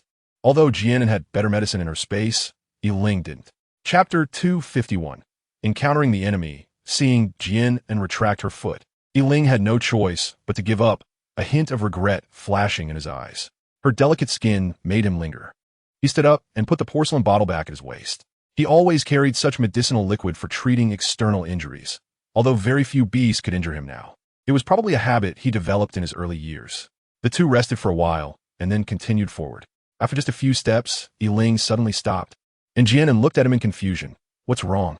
Yiling walked up to her, slightly crouched down, turned to look at her, and said, come up. In his usual tone that was impossible to refuse. Jian An finally understood his intention. Did he mean to carry her? She repeatedly waved her hand and said, no need. I can walk by myself. Although she had blisters on her feet, she could still walk. Letting Yiling carry her? Forget it. Yiling frowned slightly. Not liking to carry her? Fine. He stood up and reached out his hand to Jian An. Then I will just hold you. Jian An took 2 steps back and quickly shook her head, saying, no, I choose to carry it. Well, arms can't win against thighs. Based on Yiling's personality, if she didn't choose one, he would definitely use her as a form of resistance. Come on. Yiling slightly nodded and squatted down again. Jian An hesitated for a moment, then moved behind him, cautiously placing her hand on his shoulder. Unexpectedly, Yiling suddenly stood up, and Jian An lost her balance, her body instinctively tilting backward due to inertia. In a moment of panic, she subconsciously wrapped her arms around Yiling's neck. Yiling smiled slightly, lifting her by her hips, and said, don't let go, or you might fall a moment. This is how you should behave. Jian An, if she still doesn't realize that he did it on purpose, then her more than 10 years have been in vain. She glared at Yiling's back of the head with indignation, opened her mouth, and silently cursed a few times. It was as if Yiling had eyes in the back of his head. Just after she cursed a couple of times, he suddenly turned his head and asked coldly, what are you saying? Jian An quickly forced a smile and said, I didn't say anything. It's really strange. How did he know she was cursing at him? Yiling turned back, a faint smile appearing at the corners of his mouth. Given Jian An's temper, he thought she might curse him behind his back for forcing her to do something she was unwilling to do, so he just wanted to scare her a little. Seeing the spark in her eyes, he was surprised that she really was cursing him behind his back. Instead of getting angry, Yiling felt quite pleased. He found great satisfaction in being able to get along with Jian An like this.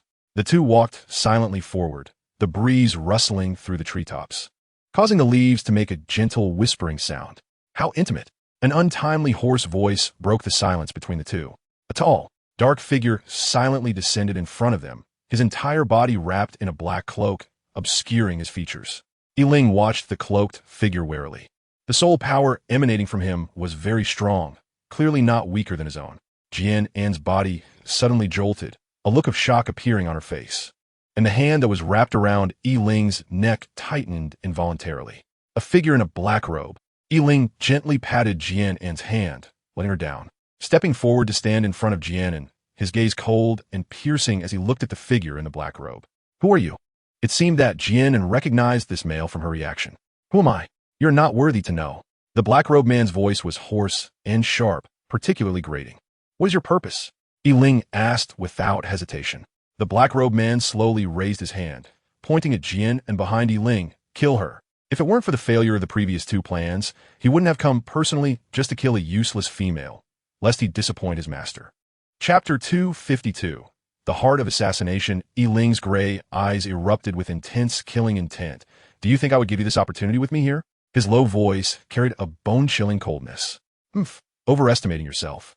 The black-robed man slightly raised both hands, an invisible force emanating from his body, forming a circle of airflow centered around him, causing the black robe he wore to rustle. The hood obscuring his face was blown away, but he was wearing a mask that matched the color of his robe, both black.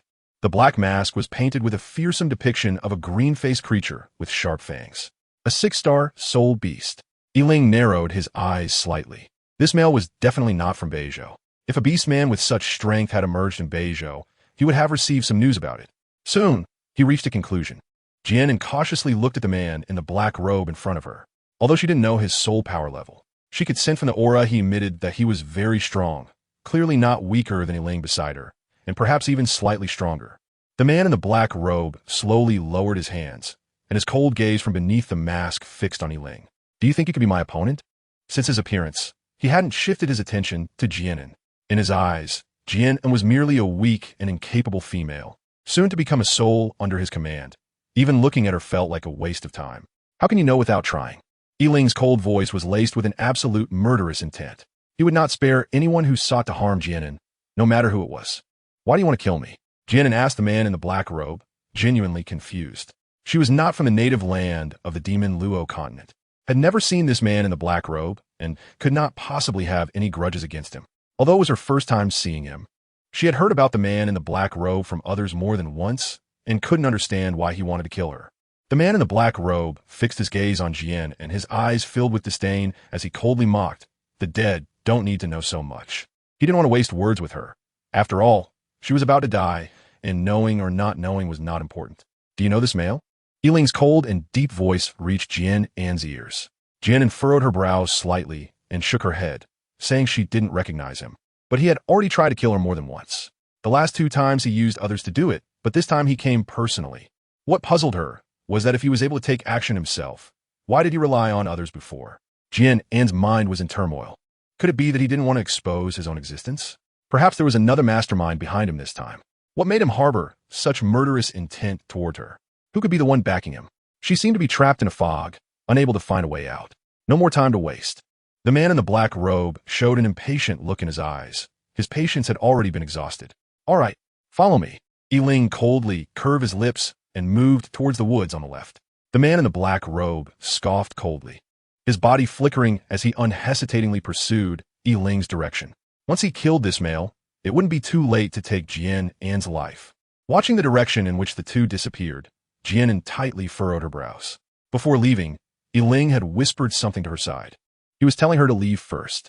Jian An retracted her gaze and walked towards the woods on her right. After taking a few steps, she suddenly stopped, her hands clenched into fists at her side. "Oh, why are you so useless? I told you to practice properly, but you slacked off. Such a waste of the soul crystal in the space." Jian An lightly tapped her head, murmuring in frustration. Gritting her teeth, she turned around and ran in the direction where the two had disappeared. Chapter 253. Going back to find him. Jian An could take advantage of Ling holding off the black-robed man to escape, but upon careful consideration, if Ling were to lose, the black-robed man would turn back to hunt her down. With her meager strength, she would certainly meet a dead end. Moreover, she couldn't bear to trade someone else's life for her own survival, even if she were fortunate enough to escape. She would live with a guilty conscience for the rest of her life. Returning was not only to save Ling, but also to save herself. She had something in her space that might help them get rid of the black-robed man. Half an hour later, Jian An finally spotted the two figures in a grove. One in black and one in dark gray were fighting in the woods, still maintaining their human forms and not transforming into beasts. Their soul powers clashed continuously, unleashing terrifying force. The surrounding trees had long been reduced to ruins, and chaos reigned everywhere. Jian An stood at a distance, afraid to approach, knowing that with her weak strength, she could not withstand even a single blow from any of them. Ling and the man in the black robe clashed powerfully once again, stirring up a whirlwind of dust, with a loud sound of breaking air ringing in her ears. After a round of fighting, the two figures quickly separated, standing far apart. Ling's expression was somewhat grim, with several tears in his dark robe, revealing deep wounds that were clearly serious. In contrast, the man in the black robe, aside from the torn areas of his robe, still appeared unfazed. He glanced in Jian An's direction, and a hint of murderous intent appeared at the corner of his mouth hidden beneath the Fong mask. Umph, she dares to come back. Well, that saves him a lot of trouble. Sensing Jian An's presence, Yiling turned to look back and frowned upon seeing her distant figure. Why did she come back? Wasn't she supposed to leave first? Truly disobedient. The man in the black robe walked towards Jian An, thinking that since she was here, he no longer needed to waste time on this male and should resolve her quickly to avoid prolonged troubles. Noticing the black-robed man's movements, Yiling swiftly moved to Jian An's side, shielding her behind him. Weren't you told to leave first? Do you not value your life? Yiling's voice was filled with coldness and irritation. If it weren't for the wrong timing, he would definitely teach this disobedient female a lesson. Jian An was not angry, even when he was fierce with her. She tiptoed and whispered in Yiling's ear, "When I call your name later, you just step aside." Okay. Yiling squinted slightly, a hint of confusion flashing in his heart, not knowing what Jian An wanted to do, but he chose to trust her. This feeling was strange. For someone who had always lived in darkness, trust was the most deadly existence. Yet deep down, he wanted to trust Jian An, though he couldn't quite articulate his feelings. Perhaps it was because Jian An was someone he cared about. The man in the black robe approached the two, and Yiling left a sentence, "Stay here," before confronting him. The two quickly engaged in combat again, and Jian An's mind moved as she took something out from the space, gripping it tightly in her hand, her eyes fixed on the two battling figures, searching for the right moment. "Now, Yiling!" Jian An shouted. Receiving the signal, Yiling's figure flashed as he leaped to the side. Jian An seized the opportunity and threw the object in his hand towards the man in black. The man in black stood still, disdainfully watching Jian An, and effortlessly caught the incoming object with one hand. A mocking cold smile appeared at the corner of his mouth, thinking Jian An was just trying to scare him. He was indeed an incompetent female, only capable of playing these useless tricks. Yiling quickly moved beside Jian An, and without a word, Jian An grabbed his hand and turned to run. The man in black toyed with the iron ball in his hand, just as he was about to chase after them. Suddenly, the black iron ball exploded. Chapter 254. Severe injury. The man in black was taken aback, hurriedly casting a layer of soul power shield, but it was too late. With a loud bang, he was caught off guard and was thrown back by the shockwave of the explosion, crashing into several trees before landing heavily on the ground. Smoke filled the surroundings, and as the smoke cleared, the man in black coughed a few times and struggled to get up. At this point, his black robe was already tattered, and the fanged mask on his face cracked in the middle with a snap, falling to the ground, revealing a handsome face. The man in black covered his chest and slowly stood up, his face showing a sinister expression. Damn it! He slammed his fist hard against a nearby tree, his once clear voice now completely different from its initial hoarse and sharp tone. He never dreamed that Jian An had such a powerful weapon in hand. He was now seriously injured, and it was impossible for him to catch up. Reluctantly, he had to give up. Being severely injured by someone he looked down upon filled him with increasing rage. The man in black glanced in the direction Jian An had disappeared, vowing to take Jian An's life next time. Slowly, he turned and left, disappearing into the depths of the forest. Jian An pulled Yiling and ran straight into the woods. Hearing the explosion behind them, she curled her lips. Even if that man in the black robe wasn't killed, he definitely wouldn't be doing well now. Not long after, Yiling suddenly spat out a mouthful of blood, coughed twice, and wobbled to his knees on the ground. He had suffered serious internal injuries in this battle and needed to recover properly for a while. The 6-star soul beast was indeed very strong. However, if they met again next time, he would definitely not lose again. Jian An crouched down, looking at him with a worried expression. "How are you? You've coughed up blood. You must be seriously injured." Yiling shook his head lightly. "I'm fine." He coughed a few times and suddenly spat out another mouthful of blood. "Is this what you call fine? What would it take for you to be considered injured?" Jian An glared at Yiling fiercely. He was just putting on a brave face. Seeing him spit blood made her feel a bit uneasy. After all, Yiling was hurt while trying to protect her. Yiling's lips curved into a faint smile. Are you concerned about me?" As soon as he finished speaking, he couldn't help but cough again. "You're injured and still want tea, take it easy." Jian An rolled her eyes at Yiling, pulled his arm over her shoulder, and helped him to his feet, softly asking, "Can you still walk?" He couldn't go on like this. They needed to find a place to rest. "No problem." Yiling nodded slightly. Jian An still needed his protection, and he wouldn't easily give up. The two of them walked toward the right side of the woods, and after about half an hour, Jian An discovered a cave behind a patch of grass. Jian An helped Yiling into the cave and let him sit on the ground to rest. Yiling's complexion was very poor, pale and bloodless, and the wounds on his body were still bleeding continuously. Jian An's brows were tightly knitted. At this rate, no matter how strong he was, he would inevitably bleed to death. You rest here for a moment. I'll go find some water. Jian An turned to leave. Behind her, Yiling suddenly grabbed her hand, slightly shook his head, and weakly tugged at the corner of his mouth. Don't go, I'm fine. Just need to rest a bit. It's too dangerous for you to go out alone. There might be wild beasts lurking in the woods. And he was not at ease letting Jian An go out by herself. Jian An sighed, took out a dagger from her waist, and waved it in front of him, smiling as she said, Look, I have a weapon, and it's not dark yet, so the beast won't come out to hunt. She didn't really intend to go find water. She just wanted to take some hemostatic medicine from her space, so she was looking for an excuse to leave. However, Yiling refused to let go, his eyes fixed intently on her. Chapter 255. Healing. Jian An felt a bit helpless as she pried his hand open. I really won't be in any danger. You just rest well, and I'll be back soon. After saying that, she walked towards the cave entrance. When she reached the mouth of the cave, she heard a sound behind her. Jian An turned around in confusion and saw Yiling lying motionless on the ground. Jian An was startled and hurried to his side. Yiling's face was as pale as paper, and his breathing was so weak that it was barely noticeable. Jian An cautiously extended her foot and gently kicked him. Hey, are you dead? Yiling showed no response. She crouched down and reached out to check his breath with her finger. Jian An slowly exhaled a breath, relieved that he was still alive. Jian An took out a few medicinal oranges from the space and dripped their juice onto the wound on Yiling's body, where the bone was visible. The wound healed rapidly, at a speed visible to the naked eye. After tending to his external injuries, Jian An took out a bamboo tube filled with water from the space. She gently pinched Yiling's cheek and carefully fed the water into his mouth. Yiling's throat slightly moved, indicating that he had swallowed the water. Jian An followed the method as before and fed him the remaining medicinal orange juice. After doing all this, she carefully observed Yiling's complexion and, seeing that his color gradually improved, she finally felt relieved and sat quietly beside him, waiting for him to wake up.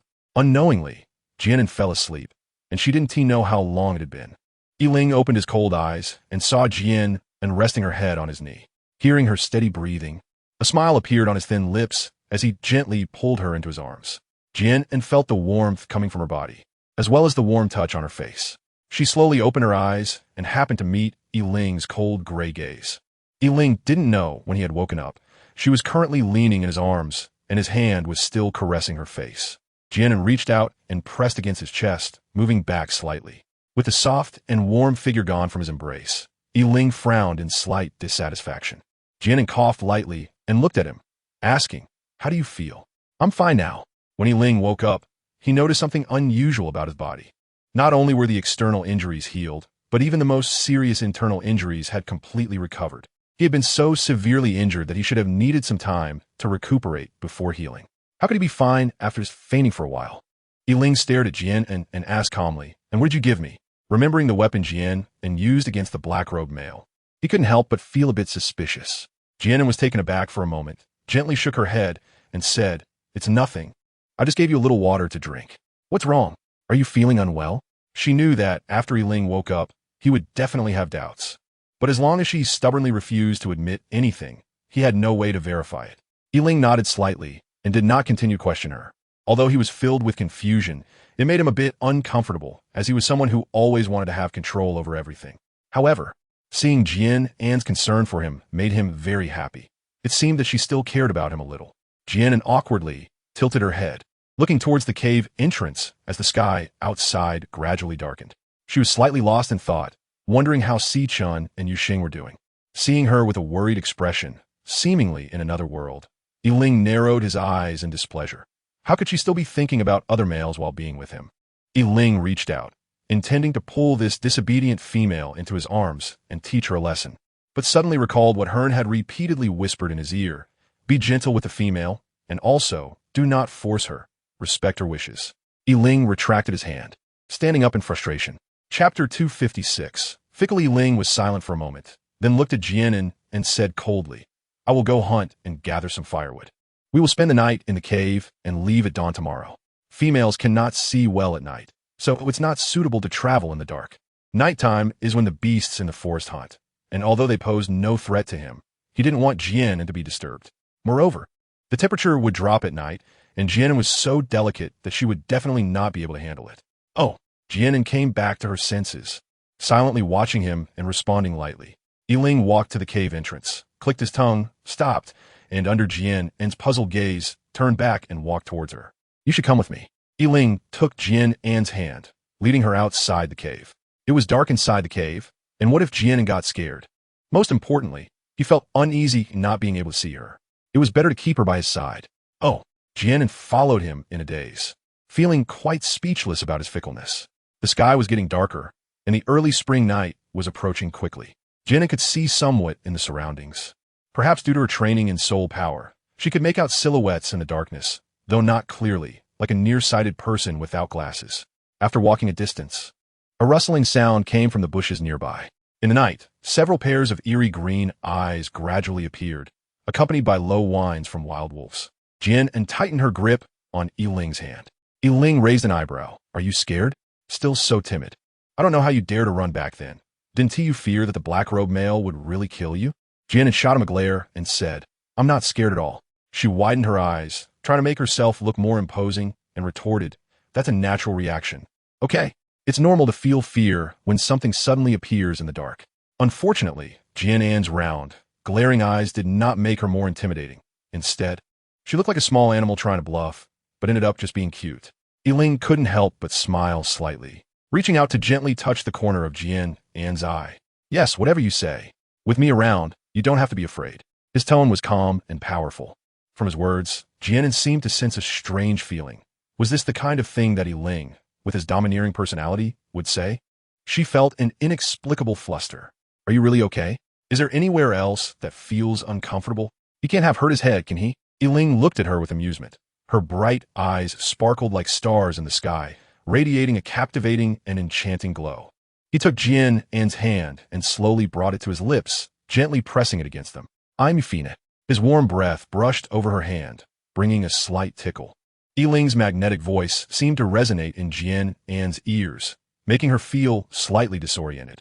As long as you can stay by my side, I'll always be this good. Jian An was slightly taken aback, as an extremely absurd guess sprang to her mind, and she couldn't stop her wandering thoughts. Yiling likes her? Remembering the moments spent with him in the past, but it couldn't be, right? Was that what liking someone looked like? Oh, Jian An maintained her composure and replied coldly. Yiling frowned. Did she not understand the meaning behind his words? Why was her reaction so indifferent? However, before he could say anything else, a wolf lurking in the shadows could no longer hold back and walked out from the grass. Eyes fixed on Jian An and the others, thick drool dripping from the corners of its mouth. Chapter 257. Hope she thought too much. Yiling was feeling frustrated at the moment, and these beasts dared to disturb him. Yiling smiled coldly, and with a wave of his hand, several wind blades flew towards the wolves. The wolves sensed the powerful aura from Yiling and turned to flee. But it was too late. With a few howls of despair, the wolves were struck by the wind blades and fell to the ground, lifeless. So powerful. Jian An's eyes lit up slightly. This was what it meant to take an enemy's life in an instant. She didn't know when she would be able to do that. Although she had experienced it once before, it was unconscious. Now, she didn't have that confidence.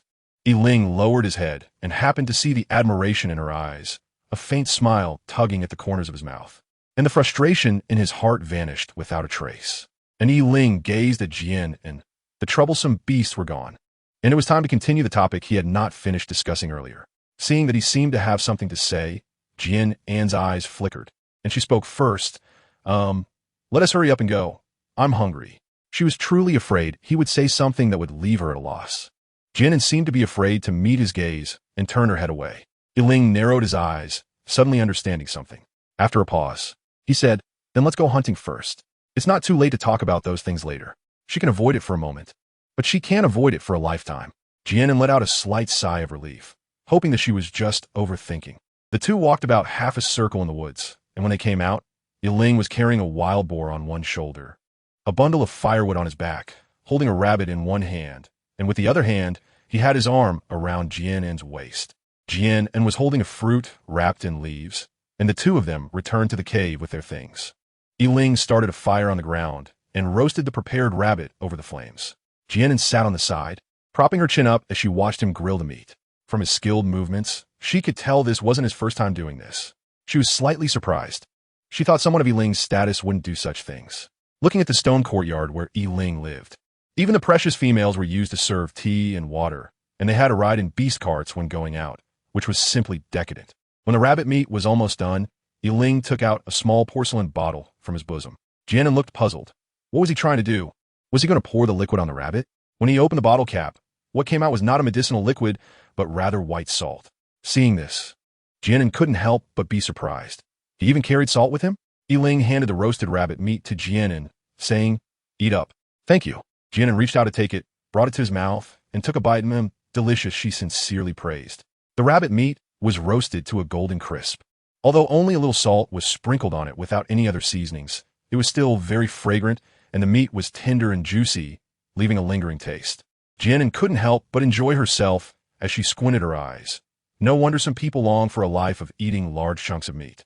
Eating a rabbit like this, directly, feels completely different from having the food cut into pieces and placed on a plate. This sense of satisfaction truly brings happiness.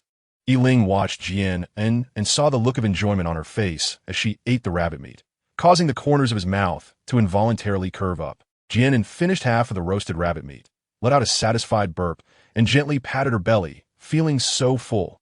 "Are you full?" Yiling couldn't help but ask, seeing her patting her belly. I'm full," Jian nodded.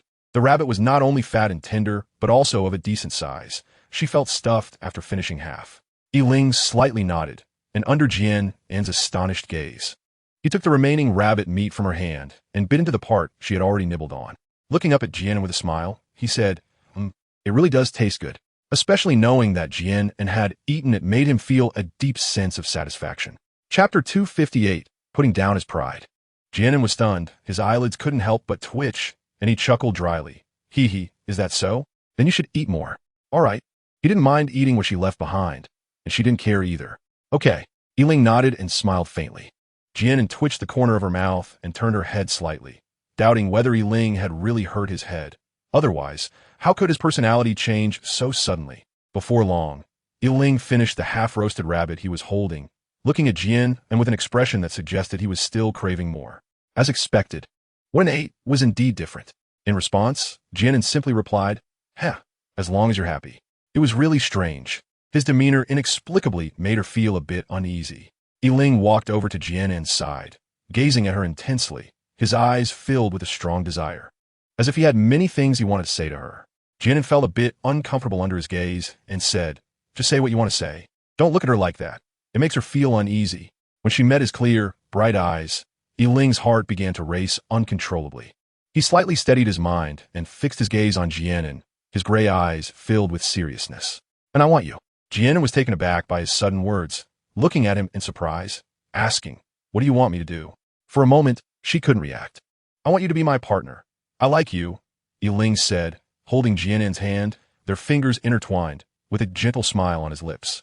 His expression was calm, but inside he was very nervous, and the other hand that hung by his side couldn't help but clench tightly.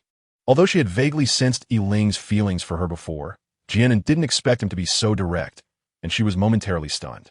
After a long while, she slowly spoke, "Thank you, but I'm sorry, I already have a partner." She knew that this response was too cruel, but she already had Si Chun and Yu Xing by her side. Loving someone was already a very exhausting affair, let alone when her heart was tied to two people. Yiling was momentarily taken aback. His body stiffened for a moment, and a hint of sadness flashed in his eyes. He didn't expect Jian An to refuse him so decisively. After hesitating for a moment, he said, "You can abandon them." In that instant, he threw Hian's advice out of his mind and instinctively spoke the words that were deep in his heart. Jian An raised her eyebrows slightly and looked at him displeased. "What did you say?" Yiling came back to his senses and explained, having only two partners is too few. In both the tribe and the city, which female doesn't have several partners by her side? It's truly rare for a female like Jian An to have only two partners. Jian An nodded lightly, which was her way of accepting his explanation. But she still felt a bit angry inside. She had heard every word he said clearly. Yiling's cold face showed a hint of desolation, and his gray eyes dimmed a little. "Can I follow you?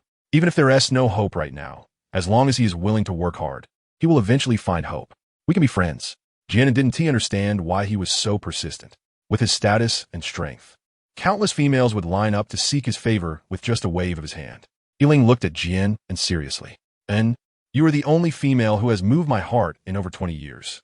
I don't want to miss out on you, nor do I want to let go." The wolf clan is an extremely loyal and persistent species. Once they are determined, they will stay together for life, unwavering. Even if there is only a glimmer of hope. "I don't want to give up. I am willing to do anything for you. Please give me a chance." This was the first time Yiling expressed his inner feelings, and the first time he set aside his pride to ask someone for help. Chapter 259, Finding You. Jian An lightly bit her lip, her eyes filled with a complex expression. She gently shook her head and let out a helpless sigh. "Can you let me think about it?" She was deeply shocked. What kind of existence was Yiling? He was the lord of the dark demon city, high above, accustomed to controlling everything, and he didn't even allow anyone to resist or refute him. The fact that he was actually asking her for something left Jian An somewhat at a loss. She knew that if she didn't like him, she shouldn't give him hope. But at that moment, she didn't know how to make him give up. She needed to think carefully. "Okay, I am willing to wait." Yiling nodded heavily, his eyes shining with determination. Regardless of whether she agreed or not, he had decided to follow her. The cave was silent, with only the occasional crackling sound of the burning wood in the fire. Jian An awkwardly touched her nose, retracted her hand, and stood up. I'm a bit tired. So I'm going to sleep now." Without waiting for Yiling to respond, she lay down on the leaves that had been prepared earlier. Yiling sat quietly by the fire, remaining still until he heard Jian An's calm breathing from behind him. Only then did he stand up, lie down beside her, and wrap his arms around her. Dawn arrived quietly, and when the sky began to lighten, Jian An, still in a dream, faintly heard a calling sound coming from outside the cave. Jian An slowly opened his eyes, rubbed his eyes, and listened carefully as a calling voice came again from outside the cave. Jian An's eyes immediately brightened, filled with surprise. She hurriedly got up and quickly walked to the cave entrance. It wasn't a dream. Someone was really calling her. Those two familiar voices were from Sichun and Yuxing. They had come to find her. Jian An stood outside the cave, gazing into the distance.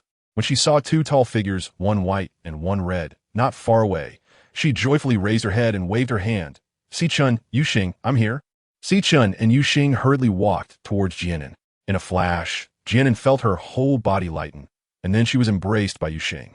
Sichun stepped forward, his gaze fixed intently on Jian An, with excitement, worry, and an undeniable tenderness in his eyes. His deep eyes carefully examined Jian An as he asked with concern, "An, are you okay?" Jian An smiled gently and shook her head lightly, saying, "I'm fine. As long as I see them, I have no problems at all." She patted Yuxing's shoulder and added, "Yuxing, please put me down. It's a bit embarrassing to be held like this." Yuxing's lips curled into a charming smile as he deliberately raised an eyebrow and slowly leaned closer to Jian An. He lowered his head and pressed his soft, tender lips against hers, gently caressing them. Seeing her blush and her cheeks turn a light shade of red. Glaring at him in embarrassment and anger, Yuxing reluctantly let go. Jian An stretched out her hand and pinched Yuxing's face, glaring at him in embarrassment and anger. "Put me down. This guy really has no shame, and he doesn't even know how to feel embarrassed." Hearing Jian An's words, Yuxing raised a pampering smile and let her down as requested. Sichun stood beside them, wearing a gentle smile, his sapphire-like eyes never leaving Jian An for a moment. Yiling stood in the cave, watching Jian An being so close with Sichun and Yuxing outside the cave, feeling a bit envious in his heart, along with a touch of bitterness and an uncontrollable heartache. He took a deep breath and walked towards Jian and Xiao and, "Look, you've attracted another male." A slightly sour voice from Yuxing came to his ears. Jian An was taken aback for a moment, following his gaze to see Yiling walking towards them. "I'm sorry." Jian An turned to look at Yuxing, guilt flashing in her dark eyes. Chapter 260, Not Serious. Jian An glanced at Yuxing, then at Sichun. Although they hadn't mentioned it, they must have felt uncomfortable. They had always had only her, while she was so fickle. However, whether it was him or Sichun, both were important to her, and she didn't want to hurt anyone. "Xiaoan, do you remember what I told you? Never say sorry to me. I don't like it." Yuxing's fingers brushed against her face, his golden eyes gazing at her, the deep affection unmistakable. This wasn't Jian An's fault, who made her so wonderful. He didn't know what Sichun thought, but even knowing that Jian An already had a partner, he still resolutely clung to her. At that moment, he had made up his mind. No matter how many males were around her, he wouldn't care or let go, because in this lifetime, he had chosen her. Yu Xing's enchanting peach blossom eyes shimmered, and the corner of his mouth lifted slightly. If Xiaoan really feels sorry for me, then make it up to me properly tonight. Regardless of whether Jian An would accept Ling in the future, he wouldn't stop her. But wanting to become Jian An's partner was not an easy task. First, he had to get past him. The thought of possibly having more brothers in the future made his heart feel a little sour, but as long as she could be happy, that was his greatest satisfaction. Jian An glared at Yu Xing with a hint of annoyance, not serious at all. Just a moment ago, they were having a good conversation, and now their true colors were showing. Yu Xing's lips curled into a charming smile. Xiaoan, why don't we discuss the compensation matter right now? Jian An snorted, raised his fist, and threatened, do you believe I will hit you? This guy really was relentless, but thanks to him, the chaotic emotions in Jian An's heart had calmed down a bit. Si Chun chuckled lightly, shook his head helplessly, and said gently, all right, stop messing around. Deep down, he felt a bit grateful to Yu Xing. With Jian An causing such a commotion, he wouldn't be lost in thought anymore. Jian An is different from other females. She is a female of the human race. Si Chun has some understanding of the human race, as there is a saying among them, one life, one world, one couple. Just like his mother Beast, who has only one mate for her entire life. However, in the world of orcs, it is entirely normal for a female to have multiple partners. Currently, she is accepting both him and Yu Xing at the same time. Although Jian An does not show it, she must feel guilty deep down, which makes him very heartbroken. This is their choice. In fact, Yu Xing was pushed to Jian An's side by him to provide her with the best protection, allowing her to smile without worries. Si Chun raised his hand and gently rubbed Jian An's black hair, looking at her with tender eyes. If Jian An were gone, he would surely feel worse than death. Ling's expression was cold, and his gray eyes briefly scanned Jian An and the two others before he walked past them, heading straight out of the woods. Jian watched his back and sighed, seeing the closeness between An's female and her partners. Ling must not be feeling well. He turned to look at Jian An and the others. Everyone, let's head back up first. Si Chun nodded slightly, took Jian An's hand, and Yu Xing smirked as he moved to Jian An's other side, holding her hand. Jian An and his group walked along the small path at the bottom of the cliff, making their way upwards. 2 hours later, they returned to the top of the cliff. However, Paulina was still there, tied to a tree with vines by her. Yu Xing walked over to the big tree, looked at Jian An, and asked while pointing at Paulina, Xiaoan, how do you plan to deal with this female? The thought that Jian An had fallen off the cliff because of this female made him unable to suppress his murderous intent. Hearing Yu Xing's words, Jian An frowned and looked at Paulina, who was bound to the tree. Chapter 261. Change of heart. Paulina had her eyes closed, as if she were asleep, her cheeks still swollen and high, making it impossible to see her original appearance. Jian An felt quite complicated inside. To be honest, she didn't know how to deal with Paulina. It was a fact that Paulina nearly killed her. She couldn't just let Paulina go. Even if she did, would Paulina be grateful? If she would be, Paulina wouldn't have tried to kill her repeatedly. But should she just kill her directly? Seeing the hesitation on Jian An's face, Ling snorted coldly, wondering what else there was to think about. Just kill her. Anyone who dared to harm Jian An would only have death awaiting them. In her stupor, Paulina heard voices nearby and tiredly opened her eyes. She had been tied up here for a day and night, during which she hadn't had a drop of water or a bite to eat. She now felt weak, hungry, and exhausted. When she saw Jian An standing in front of her, her eyes widened in disbelief. How are you still alive? After falling from such a high cliff. She surprisingly hadn't died. Looking at Jian An's rosy complexion and her intact dress, she didn't even have a scratch. This fact was hard for Paulina to accept. Her eyes, now red, glared fiercely at Jian An as she yelled hysterically. Ah, why? Why hasn't that ugly female died? Yu Xing's eyes turned cold as he slightly raised his hand, wanting to teach her a lesson. He didn't care about the saying that males shouldn't hit females. In his eyes, the only female that mattered was Jian, and Si Chun frowned slightly, pulling Jian An back a step and holding her tightly in his arms, his eyes showing a hint of anger. With a sharp sound, Ling took the lead and slapped Paulina hard across the face. Her already swollen cheek immediately puffed up even more. Ling's gray eyes were sharp and ruthless, a bloodthirsty aura surrounding him as he coldly shouted, "Is she someone you can slander?" His hands were already stained with blood. He didn't care whether the person he wanted to kill was male or female. Paulina flinched slightly, her face paling, in Ling's powerful presence. She lost her ability to speak, but her eyes were filled with intense hatred and resentment. Jian An shook her head gently, sighed softly, and turned around. Do as you wish. Seeing the resentment in Paulina's eyes, she knew that whether she stayed or left today, Paulina had reached a point of no return with her. Since that was the case, she didn't want to leave any future troubles for herself and the people around her. She was no longer alone, and this was no longer the lawful society she once lived in. Si-chun held her, his jade-like fingers caressing her cheek, a gentle and elegant smile gracing his lips. And then, no matter what decision you make, I will always stand by your side. Si-chun's warm and pure voice soothed the last trace of struggle in her heart. Jian An nestled in his arms, a brilliant smile blossoming on her stunning face. She nodded and said, Amen. From this moment on, Jian An's state of mind subtly began to change. When Jian An turned around again, there was no sign of Paulina. She didn't ask about it. Si-chun, Yuxing, let's go home, Jian An said with a slight smile, looking at the two. Yuxing's thin lip curled up. Okay, let's go home. He really liked the we that Jian An used, as if they were one. Si-chun and Yuxing held Jian An's hands, one on each side, and the three of them walked towards the forest together. Yiling watched their backs and said, Hian, I leave the matters of the city to you for now. His cold voice slowly rang out. Hian was taken aback and asked in confusion, City Lord, aren't you returning to the Dark Demon City? Chapter 262. Firm attitude. Yiling nodded lightly, not speaking. He had made up his mind to follow Jian An and had no intention of giving up. If he returned to the Dark Demon City this time, it would be even harder to see her again. After he finished speaking, he followed the direction Jian An had left. Yiling watched his departing figure, feeling a headache as he rubbed his forehead. Yiling was pursuing his happiness, and the mess left behind could only be cleaned up by him. Si-chun transformed into a white tiger, with Jian An sitting on his back, while Yuxing transformed into a fire fox, followed beside them. Yuxing's pointed ears twitched, and when he turned his head and saw the black wolf behind them, he grinned. What are you following us for? He really was persistent. Was he determined to follow them? Yiling didn't answer Yuxing's question. He walked to Jian An's other side with his strong limbs. Jian An was startled by the sudden appearance of the black wolf beside her. She looked at him in surprise. Yiling, why are you here?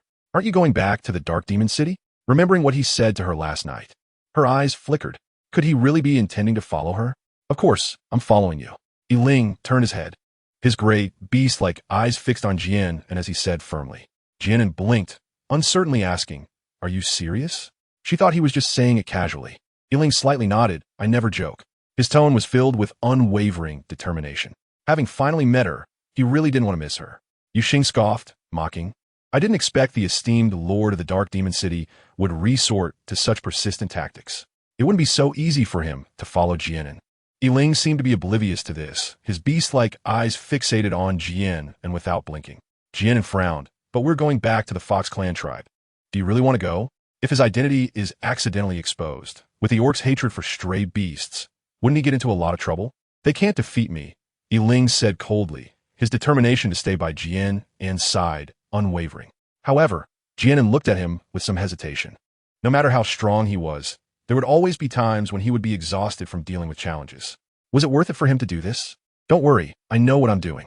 I want to stay by your side, Yiling replied, unmoved, his tone still resolute. Jian An sighed, seeing his determined attitude. She knew there was no turning back. Well, his legs are his own. He can go wherever he wants. Si-chun glanced at Yiling and then withdrew his gaze.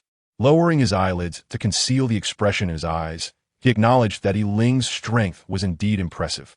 But whether he was suitable to be Jian An's partner still needed further observation. Jian An, along with the accompanying Yiling, formed a group of four. They had a relatively harmonious journey and arrived at the Fox clan tribe on the third day. Standing outside the tribe's suspension bridge, Jian An looked at Yiling beside him and asked again, Are you really going to come in with us? Yiling nodded expressionlessly and replied, Yes. Jian An pouted, watching him act as if nothing was wrong, without a hint of worry. She felt she was meddling in things that didn't concern her. Since he himself said it was fine, why should she care? Yuxing walked over to Jian An, took her hand, and smiled, Shaoan. Since he doesn't care about it himself, you shouldn't worry unnecessarily. Let's head back quickly. He was still waiting to return to the stone building to discuss compensation matters with Jian and said no more and walked into the tribe, where they were warmly welcomed by the orcs. Everyone expressed their concern and greetings to Jian An and the others. Looking at the crowd surrounding them, they all wore sincere and simple smiles on their faces. Jian An couldn't help but smile genuinely on her face. Returning here felt like coming back to a new hometown, and both her body and mind relaxed. Chapter 263. Deliberately Looking for Trouble.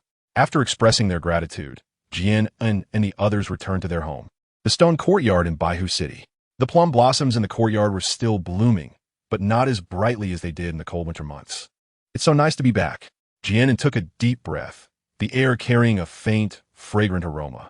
Pushing open the intricately carved wooden door of the stone building, she looked at the familiar furnishings in front of her and exclaimed with joy, walking over to sit at the wooden table, lazily resting her head on it. And again sighed. It's so nice to be back. Si Chun chuckled lightly, looking at her with a doting expression. And then, are you hungry? Or should we first boil some hot water for a bath?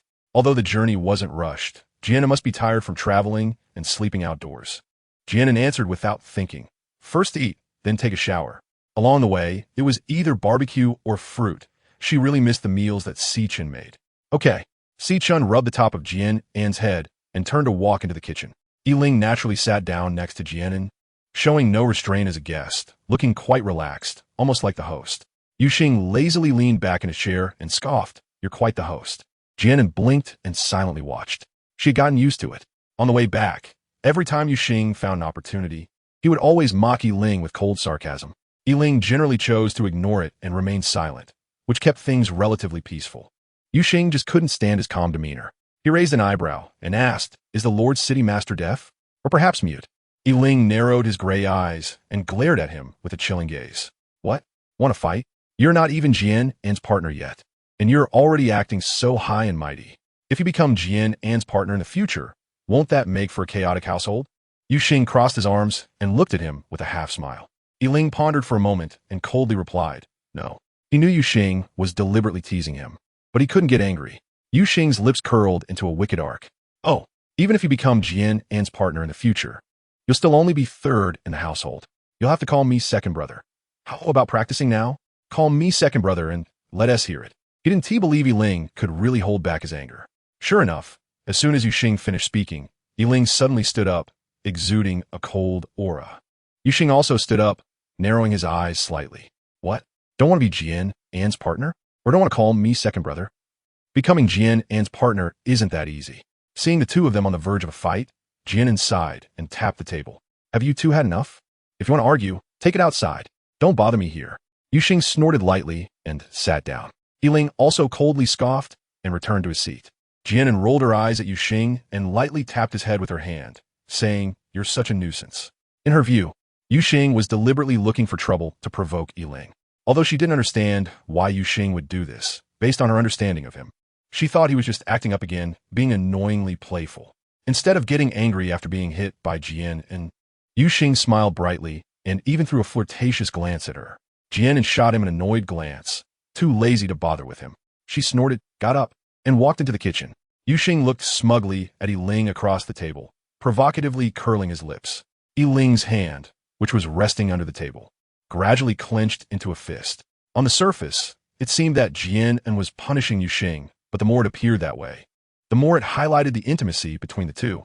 He couldn't help but feel a twinge of envy, a hint of bitterness lingering in his heart. He never expected that one day he would compete with other males over a female, feeling jealous. Chapter 264. Escalation. Jian An originally thought that after mentioning Yuxing once, he would have learned to restrain himself. However, to Jian An's surprise, not only did he show no signs of restraint, but he actually became even more outrageous. At noon, Jian An and the other three were sitting at a wooden table having lunch. Yuxing cast a sidelong glance at Yiling, and suddenly, a thought flashed through his mind. A mischievous gleam briefly appeared in his eyes as he turned to Jian An and asked, Shaoan, is that fried bird egg delicious? Jian An paused for a moment while picking up the food, nodded, and said, yeah, it's delicious. He suddenly asked, why are you asking this? Yuxing smirked and raised an eyebrow at her. Oh, really? Then why doesn't Shaoan pick a piece for me to try? Jian An blinked, looking at him with some confusion. Can't he pick it up himself? It's just sitting there, right? She shot him a glance, thinking he's so fussy. Just as she picked up a piece of bird egg and was about to put it in his bowl, Yuxing moved his bowl away first. Jian Anxiu frowned slightly, looking at him with a strange expression. Didn't he say he wanted to eat? Why did he take the bowl away? She saw Yuxing slightly part his lips and, pointed to his mouth implying that she should feed him directly. Jian An shot him a fierce glare. What was this guy up to again? Was he feeding the bird eggs into his mouth? So delicious. Yu Xing savored it with a face full of enjoyment, exclaiming loudly as if afraid others couldn't hear him. Out of the corner of his eye, he subtly glanced at Yiling beside him. Seeing that Yiling's expression was normal, but his grip on the chopsticks had tightened, it was clear that he wasn't as calm inside as he appeared. Yu Xing's lips curled into a mischievous smile as he looked at Jian An. Xiaoan, that vegetable looks really good too. How about you feed me a little more? Jian An reached out and tapped Yu Xing's head with chopsticks, telling him to eat what he picked up himself. Seriously, can't this guy be a bit more well-behaved? Don't think she didn't see him sneak a glance at Yiling just now. What good does it do to keep provoking Yiling? But he just wants you to feed him. Yu Xing rubbed his head and looked at Jian An with a face full of resentment. Jian An couldn't help but shiver a bit and said, "Can we talk nicely?" He then reached out and tapped Yu Xing's head. What kind of madness was this? If you don't want to feed me, that's fine, but you actually hit me? It hurts so much. Yu Xing pouted in dissatisfaction, looking all wronged, as if Jian An had bullied him. Jian An almost vomited her lunch after just eating it. She slightly frowned her beautiful brows and helplessly said, "Open your mouth." She picked up a bit of vegetables and brought it to his mouth. She really had no way with Yu Xing. If she didn't feed him one more time, she feared this meal wouldn't be finished. Yu Xing curled the corners of his lips, smiled broadly, and opened his mouth to eat the food she offered, licking the corners of his mouth with a satisfied expression. "I knew Xiaoan treats me the best." Hee. Jian An pulled the corner of her mouth and ignored him. The more she paid attention to Yu Xing, the more he would act up. Yu Xing turned to Yiling, propping his chin up with a sly smile, and casually patted his shoulder. "Old 3, why aren't you eating? Is the food not to your taste?" He lightly tapped the table, feigning realization. "Ah, I forgot you're the city lord, always having delicacies. You must not be used to our plain meals, right?" He looked at Yiling, giving him a look that suggested he should leave soon. Yiling's cold and stern face maintained its usual indifference as he coldly returned Yu Xing's glance, indicating he would not leave.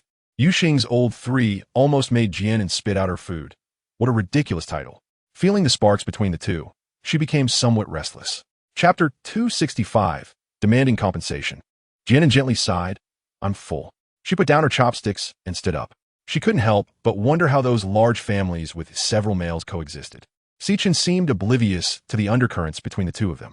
He also put down his chopsticks, took out a handkerchief, and gently wiped the corner of Jian An's mouth, saying softly, "And then you go upstairs first. I'll bring the hot water up for you." No matter how Yu Xing and Yiling secretly competed, he didn't care. He only cared about Jian An smiled gently and shook her head, saying, "No need." "Well, okay, sorry to trouble you." She actually wanted to say that it wasn't necessary to go through so much trouble, as she could wash in her space. Suddenly recalling Yiling's presence, she changed her mind and decided to be more cautious. Jian An returned to the stone house on the second floor and smiled slightly upon seeing the large wooden bed in the room. She didn't understand why she had crossed over. Such a fantastical thing happening to her was something she had never dared to imagine. When she first arrived here, she had felt fear and confusion, and even harbored some resentment deep down, thinking that fate was playing a cruel joke on her. But now, Jian An felt very fortunate, grateful that such good luck had come to her. Not only had she found someone she loved, but she also had a home that belonged to them. And then, the hot water is ready.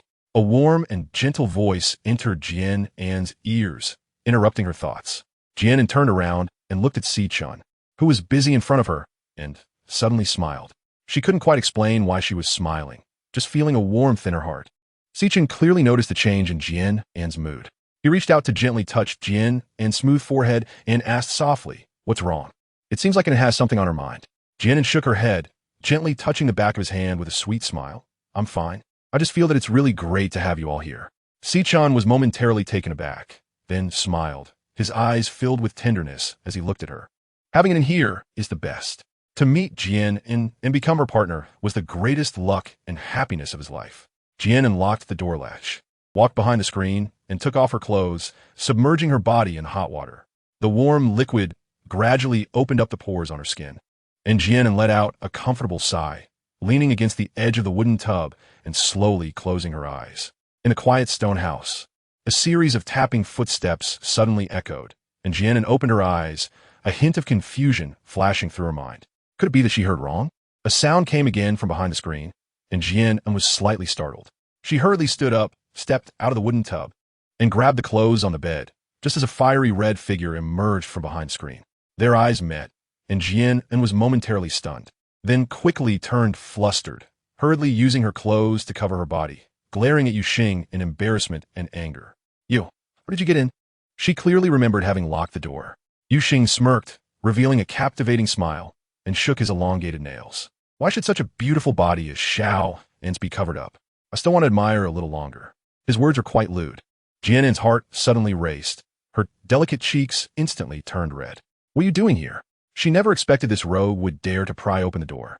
Yuxing raised an eyebrow. His thin lips curved into a charming smile that was captivating. What am I doing? I'm here to ask Xiao and for compensation. Chapter 268. The talkative Si Chun. Is this a deliberate question? Yiling finally reacted, turning to look at Yuxing with a blank expression.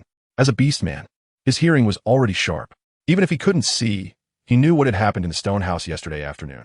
Jian An's soft and alluring moans gradually faded until late at night. Those sounds entered his ears, making his heart ache unbearably. Even though he understood that this was Yuxing's deliberate provocation, he still couldn't deceive himself. Yes, he was jealous. At this moment, Yuxing was exuding the sweet fragrance that belonged to Jian An, constantly reminding him of the torment from last night. Yiling's face was as cold as water, his gaze icy as he swept a glance at Yuxing, his thin lips pressed tightly together as if suppressing a strong anger. He snorted coldly, turned, and left without saying a word. Did he think this would make him give up? Once he had someone in mind, there was no possibility of letting go. Yuxing crossed his arms and lazily leaned against the wall, looking suspiciously at Yiling's back. He really could endure. He thought this time Yiling would surely be provoked, and they would have a big fight. Naturally, he wouldn't stand a chance. And if he got hurt by Yiling, even if Yiling didn't want to, Jian An would definitely drive him away. Interesting. Si Chun walked out of the kitchen, looking at Yuxing and asking lightly. Yuxing smiled slightly. I'm just testing him for Jian An. He certainly couldn't tell Si Chun his true thoughts. Si Chun shook his head helplessly. No matter what you want to do, don't go too far, and don't make it uncomfortable. He could guess some of Yuxing's thoughts, but chose not to point them out. He didn't care whether Jian An would accept Yiling. He only cared if Yiling would treat Jian An as well as he did, and whether Jian An would like him. Although it hurt to see her with other males, as long as he could be with Jian An, he was willing to endure all of it. Yuxing pondered for a moment, then smiled and shrugged. Of course, I wouldn't want to make Xiao An uncomfortable either. Si Chun nodded lightly. As long as you have a sense of proportion. What about An? Still sleeping. Remembering last night, Yuxing couldn't help but smile foolishly again. Si Chun frowned and reminded him. In the future, even if you want to mate, pay attention to the timing. Jian An didn't eat dinner last night. What if she feels unwell? Yuxing's mouth twitched. He raised his hands in a shrug, repeatedly nodding. Yes, yes, yes, I'll definitely pay attention in the future. He never realized before how much Si Chun loved to nag. Jian An slept until the afternoon before waking up. She sat up and rubbed her eyes. She was still a bit sleepy since she hadn't really slept much last night. However, her hunger had completely woken her up. After getting dressed, Jian An slowly made her way to the hall on the first floor. Si Chun was sitting by the window, as if waiting for something. Upon seeing Jian An, he stood up and walked over to her, asking with concern, are you hungry? Jian An's eyes flickered, a bit hesitant to look at Si Chun's face. As if he could see through her thoughts, Si Chun smiled gently, affectionately ruffling Jian An's black hair, and said softly, Yuxing is your partner, and it is completely normal for you to mate. I'm not angry, so don't worry, and don't have any concerns. Yet, deep down, there was a slight bitterness. Jian An looked up at Si Chun, smiled, and nodded him. She reached out to grab Si Chun's sleeve and softly said, Si Chun, I'm hungry. Si Chun smiled gently, his gaze warm as he looked at her. All right, I'll go heat up the food. It was prepared early this morning. Jian An nodded and obediently sat on the stool waiting to eat. After the meal, Jian An went to the courtyard to bask in the sun, and Si Chun sat beside her. Chapter 269. Guli. Ling, who had been staying in the stone house, somehow also came to the courtyard. He walked over and sat down on the stone bench opposite Jian An, his gaze fixed on her. Well, he returned yesterday. Ling had chosen a stone house on the third floor of the stone building by himself. Perhaps it was because he had lived on the third floor in the Dark Demon City, so he naturally chose the familiar place out of habit. A hint of doubt flashed in Jian An's dark eyes as she looked at Ling opposite her. Noticing that he was just staring at her without any intention of speaking, Jian An shifted her gaze away, feeling somewhat at a loss under his cold, sharp gray eyes that were fixed on her. On the second day after Jian An returned, the stone courtyard welcomed its first visitor. Jian An, I've come to see you, Mina said, walking into the stone courtyard with a basket of fruits and a big smile on her face, followed by a round little tiger at her feet. Jian An stood up and took 2 steps forward, looking at Mina with a slight smile. Mina, she said. Just yesterday, she had mentioned to Si-chan wanting to go see Mina, but he had refused her, saying she needed to rest after a long journey. Mina's expression was joyful, her small eyes squinting into a narrow line as she said, I heard from Light that you returned to the tribe. I actually wanted to come find you yesterday, but Light wouldn't let me. Look, I even brought you some fruits. She couldn't bear to eat them herself, but it was no problem to give them to Jian An. Thank you, Jian An smiled and accepted the bamboo basket from her hand. It was truly rare for Mina, who loved to eat, to take the initiative to give her food. Jian An's gaze shifted down to the little tiger cub by her legs, her eyes brightening. Mina, is this Gory? He's such a cute, fluffy ball. Yes, Mina replied with a smile, crouching down and lifting Gory by his armpits to bring him in front of Jian An. Do you want to hold him? Gory's yellow and black fur was soft and fuzzy, and at just a few months old, his tiny round eyes stared directly at Jian An, almost melting her heart. Jian carefully raised his hand and gently took Gory from Mina's hands. It felt heavy in his arms. Although he was only a few months old, he was quite hefty. Jian An held him in her arms and reached out to touch the soft fur on his back. Gory was very obedient, staying in her embrace, tilting his little head up and gently licking Jian An's palm with his small, rough tongue. Haha, so cute. Jian An was overwhelmed by his cuteness, a happy smile spreading across her face. Si-chan sat by the stone table, gazing at her with a gentle expression, seemingly influenced by Jian An's mood. And he couldn't help but smile. Seeing Jian An's radiant demeanor, Yiling's cold face softened. Jian An held Gory in one arm and pulled Mina with the other, a bamboo basket hanging from her wrist. Mina, let's sit down and chat. The fluffy texture of Gory made her reluctant to let go. She had always loved small animals. Back in modern times, she wanted to keep one, but unfortunately, her circumstances didn't allow it. She could barely take care of herself, let alone a pet, which left her feeling quite regretful. Although it felt a bit unfair to Gory, he really was a fluffy little tiger cub now. Mina followed Jian into the stone table, and when she saw Yiling sitting opposite them, she gasped, pointing at him and stammering. HHH, he's the lord of Dark Demon City, right? The leader of the stray beasts. Mina, let's talk in my room, Jian An sighed gently. She had forgotten about Yiling, but she didn't expect Mina to react so strongly upon seeing him. Chapter 270. Mina's expanding thoughts. Si-chan stood up, took the bamboo basket from Jian An's hands, and said gently, and then go ahead. It's good for Mina to keep you company, so you won't feel bored. Okay, let's go. Mina, Jian An replied with a smile, pulling her hand towards the stone building. Mina nodded in a daze, allowing Jian An to lead her, her eyes fixated on Yiling until they entered the stone building. Blocking her view, the two climbed to the second floor and entered Jian An's stone room. Jian An sat down at the wooden table, placing Gory on her lap and gently stroking his fluffy head. Seeing that Mina was still standing at the door, hesitant to move, Jian An softly called out, Mina, what are you doing? Come sit down. She waved her hand to beckon her over. Mina snapped back to reality, walked over, and sat down next to Jian An, looking at her in astonishment. Jian An, wasn't that male the lord of Dark Demon City? How'd he end up in your house? What is going on? Suddenly, Mina jumped up with a worried expression and exclaimed, Is he here to capture you? Jian An twitched the corner of her mouth. Mina's thinking was really scattered. She patted the back of Mina's hand. No, don't be anxious, just sit down and listen to me.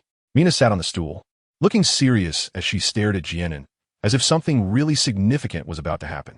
Seeing her solemn expression, Jian An couldn't help but feel amused. Yiling wasn't here to capture her. If he really came to catch her, how could Si-chan sit with him calmly? However, she felt quite happy inside. Mina was concerned about her and genuinely cared about her as a friend. Mina was stunned and asked in confusion, then what is he doing in Baihu City? Who knows? Jian An didn't directly answer her question, only giving a vague response. Suddenly, Mina shouted, Jian An, what's wrong? Jian An was startled by her sudden shout. Even Gory, who was lying on her lap, was startled and fluffed up. Mina excitedly grabbed Jian An's hand. Does he Ling like you? I don't know, he has said that. Jian An replied lightly, while stroking Gory's back. Mina clapped her hands and nodded seriously. So he came to Baihu City to pursue you, right? Wow, Jian An, you're amazing. Not only does the young master like you, but the leader of the Fox clan likes you too. And now, even the lord of the Dark Demon City is pursuing you. Jian An blinked her eyes. Is this a compliment to her? But why does it sound so subtle? Mina cupped her face with her hands, her eyes sparkling as she exclaimed, "It's so great. Yiling is not only handsome, but also so strong, but he's a bit too cold." "Well, that's okay, as long as he's good-looking and powerful." With that infatuated look, she honestly admitted that she had already forgotten her initial fear of Yiling. Jian An rubbed her forehead and asked, "So your criteria for choosing a partner are looks and strength?" "Fine, these two are indeed quite important." Happy times always pass quickly. In the blink of an eye, 3 days had quietly slipped away. On this day, the four of them sat around a wooden table having breakfast. Sichun put down his bowl and chopsticks, looked at Jian An with gentle eyes, and asked, "And do you want to go to Nanzhou?" Nanzhou refers to Nanyu State, where his father beast also met his mother beast. Jian An was slightly taken aback and looked at him in surprise, wondering why he suddenly asked this. Naturally, she wanted to go, being able to walk around and see new things. She thought no one would dislike that. The demon realm was divided into 5 major states: Zhanghe State, Dongxue State, Xiqing State, Nanyu State, and Beisai State. Chapter 271. Jian An's relatives. The state they were in was Beisai State, the northernmost part of the continent. Sichun smiled slightly, raised his hand to brush Jian An's hair, and said, "I once promised you that I would take you to Nanyu State to have a look." Now that White Tiger City had been rebuilt and the father beast had recovered from his injuries, it would be a good opportunity to take Jian An out for a walk. Perhaps they could also find her relatives. Jian An revealed a happy smile and said, "I want to go." Then she thought of something and asked, "Is it okay if we just leave like this?" Sichun and Yuxing were the young master of the White Tiger City and the leader of the Fox clan, respectively. There should be many matters in their clans that needed their attention, right? Yuxing slightly curled his lips and casually replied, "It's fine. Anyway, I don't like to manage things on a daily basis. Last time we left for a long time, and nothing happened, right? Besides, we're not coming back. The matters of the Fox clan can be handed over to Cheetah." Hearing Yuxing's words, Jian An rolled her eyes at him in silence. She had never seen this guy handle any clan affairs. He looked lazy every day. It was truly pitiful for Cheetah to have such a leader as Yuxing. Jian An turned her gaze to Sichun. "Is it okay?" "It's fine. My strength has recovered, and I can temporarily handle matters in the city. An doesn't need to worry. This is also what my father wants." Sichun smiled gently, his eyes filled with warmth as he looked at her. Jian An showed a hint of confusion and curiously asked, "What does father beast mean?" Sichun lightly nodded, raised his hand to hold Jian An's delicate hand, their fingers intertwined. "The father beast summoned me to Nanyu Prefecture this time because he wanted me to help the mother beast find her relatives, whom she often thought about during her lifetime. The human race and the beast race are different. They place great importance on the bonds between family members. Unlike the beast race, beasts will leave home to establish their own households after coming of age, and they are quite indifferent to familial ties." Jian An smiled and nodded. "I understand. Then let's go to Nanyu Prefecture together. This is also a good opportunity to look for the whereabouts of your people." Jian An is also a female of the human race, so she must be very concerned about her own kin as well. Jian An was taken aback and asked in confusion, "My kin? I was born in modern times and came here through a time slip. Where would my kin come from?" Upon hearing this, Yuxing raised an eyebrow and asked, "Are Xiao An's kin also in Nanyu Prefecture?" He was aware of Jian An's identity as a member of the human race, but it was the first time he had heard about her kin. They had never asked her where she came from, so he was quite curious. Sitting quietly nearby, Yiling had been listening to the conversation without any intention of speaking up. No matter where Jian An went, he would always stay by her side.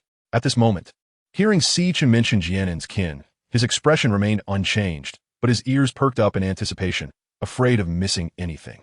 He didn't want to miss anything related to Jian, and Sichun slightly nodded, looking at Jian An with affectionate eyes. "When I met An, she was already separated from her kin. According to the direction An mentioned, it is indeed possible that they have migrated to Nanyu Prefecture." He still vividly remembered their first encounter.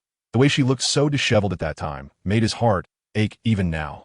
Jian An was taken aback, opening her mouth but not knowing what to say. Well, she remembered that this was the excuse she used to brush off Sichun when she first met him. It seemed that Sichun completely believed her, and now he was even looking for her family. She truly felt guilty. Jian An let out a soft sigh, looking at Sichun and Yuxing. "I have something to say to you," he said, standing up and walking straight upstairs. Sichun and Yuxing exchanged glances, a hint of confusion flashing in their hearts. The two stood up and followed Jian into the second floor. Chapter 272. The Story of Origin. Yiling watched their departing figures, his tightly clenched hands revealing the complex emotions swirling within him. He was not yet Jian An's partner, And while he could understand that they had intimate things to discuss, being deliberately excluded from this made him feel quite uncomfortable, and a sense of inexplicable loss washed over him.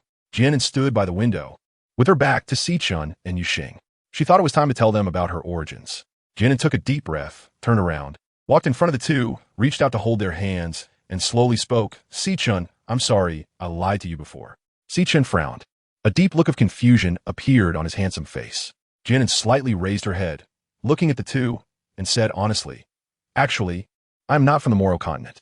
My hometown is in a very distant place, perhaps you could say another continent beyond the Moro continent. In the past, Sichun and Yuxing never asked about it, so she didn't mention her origins.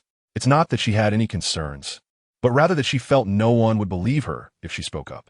But now that they are together, and Sichun even remembers to help her find her lost relatives, Jian An feels very touched.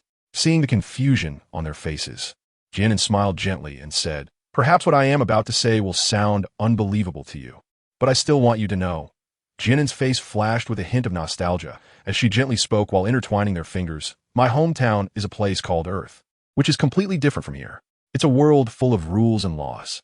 The stone house was very quiet, with only Jian An's soft and melodious voice slowly resonating. Sichun and Yuxing listened intently to Jian An's narration, wanting to understand their partner. This is my hometown. Actually, I don't know why I came here. Jian An initially had many speculations, but unfortunately, the matter of crossing over is too mysterious, and no one could answer her. Sichun accepted her words without any hesitation. He slightly raised his hand to caress her cheek, finding it a very fascinating experience. Although it sounded quite strange, his trust in Jian An was as natural as breathing. Yuxing raised her delicate eyebrows slightly and added, I really want to see where Shaolin lies. Jian An was taken aback for a moment, then smiled brightly and said regretfully, It's a pity I don't know how to go back either. She didn't even know how she ended up here. If I can find a way to go back in the future, I will definitely take you all to see my hometown, Jian An promised. Sichun raised the corners of his mouth, his deep blue eyes filled with gentle affection as he looked at her. Good. He wanted to see the scenery she had once seen and the places she had walked through. He also wanted to experience them himself. I also really want to see the cars and airplanes that Shaolin talks about, Yuxing said, affectionately scratching Jian An's pretty nose. Jian An nodded, a bright smile spreading across her face. She had guessed that Sichun and Yuxing would accept her background, but she never expected them to do so quickly. Seeing the joyful smile on her face, the two exchanged glances and smiled in unison. Sichun took Jian An's hand and led her to sit down at the wooden table. After some consideration, he tentatively asked, And what about your family? Jian An hadn't mentioned her family at all when she talked about her experiences, which made him a bit concerned. Jian An was taken aback for a moment, not expecting him to suddenly ask about this, but she still spoke truthfully. I am an orphan, abandoned when I was just a baby. She had deliberately avoided mentioning this earlier to prevent them from worrying. Chapter 273. Discussing the plan. A trace of pain flickered in Sichun's eyes as he gently pulled her into his embrace and whispered comfortingly, And I will always be with you from now on. Thinking about Jian An's past, living alone without anyone to accompany or care for her, made him feel extremely distressed. I will always be by your side too. Yuxing held Jian An's hand, making a serious promise, his golden eyes filled with sincerity and affection. Jian An raised her eyebrows and nodded heavily. Their care and affection warmed her heart. She didn't feel sorry for herself. Instead, she felt very happy. Now she had family, a lover, friends, and people who cared for her and cherished her. This feeling was more satisfying than possessing any treasure. Jian An's eyes sparkled, and her smile was simple and pure, making her look charmingly innocent. This appearance softened the hearts of both individuals, seeing the unreserved dependence and comfort in her eyes. Sichun and Yuxing felt a warmth in their hearts, and a gentle smile unconsciously appeared on their lips. After some discussion, Jian An and the others decided to set off for Nanyu Prefecture in 2 days. The happiest among them was undoubtedly Jian An. The thought of going out to have fun made her so excited that she couldn't sleep. Early the next morning, Jian An asked Yuxing to go hunting in the forest to prepare food for the journey, as it wouldn't spoil when stored in space. She, meanwhile, went with Sichun to Uncle Yazan's place. Jian An and Sichung walked into the stone house, where Uncle Yazan was playing with Suolong on a fur mat. Father Beast, Sichung called softly. Father Beast, Jian An echoed. Yazan looked up at the two, smiling as he said, You're here, come sit down. Suolong joyfully bounced in front of Jian An, tightly hugging her waist and pouting as he quietly complained, Sister An, you haven't come to see Suolong for a long time. Jian An smiled and gently patted his head, softly coaxing, Sorry, Suolong, it's Aunt An's fault. I promise to come and keep you company whenever I have time in the future. Okay? Suolong seemed to have grown quite a bit. He used to be only as tall as her legs, but now he was almost at her waist. Suolong looked up with his little face, his blue eyes suddenly shining with excitement. It's a promise. Aunt An can't lie to Suolong. Yes, it's a promise. How could Jian An refuse when he looked at her with those big, watery blue eyes? Her heart melted. Si-chun ruffled Suolong's hair, saying, Be good, Suolong. Go play with your friends. Brother and Aunt An have some things to discuss. Oh, okay then. Suolong nodded obediently, even though he seemed a bit reluctant. Aunt An, I'm going out to play now. He turned back to look at Jian, and with every step he took, his pitiful little expression was truly heart-wrenching. Jian An and Si-chun walked to the side and sat down. Si-chun looked at Eyesand and said, Father Beast, we plan to go to Nanyu Prefecture tomorrow. Eyesand's expression did not change, as if he had anticipated it long ago. After pondering for a moment, he nodded and said, You can go, but be sure to be careful on the road. I will take good care of matters in the city, so you don't need to worry. Mu-ro had always wanted to return to Nanyu Prefecture during her lifetime, and they had already planned to visit after Suolong was born. Unfortunately, now that Si-chan was going to Nanyu Prefecture, it could be considered as fulfilling her wish from her lifetime. Si-chan smiled faintly and nodded. Thank you, Father Beast. Our return date is uncertain this time, so I will trouble you with everything. He placed the cloth bag on the low table and said, Father Beast, there are some potions for treating external and internal injuries in here, as well as some soul crystals. The journey to Nanyu Prefecture is long, and it may take us a long time to return. Chapter 274. Farewell. Eyesand took the cloth bag and carefully set aside. He knew that what Si-chan had given him was definitely not ordinary. He had already experienced this after the last old injury was healed. Si-chan, take this. Eyesand pulled out a rolled-up piece of animal skin from his bosom and handed it to Si-chan. Si-chan took the animal skin roll and unfolded it. It was a map. Father Beast, what is this map? Eyesand slowly said, This was drawn by your mother Beast during her lifetime. According to her, this is a map to her hometown. Remembering the scenes of living with Mu-ro in the past, a hint of nostalgia unconsciously appeared at the corners of his mouth. If only she were still here, how wonderful it would be. Eyesand patted Si-chan on the shoulder and instructed, If you can find it, that would be great.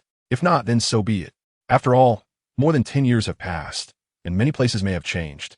Si-chan pondered for a moment and nodded, I understand. Eyesand smiled with satisfaction. His son was so outstanding now, and Mu-ro would surely be very happy to see it. The three chatted for a while longer before Jian and Si-chun walked out of the stone house. Back in the stone tower, Jian An called Si-chun and Yu-xing into her room. She took out many things from her space. Fruits, potions, soul crystals, clothes, bedding, and even pots, pans, and bowls. They were all piled up in the stone house, forming a small mountain. Yu-xing raised an eyebrow and chuckled. Shaoan, I don't think this is necessary. He picked up an iron pot and weighed it in his hand. It seemed that he also had an iron pot in his space ring, which Jian An had given him the last time they went to the Dark Demon City.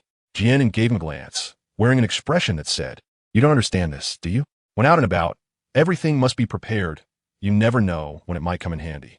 Stop talking and hurry up and pack it away. He was the only one chattering, while Si-chan looked so obedient.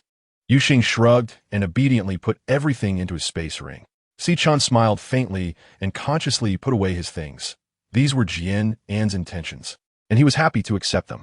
Time flew by, and the next day, just as a ray of sunlight appeared on the horizon, Eyesand, Mina, and Light, along with the fox tribe's cheetah, arrived at the stone courtyard where Jian An was. Since Jian An and the others were setting off for Nanyu Prefecture today, they came early to send them off. Jian An, be sure to pay attention to safety on the road, and remember to think of me, Mina said, hugging Jian An reluctantly. Jian An smiled and nodded, gently patting her back. I will, and you need to take care of yourself too. Also, don't eat too much. I don't want to come back and find you have turned into a big fat person.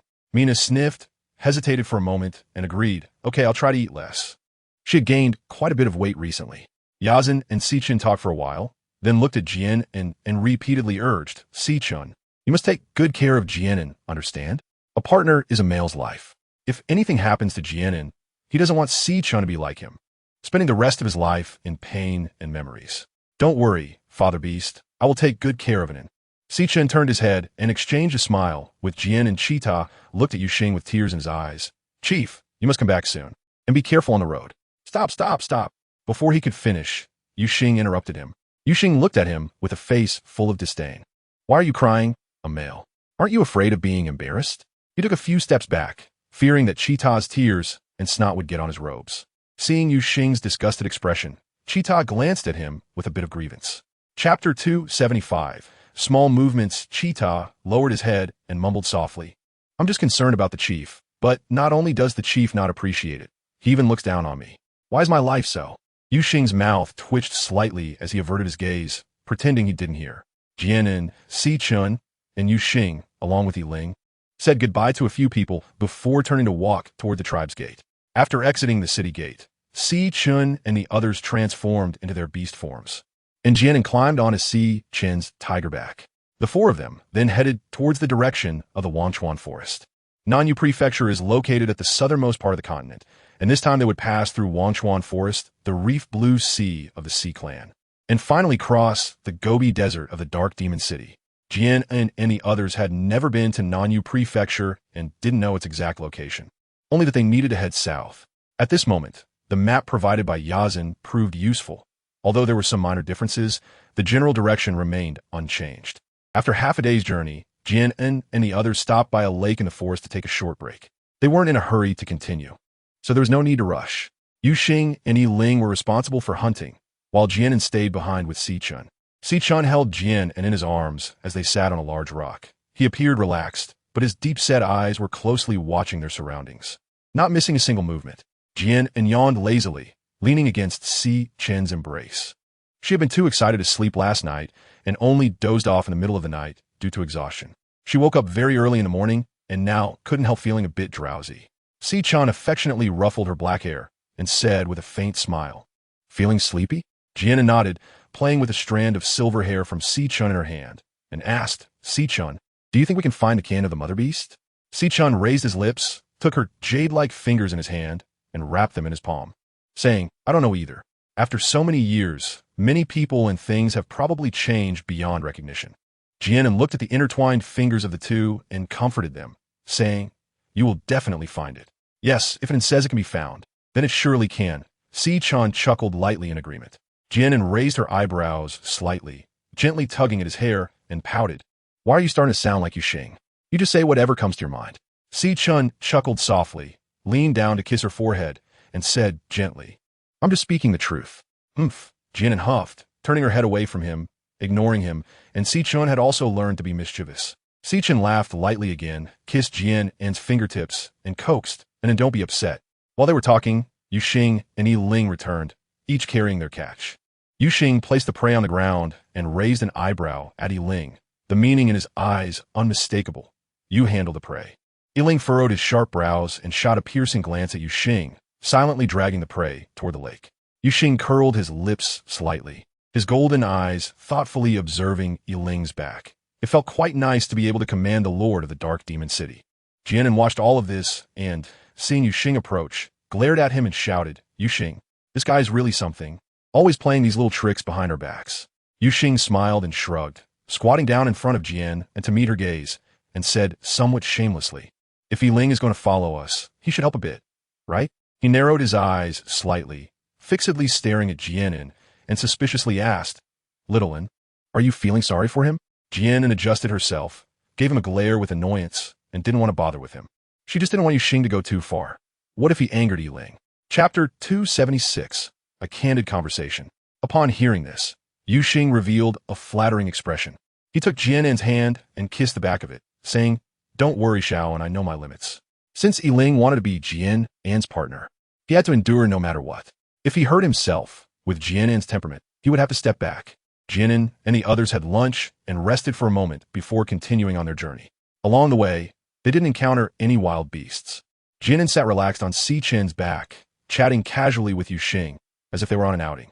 Just as they were about to leave the Wangchuan forest, Jian An patted Si-chun's tiger back and leaned down to whisper in his ear, "Si-chun, I need to go to the restroom." Si-chun nodded and slowly stopped. Jian An climbed down from his back and ran towards the forest on the right. Just as Si-chun was about to follow, he saw a black figure chasing after her and stopped in his tracks. Yuxing walked over to Si-chun's side, grinned, and asked, "Aren't you worried? Just letting Yiling stay by Jian An's side?" Don't you care at all? Sichin glanced at Yuxing lightly and shook his head, saying, as long as An is happy. It would be a lie to say he didn't mind. Who wouldn't want to be the only one in the heart of their beloved? But as long as Jian An was happy, those things didn't matter. Yuxing snorted softly, looked at Sichin, and asked with an unclear tone, do you regret letting Xiao An accept me? No, I won't regret it. As long as I can be by An's side, no matter what happens, I won't regret it. Sichin said firmly, looking in the direction Jian An had left. Sichin turned to Yuxing and asked, do you regret it? After a pause, Yuxing scoffed, looked seriously at Sichin, and said word by word, no regrets. How could I possibly regret it? This is the best choice I've made in my life. He lowered his head, pondered for a moment, and sighed. Although I can't help but feel jealous when I see Xiao and being close to you all. The joy and happiness of being with her outweighs those trivial feelings of jealousy. Yuxing transformed back into human form and walked to sit by the big tree, saying, I admit I want to drive Yiling away, but you have a point. If Xiao An likes Yiling, I won't obstruct it. If you don't mind, then I have nothing more to say. Sichin clearly had the chance to have Jian An all to himself. Yet he gave up that opportunity just to spare her from difficulties and provide her with more protection. To be honest, he admired Sichin quite a bit. If it were him, he probably couldn't do the same. This was the first time the two had an open and honest conversation, both caring for the same person, hoping that the one they cherished could always be happy and content. Jian An had just resolved her personal issues and was about to head back the way she came when a rustling sound emerged from the bushes ahead. She thought it was Sichin. When a large black wolf emerged from the grass, Jian An was momentarily stunned. Upon seeing its cold, piercing eyes, she slowly came to her senses and realized it was Yiling. How did he follow her? Jian An looked at him suspiciously and asked, were you just standing outside the bushes? You didn't peek, did you? As if guessing Jian An's thoughts, Yiling replied directly, I didn't peek. You can't see anything from behind the bushes, but you can hear the sounds. Thinking of this, Jian An's face turned slightly red, and she awkwardly cleared her throat, saying, ahem, let's head back. As they passed a large tree, Jian An's sharp eyes spotted a big beehive hanging from one of the branches, with black and yellow bees buzzing in and out busily. Jian An looked at it with some envy, wondering if there was honey inside. With only fruits as the sole dessert here, how could Jian An, who hadn't had sweets for over half a year, resist the temptation? Chapter 277, Stabbing the Beehive with Bare Hands. Beside her, Yiling noticed Jian An's clear eyes sparkling as she stared at the mud nest on the branch. Filled with longing, he asked, do you want that? Jian An replied honestly, yes, I want to. Realizing what she had said, she turned her head to look at Yiling, and then shook her head, saying, let's hurry back. She didn't know how to collect honey, and she didn't want to be chased by bees. With a flash of light, a tall man in a dark robe appeared in place. Yiling glanced at Jian An and then walked straight toward the big tree. Jian An froze for a moment and immediately shouted, forget it, you shouldn't go. You'll get stung by bees. Yiling didn't stop his steps and coldly said, they're just some weak little insects. Yiling reached the big tree, exerted force with his feet, and with a slight jump, he leaped 2 meters high. At the same time, he raised his hand to grab the beehive, gave a slight tug, and directly pulled the entire beehive down, landing it steadily on the ground. Jian An slightly opened her mouth, looking at him in disbelief. Yiling was truly a warrior, actually plucking a beehive with his bare hands. Their home was under attack, and the bees inside the hive all swarmed out, brandishing their sharp stingers, charging towards Yiling's face. The buzzing sound was incessant, and the bees showed no fear of the cold air surrounding Yiling, wildly brandishing their weapons and desperately stinging at his face. Jian An swallowed nervously and asked, are you okay? Doesn't it hurt? She could clearly see the many small red bumps appearing on his face. Yiling remained expressionless and replied coldly, it's nothing. These insects' attacks are nothing to me. After a while, it seemed that even the bees realized that this enemy invading their home was too strong. They flew around Yiling in a circle and then buzzed away in groups. Yiling walked up to Jian An with the beehive and said, here. Jian An stared at him blankly. At that moment, Yiling's face was covered with many red, swollen bumps, yet he maintained a stern expression, looking completely oblivious. Don't you want it? Seeing Jian An just staring at him, Yiling furrowed his brows and couldn't help but ask aloud. Jian An came back to her senses, took the beehive from his hands, hesitated for a moment, and softly asked, are you really okay? Your face is all swollen, isn't it? I'm fine, Yiling replied, turning first to walk back the way they came. Watching his back, Jian An opened her mouth but didn't know what to say, biting her lip before stepping up to follow him. At first, She thought Yiling looked quite comical in this state, but now she suddenly couldn't laugh anymore. The two of them returned along the same path and had just emerged from the woods on the right when a hearty laugh suddenly rang out. Ha ha! Yuxing slapped his thigh, laughing so hard he nearly fell over, his mockery completely unhidden on his face. I told you, Yiling, how did you end up looking so foolish after such a short while? Yuxing wiped the corner of his eye and asked with a smile. Yiling's expression suddenly darkened. His sharp gaze turned towards Yuxing, giving him a cold glance before looking away. Without saying a word, he walked over to another large tree, sat down, and slowly closed his eyes. Jian An shot a disapproving glance at the laughing Yuxing. Yuxing shrugged and wisely stopped laughing. Jian's expression was complex as he looked at Yiling, then glanced at the beehive in his hand, feeling a faint sense of guilt in his heart. The sky gradually darkened, signaling the end of the day. Jian An and his three companions found an open space, took out the things they carried, and lit a fire in the clearing. Chapter 278, Deliberate Act. Yuxing sat by the campfire, placing the prepared game aside. He looked at Jian An beside him and asked, Shaoan, which kind of roasted meat do you want? Tonight's harvest is quite abundant. We have wild rabbits, wild chickens, and wild boars. Anything is fine, Jian An replied somewhat absent-mindedly. Yuxing smiled, picked up a wild chicken, skewered it on a branch, and began roasting it over the fire. Jian An leaned against Si Chen's embrace, gazing at the tree across from them. Yiling had his eyes closed, seemingly resting. After a moment's thought, she took a porcelain bottle out of her fur bag. She turned her head to look at Si Chen and said, Si Chen, I'll go over for a bit. Yiling had been stung by a bee. Perhaps this little injury wasn't much to him, but she still felt a bit guilty. Si Chen smiled lightly, affectionately ruffled Jian An's black hair, and said, Go ahead. Jian An walked to the large tree across the way, holding a porcelain bottle, and gently nudged Yiling, who was meditating with his eyes closed. Yiling opened his eyes, and, upon seeing Jian An, his gaze flickered. Is there something? Seeing him look over, Jian An smiled and handed him the porcelain bottle. This is for you. It can make your face feel a bit better. The small bump on Yiling's face seemed to be even redder and more swollen than at the beginning, looking quite uncomfortable. Yiling lowered his gaze, concealing the expression in his eyes, and took the porcelain bottle from Jian An's hand. Thank you. He didn't think much of this minor injury. With the recovery ability of his 5-star soul beast, he would be healed by tomorrow. However, receiving her concern in exchange for this was not a bad thing. It made his deliberate actions worthwhile, even if he was mocked by that red fox. Once his soul power reached 5 stars, he could easily project his soul power and create a protective shield, so how could he possibly be hurt by a few small insects?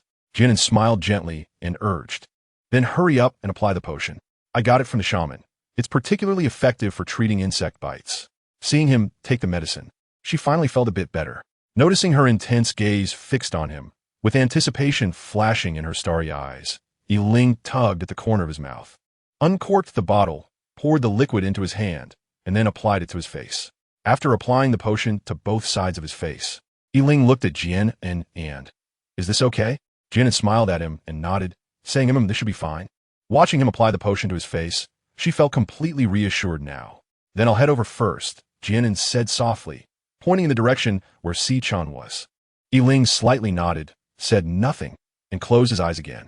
Jian An glanced at him and, seeing that he wanted to rest, didn't say anything more. She got up and walked towards Si Chen.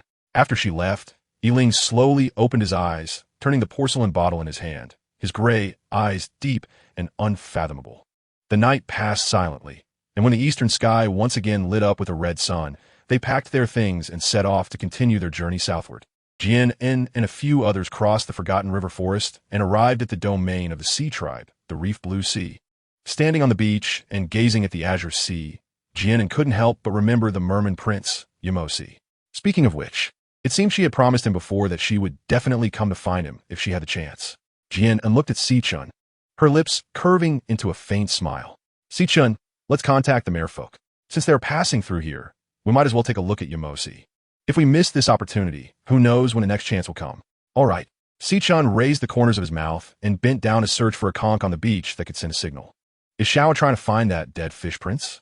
Yuxing asked, wrapping his arms around Jian An's waist from behind and resting his chin on her shoulder. A hint of jealousy in his voice. Chapter 279. Playing around Jian An glanced back at him and blinked her eyes. Did she sense a hint of jealousy in his tone? Could it be that he was feeling jealous? Realizing this, Jian An couldn't help but curl her lips into a light smile. She reached out and pinched Yu Xing's high nose, deliberately asking, "Oh, really? What's wrong?" "Oomph." Yu Xing let out a light snort, holding her finger and playfully biting it as a form of punishment. What was so attractive about that dead fish prince? He couldn't compare to him at all, and he was also incredibly foolish. Jian An's eyes flickered, a sly glint flashing briefly before she sighed. "Yes. Mashi's head is a bit slow, but I still think he's quite cute. It's been so long since I last saw him. I actually miss him a little." "Xiao An, don't think about him." Yu Xing suddenly lifted his head, turning her body to face him, his words carrying a hint of dominance and a faint sourness. He said, slightly displeased, "Is he cute?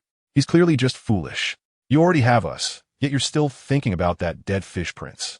Is it because I haven't been pampering you these past few days that you're feeling lonely?"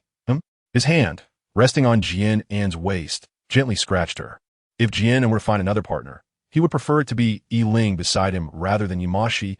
At least Yi Ling's strength was still considerable. He didn't want to end up with another foolish brother like Yimashi in the future. "Ha ha ha, don't scratch." Jian An couldn't help but laugh, pleading, "I was just joking." "Really?" Yu Xing raised an eyebrow, asking suspiciously. Jian An nodded, busy but unperturbed. Really, I just want to tease you." She was truly very ticklish. Seeing the mischievous look on her face, Yu Xing narrowed his golden eyes and said with a wicked smile, "Oh, so little one dares to lie to me? Let's see how I teach you a lesson." His hand, resting on Jian An's waist, slowly moved down and gave her a playful smack on her perky bottom. "Ah!" Jian An let out a surprised cry, breaking free from his embrace and turning to run towards Si-chun. "Where do you think you're going?"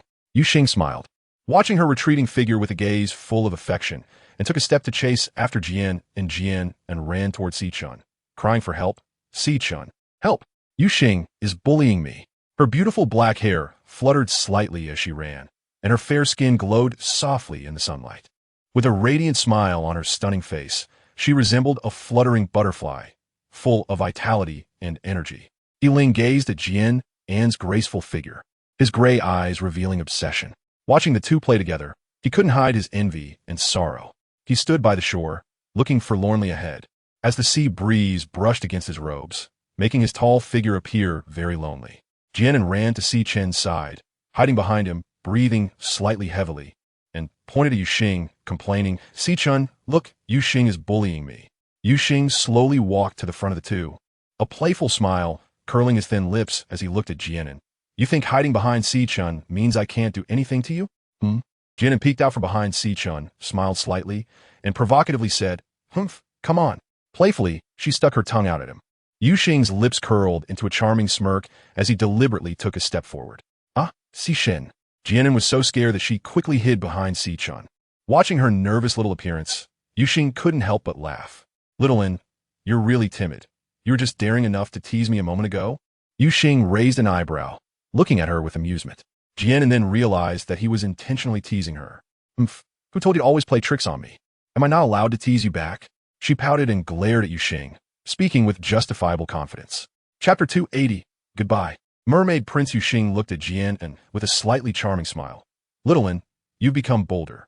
He stepped gracefully to her side, reached out to take her hand, and with a gentle pull, brought her into his embrace. His alluring lips curled slightly as he said, "What do you think I should do to punish you?" His magnetic and pleasant voice rang in Jian An's ears. Jian An raised her head to meet Yu Xing's golden eyes, glaring at him in dissatisfaction. Why should it be like this? This guy always teases her. Can't she tease him just once? Yu Xing's lips curled into a charming smirk as he leaned down and whispered in Jian An's ear, "Because you made me jealous just now." Jian An couldn't help but twitch his mouth, giving a faint smile. Only he could state such a reason with a straight face. Jian An rolled her eyes at him, thinking, "You deserve it." Xiao An was really a little heartless villain. Yu Xing smiled indulgently and gently patted her little bottom. "Ah, you rogue beast." Jian An glared at him in embarrassment and turned to seek help from Si-chun. "Si-chun, help. Yu Xing is being a rogue."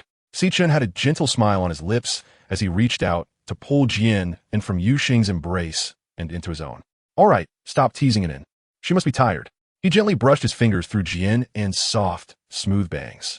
Jian An lay on Si-chun's chest, laughing softly, wrapping her arms around his slim waist. After laughing enough, she lifted her head, turned to Yu Xing, and tilted her chin at him, snorting. Si-chun was the best. Yu Xing only knew how to bully her. Yuxing gazed at her with affection, a slight smile tugging at the corners of his mouth, silently laughing. Just looking at her brought a sense of calm happiness to his heart. The smile on his lips eventually turned into a joyful low laugh. The signal conch let out a series of sounds, and moments later, the calm sea surface rippled with circles, accompanied by the sound of splashing water. As a boy in a blue shirt gradually emerged from the water, he wore a light blue long shirt on his upper body, with a skirt woven from seaweed around his waist, and beneath the grass skirt was a beautifully shaped fishtail, its silver scales shimmering with dazzling silver light. As he stepped onto the beach, the fishtail instantly transformed into 2 legs. Yimashi's pure eyes were filled with surprise as he waved his arms and shouted, "Jian An," joyfully running towards her. Jian An smiled softly and waved at him, "Yimashi." When Yimashi approached Jian An and was about to reach out to shake her hands, he instinctively withdrew his hand upon seeing Yuxing standing beside her. The joy of seeing Jian An almost made him forget that she had a fierce companion. Yuxing crossed his arms, lazily eyeing Yimashi with a slight smirk. But there was a hint of coldness in his golden eyes. Yiling had also come to Jian An's side at some point, his lips pressed into a straight line. His sharp gaze scanning Yimashi up and down, his brows slightly furrowed. Who is this male who looks like he hasn't even grown all his fur? Ye Modi. Long time no see. Jian An looked at him and asked with a smile. Yimashi's light blue eyes were still as clear as ever, without a trace of dirt or gloom. Lowering his head to calm his emotions, Yimashi heard Jian An's words and lifted his head, only to meet Yiling's icy gaze. Yimashi flinched and instinctively took a step back, feeling terrified and cold. He unconsciously rubbed his arms, a sense of fear rising in his heart as he longed to escape back into the sea. But he couldn't bear to leave Jian An. Yimashi bit his lip and, mustering his courage, looked at Jian An, trying to ignore the 2 stares directed at him. "Jian An, how did you come to the Sea Clan?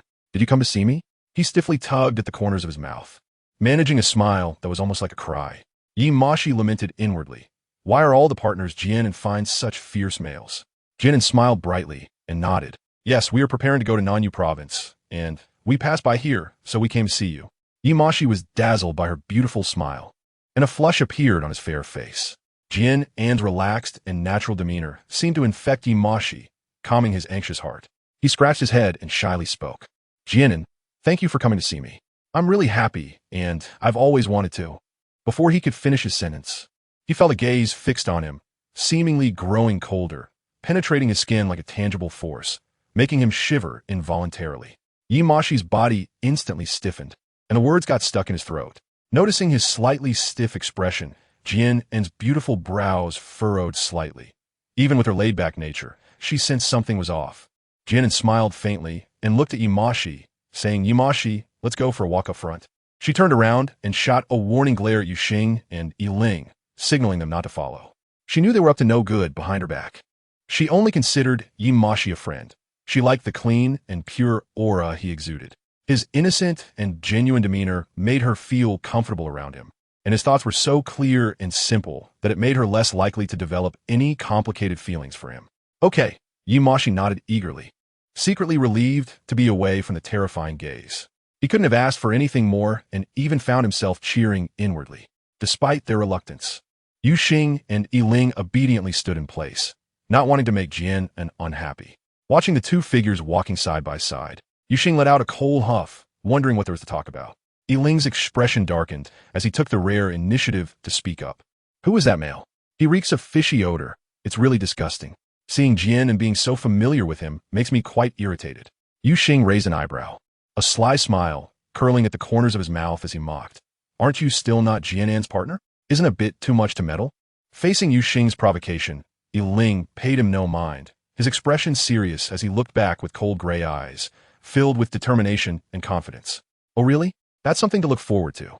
Yuxing scoffed, glancing at him with a half-smile. He understood Jian An's nature well.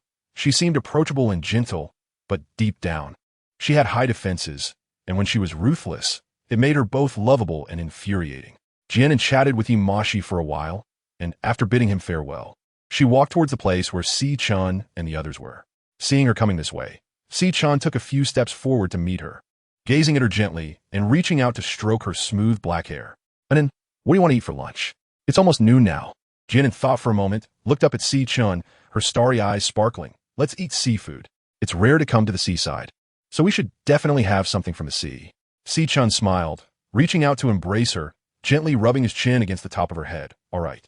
How could he refuse when looked at with those brilliant, star-like eyes?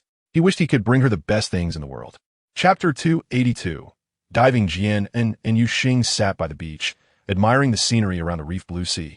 Si-chun and Yiling transformed into their beast forms and dove into the water to catch fish. They plunged into the sea, stirring up layers of waves, and when they emerged, they would bring back 1 or 2 fish or shrimp. Looking at the shimmering blue surface of the sea, Jian An felt a surge of excitement in her heart. She turned to Yuxing and smiled slightly, saying, "Shall we go diving too?" She had never gone diving in modern times, but she had always wanted to try it after seeing the underwater scenery in others' photos. Unfortunately, the conditions had not allowed it. And besides, she was still a poor swimmer. "Aren't you unable to swim?" Yuxing raised an eyebrow, looking at her with a half-smile. Jian An gave him a glance. "Did you forget? Yimashi gave me a water-repelling pearl, right? It will come in handy, and even if I can't swim, it's fine." Yuxing smiled slightly. "All right.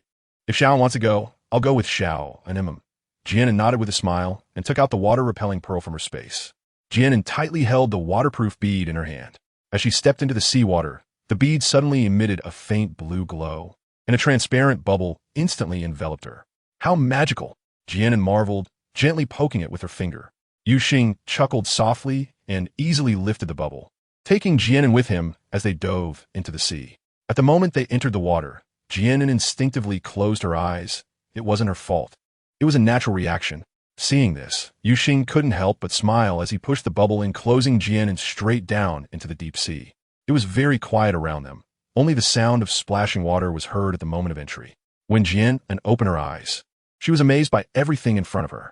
What greeted her was a colorful world, with many vibrant corals growing on the seabed rocks, and wonderful little fish swimming among the coral. Strange shellfish, starfish, jellyfish, and various colors of seaweed danced gracefully in the deep blue water, creating a beautiful picture. Some peculiar stones on the seabed glowed softly, brightening the deep sea where sunlight couldn't reach. Jian An didn't know what it was, but she thought it was very beautiful, like shining jewels. After spending some time underwater with Yuxing, Jian An looked at him and pointed upwards with her finger, indicating that it was about time to go up, as she was afraid Si-chun would be worried.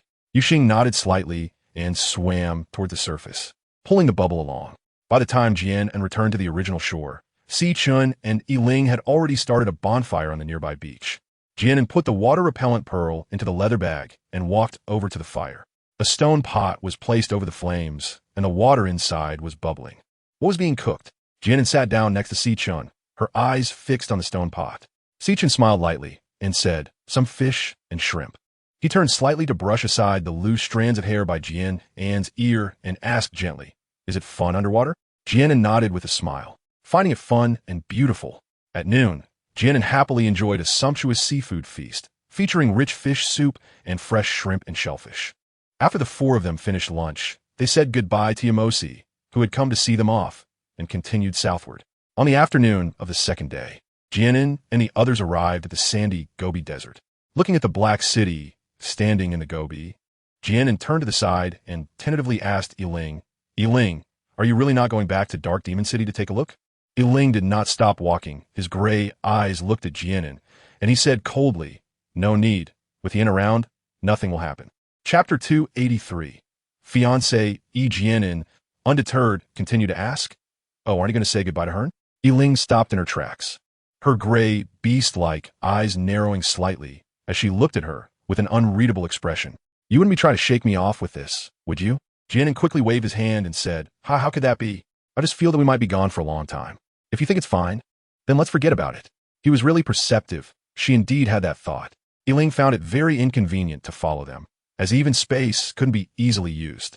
Yiling stared at Jian An and said firmly, "And I will not leave your side." She couldn't shake him off. Is that so?" "As long as you're happy," Jian An said, pulling the corners of his mouth and first averting his gaze. They crossed the Gobi Desert and continued south, stopping on a plain. Jian An saw a huge stone standing abruptly on the plain. Since she was still some distance away, she couldn't see it clearly.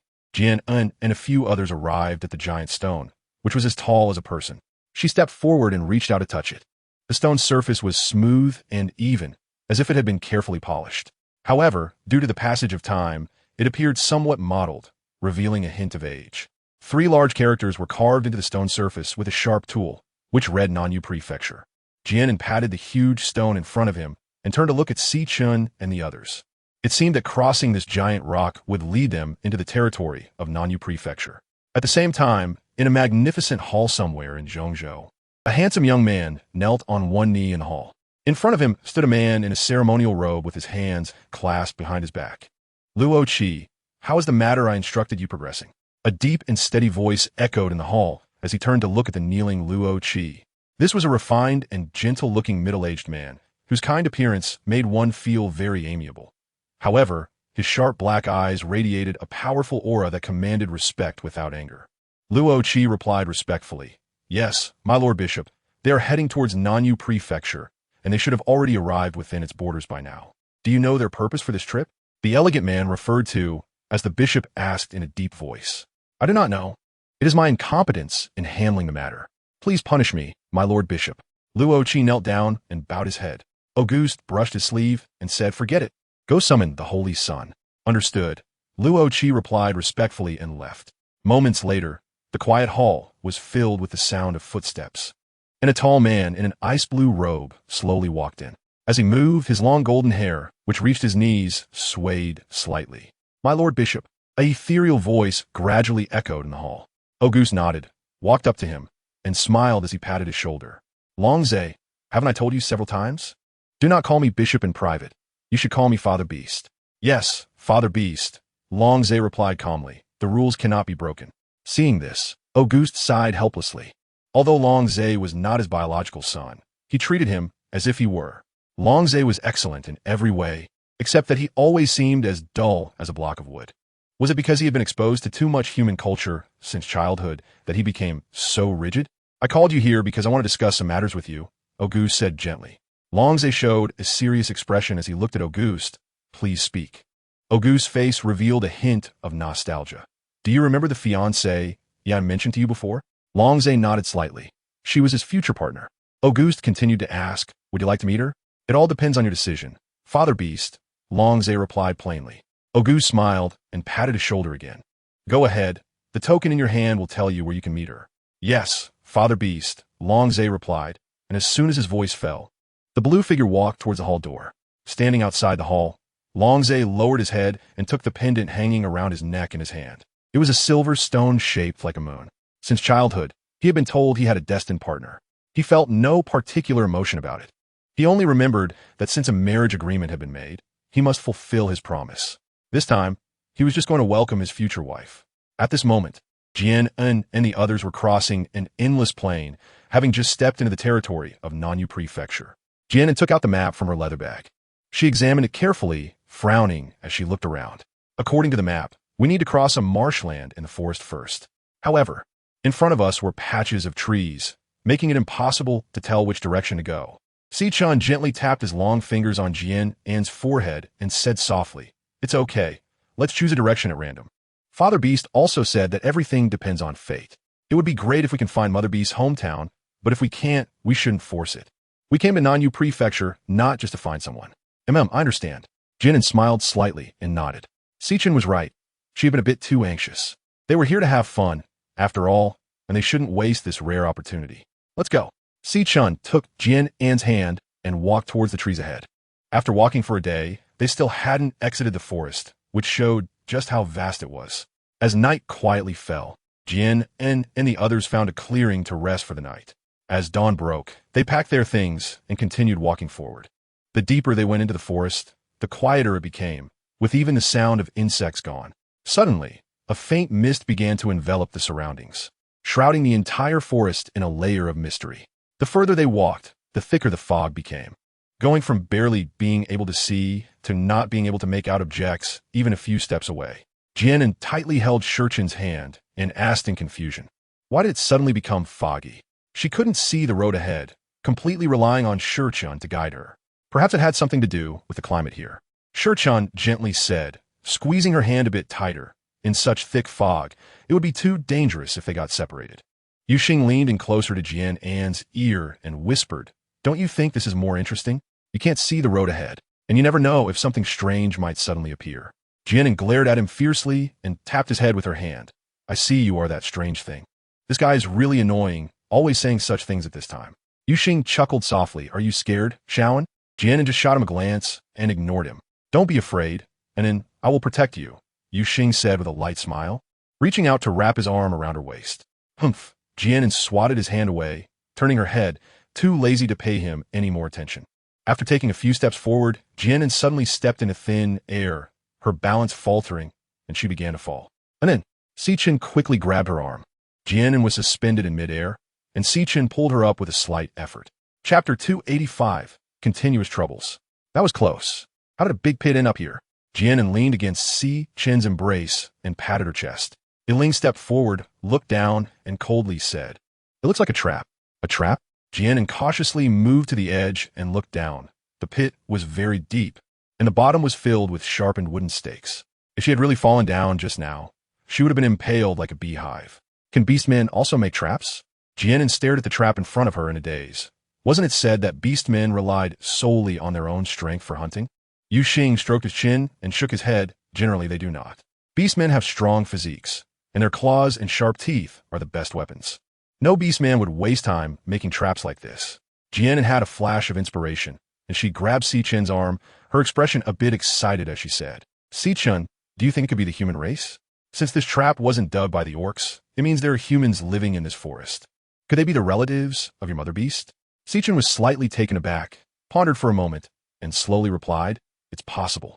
Yu Xing smirked, brushed his robe, and said, Shouldn't we move forward to find out instead of guessing here?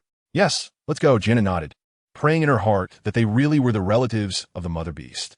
They hadn't walked far when Jian An and the others encountered trouble again. Due to the thick fog surrounding them, they could see less than a meter ahead. Jian An's feet were stuck in the mud, unable to move at all, and her body kept sinking down. Even if she hadn't seen it with her own eyes, she knew this was probably the legendary swamp. It was said that the more one struggled, the faster one sank. So Jian An didn't dare to move and could only wait obediently for Xichin and the others to rescue her. Don't be afraid, Nin. I'll pull you up right away, Xichin said, his brow furrowed as he grabbed her arm and pulled upward with all his strength. The swamp's suction seemed to be much stronger than imagined. The part of Jian An below her thighs was deeply buried in the mud, slowly sinking down. With Xichin pulling her arm upward, her body was being tugged up and down, and Jian An felt like her arm was about to break. Jian An gritted her teeth and endured, but the pain in her arm grew stronger, and she couldn't help but cry out, Wait, it feels like my arm is about to break. Upon hearing this, Xichin hurriedly stopped his movements, but did not let go. Seeing this, Yiling jumped directly into the swamp, extending his hands to grip Jian An's waist. A layer of gray soul power covered his hands, and with a strong upward pull, Jian An was lifted out of the swamp. Yu Xing reached out and held Jian in his arms. When her feet touched the ground, Jian An was still a bit dazed, wondering if she had really been pulled out by Yiling just like that. Thinking of this, she quickly turned to look at the swamp, her expression filled with worry as she glanced at Yiling, who was stuck in the mud. Are you okay? You jumped down to save me, but how'll we get out now? Yiling's expression was calm, showing no signs of worry. I'm fine. Then, a layer of gray soul power gradually emanated from his body, visibly forming a halo around him. Yiling suddenly leaped, and his entire body jumped out of the swamp, landing steadily on the ground. Jian An's eyes suddenly lit up. How impressive. This is the gap in strength. She was brought out by someone, while he could easily escape on his own. Chapter 287. Cousin seeing that he was unwilling to let go, Jian An had no choice but to sit on his lap. She cleared her throat and looked at the leading man in plain clothes. Big brother, we are not bad people. We are also trapped in this fog. Sitting like this and talking to others is indeed a bit awkward. The man in plain clothes cautiously glanced at Yu Xing and Yiling. His intuition told him that these two men were very dangerous, especially the one in dark clothes, whose aura made him feel a bit chilly. What are you doing in the misty forest? The man in plain clothes looked at Jian An, and when he clearly saw her appearance, he was momentarily stunned. His eyes filled with admiration. Yu Xing noticed that he was staring blankly at Jian An and frowned slightly, clearing his throat. The man in plain clothes came back to his senses, somewhat embarrassedly ruffling his hair. It was indeed too rude to keep staring at the young lady. Sorry, may I ask how you came to this forest? This misty forest is notoriously dangerous in Nanyu Prefecture. Due to the fog sea, neither beasts nor beastmen can discern directions. The forest is also filled with many naturally occurring swamps, and once you fall deep into them, it is very hard to escape. Jian An was taken aback by his call of young lady, and a guess flashed through her mind. They were not orcs but humans. This big brother, to be honest. It's our first time in Nanyu Prefecture too, and we are not familiar with the terrain. We plan to wait until the fog clears before we leave. The man in plain clothes smiled and shook his head, saying, "Young lady, you may not know, but the reason this forest is called the Misty Forest is precisely because the mist deep within the forest never dissipates throughout the year." Jian An showed a look of surprise. So it turns out like this? Then even if they wait, it would be in vain? The man in plain clothes raised his hand and said, "Everyone put down your weapons." He could somewhat tell that the beautiful woman in front of him was likely one of their human kin. He had seen orc females before, and they were all crude and rude. After a moment, the man in plain clothes cupped his fists and looked at Jian An, asking, "Miss, my name is Mu Feng. May I ask for your name?" Jian An was slightly taken aback. "Also with the surname Mu?" She looked at Mu Feng and asked in confusion, "My name is Jian An. Do you know a woman named Mu Ro?" Mu Feng was startled and replied truthfully, "My aunt is indeed Mu Ro." "Miss An, how do you?" Mu Feng couldn't help but feel puzzled, suddenly thinking of a possibility. He excitedly stepped forward but was blocked by Yu Xing and Yi Ling. So he could only stand in place. "Miss An, do you know where my aunt is?" He had also heard his mother mention this aunt in private, saying that after she fell in love with a male from the Beast clan, she left Nanyu Prefecture with that male. Jian An looked at Si-chan with joy and said, "Si-chan, that's great. We've found the relatives of the mother beast." Si-chan smiled faintly and nodded, gently brushing Jian An's hair. "I wonder how Miss An is related to my aunt?" Mu Feng's cheerful voice reached Jian An's ears, and after asking, he perked up his ears, waiting for Jian An's response. "She's my mother beast." Before Jian An could answer, Si-chan spoke first. You're my aunt's son? Then that makes you my cousin." Mu Feng looked at Si-chan in surprise. He was now 20 years old and had heard from his mother that his aunt had held him when he was born. By the timeline, he should be younger than himself. Si-chan slightly nodded, looking at him with calm eyes, not indicating that he wanted to speak. Mu Feng snapped back to reality from his surprise and asked Si-chan with concern, "Why didn't my aunt come back with you? Is she doing well now?" Jian An glanced at Si-chan, hesitated for a moment, and then said to Mu Feng, "Mu Feng, can you take us to your tribe first? Some things are not suitable to discuss right now." Chapter 288. Heading to the human tribe, Mu Feng slapped his own head and laughed heartily. "Look at me. I was just so happy. I'll take you to the tribe right now. If my grandparents know about the news of my aunt, they will definitely be very happy." Jian An bit her lip, fearing that she would disappoint him. The news they brought would probably not be pleasant. Si-chan held Jian An and followed Mu Feng, while Yu Xing and Yi Ling appeared calm on the surface, but were secretly on guard, as one must always be wary of others. Mu Feng raised the torch and turned to look at Jian An and the others, saying, "Stay close to me. There are many traps we've set ahead." "Did you dig those traps in this forest?" Jian An wrapped her arms around Si-chan's neck, sitting on his arm, a position that reminded her of an adult holding a child. Mu Feng smiled and nodded, "Yes, to prevent outside interference. After all, it's also to avoid the beast tribe." Jian An and a few others followed Mu Feng through the forest, twisting and turning for a long time until she was completely disoriented before finally exiting the misty forest. If it weren't for someone guiding them, they probably would never find their way with just a map in their hands. After leaving the forest, the group walked straight ahead for a while and came upon a vast world of lush green grass, surrounded by verdant hills and mountains, full of vibrant life. Continuing forward, they saw a canyon encircled by mountains, with the only entrance being the hanging bridge in front of them. Below the bridge flowed a rushing stream, clear yet perilous. Even though Jian An was held in Si-chan's arms, she could still feel the swaying of the bridge, which made her feel quite unsafe. After crossing the bridge and stepping into the canyon, they were greeted by an array of quaint wooden houses, pavilions, and intricately carved beams and painted pillars, all present in abundance. The canyon was much larger than Jian An had imagined, not only featuring cultivated fields, but also many flourishing fruit trees. Numerous men dressed in simple clothing were busy farming in the fields, creating a scene of prosperity.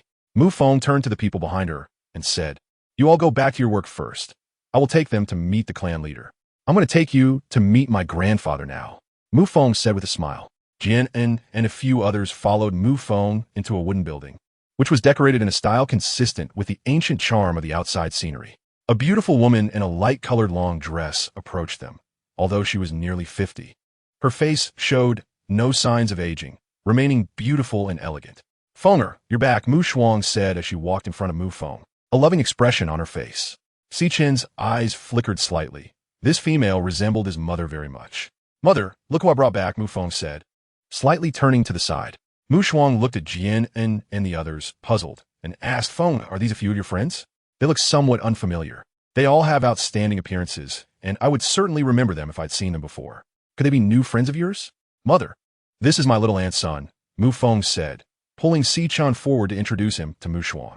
Mu Shuang was stunned, and after a long silence, she came back to her senses, looking at Xichen in disbelief. Her eyes gradually became moist. You are really Nuru's child? Her voice trembled slightly. Nuru is my mother, Xichen replied softly. Mu Shuang's gaze, filled with compassion and love, fell on Xichen. Looking at his face, a hint of nostalgia passed through her eyes. This child really looked like his mother. Mother, I was just about to take them to see grandfather and grandmother, Mu Feng said from the side. Hearing Mu Feng's words, Mu Shuang smiled and nodded, wiping the corners of her eyes with a handkerchief. In the ancient-style living room, many people were seated, looking at Jian An and the others in the center of the room. Their expressions varied with joy, heartache, worry, and some were watching with anticipation for the unfolding drama. Chapter 289. Dispute. At the head of the hall sat two elderly people. One a white-haired old man with a stern expression and sharp eyes, appearing vigorous despite his advanced age. The other was a kind-looking old lady, whose demeanor was immediately warm and amiable. You're Nuru's child? The old man asked in a deep voice, his piercing gaze fixed on Xichen. Seeing the elder holding a woman in his arms, what kind of decorum is this? He had 2 sons and 2 daughters, and Nuru was his youngest daughter, whom he had always cherished. However, she had made a lifelong commitment to a rough orc, which he naturally would not approve of. To his surprise, this daughter, who had always been well-mannered, eloped with that orc, and it had been over a decade since then. He had almost forgotten he had such a daughter, and now her son had come to his door. What could it mean? Yes, Xichen nodded lightly, taking out a handkerchief from his pocket. The clean handkerchief was embroidered with bright roses, with the character rose stitched in one corner. Child, where is your mother? Why didn't she come with you? Is she doing well? The kindly old lady asked Xichen. She recognized him the moment she saw him. He was undoubtedly her daughter, Nuru's child. Even with different eye and hair colors, their facial features were too similar. She has passed away, Xichen said after a moment of contemplation, speaking gently. What? The old lady stood up in shock, as if startled, and immediately slumped back into her chair. My poor child. Mother, you must take care of your health. Mu Shuang gently patted the old lady's back, comforting her. She was also greatly impacted. She had been close with Nuru since childhood, and hearing the news of her death made her very sad. The white-haired old man also showed a look of sorrow. Although Nuru had done something disgraceful, she was still his daughter. How could he not feel heartbroken? Now, he was to send a child with white hair to bury a child with black hair. What is your name? The old man asked Xichen. Xichen met his gaze. The old man frowned. What kind of name is this? Without a proper surname? Since you are here, you may stay. From now on, you will take the surname Mu. I will choose a date to add your name to the family tree. No matter what, this child is Nuru's son and his grandson. He cannot let him be lost outside. Father, please think twice. The old man's second son, Mu Yangshan, opened his mouth to advise. Fourth sister has already brought shame upon us by eloping. This child is the offspring of an orc. If we add him to the family tree, won't it bring shame to our ancestors? Mu Yangshan stated clearly. Yes, father, Yangshan is right. If the people in the clan find out, won't it break our Mu family's backbone? Mu Yangshan's wife, Li Meihua, chimed in.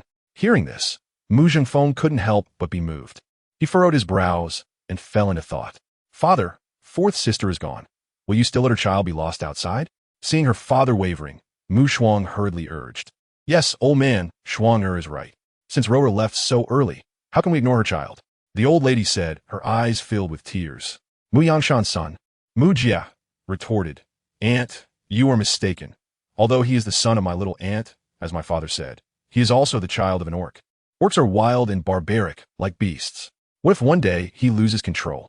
Suddenly, a loud bang echoed as Mu Zhengfeng slammed the table, followed by his furious shout.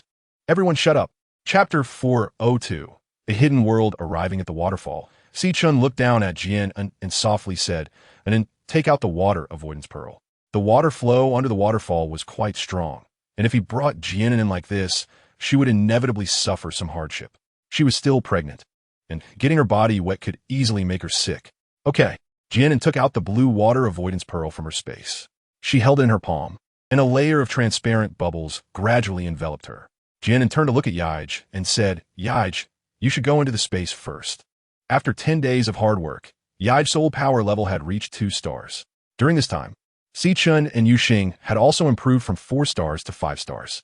Yiling was still a 5-star soul beast, but was only a step away from 6 stars. As for Long Zhe, he claimed to have lit up 2 corners of a star, representing the 7th soul beast. Naturally, she hadn't looked at his star's soul chart. He loved to murmur about these things in her ear, whether he had something to say or not. It was hard for her not to remember. Yaij nodded and gladly accepted Jian An's suggestion. His current strength was indeed still weak, and he didn't want to hold Jian and the others back. Thus, the bubble wrapping Jian An was coiled by Long Zhe's tail, and Sichun and the others transformed into their beast forms. Whoosh! With a series of sounds breaking through the air, Sichun and the others shot into the waterfall like arrows released from a bow. Passing through the heavy water curtain, a deep, dark cave appeared before them. Jian An put away the water-repellent beads and let Egu come out from the space. He then took out several luminous pearls and handed them to Sichun and the others, realizing that they were indeed behind this waterfall. Yuxing held the luminous pearl, looking at the cave in front of him with a hint of curiosity. Jian An nodded in agreement. Yeah, I really didn't expect that there would be another world behind this waterfall. Sichun walked over to Jian An's side and said, Anin, this might just be an ordinary cave. Although he didn't want to ruin her mood, he felt it was necessary to remind her. He wanted to prevent her from reaching the end only to find out it was just an ordinary cave, which would only make her more disappointed. Jian An's eyes flashed, and she nodded slightly. I understand. Sichun's reasoning was sound. None of them had been here before, and Long Zhe had only walked halfway. No one could be sure if this was an ordinary cave or a path leading to the Moon Clan. Let's go and see, then we'll know. If it's not, we can look elsewhere, Yuxing said with a slight smile. If the entrance is near this waterfall, there's no reason we can't find it. The cave in front of them wasn't very large, but it was not narrow either, allowing 2 people to walk side by side. Jian An and the others walked straight into the depths of the cave with the luminous pearl. Yuxing and Yiling led the way, while Long Zhe and Egu followed behind, and Jian An and Sichun walked in the middle. This way, even if they encountered any unknown dangers, they could protect her well. After walking for about half an hour, Jian An faintly heard a subtle sound of wind coming from ahead. She couldn't help but feel a surge of joy. There was a path ahead.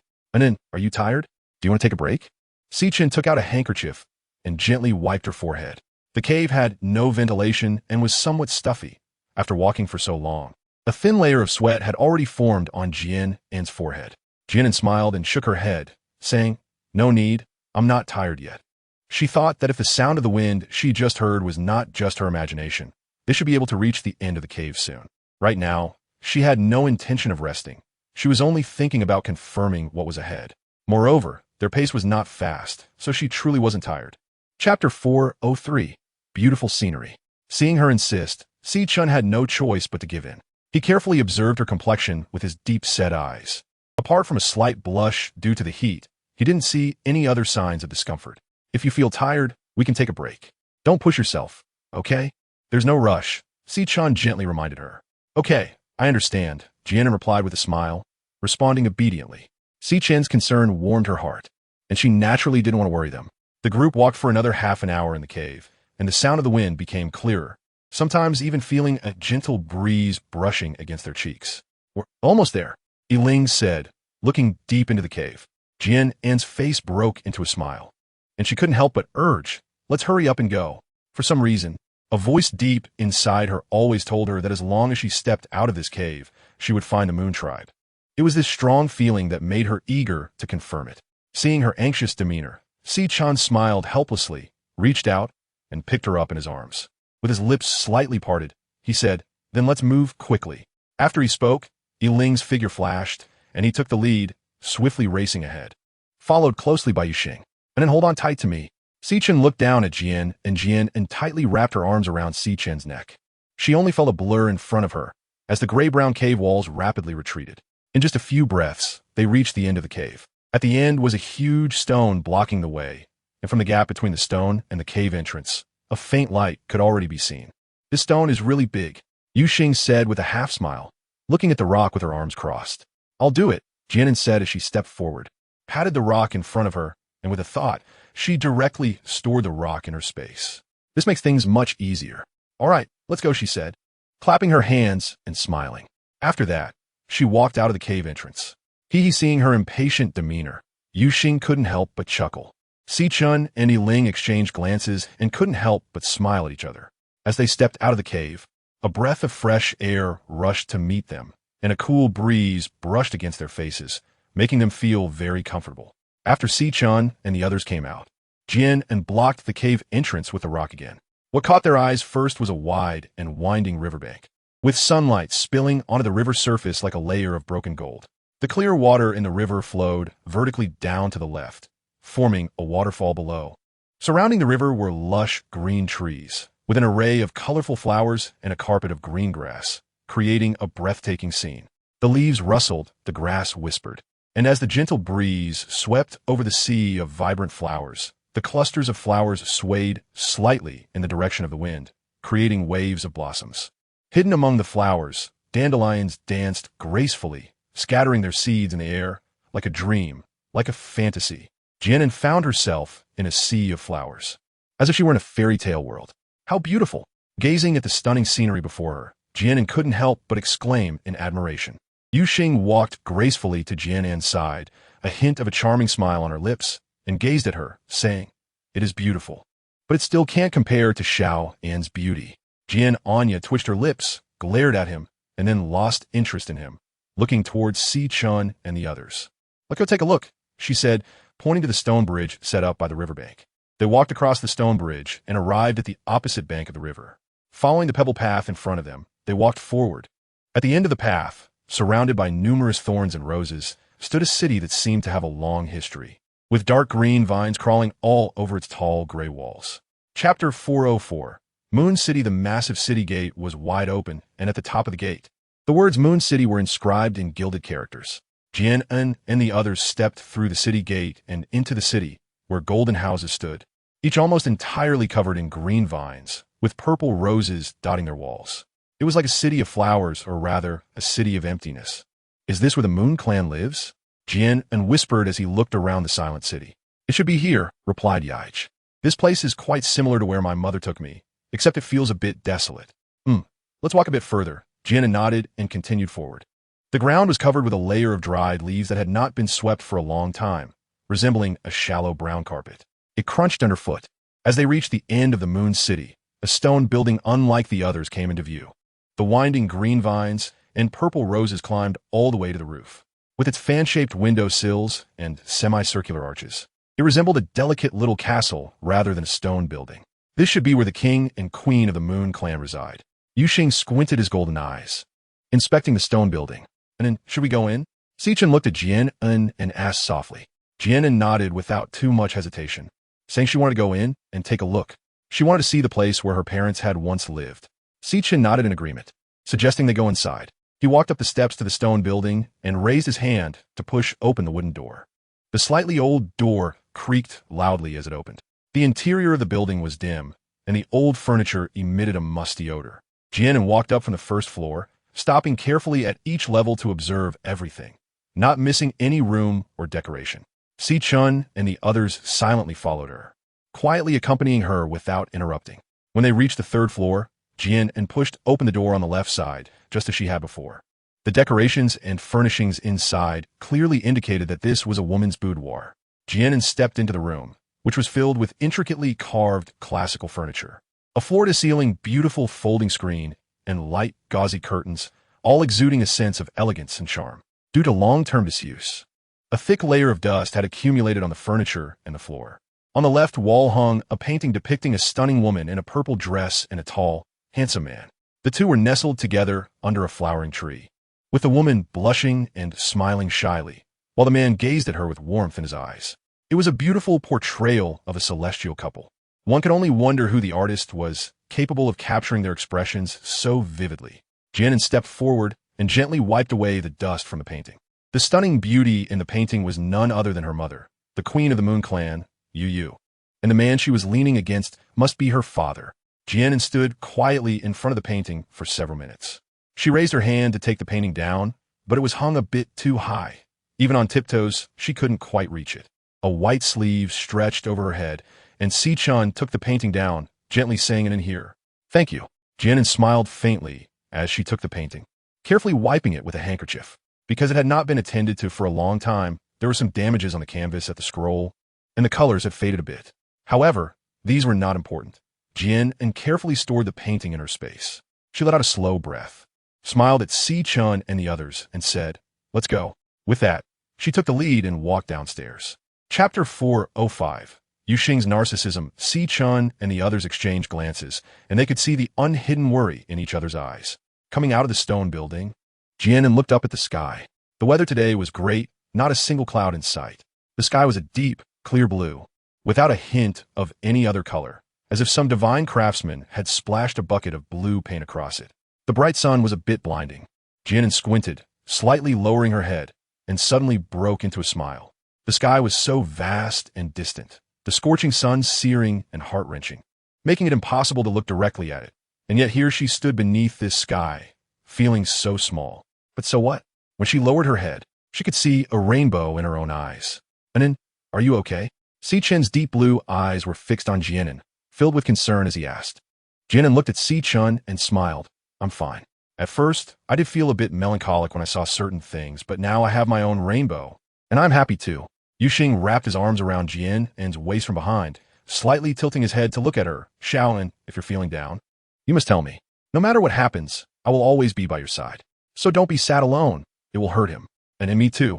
Yiling took Jian An's hand and placed it on his chest, his gray eyes filled with sincerity as he looked at her. And me, I will also always be by the lady's side." Seeing them all expressing their true feelings, Longzhe hurriedly stepped forward and said loudly. Ego carefully grabbed a corner of Jian An's clothing and whispered, "Sister, me too." Jian An looked at the people around her and smiled gently. "I'm really fine. With all of you here, how could I not be happy?" There were too many things she couldn't choose or control, but she cherished what she had now. "That's good to hear. I heard that if the mother beast isn't happy, the cubs will be very ugly when they are born." Yuxing teased, stroking Jian An's slightly rounded belly. Jian An was about to speak when Longzhe seriously nodded in agreement and said, I think I've heard about it too." Jian An shook off Yuxing's hand, gave the two of them a speechless glare, and walked away. He left behind 2 words and headed towards the city gate. Yuxing was truly toxic. Now, even the honest Longzhe had been influenced by him. Jian An sat among the sea of flowers by the riverbank, weaving a flower crown with the bouquet she had picked. "We'll stay here for the night and leave tomorrow morning," she said. Jian An looked at the group of men sitting beside her. Their purpose for this trip was to visit the Moon Clan, and now that they had seen it, there was naturally no need to linger any longer. As for why they weren't leaving immediately, it was simply because she loved this sea of flowers too much. Perhaps she could plant a sea of flowers in her space? Moreover, there were no seasonal changes in her space, so the flowers planted inside would never wither. "Done," Jian An said, as she placed the completed flower crowns on Si-chun and the others' heads. Yuxing, with his long, jade-like hands, twisted a strand of his red hair, his sensual lips curling into a charming arc. His affectionate peach blossom eyes looked sideways at Jian An, and in a magnetic, enticing voice, he asked, "Little An, am I beautiful?" Seeing his flirty demeanor, Jian An couldn't help but twitch her lips a few times, rolling her eyes. Yes, beautiful like a fox spirit. How had she not noticed before that Yuxing was so narcissistic? Looking at the clear river in front of her, Jian An suddenly craved fish again, but unfortunately, there were no fish in the river due to the waterfall below. Chapter 406. New discovery. Noticing her intense gaze fixed on the river, Si-chun knew that Jian An was craving again. He shook his head helplessly and smiled, looking at her affectionately. "And then, how about we have hot pot for dinner?" Upon hearing this, Jian An immediately turned to look at him, her eyes bright as she nodded repeatedly. "Sure, make sure to add a lot of chili, even though the weather is getting warmer. Who said hot pot can only be eaten in winter? People eat it in summer too." "All right, I'll go prepare the ingredients now." Si-chun smiled, ruffling her hair as he got up and walked towards the riverbank. Jian An let out a gentle sigh, stretching her hands and lying back in the sea of flowers. The sun gradually set in the west, and the fiery red sunset colored half the sky. Yuxing lay down beside her, imitating Jian An, and reached out to hold her soft hand. Jian An turned her head and gave him a faint smile, then turned back to continue admiring the beautiful glow of the sunset, enjoying the tranquility of the moment. After having hot pot cooked by Si-chun for dinner, Jian An took a stroll in the sea of flowers for a while. As the sky gradually darkened, she prepared to enter the moon god space. Long Zhe and Yaij jogged up to Jian An's side, their tone filled with excitement. "Madam, we found a palace behind Moon's city. Earlier, while they were wandering nearby out of boredom, they stumbled upon a golden palace when they reached the back of the Moon Clan city. They couldn't wait to run back to tell Jian An about their discovery." "A golden palace?" Jian An asked, her expression uncertain. "Yes, madam. Would you like to go take a look? It's right behind the city." Long Zhe nodded. Jian An pondered for a moment and said, "All right, let's go take a look." She was also very curious about the golden palace mentioned by Long Zhe. Long Zhe led Jian An and the others to the back of Moon City, where a lush forest lay before them.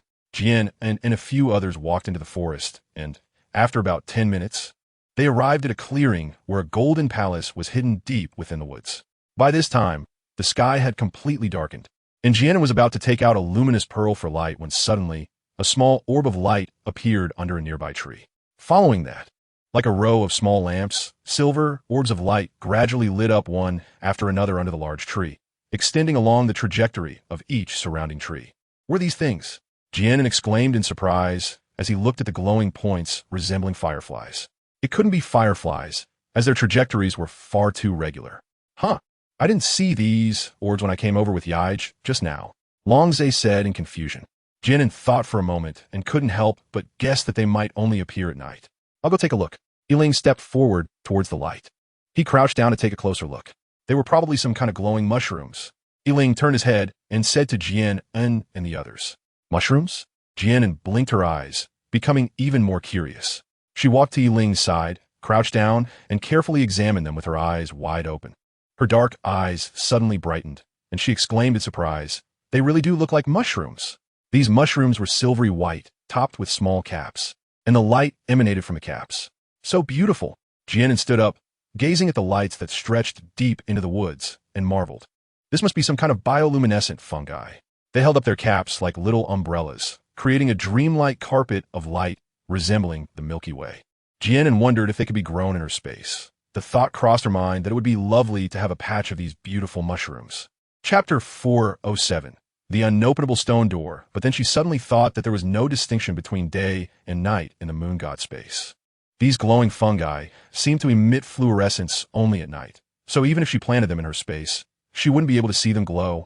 Although it was a bit of a pity, Jian An could only dismiss the idea. The forest path was already completely illuminated by the bioluminescent fungi, so there was no need for any other source of light. Jian An and the others continued deeper into the woods, and after a moment, she saw the palace that Long Zhe and the others had mentioned. The entire palace was gilded, and it was unclear what materials were used to construct it, but it looked extremely magnificent. On the steps in front of the palace, there were 2 statues of women standing on either side. The women's hands were slightly raised forward, and they were holding a crescent moon in their palms. Both statues faced the palace by their sides, and upon closer inspection, one could see that they seemed to create a subtle resonance with the crescent moon at the top of the palace. Jian An also didn't know if this had any special meaning. She turned to the side to look at Igor. "Igor, has your mother ever mentioned this palace to you?" Igor fell silent, reminisced for a moment, and shook his head. "No, my mother has never mentioned anything about this palace." He only learned about the existence of this palace today, by chance, when he saw it with Long Zhe. "Really?" Jian An looked up at the golden plaque hanging above, on which the 4 characters Moon God Palace were inscribed. She felt puzzled. There was also a Moon God Palace in her space, and now there was one here too. Could it just be a coincidence? She suddenly became very curious about what was inside. "Let's go in and take a look." Without thinking, Jian An stepped onto the stone steps. Sichin stepped forward and grabbed Jian An's wrist, and then wait a moment. "What's wrong?" Jian An stopped and turned to look at Sichin, asking with a hint of confusion. "You wait here for a bit. Let me go in and take a look first," Sichin said softly. "We don't know what might be inside, and if there are any unknown dangers, it's better for me to check it out first." Seeing him say this, Jian An could only obediently nod and reply, "All right." Although she didn't know what Sichin was thinking, she assumed he was worried about her, so she naturally wouldn't oppose his intention. "Together," Yiling said as she came to Sichin's side. Speaking, Jian An stood on the steps watching the 2 of them. When they reached the stone door, Sichin pushed it, but it didn't budge. He frowned slightly and exerted a bit more force, but the heavy stone door remained unmoved. "Let me try," Yiling said, extending his hand, with a layer of gray soul power swirling around his palms. He pushed with all his might. To his surprise, the The stone door still didn't move at all. What's going on? Jian An asked curiously as she saw the two of them lingering outside the door. This door won't open. Sichin turned around and looked at Jian An, his tone tinged with helplessness. It won't open? How can that be? Jian An stepped up the stairs and approached the stone door, trying to push it as well. Just as Sichin had said, it was completely unyielding. Yiling's gray eyes narrowed slightly. I applied soul power to my hands earlier, and it still wouldn't open. No matter how heavy this stone door is, it shouldn't be impossible to open. Longzhe also came over, confidently patting his chest, and said, "Let me give it a try. I can definitely open it." Suddenly, his lower body transformed into a serpent's tail, while his upper body remained human. You all step back. Chapter 408. Taking the entire palace away, watching Jian An and the others step aside, he raised his thick serpent tail and, without a hint of hesitation, swung it towards the stone door. Jian An's eyelids couldn't help but twitch. Longzhe was so violent. Did he want to destroy this door? As the serpent tail swung up, it stirred a gust of wind. In her view, if he hit her like that, she'd probably never see the sun again tomorrow. What shocked Jian, and even more, was that after enduring Longzhe's strike with the serpent tail, the stone door remained as unmoved as ever. How could this be? Longzhe stared in astonishment. His previous strike had been without reservation. What material was this stone door made of that it could be so indestructible?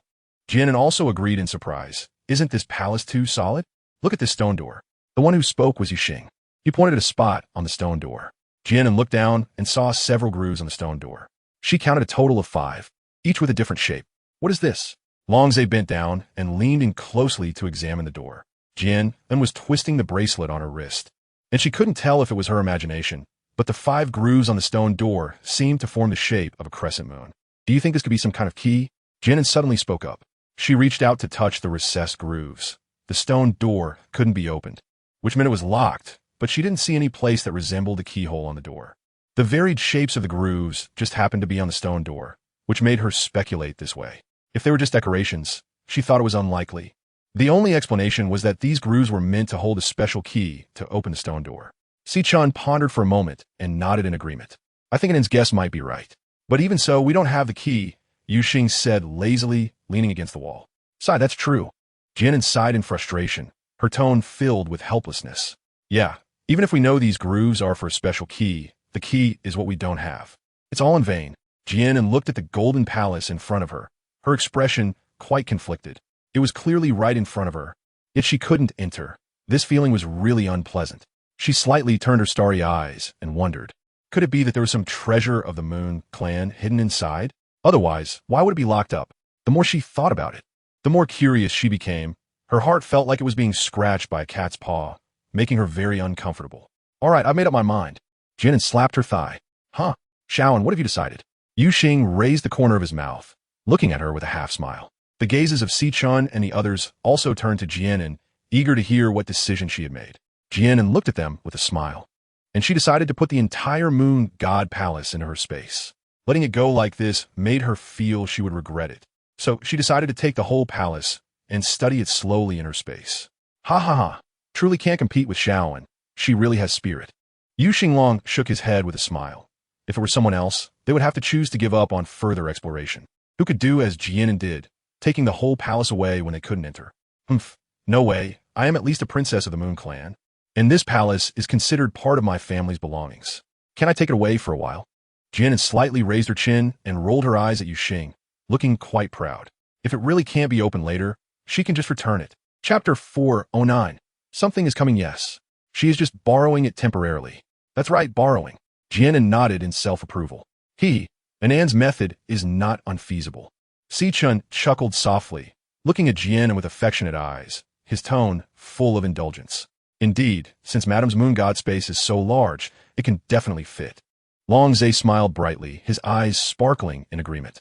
He was actually quite curious about what was inside this palace that the Moon clan valued so much and even set up such mechanisms. Jian An smiled and nodded, and with a thought, the entire golden palace before him vanished in an instant. Jian An and her companions rested for a night in the living quarters. The next morning, after having breakfast, they set off from the Yu clan. When they arrived at the cave, Jian An used the same method to store the rock in her space. After everyone entered the cave, she blocked the entrance with the rock. They emerged from the waterfall, and Jian An put away the water-repelling pearl and sat down on a nearby stone. Let's head back to Baihu City first, she said, taking the water flask from Si-chun and taking a sip. Suddenly, she thought of something and looked at Long Zhe beside her. Long Zhe, aren't you going back to Zhonghe Prefecture? Hearing this, Long Zhe quickly shook his head. I'm not going back. I want to stay by Madame's side. The only reason he came to Nanyu Prefecture was to find Jian An, and now that he'd found her, there was no reason for him to return alone.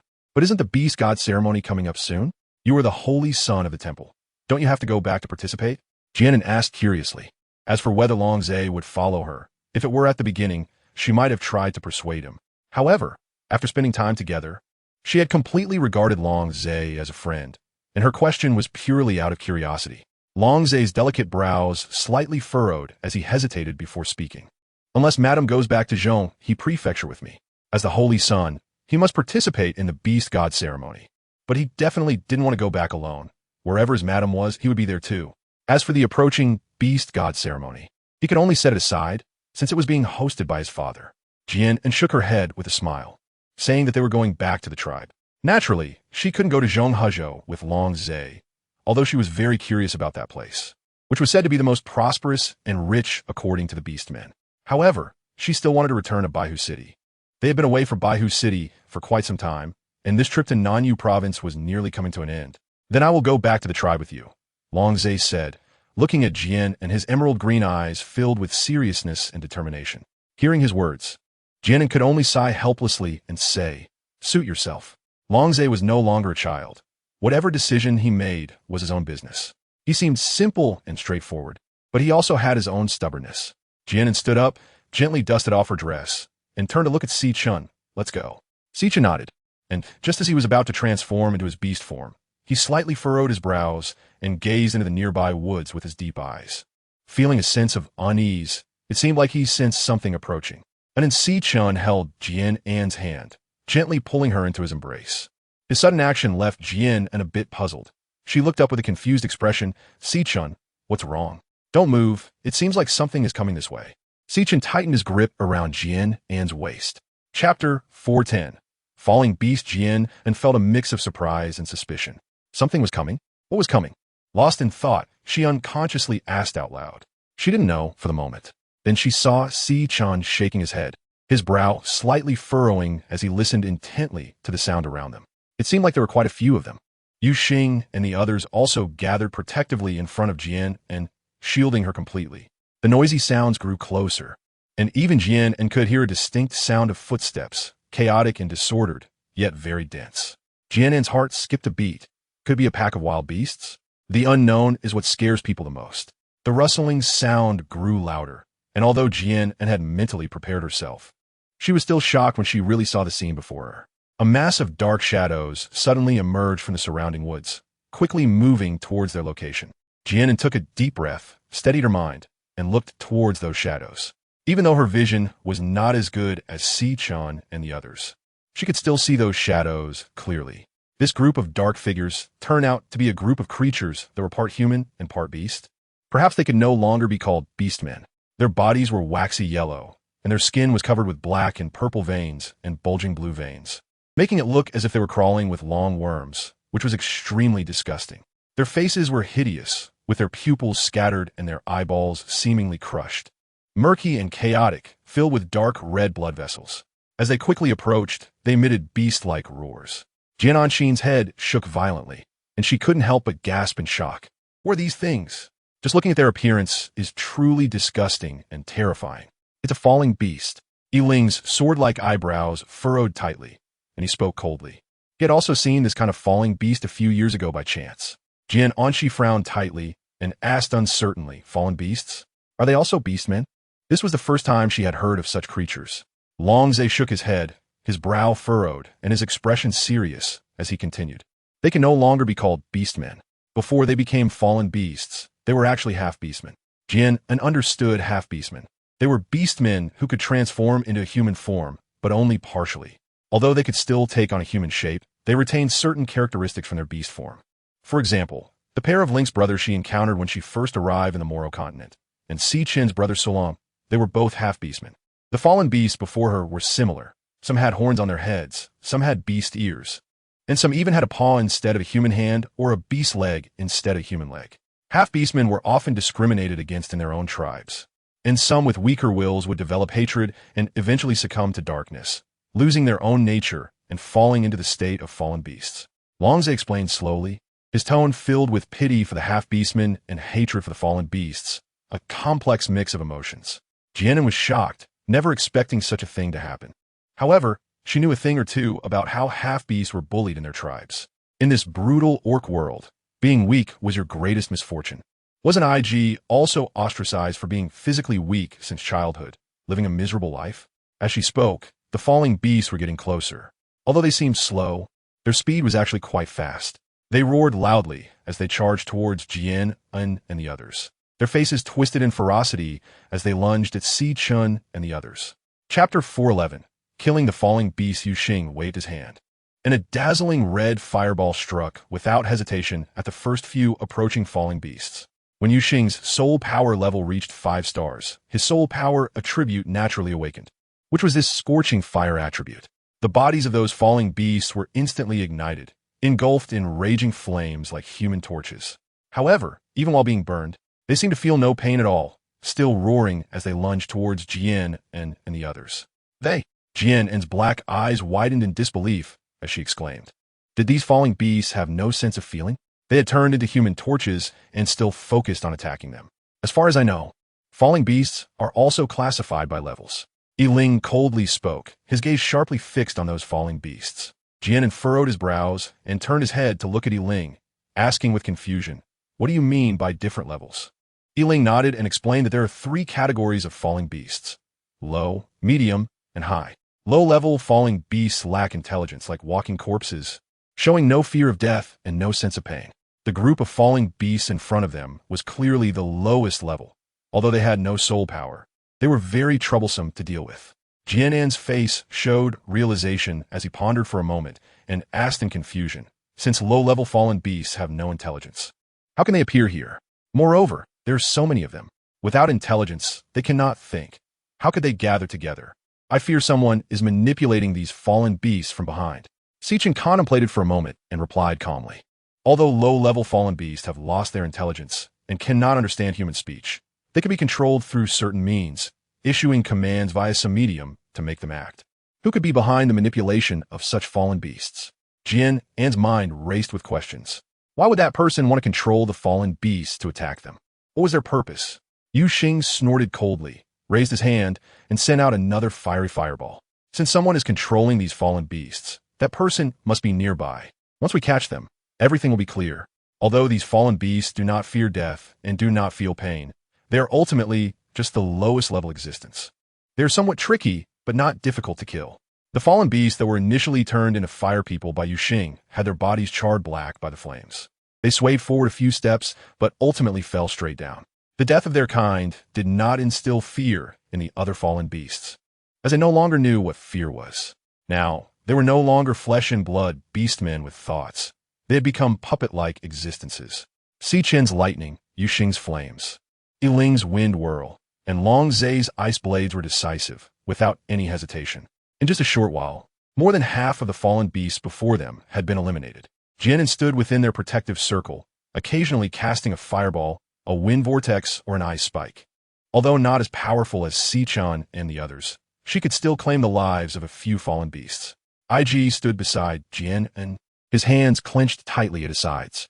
Up close, the appearance of these fallen beasts seemed even more grotesque and sinister. He had never seen such monsters before, and inevitably felt a bit scared. Don't be afraid, they're just thoughtless fallen beasts. Aside from being a bit ugly, they are no different from the wild animals in the forest, Jian An said softly, looking down at IG. The truly terrifying ones are those who have thoughts, but harbor darkness in their hearts. Chapter 412. The manipulator. IG nodded vigorously. I understand, sister. Jian An smiled as she ruffled his hair. Around them lay dozens of fallen beast corpses, scattered haphazardly and forming a small hill of bodies. The green blood of the fallen beasts flowed on the ground, emitting a foul stench. Finally, it's over. Jian An slowly exhaled. Yiling narrowed his cold gray eyes, a glint of chilling light flickering within. He feared it wasn't over yet.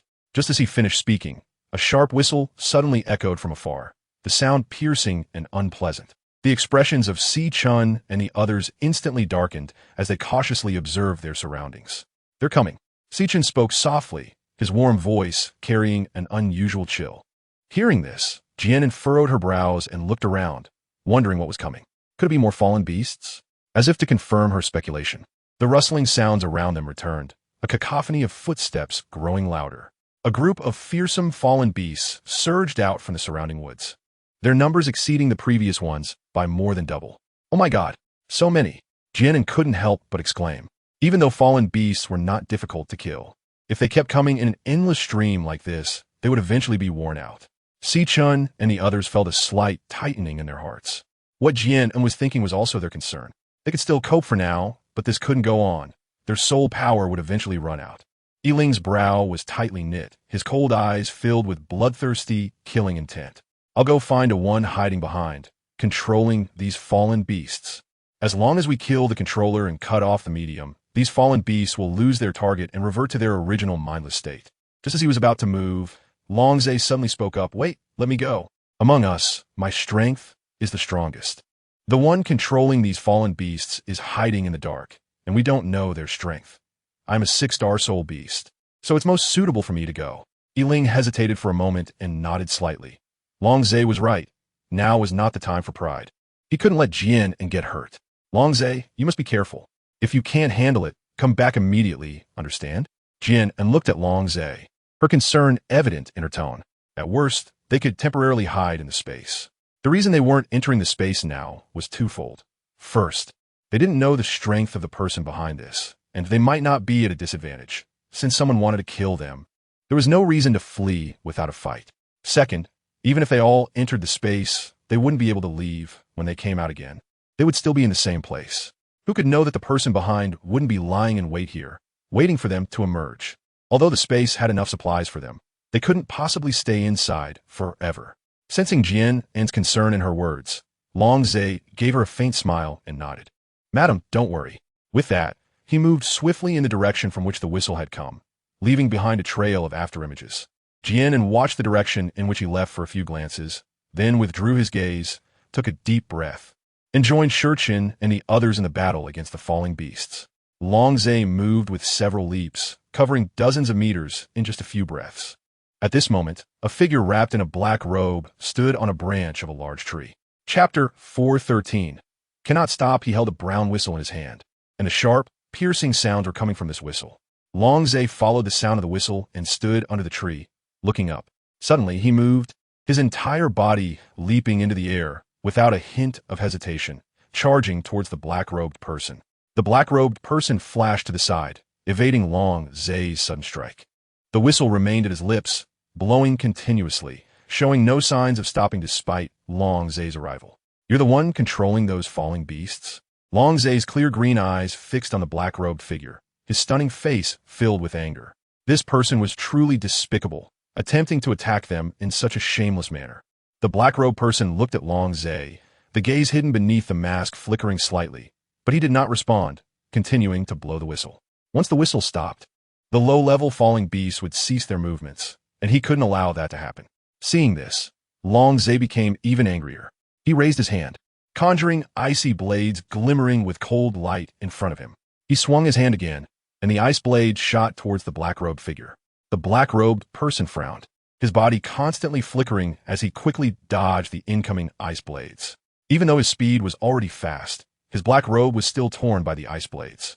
A sharp pain shot through his arm, and a blood-red scratch instantly appeared on his forearm. Luo Qi, the black-robed person, felt his gaze darken, and the face hidden under the mask turned grim. The son's strength was indeed extraordinary, even though he was now a 6-star soul beast. Simply dodging without retaliating would still lead to injury. However, he could not give up here. This was the last chance given to him by the commander, and he could not fail, no matter what. Luo Qi turned his body and suddenly leaped down from several meters high on a branch. He could not confront Longzhe head-on, and could only continue to delay time. Besides these low-level falling beasts, he also brought intermediate and advanced falling beasts. The reason for sending these low-level beasts first was to exhaust the soul power of those few males. When their soul power was nearly consumed, he would send out the intermediate and advanced falling beasts. By then, no matter how strong they were, they would not escape death. Seeing that he actually wanted to escape, Long Zai's brows furrowed tightly. His figure flickered and transformed into a beast form, closely pursuing Luo Qi. The golden giant python swiftly slid across the ground, and the distance between Long Zai and Luo Qi grew closer. Luo Qi turned his head to glance behind, feeling a bit anxious. The speed of the beast form was indeed slightly faster than the human form. At this rate, he would eventually be caught. Long Zai's green vertical pupils emitted a faint cold light as he flicked out his crimson tongue and raised his thick serpent tail, rushing towards Luo Qi's back with a gust of wind. Sensing the wind pressure coming from behind, Luo Qi crouched down and rolled to the side, narrowly avoiding Long Zai's tail. Although he dodged the attack, the whistle stopped blowing. Faced with Long Zai's relentless pursuit, even Luo Qi felt somewhat overwhelmed. His eyes narrowed slightly beneath the mask. It seemed he could only deal with Long Zai first. Once he killed him, it wouldn't be too late to take Jian An's life afterward. Luo Qi stood up and put away the whistle in his hand. The cruel and murderous look on his face flashed away as he infused his hands with soul power, suddenly leaping towards Long Zai. Long Zai's icy vertical pupils closely tracked Luo Qi's figure, his upper body reverting to human form while his lower body remained in beast form, propelling himself forward. Chapter 414. A bit of training in an instant. Long Zai and Luo Qi were locked in battle, both striking decisively with fierce moves. The gusts of wind generated caused the leaves on both sides to rustle. Within moments, the two exchanged dozens of blows. Long Zai raised his hand, thick frost covering his palm. Luo Qi's eyes narrowed, and he extended his hand, which was also enveloped in a layer of dense soul power. The two palms collided and quickly separated. The explosive wave of soul power shattered the surrounding trees, sending a cloud of debris and dust into the air. Long Zai flickered and landed steadily. Luo Qi stepped back several paces before stabilizing his stance. Although both were 6-star soul beasts, there were still distinctions in strength among the same rank. Clearly, Long Zai was slightly stronger than Luo Qi. This was not something Luo Qi had anticipated. He had thought he would easily win, but the reality before him delivered a resounding slap to his face. His black eyes were filled with a fierce light. During the time at the temple, Long Zai had clearly arrived at 6 stars later than him. Why was he now even stronger? Just now, from the soul power emanating from Long Zai, he had even sensed a hint of heart-pounding dread. This made it even harder for him to believe that, despite being the same 6-star soul beast, he felt fear towards Long Zai. This fear was the instinctive respect of beasts towards stronger foes. The only explanation was that Long Zai was about to break free from 6 stars and advance to 7 stars. The higher the soul power level, the greater the disparity between ranks. Just a 1-star difference was like a chasm. Luo Qi naturally did not know that Long Zai's rapid increase in soul power was largely thanks to Jian An. She provided black soul crystals to Shurchin and the others every day as if they were free, making it difficult for their soul power not to grow. And where would Luo Qi find such resources? Even the most prosperous Zhangyi prefecture, black crystals were extremely precious and rare. You are not my opponent, give it up. Long Zai spoke ly. He stood tall and straight, his striking golden hair fluttering in the wind. His tone held no excessive emotion, merely stating the fact very plainly. However, to Luo Qi, Long Zai's aloof demeanor felt like contempt, and this realization made him furious. Stop wasting words. You think I'll give up? Dream on. Luo Qi's face showed a cruel expression as he coldly shouted. With that, he took the initiative to attack Long Zai fiercely. Long Zai frowned slightly, his figure moving, and he met Luo Qi again, the two engaging in battle once more. Luo Qi's attacks were infused with intense killing intent, and his moves became increasingly fierce and ruthless. His heart set on killing Long Zai. On Jian An's side, when the harsh and unpleasant whistle stopped, the creatures in front of them, as if they had lost their guiding force, began to move sluggishly. Gradually, the dark red blood vessels in their pupils also slowly faded, and the black in their eyes gradually stained the whites, eventually turning into 2 pitch-black voids. Si Chun and the others let out a slight sigh of relief. It seemed that Long Zai had succeeded. Taking this opportunity, Si Chun and the others continuously gathered soul power in their hands, launching fierce attacks that relentlessly claimed the lives of the creatures. Compared to the agile and swift creatures from before, these sluggish ones were obviously much easier to deal with. Jian An's eyes slightly shifted as he patted Yai's shoulder. Yai, you should go too.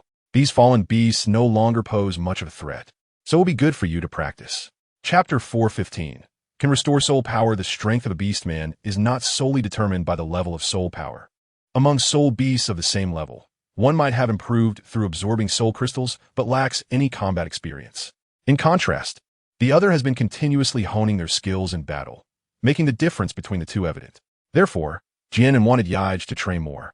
Only by becoming truly strong himself could he be fearless. All right, I'll go. Yaij nodded obediently, charging towards the fallen beast without further hesitation. He understood Jian An's intentions and did not want to remain under their protection forever. He wanted to grow stronger and possess the ability to protect Jian An. Jian An's pair of starry eyes fixed firmly on Yaij in case he got hurt. Although she said so, she naturally didn't want to see him get hurt. Yaij's slender figure weaved through the group of falling beasts. At the beginning, his attacking movements were quite clumsy. Gradually, his actions became more and more fierce. Every punch he threw, every strike he made, was decisive, no longer hesitant and cautious like at the start.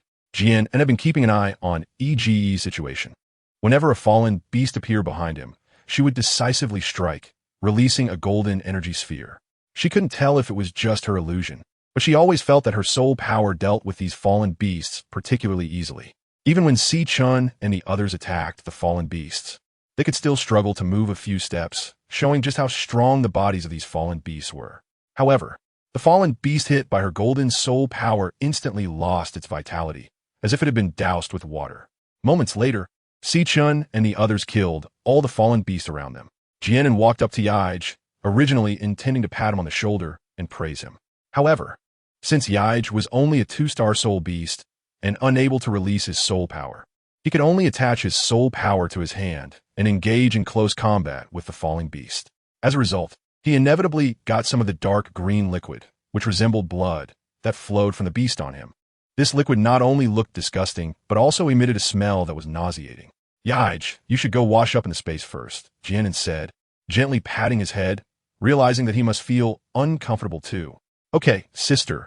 Yaij nodded and replied obediently. Jian An took out a few bottles of life water from the space and handed them to Si Chun and the others, saying, "You all drink the water in the bottles. It should help alleviate fatigue. Although you haven't been injured, you've killed so many falling beasts, so your soul power must have been consumed quite a bit."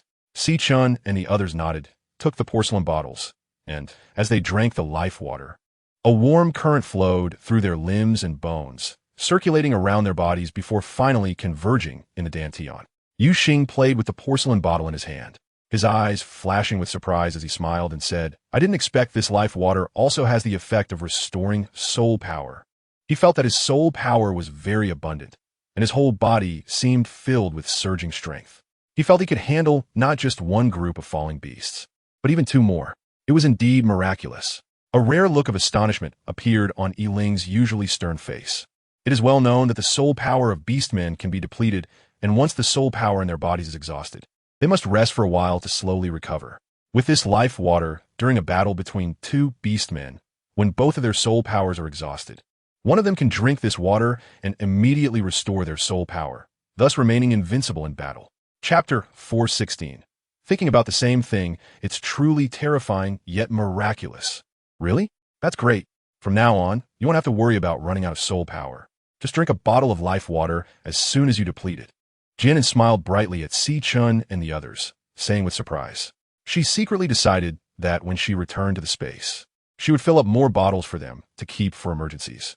As for herself, she didn't know why, but even though she had used quite a bit of soul power earlier, she felt no sense of depletion in her body, as if her soul power was inexhaustible. Si Chun smiled gently, looking at her with tenderness, and asked with concern, "And then, is there anywhere you feel uncomfortable? You consumed quite a bit of soul power earlier, and you're still carrying the baby. You shouldn't tire yourself too much." "I'm fine, don't worry," Jian An replied with a slight smile and shook her head. She knew her own body well. "Let us hurry and check on Long Zhe," she reminded Si Chun and the others. Quite a bit of time had passed, and Long Zhe still hadn't returned. To be honest, she couldn't help but feel a bit worried about him. Si Chun bent down, extended his arms, and said, "And then sit on my arms. Hold me tight." After she wrapped her arms around his neck, he lifted her up, holding her waist tightly with his other hand. "Let us go." After saying that, he embraced Jian and then quickly followed the trace of Long Zhe's aura, striding away. Yu Xing and Yiling closely followed behind. Moments later, Jian An and the others arrived at the location of Long Zai, who was currently engaged in a fierce battle with the man in the black robe. Luo-Qi. Jian An's eyes widened in shock, revealing her surprise at the appearance of the man in the black robe again. She never expected that the one controlling those falling beasts would be this man, who had always wanted to kill her. The black-robed man, Si-Chun, frowned, his deep-set eyes fixated on the figure in black.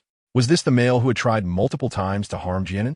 Both he and Yuxing were aware of the black-robed man's existence, but this was their first direct confrontation with him. Yiling's cold eyes glimmered with a chilling light. His thin lips pressed into a straight line, emanating a murderous intent that surrounded him. He had not forgotten that it was this black-robed man who sought Jian An's life. Jian An looked nervously at Long Zai and whispered, "Will Long Zai be okay?" She knew that the man in the black robe was a 6-star soul beast, and Long Zai was also a 6-star soul beast, but she didn't know who was stronger. "Shaoan, don't worry. Long Zai won't lose," Yuxing said, crossing her arms and narrowing her golden peach blossom eyes, her tone filled with certainty. Although Luo-Qi and Long Zai were both 6-star soul beasts, it was obvious that Long Zai was much stronger. At first, he could compete with Long Zai, but as time went on, he gradually showed signs of decline. The soul power in his body was rapidly depleting, and he was close to his limit. "No, if this continues, I will only have a dead end." Luo-Qi gritted his teeth fiercely, his eyes hidden beneath the mask staring at Long Zai like they were poisoned. It seems his soul power is almost exhausted. Yuxing sneered coldly. Just right, he still had a lot to settle with this man in the black robe. Anyone who wanted to harm Jian An would not be spared. It was obvious that Si-Chun and the others were once again thinking about the same thing in perfect unison. Long Zai was the first to notice Jian An and the others' arrival. He raised both hands, deciding not to waste any more time with Luo-Qi. Chapter 417. Defeat. He drew an arc in the air with his hands, quickly gathering soul power, and a frosty white mist formed in his palms. The mist slowly flowed, swirling around his long and graceful fingertips, emitting specks of fluorescence under the blazing sun. Quite beautiful. However, the chilling cold it emitted was not so pleasant. Even Jian An, who was watching from the side, felt the bone-chilling cold. She couldn't help but rub her arms, only to see dozens of ice blades rapidly forming in front of Long Zai. With a single wave of his hand, the dozens of ice blades condensed from soul power shot towards Luo-Qi. Luo-Qi narrowed his eyes slightly and gritted his teeth. He knew it was impossible to completely avoid Long Zai's attack. He quickly mobilized the last bit of soul power in his body, trying to resist Long Zai's deadly strike while constantly thinking about how to escape. Although he felt extremely unwilling, there was nothing he could do at this point. He could only blame himself for being outmatched. Luo-Qi quickly dodged, using his soul power to create a barrier in front of him to block the attack. The icy, sharp ice blades struck the soul power barrier. One or two could be blocked, but it was impossible to withstand the simultaneous attack of dozens of ice blades. Crack! The soul power barrier that Luo-Qi had raised gradually developed cracks and eventually shattered. He was hit by the remaining ice blades, sending him flying and crashing through several trees before heavily landing on the ground. Puff! A mouthful of fresh blood spewed from his mouth as Luo-Qi lay on the ground, gasping for breath. He was severely injured. Even ordinary wild beasts in the forest could easily kill him now. If it weren't for the last barrier he managed to raise, he would have probably died long ago. Long Zai quickly walked to Jian An's side, a brilliant smile spreading across his handsome face, the previously indifferent gaze vanishing in an instant as if it were an illusion. "Madam, I defeated him." His green eyes were filled with expectation as he looked at her, resembling a big dog waiting for its owner's praise. Jian An couldn't help but twitch the corners of her mouth slightly. She reached out her hand, originally intending to pat his head as encouragement, only to find that she couldn't reach it. She secretly rolled her eyes, wondering why he had to be so tall. She covered her lips and cleared her throat, then patted Long Zai's shoulder, saying, Long Zai, you did really well, you're awesome." This wasn't entirely just to praise him. Long Zai's noble and ethereal demeanor, along with his strong methods, had left her quite shocked. Satisfied with Jian An's compliment, Long Zai's eyes curved into a smile, becoming even more radiant. Faced with his straightforward display, Jian An felt a bit uncomfortable. "Ahem, let's go check on that man in the black robe first," she said, clearing her throat to shift the focus. Jian An and the others approached the figure in the black robe. Because he was wearing a mask, they couldn't see his expression, but from his weak and heavy breathing, it was clear that he had been seriously injured by Long Zai's earlier attack. Who exactly are you? And why do you keep trying to attack us? Or rather, trying to kill me? Jian An furrowed his brows, looking down at him and voicing his doubts. Why so much nonsense? Do as you please. Kill me or torture me. Luo Qi sneered coldly, staring at Jian An with his blood-red eyes and speaking viciously. After saying this, he clutched his chest and started coughing violently. I want to see just how tough your bones are. Yiling stepped forward, lifted his foot, and stomped heavily on Luo Qi's leg. Chapter 4:18, Rescue by Someone. Luo Qi cried out in pain, tightly clutching his leg, his body shaking violently. Jian An couldn't help but gasp. She seemed to have heard the sound of bones breaking just now. It was likely that Yiling's kick had directly broken the black-robed man's leg. Who sent you? What is your purpose? Yiling looked down at him from a height, his gray eyes flashing with a cold light, exuding an intimidating aura. I don't know anything. Luo Qi gritted his teeth in response, his voice hoarse from the pain. Not going to say? That's fine. You still have one leg and two hands. Yiling's sharp gaze lightly swept over the black-robed man, and his deep, resonant voice gradually sounded. Luo Qi clenched his teeth and remained silent. Yiling coldly smiled, raised his foot again, and mercilessly stomped down on Luo Qi's other foot. The sound of bones shattering echoed once more, and Luo Qi let out a muffled groan, biting his teeth hard, enduring the pain without crying out. Yiling narrowed his eyes, exuding a chilling aura, and expressionlessly raised his foot again, this time targeting Luo Qi's right arm. Yiling, that's enough.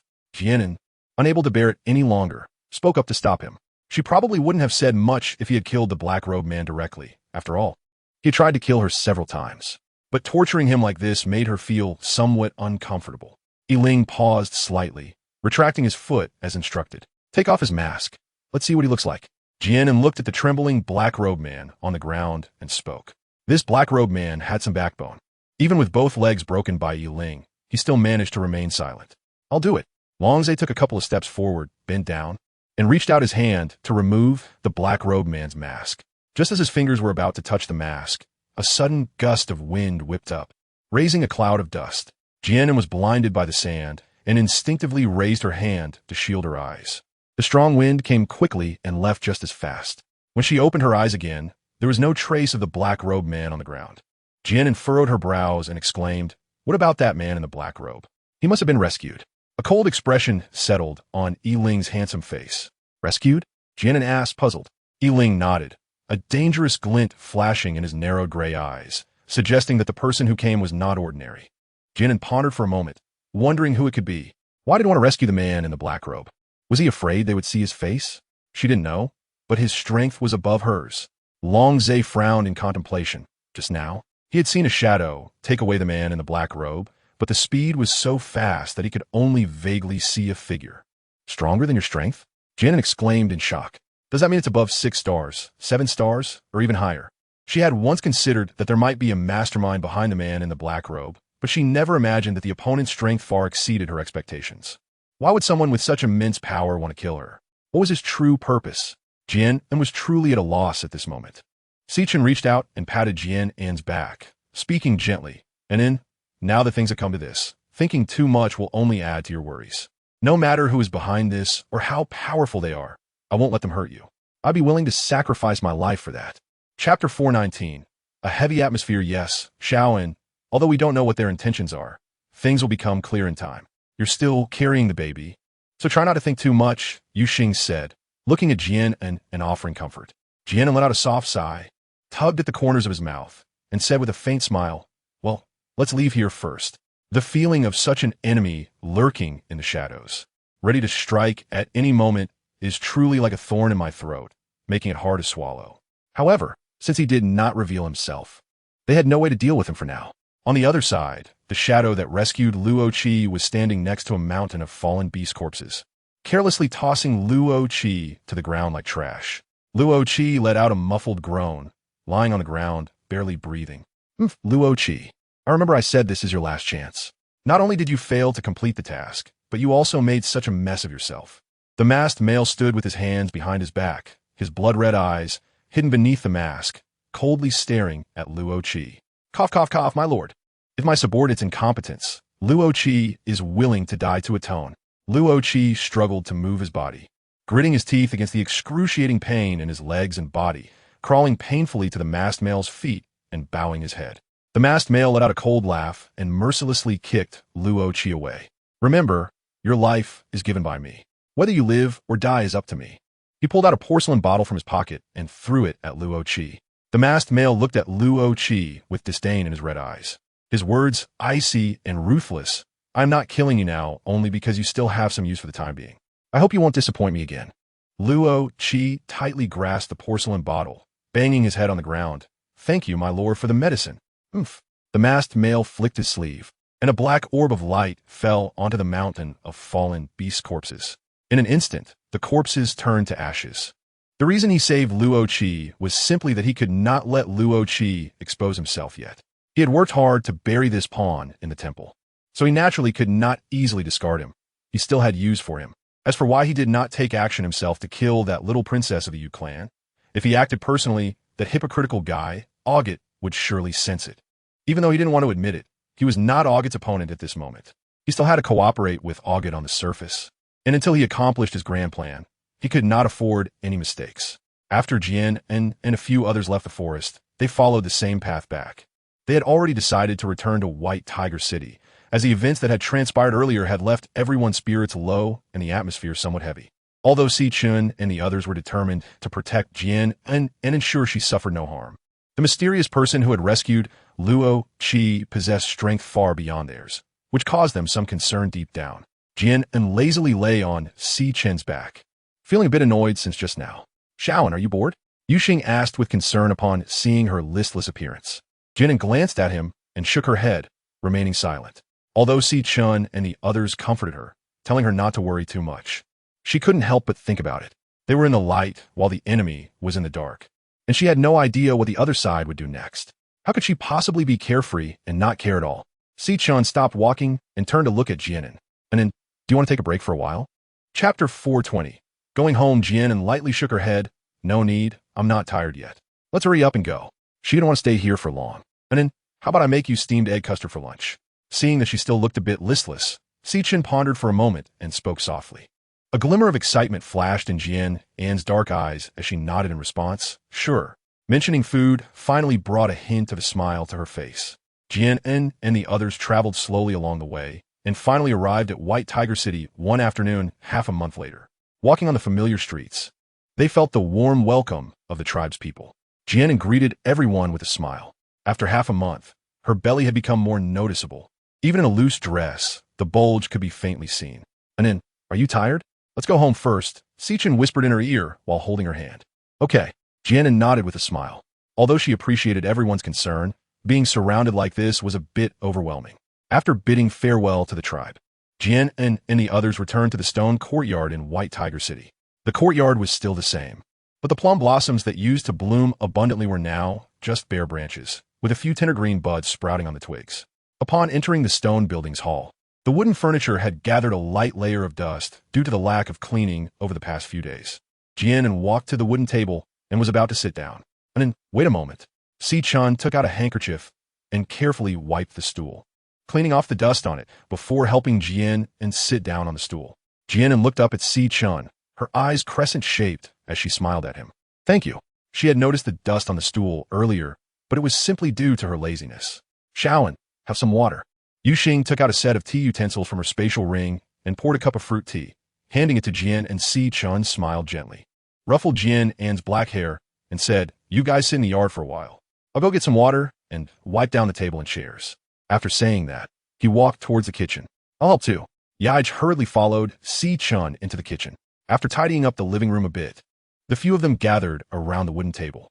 Jian An held the meat pie that Si Chun had prepared for her, savoring every bite.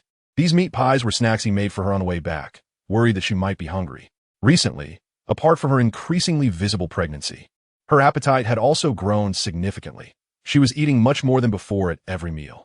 She felt her face had become rounder, and if she kept eating like this, she would soon have a double chin. However, she couldn't control herself.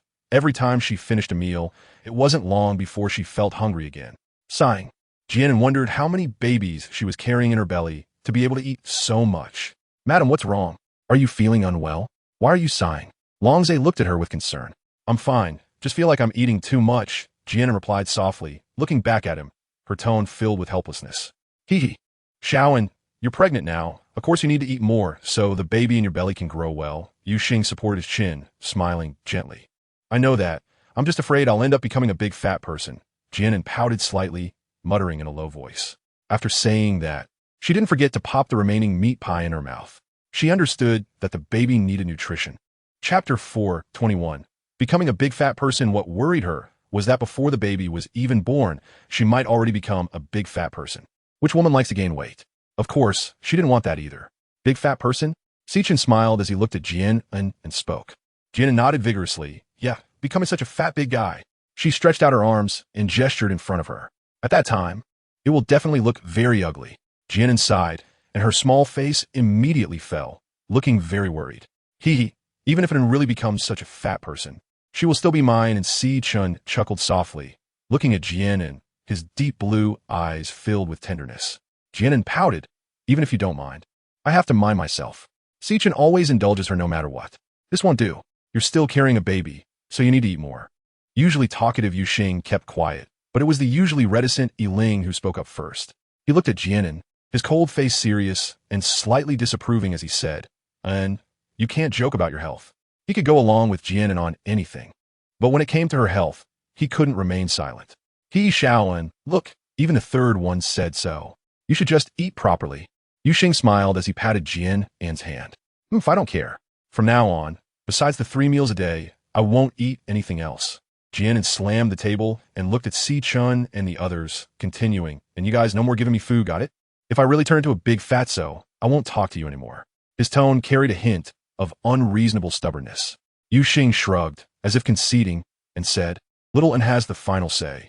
However, the smile hidden in his eyes betrayed his current joyful mood. He thought that Little An's wish was unlikely to be fulfilled smoothly. Jian An was slightly taken aback, not expecting Yuxing to be the first to agree. She gave Yuxing a strange glance. Why does this guy seem so odd today? It's like he's being too obedient today. Normally, he would be the one to stir up trouble first, right? Jian An pouted, unable to come up with a reason at the moment, so she decided not to bother. Wasn't it good that he wasn't looking for trouble? It wasn't until after dinner that Jian An vaguely sensed why Yuxing had been so well-behaved that afternoon. It turned out that her biggest enemy wasn't the pampering and indulgence from Sichin and the others, but herself. During dinner, she not only didn't reduce her portion, but actually drank 2 more bowls of soup than at lunch. Sighing, Jian An leaned back in her chair, gently rubbing her round belly, her expression one of despair. It seemed she was destined to become fat. Why couldn't she control her appetite? Seeing her helpless and powerless look, Yuxing couldn't help but smile broadly, reaching out to touch her belly as if intentionally, and asked with a grin, Babies, are you full? Xiao An, it seems like you had 2 extra bowls of soup tonight. He looked up at Jian An, a teasing smile on his face. Yes. So what? Jian An pouted, glaring at him in dissatisfaction. She wondered why this guy had suddenly become so obedient. It turned out he was waiting for her here. Yuxing laughed even more heartily, leaning down to press his face against Jian An's belly, saying softly, Babies, be good. Don't cause trouble for your mother beast, okay? Chapter 4:22. Envy from Longza. Jian An widened her eyes and looked at him with a strange expression, asking, What are you doing? What kind of nonsense is this guy up to now? She was used to his usual offbeat demeanor, so she was a bit unaccustomed to his suddenly gentle tone. Yuxing squatted down in front of Jian An, looked up at her, and with a slight smile on his lips, said, Of course. I'm talking to Xiao An's little ones. It's only been half a month. Do you think they can hear you? Jian An rolled her eyes at him, feeling quite speechless. He really was someone who just thought of things on a whim. Yuxing chuckled and gently placed his hands on Jian An's belly, speaking confidently. Of course they can hear. Okay, fine. If you say they can, then they can. Jian An laughed and shrugged, too lazy to argue further. His comments suddenly reminded her that she had heard that prenatal education was quite important. She decided that she should probably spend less time with Yuxing in the future, for fear that the little ones would be influenced by him before they were even born. It would be terrible if they ended up inheriting his narcissism and laziness. Xiao An, sleep with me tonight, Yuxing said as he leaned down and kissed her slightly rounded belly through her clothes. Jian An shot him a glare and said, No, this guy can only be serious for a moment, and then he starts acting up again. Why? Has Xiao An already started to dislike me? Yuxing looked up at Jian An, a pitiful expression on his face as he spoke. Jian An couldn't help but twitch the corners of her mouth. Here we go again, pretending to be pitiful in front of her. Cough, I never said I didn't like you. Yuxing was truly a drama queen. If placed in modern times, he might even make it into the entertainment industry and possibly win an award for Best Actor. So why didn't he want to accompany her? Yuxing looked at Jian An with a pitiful gaze, his peach blossom eyes filled with a hint of grievance. His tone innocent to the extreme. Didn't you just say that what we talked about, the little ones can hear it? Of course, I have to provide them with a healthy environment to grow up in, otherwise they might learn bad things after they are born. Jian An touched her nose, unabashedly, and vowed. As for why it was they and not he, she didn't know either. She just felt like she might be carrying multiples this time. Xiao and Yuxing's golden eyes were misty. How did he feel like he was shooting himself in the foot? Cuff, tiret. I'm going upstairs to sleep. Good night. Jian An stood up and, before her heart softened, dropped a line and ran away, not daring to look at Yuxing's pitiful face. Although she knew he was pretending, it was really hard not to soften her heart when he looked at her with those misty eyes. So it was better for her to leave first. Huh. Long Zhe walked over with a grin, placing a hand on Yuxing's shoulder and wrapping his arm around his neck. I can sleep with you tonight. He unexpectedly made a joke at Yuxing's expense. He had been watching from the side for a long time, and when he heard Yuxing make another request to Jian An, he perked up his ears, seeing him put on a pitiful act again. He thought Jian An would agree this time, but unexpectedly, she did not. Although it wasn't very nice to say, he felt a bit happy inside. He had seen Yuxing act pitiful to Jian An more than once. It had to be said that this trick was indeed very effective on Jian An. Sometimes, he envied Yuxing's thick skin. Although it was somewhat shameless, it could earn favorable treatment from Jian An. Chapter 423. Passing time long, Zhe actually wanted to learn from Yuxing and act pitiful in front of his wife. But he couldn't bring himself to do it, and could only secretly envy Yuxing's lack of boundaries, seeing him fail with his usual tactics. He couldn't help but want to come over and tease him. Hey, Yuxing raised his hand and ruthlessly swatted Long Zhe's hand away. He curled his lips. His eyes slightly narrowed as he looked Long Zhe up and down. Let me remind you, you haven't even entered the door yet, right? I only sleep with my own brother. Are you one? He deliberately emphasized the words my own brother. Huh, does this stupid snake want to see him make a fool of himself? Not a chance. He could come back when he really became Jian An's partner. After saying that, Yuxing flicked his fiery red hair and went upstairs without looking back, leaving Long Zhe standing there dumbfounded.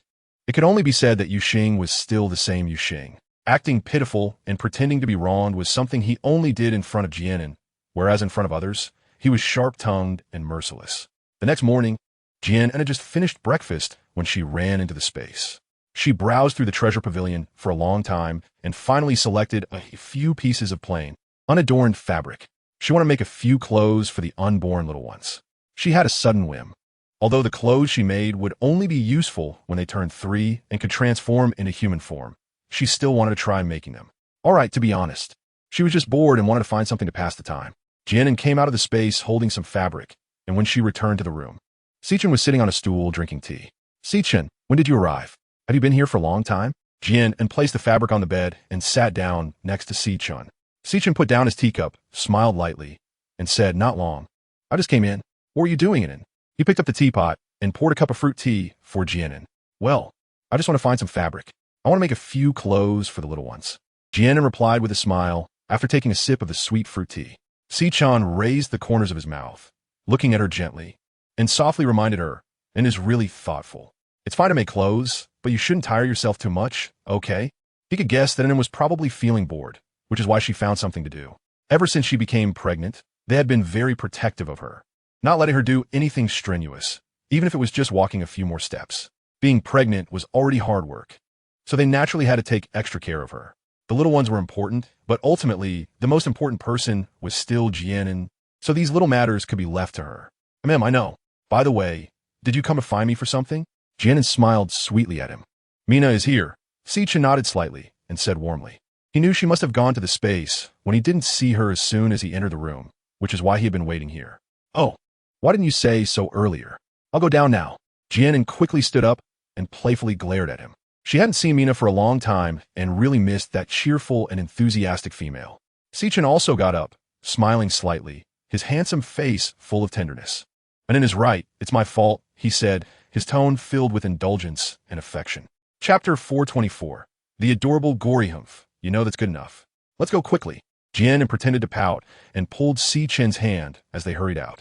Si-chun held her small hand in return, their fingers intertwined, and smiled helplessly. Slow down. Be careful not to fall. Mina just arrived. She won't leave right away. Jian An and Sikhan arrived in the yard, where Mina was sitting by a stone table. Her partner, Light, was standing behind her, and at her feet lay a round, chubby yellow tiger cub. Mina, Jian An called out cheerfully. Hearing the voice, Mina looked up, and upon seeing Jian An, she quickly got up and joyfully ran towards her, reaching out to hug her. Sikhan slightly raised his hand to stop Mina's movement. When she looked at him in confusion, he smiled faintly, offering no further explanation, and softly said, Anin is carrying some weight now. Anin is still pregnant, he added. If Mina acts so recklessly, what if she accidentally hurts her? Jian An shyly touched her nose and gave Si-chun a slightly reproachful glare, feeling that she was not that fragile. Hearing Si-chun's words, Mina became even more confused. She turned to Jian An, her eyes filled with curiosity and bewilderment. Mina, I'm pregnant, Jian An said softly, covering her lips and lightly coughing, tried to explain Si-chun's earlier words. Mina's small eyes widened slightly, her expression one of surprise and joy as she looked at her and exclaimed, Jian An, is it true? That's wonderful. Congratulations.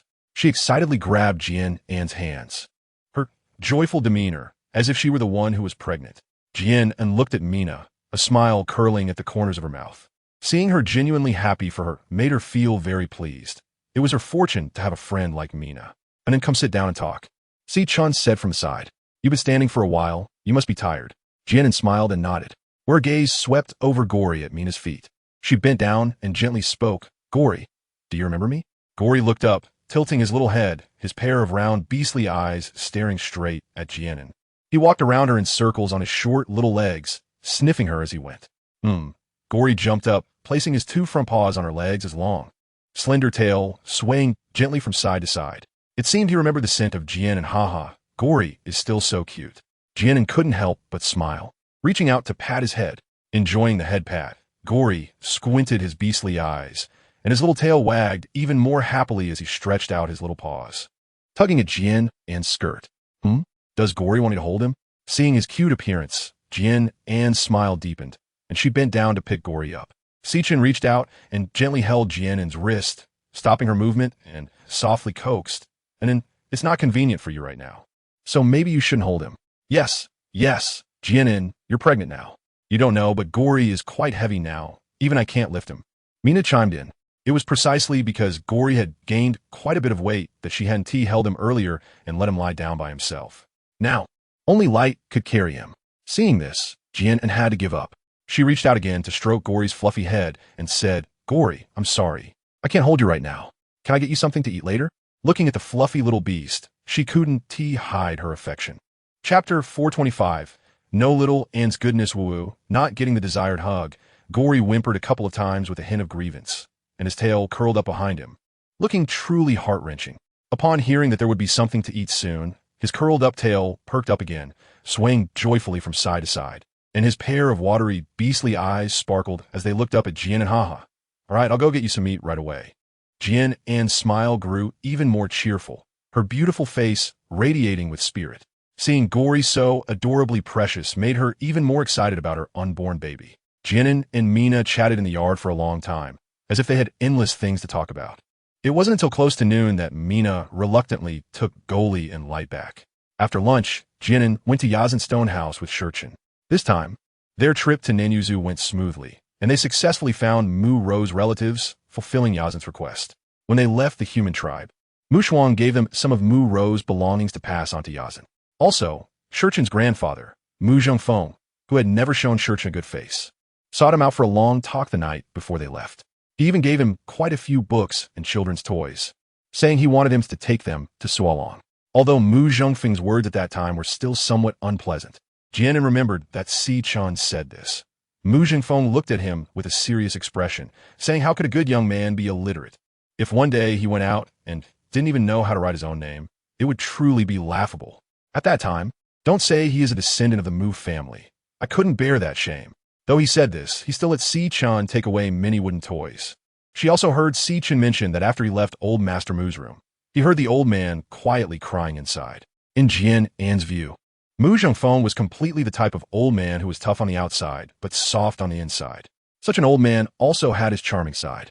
He just cared too much about face and wasn't very willing to express himself. In the afternoon, after Si-chun brought Jian An back from Eyesand, he went out again. Having left Baihu City for so long, Si-chun had many things he needed to attend to. Jian An sat by the stone table in the yard, holding the fabric she had chosen in the morning, pondering how to start. When it came to making clothes, she was completely a novice. Apart from having embroidered handkerchiefs and pouches for Si-chun and the others, and if the dresses she made for her dolls in her childhood counted, she could barely be considered a beginner. Xiaoan, what are you going to make? Yuxing leaned lazily on his hand, looking at Jian An with great interest. Making clothes, Jian An replied as she glanced at Yuxing before immersing herself in figuring out where to begin. Yuxing raised an eyebrow and asked with a smile, "Who are you making clothes for?" There was a hint of expectation in his eyes. "Of course, for the little ones." Jian An smiled lightly. Seeing the fleeting expectation in his gaze, Jian An mischievously grinned and teased. "What? Did you think I was making clothes for you? Don't you have enough clothes to wear?" She remembered that in Yuxing and the other spatial rings, there were quite a few garments and pants. Even if they wore something different every day, they could last a long time. Those naturally can't compare to what Xiaoan makes. Yuxing's thin lips curled slightly, a charming smile appearing. Chapter 426, Fluctuating Emotions. Jian An put down the fabric in her hands and sighed helplessly. "Just let me off this time. I haven't even figured out how to handle these yet. It's already pushing it for me to embroider handkerchiefs, let alone making clothes. I think it's better to just forget about it." She feared that if she really had to make them a garment, it would probably take years before they could wear it. "Hey, why are you so idle? Isn't there anything for you to do in the fox tribe?" Seeing him so leisurely, Jian An couldn't help but ask curiously. Even Si-chun had gone to get busy, yet he remained as carefree as ever. Yuxing shrugged nonchalantly and said, "I'll leave the tribe's matters to Cheetah. After all, that's how he always is. You let Cheetah do everything. What do we need you, the chief, for? You might as well give the chief position to him." Jian An rolled her eyes in exasperation, feeling sorry for poor Cheetah, stuck with such a chief. "What can I do? It's because I'm strong. I'm the only one suited to be the chief," Yuxing said, a seductive curve forming on his thin lips, his words dripping with confidence. Jian An twitched her lips and said with a look of exasperation, You really make me not want to bother with you. Can you be any more narcissistic? I'm almost speechless." Jian An fiddled with the fabric in her hands for a long time, unsure of how to cut it, how big it should be, or where to start stitching. She couldn't figure anything out at all. Not only had she not thought about how to do it, but she also ended up getting herself worked up. "Ugh, I'm done." Jian An irritably tossed the fabric onto the stone table. She must have been out of her mind to think that making clothes would be a good way to pass the time. She didn't even consider how she could possibly manage such a detailed task. Seeing her flustered expression, Yuxing smiled and teased, "Xiaoan, are you not going to make the clothes after all?" Jian An was feeling annoyed and naturally wouldn't give Yuxing a good look. She shot him a fierce glare and huffed, "I won't do it. If you won't do it, then don't. What's so great about making clothes anyway? Don't be angry, madam. Here, have a fruit." Longzhe grinned and moved closer to Jian An, picking a fruit from the table and handing it to her with a flattering expression. Thank you." Jian An took the fruit and took a bite. She wasn't really angry with Yuxing. She just suddenly felt a bit irritable. They say that pregnant women often have mood swings, and it seemed to be true. The sun was shining brightly, and the clouds floated lazily. Unknowingly, the days passed by, and in the blink of an eye, 2 months had flown by. As time went on, Jian An's belly grew bigger day by day. One day, as usual, she lay in the rocking chair in the yard soaking up the sun, with Si-chun and the others accompanying her. "Sigh, how boring. I really want to go out and play." Jian An sighed. "Si-chun, can we go for a walk? Or you could take me to find Mina to play." Jian An turned to Si-chun and the others, smiling as she spoke. She was really about to suffocate from boredom. The previous month wasn't too bad. She felt bored, but Si-chun and the others would take her out to relax. But starting this month, they not only refused to take her out to play, but they wouldn't even let her step out of the yard. Upon hearing this, Si-chun immediately refused without even thinking, "No way. And then, your due date is approaching. So it's better to stay at home for now." Under normal circumstances, it would be fine, but at this time, he couldn't indulge her whims. "You're right, madam. You should stay at home and rest." Longzhe nodded in agreement, adding his support. Yiling and Yuxing also nodded in unison, believing it was best for Jian An not to go out at this time. Jian An's small face instantly fell. She pouted and mumbled softly, "I'm not going out alone. Aren't you all here with me?" If she stayed like this, she would really grow mushrooms on her body. Si-chun shook his head, still not allowing it. Even with them accompanying her, he couldn't fully relax. "Si-chun, just take me out, just for a little while." We'll just walk around nearby, not go far, okay? Jian An stubbornly clung to Si Chen's arm and acted cute. Si Chen was the one who spoiled her the most and indulged her the most in the past. He would always go along with her requests. Si Chen frowned slightly, feeling a bit shaken inside, but thinking about how Jian An was about to give birth. He decisively refused, and then be good. After the baby is born, I'll take you wherever you want to go, okay? Jian An pouted slightly with a long face and reluctantly replied, oh, fine then. Since Si Chen had said this much, she knew that no matter what she said, it wouldn't matter anymore. Seeing Jian An's bored and aggrieved expression, Si Chen felt both heartbroken and somewhat amused. He smiled helplessly, reached out to stroke her belly, and said, An, you're heavy now. Even moving around is inconvenient. Just stay at home and take care of yourself. Once the baby is born, I promise you can go wherever you want. Si Chen looked at her with tenderness and gently comforted her. Jian An pressed her lips together, smiled faintly, and nodded, all right, I understand. Her body did feel quite heavy now, her belly as big as a ball. And even simple tasks like getting up or bending down were impossible for her to manage alone. She needed help from Si Chen and the others. It was indeed quite subtle to think about, and she couldn't help but sigh internally, realizing that carrying a baby was truly a hard task. Although she hadn't experienced any morning sickness during her pregnancy, since she got pregnant, it was naturally difficult to move around, and she was prone to cramps. Sometimes, even just lying in bed, her calves would suddenly cramp, which was really frustrating. An, it's not good to keep your face like that. Yu Xing teased when she saw her slumped in the chair, looking disinterested. Jian An turned her head to look at Yu Xing, giving him an annoyed glare. If you think it's not good looking, then don't look. She was feeling frustrated, and this guy was bothering her. Yu Xing shrugged nonchalantly and cheerfully walked over to Jian An, suggesting, since you're so bored, how about I play go with you? After becoming pregnant, Jian An's temperament had become unpredictable along with her physical changes. She started to throw little tantrums, easily getting irritable and angry, and sometimes even sulking for no reason. They didn't know if this was caused by her pregnancy, and they had worried about whether she was feeling unwell, but they couldn't pinpoint any issues. Anyway, they had always treated her like a treasure, and there was no reason to dislike her for these little quirks. Her ability to rely on them made them feel very satisfied. Naturally, they wouldn't mind her stubbornness and occasional unreasonable antics. Those unreasonable behaviors had turned into something endearing. They would only be more careful in cherishing and pampering her, making her feel comfortable and at ease. Chapter 428. The pain from her stomach come fine. Jian An blinked her eyes. She was indeed very bored. There was no TV, no computer, and no other entertainment here. Now she could only stay at home every day, and anyone would be bored to death. Jian An leaned on the armrest of the chair, trying to sit up, but due to her big belly, she couldn't get up. Si Chen smiled silently, reached out with one hand to support her arm and with the other to support her back, gently helping her up. And, come sit over here. Yiling took out a soft cushion made of animal skin, filled with cotton, from his spatial ring and placed it on the stone bench. Jian An walked over and sat down beside the stone bench, while Yu Xing took out the chessboard and set it on the stone table. An, you go first, Yu Xing said, propping his chin up and smiling at Jian, and Jian An was not polite, picking up a black piece and casually placing it on the board in a random position. After all, playing Gamoku wasn't that particular. Yu Xing picked up a white piece and placed it next to Jian An's black piece. The two of them continued to take turns, each placing a piece on the board. Every time, it was Jian An who connected 5 pieces first, while Yu Xing had never won even once. Jian An curved her lips, a smile blooming on her face. Haha, I won again. How can you be so silly? Seeing Jian An's joyful smile, Yu Xing also revealed a faint smile. He affectionately rubbed Jian An's cute little nose and said, It's not that I'm silly, it's that An is too smart. I can only lose. As long as he could make Jian An happy, what did it matter if he lost a few rounds? He would willingly let her win a lifetime. Jian An wrinkled her nose, gave him a playful glare, and huffed, as long as you know. Although Yu Xing did everything flawlessly, how could she not know that he was deliberately accommodating her? When it came to brains, how could she compete with Yu Xing, that male fox spirit? However, she felt very happy and content with his thoughtfulness and affection. Jian An yawned and had been sitting in the yard for a long time.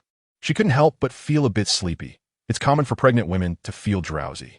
And then, let me help you upstairs to take a nap, Si Chen said, gently tucking the hair that was falling on her face behind her ear. Jian An nodded. I'll take a nap first. Remember to wake me up later. It was already afternoon, and she was afraid that if she slept too long, she wouldn't be able to sleep at night. Si Chen half embraced Jian An as they walked into the stone house. That night, Jian An had a strange dream. It felt like someone was pricking her belly with a small needle, and she sensed a slight pain and discomfort in her abdomen. Jian An closed her eyes. Her brows slightly furrowed, her face showing a hint of pain. Si-chun, lying beside her, heard a soft moan and opened his eyes to see Jian An biting her lip, her face somewhat pale. His heart tightened, and he hurriedly sat up, gently pushing Jian An's body, and then what's wrong? Wake up. His voice was filled with tension and worry. What's wrong? Jian An slowly opened her eyes, still a bit dazed, and turned to look at Si-chun. An, are you feeling unwell? Seeing her awake, Si-chun quickly asked with concern. No. Jian An shook her head, wanting to say she was fine, but suddenly her stomach ached intensely. Seeing her sudden change in complexion, Si-chun furrowed his brows. And then, what's wrong? What do you feel uncomfortable? Chapter 429, It's time to give birth, my stomach hurts. Jian An bit her lip tightly. She had been feeling a bit sleepy a moment ago, but now she was wide awake. As if realizing something, Si-chun suddenly lifted the blanket, and the bedding beneath Jian An was already damp, forming a circle of wetness. And then, don't be afraid, I'll check. Si-chun took a deep breath, trying to keep his own anxiety in check. He reached down to remove Jian An's pants and carefully examined her. Jian An felt incredibly embarrassed by Si-chun's actions, but the waves of pain in her abdomen left her with no time to care about that. Although this was her first time giving birth, she roughly understood that it was time for her to deliver. What's wrong with Xiaoan? The wooden door of the stone house was pushed open from the outside, and Yuxing rushed in, followed by Yiling and Long Zhe. The hearing of beastmen was already extraordinary. They could sense any slight disturbance around them, especially the voice of their beloved. After checking Jian An, Si-chun carefully covered her with the blanket and turned to Yuxing. Yuxing, go find Berhua the healer. An is about to give birth. He then looked at Yiling. Yiling, go heat some water in the kitchen. Finally, when his gaze landed on Long Zhe, Si-chun hesitated for a moment and said, Long Zhe, you should help Yiling. An had not yet accepted Long Zhe, and it would be somewhat inappropriate for him to stay here. Moreover, An was shy. Seeing Long Zhe in this situation would make her feel somewhat awkward. Okay, I'll go now. Yuxing nodded in response, glancing deeply at Jian An before quickly leaving. Yiling nodded and also walked out of the stone house. His thin lips pressed tightly together, and his already stern face grew even more serious, reflecting his inner unrest. Long Zhe looked at Si-chun, opened his mouth, bit his teeth, but ultimately didn't speak, turning to follow Yiling out. Though he was not worldly, he could sense Si-chun's intentions. To be honest, he felt a bit uncomfortable, but now was not the time to dwell on that. Jian An was the most important thing. And then, don't be afraid. I'm here. Nothing will happen. Si-chun held Jian An's hand, affectionately kissing her forehead. Jian An bit her lip tightly, nodding vigorously. The pain in her abdomen grew increasingly intense, and her smooth forehead was now covered in fine beads of sweat. Deep down, she was actually very scared. She had seen some reports about childbirth in modern times, and those reports had their good and bad sides. But in her current situation, she often thought of the worst outcomes. They say that giving birth is like walking through the gates of hell. Even in a medically advanced society, unexpected complications can arise. Now, in this beastman continent where there were no medical facilities, could she safely pass through this ordeal? As the pain intensified, Jian An no longer had the heart to think about those chaotic thoughts. She bit her lip hard, her face gradually losing its color. And it's okay. It's okay. Seeing her in such unbearable pain, Si-chun felt as if his heart were being cut. He wished he could bear the pain for her. He could only soothe her repeatedly, and then don't bite. He gently pinched her cheek, urging her to release her lips, and placed his fingers in Jian An's mouth for her to bite down on. Chapter 430. Don't let other males get close. Jian An's eyes widened slightly as she disapprovingly looked at Si-chun. Before Si-chun could finish speaking, a wave of unbearable pain hit her. Why is giving birth so painful? It felt like her flesh was being scraped off. And then, it's okay, don't bite yourself. If it hurts, bite my hand, Si-chun said, reaching out his hand gently to smooth Jian An's messy hair.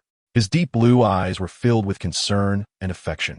I'm fine, Jian An forced a smile, her lips twitching slightly. Suddenly, a chaotic and hurried sound of footsteps came from outside the stone house. Moments later, the wooden door of the stone house was pushed open, and Yuxing entered with the elder shaman, Berhua. As soon as he entered the room, Yuxing hurriedly walked to the bedside and asked with concern, How is Xian? My stomach keeps hurting, Si-chun replied with a frown, his voice low. Let me take a look quickly, Berhua said as he hurried to the bedside with a wooden box in hand. His sharp face showed urgency. Giving birth was a big deal for females, and he had to take it seriously. By the way, hot water. We need it soon. Hurry up and boil some. Wwa reminded Sichin. Hearing this, Sichin did not rush to get up. He nodded slightly, saying that hot water was already being prepared. With a creak, the door of the stone house was pushed open again, and Ling and Long Zhe entered, each carrying 2 buckets of hot water. The hot water is here, Long Zhe said, hurriedly placing the wooden buckets by the bed, tilting his head and continuously glancing at the bed, his transparent green eyes filled with worry and anxiety. What are you still standing there for? Quickly step aside, so I can check on Jian An. Bo Hua said impatiently when he saw Sichin and Yu Xing standing firmly by the bed. Sichin hesitated for a moment and then said lightly, "No need. I already checked on it just now." Although he knew Bo Hua meant well, he still didn't want any other males getting close to Jian An, especially for an examination. "Oh, come on. What are you being so particular about a time like this? Just step aside," Bo Hua said, frowning at Sichin. Ling frowned, stepping forward like a mountain to block the bed, his cold eyes fixed on Bo Hua. How could his be seen by other males? Even if the other party was an old male? Bo Hua was momentarily taken aback by the sudden appearance of a tall figure in front of him. He looked up and scanned the faces of the males before him with his wise gray eyes, finally letting out a helpless sigh. "Sigh. At your age, can you still have any improper thoughts about Jian An? Bo Hua, why don't you just watch from the side?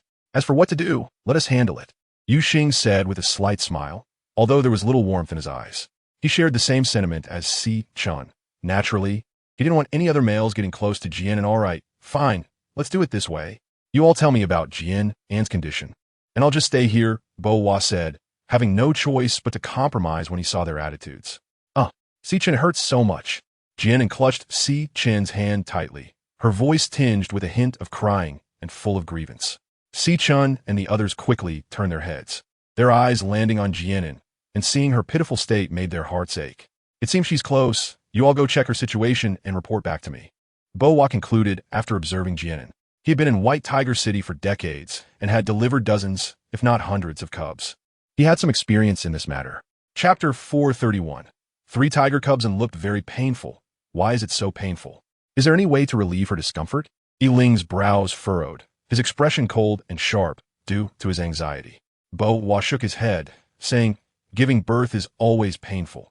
This is her first litter, so it's bound to be more difficult. Fortunately, tiger cubs are not very big, so it shouldn't be too hard." Ling narrowed his gray eyes and shot a cold glance at Bo Hua, thinking that this old male was truly useless. "I can't do it anymore." Jian An cried out in pain, tightly biting her lip and seemingly starting to exert herself. Seeing this, Bo Hua slapped his thigh. "She's about to give birth. You all hurry up and prepare to assist." Ling remained still, only glaring coldly at Bo Hua without speaking. Initially confused about why this icy male was staring at him, Bo Hua only realized it when he noticed Sichin and Yu Xing's gazes were also on him. Okay, old age makes one tired." Bo Hua sighed deeply and walked to the wooden table to sit down with his back to them. Long Zhe's green eyes flickered slightly, and he also sat down at the wooden table, realizing that it was obviously impossible for him to leave, so he might as well stay put for now. Yu Xing sat on the bed, propping up Jian An's legs, ready to assist with the delivery. Ling held a basin of water, standing nearby. Sichin wiped the sweat off Jian An's forehead with a cloth, and then, "Don't be afraid, it will be over soon." Jian An gripped Sichin's hand tightly, and as she exerted herself, she felt something slide out from below. "It's coming out." Yu Xing's eyes lit up as he exclaimed with joy. Quickly cut the umbilical cord of the first tiger cub, wrap it in the prepared animal skin, and hand it to Ling. Jian An felt that the pain in her abdomen gradually diminished, but before long, it started hurting again. "Xiaoan, there's more."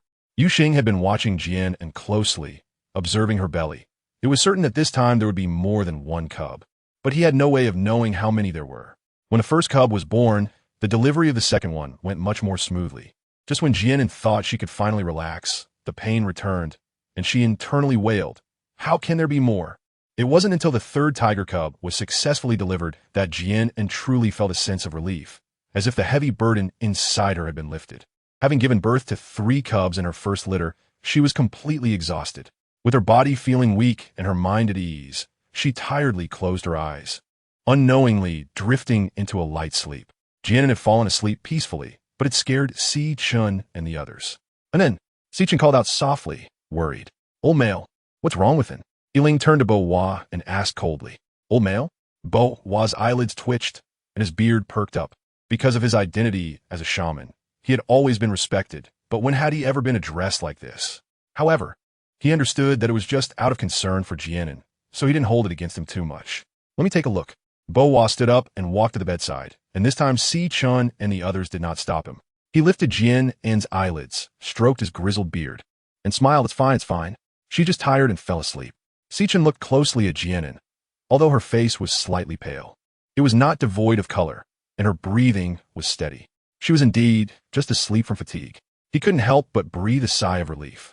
As long as An was fine, that was good enough. Chapter 432. Unable to distinguish, as the saying goes. Worry leads to confusion. How could such intelligent males as Si Chun and the others be so dull at this moment? It can only be said that they lost their usual calmness and rationality when it came to Jian An. An, you've worked hard. Si Chun lowered his head and kissed Jian An's forehead, carefully wrapping her in a blanket and lifting her up. The bedding on the bed had already gotten dirty, so he needed to take Jian into another room first. Is she awake? A clear and rich voice drifted into Jian An's ears in a daze. Not yet. Another pleasant voice sounded beside Jian An, more magnetic than the previous one, which helped her wake up. She slowly opened her eyes, a hint of confusion and dazedness in her gaze. Seeing that Jian An was awake, Yu Xing's enchanting face broke into a smile. Little An, you're awake. How do you feel? Is there anywhere uncomfortable? Her tone was filled with concern and affection. Hearing Yu Xing's voice, Jian An turned her head to look, still a bit dazed. An, is there anywhere uncomfortable? Yiling sat by the bed and asked with concern. Jian An shook her head in confusion, her thoughts slowly coming back. It suddenly dawned on her that, she seemed to have given birth to the cubs. Where are the cubs? She looked at Yu Xing and the others and asked. Her throat felt a bit dry, making her frown in discomfort. I know what's wrong. Are you feeling unwell? At that moment, Si Chun walked in with 2 bowls in his hands. He placed the bowls on the wooden table beside her and brought a cup of hot water to the bedside. And then, would you like to drink some water? He had just gone downstairs to the kitchen to make soup, and Bo Wa had told him before leaving to help Jian and replenish her strength. The few males didn't understand these matters and lacked guidance from the female beasts, so they could only consult Bo Wa, who fortunately had plenty of experience and knowledge about these things. Jian An nodded. She did feel quite dry. Yu Xing gently supported Jian An's back, carefully helping her sit up. Yiling quickly grabbed a pillow to place behind her back to help her lean against it. Si Chun held the teacup to his mouth and blew on it, and after it cooled down, he brought it to Jian An's lips. After drinking a cup of hot water, her dry throat felt much better. What about the cubs? I want to see them. Jian An turned her head to look around the room. I'll go get them. Yiling stood up and walked to the small bed next to the bed, which Si Chun had made of wood for the cubs. Yiling carefully reached out, along with the animal skin, and picked up the 3 tiger cubs. He came to the bedside and handed the bundle containing the tiger cubs to Jian An looked down and couldn't help but blink her eyes. How small. The 3 tiger cubs were curled up in the animal skin like little kittens, their eyes tightly shut. She had originally thought that newborn tiger cubs would be hairless and should look like little red meatballs. However, these 3 cubs had very fine white fur on their bodies. Jian An couldn't help but reach out and gently poke one of the tiger cubs. So soft, like a ball of cotton candy. Hey, so who is the leader? Who are the second and third? Jian An suddenly asked. Si Chun smiled gently, gazing at Jian An with tender eyes, and pointed to the tiger cubs in the animal skin, responding one by one. This is the leader, this is the second, and this is the smallest. Jian An opened her pair of black eyes and carefully looked at the cubs, curiously asking, how do you know? In her opinion, the 3 of them looked exactly the same. So how could one tell them apart? Chapter 433. The way to differentiate hee naturally by smelling. Si Chun smiled and touched Jian An's cheek. Smelling? Jian An nodded, somewhat understanding, and leaned down to sniff the tiger cub. Do they have different smells? I didn't notice anything. Jian An frowned slightly, looking at Si Chun in confusion. Haha, Xiaoan is really silly. Yu Xing laughed loudly without reservation. Xiaoan has become even cuter after having cubs. Jian An glared fiercely at Yu Xing and said, you are the one being foolish. Oomph. It was Si Chun who said to smell the scent. What did she do wrong? Seeing Jian An's naive expression, Yiling couldn't help but chuckle a bit. He calmly explained, and among beastmen, they often use scents to identify each other, but that kind of scent can only be detected by the noses of beastmen. Naturally, as a human, you wouldn't be able to distinguish it. Jian An nodded in realization. So that's how it is. She had just foolishly tried to smell them. Could it really be true that a pregnancy makes one foolish for 3 years? How would she distinguish between them in the future? She couldn't help but think of this serious issue. It would be embarrassing if, as a mother, she couldn't even tell her own children apart. If this got out, she would be the laughingstock. Jian An's starry eyes turned, and her thoughts moved. She had an idea. She took out several pieces of fabric in different colors from her space, cut a few small strips with scissors, and loosely tied them around the neck of the little one. Jian An nodded with satisfaction. All right, the red one is the eldest, the blue one is the second, and the purple one is the third. She was really clever. Xiao An is so smart. Yu Xing praised with a light smile. I'm already very smart. Okay? Don't make me sound foolish. Jian An accepted Yu Xing's compliment without modesty and playfully stuck out her tongue at him. Though she felt a bit guilty inside, she certainly wouldn't tell them that this method came from seeing other people's dogs give birth to several puppies when she was in the modern world. She was just learning as she went. All right, it was my mistake. I shouldn't have said that about Xiao An, Yu Xing said indulgently, ruffling Jian An's black hair. His golden eyes filled with tenderness. Okay, stop teasing it in. She's still weak, Sichen reminded with a hint of reproach. Yu Xing shrugged and obediently sat quietly to the side. After all, Sichen was the eldest in the family. Sichen then turned to Jian An and gently asked, Anin, are you hungry? A little hungry, Jian An nodded. She couldn't help but mischievously wink at the embarrassed Yu Xing, letting him know that bullying her would earn him a scolding from Sichen. After all, she had just lost 3 pieces of meat last night, so she was naturally a bit hungry now. Upon hearing that Jian An wanted to eat, Sichen quickly got up and brought over the meat puree soup he had just stewed from the table. This was also what Bo Hua had advised, saying that An shouldn't eat too hard food right now and needed something easy to digest. So he chopped the meat finely, steamed it for a long time, and added some chopped vegetables and Jian An's favorite bird eggs. Sichen held the bowl, scooped a spoonful, gently blew on it to cool it down, and then brought it to Jian An's mouth, saying, An, give it a try. Jian An opened his mouth and swallowed the spoonful of meat paste. Looking at Sichen in front of him, he carefully blew on the food in the spoon, showing a tender and caring demeanor towards her. In Jian An's heart, the softest place was gently touched, and she felt a warm flow within her. Her eyes gradually became a bit moist. Delicious. Chapter 434. Tears of happiness. Sichen raised the corners of his mouth in a slight smile, thinking that if it was tasty, she should eat more. He scooped up another spoonful, blew on it to cool it down, and brought it to Jian An's lips. Jian An obediently opened her mouth and ate, while crystal-clear tears quietly swirled in her eyes. As she blinked her dark eyes, the tears slipped down her cheeks. Seeing this, Sichen and the others felt a sudden panic. Anna, what's wrong? Are you feeling unwell? Sichen put down the bowl, raised his hand to cup Jian An's small face, looking at her with concern. Yu Xing also got up and sat beside Jian An, holding her hand and anxiously asking, Xiao An, what does it hurt? He hadn't forgotten that just last night, she had bled during childbirth. The bright red color had stained the bedding, and although he knew it was a necessary part of giving birth, it still shocked him. And Yiling's brows furrowed tightly as he called out with concern. Jian An shook her head and suddenly smiled faintly, saying, I'm fine, and there's nothing wrong with me. I just feel very happy. She felt that she was so happy at that moment that she couldn't help but shed tears.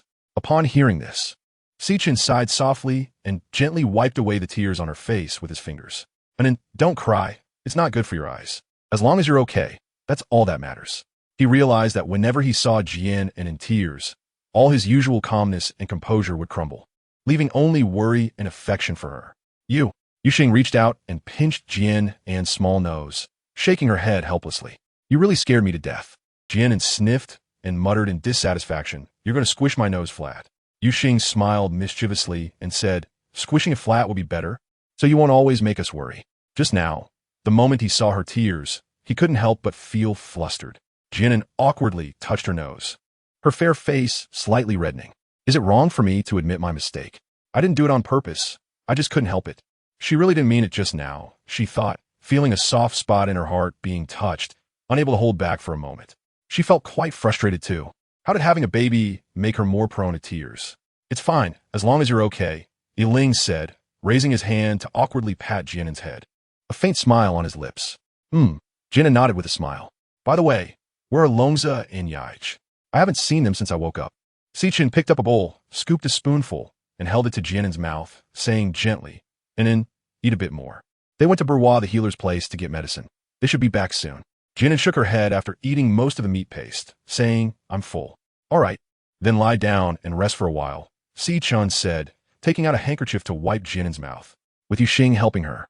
Jian An slowly lay down and turned her head to look at the small bed beside her. Aren't the babies going to be fed? They haven't eaten anything since last night. They should be hungry by now. Si-chan's thin lips curled slightly as he gently caressed Jian An's cheek, saying softly, then it's hard work for you, An. He got up and carried the 3 tiger cubs from the small bed to her side. Jian An slightly turned to the side, hesitated for a moment, and reached out to hug the boss tied with a red cloth strip. Just as she was about to open her collar, she felt 3 scorching gazes fixed on her, and her movements paused. She looked up at Si-chan and the others, cleared her throat, and said, could you please step outside for a moment? It's a bit stressful for me, with you staring at me like this. Yuxing smirked, grinning mischievously, and teased, what's wrong? Is Lilin feeling shy? Jian An shot him glare, clearly annoyed. Was that even a question? Chapter 435, Naming Ideas. Yuxiang continued, where's Xiao that we haven't seen? Huh? Upon hearing this, Jian An's pretty face instantly flushed red. This guy, Yuxiang, really dared to say anything. He was so shameless. All right, stop teasing An Ling. Stay here. Today you're going out to hunt, Si-chan said, looking at Yuxiang. An's body is still very weak. She should rest more. And with Yuxiang around, they would inevitably bicker. Yuxiang shrugged and nodded in resignation. All right, since the boss has spoken, I can only leave then. Xiao, I'll come find you after I return from hunting. Yuxiang looked at Jian An, his peach blossom eyes gently blinking as he threw her a flirtatious glance. Oomph. Jian An huffed, rolling her eyes at him and turning her head away, too lazy to deal with him. After Yuxiang left, Si-chan leaned down and gently kissed Jian An's forehead, smiling as he said, An, I'll go to the kitchen to cook your lunch. Let Ling keep you company. MHM. Got it. Jian An replied with a smile and a nod. Hearing the sound of the door closing, she couldn't help but breathe a sigh of relief. Now that everyone was gone, it was time for her to feed the little ones. Jian An opened her clothes, and the eldest in her arms seemed to have caught a whiff of food. Without her needing to help much, he started eating with a smacking sound. Watching him eat so happily, Jian An let out a slow breath. From today onwards, she would embark on the path of taking care of the little ones at home every day. Jian An raised her head and met Ling's intense gray gaze, which made her heart skip a beat. After a moment's thought, she reasoned that being stared at by 1 pair of eyes was better than being watched by 3 pairs like earlier, right? After reassuring herself, Jian An felt much more at ease facing Ling's lingering gaze. After feeding the eldest, she picked up the second and third in turn, and by the time she had fed them all, she felt a bit tired. After all, she had just given birth last night, so it was normal to feel drowsy. Watching Jian An feed the 3 little tiger cubs, Ling stood up and gently placed them in a small bed nearby. An, are you tired? Ling asked as he sat by the bed and stroked Jian An's jade-like face. Jian An pressed her face against Ling's palm and rubbed it gently. Seeing her delicate and charming appearance, Ling's heart softened, and he couldn't help but smile slightly, his stern face losing some of its coldness and gaining a touch of warmth. Sleep, I'll stay here with you. Jian An closed her eyes, softly responding with a sound, and fell into a dream. Ling pressed down the quilt for her, quietly sitting by the bed, gazing at Jian An's serene, sleeping face, feeling nothing but satisfaction and an indescribable happiness in his heart. In the afternoon, Jian An woke up from her nap and lazily leaned back on the bed, lost in thought. And what are you thinking about? Ling twisted a cloth napkin, carefully and somewhat awkwardly wiping her face. I'm thinking about what names to give the little ones. Jian An tilted her head, allowing Ling to wash her face. His movements were a bit heavy, causing a slight sting as he wiped her face. However, she didn't say anything. After all, Ling was the lord of the Dark Demon City, someone who was always served by others, not someone who served others. He probably never expected that there would be a day he would wash someone else's face. Faced with his care and affection for her, how could she possibly let down his goodwill or pick at it? Have you thought what names to give them? After washing Jian An's face, Ling took her hand and gently wiped it. Chapter 436. Ling's passed Jian and shook her head. Not yet. Otherwise, when Si-chan and the others arrive, we can let them think about it too. Orcs do not have surnames, so she decided to let the cubs take her surname. By the way, Ling, who gave you your name? Was it your father Beast or your mother Beast? Jian An asked curiously with a smile at Ling. Upon hearing Jian An mention Father Beast and Mother Beast, Ling's movements inevitably paused for a moment, but he quickly returned to normal. Even though his expression changed quickly, Jian An still did not miss the fleeting coldness in his eyes. Feeling Yiling's suddenly tense body, she couldn't help but wonder what was wrong with him. Jian An reached out and placed his hand on Yiling's hand, tilting his head to look at him. Yiling, what's wrong? Did I say something wrong? Yiling looked up at Jian An, a faint smile at the corner of his mouth. No, really? Jian An asked suspiciously, his black eyes fixed intently on him, not missing a single expression on his face. Yiling nodded slightly. Really? There were some things he didn't want Jian An to know. Jian An bit her lip, pondering in her heart. It seemed that Yiling had shown that expression just now because she mentioned his parents. As she thought this, she realized that he had never brought up anything about his parents in front of her. Yiling, what about your parents? It seems like I haven't heard you mention them in all this time. Huh, Jian An said, playfully trying to probe. They are dead, Yiling replied expressionlessly, his voice flat and devoid of any emotion. Jian An opened her mouth, frowning in frustration. I'm sorry, I don't know. She didn't have to ask, but she didn't want Yiling to show that kind of expression again, as if he was filled with hostility and vigilance towards everything. This made her recall the first time she saw Yiling in Dark Demon City. He exuded a cold and bloodthirsty danger that made her feel fear at the time.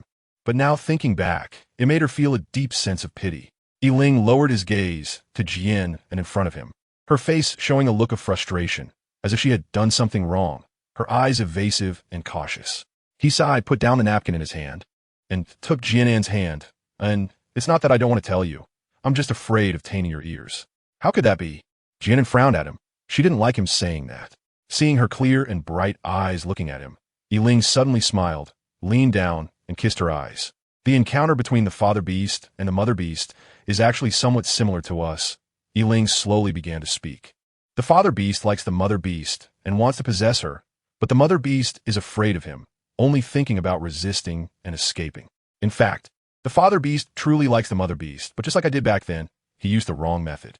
He forcefully possessed and confined her against the mother beast's will, even killing her previous partner and cubs when she tried to escape, before being captured to Dark Demon City.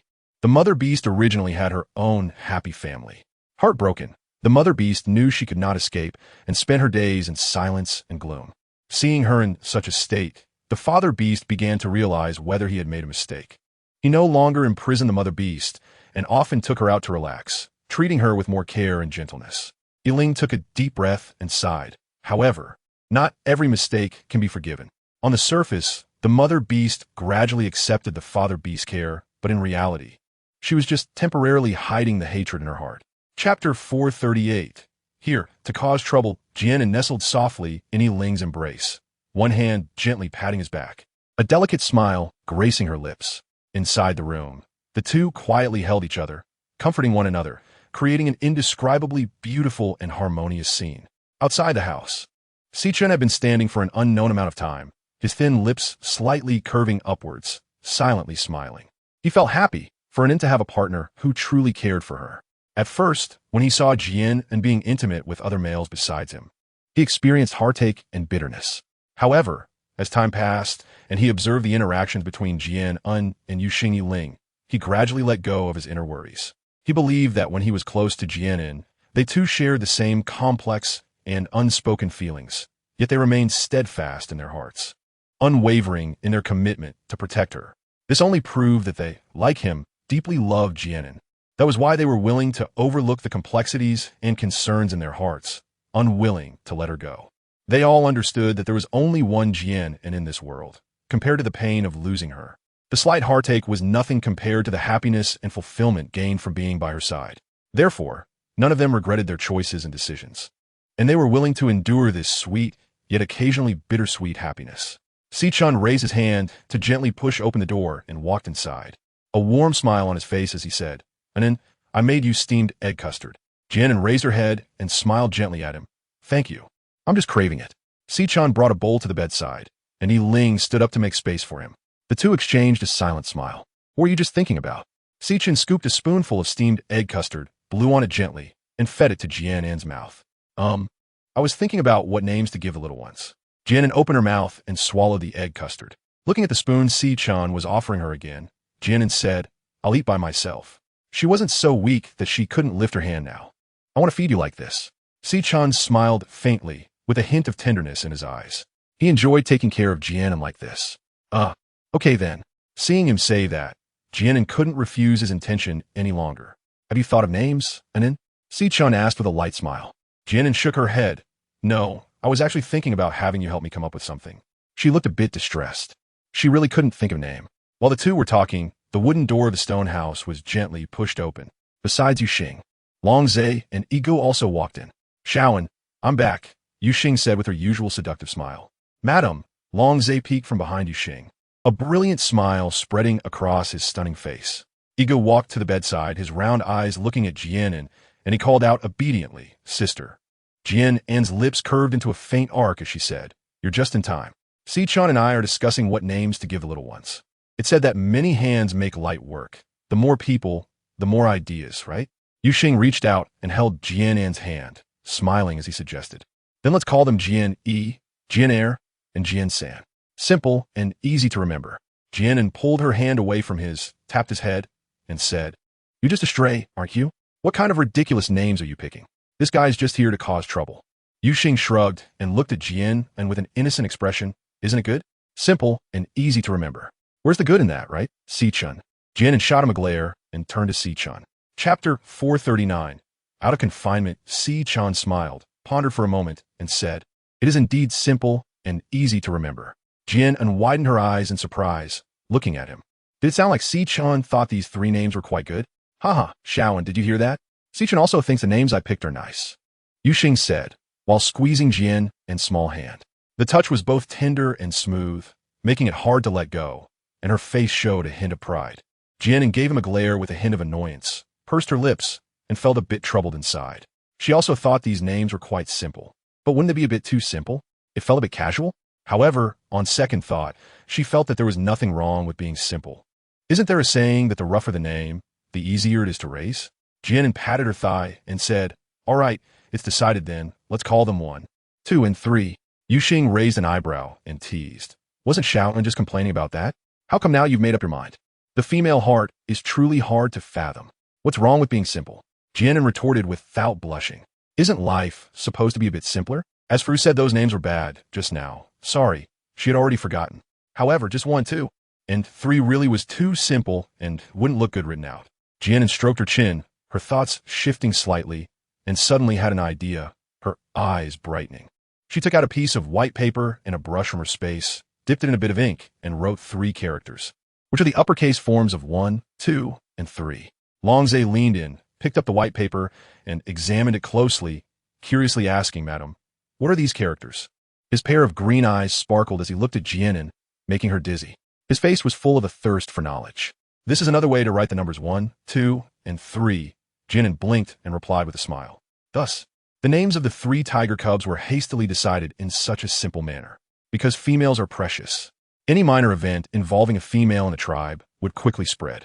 This led to the news of Jian An giving birth to 3 tiger cubs circulating throughout the White Tiger City and the Fox tribe.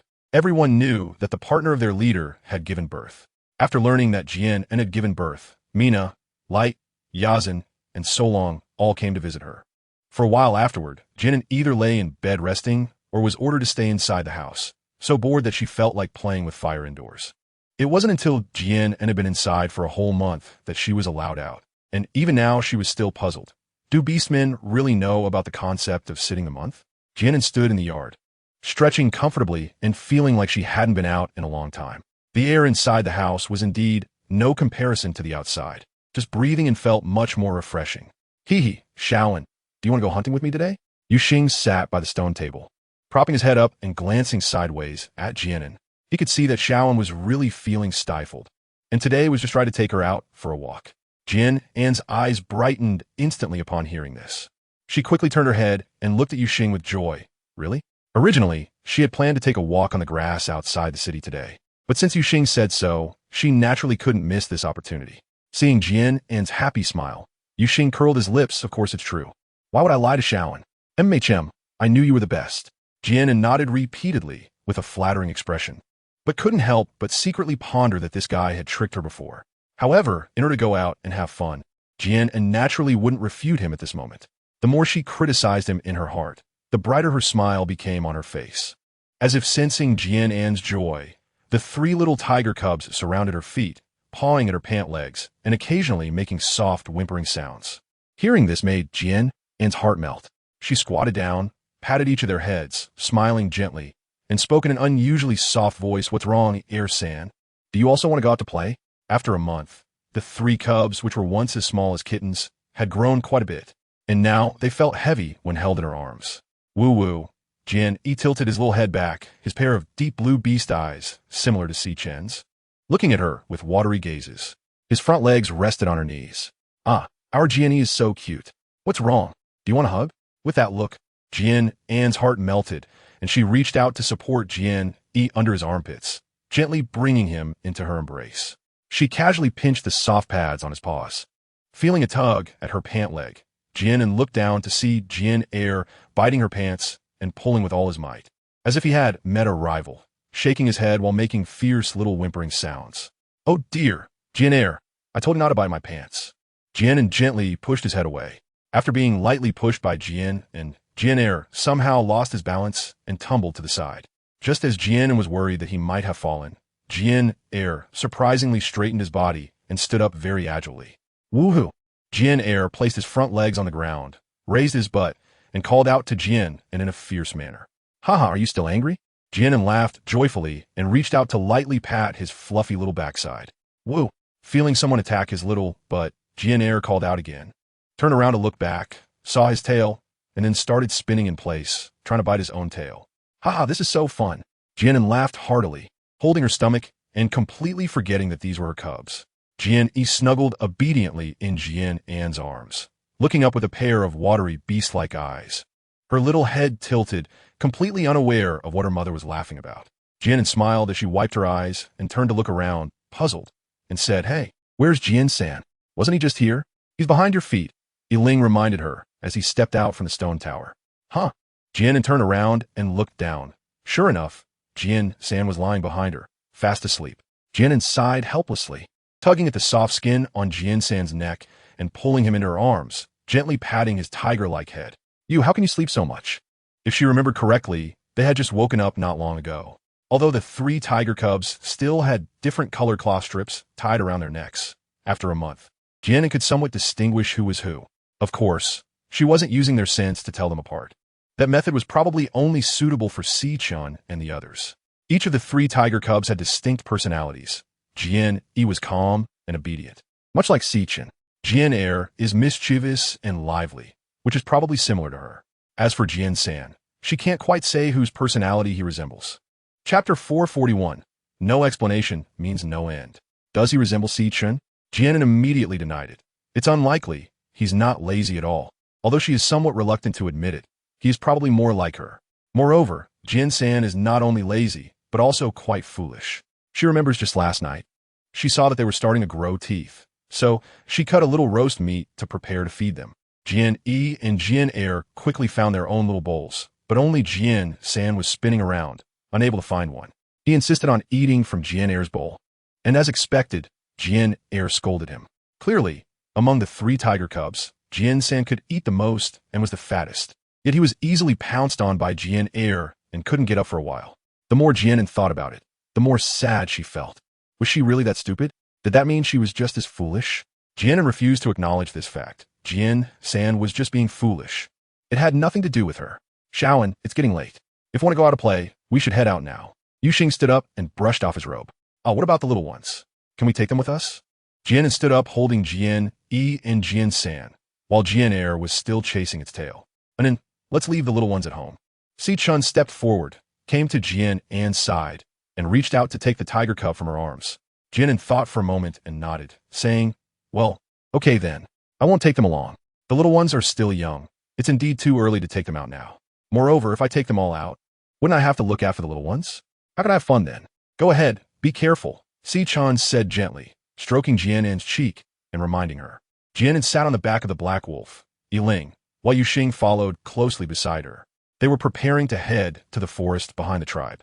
"Shaoan, why don't you sit on my back?" Yuxing looked at Jian and with a face full of grievance, asking in a tone of complaint. Earlier, outside the tribe, he had been certain that Jian would let him carry her, because usually when they went out, she would sit on Sichun's back. This time, with only him and Yiling accompanying her, He thought Jian An would definitely choose him, but to his surprise, she rejected him. This fact left him a bit disappointed. Hearing Yuxing's words, Jian An blinked innocently. The reason is a bit complicated. Does Xiao An not like me anymore? Is she starting to find me annoying? Yuxing stared blankly at Jian An with his golden beast eyes, his gaze shimmering with unshed tears, as if they were about to fall at any moment. Oh no. No. How can I not like you? Finding you annoying is even less possible. Jian An hurriedly shook her head and explained. Yuxing slightly lowered his head, pondering for a moment, then turned to look at Jian and his fox mouth opening and closing. Really? More true than crystal. Seeing him look over, Jian An nodded vigorously in response. Then why didn't you want me to carry you just now? Yuxing pressed on stubbornly. You chose this ugly black wolf instead, when my fur is obviously more beautiful. Jian An really didn't know how to explain. In fact, she just felt a bit reluctant. Yuxing's beast form was truly very beautiful, with fiery red fur that resembled high quality, expensive silk, splendid and stunning. Sitting on his back made her feel like she was taking advantage of a magnificent creature. How could such a beautiful existence be ridden? Seeing that, Jian An remained silent. Yuxing kept staring at her intently, his golden eyes implying, if you don't explain clearly, today won't end well. Chapter 442. Proudly lifting his head seeing this, Jian An sighed helplessly and waved to Yuxing. Sigh, come a little closer. Yuxing's eyes flickered, and he obediently moved closer to Jian An. Jian An leaned down and whispered a few words into Yuxing's ear. She raised her head and reached out to touch his shiny, smooth fur, saying, Got it. I'm not rejecting you, so stop looking so pitiful. It was really embarrassing. She felt a bit shy even saying such a thing. After hearing Jian An's words, Yuxing's golden beast eyes instantly brightened, nearly blinding her. Yuxing's sharp fox mouth opened wide in a big grin, even in his beast form. Jian An could clearly see that he was smiling. I understand now. It's my fault for misunderstanding you, Xiao An.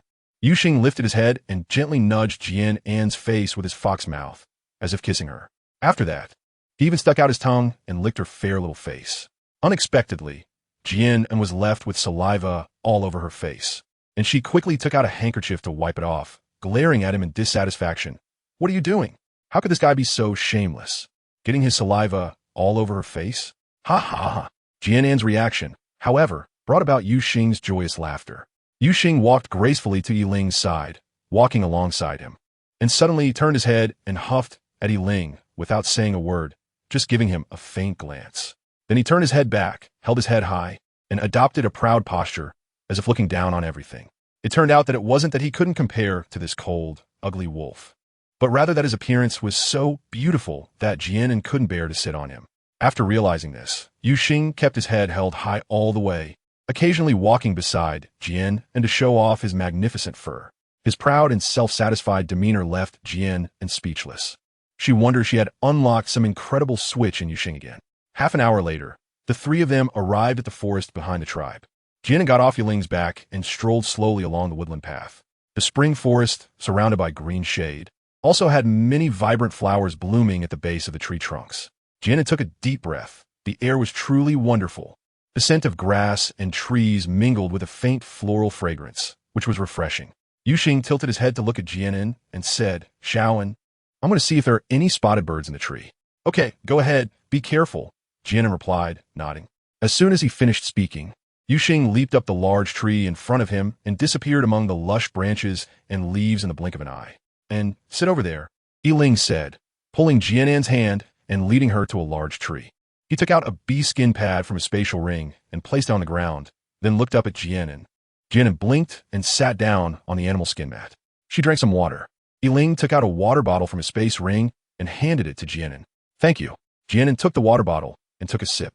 The two sat under the tree for a moment when a red figure jumped down from a nearby tree, landing steadily on the ground. Yuxing walked up to Jian An with two spiny birds in his hands, smiling, Xiao, and look. Since his space ring couldn't store living creatures, he had to carry them like this. Wow, you caught them so quickly. Jian An stood up and took the spiny birds from him, putting them into the moon god's space. She planned to raise these birds, so she could have a continuous supply of bird eggs. Chapter 443. Where did they go? The spiny birds that were previously raised in White Tiger City were all killed by Si-chan while she was recuperating and eventually ended up at her stomach. Let's go. Let's see what's further ahead. Yuxing held Jian An's soft hand and walked straight into the depths of the forest. Since she wanted to raise them, She couldn't just catch two and go back. As they passed a patch of grass, Jian An suddenly stopped in her tracks. Xiao, what's wrong?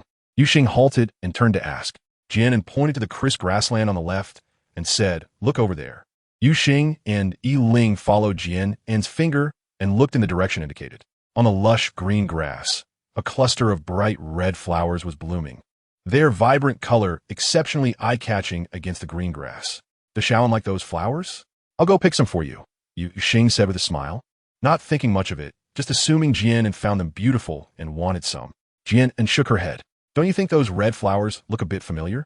Aphrodisiac flowers, Yi Ling said expressionlessly. Yes, they are aphrodisiac flowers. Jian An nodded. Speaking of which, it's not just a bit familiar. Back in Moses City, she almost fell for these flowers. Obviously, Yu Xing also recalled that incident. The smile in his eyes instantly turned cold. Let's go, don't get too close. He took Jian An's hand and continued forward. Jian An softly replied, raising her steps to follow. Truly, the more beautiful something is, the more it is filled with danger. Wasn't she also enchanted by their beautiful appearance at that time? She even thought about bringing some to plant in her space, only to almost suffer a loss instead. Yi Ling stopped in place, gazing at the brilliantly blooming aphrodisiac flowers, a hint of an inscrutable expression flashing in his cool eyes. Yi Ling, what are you looking at? Let's go. Hearing Jian An's call from ahead, he slowly withdrew his gaze, slightly lowering his eyes to hide the expression beneath. Xiao An, I'm going to have to take a look. I'll be down soon, Yu Xing said as he patted a large tree in front of him. Jian An smiled and nodded. Watching him leap into the branches again, Jian An withdrew her gaze, took out 2 fruits from her space, and softly asked, Yi Ling, do you want to eat some fruit? When she turned around, however, she didn't see his figure. Huh, where is he? Jian An frowned and looked around. How strange. Wasn't he just here? How could he disappear in the blink of an eye? Yi Ling, Jian An called out softly while searching for his figure. A gentle call came from behind her. Hearing the familiar voice, Jian An turned around in confusion, wondering if it came from ahead. Yi Ling, is it you? Where are you? Her inquiry received no response. Jian An's beautifully shaped eyebrows slightly furrowed. She could tell from the voice that it was Yi Ling, but where was he? What was he up to? Was he trying to play hide and seek with her? She followed the sound and unknowingly returned to the patch of green grass she had passed earlier. Yi Ling, are you there? Jian An shouted loudly from outside the grass. A moment later, Yi Ling's voice called out again. This time Jian An clearly heard that the voice was coming from the grass in front of her. Yi Ling, are you in there? Jian An said, looking at the patch of grass. This time there was no response, and Jian An couldn't help but feel a bit anxious. Yi Ling, stop hiding. I can see you. Come out quickly. As she spoke, she raised her eyes to look for his figure. Chapter 445. Pre-planned. He had been following Jian An's scent to the patch of grass, and just as he was about to step into search, he heard a series of enchanting moans coming from inside. Yu Xing's body suddenly stiffened, and the foot he had lifted to step forward halted. His expression darkened abruptly, and his golden eyes dimmed. Even though he couldn't see, he knew what was happening inside. Damn it! Yu Xing ground his teeth in frustration. Jian An was shy. There was no way she would agree to mate with Yi Ling here. He would never believe it, even if it cost him his life. It had to be that damned black wolf. He must have used some shameless means to entice Jian An into mating with him here. Despite how much he despised and looked down on Yi Ling's actions, Yu Xing could only retract his foot. He moved to a nearby tree, crossed his arms, and leaned against it, waiting silently. A twinge of bitterness coursed through his heart. Yu Xing took a deep breath and quickly calmed himself down. Jian An had already accepted Yi Ling, and it was only a matter of time before they became partners. Hadn't she already regarded Yi Ling as a member of her family? There was no point in dwelling on these matters now. Yi Ling gazed at Jian An, who was nestled in his arms with her eyes tightly closed. Her hair was slightly disheveled, and her beautiful face still bore traces of the earlier frenzy, making her look somewhat tired. The faint blush at the corners of her eyes, however, exuded an indescribable charm, beautiful enough to make one reluctant to look away. His eyes were filled with deep affection and obsession, and a hint of tenderness was evident on his handsome face. He held Jian An tightly, whispering, I'm very happy right now. He lowered his head and gently kissed her tender lips. Yi Ling carefully sat up, put on his clothes, and then took out a large robe from his space, gently wrapping Jian An in it before lifting her and walking out of the grassy area. As Yi Ling carried Jian An out of the grass, he coincidentally ran into Yu Xing, who was waiting outside.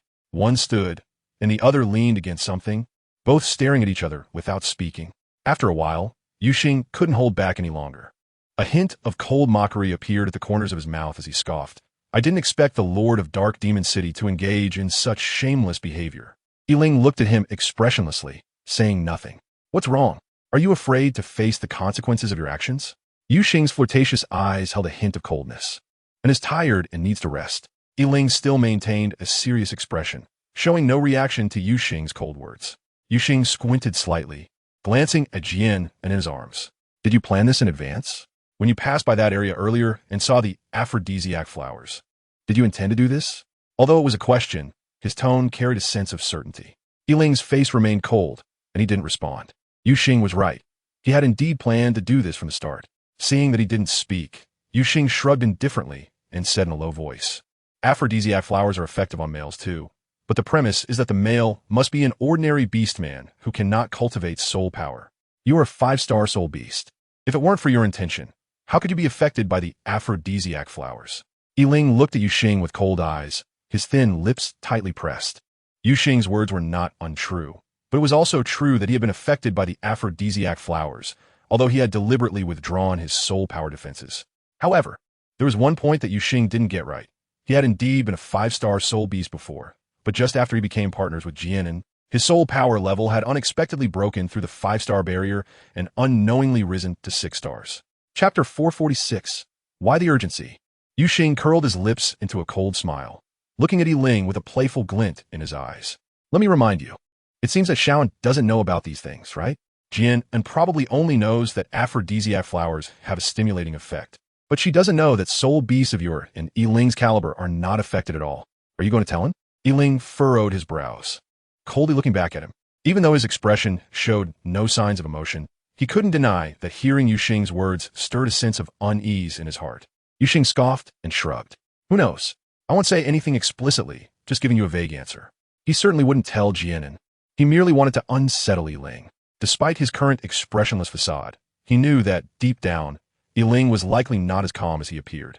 After all, Jian An was their Achilles heel.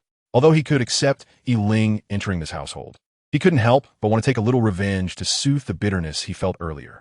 Moreover, now that Yiling was already Jian An's partner, what use was it to stir up trouble?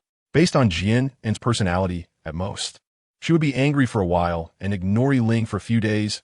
What good would that do him? I'm just curious. Since Xiao An has already accepted you, and becoming partners is just a matter of time, why are you so anxious? Yuxing squinted, scrutinizing Yiling. He couldn't understand why Yiling would go so far as to manipulate Jian An. In his view, Yiling's actions were unnecessary and could backfire, making Jian An unhappy. Yiling remained silent, pursing his lips and half lowering his gaze. He was indeed anxious. Watching Jian An give birth to tiger cubs for Sichun and seeing her so-called fiancé, Long Zhe, circling around her made him feel restless. Yuxing was already Jian An's partner, so he naturally couldn't understand his feelings. Even if he didn't want to admit it, he was genuinely feeling uneasy. He wanted to leave his mark on Jian An, to make her truly and completely belong to him.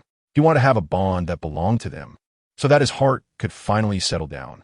Deep down, he had always harbored a fear that Jian An would remember his past shortcomings, dislike him, or even hate him. That was why he was so eager to become her partner. Even if Jian An later discovered that he had deliberately manipulated her with her soft-hearted nature, she would surely forgive him, because all he wanted was to be with her.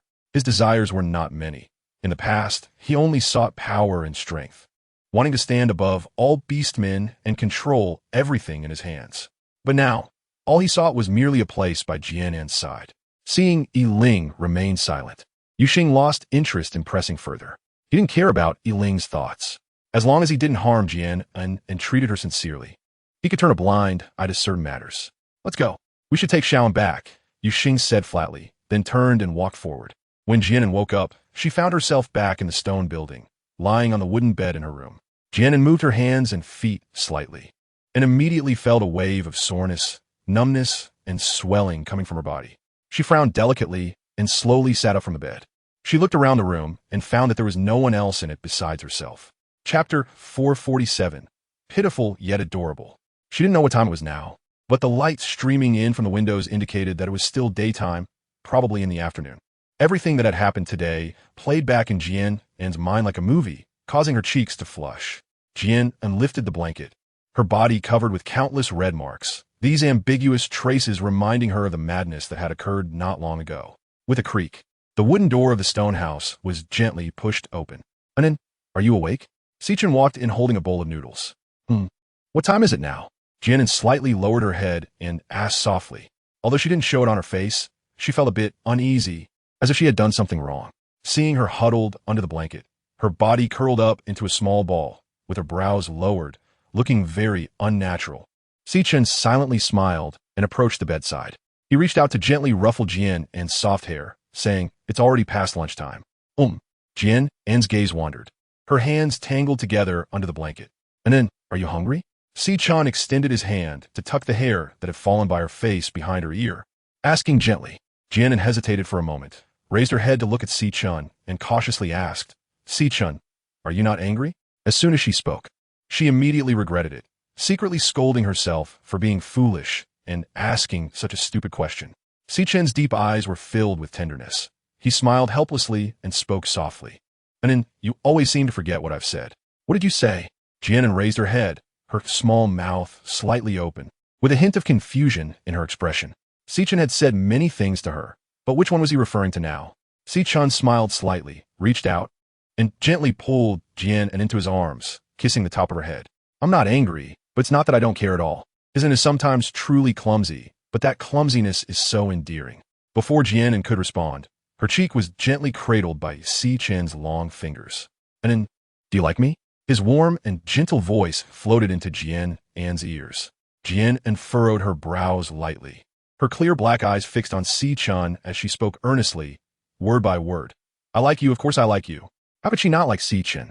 She could endure others cursing her, insulting her, or even hitting her, but this feeling for him was something she would not allow anyone to question, including Sichan himself. As Sichan smiled faintly, releasing his hold on Jian An's cheek and pulling the stubborn girl in front of him tightly into his embrace, softly whispering in her ear, "Not on mine now." The deep affection reflected in his azure eyes was so intense, it seemed almost ready to ignite. As he spoke, he gently pecked Jian An's cheek. Not being angry meant that while Ling cared for Jian An also cared for him. When he previously mentioned being concerned, it was proof of his love for Jian An. Now saying he didn't mind was because having Jian An in his heart was enough for him. Jian An nestled softly in Sichan's arms, tilted her head to sneak a glance at him, and whispered, "Really? Really? When have I ever lied to you, An?" Seeing her cautious demeanor, Sichan found her both pitiful and adorable to the extreme, and his heart had long since melted into a puddle. He held Jian An's chin and sincerely pressed a kiss on her delicate lips. Jian An's furrowed brow gradually relaxed, revealing a gentle smile. She stuck out her little tongue and clumsily licked Sichan's thin lips, but suddenly feeling shy, she quickly retracted it. Chapter 448, spoiled to the point of being unruly. Such a pure and straightforward action was the most irresistible, causing Sichan's body to stiffen slightly, and his eyes darkened involuntarily. It took him a while to regain his senses. Jian An's face showed a shy expression as she lowered her eyes, her curled eyelashes fluttering like butterfly wings. She seemed to have recalled something sad, pouting her lips and revealing a look as if she was about to cry. "What's wrong, An?" Sichan asked with a frown, his expression filled with concern. "Weren't you fine just a moment ago? Why are you about to cry now?" Even though Sichan was very understanding, he still found it hard to grasp Jian An's feelings at that moment. Jian An pursed her lips and shook her head, feeling that he was just too good. Being with Sichan felt like a flower placed in cow dung, with the flower representing Sichan and her. Thinking of this made her want to cry even more. Upon hearing Jian An's words, Sichan was somewhat at a loss whether to laugh or cry. What kind of reasoning was that? He chuckled helplessly and gently brushed Jian An's flushed eyes, saying, "If I really am that good, why isn't he crying instead? Shouldn't you be laughing?" Jian An was momentarily taken aback, feeling that what Sichan said made sense. Such a good person belonged to her, and she really should be waking up from her dreams with a smile. However, she glared with her eyes, somewhat unreasonably declaring, "Anyway, I just want to cry." It said that women's thoughts are hard to gauge, and even she was a bit confused about her own fluctuating emotions at that moment. Sichan chuckled softly, gently patting Jian An's back, and spoke in a doting tone. All right, if it wants to cry, I'll accompany you in crying, okay?" Such a treasure truly deserved to be spoiled and pampered.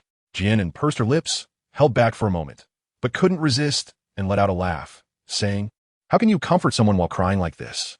Do you really want to spoil me to the point of being unruly? Seeing her smile, Sichan also chuckled softly. His magnetic laughter filled with helpless affection. "And eat something. I've cooked noodles for you," Sichan said gently. I'll go change my clothes first," Jian An replied with a smile. As soon as she finished speaking, she thought of something and vanished into the moon god's space. After eating the noodles Sichan prepared for her, Jian An and Sichan went downstairs together to the yard. Yuxing, Yiling, Long Zhe, and Ego were all in the yard, and the 3 tiger cubs were lying nearby, basking in the sun. And seeing Jian An come out, Yiling stood up and walked over to her, wrapping her in his arms and rubbing his chin against the top of her head. It had only been half a day since they last met, and he already missed her. Jian An blinked her beautiful eyes, a gentle smile on her face, and lightly patted his back with her hand. The 3 tiger cubs seemed to have caught the scent of their mother beast, and all got up, waddling towards Jian An on their short little legs, their little tails wagging happily behind them. 1, 2, 3. Jian An squatted down, petting each of their little tiger heads, and picked up all 3 cubs at once. Weighing them in her arms, she found them quite heavy. No wonder Mina said she couldn't carry them anymore. In another 2 months, she probably wouldn't be able to either. Jian An hugged Eyesand and sat down by the stone table. She took out 3 pieces of dried meat, and as the aroma of the meat wafted through the air before she could feed them, the 3 tiger cubs eagerly snatched the meat from her hands. Now, they had all started to grow teeth, and perhaps due to the discomfort of teething, they often liked to bite on anything they could find, practically biting everything they saw. Long Zhe glanced at Jian An, then at Yiling, who had been watching her from the side. After a moment of hesitation, he finally spoke softly, "Madam, I have something I want to say to you." Now, even Yiling had paired up with Jian An, and he was the only one left who. Chapter 449. I want to go back. She didn't even have the desire to accept his feelings. How could he not feel anxious? Along with the anxiety came a sense of unease. Initially, before meeting Jian An, this engagement might have been inconsequential to him, and he sought her out merely to honor the agreement. But that was no longer the case. During the time spent with Jian An, he had slowly placed her in his heart. He was certain that she was his betrothed and the partner he wanted to spend his life with in the future. Jian An looked at Long Zhe, the corners of her lips curling up into a faint smile. What do you want to say? I want to go back to Zhonghazhou for the Beast God Festival. Would you be willing to go with me? Long Zhe wanted to ask, but the words just wouldn't come out. He was afraid of breaking the beautiful moment in front of him and also afraid of hearing Jian An's rejection. He pressed his thin lips together and ultimately chose silence. You're going back to Zhonghazhou? Jian An blinked. Didn't you say you weren't going back? Why have you changed your mind now? Long Zhe quietly glanced at Jian An, gave a slight nod, and then lowered his head. Seeing him with his head down, silent and looking quite downcast, Jian An furrowed her brows, recalling how he had hesitated to speak earlier. She couldn't help but ask Long Zhe, "Is there something else you want to say?" Long Zhe pressed his lips together, pondering for a moment. It seemed he had made some decision as he raised his head, looking at her with eyes full of expectation. "Madam, would you be willing to return with me?" His hands, resting on his lap, were tightly clenched due to his anxious feelings. Jian An was taken aback, not expecting Long Zhe to ask such a question. She had been curious about Zhonghazhou and the temple for a long time. In the past, she had refused because she was pregnant at the time and it wasn't suitable for long journeys. Now, the baby had been born. It was just the right time to go with Long Zhe and explore. She was lost in her thoughts, so she fell silent. What Jian An was thinking, Long Zhe naturally would not know. However, her silence, in his eyes, was a silent rejection. He pressed his lips tightly together, and his bright eyes quickly dimmed, revealing a hint of despair, enveloping him in a cloud of gloom. Wasn't this outcome something he had anticipated long ago? Yet, he didn't expect that when the moment came, he would feel so hurt, as if a massive stone was pressing down on his chest, making it hard for him to breathe. His eyes inevitably became slightly moist, and his vision gradually blurred, but he couldn't let Jian An see him in this useless state.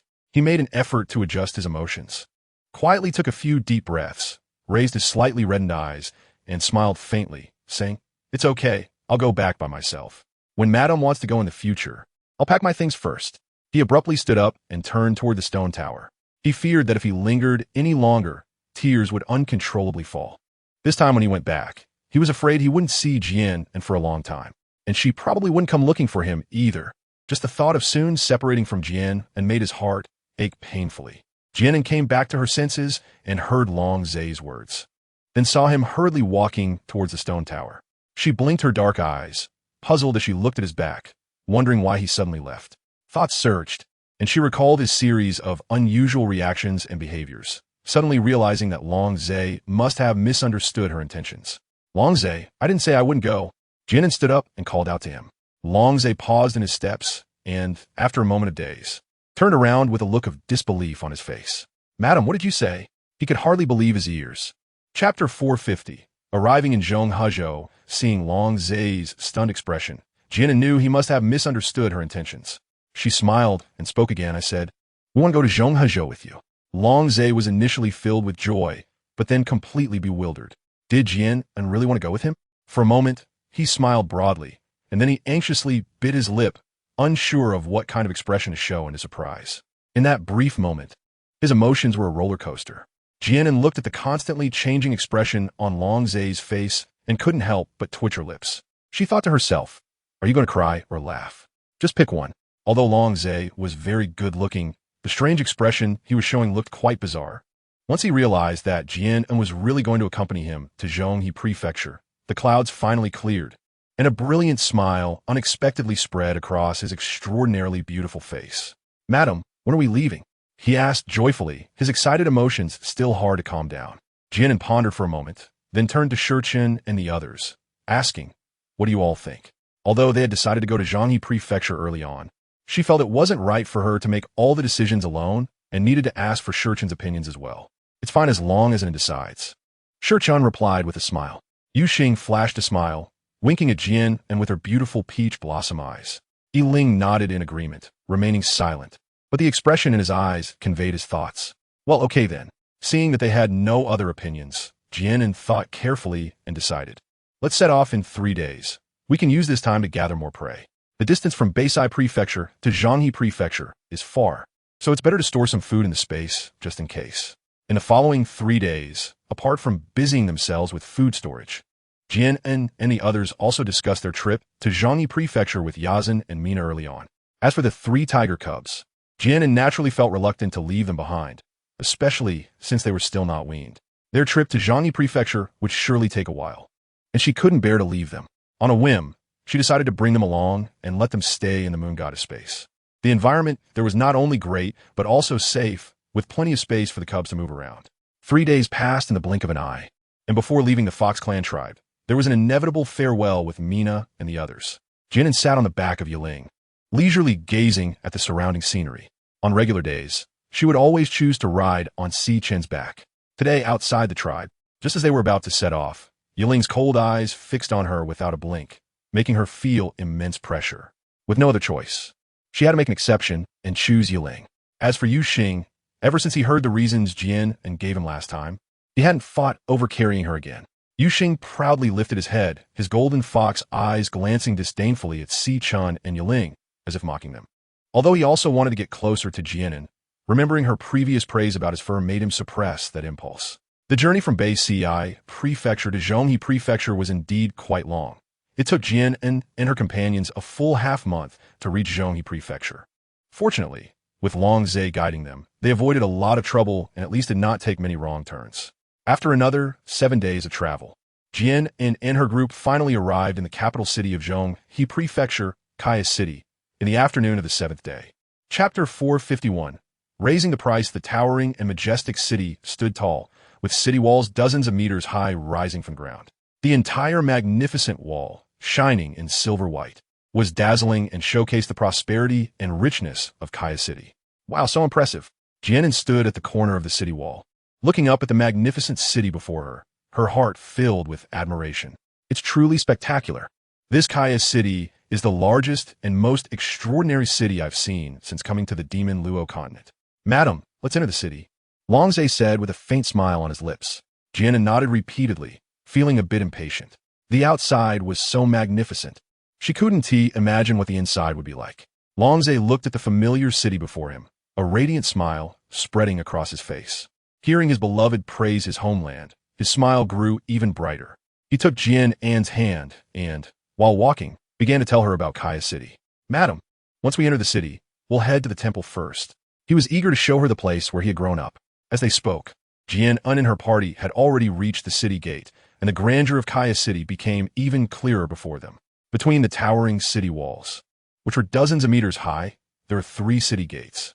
The large central gate stood wide open, and the orcs passing through were all dressed in splendid clothing. At the very least, they wore long robes. Jian An did not see a single orc dressed like those in the tribe, who went bare-chested with only a leather skirt around their waist. Even the beast carts were numerous. In just a short while, Jian An spotted several. On either side of the city gate stood 8 orc guards in cloth armor, holding long knives and standing resolutely against the wind. The sharp blades glinted with a faint cold light, looking very impressive. As Jian An and his companions were about to enter the city gate, a cold and harsh voice came from his side. "Stop!"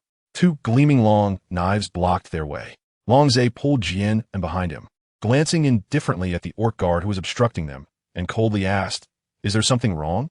One of the orc guards, tall and muscular with dark skin, said in a deep voice, "Each of you must pay 20 white crystal stones to enter the city." There was a hint of malice and greed in his eyes. Jian An glared. "Isn't this too black-hearted? The Black City of Moza only charges 2 pieces per person, but here they want 20 pieces of white crystal. Why don't they just go rob it? Do they really think my crystals came from the wind? Hey, doesn't that sign say that entering the city only requires paying 5 pieces of white crystal? Why are you saying it's 20 pieces?" Jian An pointed at the bee skin notice stuck on the wall, asking indignantly, "Isn't this deliberately trying to swindle people? Is this what they call raising prices on the spot?" The dark-skinned orc looked at Jian An, his eyes widening in surprise, but then thinking of his own benefits. He straightened his neck and said in a deep voice, "That was the old price. We haven't had time to change it. Now, if you want to enter the city, you must pay 20 pieces of white crystal. It is true that entering the city requires paying crystals, but it is not 20 pieces, only 5. The reason he made Jian An and the others pay more was that he saw their clothing was not ordinary.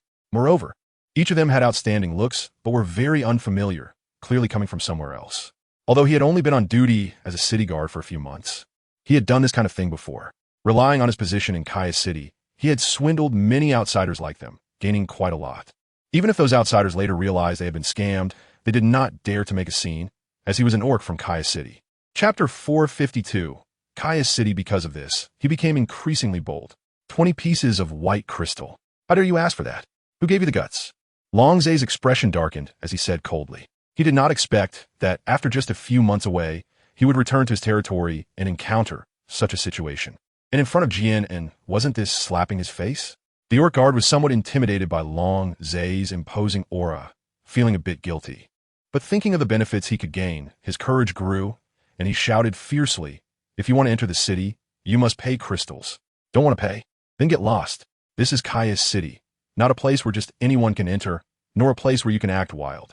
Si Chun and the others had not said a word from the beginning, but seeing the orc guard's rampant attitude, they couldn't help but laugh in anger. Such stupid, arrogant dogs are everywhere. Seeing the orc guard's arrogant demeanor, Longzhe was also speechless with anger. He didn't want to waste more words with them and was about to take out an item representing his identity when a low voice came from the city gate area. What happened here? A tall and burly male orc slowly walked over from the city gate, wearing cloth armor, with a stern expression on his face. The orc guards on both sides of the city gate changed their expressions upon seeing him, quickly stepping aside and respectfully bowing. The orc guard who had just blocked Jian An and the others quickly stepped forward, eager to explain, "Lord Dole, these outsiders want to cause trouble in Kaya City." Before he could finish, he was pushed aside by Dole. Dole quickly approached Longzhe, knelt on one knee, and respectfully called out, "Your Highness, the Holy Sun." Upon hearing this, everyone was instantly petrified, and the orc guards on both sides turned pale as they looked at Longzhe. This male orc is the revered Holy Sun of the temple. The Holy Sun. The previously disrespectful orc guard was so frightened that his face turned white, and his limbs trembled uncontrollably. It's over. This time it's really over. He felt weak and collapsed to the ground, engulfed in deep fear. Longzhe slightly nodded and said lightly, "Dole, I do not wish for such things to happen in Kai City again." His cold gaze swept over all the orc guards present. "Yes, Your Highness, the Holy Sun," Dole replied respectfully, bowing. Longzhe nodded slightly, took Jian An's hand, and walked directly into Kaya City. "Your Highness, let me prepare a beast cart for you," Dole said quickly, following closely behind as Longzhe was about to leave. "No need." Longzhe waved his hand with a cold expression. He wanted to take Jian and to appreciate the scenery of Kaya City along the way. Taking a beast cart would only be a hindrance. However, He did not expect that before they could enter the city, they would encounter such a situation. He hoped Jian An would not mind. Madam, actually, such things have never happened in Kai City before. This is my first time encountering it today. Longzhe quietly glanced at Jian An's expression and explained. This cautious demeanor was a far cry from the cold arrogance he had shown when facing Dole. He feared that this incident would leave a bad impression of Kai City in her mind. After all, this was his hometown, and he certainly hoped Jian An would like it here.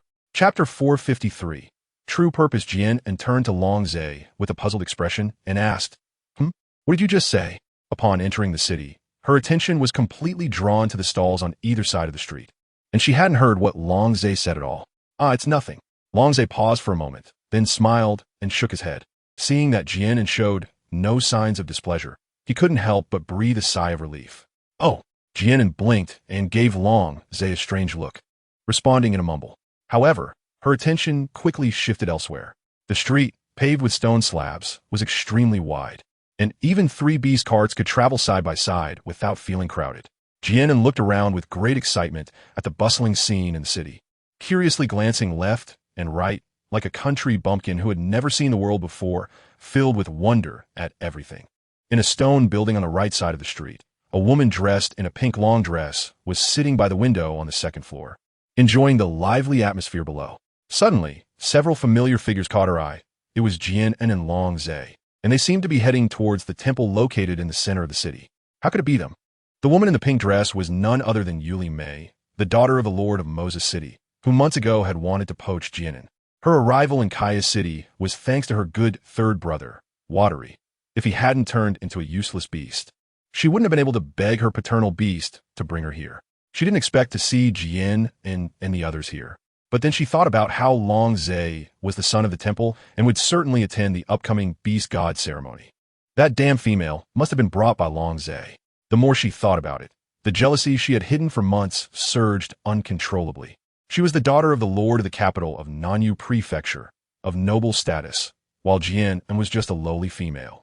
How could that female easily obtain something she had to beg for so much?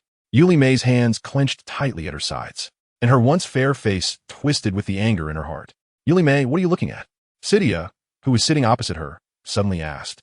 Maid hurriedly suppressed the hatred on her face, raised the corners of her mouth to reveal a sweet smile, and said, Nothing.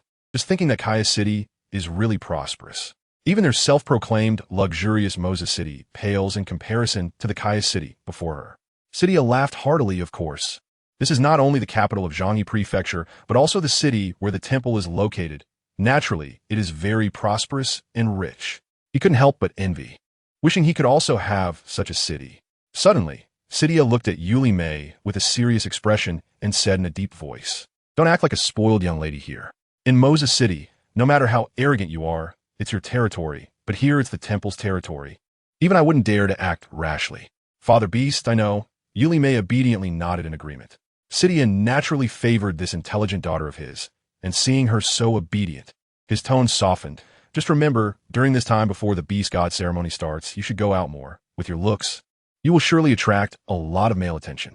Then I will help you select the most suitable partner among them.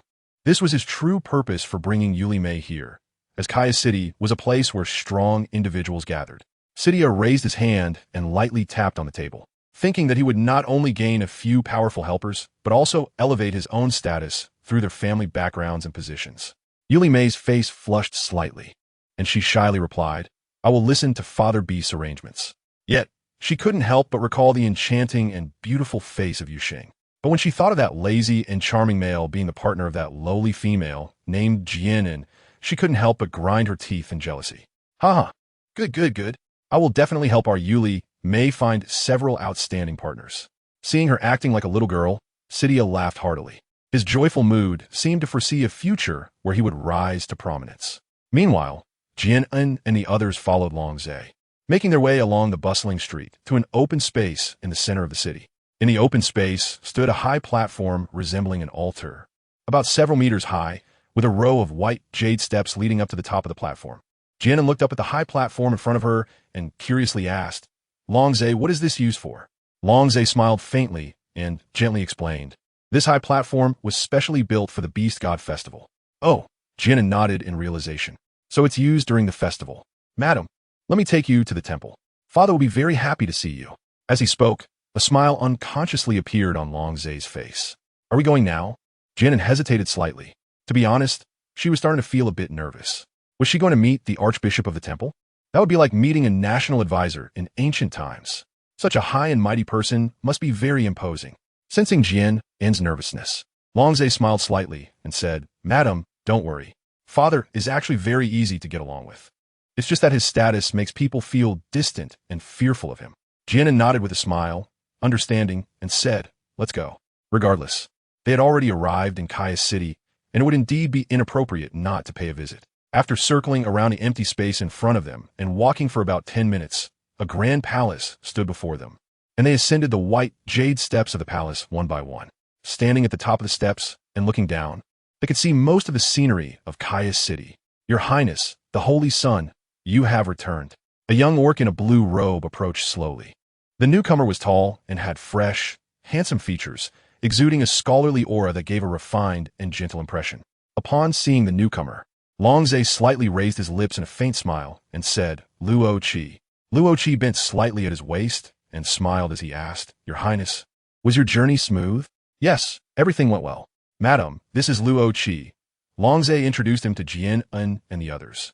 This is my fiancée, Jian An, and her companions Si Chun, Yu Xing, and Yi Ling. This is Madam's brother, Ge. Long Zay then turned to Luo Qi and introduced them one by one.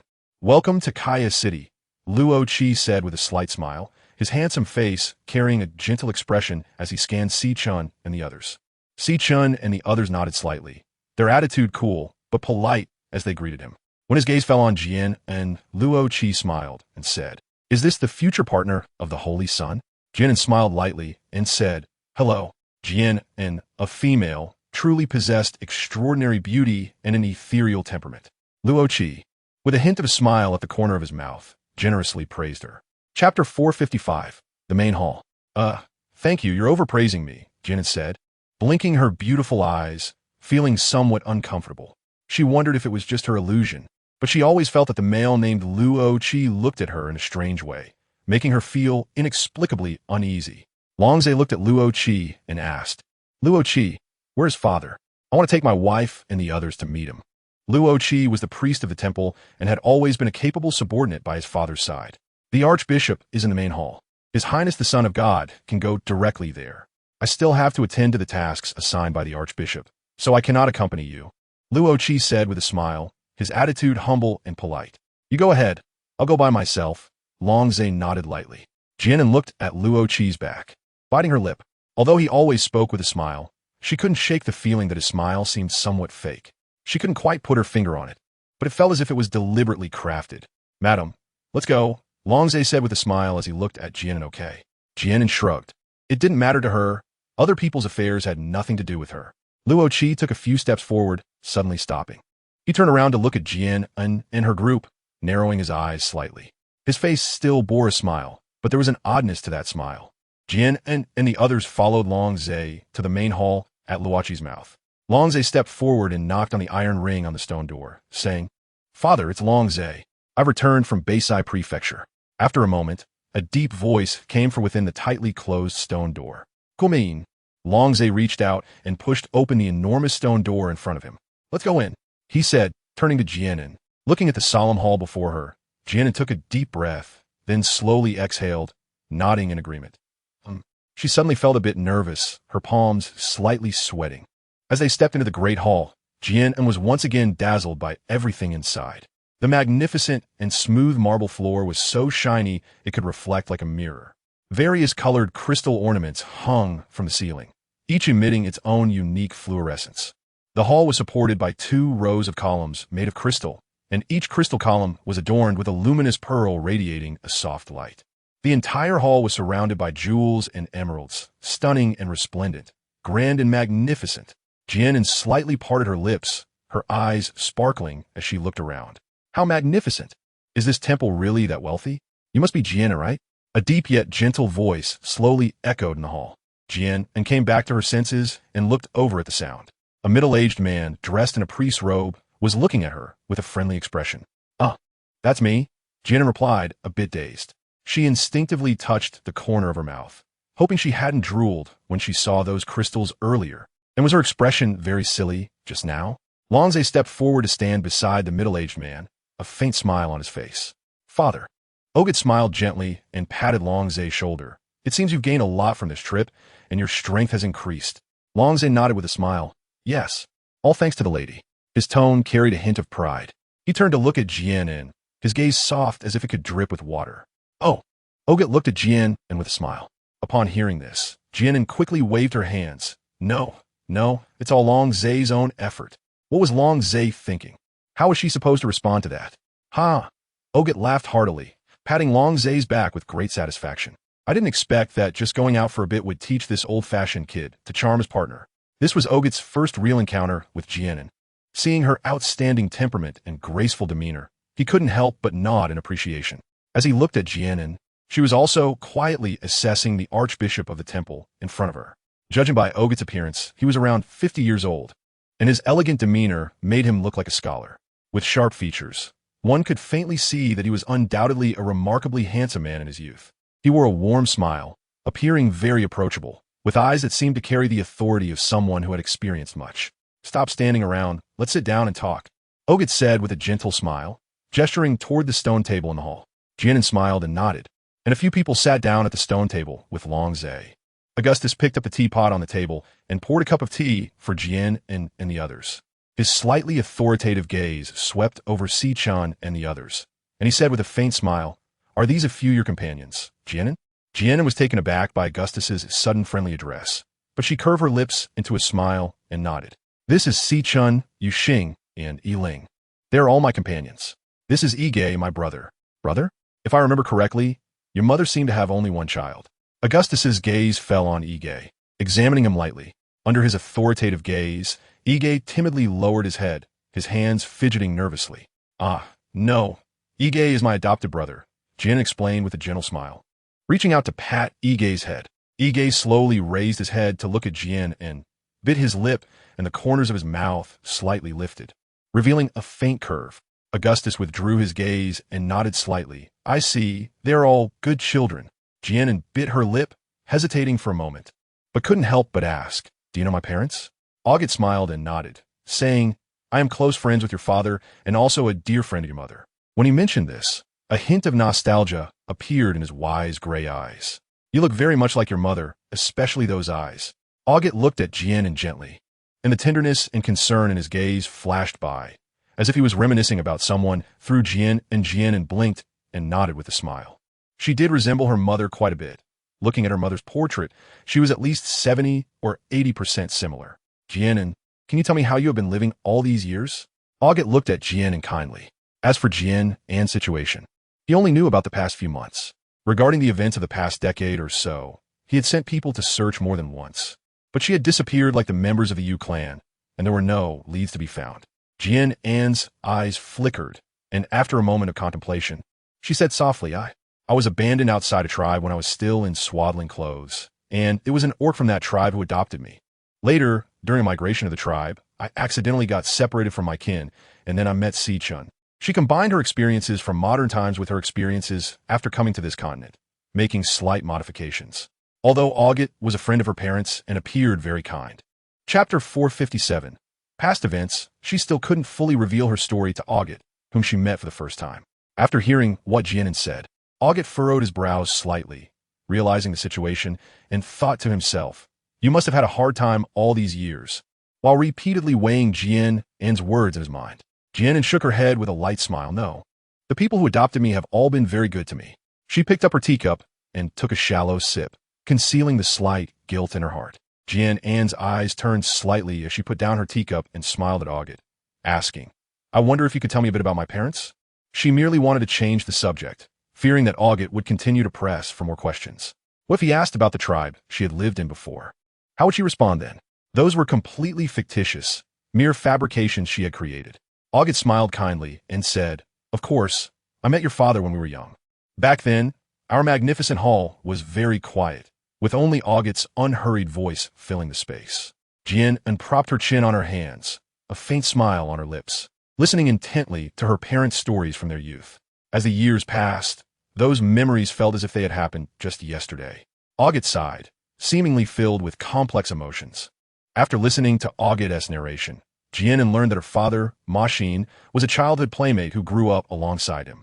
After they became adults, they met her mother, Yu, during a hunting trip, and the three of them became close friends from that point on. Their friendship remained unchanged even as her parents fell in love, got married, and conceived her. That is why an engagement was arranged between her and Longza while she was still in her mother's womb. Longza Eyesand to your biological child? Jian An asked in astonishment. Realizing her reaction might have been too much, she quickly covered her mouth and apologized. I'm sorry. She was just a bit surprised, as it seemed Longza had never mentioned this to her. August shook his head and smiled gently. It's okay. Most people are surprised to hear this.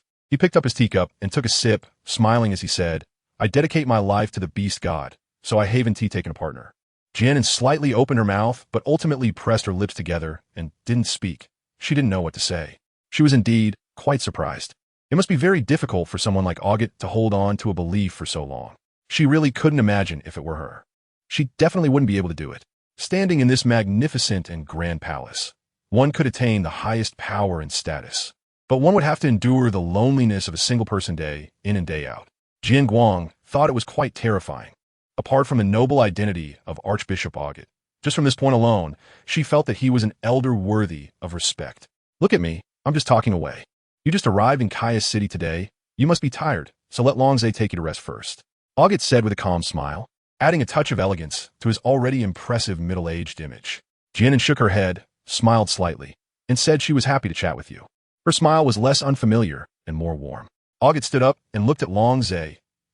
You take Jian An and the others down to rest. Longze nodded lightly. Okay, father, I will make the arrangements. Chapter 458. You can stay in the nearby house. August watched Jian An and the others leave, and the smile on his face gradually faded, replaced by a look of deep thought. Jian An and the others followed Longze along the smooth bluestone path.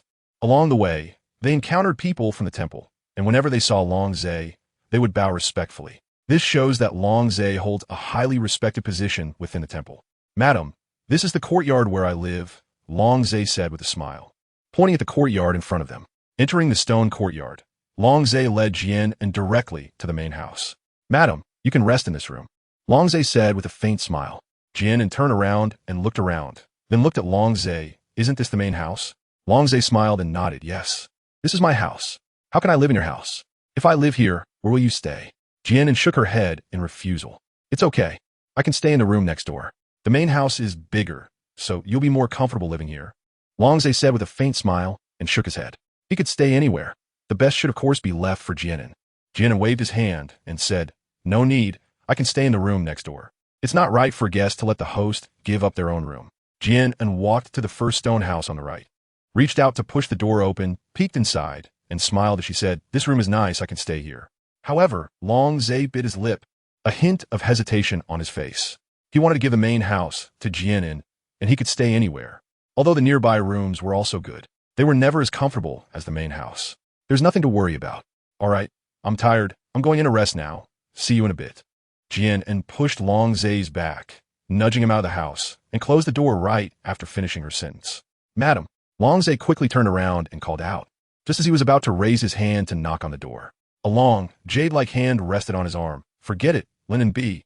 Sichin shook his head with a smile. Longze slowly lowered his hand, sighed helplessly, and looked at Si-chun and the others, smiling as he said, I'll take you to other rooms. Although he wanted Jian An to be more comfortable, since she didn't accept it, he could only give up. Jian An took a rough look around the stone house. It was quite spacious, and all the furniture, including the table, chairs, and wardrobe, was complete. Jian An walked to the bedside, patted the wooden bed beneath her, and felt the 2 layers of animal skins on the mattress, which felt very soft. Sighing, Jian An lay back on the bed and let out a long breath. While in the main hall, she really wanted to ask August what had happened to the Moon Clan 18 years ago, where her parents and the members of the Moon Clan had gone, and why they disappeared overnight. Did he know something? But she could never find a right moment to speak up. Sighing again, Jian An turned over, lying on her side with her arm as a pillow, and breathed out another long sigh. Forget it. They wouldn't be leaving Kaya City before the Beast God Festival, so she could look for an opportunity to ask later. Jian An sat up from the bed and, with a thought, flashed into the moon god's space. She decided to go check on the little ones first. Jian An stayed in the space for a while, fed Eyesand, and played with them for a bit before leaving the moon goddess space and returning to the stone house. She lay on the bed, idly lost in thought, until she heard a knock at the door. And then, "Are you asleep?" Sichin's gentle and clear voice came from outside the door. Chapter 459. Do you have no bones? Jian An sat up and said towards the door, "No, the door wasn't locked for you to come in." The door of the stone house was pushed open from the outside, and Sichin's tall and slender figure appeared at the entrance. What is it doing? Sichin casually closed the door and walked over to sit beside Jian An sat cross-legged on the bed, looking at Sichin and smiling, not doing anything, just daydreaming. "Ha, did you just go feed the little ones?" Sichin smiled lightly, reaching out to wrap his arm around Jian An's shoulders and gently pulling her closer. Jian An lay down following his strength, resting her head on his lap, looking up at him with curiosity and asking, "Yeah, how did you know? Is Sichin too amazing? It seems like nothing can be hidden from him." Sichin smiled slightly, gently stroking Jian An's hair, leaning down to gaze at her with warm eyes, and said, "And then, please don't be upset." Jian An tilted her head, looking at him with confusion. "No way. You can tell me, I won't be angry." Hearing Sichin say this, she became even more curious. Sichin let out a light laugh, raising his hand to gently scratch Jian An's small nose. "I smell the milky scent on it," and Jian An's eyes widened, and a faint blush spread across her fair cheeks. Sichin chuckled softly and caressed Jian An's eyes, and then said she wouldn't be angry. Jian An shot a slightly sulky glare at Sichin, her small mouth pouting in dissatisfaction as she muttered softly, "I'm not angry. It's all her fault for being so nosy. Why ask such things?" With a creak, the wooden door of the stone house slowly opened, and Yuxing leaned lazily against the doorframe with his arms crossed, raising a hand to knock on the door. "What are you two doing?" he asked with a smile at the corners of his mouth, looking at Jian An and Sichin. Jian An sat up, smiled slightly, and started chatting. Yuxing brushed his robe and came to the bedside, sitting down next to Jian An. He propped himself up with one hand on the bed, rested his head on her shoulder, and leaned closer to her ear with a smirk, saying, "Xiaoan, will you talk to me too? You always spend time alone with Sichin.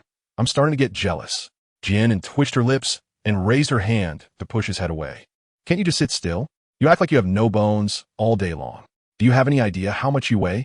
Half of his body weight was resting on her shoulder. Yuxing took the opportunity to hold Jian An's hand, lying down and resting his head on her lap, looking up at her. Seeing Xiao and made him lose all his strength, and his bones naturally softened. "You really are."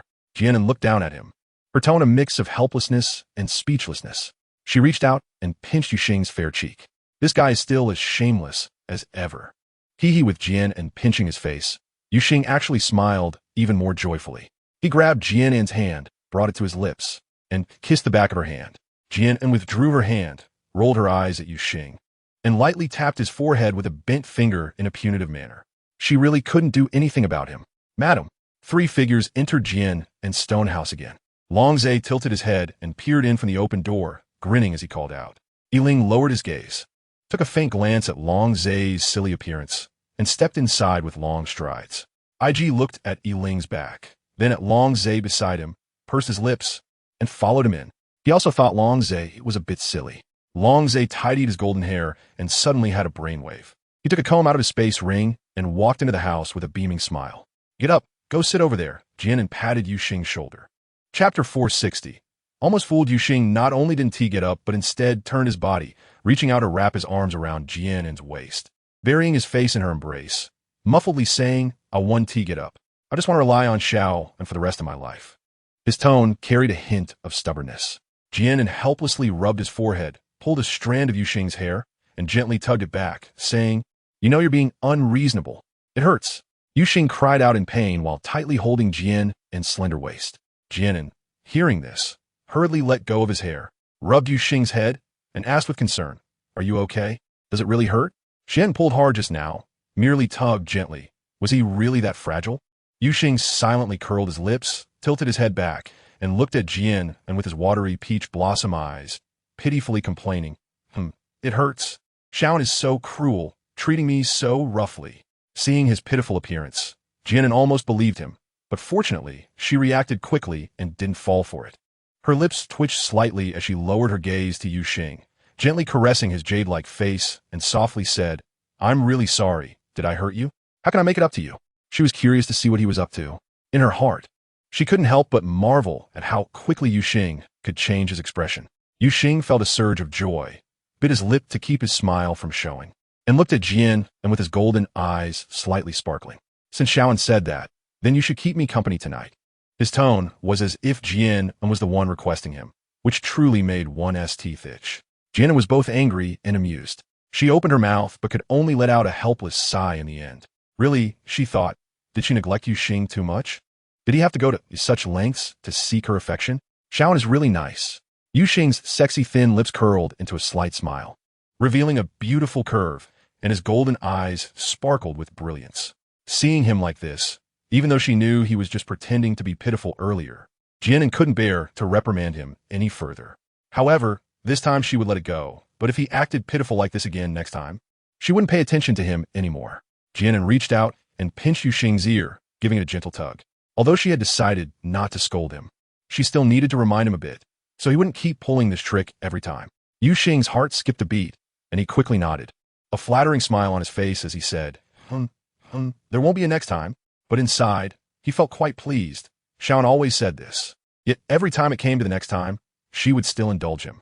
Yiling leaned against the wooden table, his hands resting on the table behind him, sitting with a relaxed and commanding posture like an emperor, exuding an intimidating aura. He lifted his chin, using his cold gray eyes to stare at Yuxing across the table. He felt a deep disdain for this lewd fox's behavior, watching as Jian An allowed him to act spoiled in her arms, and he was quite envious. As if sensing Yiling's gaze, Yuxing turned his head, curling his lips into a smile that was neither a smile nor a frown, and looked at him sideways. What's wrong, third? Are you jealous? The tone was exceptionally annoying. Oof. Yiling coldly snorted and was the first to look away. He wouldn't argue with this shameless fox. Seeing this, Yuxing became even more unrestrained, seemingly on purpose, enjoying himself in Jian An's arms and getting playful. Jian An rolled her eyes in exasperation and pinched Yuxing's nose, saying, can't you be more honest? Get up quickly, my legs are numb. This guy was really annoyingly lovable, yet infuriating. A typical case of taking advantage and still acting coy. Chapter 461. Conscience's condemnation. Yuxing propped himself up with his arms and sat up, not forgetting to steal a kiss on Jian An's soft lips as he got up. Ha ha ha. Seeing Jian An glaring at him, Yuxing couldn't help but burst into a joyful laugh. Longzhe blinked, hesitated for a moment, then stood up and walked to Jian An. Madam. What's wrong?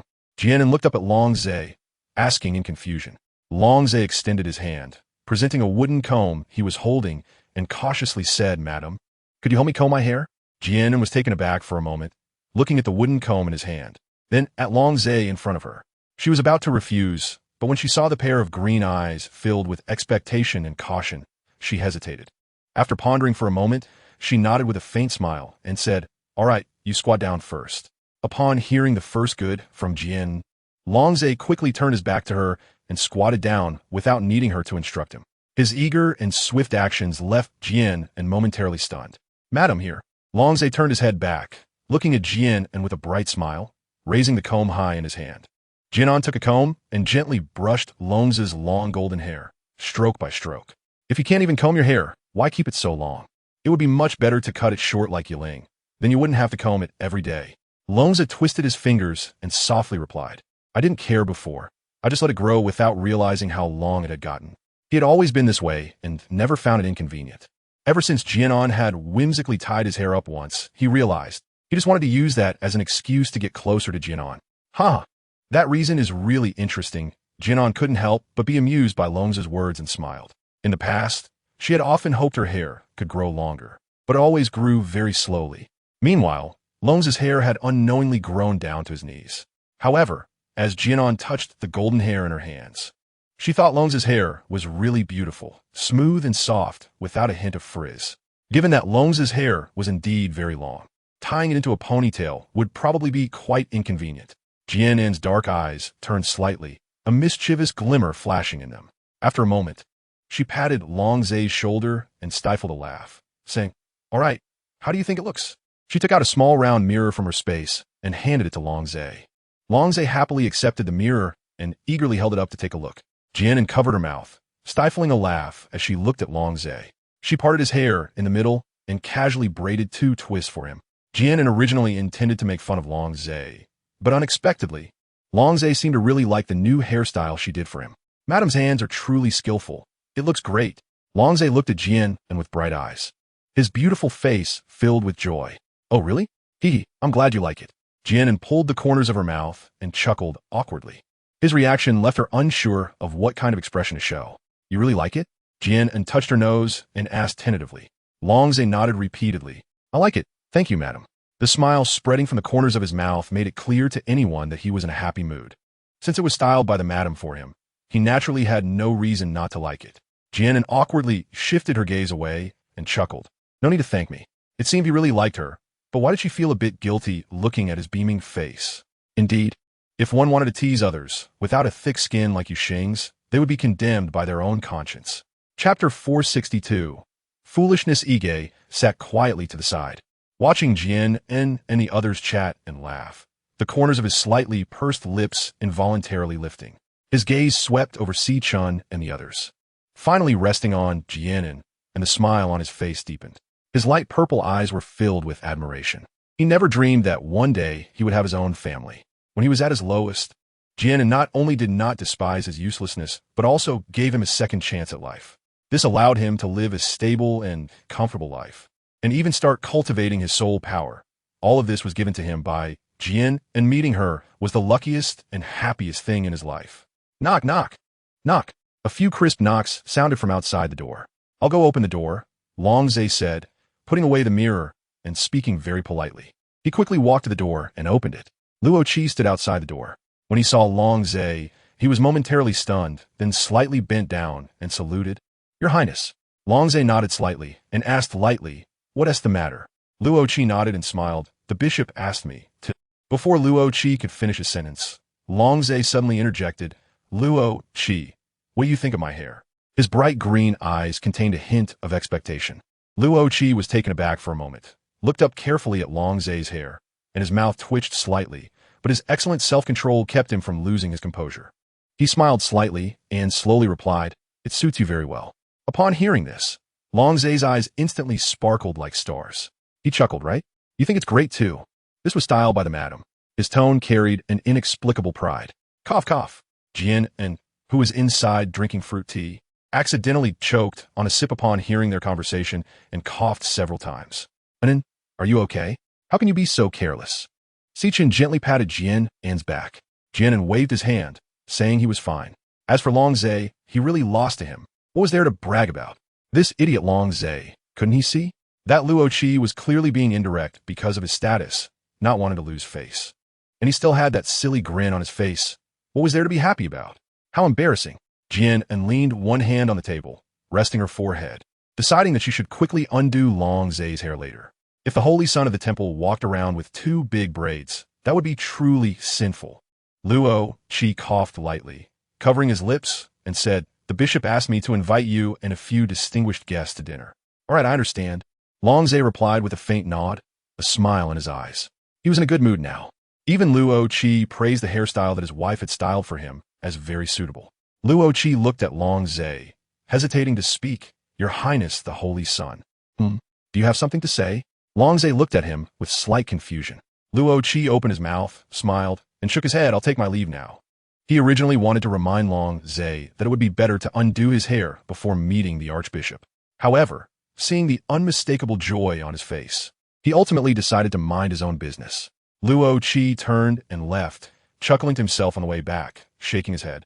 Although His Highness the Holy Son was extraordinarily graceful, that hairstyle did seem a bit silly.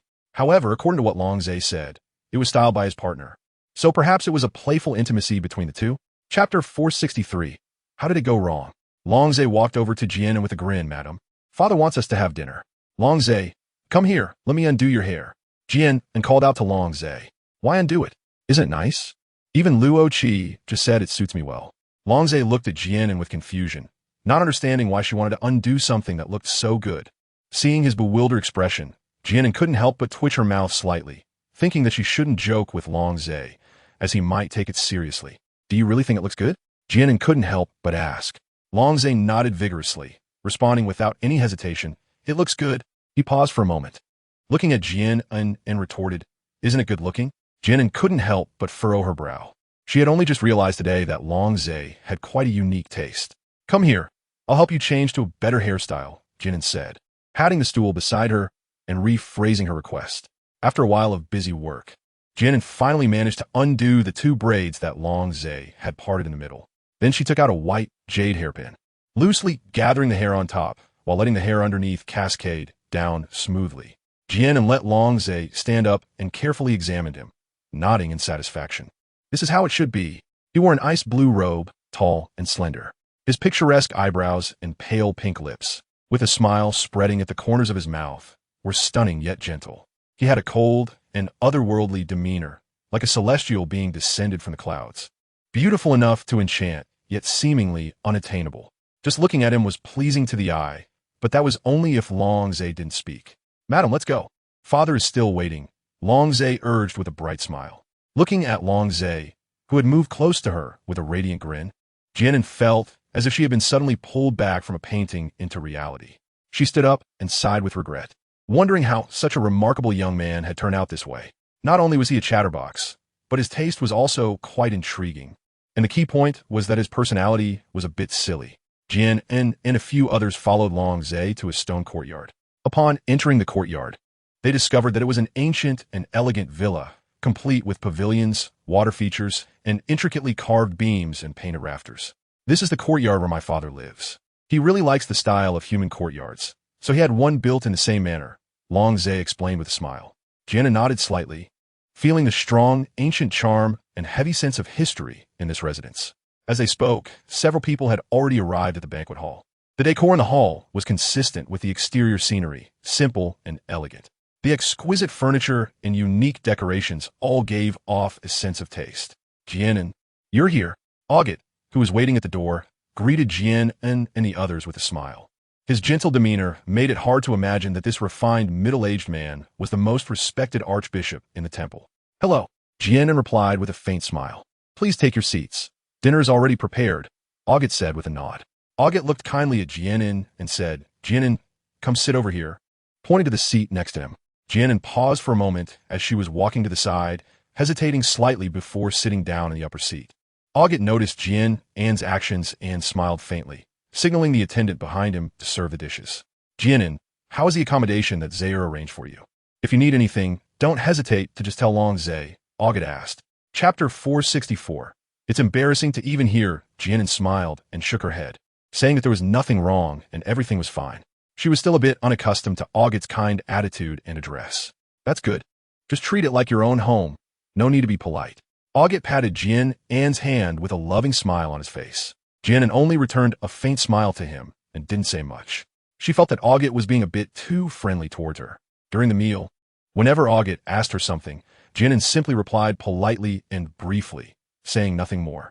However, there were many dishes on the table that Jian An had never tried before.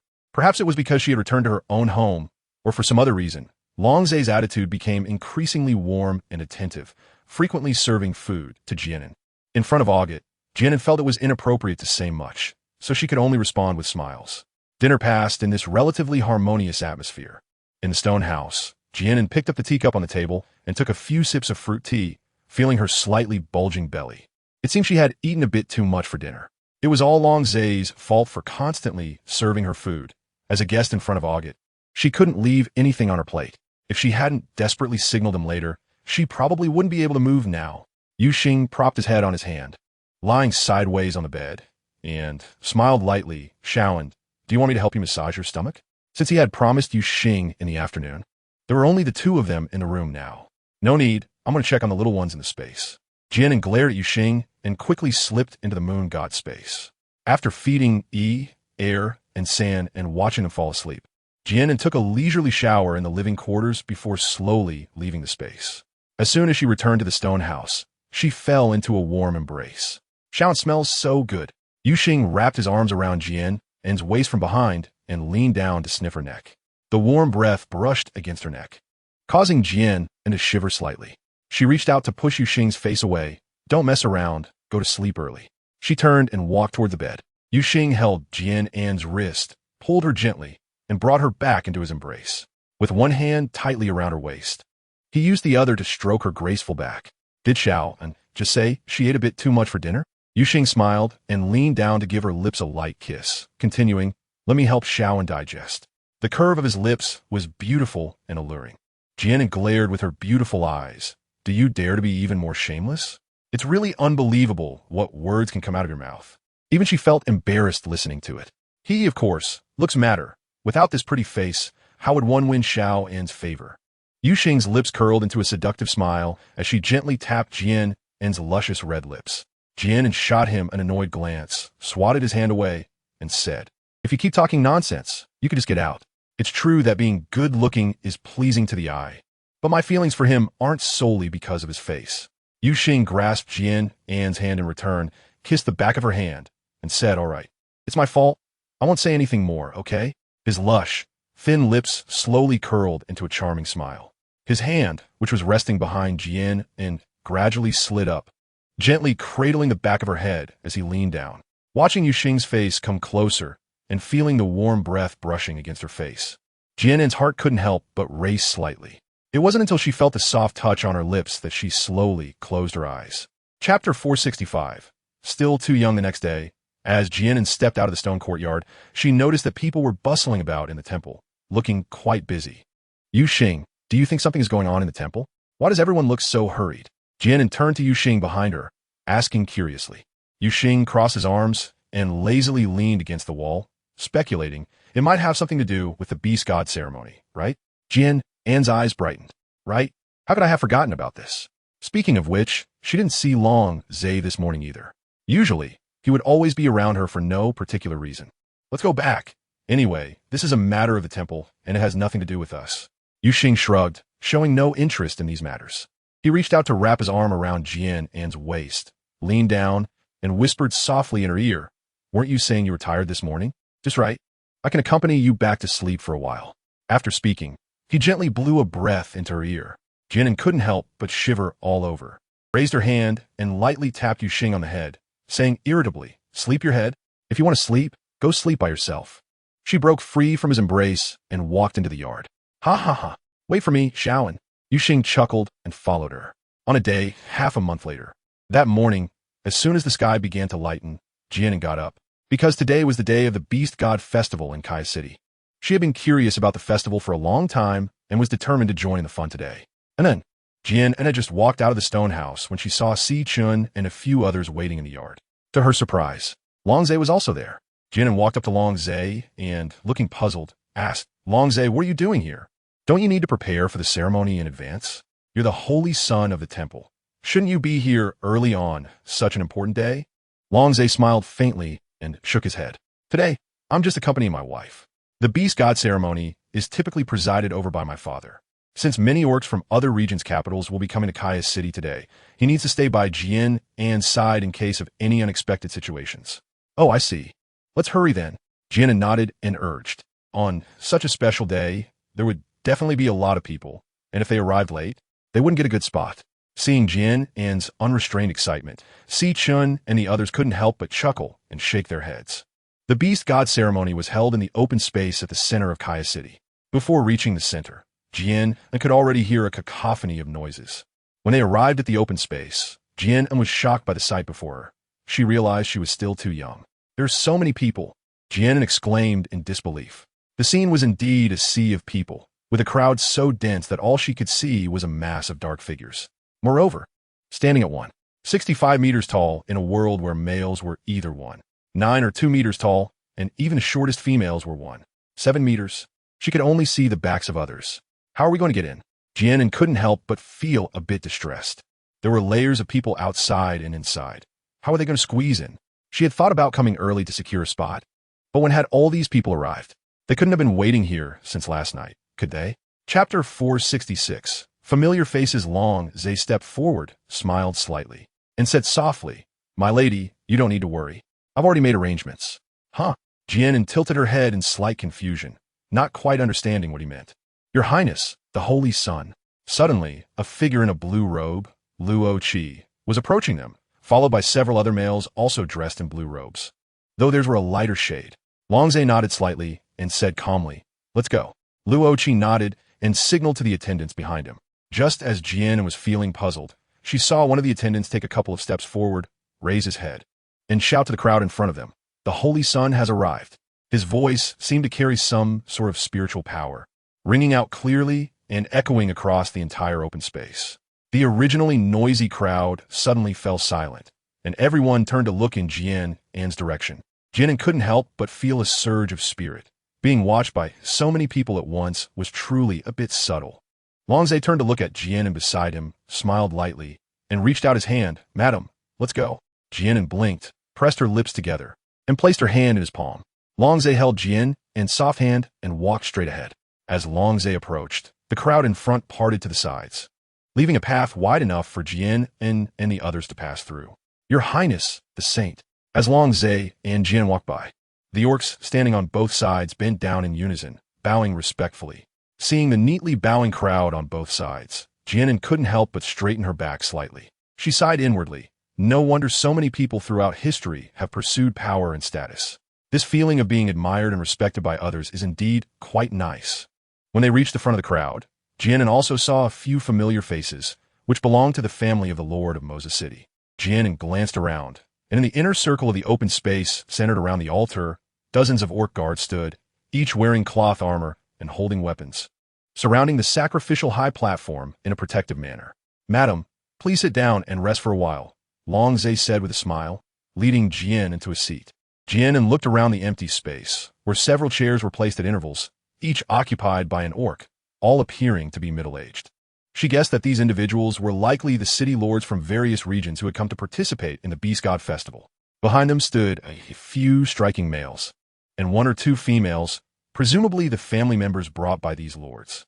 Yumi stood behind Saidia, her almond-shaped eyes narrowed slightly, filled with jealousy as she fixed her gaze on Jian An's back, her hands clenched tightly at her sides. How could this lowly female be so fortunate?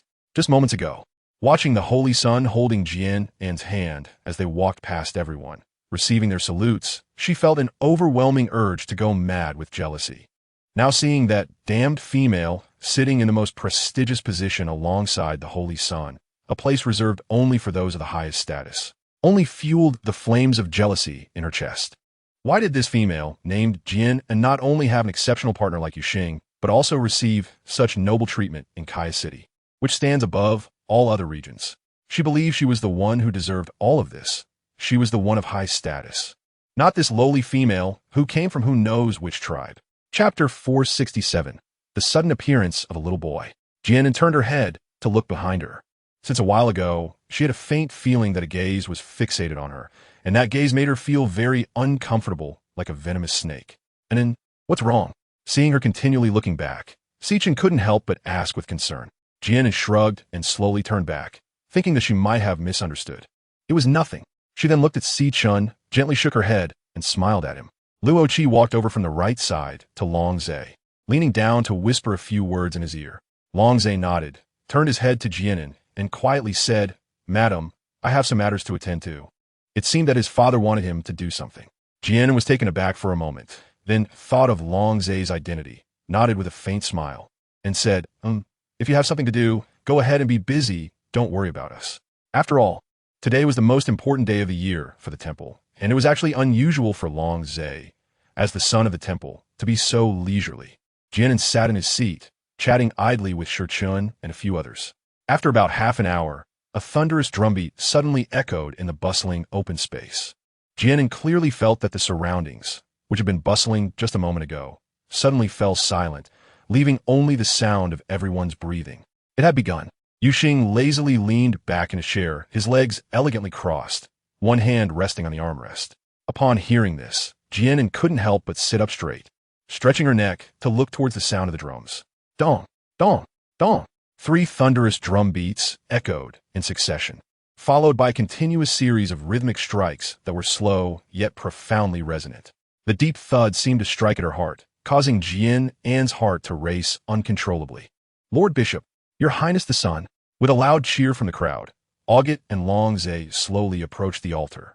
Longzhe was no longer in the ice-blue robe from before. He was now dressed in a long, pure white gown that trailed to the ground, with a peaceful pattern of the sun and moon embroidered at the hem. His long golden hair was tied up high, and his strikingly beautiful features made him appear like a snow lotus atop Tianshan Mountain, noble and pure. Jian An and the others stood up, watching August step onto the altar that was several meters high, while Long Zhe slowed his pace slightly and followed him onto the platform. Accompanied by the thunderous sound of drums, August raised his hands high at the top of the altar, chanting in a language she couldn't understand, gazing up at the sky. Huh, what is that? Jian An blinked her beautiful eyes lightly. Had she been looking up for too long, causing her to see things? She raised her hand to rub her eyes and focused her gaze again, her eyes widening in shock. How could there be a little child there? At the moment, on the altar, several meters high, besides August and Long Zhe, there stood a boy around 7 or 8 years old next to them. Whose child is that? Jian An exclaimed in surprise, having been staring at the altar since earlier. When did this little boy go up there?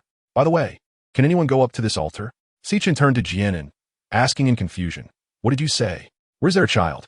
Huh? Right up there on the altar. Look, right next to Long Zhe. Jian An pointed to the top of the altar and spoke. Chapter 468. Seeing ghosts, Sichin followed the direction Jian An pointed, frowning slightly. And then, maybe you saw wrong? He didn't see any child above the altar. Jian An looked at Sichin in astonishment and then looked up at the altar again. She felt even more confused. Wasn't that little boy right up there? Why did Sichin say he didn't see anything? A warm hand gently touched Jian An's forehead. Yuxing felt her forehead, smiled, and teased little An. Could it be that the sun has made you dizzy? Is there an illusion? He looked up at the sun. It was still morning, and the sun wasn't too intense. How could Jian An feel dizzy after just being here for a while? Jian An shot a glare at Yuxing and impatiently swatted away her hand, thinking to herself that she must be delusional. She couldn't help but wonder if she really had heat stroke and was hallucinating. However, when Jian An looked up at the high platform, she saw that the little boy was standing next to Long Zhe. So clearly it didn't look like an illusion at all. As if sensing Jian An's gaze, the little boy suddenly turned his head to look at her. Their eyes met, and Jian An couldn't help but be startled. She quickly covered her mouth with her hand, convinced that this was definitely not her imagination. The little boy truly existed. But why couldn't Sichin and the others see him? A thought crossed her mind, and Jian An's body couldn't help but tremble slightly. Could it be that there were ghosts in broad daylight? I know what's wrong. Are you feeling unwell? Sichin asked as he wrapped his arm around Jian An's shoulders, gently stroking her arm. Why was her body still shaking? Just as Jian An was about to speak, the little boy who was looking at her suddenly curved his lips into a smile. His smile truly frightened Jian An. If Sichin hadn't been holding her, she might have gone weak in the knees. Jian An was most afraid of such ghostly beings. Back in modern times, she couldn't even bear to watch horror movies, let alone read novels with even a hint of horror elements. Jian An tightly grasped Sichin's sleeve. Sichin, I think I just saw a ghost. At that moment, the weather was perfectly sunny, yet she felt a chill all over, and the hair on her body stood on end. And then, what is wrong with you? What do you mean you saw a ghost? Seeing her face suddenly turn pale, Sichin became anxious. He couldn't understand what she meant. What was a ghost? Finally found you. A childish voice echoed abruptly in Jian An's mind. In her startled and fearful gaze, the little boy's body slowly began to float. With a swoosh, he suddenly appeared right in front of her. Looking at the boy's face so close, Jian An's eyes widened slightly, her pupils constricting, and she couldn't help but exclaim, Ah, a ghost. She threw herself into Sichin's arms, tightly hugging his waist, burying her face deep in his chest. In her heart, she kept chanting, Please don't come after me. I haven't done anything wrong. Sichin and Yuxing were all startled by Jian An's sudden action, filled with worry and confusion. What was wrong with her? If I'm not a ghost. That childish voice echoed again in Jian An's mind. The voice didn't come from beside her, but directly emerged in her brain. If he said he wasn't a ghost, why couldn't Sichin and the others see him? Holding on to Sichin tightly, Jian An thought to herself. Chapter 469. I am a god. Of course. They can't see me. Jian An couldn't help but shake her head, still muttering to herself in her heart. This little ghost is so powerful. It's clearly broad daylight. Yet he isn't afraid at all and can wander around carefreely. I already said I'm not a ghost. Why are you such a silly girl? The little boy floated in midair, hands on his hips, glaring at Jian An's back with a dissatisfied expression, shouting loudly. The suddenly amplified voice in her head made Jian An's body shudder uncontrollably. Sob, sob, sob. She's so miserable. Why is this little ghost bothering her? He even calls her a little girl, when he himself is still just a half-grown little ghost. Oh, you silly girl. I told you I'm not a ghost. I'm a god. The little boy's childish and innocent face revealed a hint of helplessness. Why can't this girl just listen? He had already told her so many times. How could he be a ghost? He is a great god. God? Jian An slightly furrowed her brows, rolling her eyes in silence. What a time when everyone has to boast. Now even ghosts won't admit to being ghosts, instead claiming to be gods. I really am a god. You're really driving me crazy. The little boy's cute face was tightly scrunched up in anger. Jian An secretly rolled her eyes, her face buried in Si Chen's chest, clearly showing disbelief. However, after this strange conversation between the two, Jian An was now feeling less scared. An, are you okay? Si Chen gently patted Jian An's back and asked with concern. Jian An slowly raised her head and shook it, saying, I'm fine. Her sudden action earlier must have startled Si Chen and the others. It wasn't intentional. It was all that little ghost's fault for suddenly appearing in front of her. Anyone would be scared, right? Just as Jian An was thinking about it, a voice suddenly echoed in her mind. Who knew you were so timid? The little boy crossed his arms and pouted, responding with dissatisfaction. Jian An felt a hint of something wrong. How could this little brat seem to know what she was thinking? What is this? Didn't I just say it? I am a great god. The boy slightly lifted his chin, his cute face full of pride. What the heck? Isn't this cheating? How can he eavesdrop on other people's thoughts? Jian An turned her head in indignation and cautiously glanced at the little boy. Finally daring to look at me? You little girl with a courage as small as a mole. The boy raised his chin, snorting disdainfully through his nose. His tone made one want to give him a good smack on the backside. Jian An secretly ground her teeth the moment you spoke a word. She couldn't help but cover her mouth with her hand. It seemed that Si Chen and the others couldn't see this little ghost in front of them. And then, what's wrong? Si Chen looked down at Jian An and asked gently. Jian An tugged at the corner of his mouth and shook his head. It's nothing. Ha ha, I'm so stupid. It's killing me with laughter. You forgot they can't see me. You can just think it in your mind if you want to talk to me. And you actually said it out loud. Ha ha. The little boy covered his belly and laughed heartily. Jian An gritted her teeth and endured. She wouldn't argue with a little ghost. What exactly are you? She silently muttered to herself. As expected, you're really stupid. I've said it several times already. I'm a great god. The boy floated in front of Jian An, looking down at her from above. Chapter 470. Divine Power. Jian An curled her lips and huffed. I'd be a fool to believe you. She leaned tightly against Si Chen's embrace, her small hands gripping his robe firmly. Although she wasn't as scared as she had been initially, there was still a hint of wariness in her heart. Seeing Jian An's cowardly demeanor, the little boy couldn't help but twitch the corners of his mouth slightly. I thought you weren't afraid anymore. Turns out you're still a scaredy cat. If it weren't for the fact that he needed this timid girl to help him, he wouldn't be wasting so much time here with her. Jian An rolled her eyes in silence. Who knows what he is? This isn't being timid, okay? She's just being cautious. Hearing Jian An's thoughts, the little boy was almost going crazy. He slowly descended from midair and shouted loudly in Jian An's ear. How many times do I have to say it for you to understand? I am a god, not just anything. He was really exasperated. How could this girl be so stupid? If it weren't for the fact that only she could see him right now, he really wanted to. This time, the voice genuinely came from right next to her ear. Jian An blinked her dark eyes, pondered for a moment, and silently asked, Are you really a god? She still had some doubts. Could there really be gods in this world? Yes, I am a god. The little boy replied weakly. This girl was really strange. She clearly believed in ghosts in this world, yet she specifically didn't believe in gods. How could a god be like you, a little ghost? Jian An pursed her lips. In her imagination, gods were either very majestic or extremely handsome. How could they be like this little ghost? That didn't match the standards of a god at all. Ahem. The little boy coughed lightly, covering his mouth. There's a reason for that. My original form was indeed tall and mighty, handsome and suave, charming and elegant. Before he could continue, Jian An couldn't help but interrupt him. Wait a minute. Are you sure you're talking about yourself and not your imagined self? She really hadn't noticed that this little ghost was also a narcissist. Of course I'm talking about myself. The boy crossed his arms and huffed through his nose. What an ignorant little girl. He had charmed quite a few goddesses in the divine realm. Seeing him act so proud, Jian An couldn't help but twitch her mouth. Today she learned what it meant to babble nonsense. Why can only I see you? Jian An thought for a moment and still asked the question in her heart. He was clearly right in front of her, yet Si Chen and the others couldn't see him at all.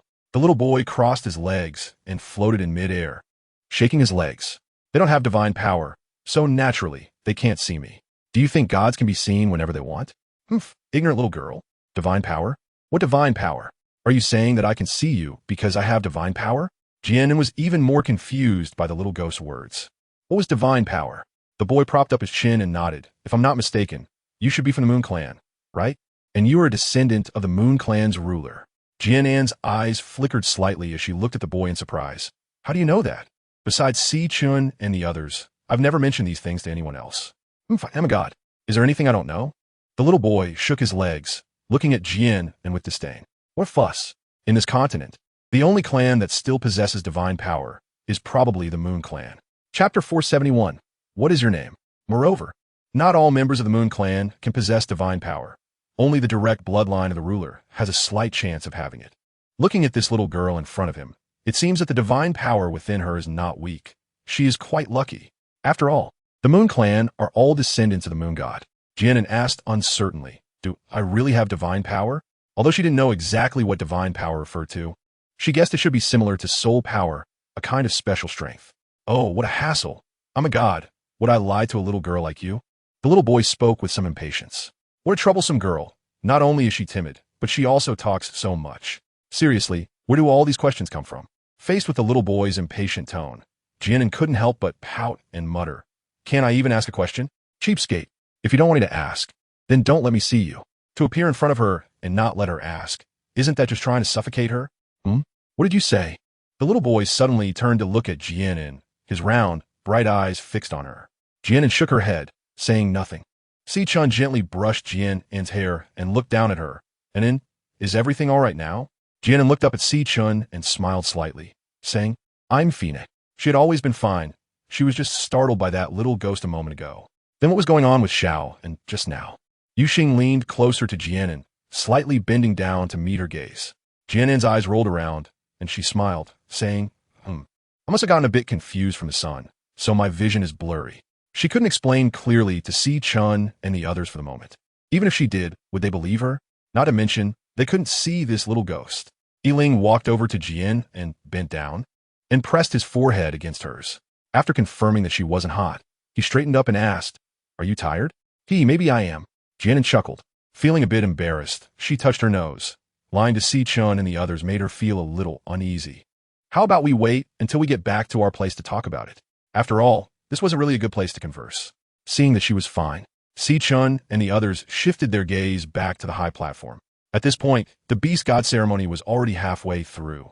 Augut was kneeling on the mat, still reciting some words that Jian An couldn't understand, while Long Zhe was kneeling on the mat behind him, holding a crystal ball.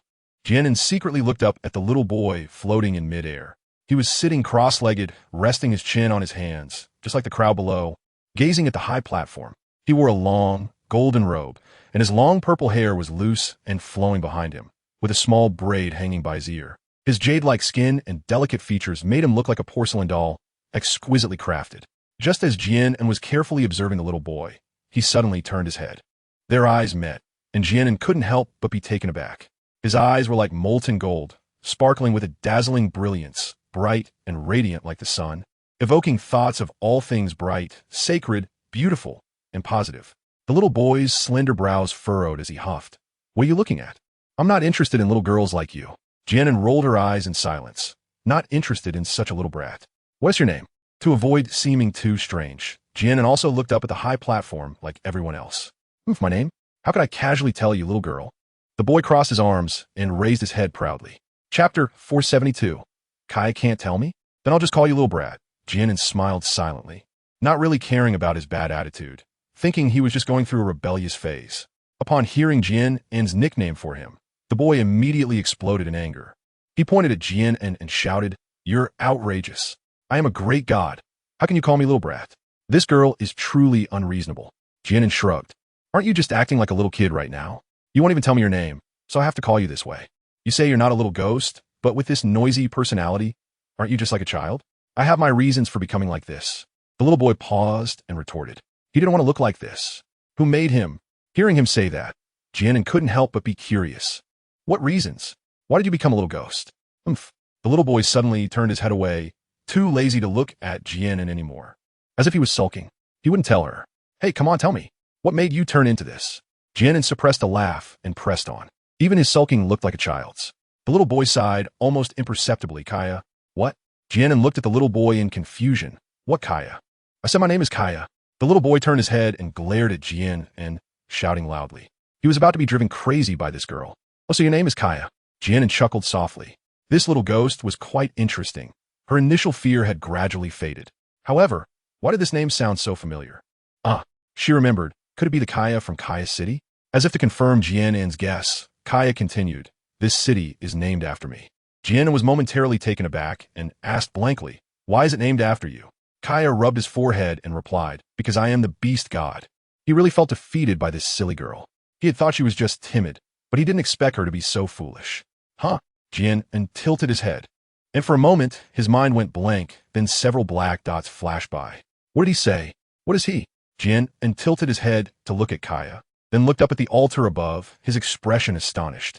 Are they holding a ceremony for you? What kind of bizarre operation is this? The beast god's true form is right beside her. So what are Ogit and Longza doing up there? Kaya coldly snorted, not speaking, which was a tacit acknowledgement of Jian An's words. Jian An's thoughts were drifting when she suddenly remembered something and curiously asked, "Can Ogit hear the voice of the divine?" She recalled that Longza had mentioned that only the high priest of the temple could hear the voice of the beast god. Kaya stood up, looking towards the high platform, saying, "He can only hear it when I want him to." "Then why don't you tell him you are here?" Jian An asked in confusion. It was clear that her true self was right there, yet they were bowing to an imaginary entity. What good would it do to tell him? "He can't see me," Kaya replied, with both hands behind her back, standing against the wind, her purple hair fluttering and a hint of cold aloofness on her face. Jian An blinked her eyes and looked at him like this. Only then did she somewhat believe that this little ghost might really be a god. Chapter 473. Faith. Jian An thought of another question and hesitated for a moment before asking, "Are there other gods in the Moro continent besides you?" She was filled with curiosity about this. "No," Kaya replied directly while sitting cross-legged. Jian An's delicate and refined brows furrowed slightly. "Could it be that you are the only god? That would be too tragic." "Of course not. There is indeed only one god on this continent. But that is because it is my domain. This does not mean that I am the only god in the world," Kaya said. "If it weren't for the fact that only this girl can see him right now, he wouldn't have the patience to talk to her so much." Jian An reflected on what Kaya had said, showing a hint of realization. "So that's how it is. Just like every country has a ruler. Are there many different continents?" Jian An found that she seemed to know very little about this world, and there seemed to be many secrets hidden behind it. Where did you get so many questions?" Kaya's delicate face showed a trace of impatience. He was really about to be driven crazy by this girl. Jian An curled her lips, noticing that Kaya seemed unwilling to say much about it. Well, perhaps this wasn't something she was meant to know. Thinking about the society she lived in before, and then considering the continent she had come to now, maybe there really are many different interfaces of space in this world. Without an answer, Jian An decided not to dwell on the question any longer. After all, her curiosity was merely that. She didn't need to have it all figured out. Knowing or not knowing wouldn't change anything about her life now. Jian An looked up at the high platform, where the beast god ceremony had reached its final climax. He saw Ogit take the crystal ball from Longza's hands and place it on the altar. Ogit raised his voice and said, "Great beast god, we pray that you will bless this continent and watch over your people." As soon as he finished speaking, Kaya in midair suddenly raised his hand, and a golden orb of light began to gather at his fingertips. He flicked his finger, and the golden orb shot straight toward the altar, eventually landing on the crystal ball. In an instant, the crystal ball radiated an overwhelming brilliance, the blinding light making it impossible to look directly at it. Upon seeing this, Ogit on the high platform knelt down with a devout expression, thanking the beast god for the blessing. Thanking the beast god for the blessing. The crowd below also began to shout in unison. Jian An was taken aback for a moment, surprised as he spoke. "Have you manifested?" Kaya's eyelids couldn't help but twitch, feeling somewhat speechless at Jian An's remark. "I just told them of my existence." Kaya looked at the crowd below, who were delighted by his manifestation. "Why?" Jian An suddenly felt confused. Kaya curled his lips, revealing a faint smile. "The reason gods exist is because there are believers. Our very existence is rooted in their faith. I occasionally send messages to Ogit to remind him of when and where great disasters may occur, so that he can convey my intentions to the people. By helping them avoid calamities, they will also believe in me more, and I will grow stronger." Jian An nodded clearly. This is a beneficial cycle. The faith of the people can make Kaya strong, and with his strength, he can better protect this continent and the orcs on it. But what if no one believes in the deity anymore?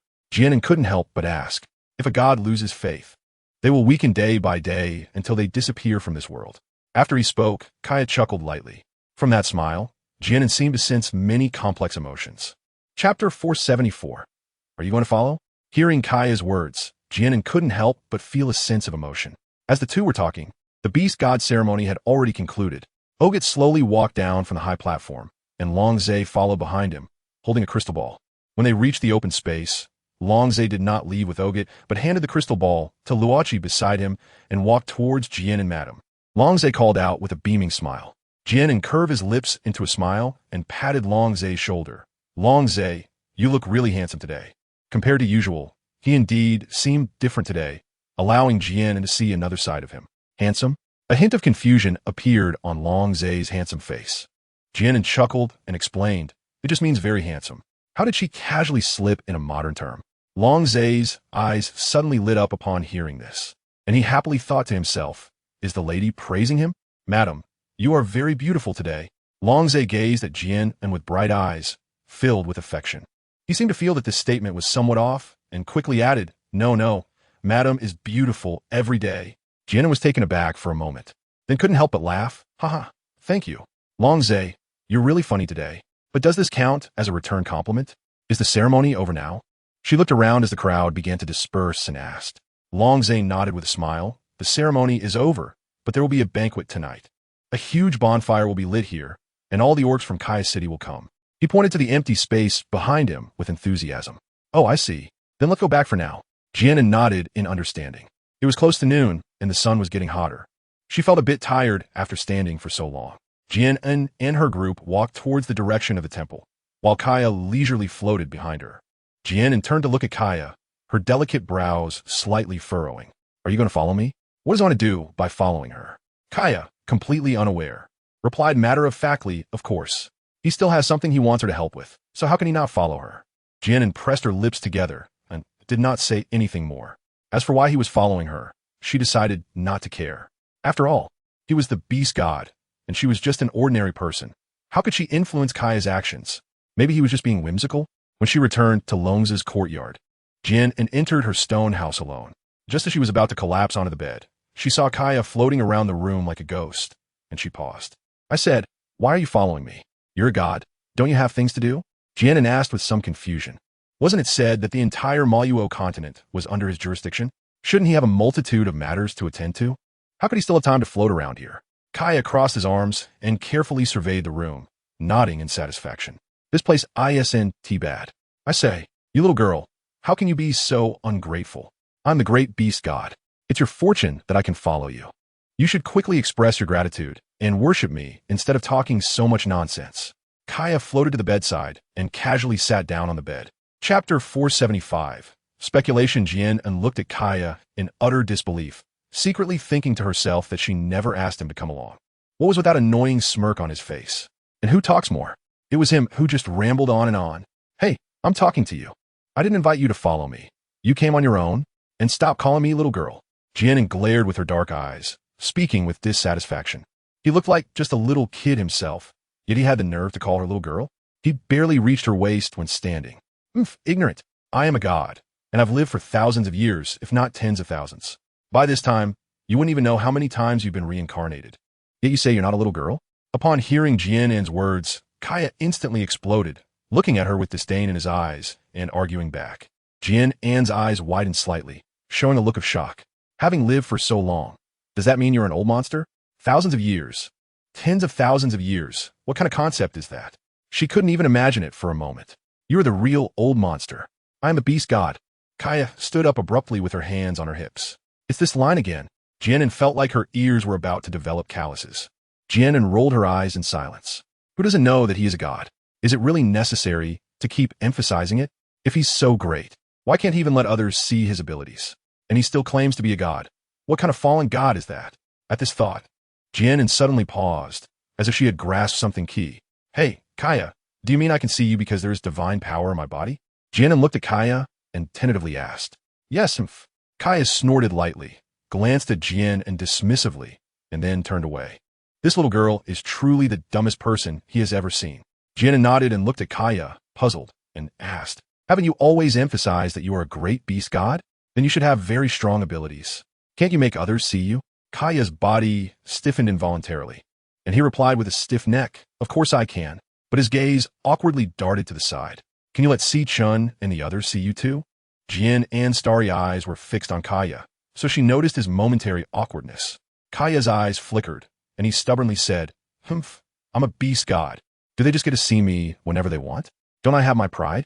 You can't do it, can you?" Jian An became more certain of her guess upon seeing his reaction. "What nonsense are you talking about? How could I possibly not do it? I just don't want to." Kaya turned his head to glare at Jian and retorted loudly.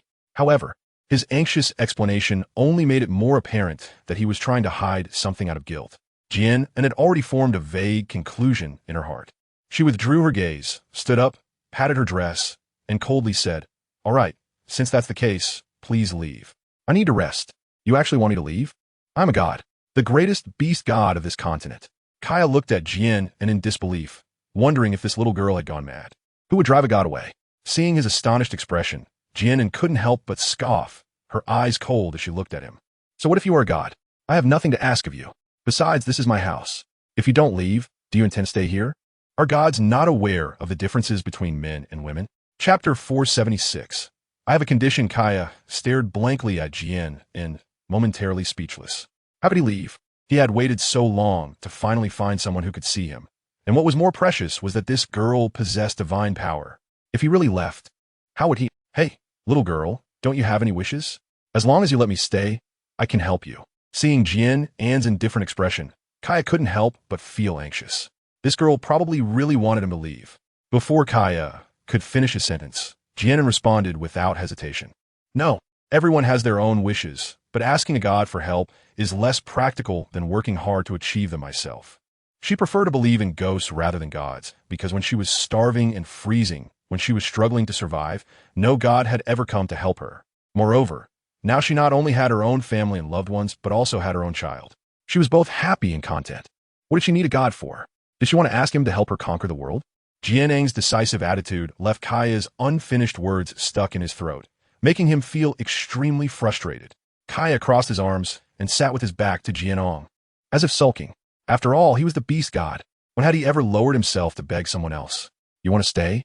Jian An looked at Kaya's back, pondered for a moment, and then asked. Kaya remained silent, still sitting there gloomily. Seeing his childish demeanor, Jian An couldn't help but smile. "I can let you stay." Upon hearing this, Kaya's heart suddenly leaped with joy, just as he was about to turn around. Jian An's voice came again, but Jian An's words caused him to stop in his tracks, his body already turned halfway. "I have a condition," Jian An said with a smile. Despite claiming he wasn't a child, wasn't his behavior and expression just like that of a kid? Kaya frowned slightly. "What condition?" "You must tell me the truth and cannot hide anything." "Of course, I'm not so unreasonable. You just need to tell me what your purpose is in following me. As for the rest, I won't require you to disclose everything. After all, everyone has their own privacy, and I'm not interested in Kaya's secrets anyway." Jian An was now completely certain that Kaya was not following her out of a momentary whim. He likely had some reason or purpose. Perhaps he needed her help with something? Thinking of that last conjecture, Jian An smiled and shook her head, denying it herself. After all, Kaya was a beast god. How could there be anything that required assistance from an ordinary person like her? What even the gods could not accomplish, how could she possibly do? Kaya's thin lips were tightly pressed, his gaze flickering, clearly engaged in some kind of internal struggle. During his silence, Jian An did not speak again. She was waiting for Kaya to make a choice. Whether he spoke or not, it would not be a loss for her. After a long time, Jian An had finished eating a fruit while sitting at the wooden table. Only then did Kaya take a deep breath, look at Jian An, and slowly say, "You are right. I currently have no way to let others see me. If I could, why would I wait so long? There are so many who believe in me. With a wave of my arm, many beast men would willingly serve me." Chapter 477. Unique charm. "So you maintain this little ghost appearance because of why?" Jian An was confused. Given the recent ceremony, there were so many beast men who believed in the beast god. According to Kaya, he must have received quite a bit of faith, so he should undoubtedly be powerful. How could he not even let others see his abilities? Kaya's gaze drifted unnaturally, clearly for a reason. "Forget it. You don't have to tell me everything. Just tell me your purpose for following me." Jian An spoke first, as this was what she cared about the most. Kaya adjusted his expression, seriousness in his eyes. "I hope you can help me." With a creak, the wooden door of the stone house was suddenly pushed open, and then Si-chun stepped in. Seeing someone had entered, Kaya stopped speaking, pressed his lips together, and fell silent. Si-chun sat down next to Jian An, gently stroking her black hair, and asked tenderly, "Didn't you say you were a bit tired earlier? Why aren't you resting?" "I just suddenly felt a bit hungry, so I was eating fruit here." Jian An replied with a bright smile, hugging Si Chen's arm. "Hungry? I'll go cook some noodles for you," Si Chen said, looking down and smiling as he gently stroked Jian An's jade-like cheek. Jian An thought for a moment and nodded, saying, "Sure, remember to add an egg." She was indeed hungry. He got it. Si Chen smiled lightly, his gaze tenderly brushing against Jian An's nose. Watching Si Chen close the door, Jian An couldn't help but ask, "Kaya, what were you going to say earlier?" But when she looked back, she didn't see Kaya's figure. "Where is she?" Jian An stood up, frowning as she scanned the stone house. The empty house had no one else besides her. Jian An sat on the bed, murmuring to herself, "Is he gone? Didn't he say he needed my help?" As for what he needed help with, Kaya hadn't finished saying. Sighing, Jian An fell back onto the bed. If Kaya really needed her assistance, he would come looking for her sooner or later. Soon, Jian An pushed the matter out of her mind, had noodles cooked by Si Chen for lunch, and took a long, satisfying nap in the afternoon. In the evening, Jian An, full of energy, went with Long Zhe and the others to the open space in the city center to attend the bonfire party in Kai City. By the time Jian An and her group arrived, a huge bonfire had already been lit in the center of the open space, and many orcs were gathered around it, chatting and laughing, creating a very cheerful atmosphere. Jian An pulled on Si Chen's hand, urging as they walked forward, "Let's hurry over. I've never attended a bonfire party before." "And then walk slowly. There are many people here," Si Chen said with a helpless smile. Long Zhe walked up to Jian An's side and pointed to the other side of the bonfire, saying, "Madam, there are tables and chairs set up over there. Let's go that way." He was very happy that Jian An liked the party. He didn't mention that he was the one who organized this bonfire party. A few people from Jian An arrived at the right side of the open space, where a row of long tables and benches were set up, some seats already occupied. When they saw Long Zhe, they all stood up to greet him. "Your Highness the Sun," they said as they walked up to Long Zhe and slightly bowed. Long Zhe had his left hand behind his back and his right hand in front of him. He nodded lightly and raised his right hand slightly, indicating that there was no need for excessive formalities, and suggested they all return to their seats. Once they left, the cold and indifferent expression on Long Zhe's face instantly vanished, as if it were an illusion. His brows and eyes curved, revealing a brilliant smile. "Madam, let's sit over there." The two contrasting yet unexpectedly harmonious qualities were perfectly blended in Long Zhe, forming a unique charm. Chapter 478, The One Who is Always on One's Mind. Jian An pursed her lips and smiled, then followed Long Zhe to sit in the front position. The bonfire party officially began after August arrived. The so-called bonfire party was just a gathering of the orcs in Kaya City to eat and drink together. Although there were no entertainment performances, the lively atmosphere made up for it.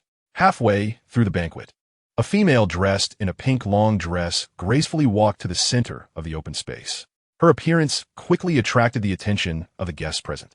Jian An and the others were positioned right next to August, so when the female in the pink skirt stepped forward, she saw her immediately.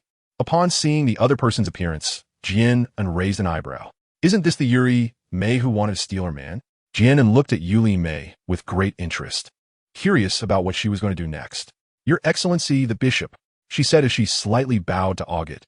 August put down his cup, smiled gently, and asked, "What is it?" He had a bit of an impression of this female. The lords of various states had brought their families to Kaya City, but there were very few females among them. Yuli Maid straightened up, slightly raised her lips, revealing a sweet and obedient smile, and softly said, "Your Excellency, the Bishop, I am Yuli Maid, the daughter of the Lord of Moses City. I would like to present a dance for everyone here." "Oh, you can dance?" August's eyes lit up slightly as he looked at Yuli Maid and asked. "Yes." Yuli Maid slightly lifted her chin, exposing her fair neck. She had learned from a book of the human race, following the descriptions inside for a long time, just so she could perform in front of everyone today. With her beauty, she was very confident that she would shine and stand out. Jian An propped her chin up, watching Yuli Maid with great interest. Is she going to dance? She didn't expect that the females in this beast world would dance too, while feeling curious. She couldn't help but wonder what kind of dance she would perform. Clearly, Ogute was also somewhat curious. He looked at Yuli Maid with gentle eyes and smiled, saying, "Then let everyone here appreciate your dance." Speaking of dancing, he had only seen you use dance. At that time, she danced gracefully in a sea of flowers. Her beautiful figure was unmatched, making it hard for him to forget. Remembering the past, Ogute unconsciously glanced towards Jian An, watching her beautiful profile. Her delicate features bore a striking resemblance to Yu, and tenderness and nostalgia unconsciously appeared in his eyes. Noticing the gaze on her, Jian An tilted her head in confusion and was startled to find that it was Ogu-tae looking at her. After a moment, her charming lips lifted into a faint smile. Seeing Jian An smile, Ogu-tae, in a daze, seemed to see the unforgettable beauty he had been thinking about. He opened his somewhat dry mouth and couldn't help but softly call out, "You air," due to the surrounding noise and Ogu-tae's soft voice. Jian An didn't hear clearly what he said. "What did you just say?" "I didn't catch that," Jian An asked, looking at Ogu-tae with curiosity. Upon hearing Jian An's question, Ogu-tae immediately came back to his senses. He looked at her with great affection, gently shook his head, and then withdrew his gaze. Jian An looked at Augut's profile, touched her chin, and wondered in her heart. She clearly saw him as if he had said something just now. She shrugged and quickly shifted her focus back to Yuli Mei, as she was more interested in the dance Yuli Mei was about to perform. Chapter 479. Going to great lengths with Augut's permission, Yuli Mei raised her hand and clapped her palms. Several male attendants dressed in simple clothing walked over to her, holding some strange objects that seemed odd in the eyes of the orcs. Seeing the items in the attendants' hands, Jian An blinked her dark eyes slightly, if she wasn't mistaken. It looked like they were holding some musical instruments. Noticing the puzzled gazes from everyone, Yuli Mei lifted her chin slightly, feeling a sense of pride. These things called musical instruments were also something she had seen in the books of the human race, and it was said that they could produce pleasant sounds. To make a splash today, she had put in a lot of effort to have them made. "What are these things?" a curious male voice asked from the seating area. Yuli Mei smiled sweetly and explained, "These things are called musical instruments, and they can produce beautiful sounds." Then she began to introduce the various instruments held by the attendants one by one.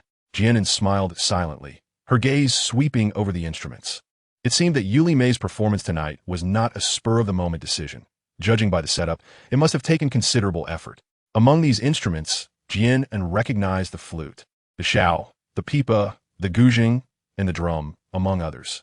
There were also some that looked familiar, but she couldn't name on the spot, as she didn't have much knowledge about musical instruments. Augut smiled and nodded, acknowledging that these instruments were also familiar to him from his time with the Moon Clan.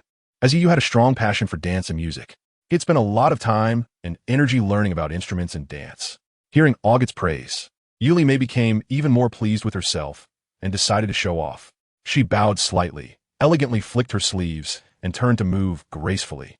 As she turned, she didn't forget to throw Jian An a slightly provocative glance. Jian An was momentarily taken aback. What did Yurimi mean by that? It seemed like she hadn't provoked her at all. Hopefully, she wouldn't cause any trouble.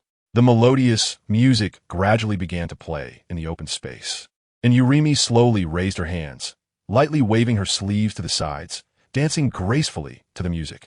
Tonight, she wore a wide-sleeved pink dress, the long hem trailing on the ground, and a few strings of crystal ornaments hung at her waist, producing a tinkling sound as she twirled and spun. Jian An rested her chin on her hand, watching Yuli Mei dance in the middle of the empty space.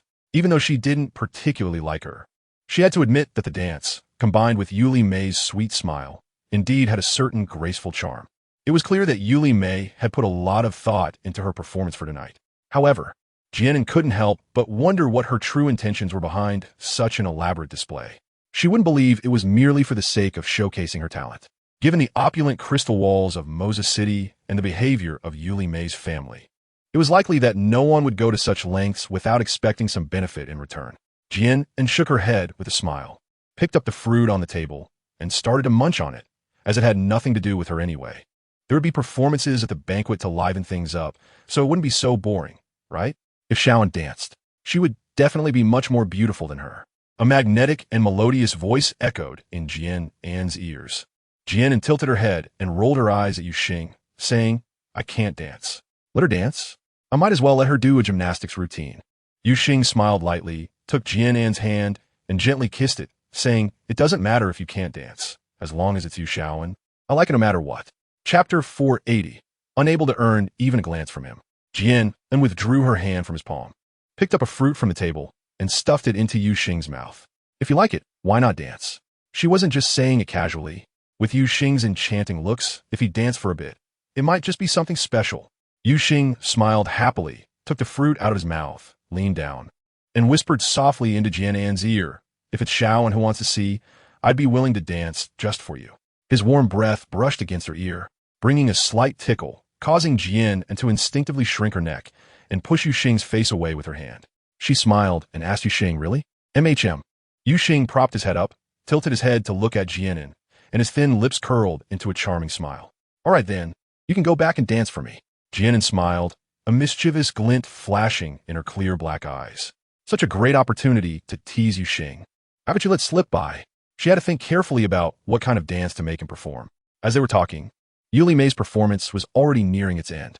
She twirled around, her sleeves flying, right hand raised her forehead, left hand gently pulling her right sleeve to cover half of her face, revealing a shy and sweet smile. The cheerful music gradually stopped, followed by bursts of applause and cheers. Xiao Mei embarrassed herself. Yuli Mei curtsied while holding her skirt.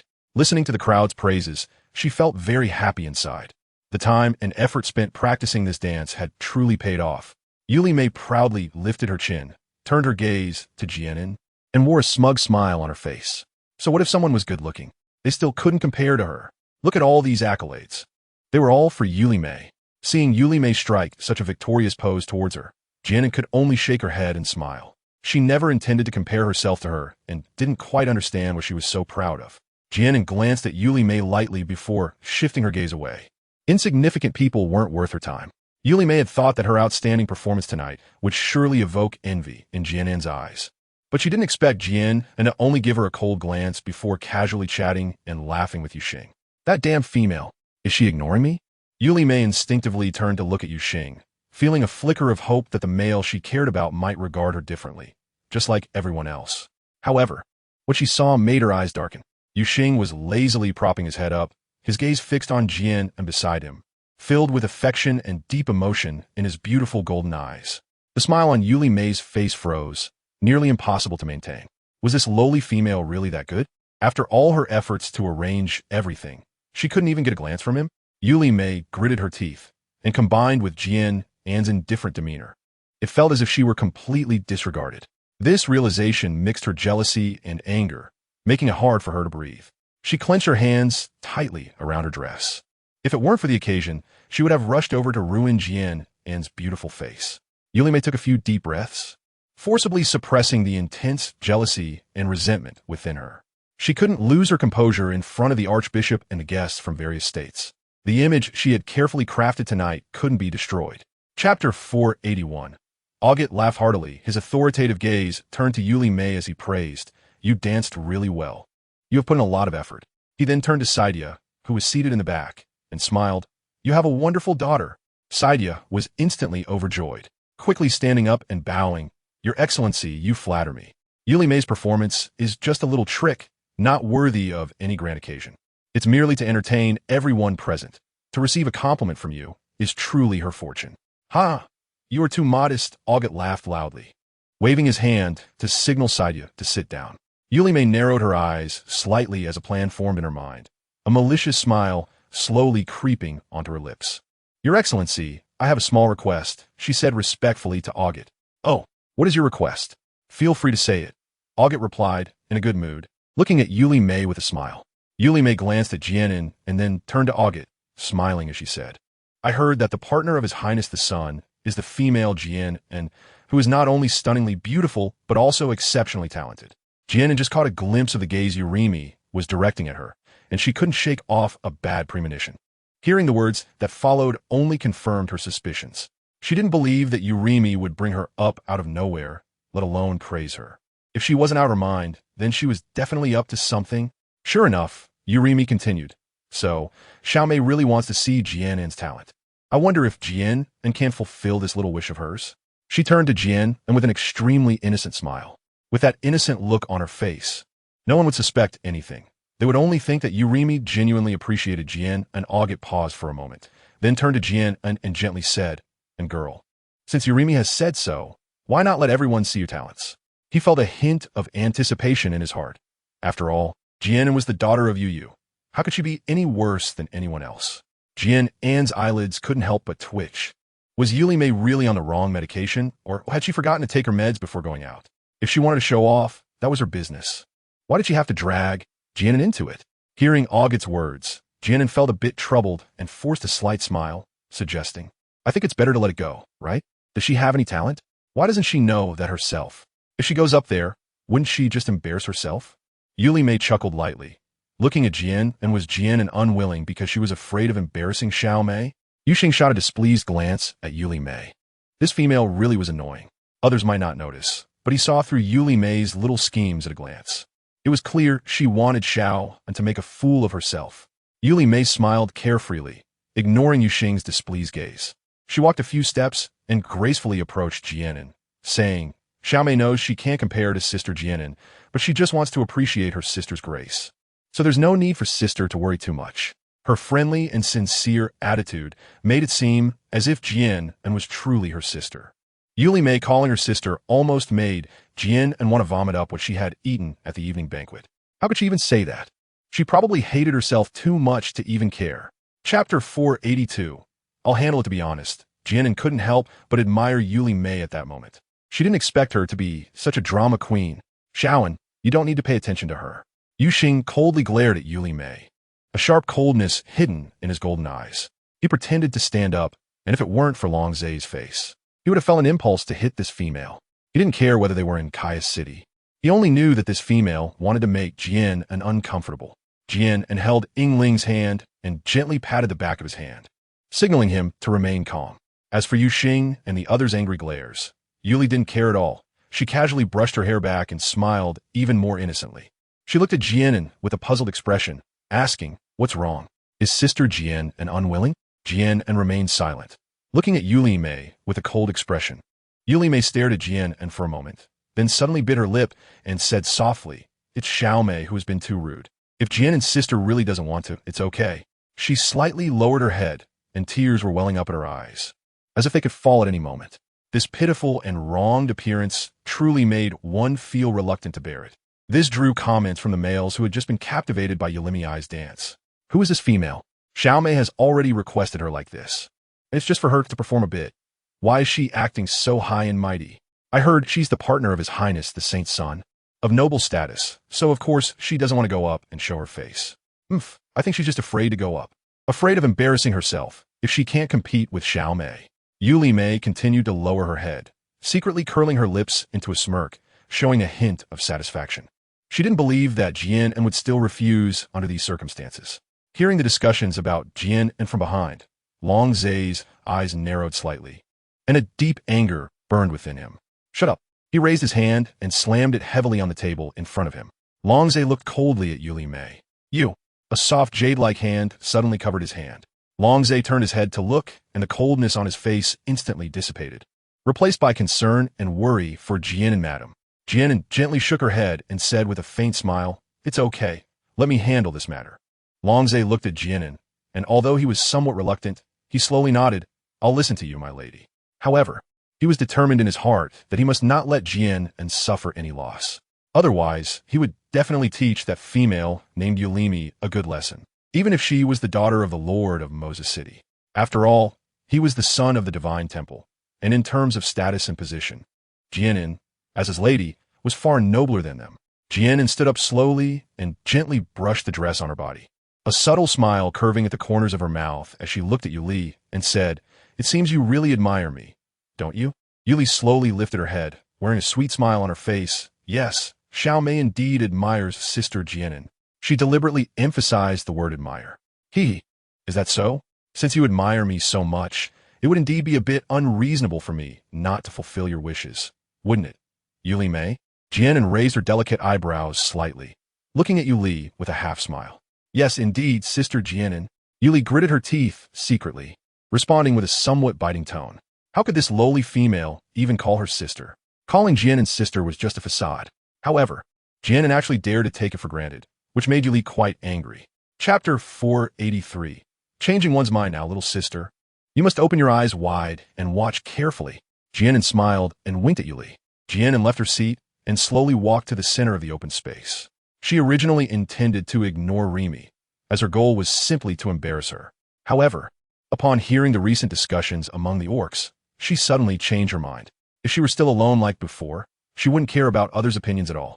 But now, she not only has lovers like Si Chun and the others by her side, but also friends and family like Long Zhe and Ego. Even if she could disregard her own reputation, she didn't want to cause her loved ones to face criticism because of her. Jian An arrived at the open space. But instead of starting to dance, as Yuli Mei had imagined, she walked over to a nearby attendant. She stroked her chin, her gaze sweeping back and forth over the instruments, as if she were selecting something. She indeed did not know how to dance. But she had worked in a musical instrument store in modern times, so while she couldn't be called an expert, she had some understanding of certain instruments. Seeing Jian An's actions, everyone present couldn't help but feel puzzled. What was she trying to do? Wasn't she supposed to perform? Perhaps she wanted to play those things called instruments? These instruments not only looked strange, but also seemed quite complicated. Could she really do it? I don't know, but we'll find out what she really wants to do soon enough. However, none of that really mattered, did it? Didn't you all notice? This female called Jian An is truly beautiful. Earlier, Jian An had been sitting in the chief position, so they could only see her back. Now that they saw her face, they realized that she was not just beautiful, but stunningly gorgeous. The murmurs gradually shifted from the performance to Jian An's appearance. Yuli Mei's looks were indeed outstanding in a continent where females generally had rather abstract features. However, compared to Jian An's breathtaking beauty, she instantly appeared insignificant. As the saying goes, how can the light of a firefly compete with the brilliance of the bright moon? That probably sums it up. Yuli Mei sat in her seat in Moses City, gritting her teeth as she listened to the crowd's praises for Jian An, feeling her jealousy and unwillingness burning fiercely within her. Her almond-shaped eyes fixed intently on the graceful figure in the open space, and the hatred in her heart twisted her otherwise delicate features into a grimace. She absolutely did not believe that Jian An could truly play those instruments. To her, Jian An's demeanor was merely an act. Her attendants had spent months just learning that recent piece. Yuli Mei took a deep breath. Yes, she couldn't panic. She mustn't lose her composure. What if someone was good-looking? It was just a pretty face. Yuli Mei, was the most outstanding female. With her head down, Yuli Mei composed her expression, and when she looked up again, her face wore a sweet smile, as if the earlier grimacing person was someone else entirely. She was eager to see how Jian An would embarrass herself shortly.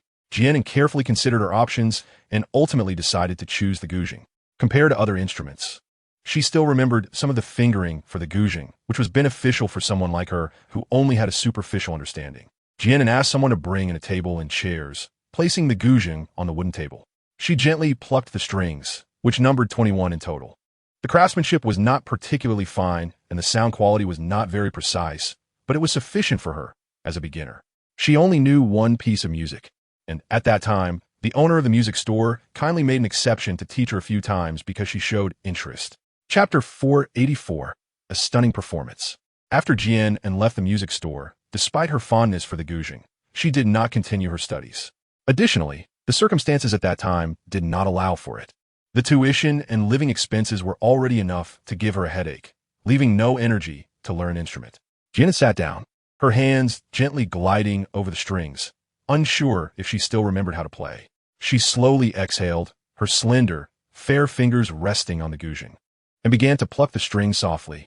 As she lightly strummed, a series of beautiful notes gradually flowed out, the melodies resonating sweetly and lingering like a gentle whisper in early autumn, with echoes that danced in the air. Jian An was initially a bit awkward, but as her fingertips danced more nimbly, she became increasingly at ease. Jian An's lips unconsciously lifted into a gentle smile, and her jade-like hands danced gracefully over the piano. The evening breeze gently blew in, caressing her hair, which swayed lightly. The soft and beautiful melody resonated in this ethereal space, just like Jian An's tranquil and tender heart at this moment. In her daughter's affection, she only wishes for eternity to be closely intertwined with her beloved. Unbeknownst to her, the once noisy open space had fallen completely silent. Everyone at the table was quietly listening to this unfamiliar piece, which seeped deeply into their hearts like a sweet sound. Gazing at Jian An's beautiful and gentle face, Si Chen's heart involuntarily skipped a beat, and his deep eyes overflowed with profound affection. He covered his heart and couldn't help but smile. "Anan, do you know how beautiful you are at this moment?" The serene and beautiful piano music gradually subsided, like a gentle breeze slowly fading away until it disappeared. For a moment, only the crackling sound of burning wood from the campfire behind could be heard. Without the lingering piano melodies, the minds of those present remained lost for a long time. Suddenly, a few crisp claps broke the silence. It was Long Zhe, who stood up, his gaze burning as he stared at Jian and Madame. It's truly beautiful. His clear green eyes seemed as transparent and beautiful as glass. Jian stood up, smiled gently, and said thank you. With Long Zhe taking the lead, the surrounding crowd also came back to their senses. And soon the open space was filled with enthusiastic applause. So beautiful. I have never heard such a wonderful sound. Jian An not only plays the instrument so well, but she's also so beautiful. I really envy the Holy Sun. I wonder how many partners she has. If only I could also become her partner. The orc who said this was a handsome male, the son of the city lord of Xiqing Prefecture, who had come to participate in the ceremony. At this moment, he was completely focused on Jian An, having completely forgotten that he was the first to speak up when Jian An initially wanted to refuse Uraimai. His beast soul had been in disarray the moment he saw Jian An, completely forgetting about Uraimai. With Jian An's stunning performance, the bonfire party reached its climax. However, there was one person nearby who seemed completely oblivious to the joyous atmosphere, instead brimming with resentment. Uraimai sat stiffly at the table, her face dark and her hands tightly clenched into fists. Even the sharp pain from her nails digging into her palms went unnoticed. Damn it, damn it, damn it. This lowly female actually stole her spotlight, making all her efforts go to waste. The more she thought about it, the angrier she became, and Uraimai's once delicate face gradually twisted in frustration. Jian An, wait for me. I will not let today's matter go just like that. I, Raimai, will definitely trample you underfoot. Chapter 485. Being lazy, Jian An lazily lay on the bed, letting out a soft sigh. Tonight was indeed a night full of troubles. Fortunately, she hadn't forgotten that piece of music. Otherwise, she would have made a fool of herself. It didn't matter if she embarrassed herself, but she was worried that Si-chun and the others would also be embarrassed, which was something she didn't want to see. Anin, are you tired? Si-chun sat by the bed, gently brushing aside the hair that fell on Jian An's face, and asked softly, Yeah, I'm a little tired. Jian An turned to the side, held Si-chun's hand, and rubbed her cheek against his palm. Seeing her soft and spoiled demeanor, Si-chun felt his heart soften unbelievably, and his tone became even gentler. If you're tired, you should go to bed early. Okay, but I don't want to move. Jian An nestled in Si-chun's embrace, wrapping her arms around his waist. Si-chun gently patted Jian An's back, feeling a bit helpless yet amused. Why are you being so lazy tonight, You're really acting like a big baby. Yuxing smiled softly, walked to the side of the bed, and reached out to pull Jian An from Si-chun's arms. What are you doing? Jian An pouted and spoke with dissatisfaction. Yuxing supported herself on both sides of Jian An's body, leaned down, and kissed her on the lips, teasingly saying, Little An was truly radiant at the banquet just now. This is a reward for you. Jian An covered her mouth, her eyes widening. Who asked you to reward me? Seriously, just let me be. Yuxing smiled mischievously, turned over, and lay sideways on the bed, propping his head up with one hand. What was the name of the piece that Shaoan played just now? He teased, twirling a strand of Jian An's hair in his fingers. It's called Daughter's Feelings, Jian An replied softly, sitting up and leaning her head against Si-chun's shoulder. Si-chun adjusted his posture slightly, allowing Jian An to lean directly into his embrace, wrapping his arms around her waist from behind.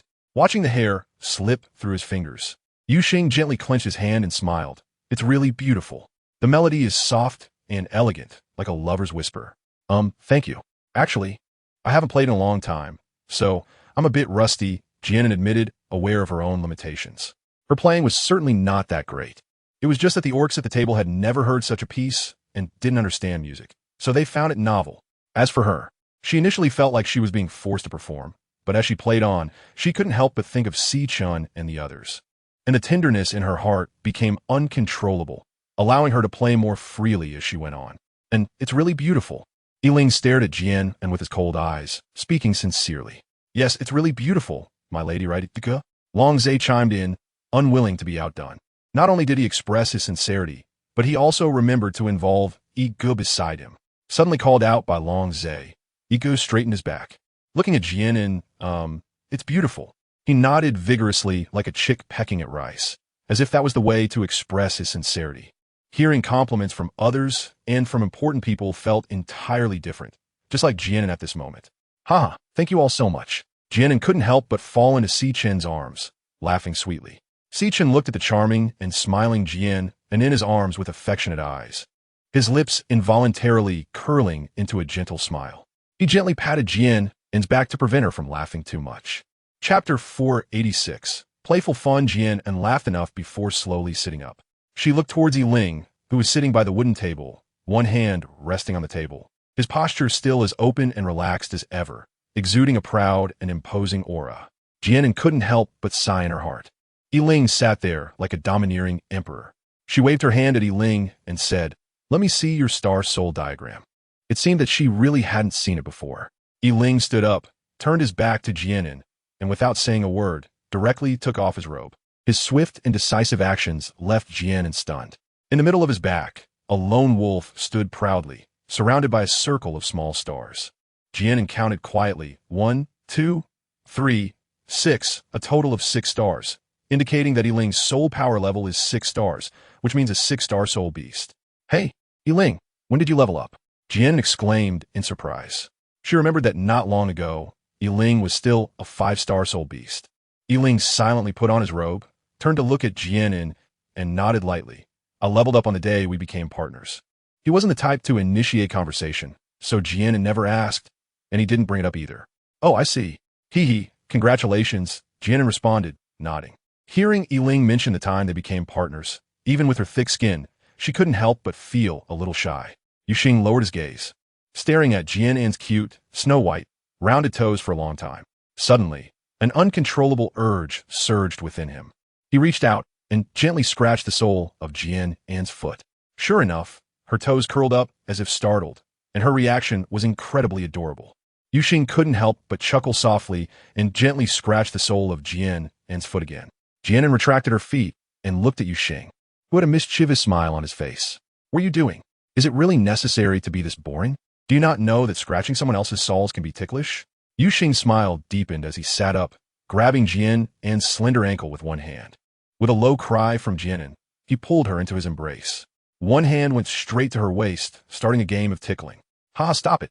Don't tickle me." Jian An curled up in Yuxing's arms, gripping his wrist in an attempt to stop him. While begging for mercy, she laughed so hard that she could hardly catch her breath. She was most afraid of being tickled. Jian An's snow-white cheeks gradually turned rosy, and tears welled up at the corners of her eyes due to her smile, making her already stunning beauty even more breathtaking. Yuxing tightly embraced Jian An's waist, his gaze fixed on her delicate face, still wearing a seductive smile, but the expression in his golden eyes gradually deepened and darkened, filled with intense obsession and profound love. Watching the two of them in such a playful commotion, Long Zay's green eyes almost popped out of their sockets, feeling a strong sense of envy in his heart. Sichin shook his head helplessly with a smile and reached out to rescue Jian An from Yuxing's embrace. Jian An leaned against Sichin's embrace, breathing slightly heavy, her delicate red lips pouting in dissatisfaction as she glared at the teasing Yuxing across from her. At this moment, her black hair was a bit disheveled, and paired with her adorable expression, it was hard to resist the urge to pull her into an embrace and affectionately tousle her hair.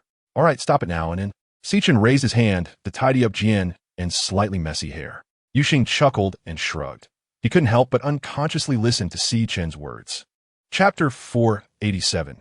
Jian An's revenge, not just him. Even Yiling and Long Zay were the same, as if there was an unspoken understanding in this household. While gently wiping away the tears at the corners of Jian An's eyes, Sichin softly said, "And then it's getting late. You should go to bed early." Okay." Jian An looked up at Sichin and nodded lightly.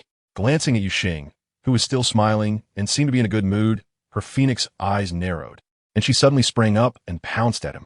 Grabbing Yuxing's hand, she angrily bit down, thinking that if he could bully her and laugh so smugly, she had to retaliate. Otherwise, she would be letting herself down. "Ouch, that hurts. Little one, spare me." Yuxing looked down at Jian An with a smile, while crying out in pain and begging for mercy. But his peach blossom eyes were filled with indulgence and doting. Hearing Yuxing's pleas for mercy, Jian An proudly curled her lips. HMPF, it should hurt. If it didn't hurt, why would she bite him? Jian An bit Yuxing lightly and then let go of his hand. If she really wanted to bite hard, she wouldn't be able to bring herself to do it. Let's see if you dare to tickle me again in the future." Jian An straightened up, hands on her hips, raising an eyebrow as she said, "I won't dare anymore. Shaolin is really ruthless. My hand hurts so much," Yuxing said with a slight smirk, holding his right hand and complaining with a touch of grievance. Jian An's eyes flickered, and she snorted lightly. Who cares about you? You brought this on yourself. However, her gaze couldn't help but sneakily glance at Yuxing's hand, seeing that there were only faint bite marks on the back of his hand, without any bleeding or swelling. She felt a slight relief, although she didn't show it on her face. Even though she knew she hadn't bitten down hard, she still couldn't help but worry a little upon hearing Yuxing say that. After confirming that Yuxing's hand was fine, Jian An comfortably laid down on the bed, covered herself with a blanket, and issued an eviction order. I'm too lazy to deal with you all. I want to sleep. After Yuxing and the others left, Si Chun patted Jian An's back and whispered, and then take off your outer clothes before sleeping. Seeing her drowsy face with her eyes squinted into a slit, Si Chun couldn't help but chuckle, helping her take off her outer garment, then removing his own outer robe, slowly lying down beside her and wrapping her in his arms, before slowly closing his eyes. The next day, after having breakfast, Jian An sat in the yard basking in the sun. The three little ones, Air and San, were also lazily sunbathing on a piece of bee skin laid on the ground. The weather was nice today, so Jian An decided to let the three tiger cubs out from the space. Although the environment inside the space was good, it didn't allow them to feel the changes in the weather, and it was time to let them get some fresh air. Madam, Long Zhe hurriedly walked in from the yard entrance. Seeing Long Zhe in a hurry, Jian An couldn't help but look at him curiously and asked, Long Zhe, what's wrong? Is something happening? Why are you in such a rush? Long Zhe approached Jian An and shook his head with a smile. It's nothing. My father just asked me to call you to the main hall to see him. Just thinking about coming to find Jian An always made his steps quicken, a habit he had unconsciously developed over the past few days. Even if it was just for a moment, he hoped to spend more time with Jian An. Come sit down and have a drink. Jian An picked up the teapot on the table and poured a cup of fruit tea, placing it on the stone table. Long Zhe smiled and nodded, sitting down beside Jian An and taking a sip from the cup. Do you know if the Archbishop is looking for me for something specific? Jian An asked curiously, looking at Long Zhe. Long Zhe set down the teacup, pondered for a moment, and replied honestly, I don't know either. My father just asked me to call you to the main hall, but he didn't mention what it was about. Chapter 488. Tony's unexpected entrance. Jian An pursed her lips, lightly tapping her fingertip on the tip of her nose, her face showing deep thought. She wasn't sure what Augot wanted with her, but she could take this opportunity to ask him some questions about the Moon Clan and her parents. Jian An stood up, leaning on the table. All right, I'll go over, she said. Si-chun, can you watch the little ones for a while? Jian An turned to Si-chun and spoke softly. Do you want me to go with you? Si-chun looked at Jian An and said, although the main hall was in the temple and not far away, he couldn't feel completely at ease without Jian An in his sight. Jian An smiled lightly and waved her hand, saying it wasn't necessary, since it wasn't far and was in the temple, so nothing would happen. Moreover, Augot had already called for her, so it wouldn't be appropriate to bring Shi-chun and the others along. After leaving the courtyard of Longza, Jian An headed straight towards the main hall. Before she had walked far, she was startled by a figure that suddenly jumped out at a corner and a voice that suddenly rang out, calling Jian An female. Jian An instinctively took a few steps back, and only after realizing that the person was an orc did she let out a sigh of relief. She patted her chest and looked at the newcomer, who was a young male orc with short brownish-yellow hair, light brown eyes, a prominent and heroic nose, and a cheerful smile on his face. He was quite handsome, but Jian An raised her eyebrows slightly, wondering if this orc was out of his mind. Coming out to scare people in broad daylight, didn't he know that scaring people could lead to serious consequences? Jian An cast a glance at him, without asking how he knew her name, and walked past him.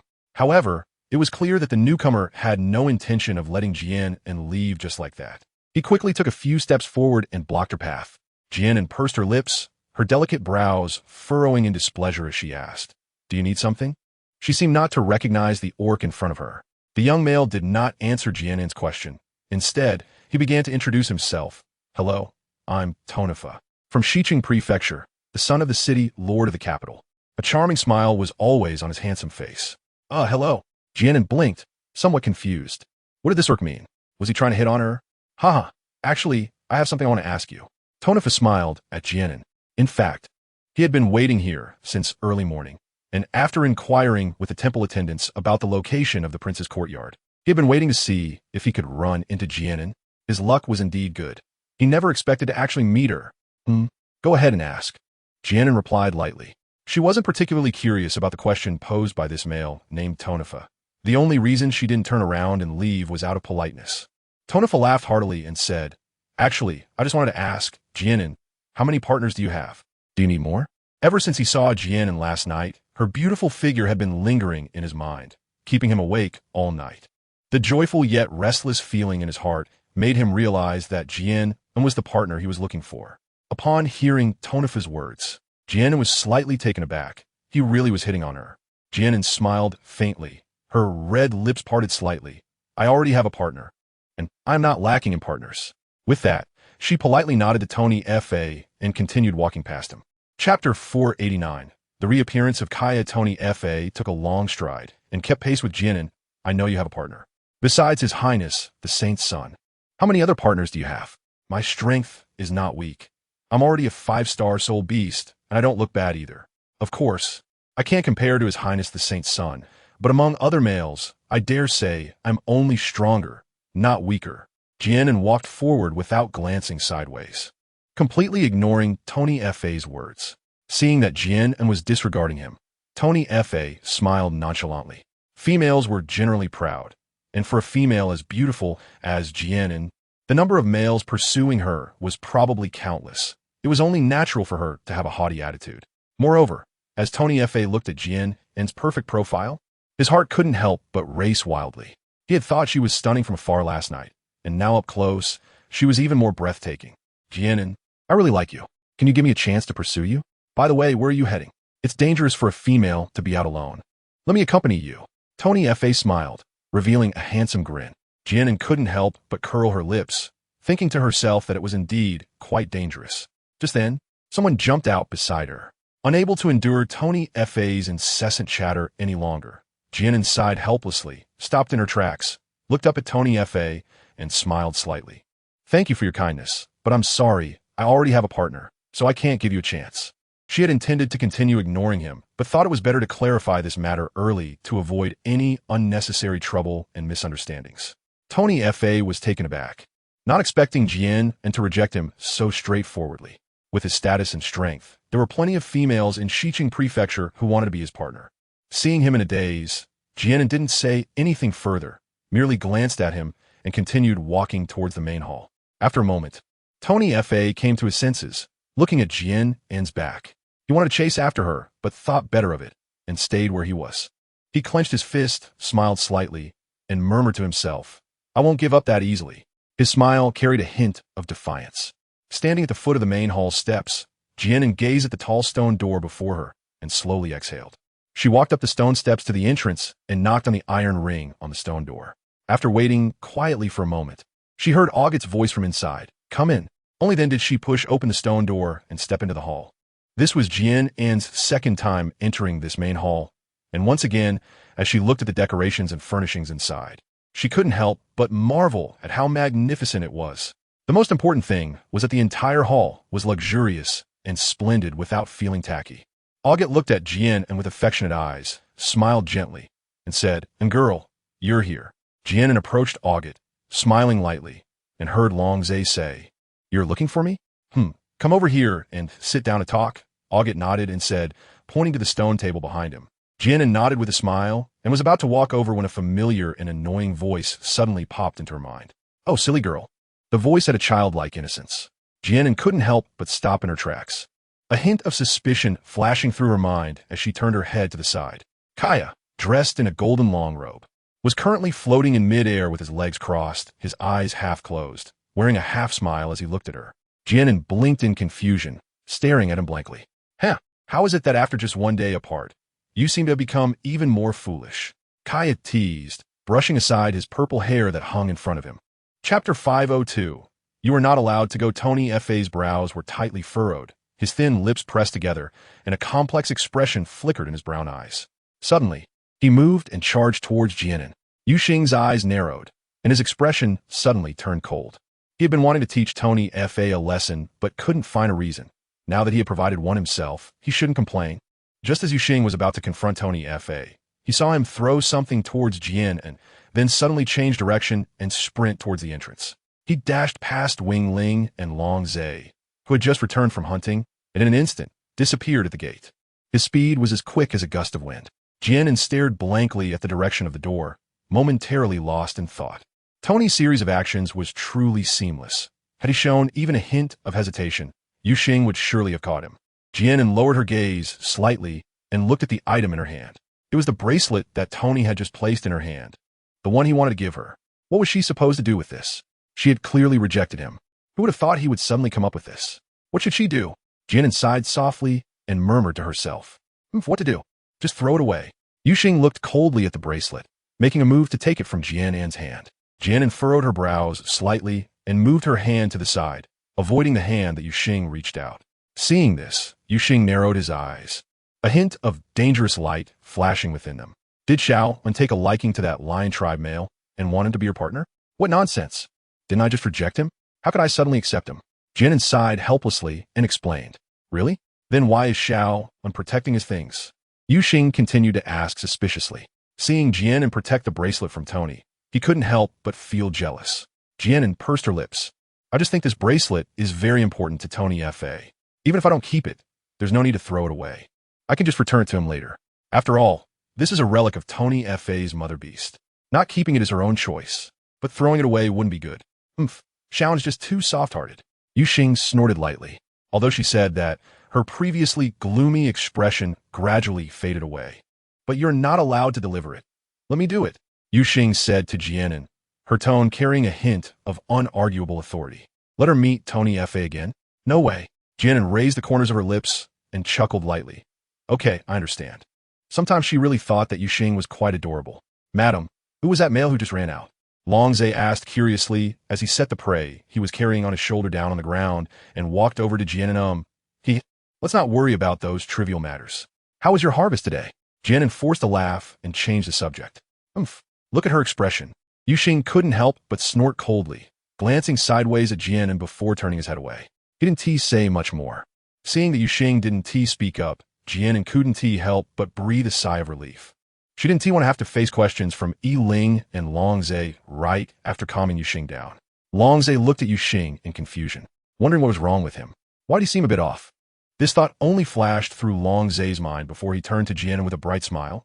Yiling and I caught quite a lot of prey, and we stored them in the space ring. To avoid raising suspicions from other beastmen, we each brought back one piece of prey, while the rest are stored in the space.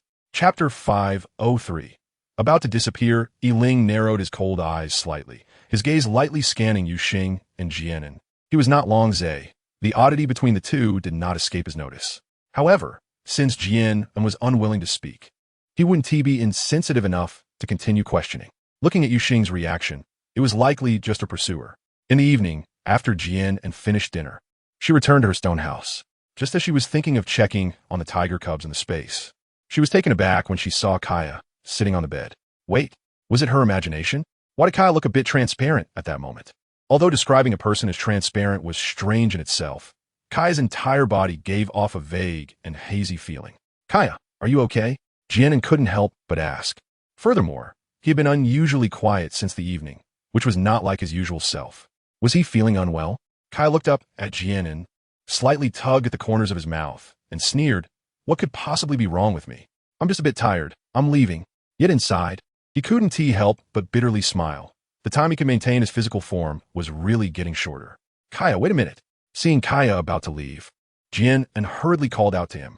She felt a bit uneasy letting him leave just like that. Kaya turned his head to look at Jian An, puzzled, and asked, What? Is there something else?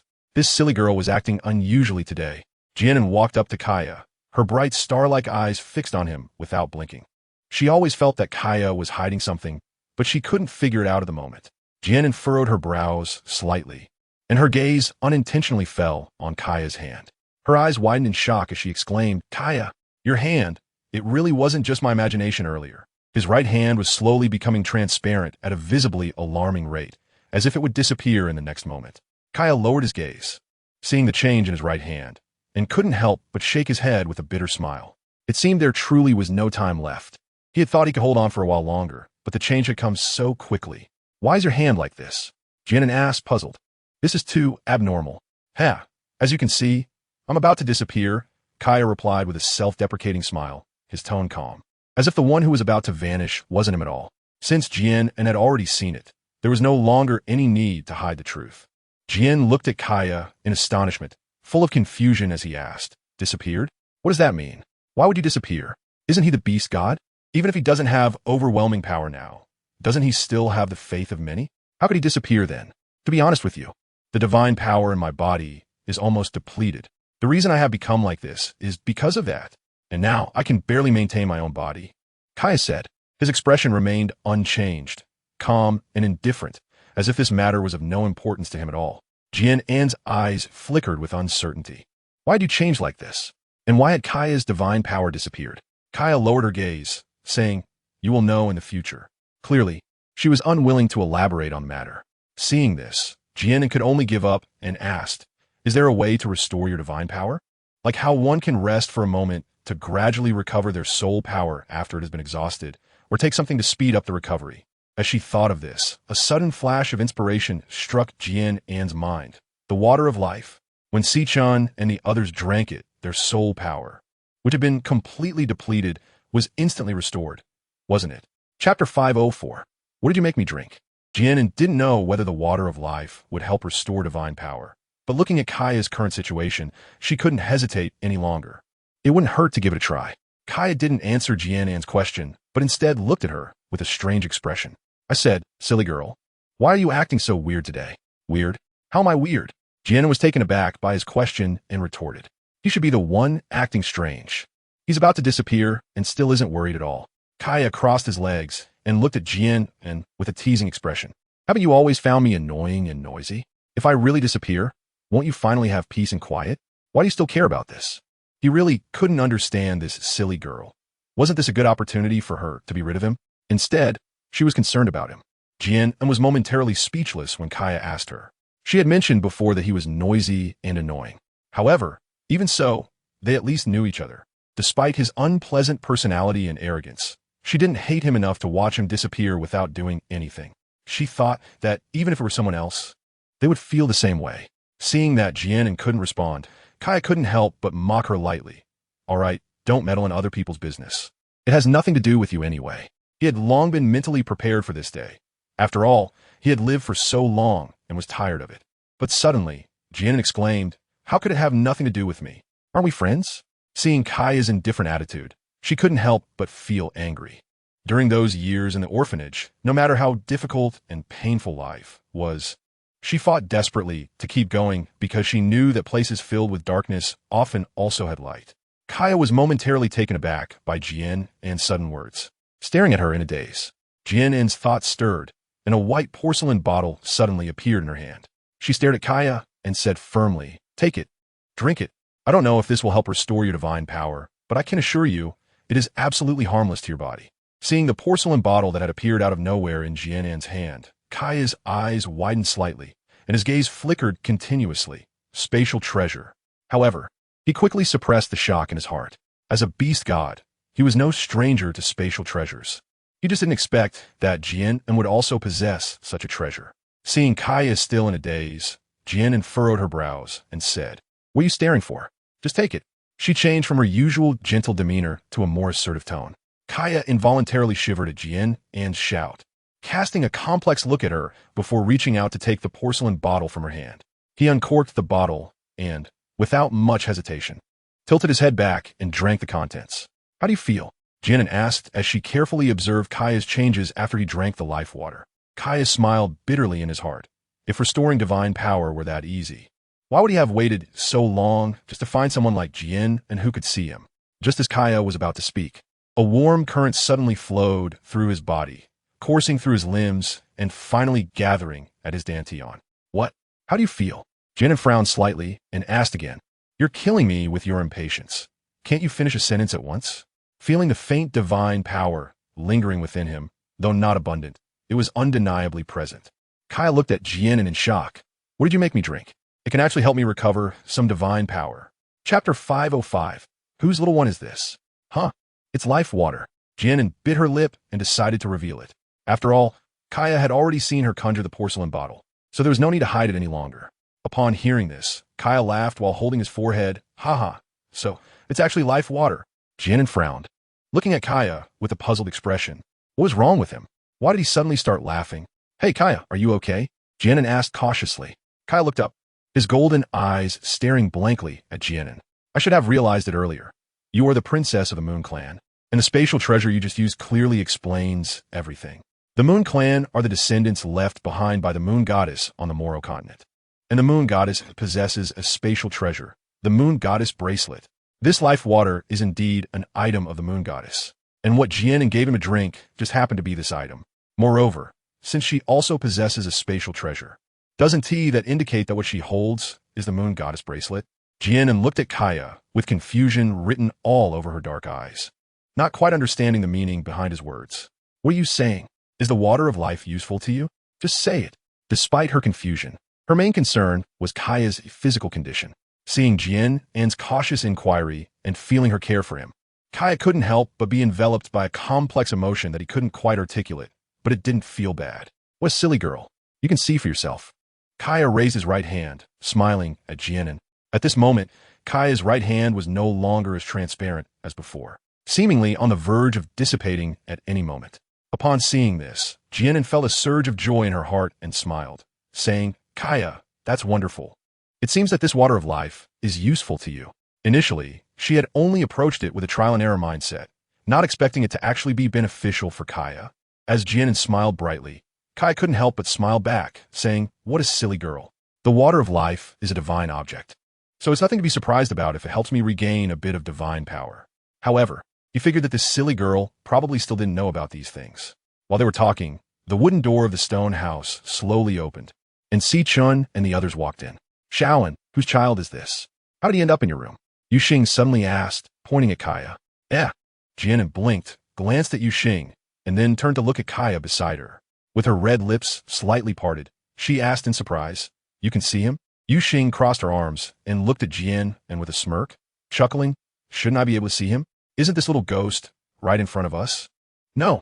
Jian An was a bit confused. Wasn't it the case that Si Chun and the others had always been unable to see Kaya? How could they suddenly see him now? Kaya stood up, brushed off his golden robe, and said, silly girl, you don't need to be so surprised. I made myself visible to them. Just a moment ago, he had heard the movements outside, and for some reason, he unconsciously revealed himself. Fortunately, the bottle of water of life he had just drunk was enough to allow him to do that. You did it yourself? You can let others see you now? Jian An turned to Kaya, her black eyes widening in surprise. Just by drinking a bottle of water of life, can you do all this? Isn't it obvious? Kaya smiled, his hand hanging by his side, clenched slightly.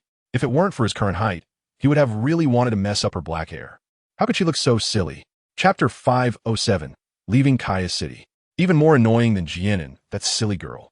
Kaya pursed his lips. He could tolerate the silly girl. But that male named Long Zhe was another story. Seeing Kaya look as if he was about to explode again, Jian An hurriedly spoke up, here's the thing. So for this trip to find the Moon Clan Palace, Kaya will be going with us. After all, he knows the exact location of the Moon Clan Palace. While I only have a map given by Augut, which shows a rough route. Since Xiao An has already decided, I have no objections. Yu Xing glanced coldly at Kaya, and then turned to Jian An with a smile. What Jian An said was merely Kaya's one-sided words. Whether he was the beast god was beside the point. He had already decided to keep a close watch on Kaya during the journey. It was good if he had no ulterior motives, if he dared to harm Jian An in the slightest, even if he truly was some beast god. It would be no problem to kill a god. Coincidentally, Si Chun and Yi Ling shared the same sentiment in their hearts as Yu Xing. Only Long Zhe remained carefree, asking Kaya some trivial questions. Jian An and a few others discussed the matters regarding their departure the next day and the journey to find the Moon Goddess Palace. They didn't disperse until the moon was high in the sky, returning to their respective stone houses. Early the next morning, Jian An instructed Yu Xing to take the bracelet to the temple to inquire about Tonifa's whereabouts, so he could return it to him. However, he didn't expect that Tonifa and the other beastmen from the capital of Xiqing Prefecture, who came to participate in the Beast God Festival, had already left Kaya's city early in the morning. According to the temple attendants, Tonifa and his group had exited the city just as dawn broke, and Yu Xing had perfectly missed them. Upon receiving the news, Jian An, despite feeling helpless, could only accept the situation. He had to temporarily keep the bracelet in his space and wait for another opportunity to return it to Tonifa. Jian An and her group, along with Kaya, consisting of 7 people in total, left Kaya's city after bidding farewell to Augt in the temple. Once they exited the city gates, Jian An and her companions walked straight west along the main road outside the city. This westward direction was precisely where Xiqing Prefecture was located, which was also what they had agreed upon last night, to start their journey to find the Moon Clan Palace from the farthest west, Xiqing Prefecture. How long will it take to reach Xiqing Prefecture from here? Jian An asked while sitting on the back of Shurchen's tiger. They were still within the borders of Zhangyi Prefecture. She remembered that it had taken them half a month to travel from Beisai Prefecture to Zhangyi Prefecture last time. It seemed that the distance to the farthest west, Xiqing Prefecture, wouldn't be short either. Shurchen opened and closed his tiger mouth and replied, at our current speed, it will take about half a month. Before leaving Kaya City, he had inquired multiple times about the other prefectures from the orcs in the temple. Oh, Jian An nodded gloomily. It really isn't close. During such times, she particularly missed the various modern modes of transportation. However, fortunately, they were traveling on 4 legs, so their speed wasn't slow. If it were just her 2 legs, she thought she wouldn't even know when she would arrive, and even if she did, her legs would probably be worn out. If it were in the past, I could reach Xiqing Prefecture in an instant. Why would I need to walk so slowly? Kaya, who was sitting on Long's back with his legs crossed, couldn't help but speak up. Chapter 509. 2 conditions. Kaya had a sly smile at the corner of his mouth, looking at Jian An with a half smile. Have I ever told you that there are conditions to enter the Moon God Palace? Jian An was slightly taken aback and instinctively asked, conditions? What conditions? Looking at the smile on Kaya's face, she couldn't help but feel that he was full of malice. Heh, the Moon Palace belongs to the Moon Clan. So in order to open it, one must be a member of the Moon Clan. Moreover, it can't just be an ordinary clan member. It must be someone like you, who has the legitimate royal bloodline, Kaya replied with a smile.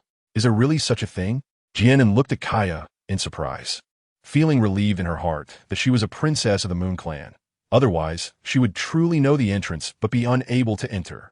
Before Jian An could breathe a sigh of relief, Kaya continued, that's just one condition. The other condition is that one must possess the key of beginning. And this so-called key is the divine power within you. After saying this, he silently watched Jian An, curious to see what interesting reaction she would have. It was undeniable that he had indeed concealed this matter before, but now he had also told her, hadn't he? Jian An's small mouth was slightly open, looking at Kaya with a dazed expression, momentarily unable to react. Why are there so many twists and turns involved? Why has August never mentioned this to her? Or does he actually not know? Haha, what a silly girl. Kaya laughed heartily. Jian An's reaction clearly amused him greatly. The silly girl did not disappoint him. Just look at her current foolish expression. It's simply adorable. How could this be so entertaining? Once Kaya had laughed enough, Jian An slowly processed what he had said. Putting other matters aside, the only person she could turn to for help now was Kaya. Kaya, can you teach me how to merge divine power? Jian An blinked, her pair of black eyes subtly sparkling with hope. Finding the Moon Godstone was really important to her. Sensing Jian An's anticipation, Kaya unconsciously put away his joking demeanor and spoke with a slightly serious expression. Of course. He knew to some extent that whether or not she could access the Moon God Palace and retrieve the Moon Godstone was probably very important to the silly girl.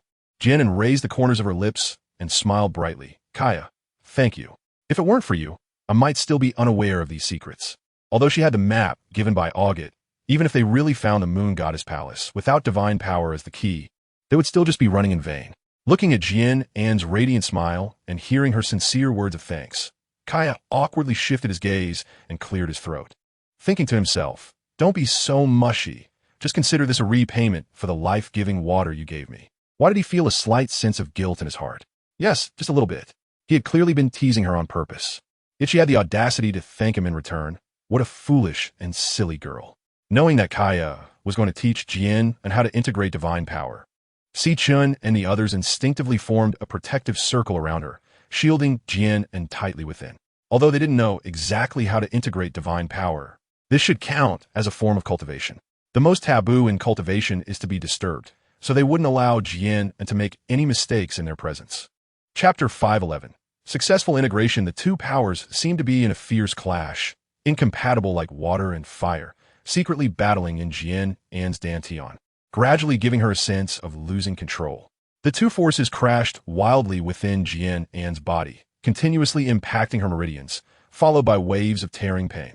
Jian An gritted her teeth, enduring the pain. This was a suffering she had never experienced before. However, she understood that to fully merge the two powers, this was a hurdle she had to go through. Watching Jian An's gradually pale face, Shu Qin and the others standing guard beside her felt as if their hearts were being twisted by a knife, painful enough that they could hardly breathe. Yet even so, They had no way to intervene, only able to stand silently by and watch. Hey, kid, is it really okay for Xiaoan to do this? Yuxing asked coldly, her brow furrowed in worry. Seeing Jian An in pain made her anxious. If anything were to happen to her, she would never let Kaya get away with it. Amidst her worries, she couldn't help but feel guilty. If she had stopped Jian An at the beginning, would it have prevented her from? Kaya cast a faint glance at Yuxing and said in a deep voice, "These are all necessary experiences. She will be fine. That silly girl will definitely be okay." Despite saying this, his hands, which were resting at his side, unconsciously tightened. Even when Yuxing repeatedly called him kid, he had no mind to argue. His entire focus on Jian An. At this moment, Jian An was working hard to stabilize her mind, beginning to merge the two powers bit by bit. After an unknown amount of time, as the two powers gradually fused, Jian An felt the soul power and divine power within her body suddenly dissipate for a moment. When they recondensed, they were replaced by a brand new power, soul power. The rich soul power flowed slowly through her meridians, quickly repairing the damage caused by the earlier impact. And with the continuous baptism of soul power, her meridians were constantly expanding, feeling the immense and abundant power within her body. A faint smile appeared on Jian An's slightly pale face. She controlled her mind and began to circulate the soul power repeatedly. Jian An's soul power level was constantly rising, and the stars representing the levels on the star map were being lit up one after another. Half a level 2 star, 3-star soul power, level 4 soul power. When she reached level 4 soul power, the speed gradually slowed down, but it had not completely stopped and was still on a rise. After an unknown amount of time, Jian An seemed to hear a buzzing sound coming from her sea of consciousness, as if something had exploded. The pain instantly dissipated, and a wonderful feeling followed, making her feel as if she was soaking in warm spring water, completely at ease. Jian An let out a breath of stale air and slowly opened her eyes, her black pupils shining as brightly as stars. Si-chun. Jian An stood up and happily hugged Si-chun. She never expected that not only had she completely fused her soul power and divine power, but her soul power level had directly broken through to 5 stars. This was something she had never even dared to think about since she started practicing soul power. Si-chun supported Jian An's waist and smiled down at her. "Anin, are you okay?" Seeing her in such pain earlier had made his heart ache. He wished he could bear the torment for her. "I'm fine, not only fine, but my soul power has also reached 5 stars. Jian An beamed and shook her head. The pain during the fusion wasn't in vain, after all. At least the reward was quite surprising, given her lazy nature. If she wanted to rely on herself to slowly cultivate to 5 stars, who knows how long it would take. Chapter 513, he actually wanted to praise Jian An like everyone else, but unfortunately, he was not very articulate and his mind wasn't very agile. He thought for a long time, but couldn't figure out how to express it properly, so he could only imitate Long Zhe and say what he had heard from him. Clearly, the admiration on Yai's face greatly satisfied Jian An's vanity. She smiled lightly and patted Yai's head. Since being recognized as her younger brother and following her around, Yai had been living well every day, almost forgetting the days of hunger in Moses City. In just a few short months, he had not only become much sturdier, but had also grown significantly taller. He had originally been a head shorter than Jian An, but now he was nearly as tall as her. So you just reached 5 stars? With your little build, you probably can't even defeat a 4-star soul beast. Just as Jian An was feeling pleased with herself, a voice that spoiled the mood drifted over. Seeing Jian An smiling and laughing with the males surrounding her, Kaya furrowed his brows slightly, feeling inexplicably uncomfortable. Clearly, it was he who taught this silly girl how to fuse divine power. Yet she hadn't come to thank him at all. Jian An awkwardly touched his nose. If he hadn't spoken just now, she really would have forgotten about him for a moment.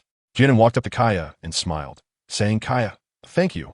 If it weren't for you, I wouldn't have been able to complete the fusion of divine power so smoothly. If you really want to thank me, just give me a bottle of life water every day."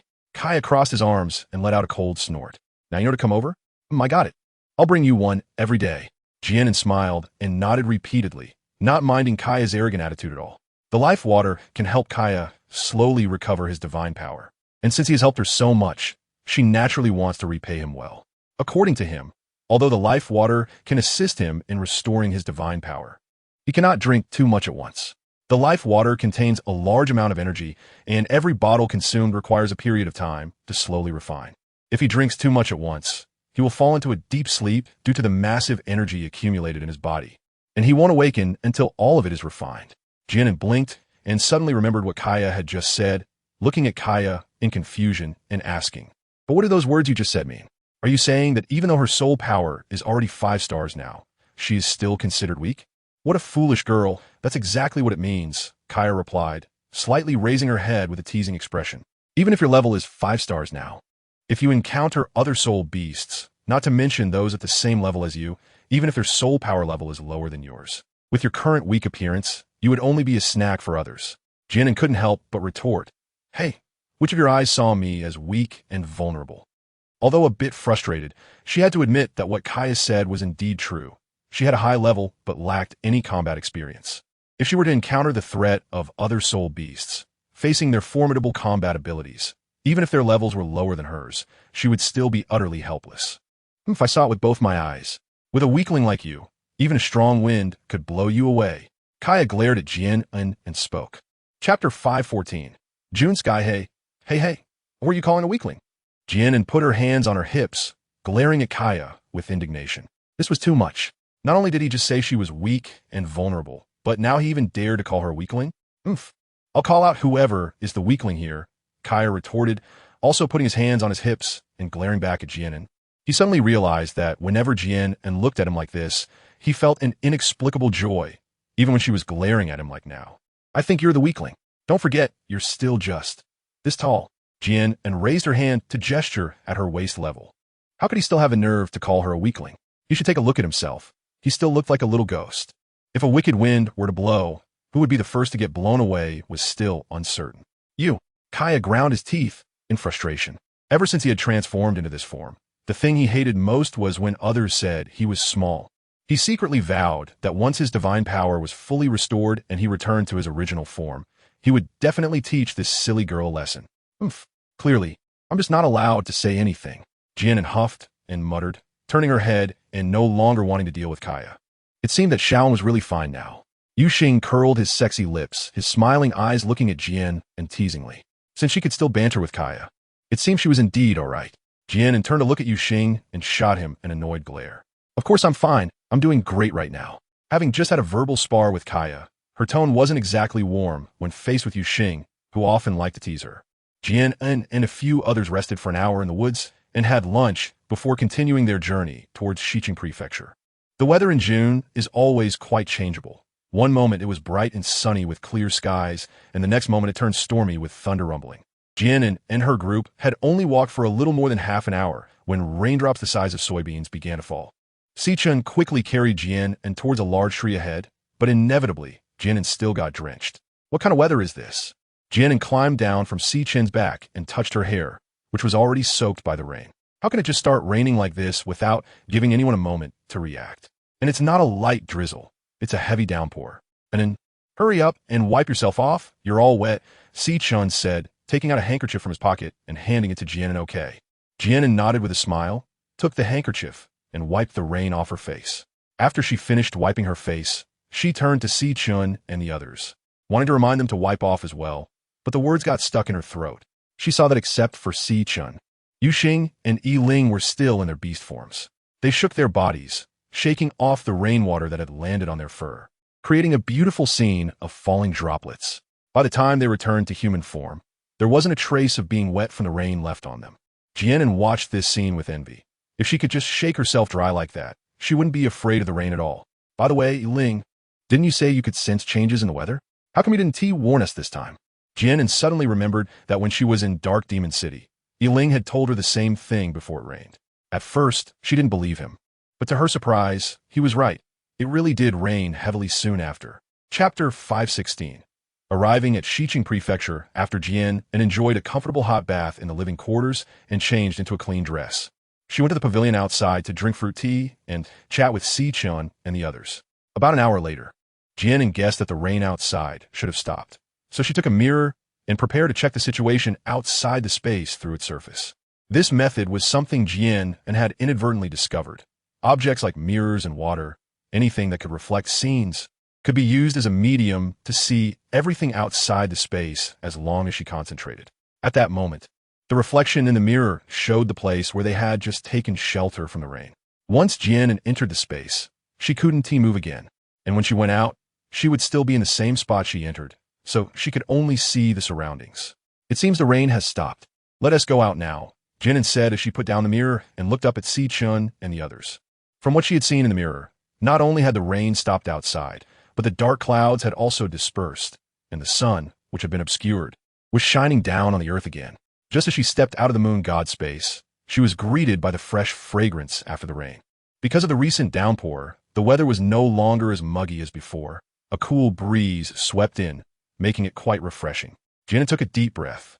The fresh scent of grass and soil in the air was very comforting. Let's set off quickly. This time is just right for traveling. Jian An and his companions traveled peacefully for half a month and finally arrived at the borders of Xiqing Prefecture one day after that. At the point where Zhangyi Prefecture meets Xiqing Prefecture, Jian An saw a huge stone tablet inscribed with Xiqing Prefecture. Crossing that stone tablet, they truly stepped into Xiqing Prefecture. Kaya, which direction should we head to reach the Moon Goddess Palace in Xiqing Prefecture? Jian An tilted his head to look at Kaya beside him and asked. Now that they had arrived in Xiqing Prefecture, their next goal was to head straight to the Moon Goddess Palace. Kaya leaned against the serpent body of Longza, remaining still, only glancing at Jian An with indifference. Didn't he, that old man from the temple, give you a map? Just follow that. Although the map drawn by that old man wasn't very detailed, the general route was correct. When they reached a point not marked on the map, he would naturally lead the foolish girl there. For now, if he had to give directions, she wouldn't mind the effort, but he found it bothersome. Jian An was taken aback. Her beautiful eyes blinked, and she replied softly, "Oh." It was clear that he had previously said that the map given by Augut was not detailed, yet now he asked her to follow the map. How fickle. Thinking this, Jian An couldn't help but pout. But on the other hand, Kaya's way of speaking was indeed consistently rude. He actually referred to the archbishop of the temple as an old man. Hadn't he lived for thousands of years? Regardless of seniority, he should at least call Augut something like young man. But thinking this way seemed a bit wrong, too. Si-chun, let's find a place to rest up ahead. Jian An whispered, leaning close to Si-chun's ear. Si-chun's tiger-like head nodded gently. Okay. Soon, a shimmering riverside appeared in front of them. It was dusk at that moment. The sun had just set, and the evening glow between the sky and water was splendid and brilliant. The rosy sunset illuminated the river's surface, causing the clear water to ripple with colorful hues. This scene was truly beautiful. Si-chun slowly stopped, bringing Jian An to the riverbank. So beautiful, Jian An exclaimed as she gazed at the gently flowing river. Chapter 518. Fishing. Jian An turned to look at Si-chun, the corners of his lips lifting slightly, revealing an interested smile. Si-chun, shall we go fishing? Fishing? Si-chun replied with a hint of confusion. Jian An nodded, her eyebrows and eyes filled with a gentle smile. Yes, it's very simple. She explained the fishing-related matters to Si-chun in general terms. We need to make a fishing rod, and we also need fishing line and bait. Oh, right, and hooks. Jian An counted them off on her fingers with a bright smile. The fishing rod can be made from thinner bamboo, and we can get some resilient line from space. As for bait, there should be earthworms or something here, right? Si-chun looked at Jian An, seeing her animatedly talking, sometimes pondering thoughtfully, and other times nodding frequently. His blue eyes quietly watched her, filled with deep affection. Noticing Si-chun's gaze, Jian An turned her head and coincidentally met his gentle eyes, smiling back at him. Shall we start making the fishing rod now? We can fish for a while before it gets dark. All right. Si-chun smiled, his slight grin making him look elegant and charming. He reached up to tuck a strand of hair behind Jian An's ear. After working for a little while, the fishing rod was finally completed. The process was actually quite simple. All that was needed was to secure the appropriate fishing line to the rod. As for the hook, it was a golden hairpin that Jian An took out from the space, and then Si-chun bent the pointed end upwards. Finally, they hung the earthworm they dug up onto the hook. However, all of this was Si-chun's work, while Jian An simply watched from the side, occasionally offering some suggestions. Jian An carefully looked at the fishing rod in Si-chun's hand and nodded in satisfaction. To be honest, it did look quite decent. Let's go fishing, she said, a radiant smile spreading across her face. Seeing her eyes filled with joy, Si-chun also smiled gently, nodding back at her. The two of them carried a wooden bucket to the riverbank and found a large rock to sit on. After Si-chun helped Jian An bait her hook, she cast the fishing rod out over the water. Since it was her first time fishing, she had no idea about any techniques and could only quietly wait for a fish to bite, mimicking what she had seen others do. Meanwhile, Yu Xing and Yiling had already caught enough fish, which were piled up on the grass by the riverbank. So they decided not to catch any more and returned to the shore. Xiaoan, what are you doing? Yu Xing asked curiously as he approached Jian An. Jian An raised his index finger and placed it on his lips, signaling him to be quiet as we were fishing. If he spoke so loudly, what if he scared all the fish away? Yu Xing raised an eyebrow, a half-smile on his face. What's wrong? Is Xiaoan unhappy that the fish Lao, Sand, and I caught aren't enough? So you decided to fish for yourself? Even if Jian An ate fish for every meal, the fish they caught would be enough for her to eat for several days. Jian An shook her head and chuckled. No, I was just fishing for fun. Isn't it said that fishing not only cultivates the mind and body, but also helps develop patience? And patience is exactly what I lack the most. However, she felt embarrassed to say this out loud. She actually just found it amusing and was caught up in the moment. As for Yu Xing saying she thought they caught too few fish, that was even less likely, given the amount they had caught. They probably wouldn't be able to eat it all. Introduction. She just wanted to take a beautiful photo, but how did taking a picture lead to time travel? Jian An expressed her helplessness. If she had to cross over, so be it, but those beastly handsome men chasing after her were another story. She pleaded with them to stop following her, fearing she might lose control and pounce on them. This is a story about a girl with an enchanting appearance and a goofy heart, navigating through the beast world.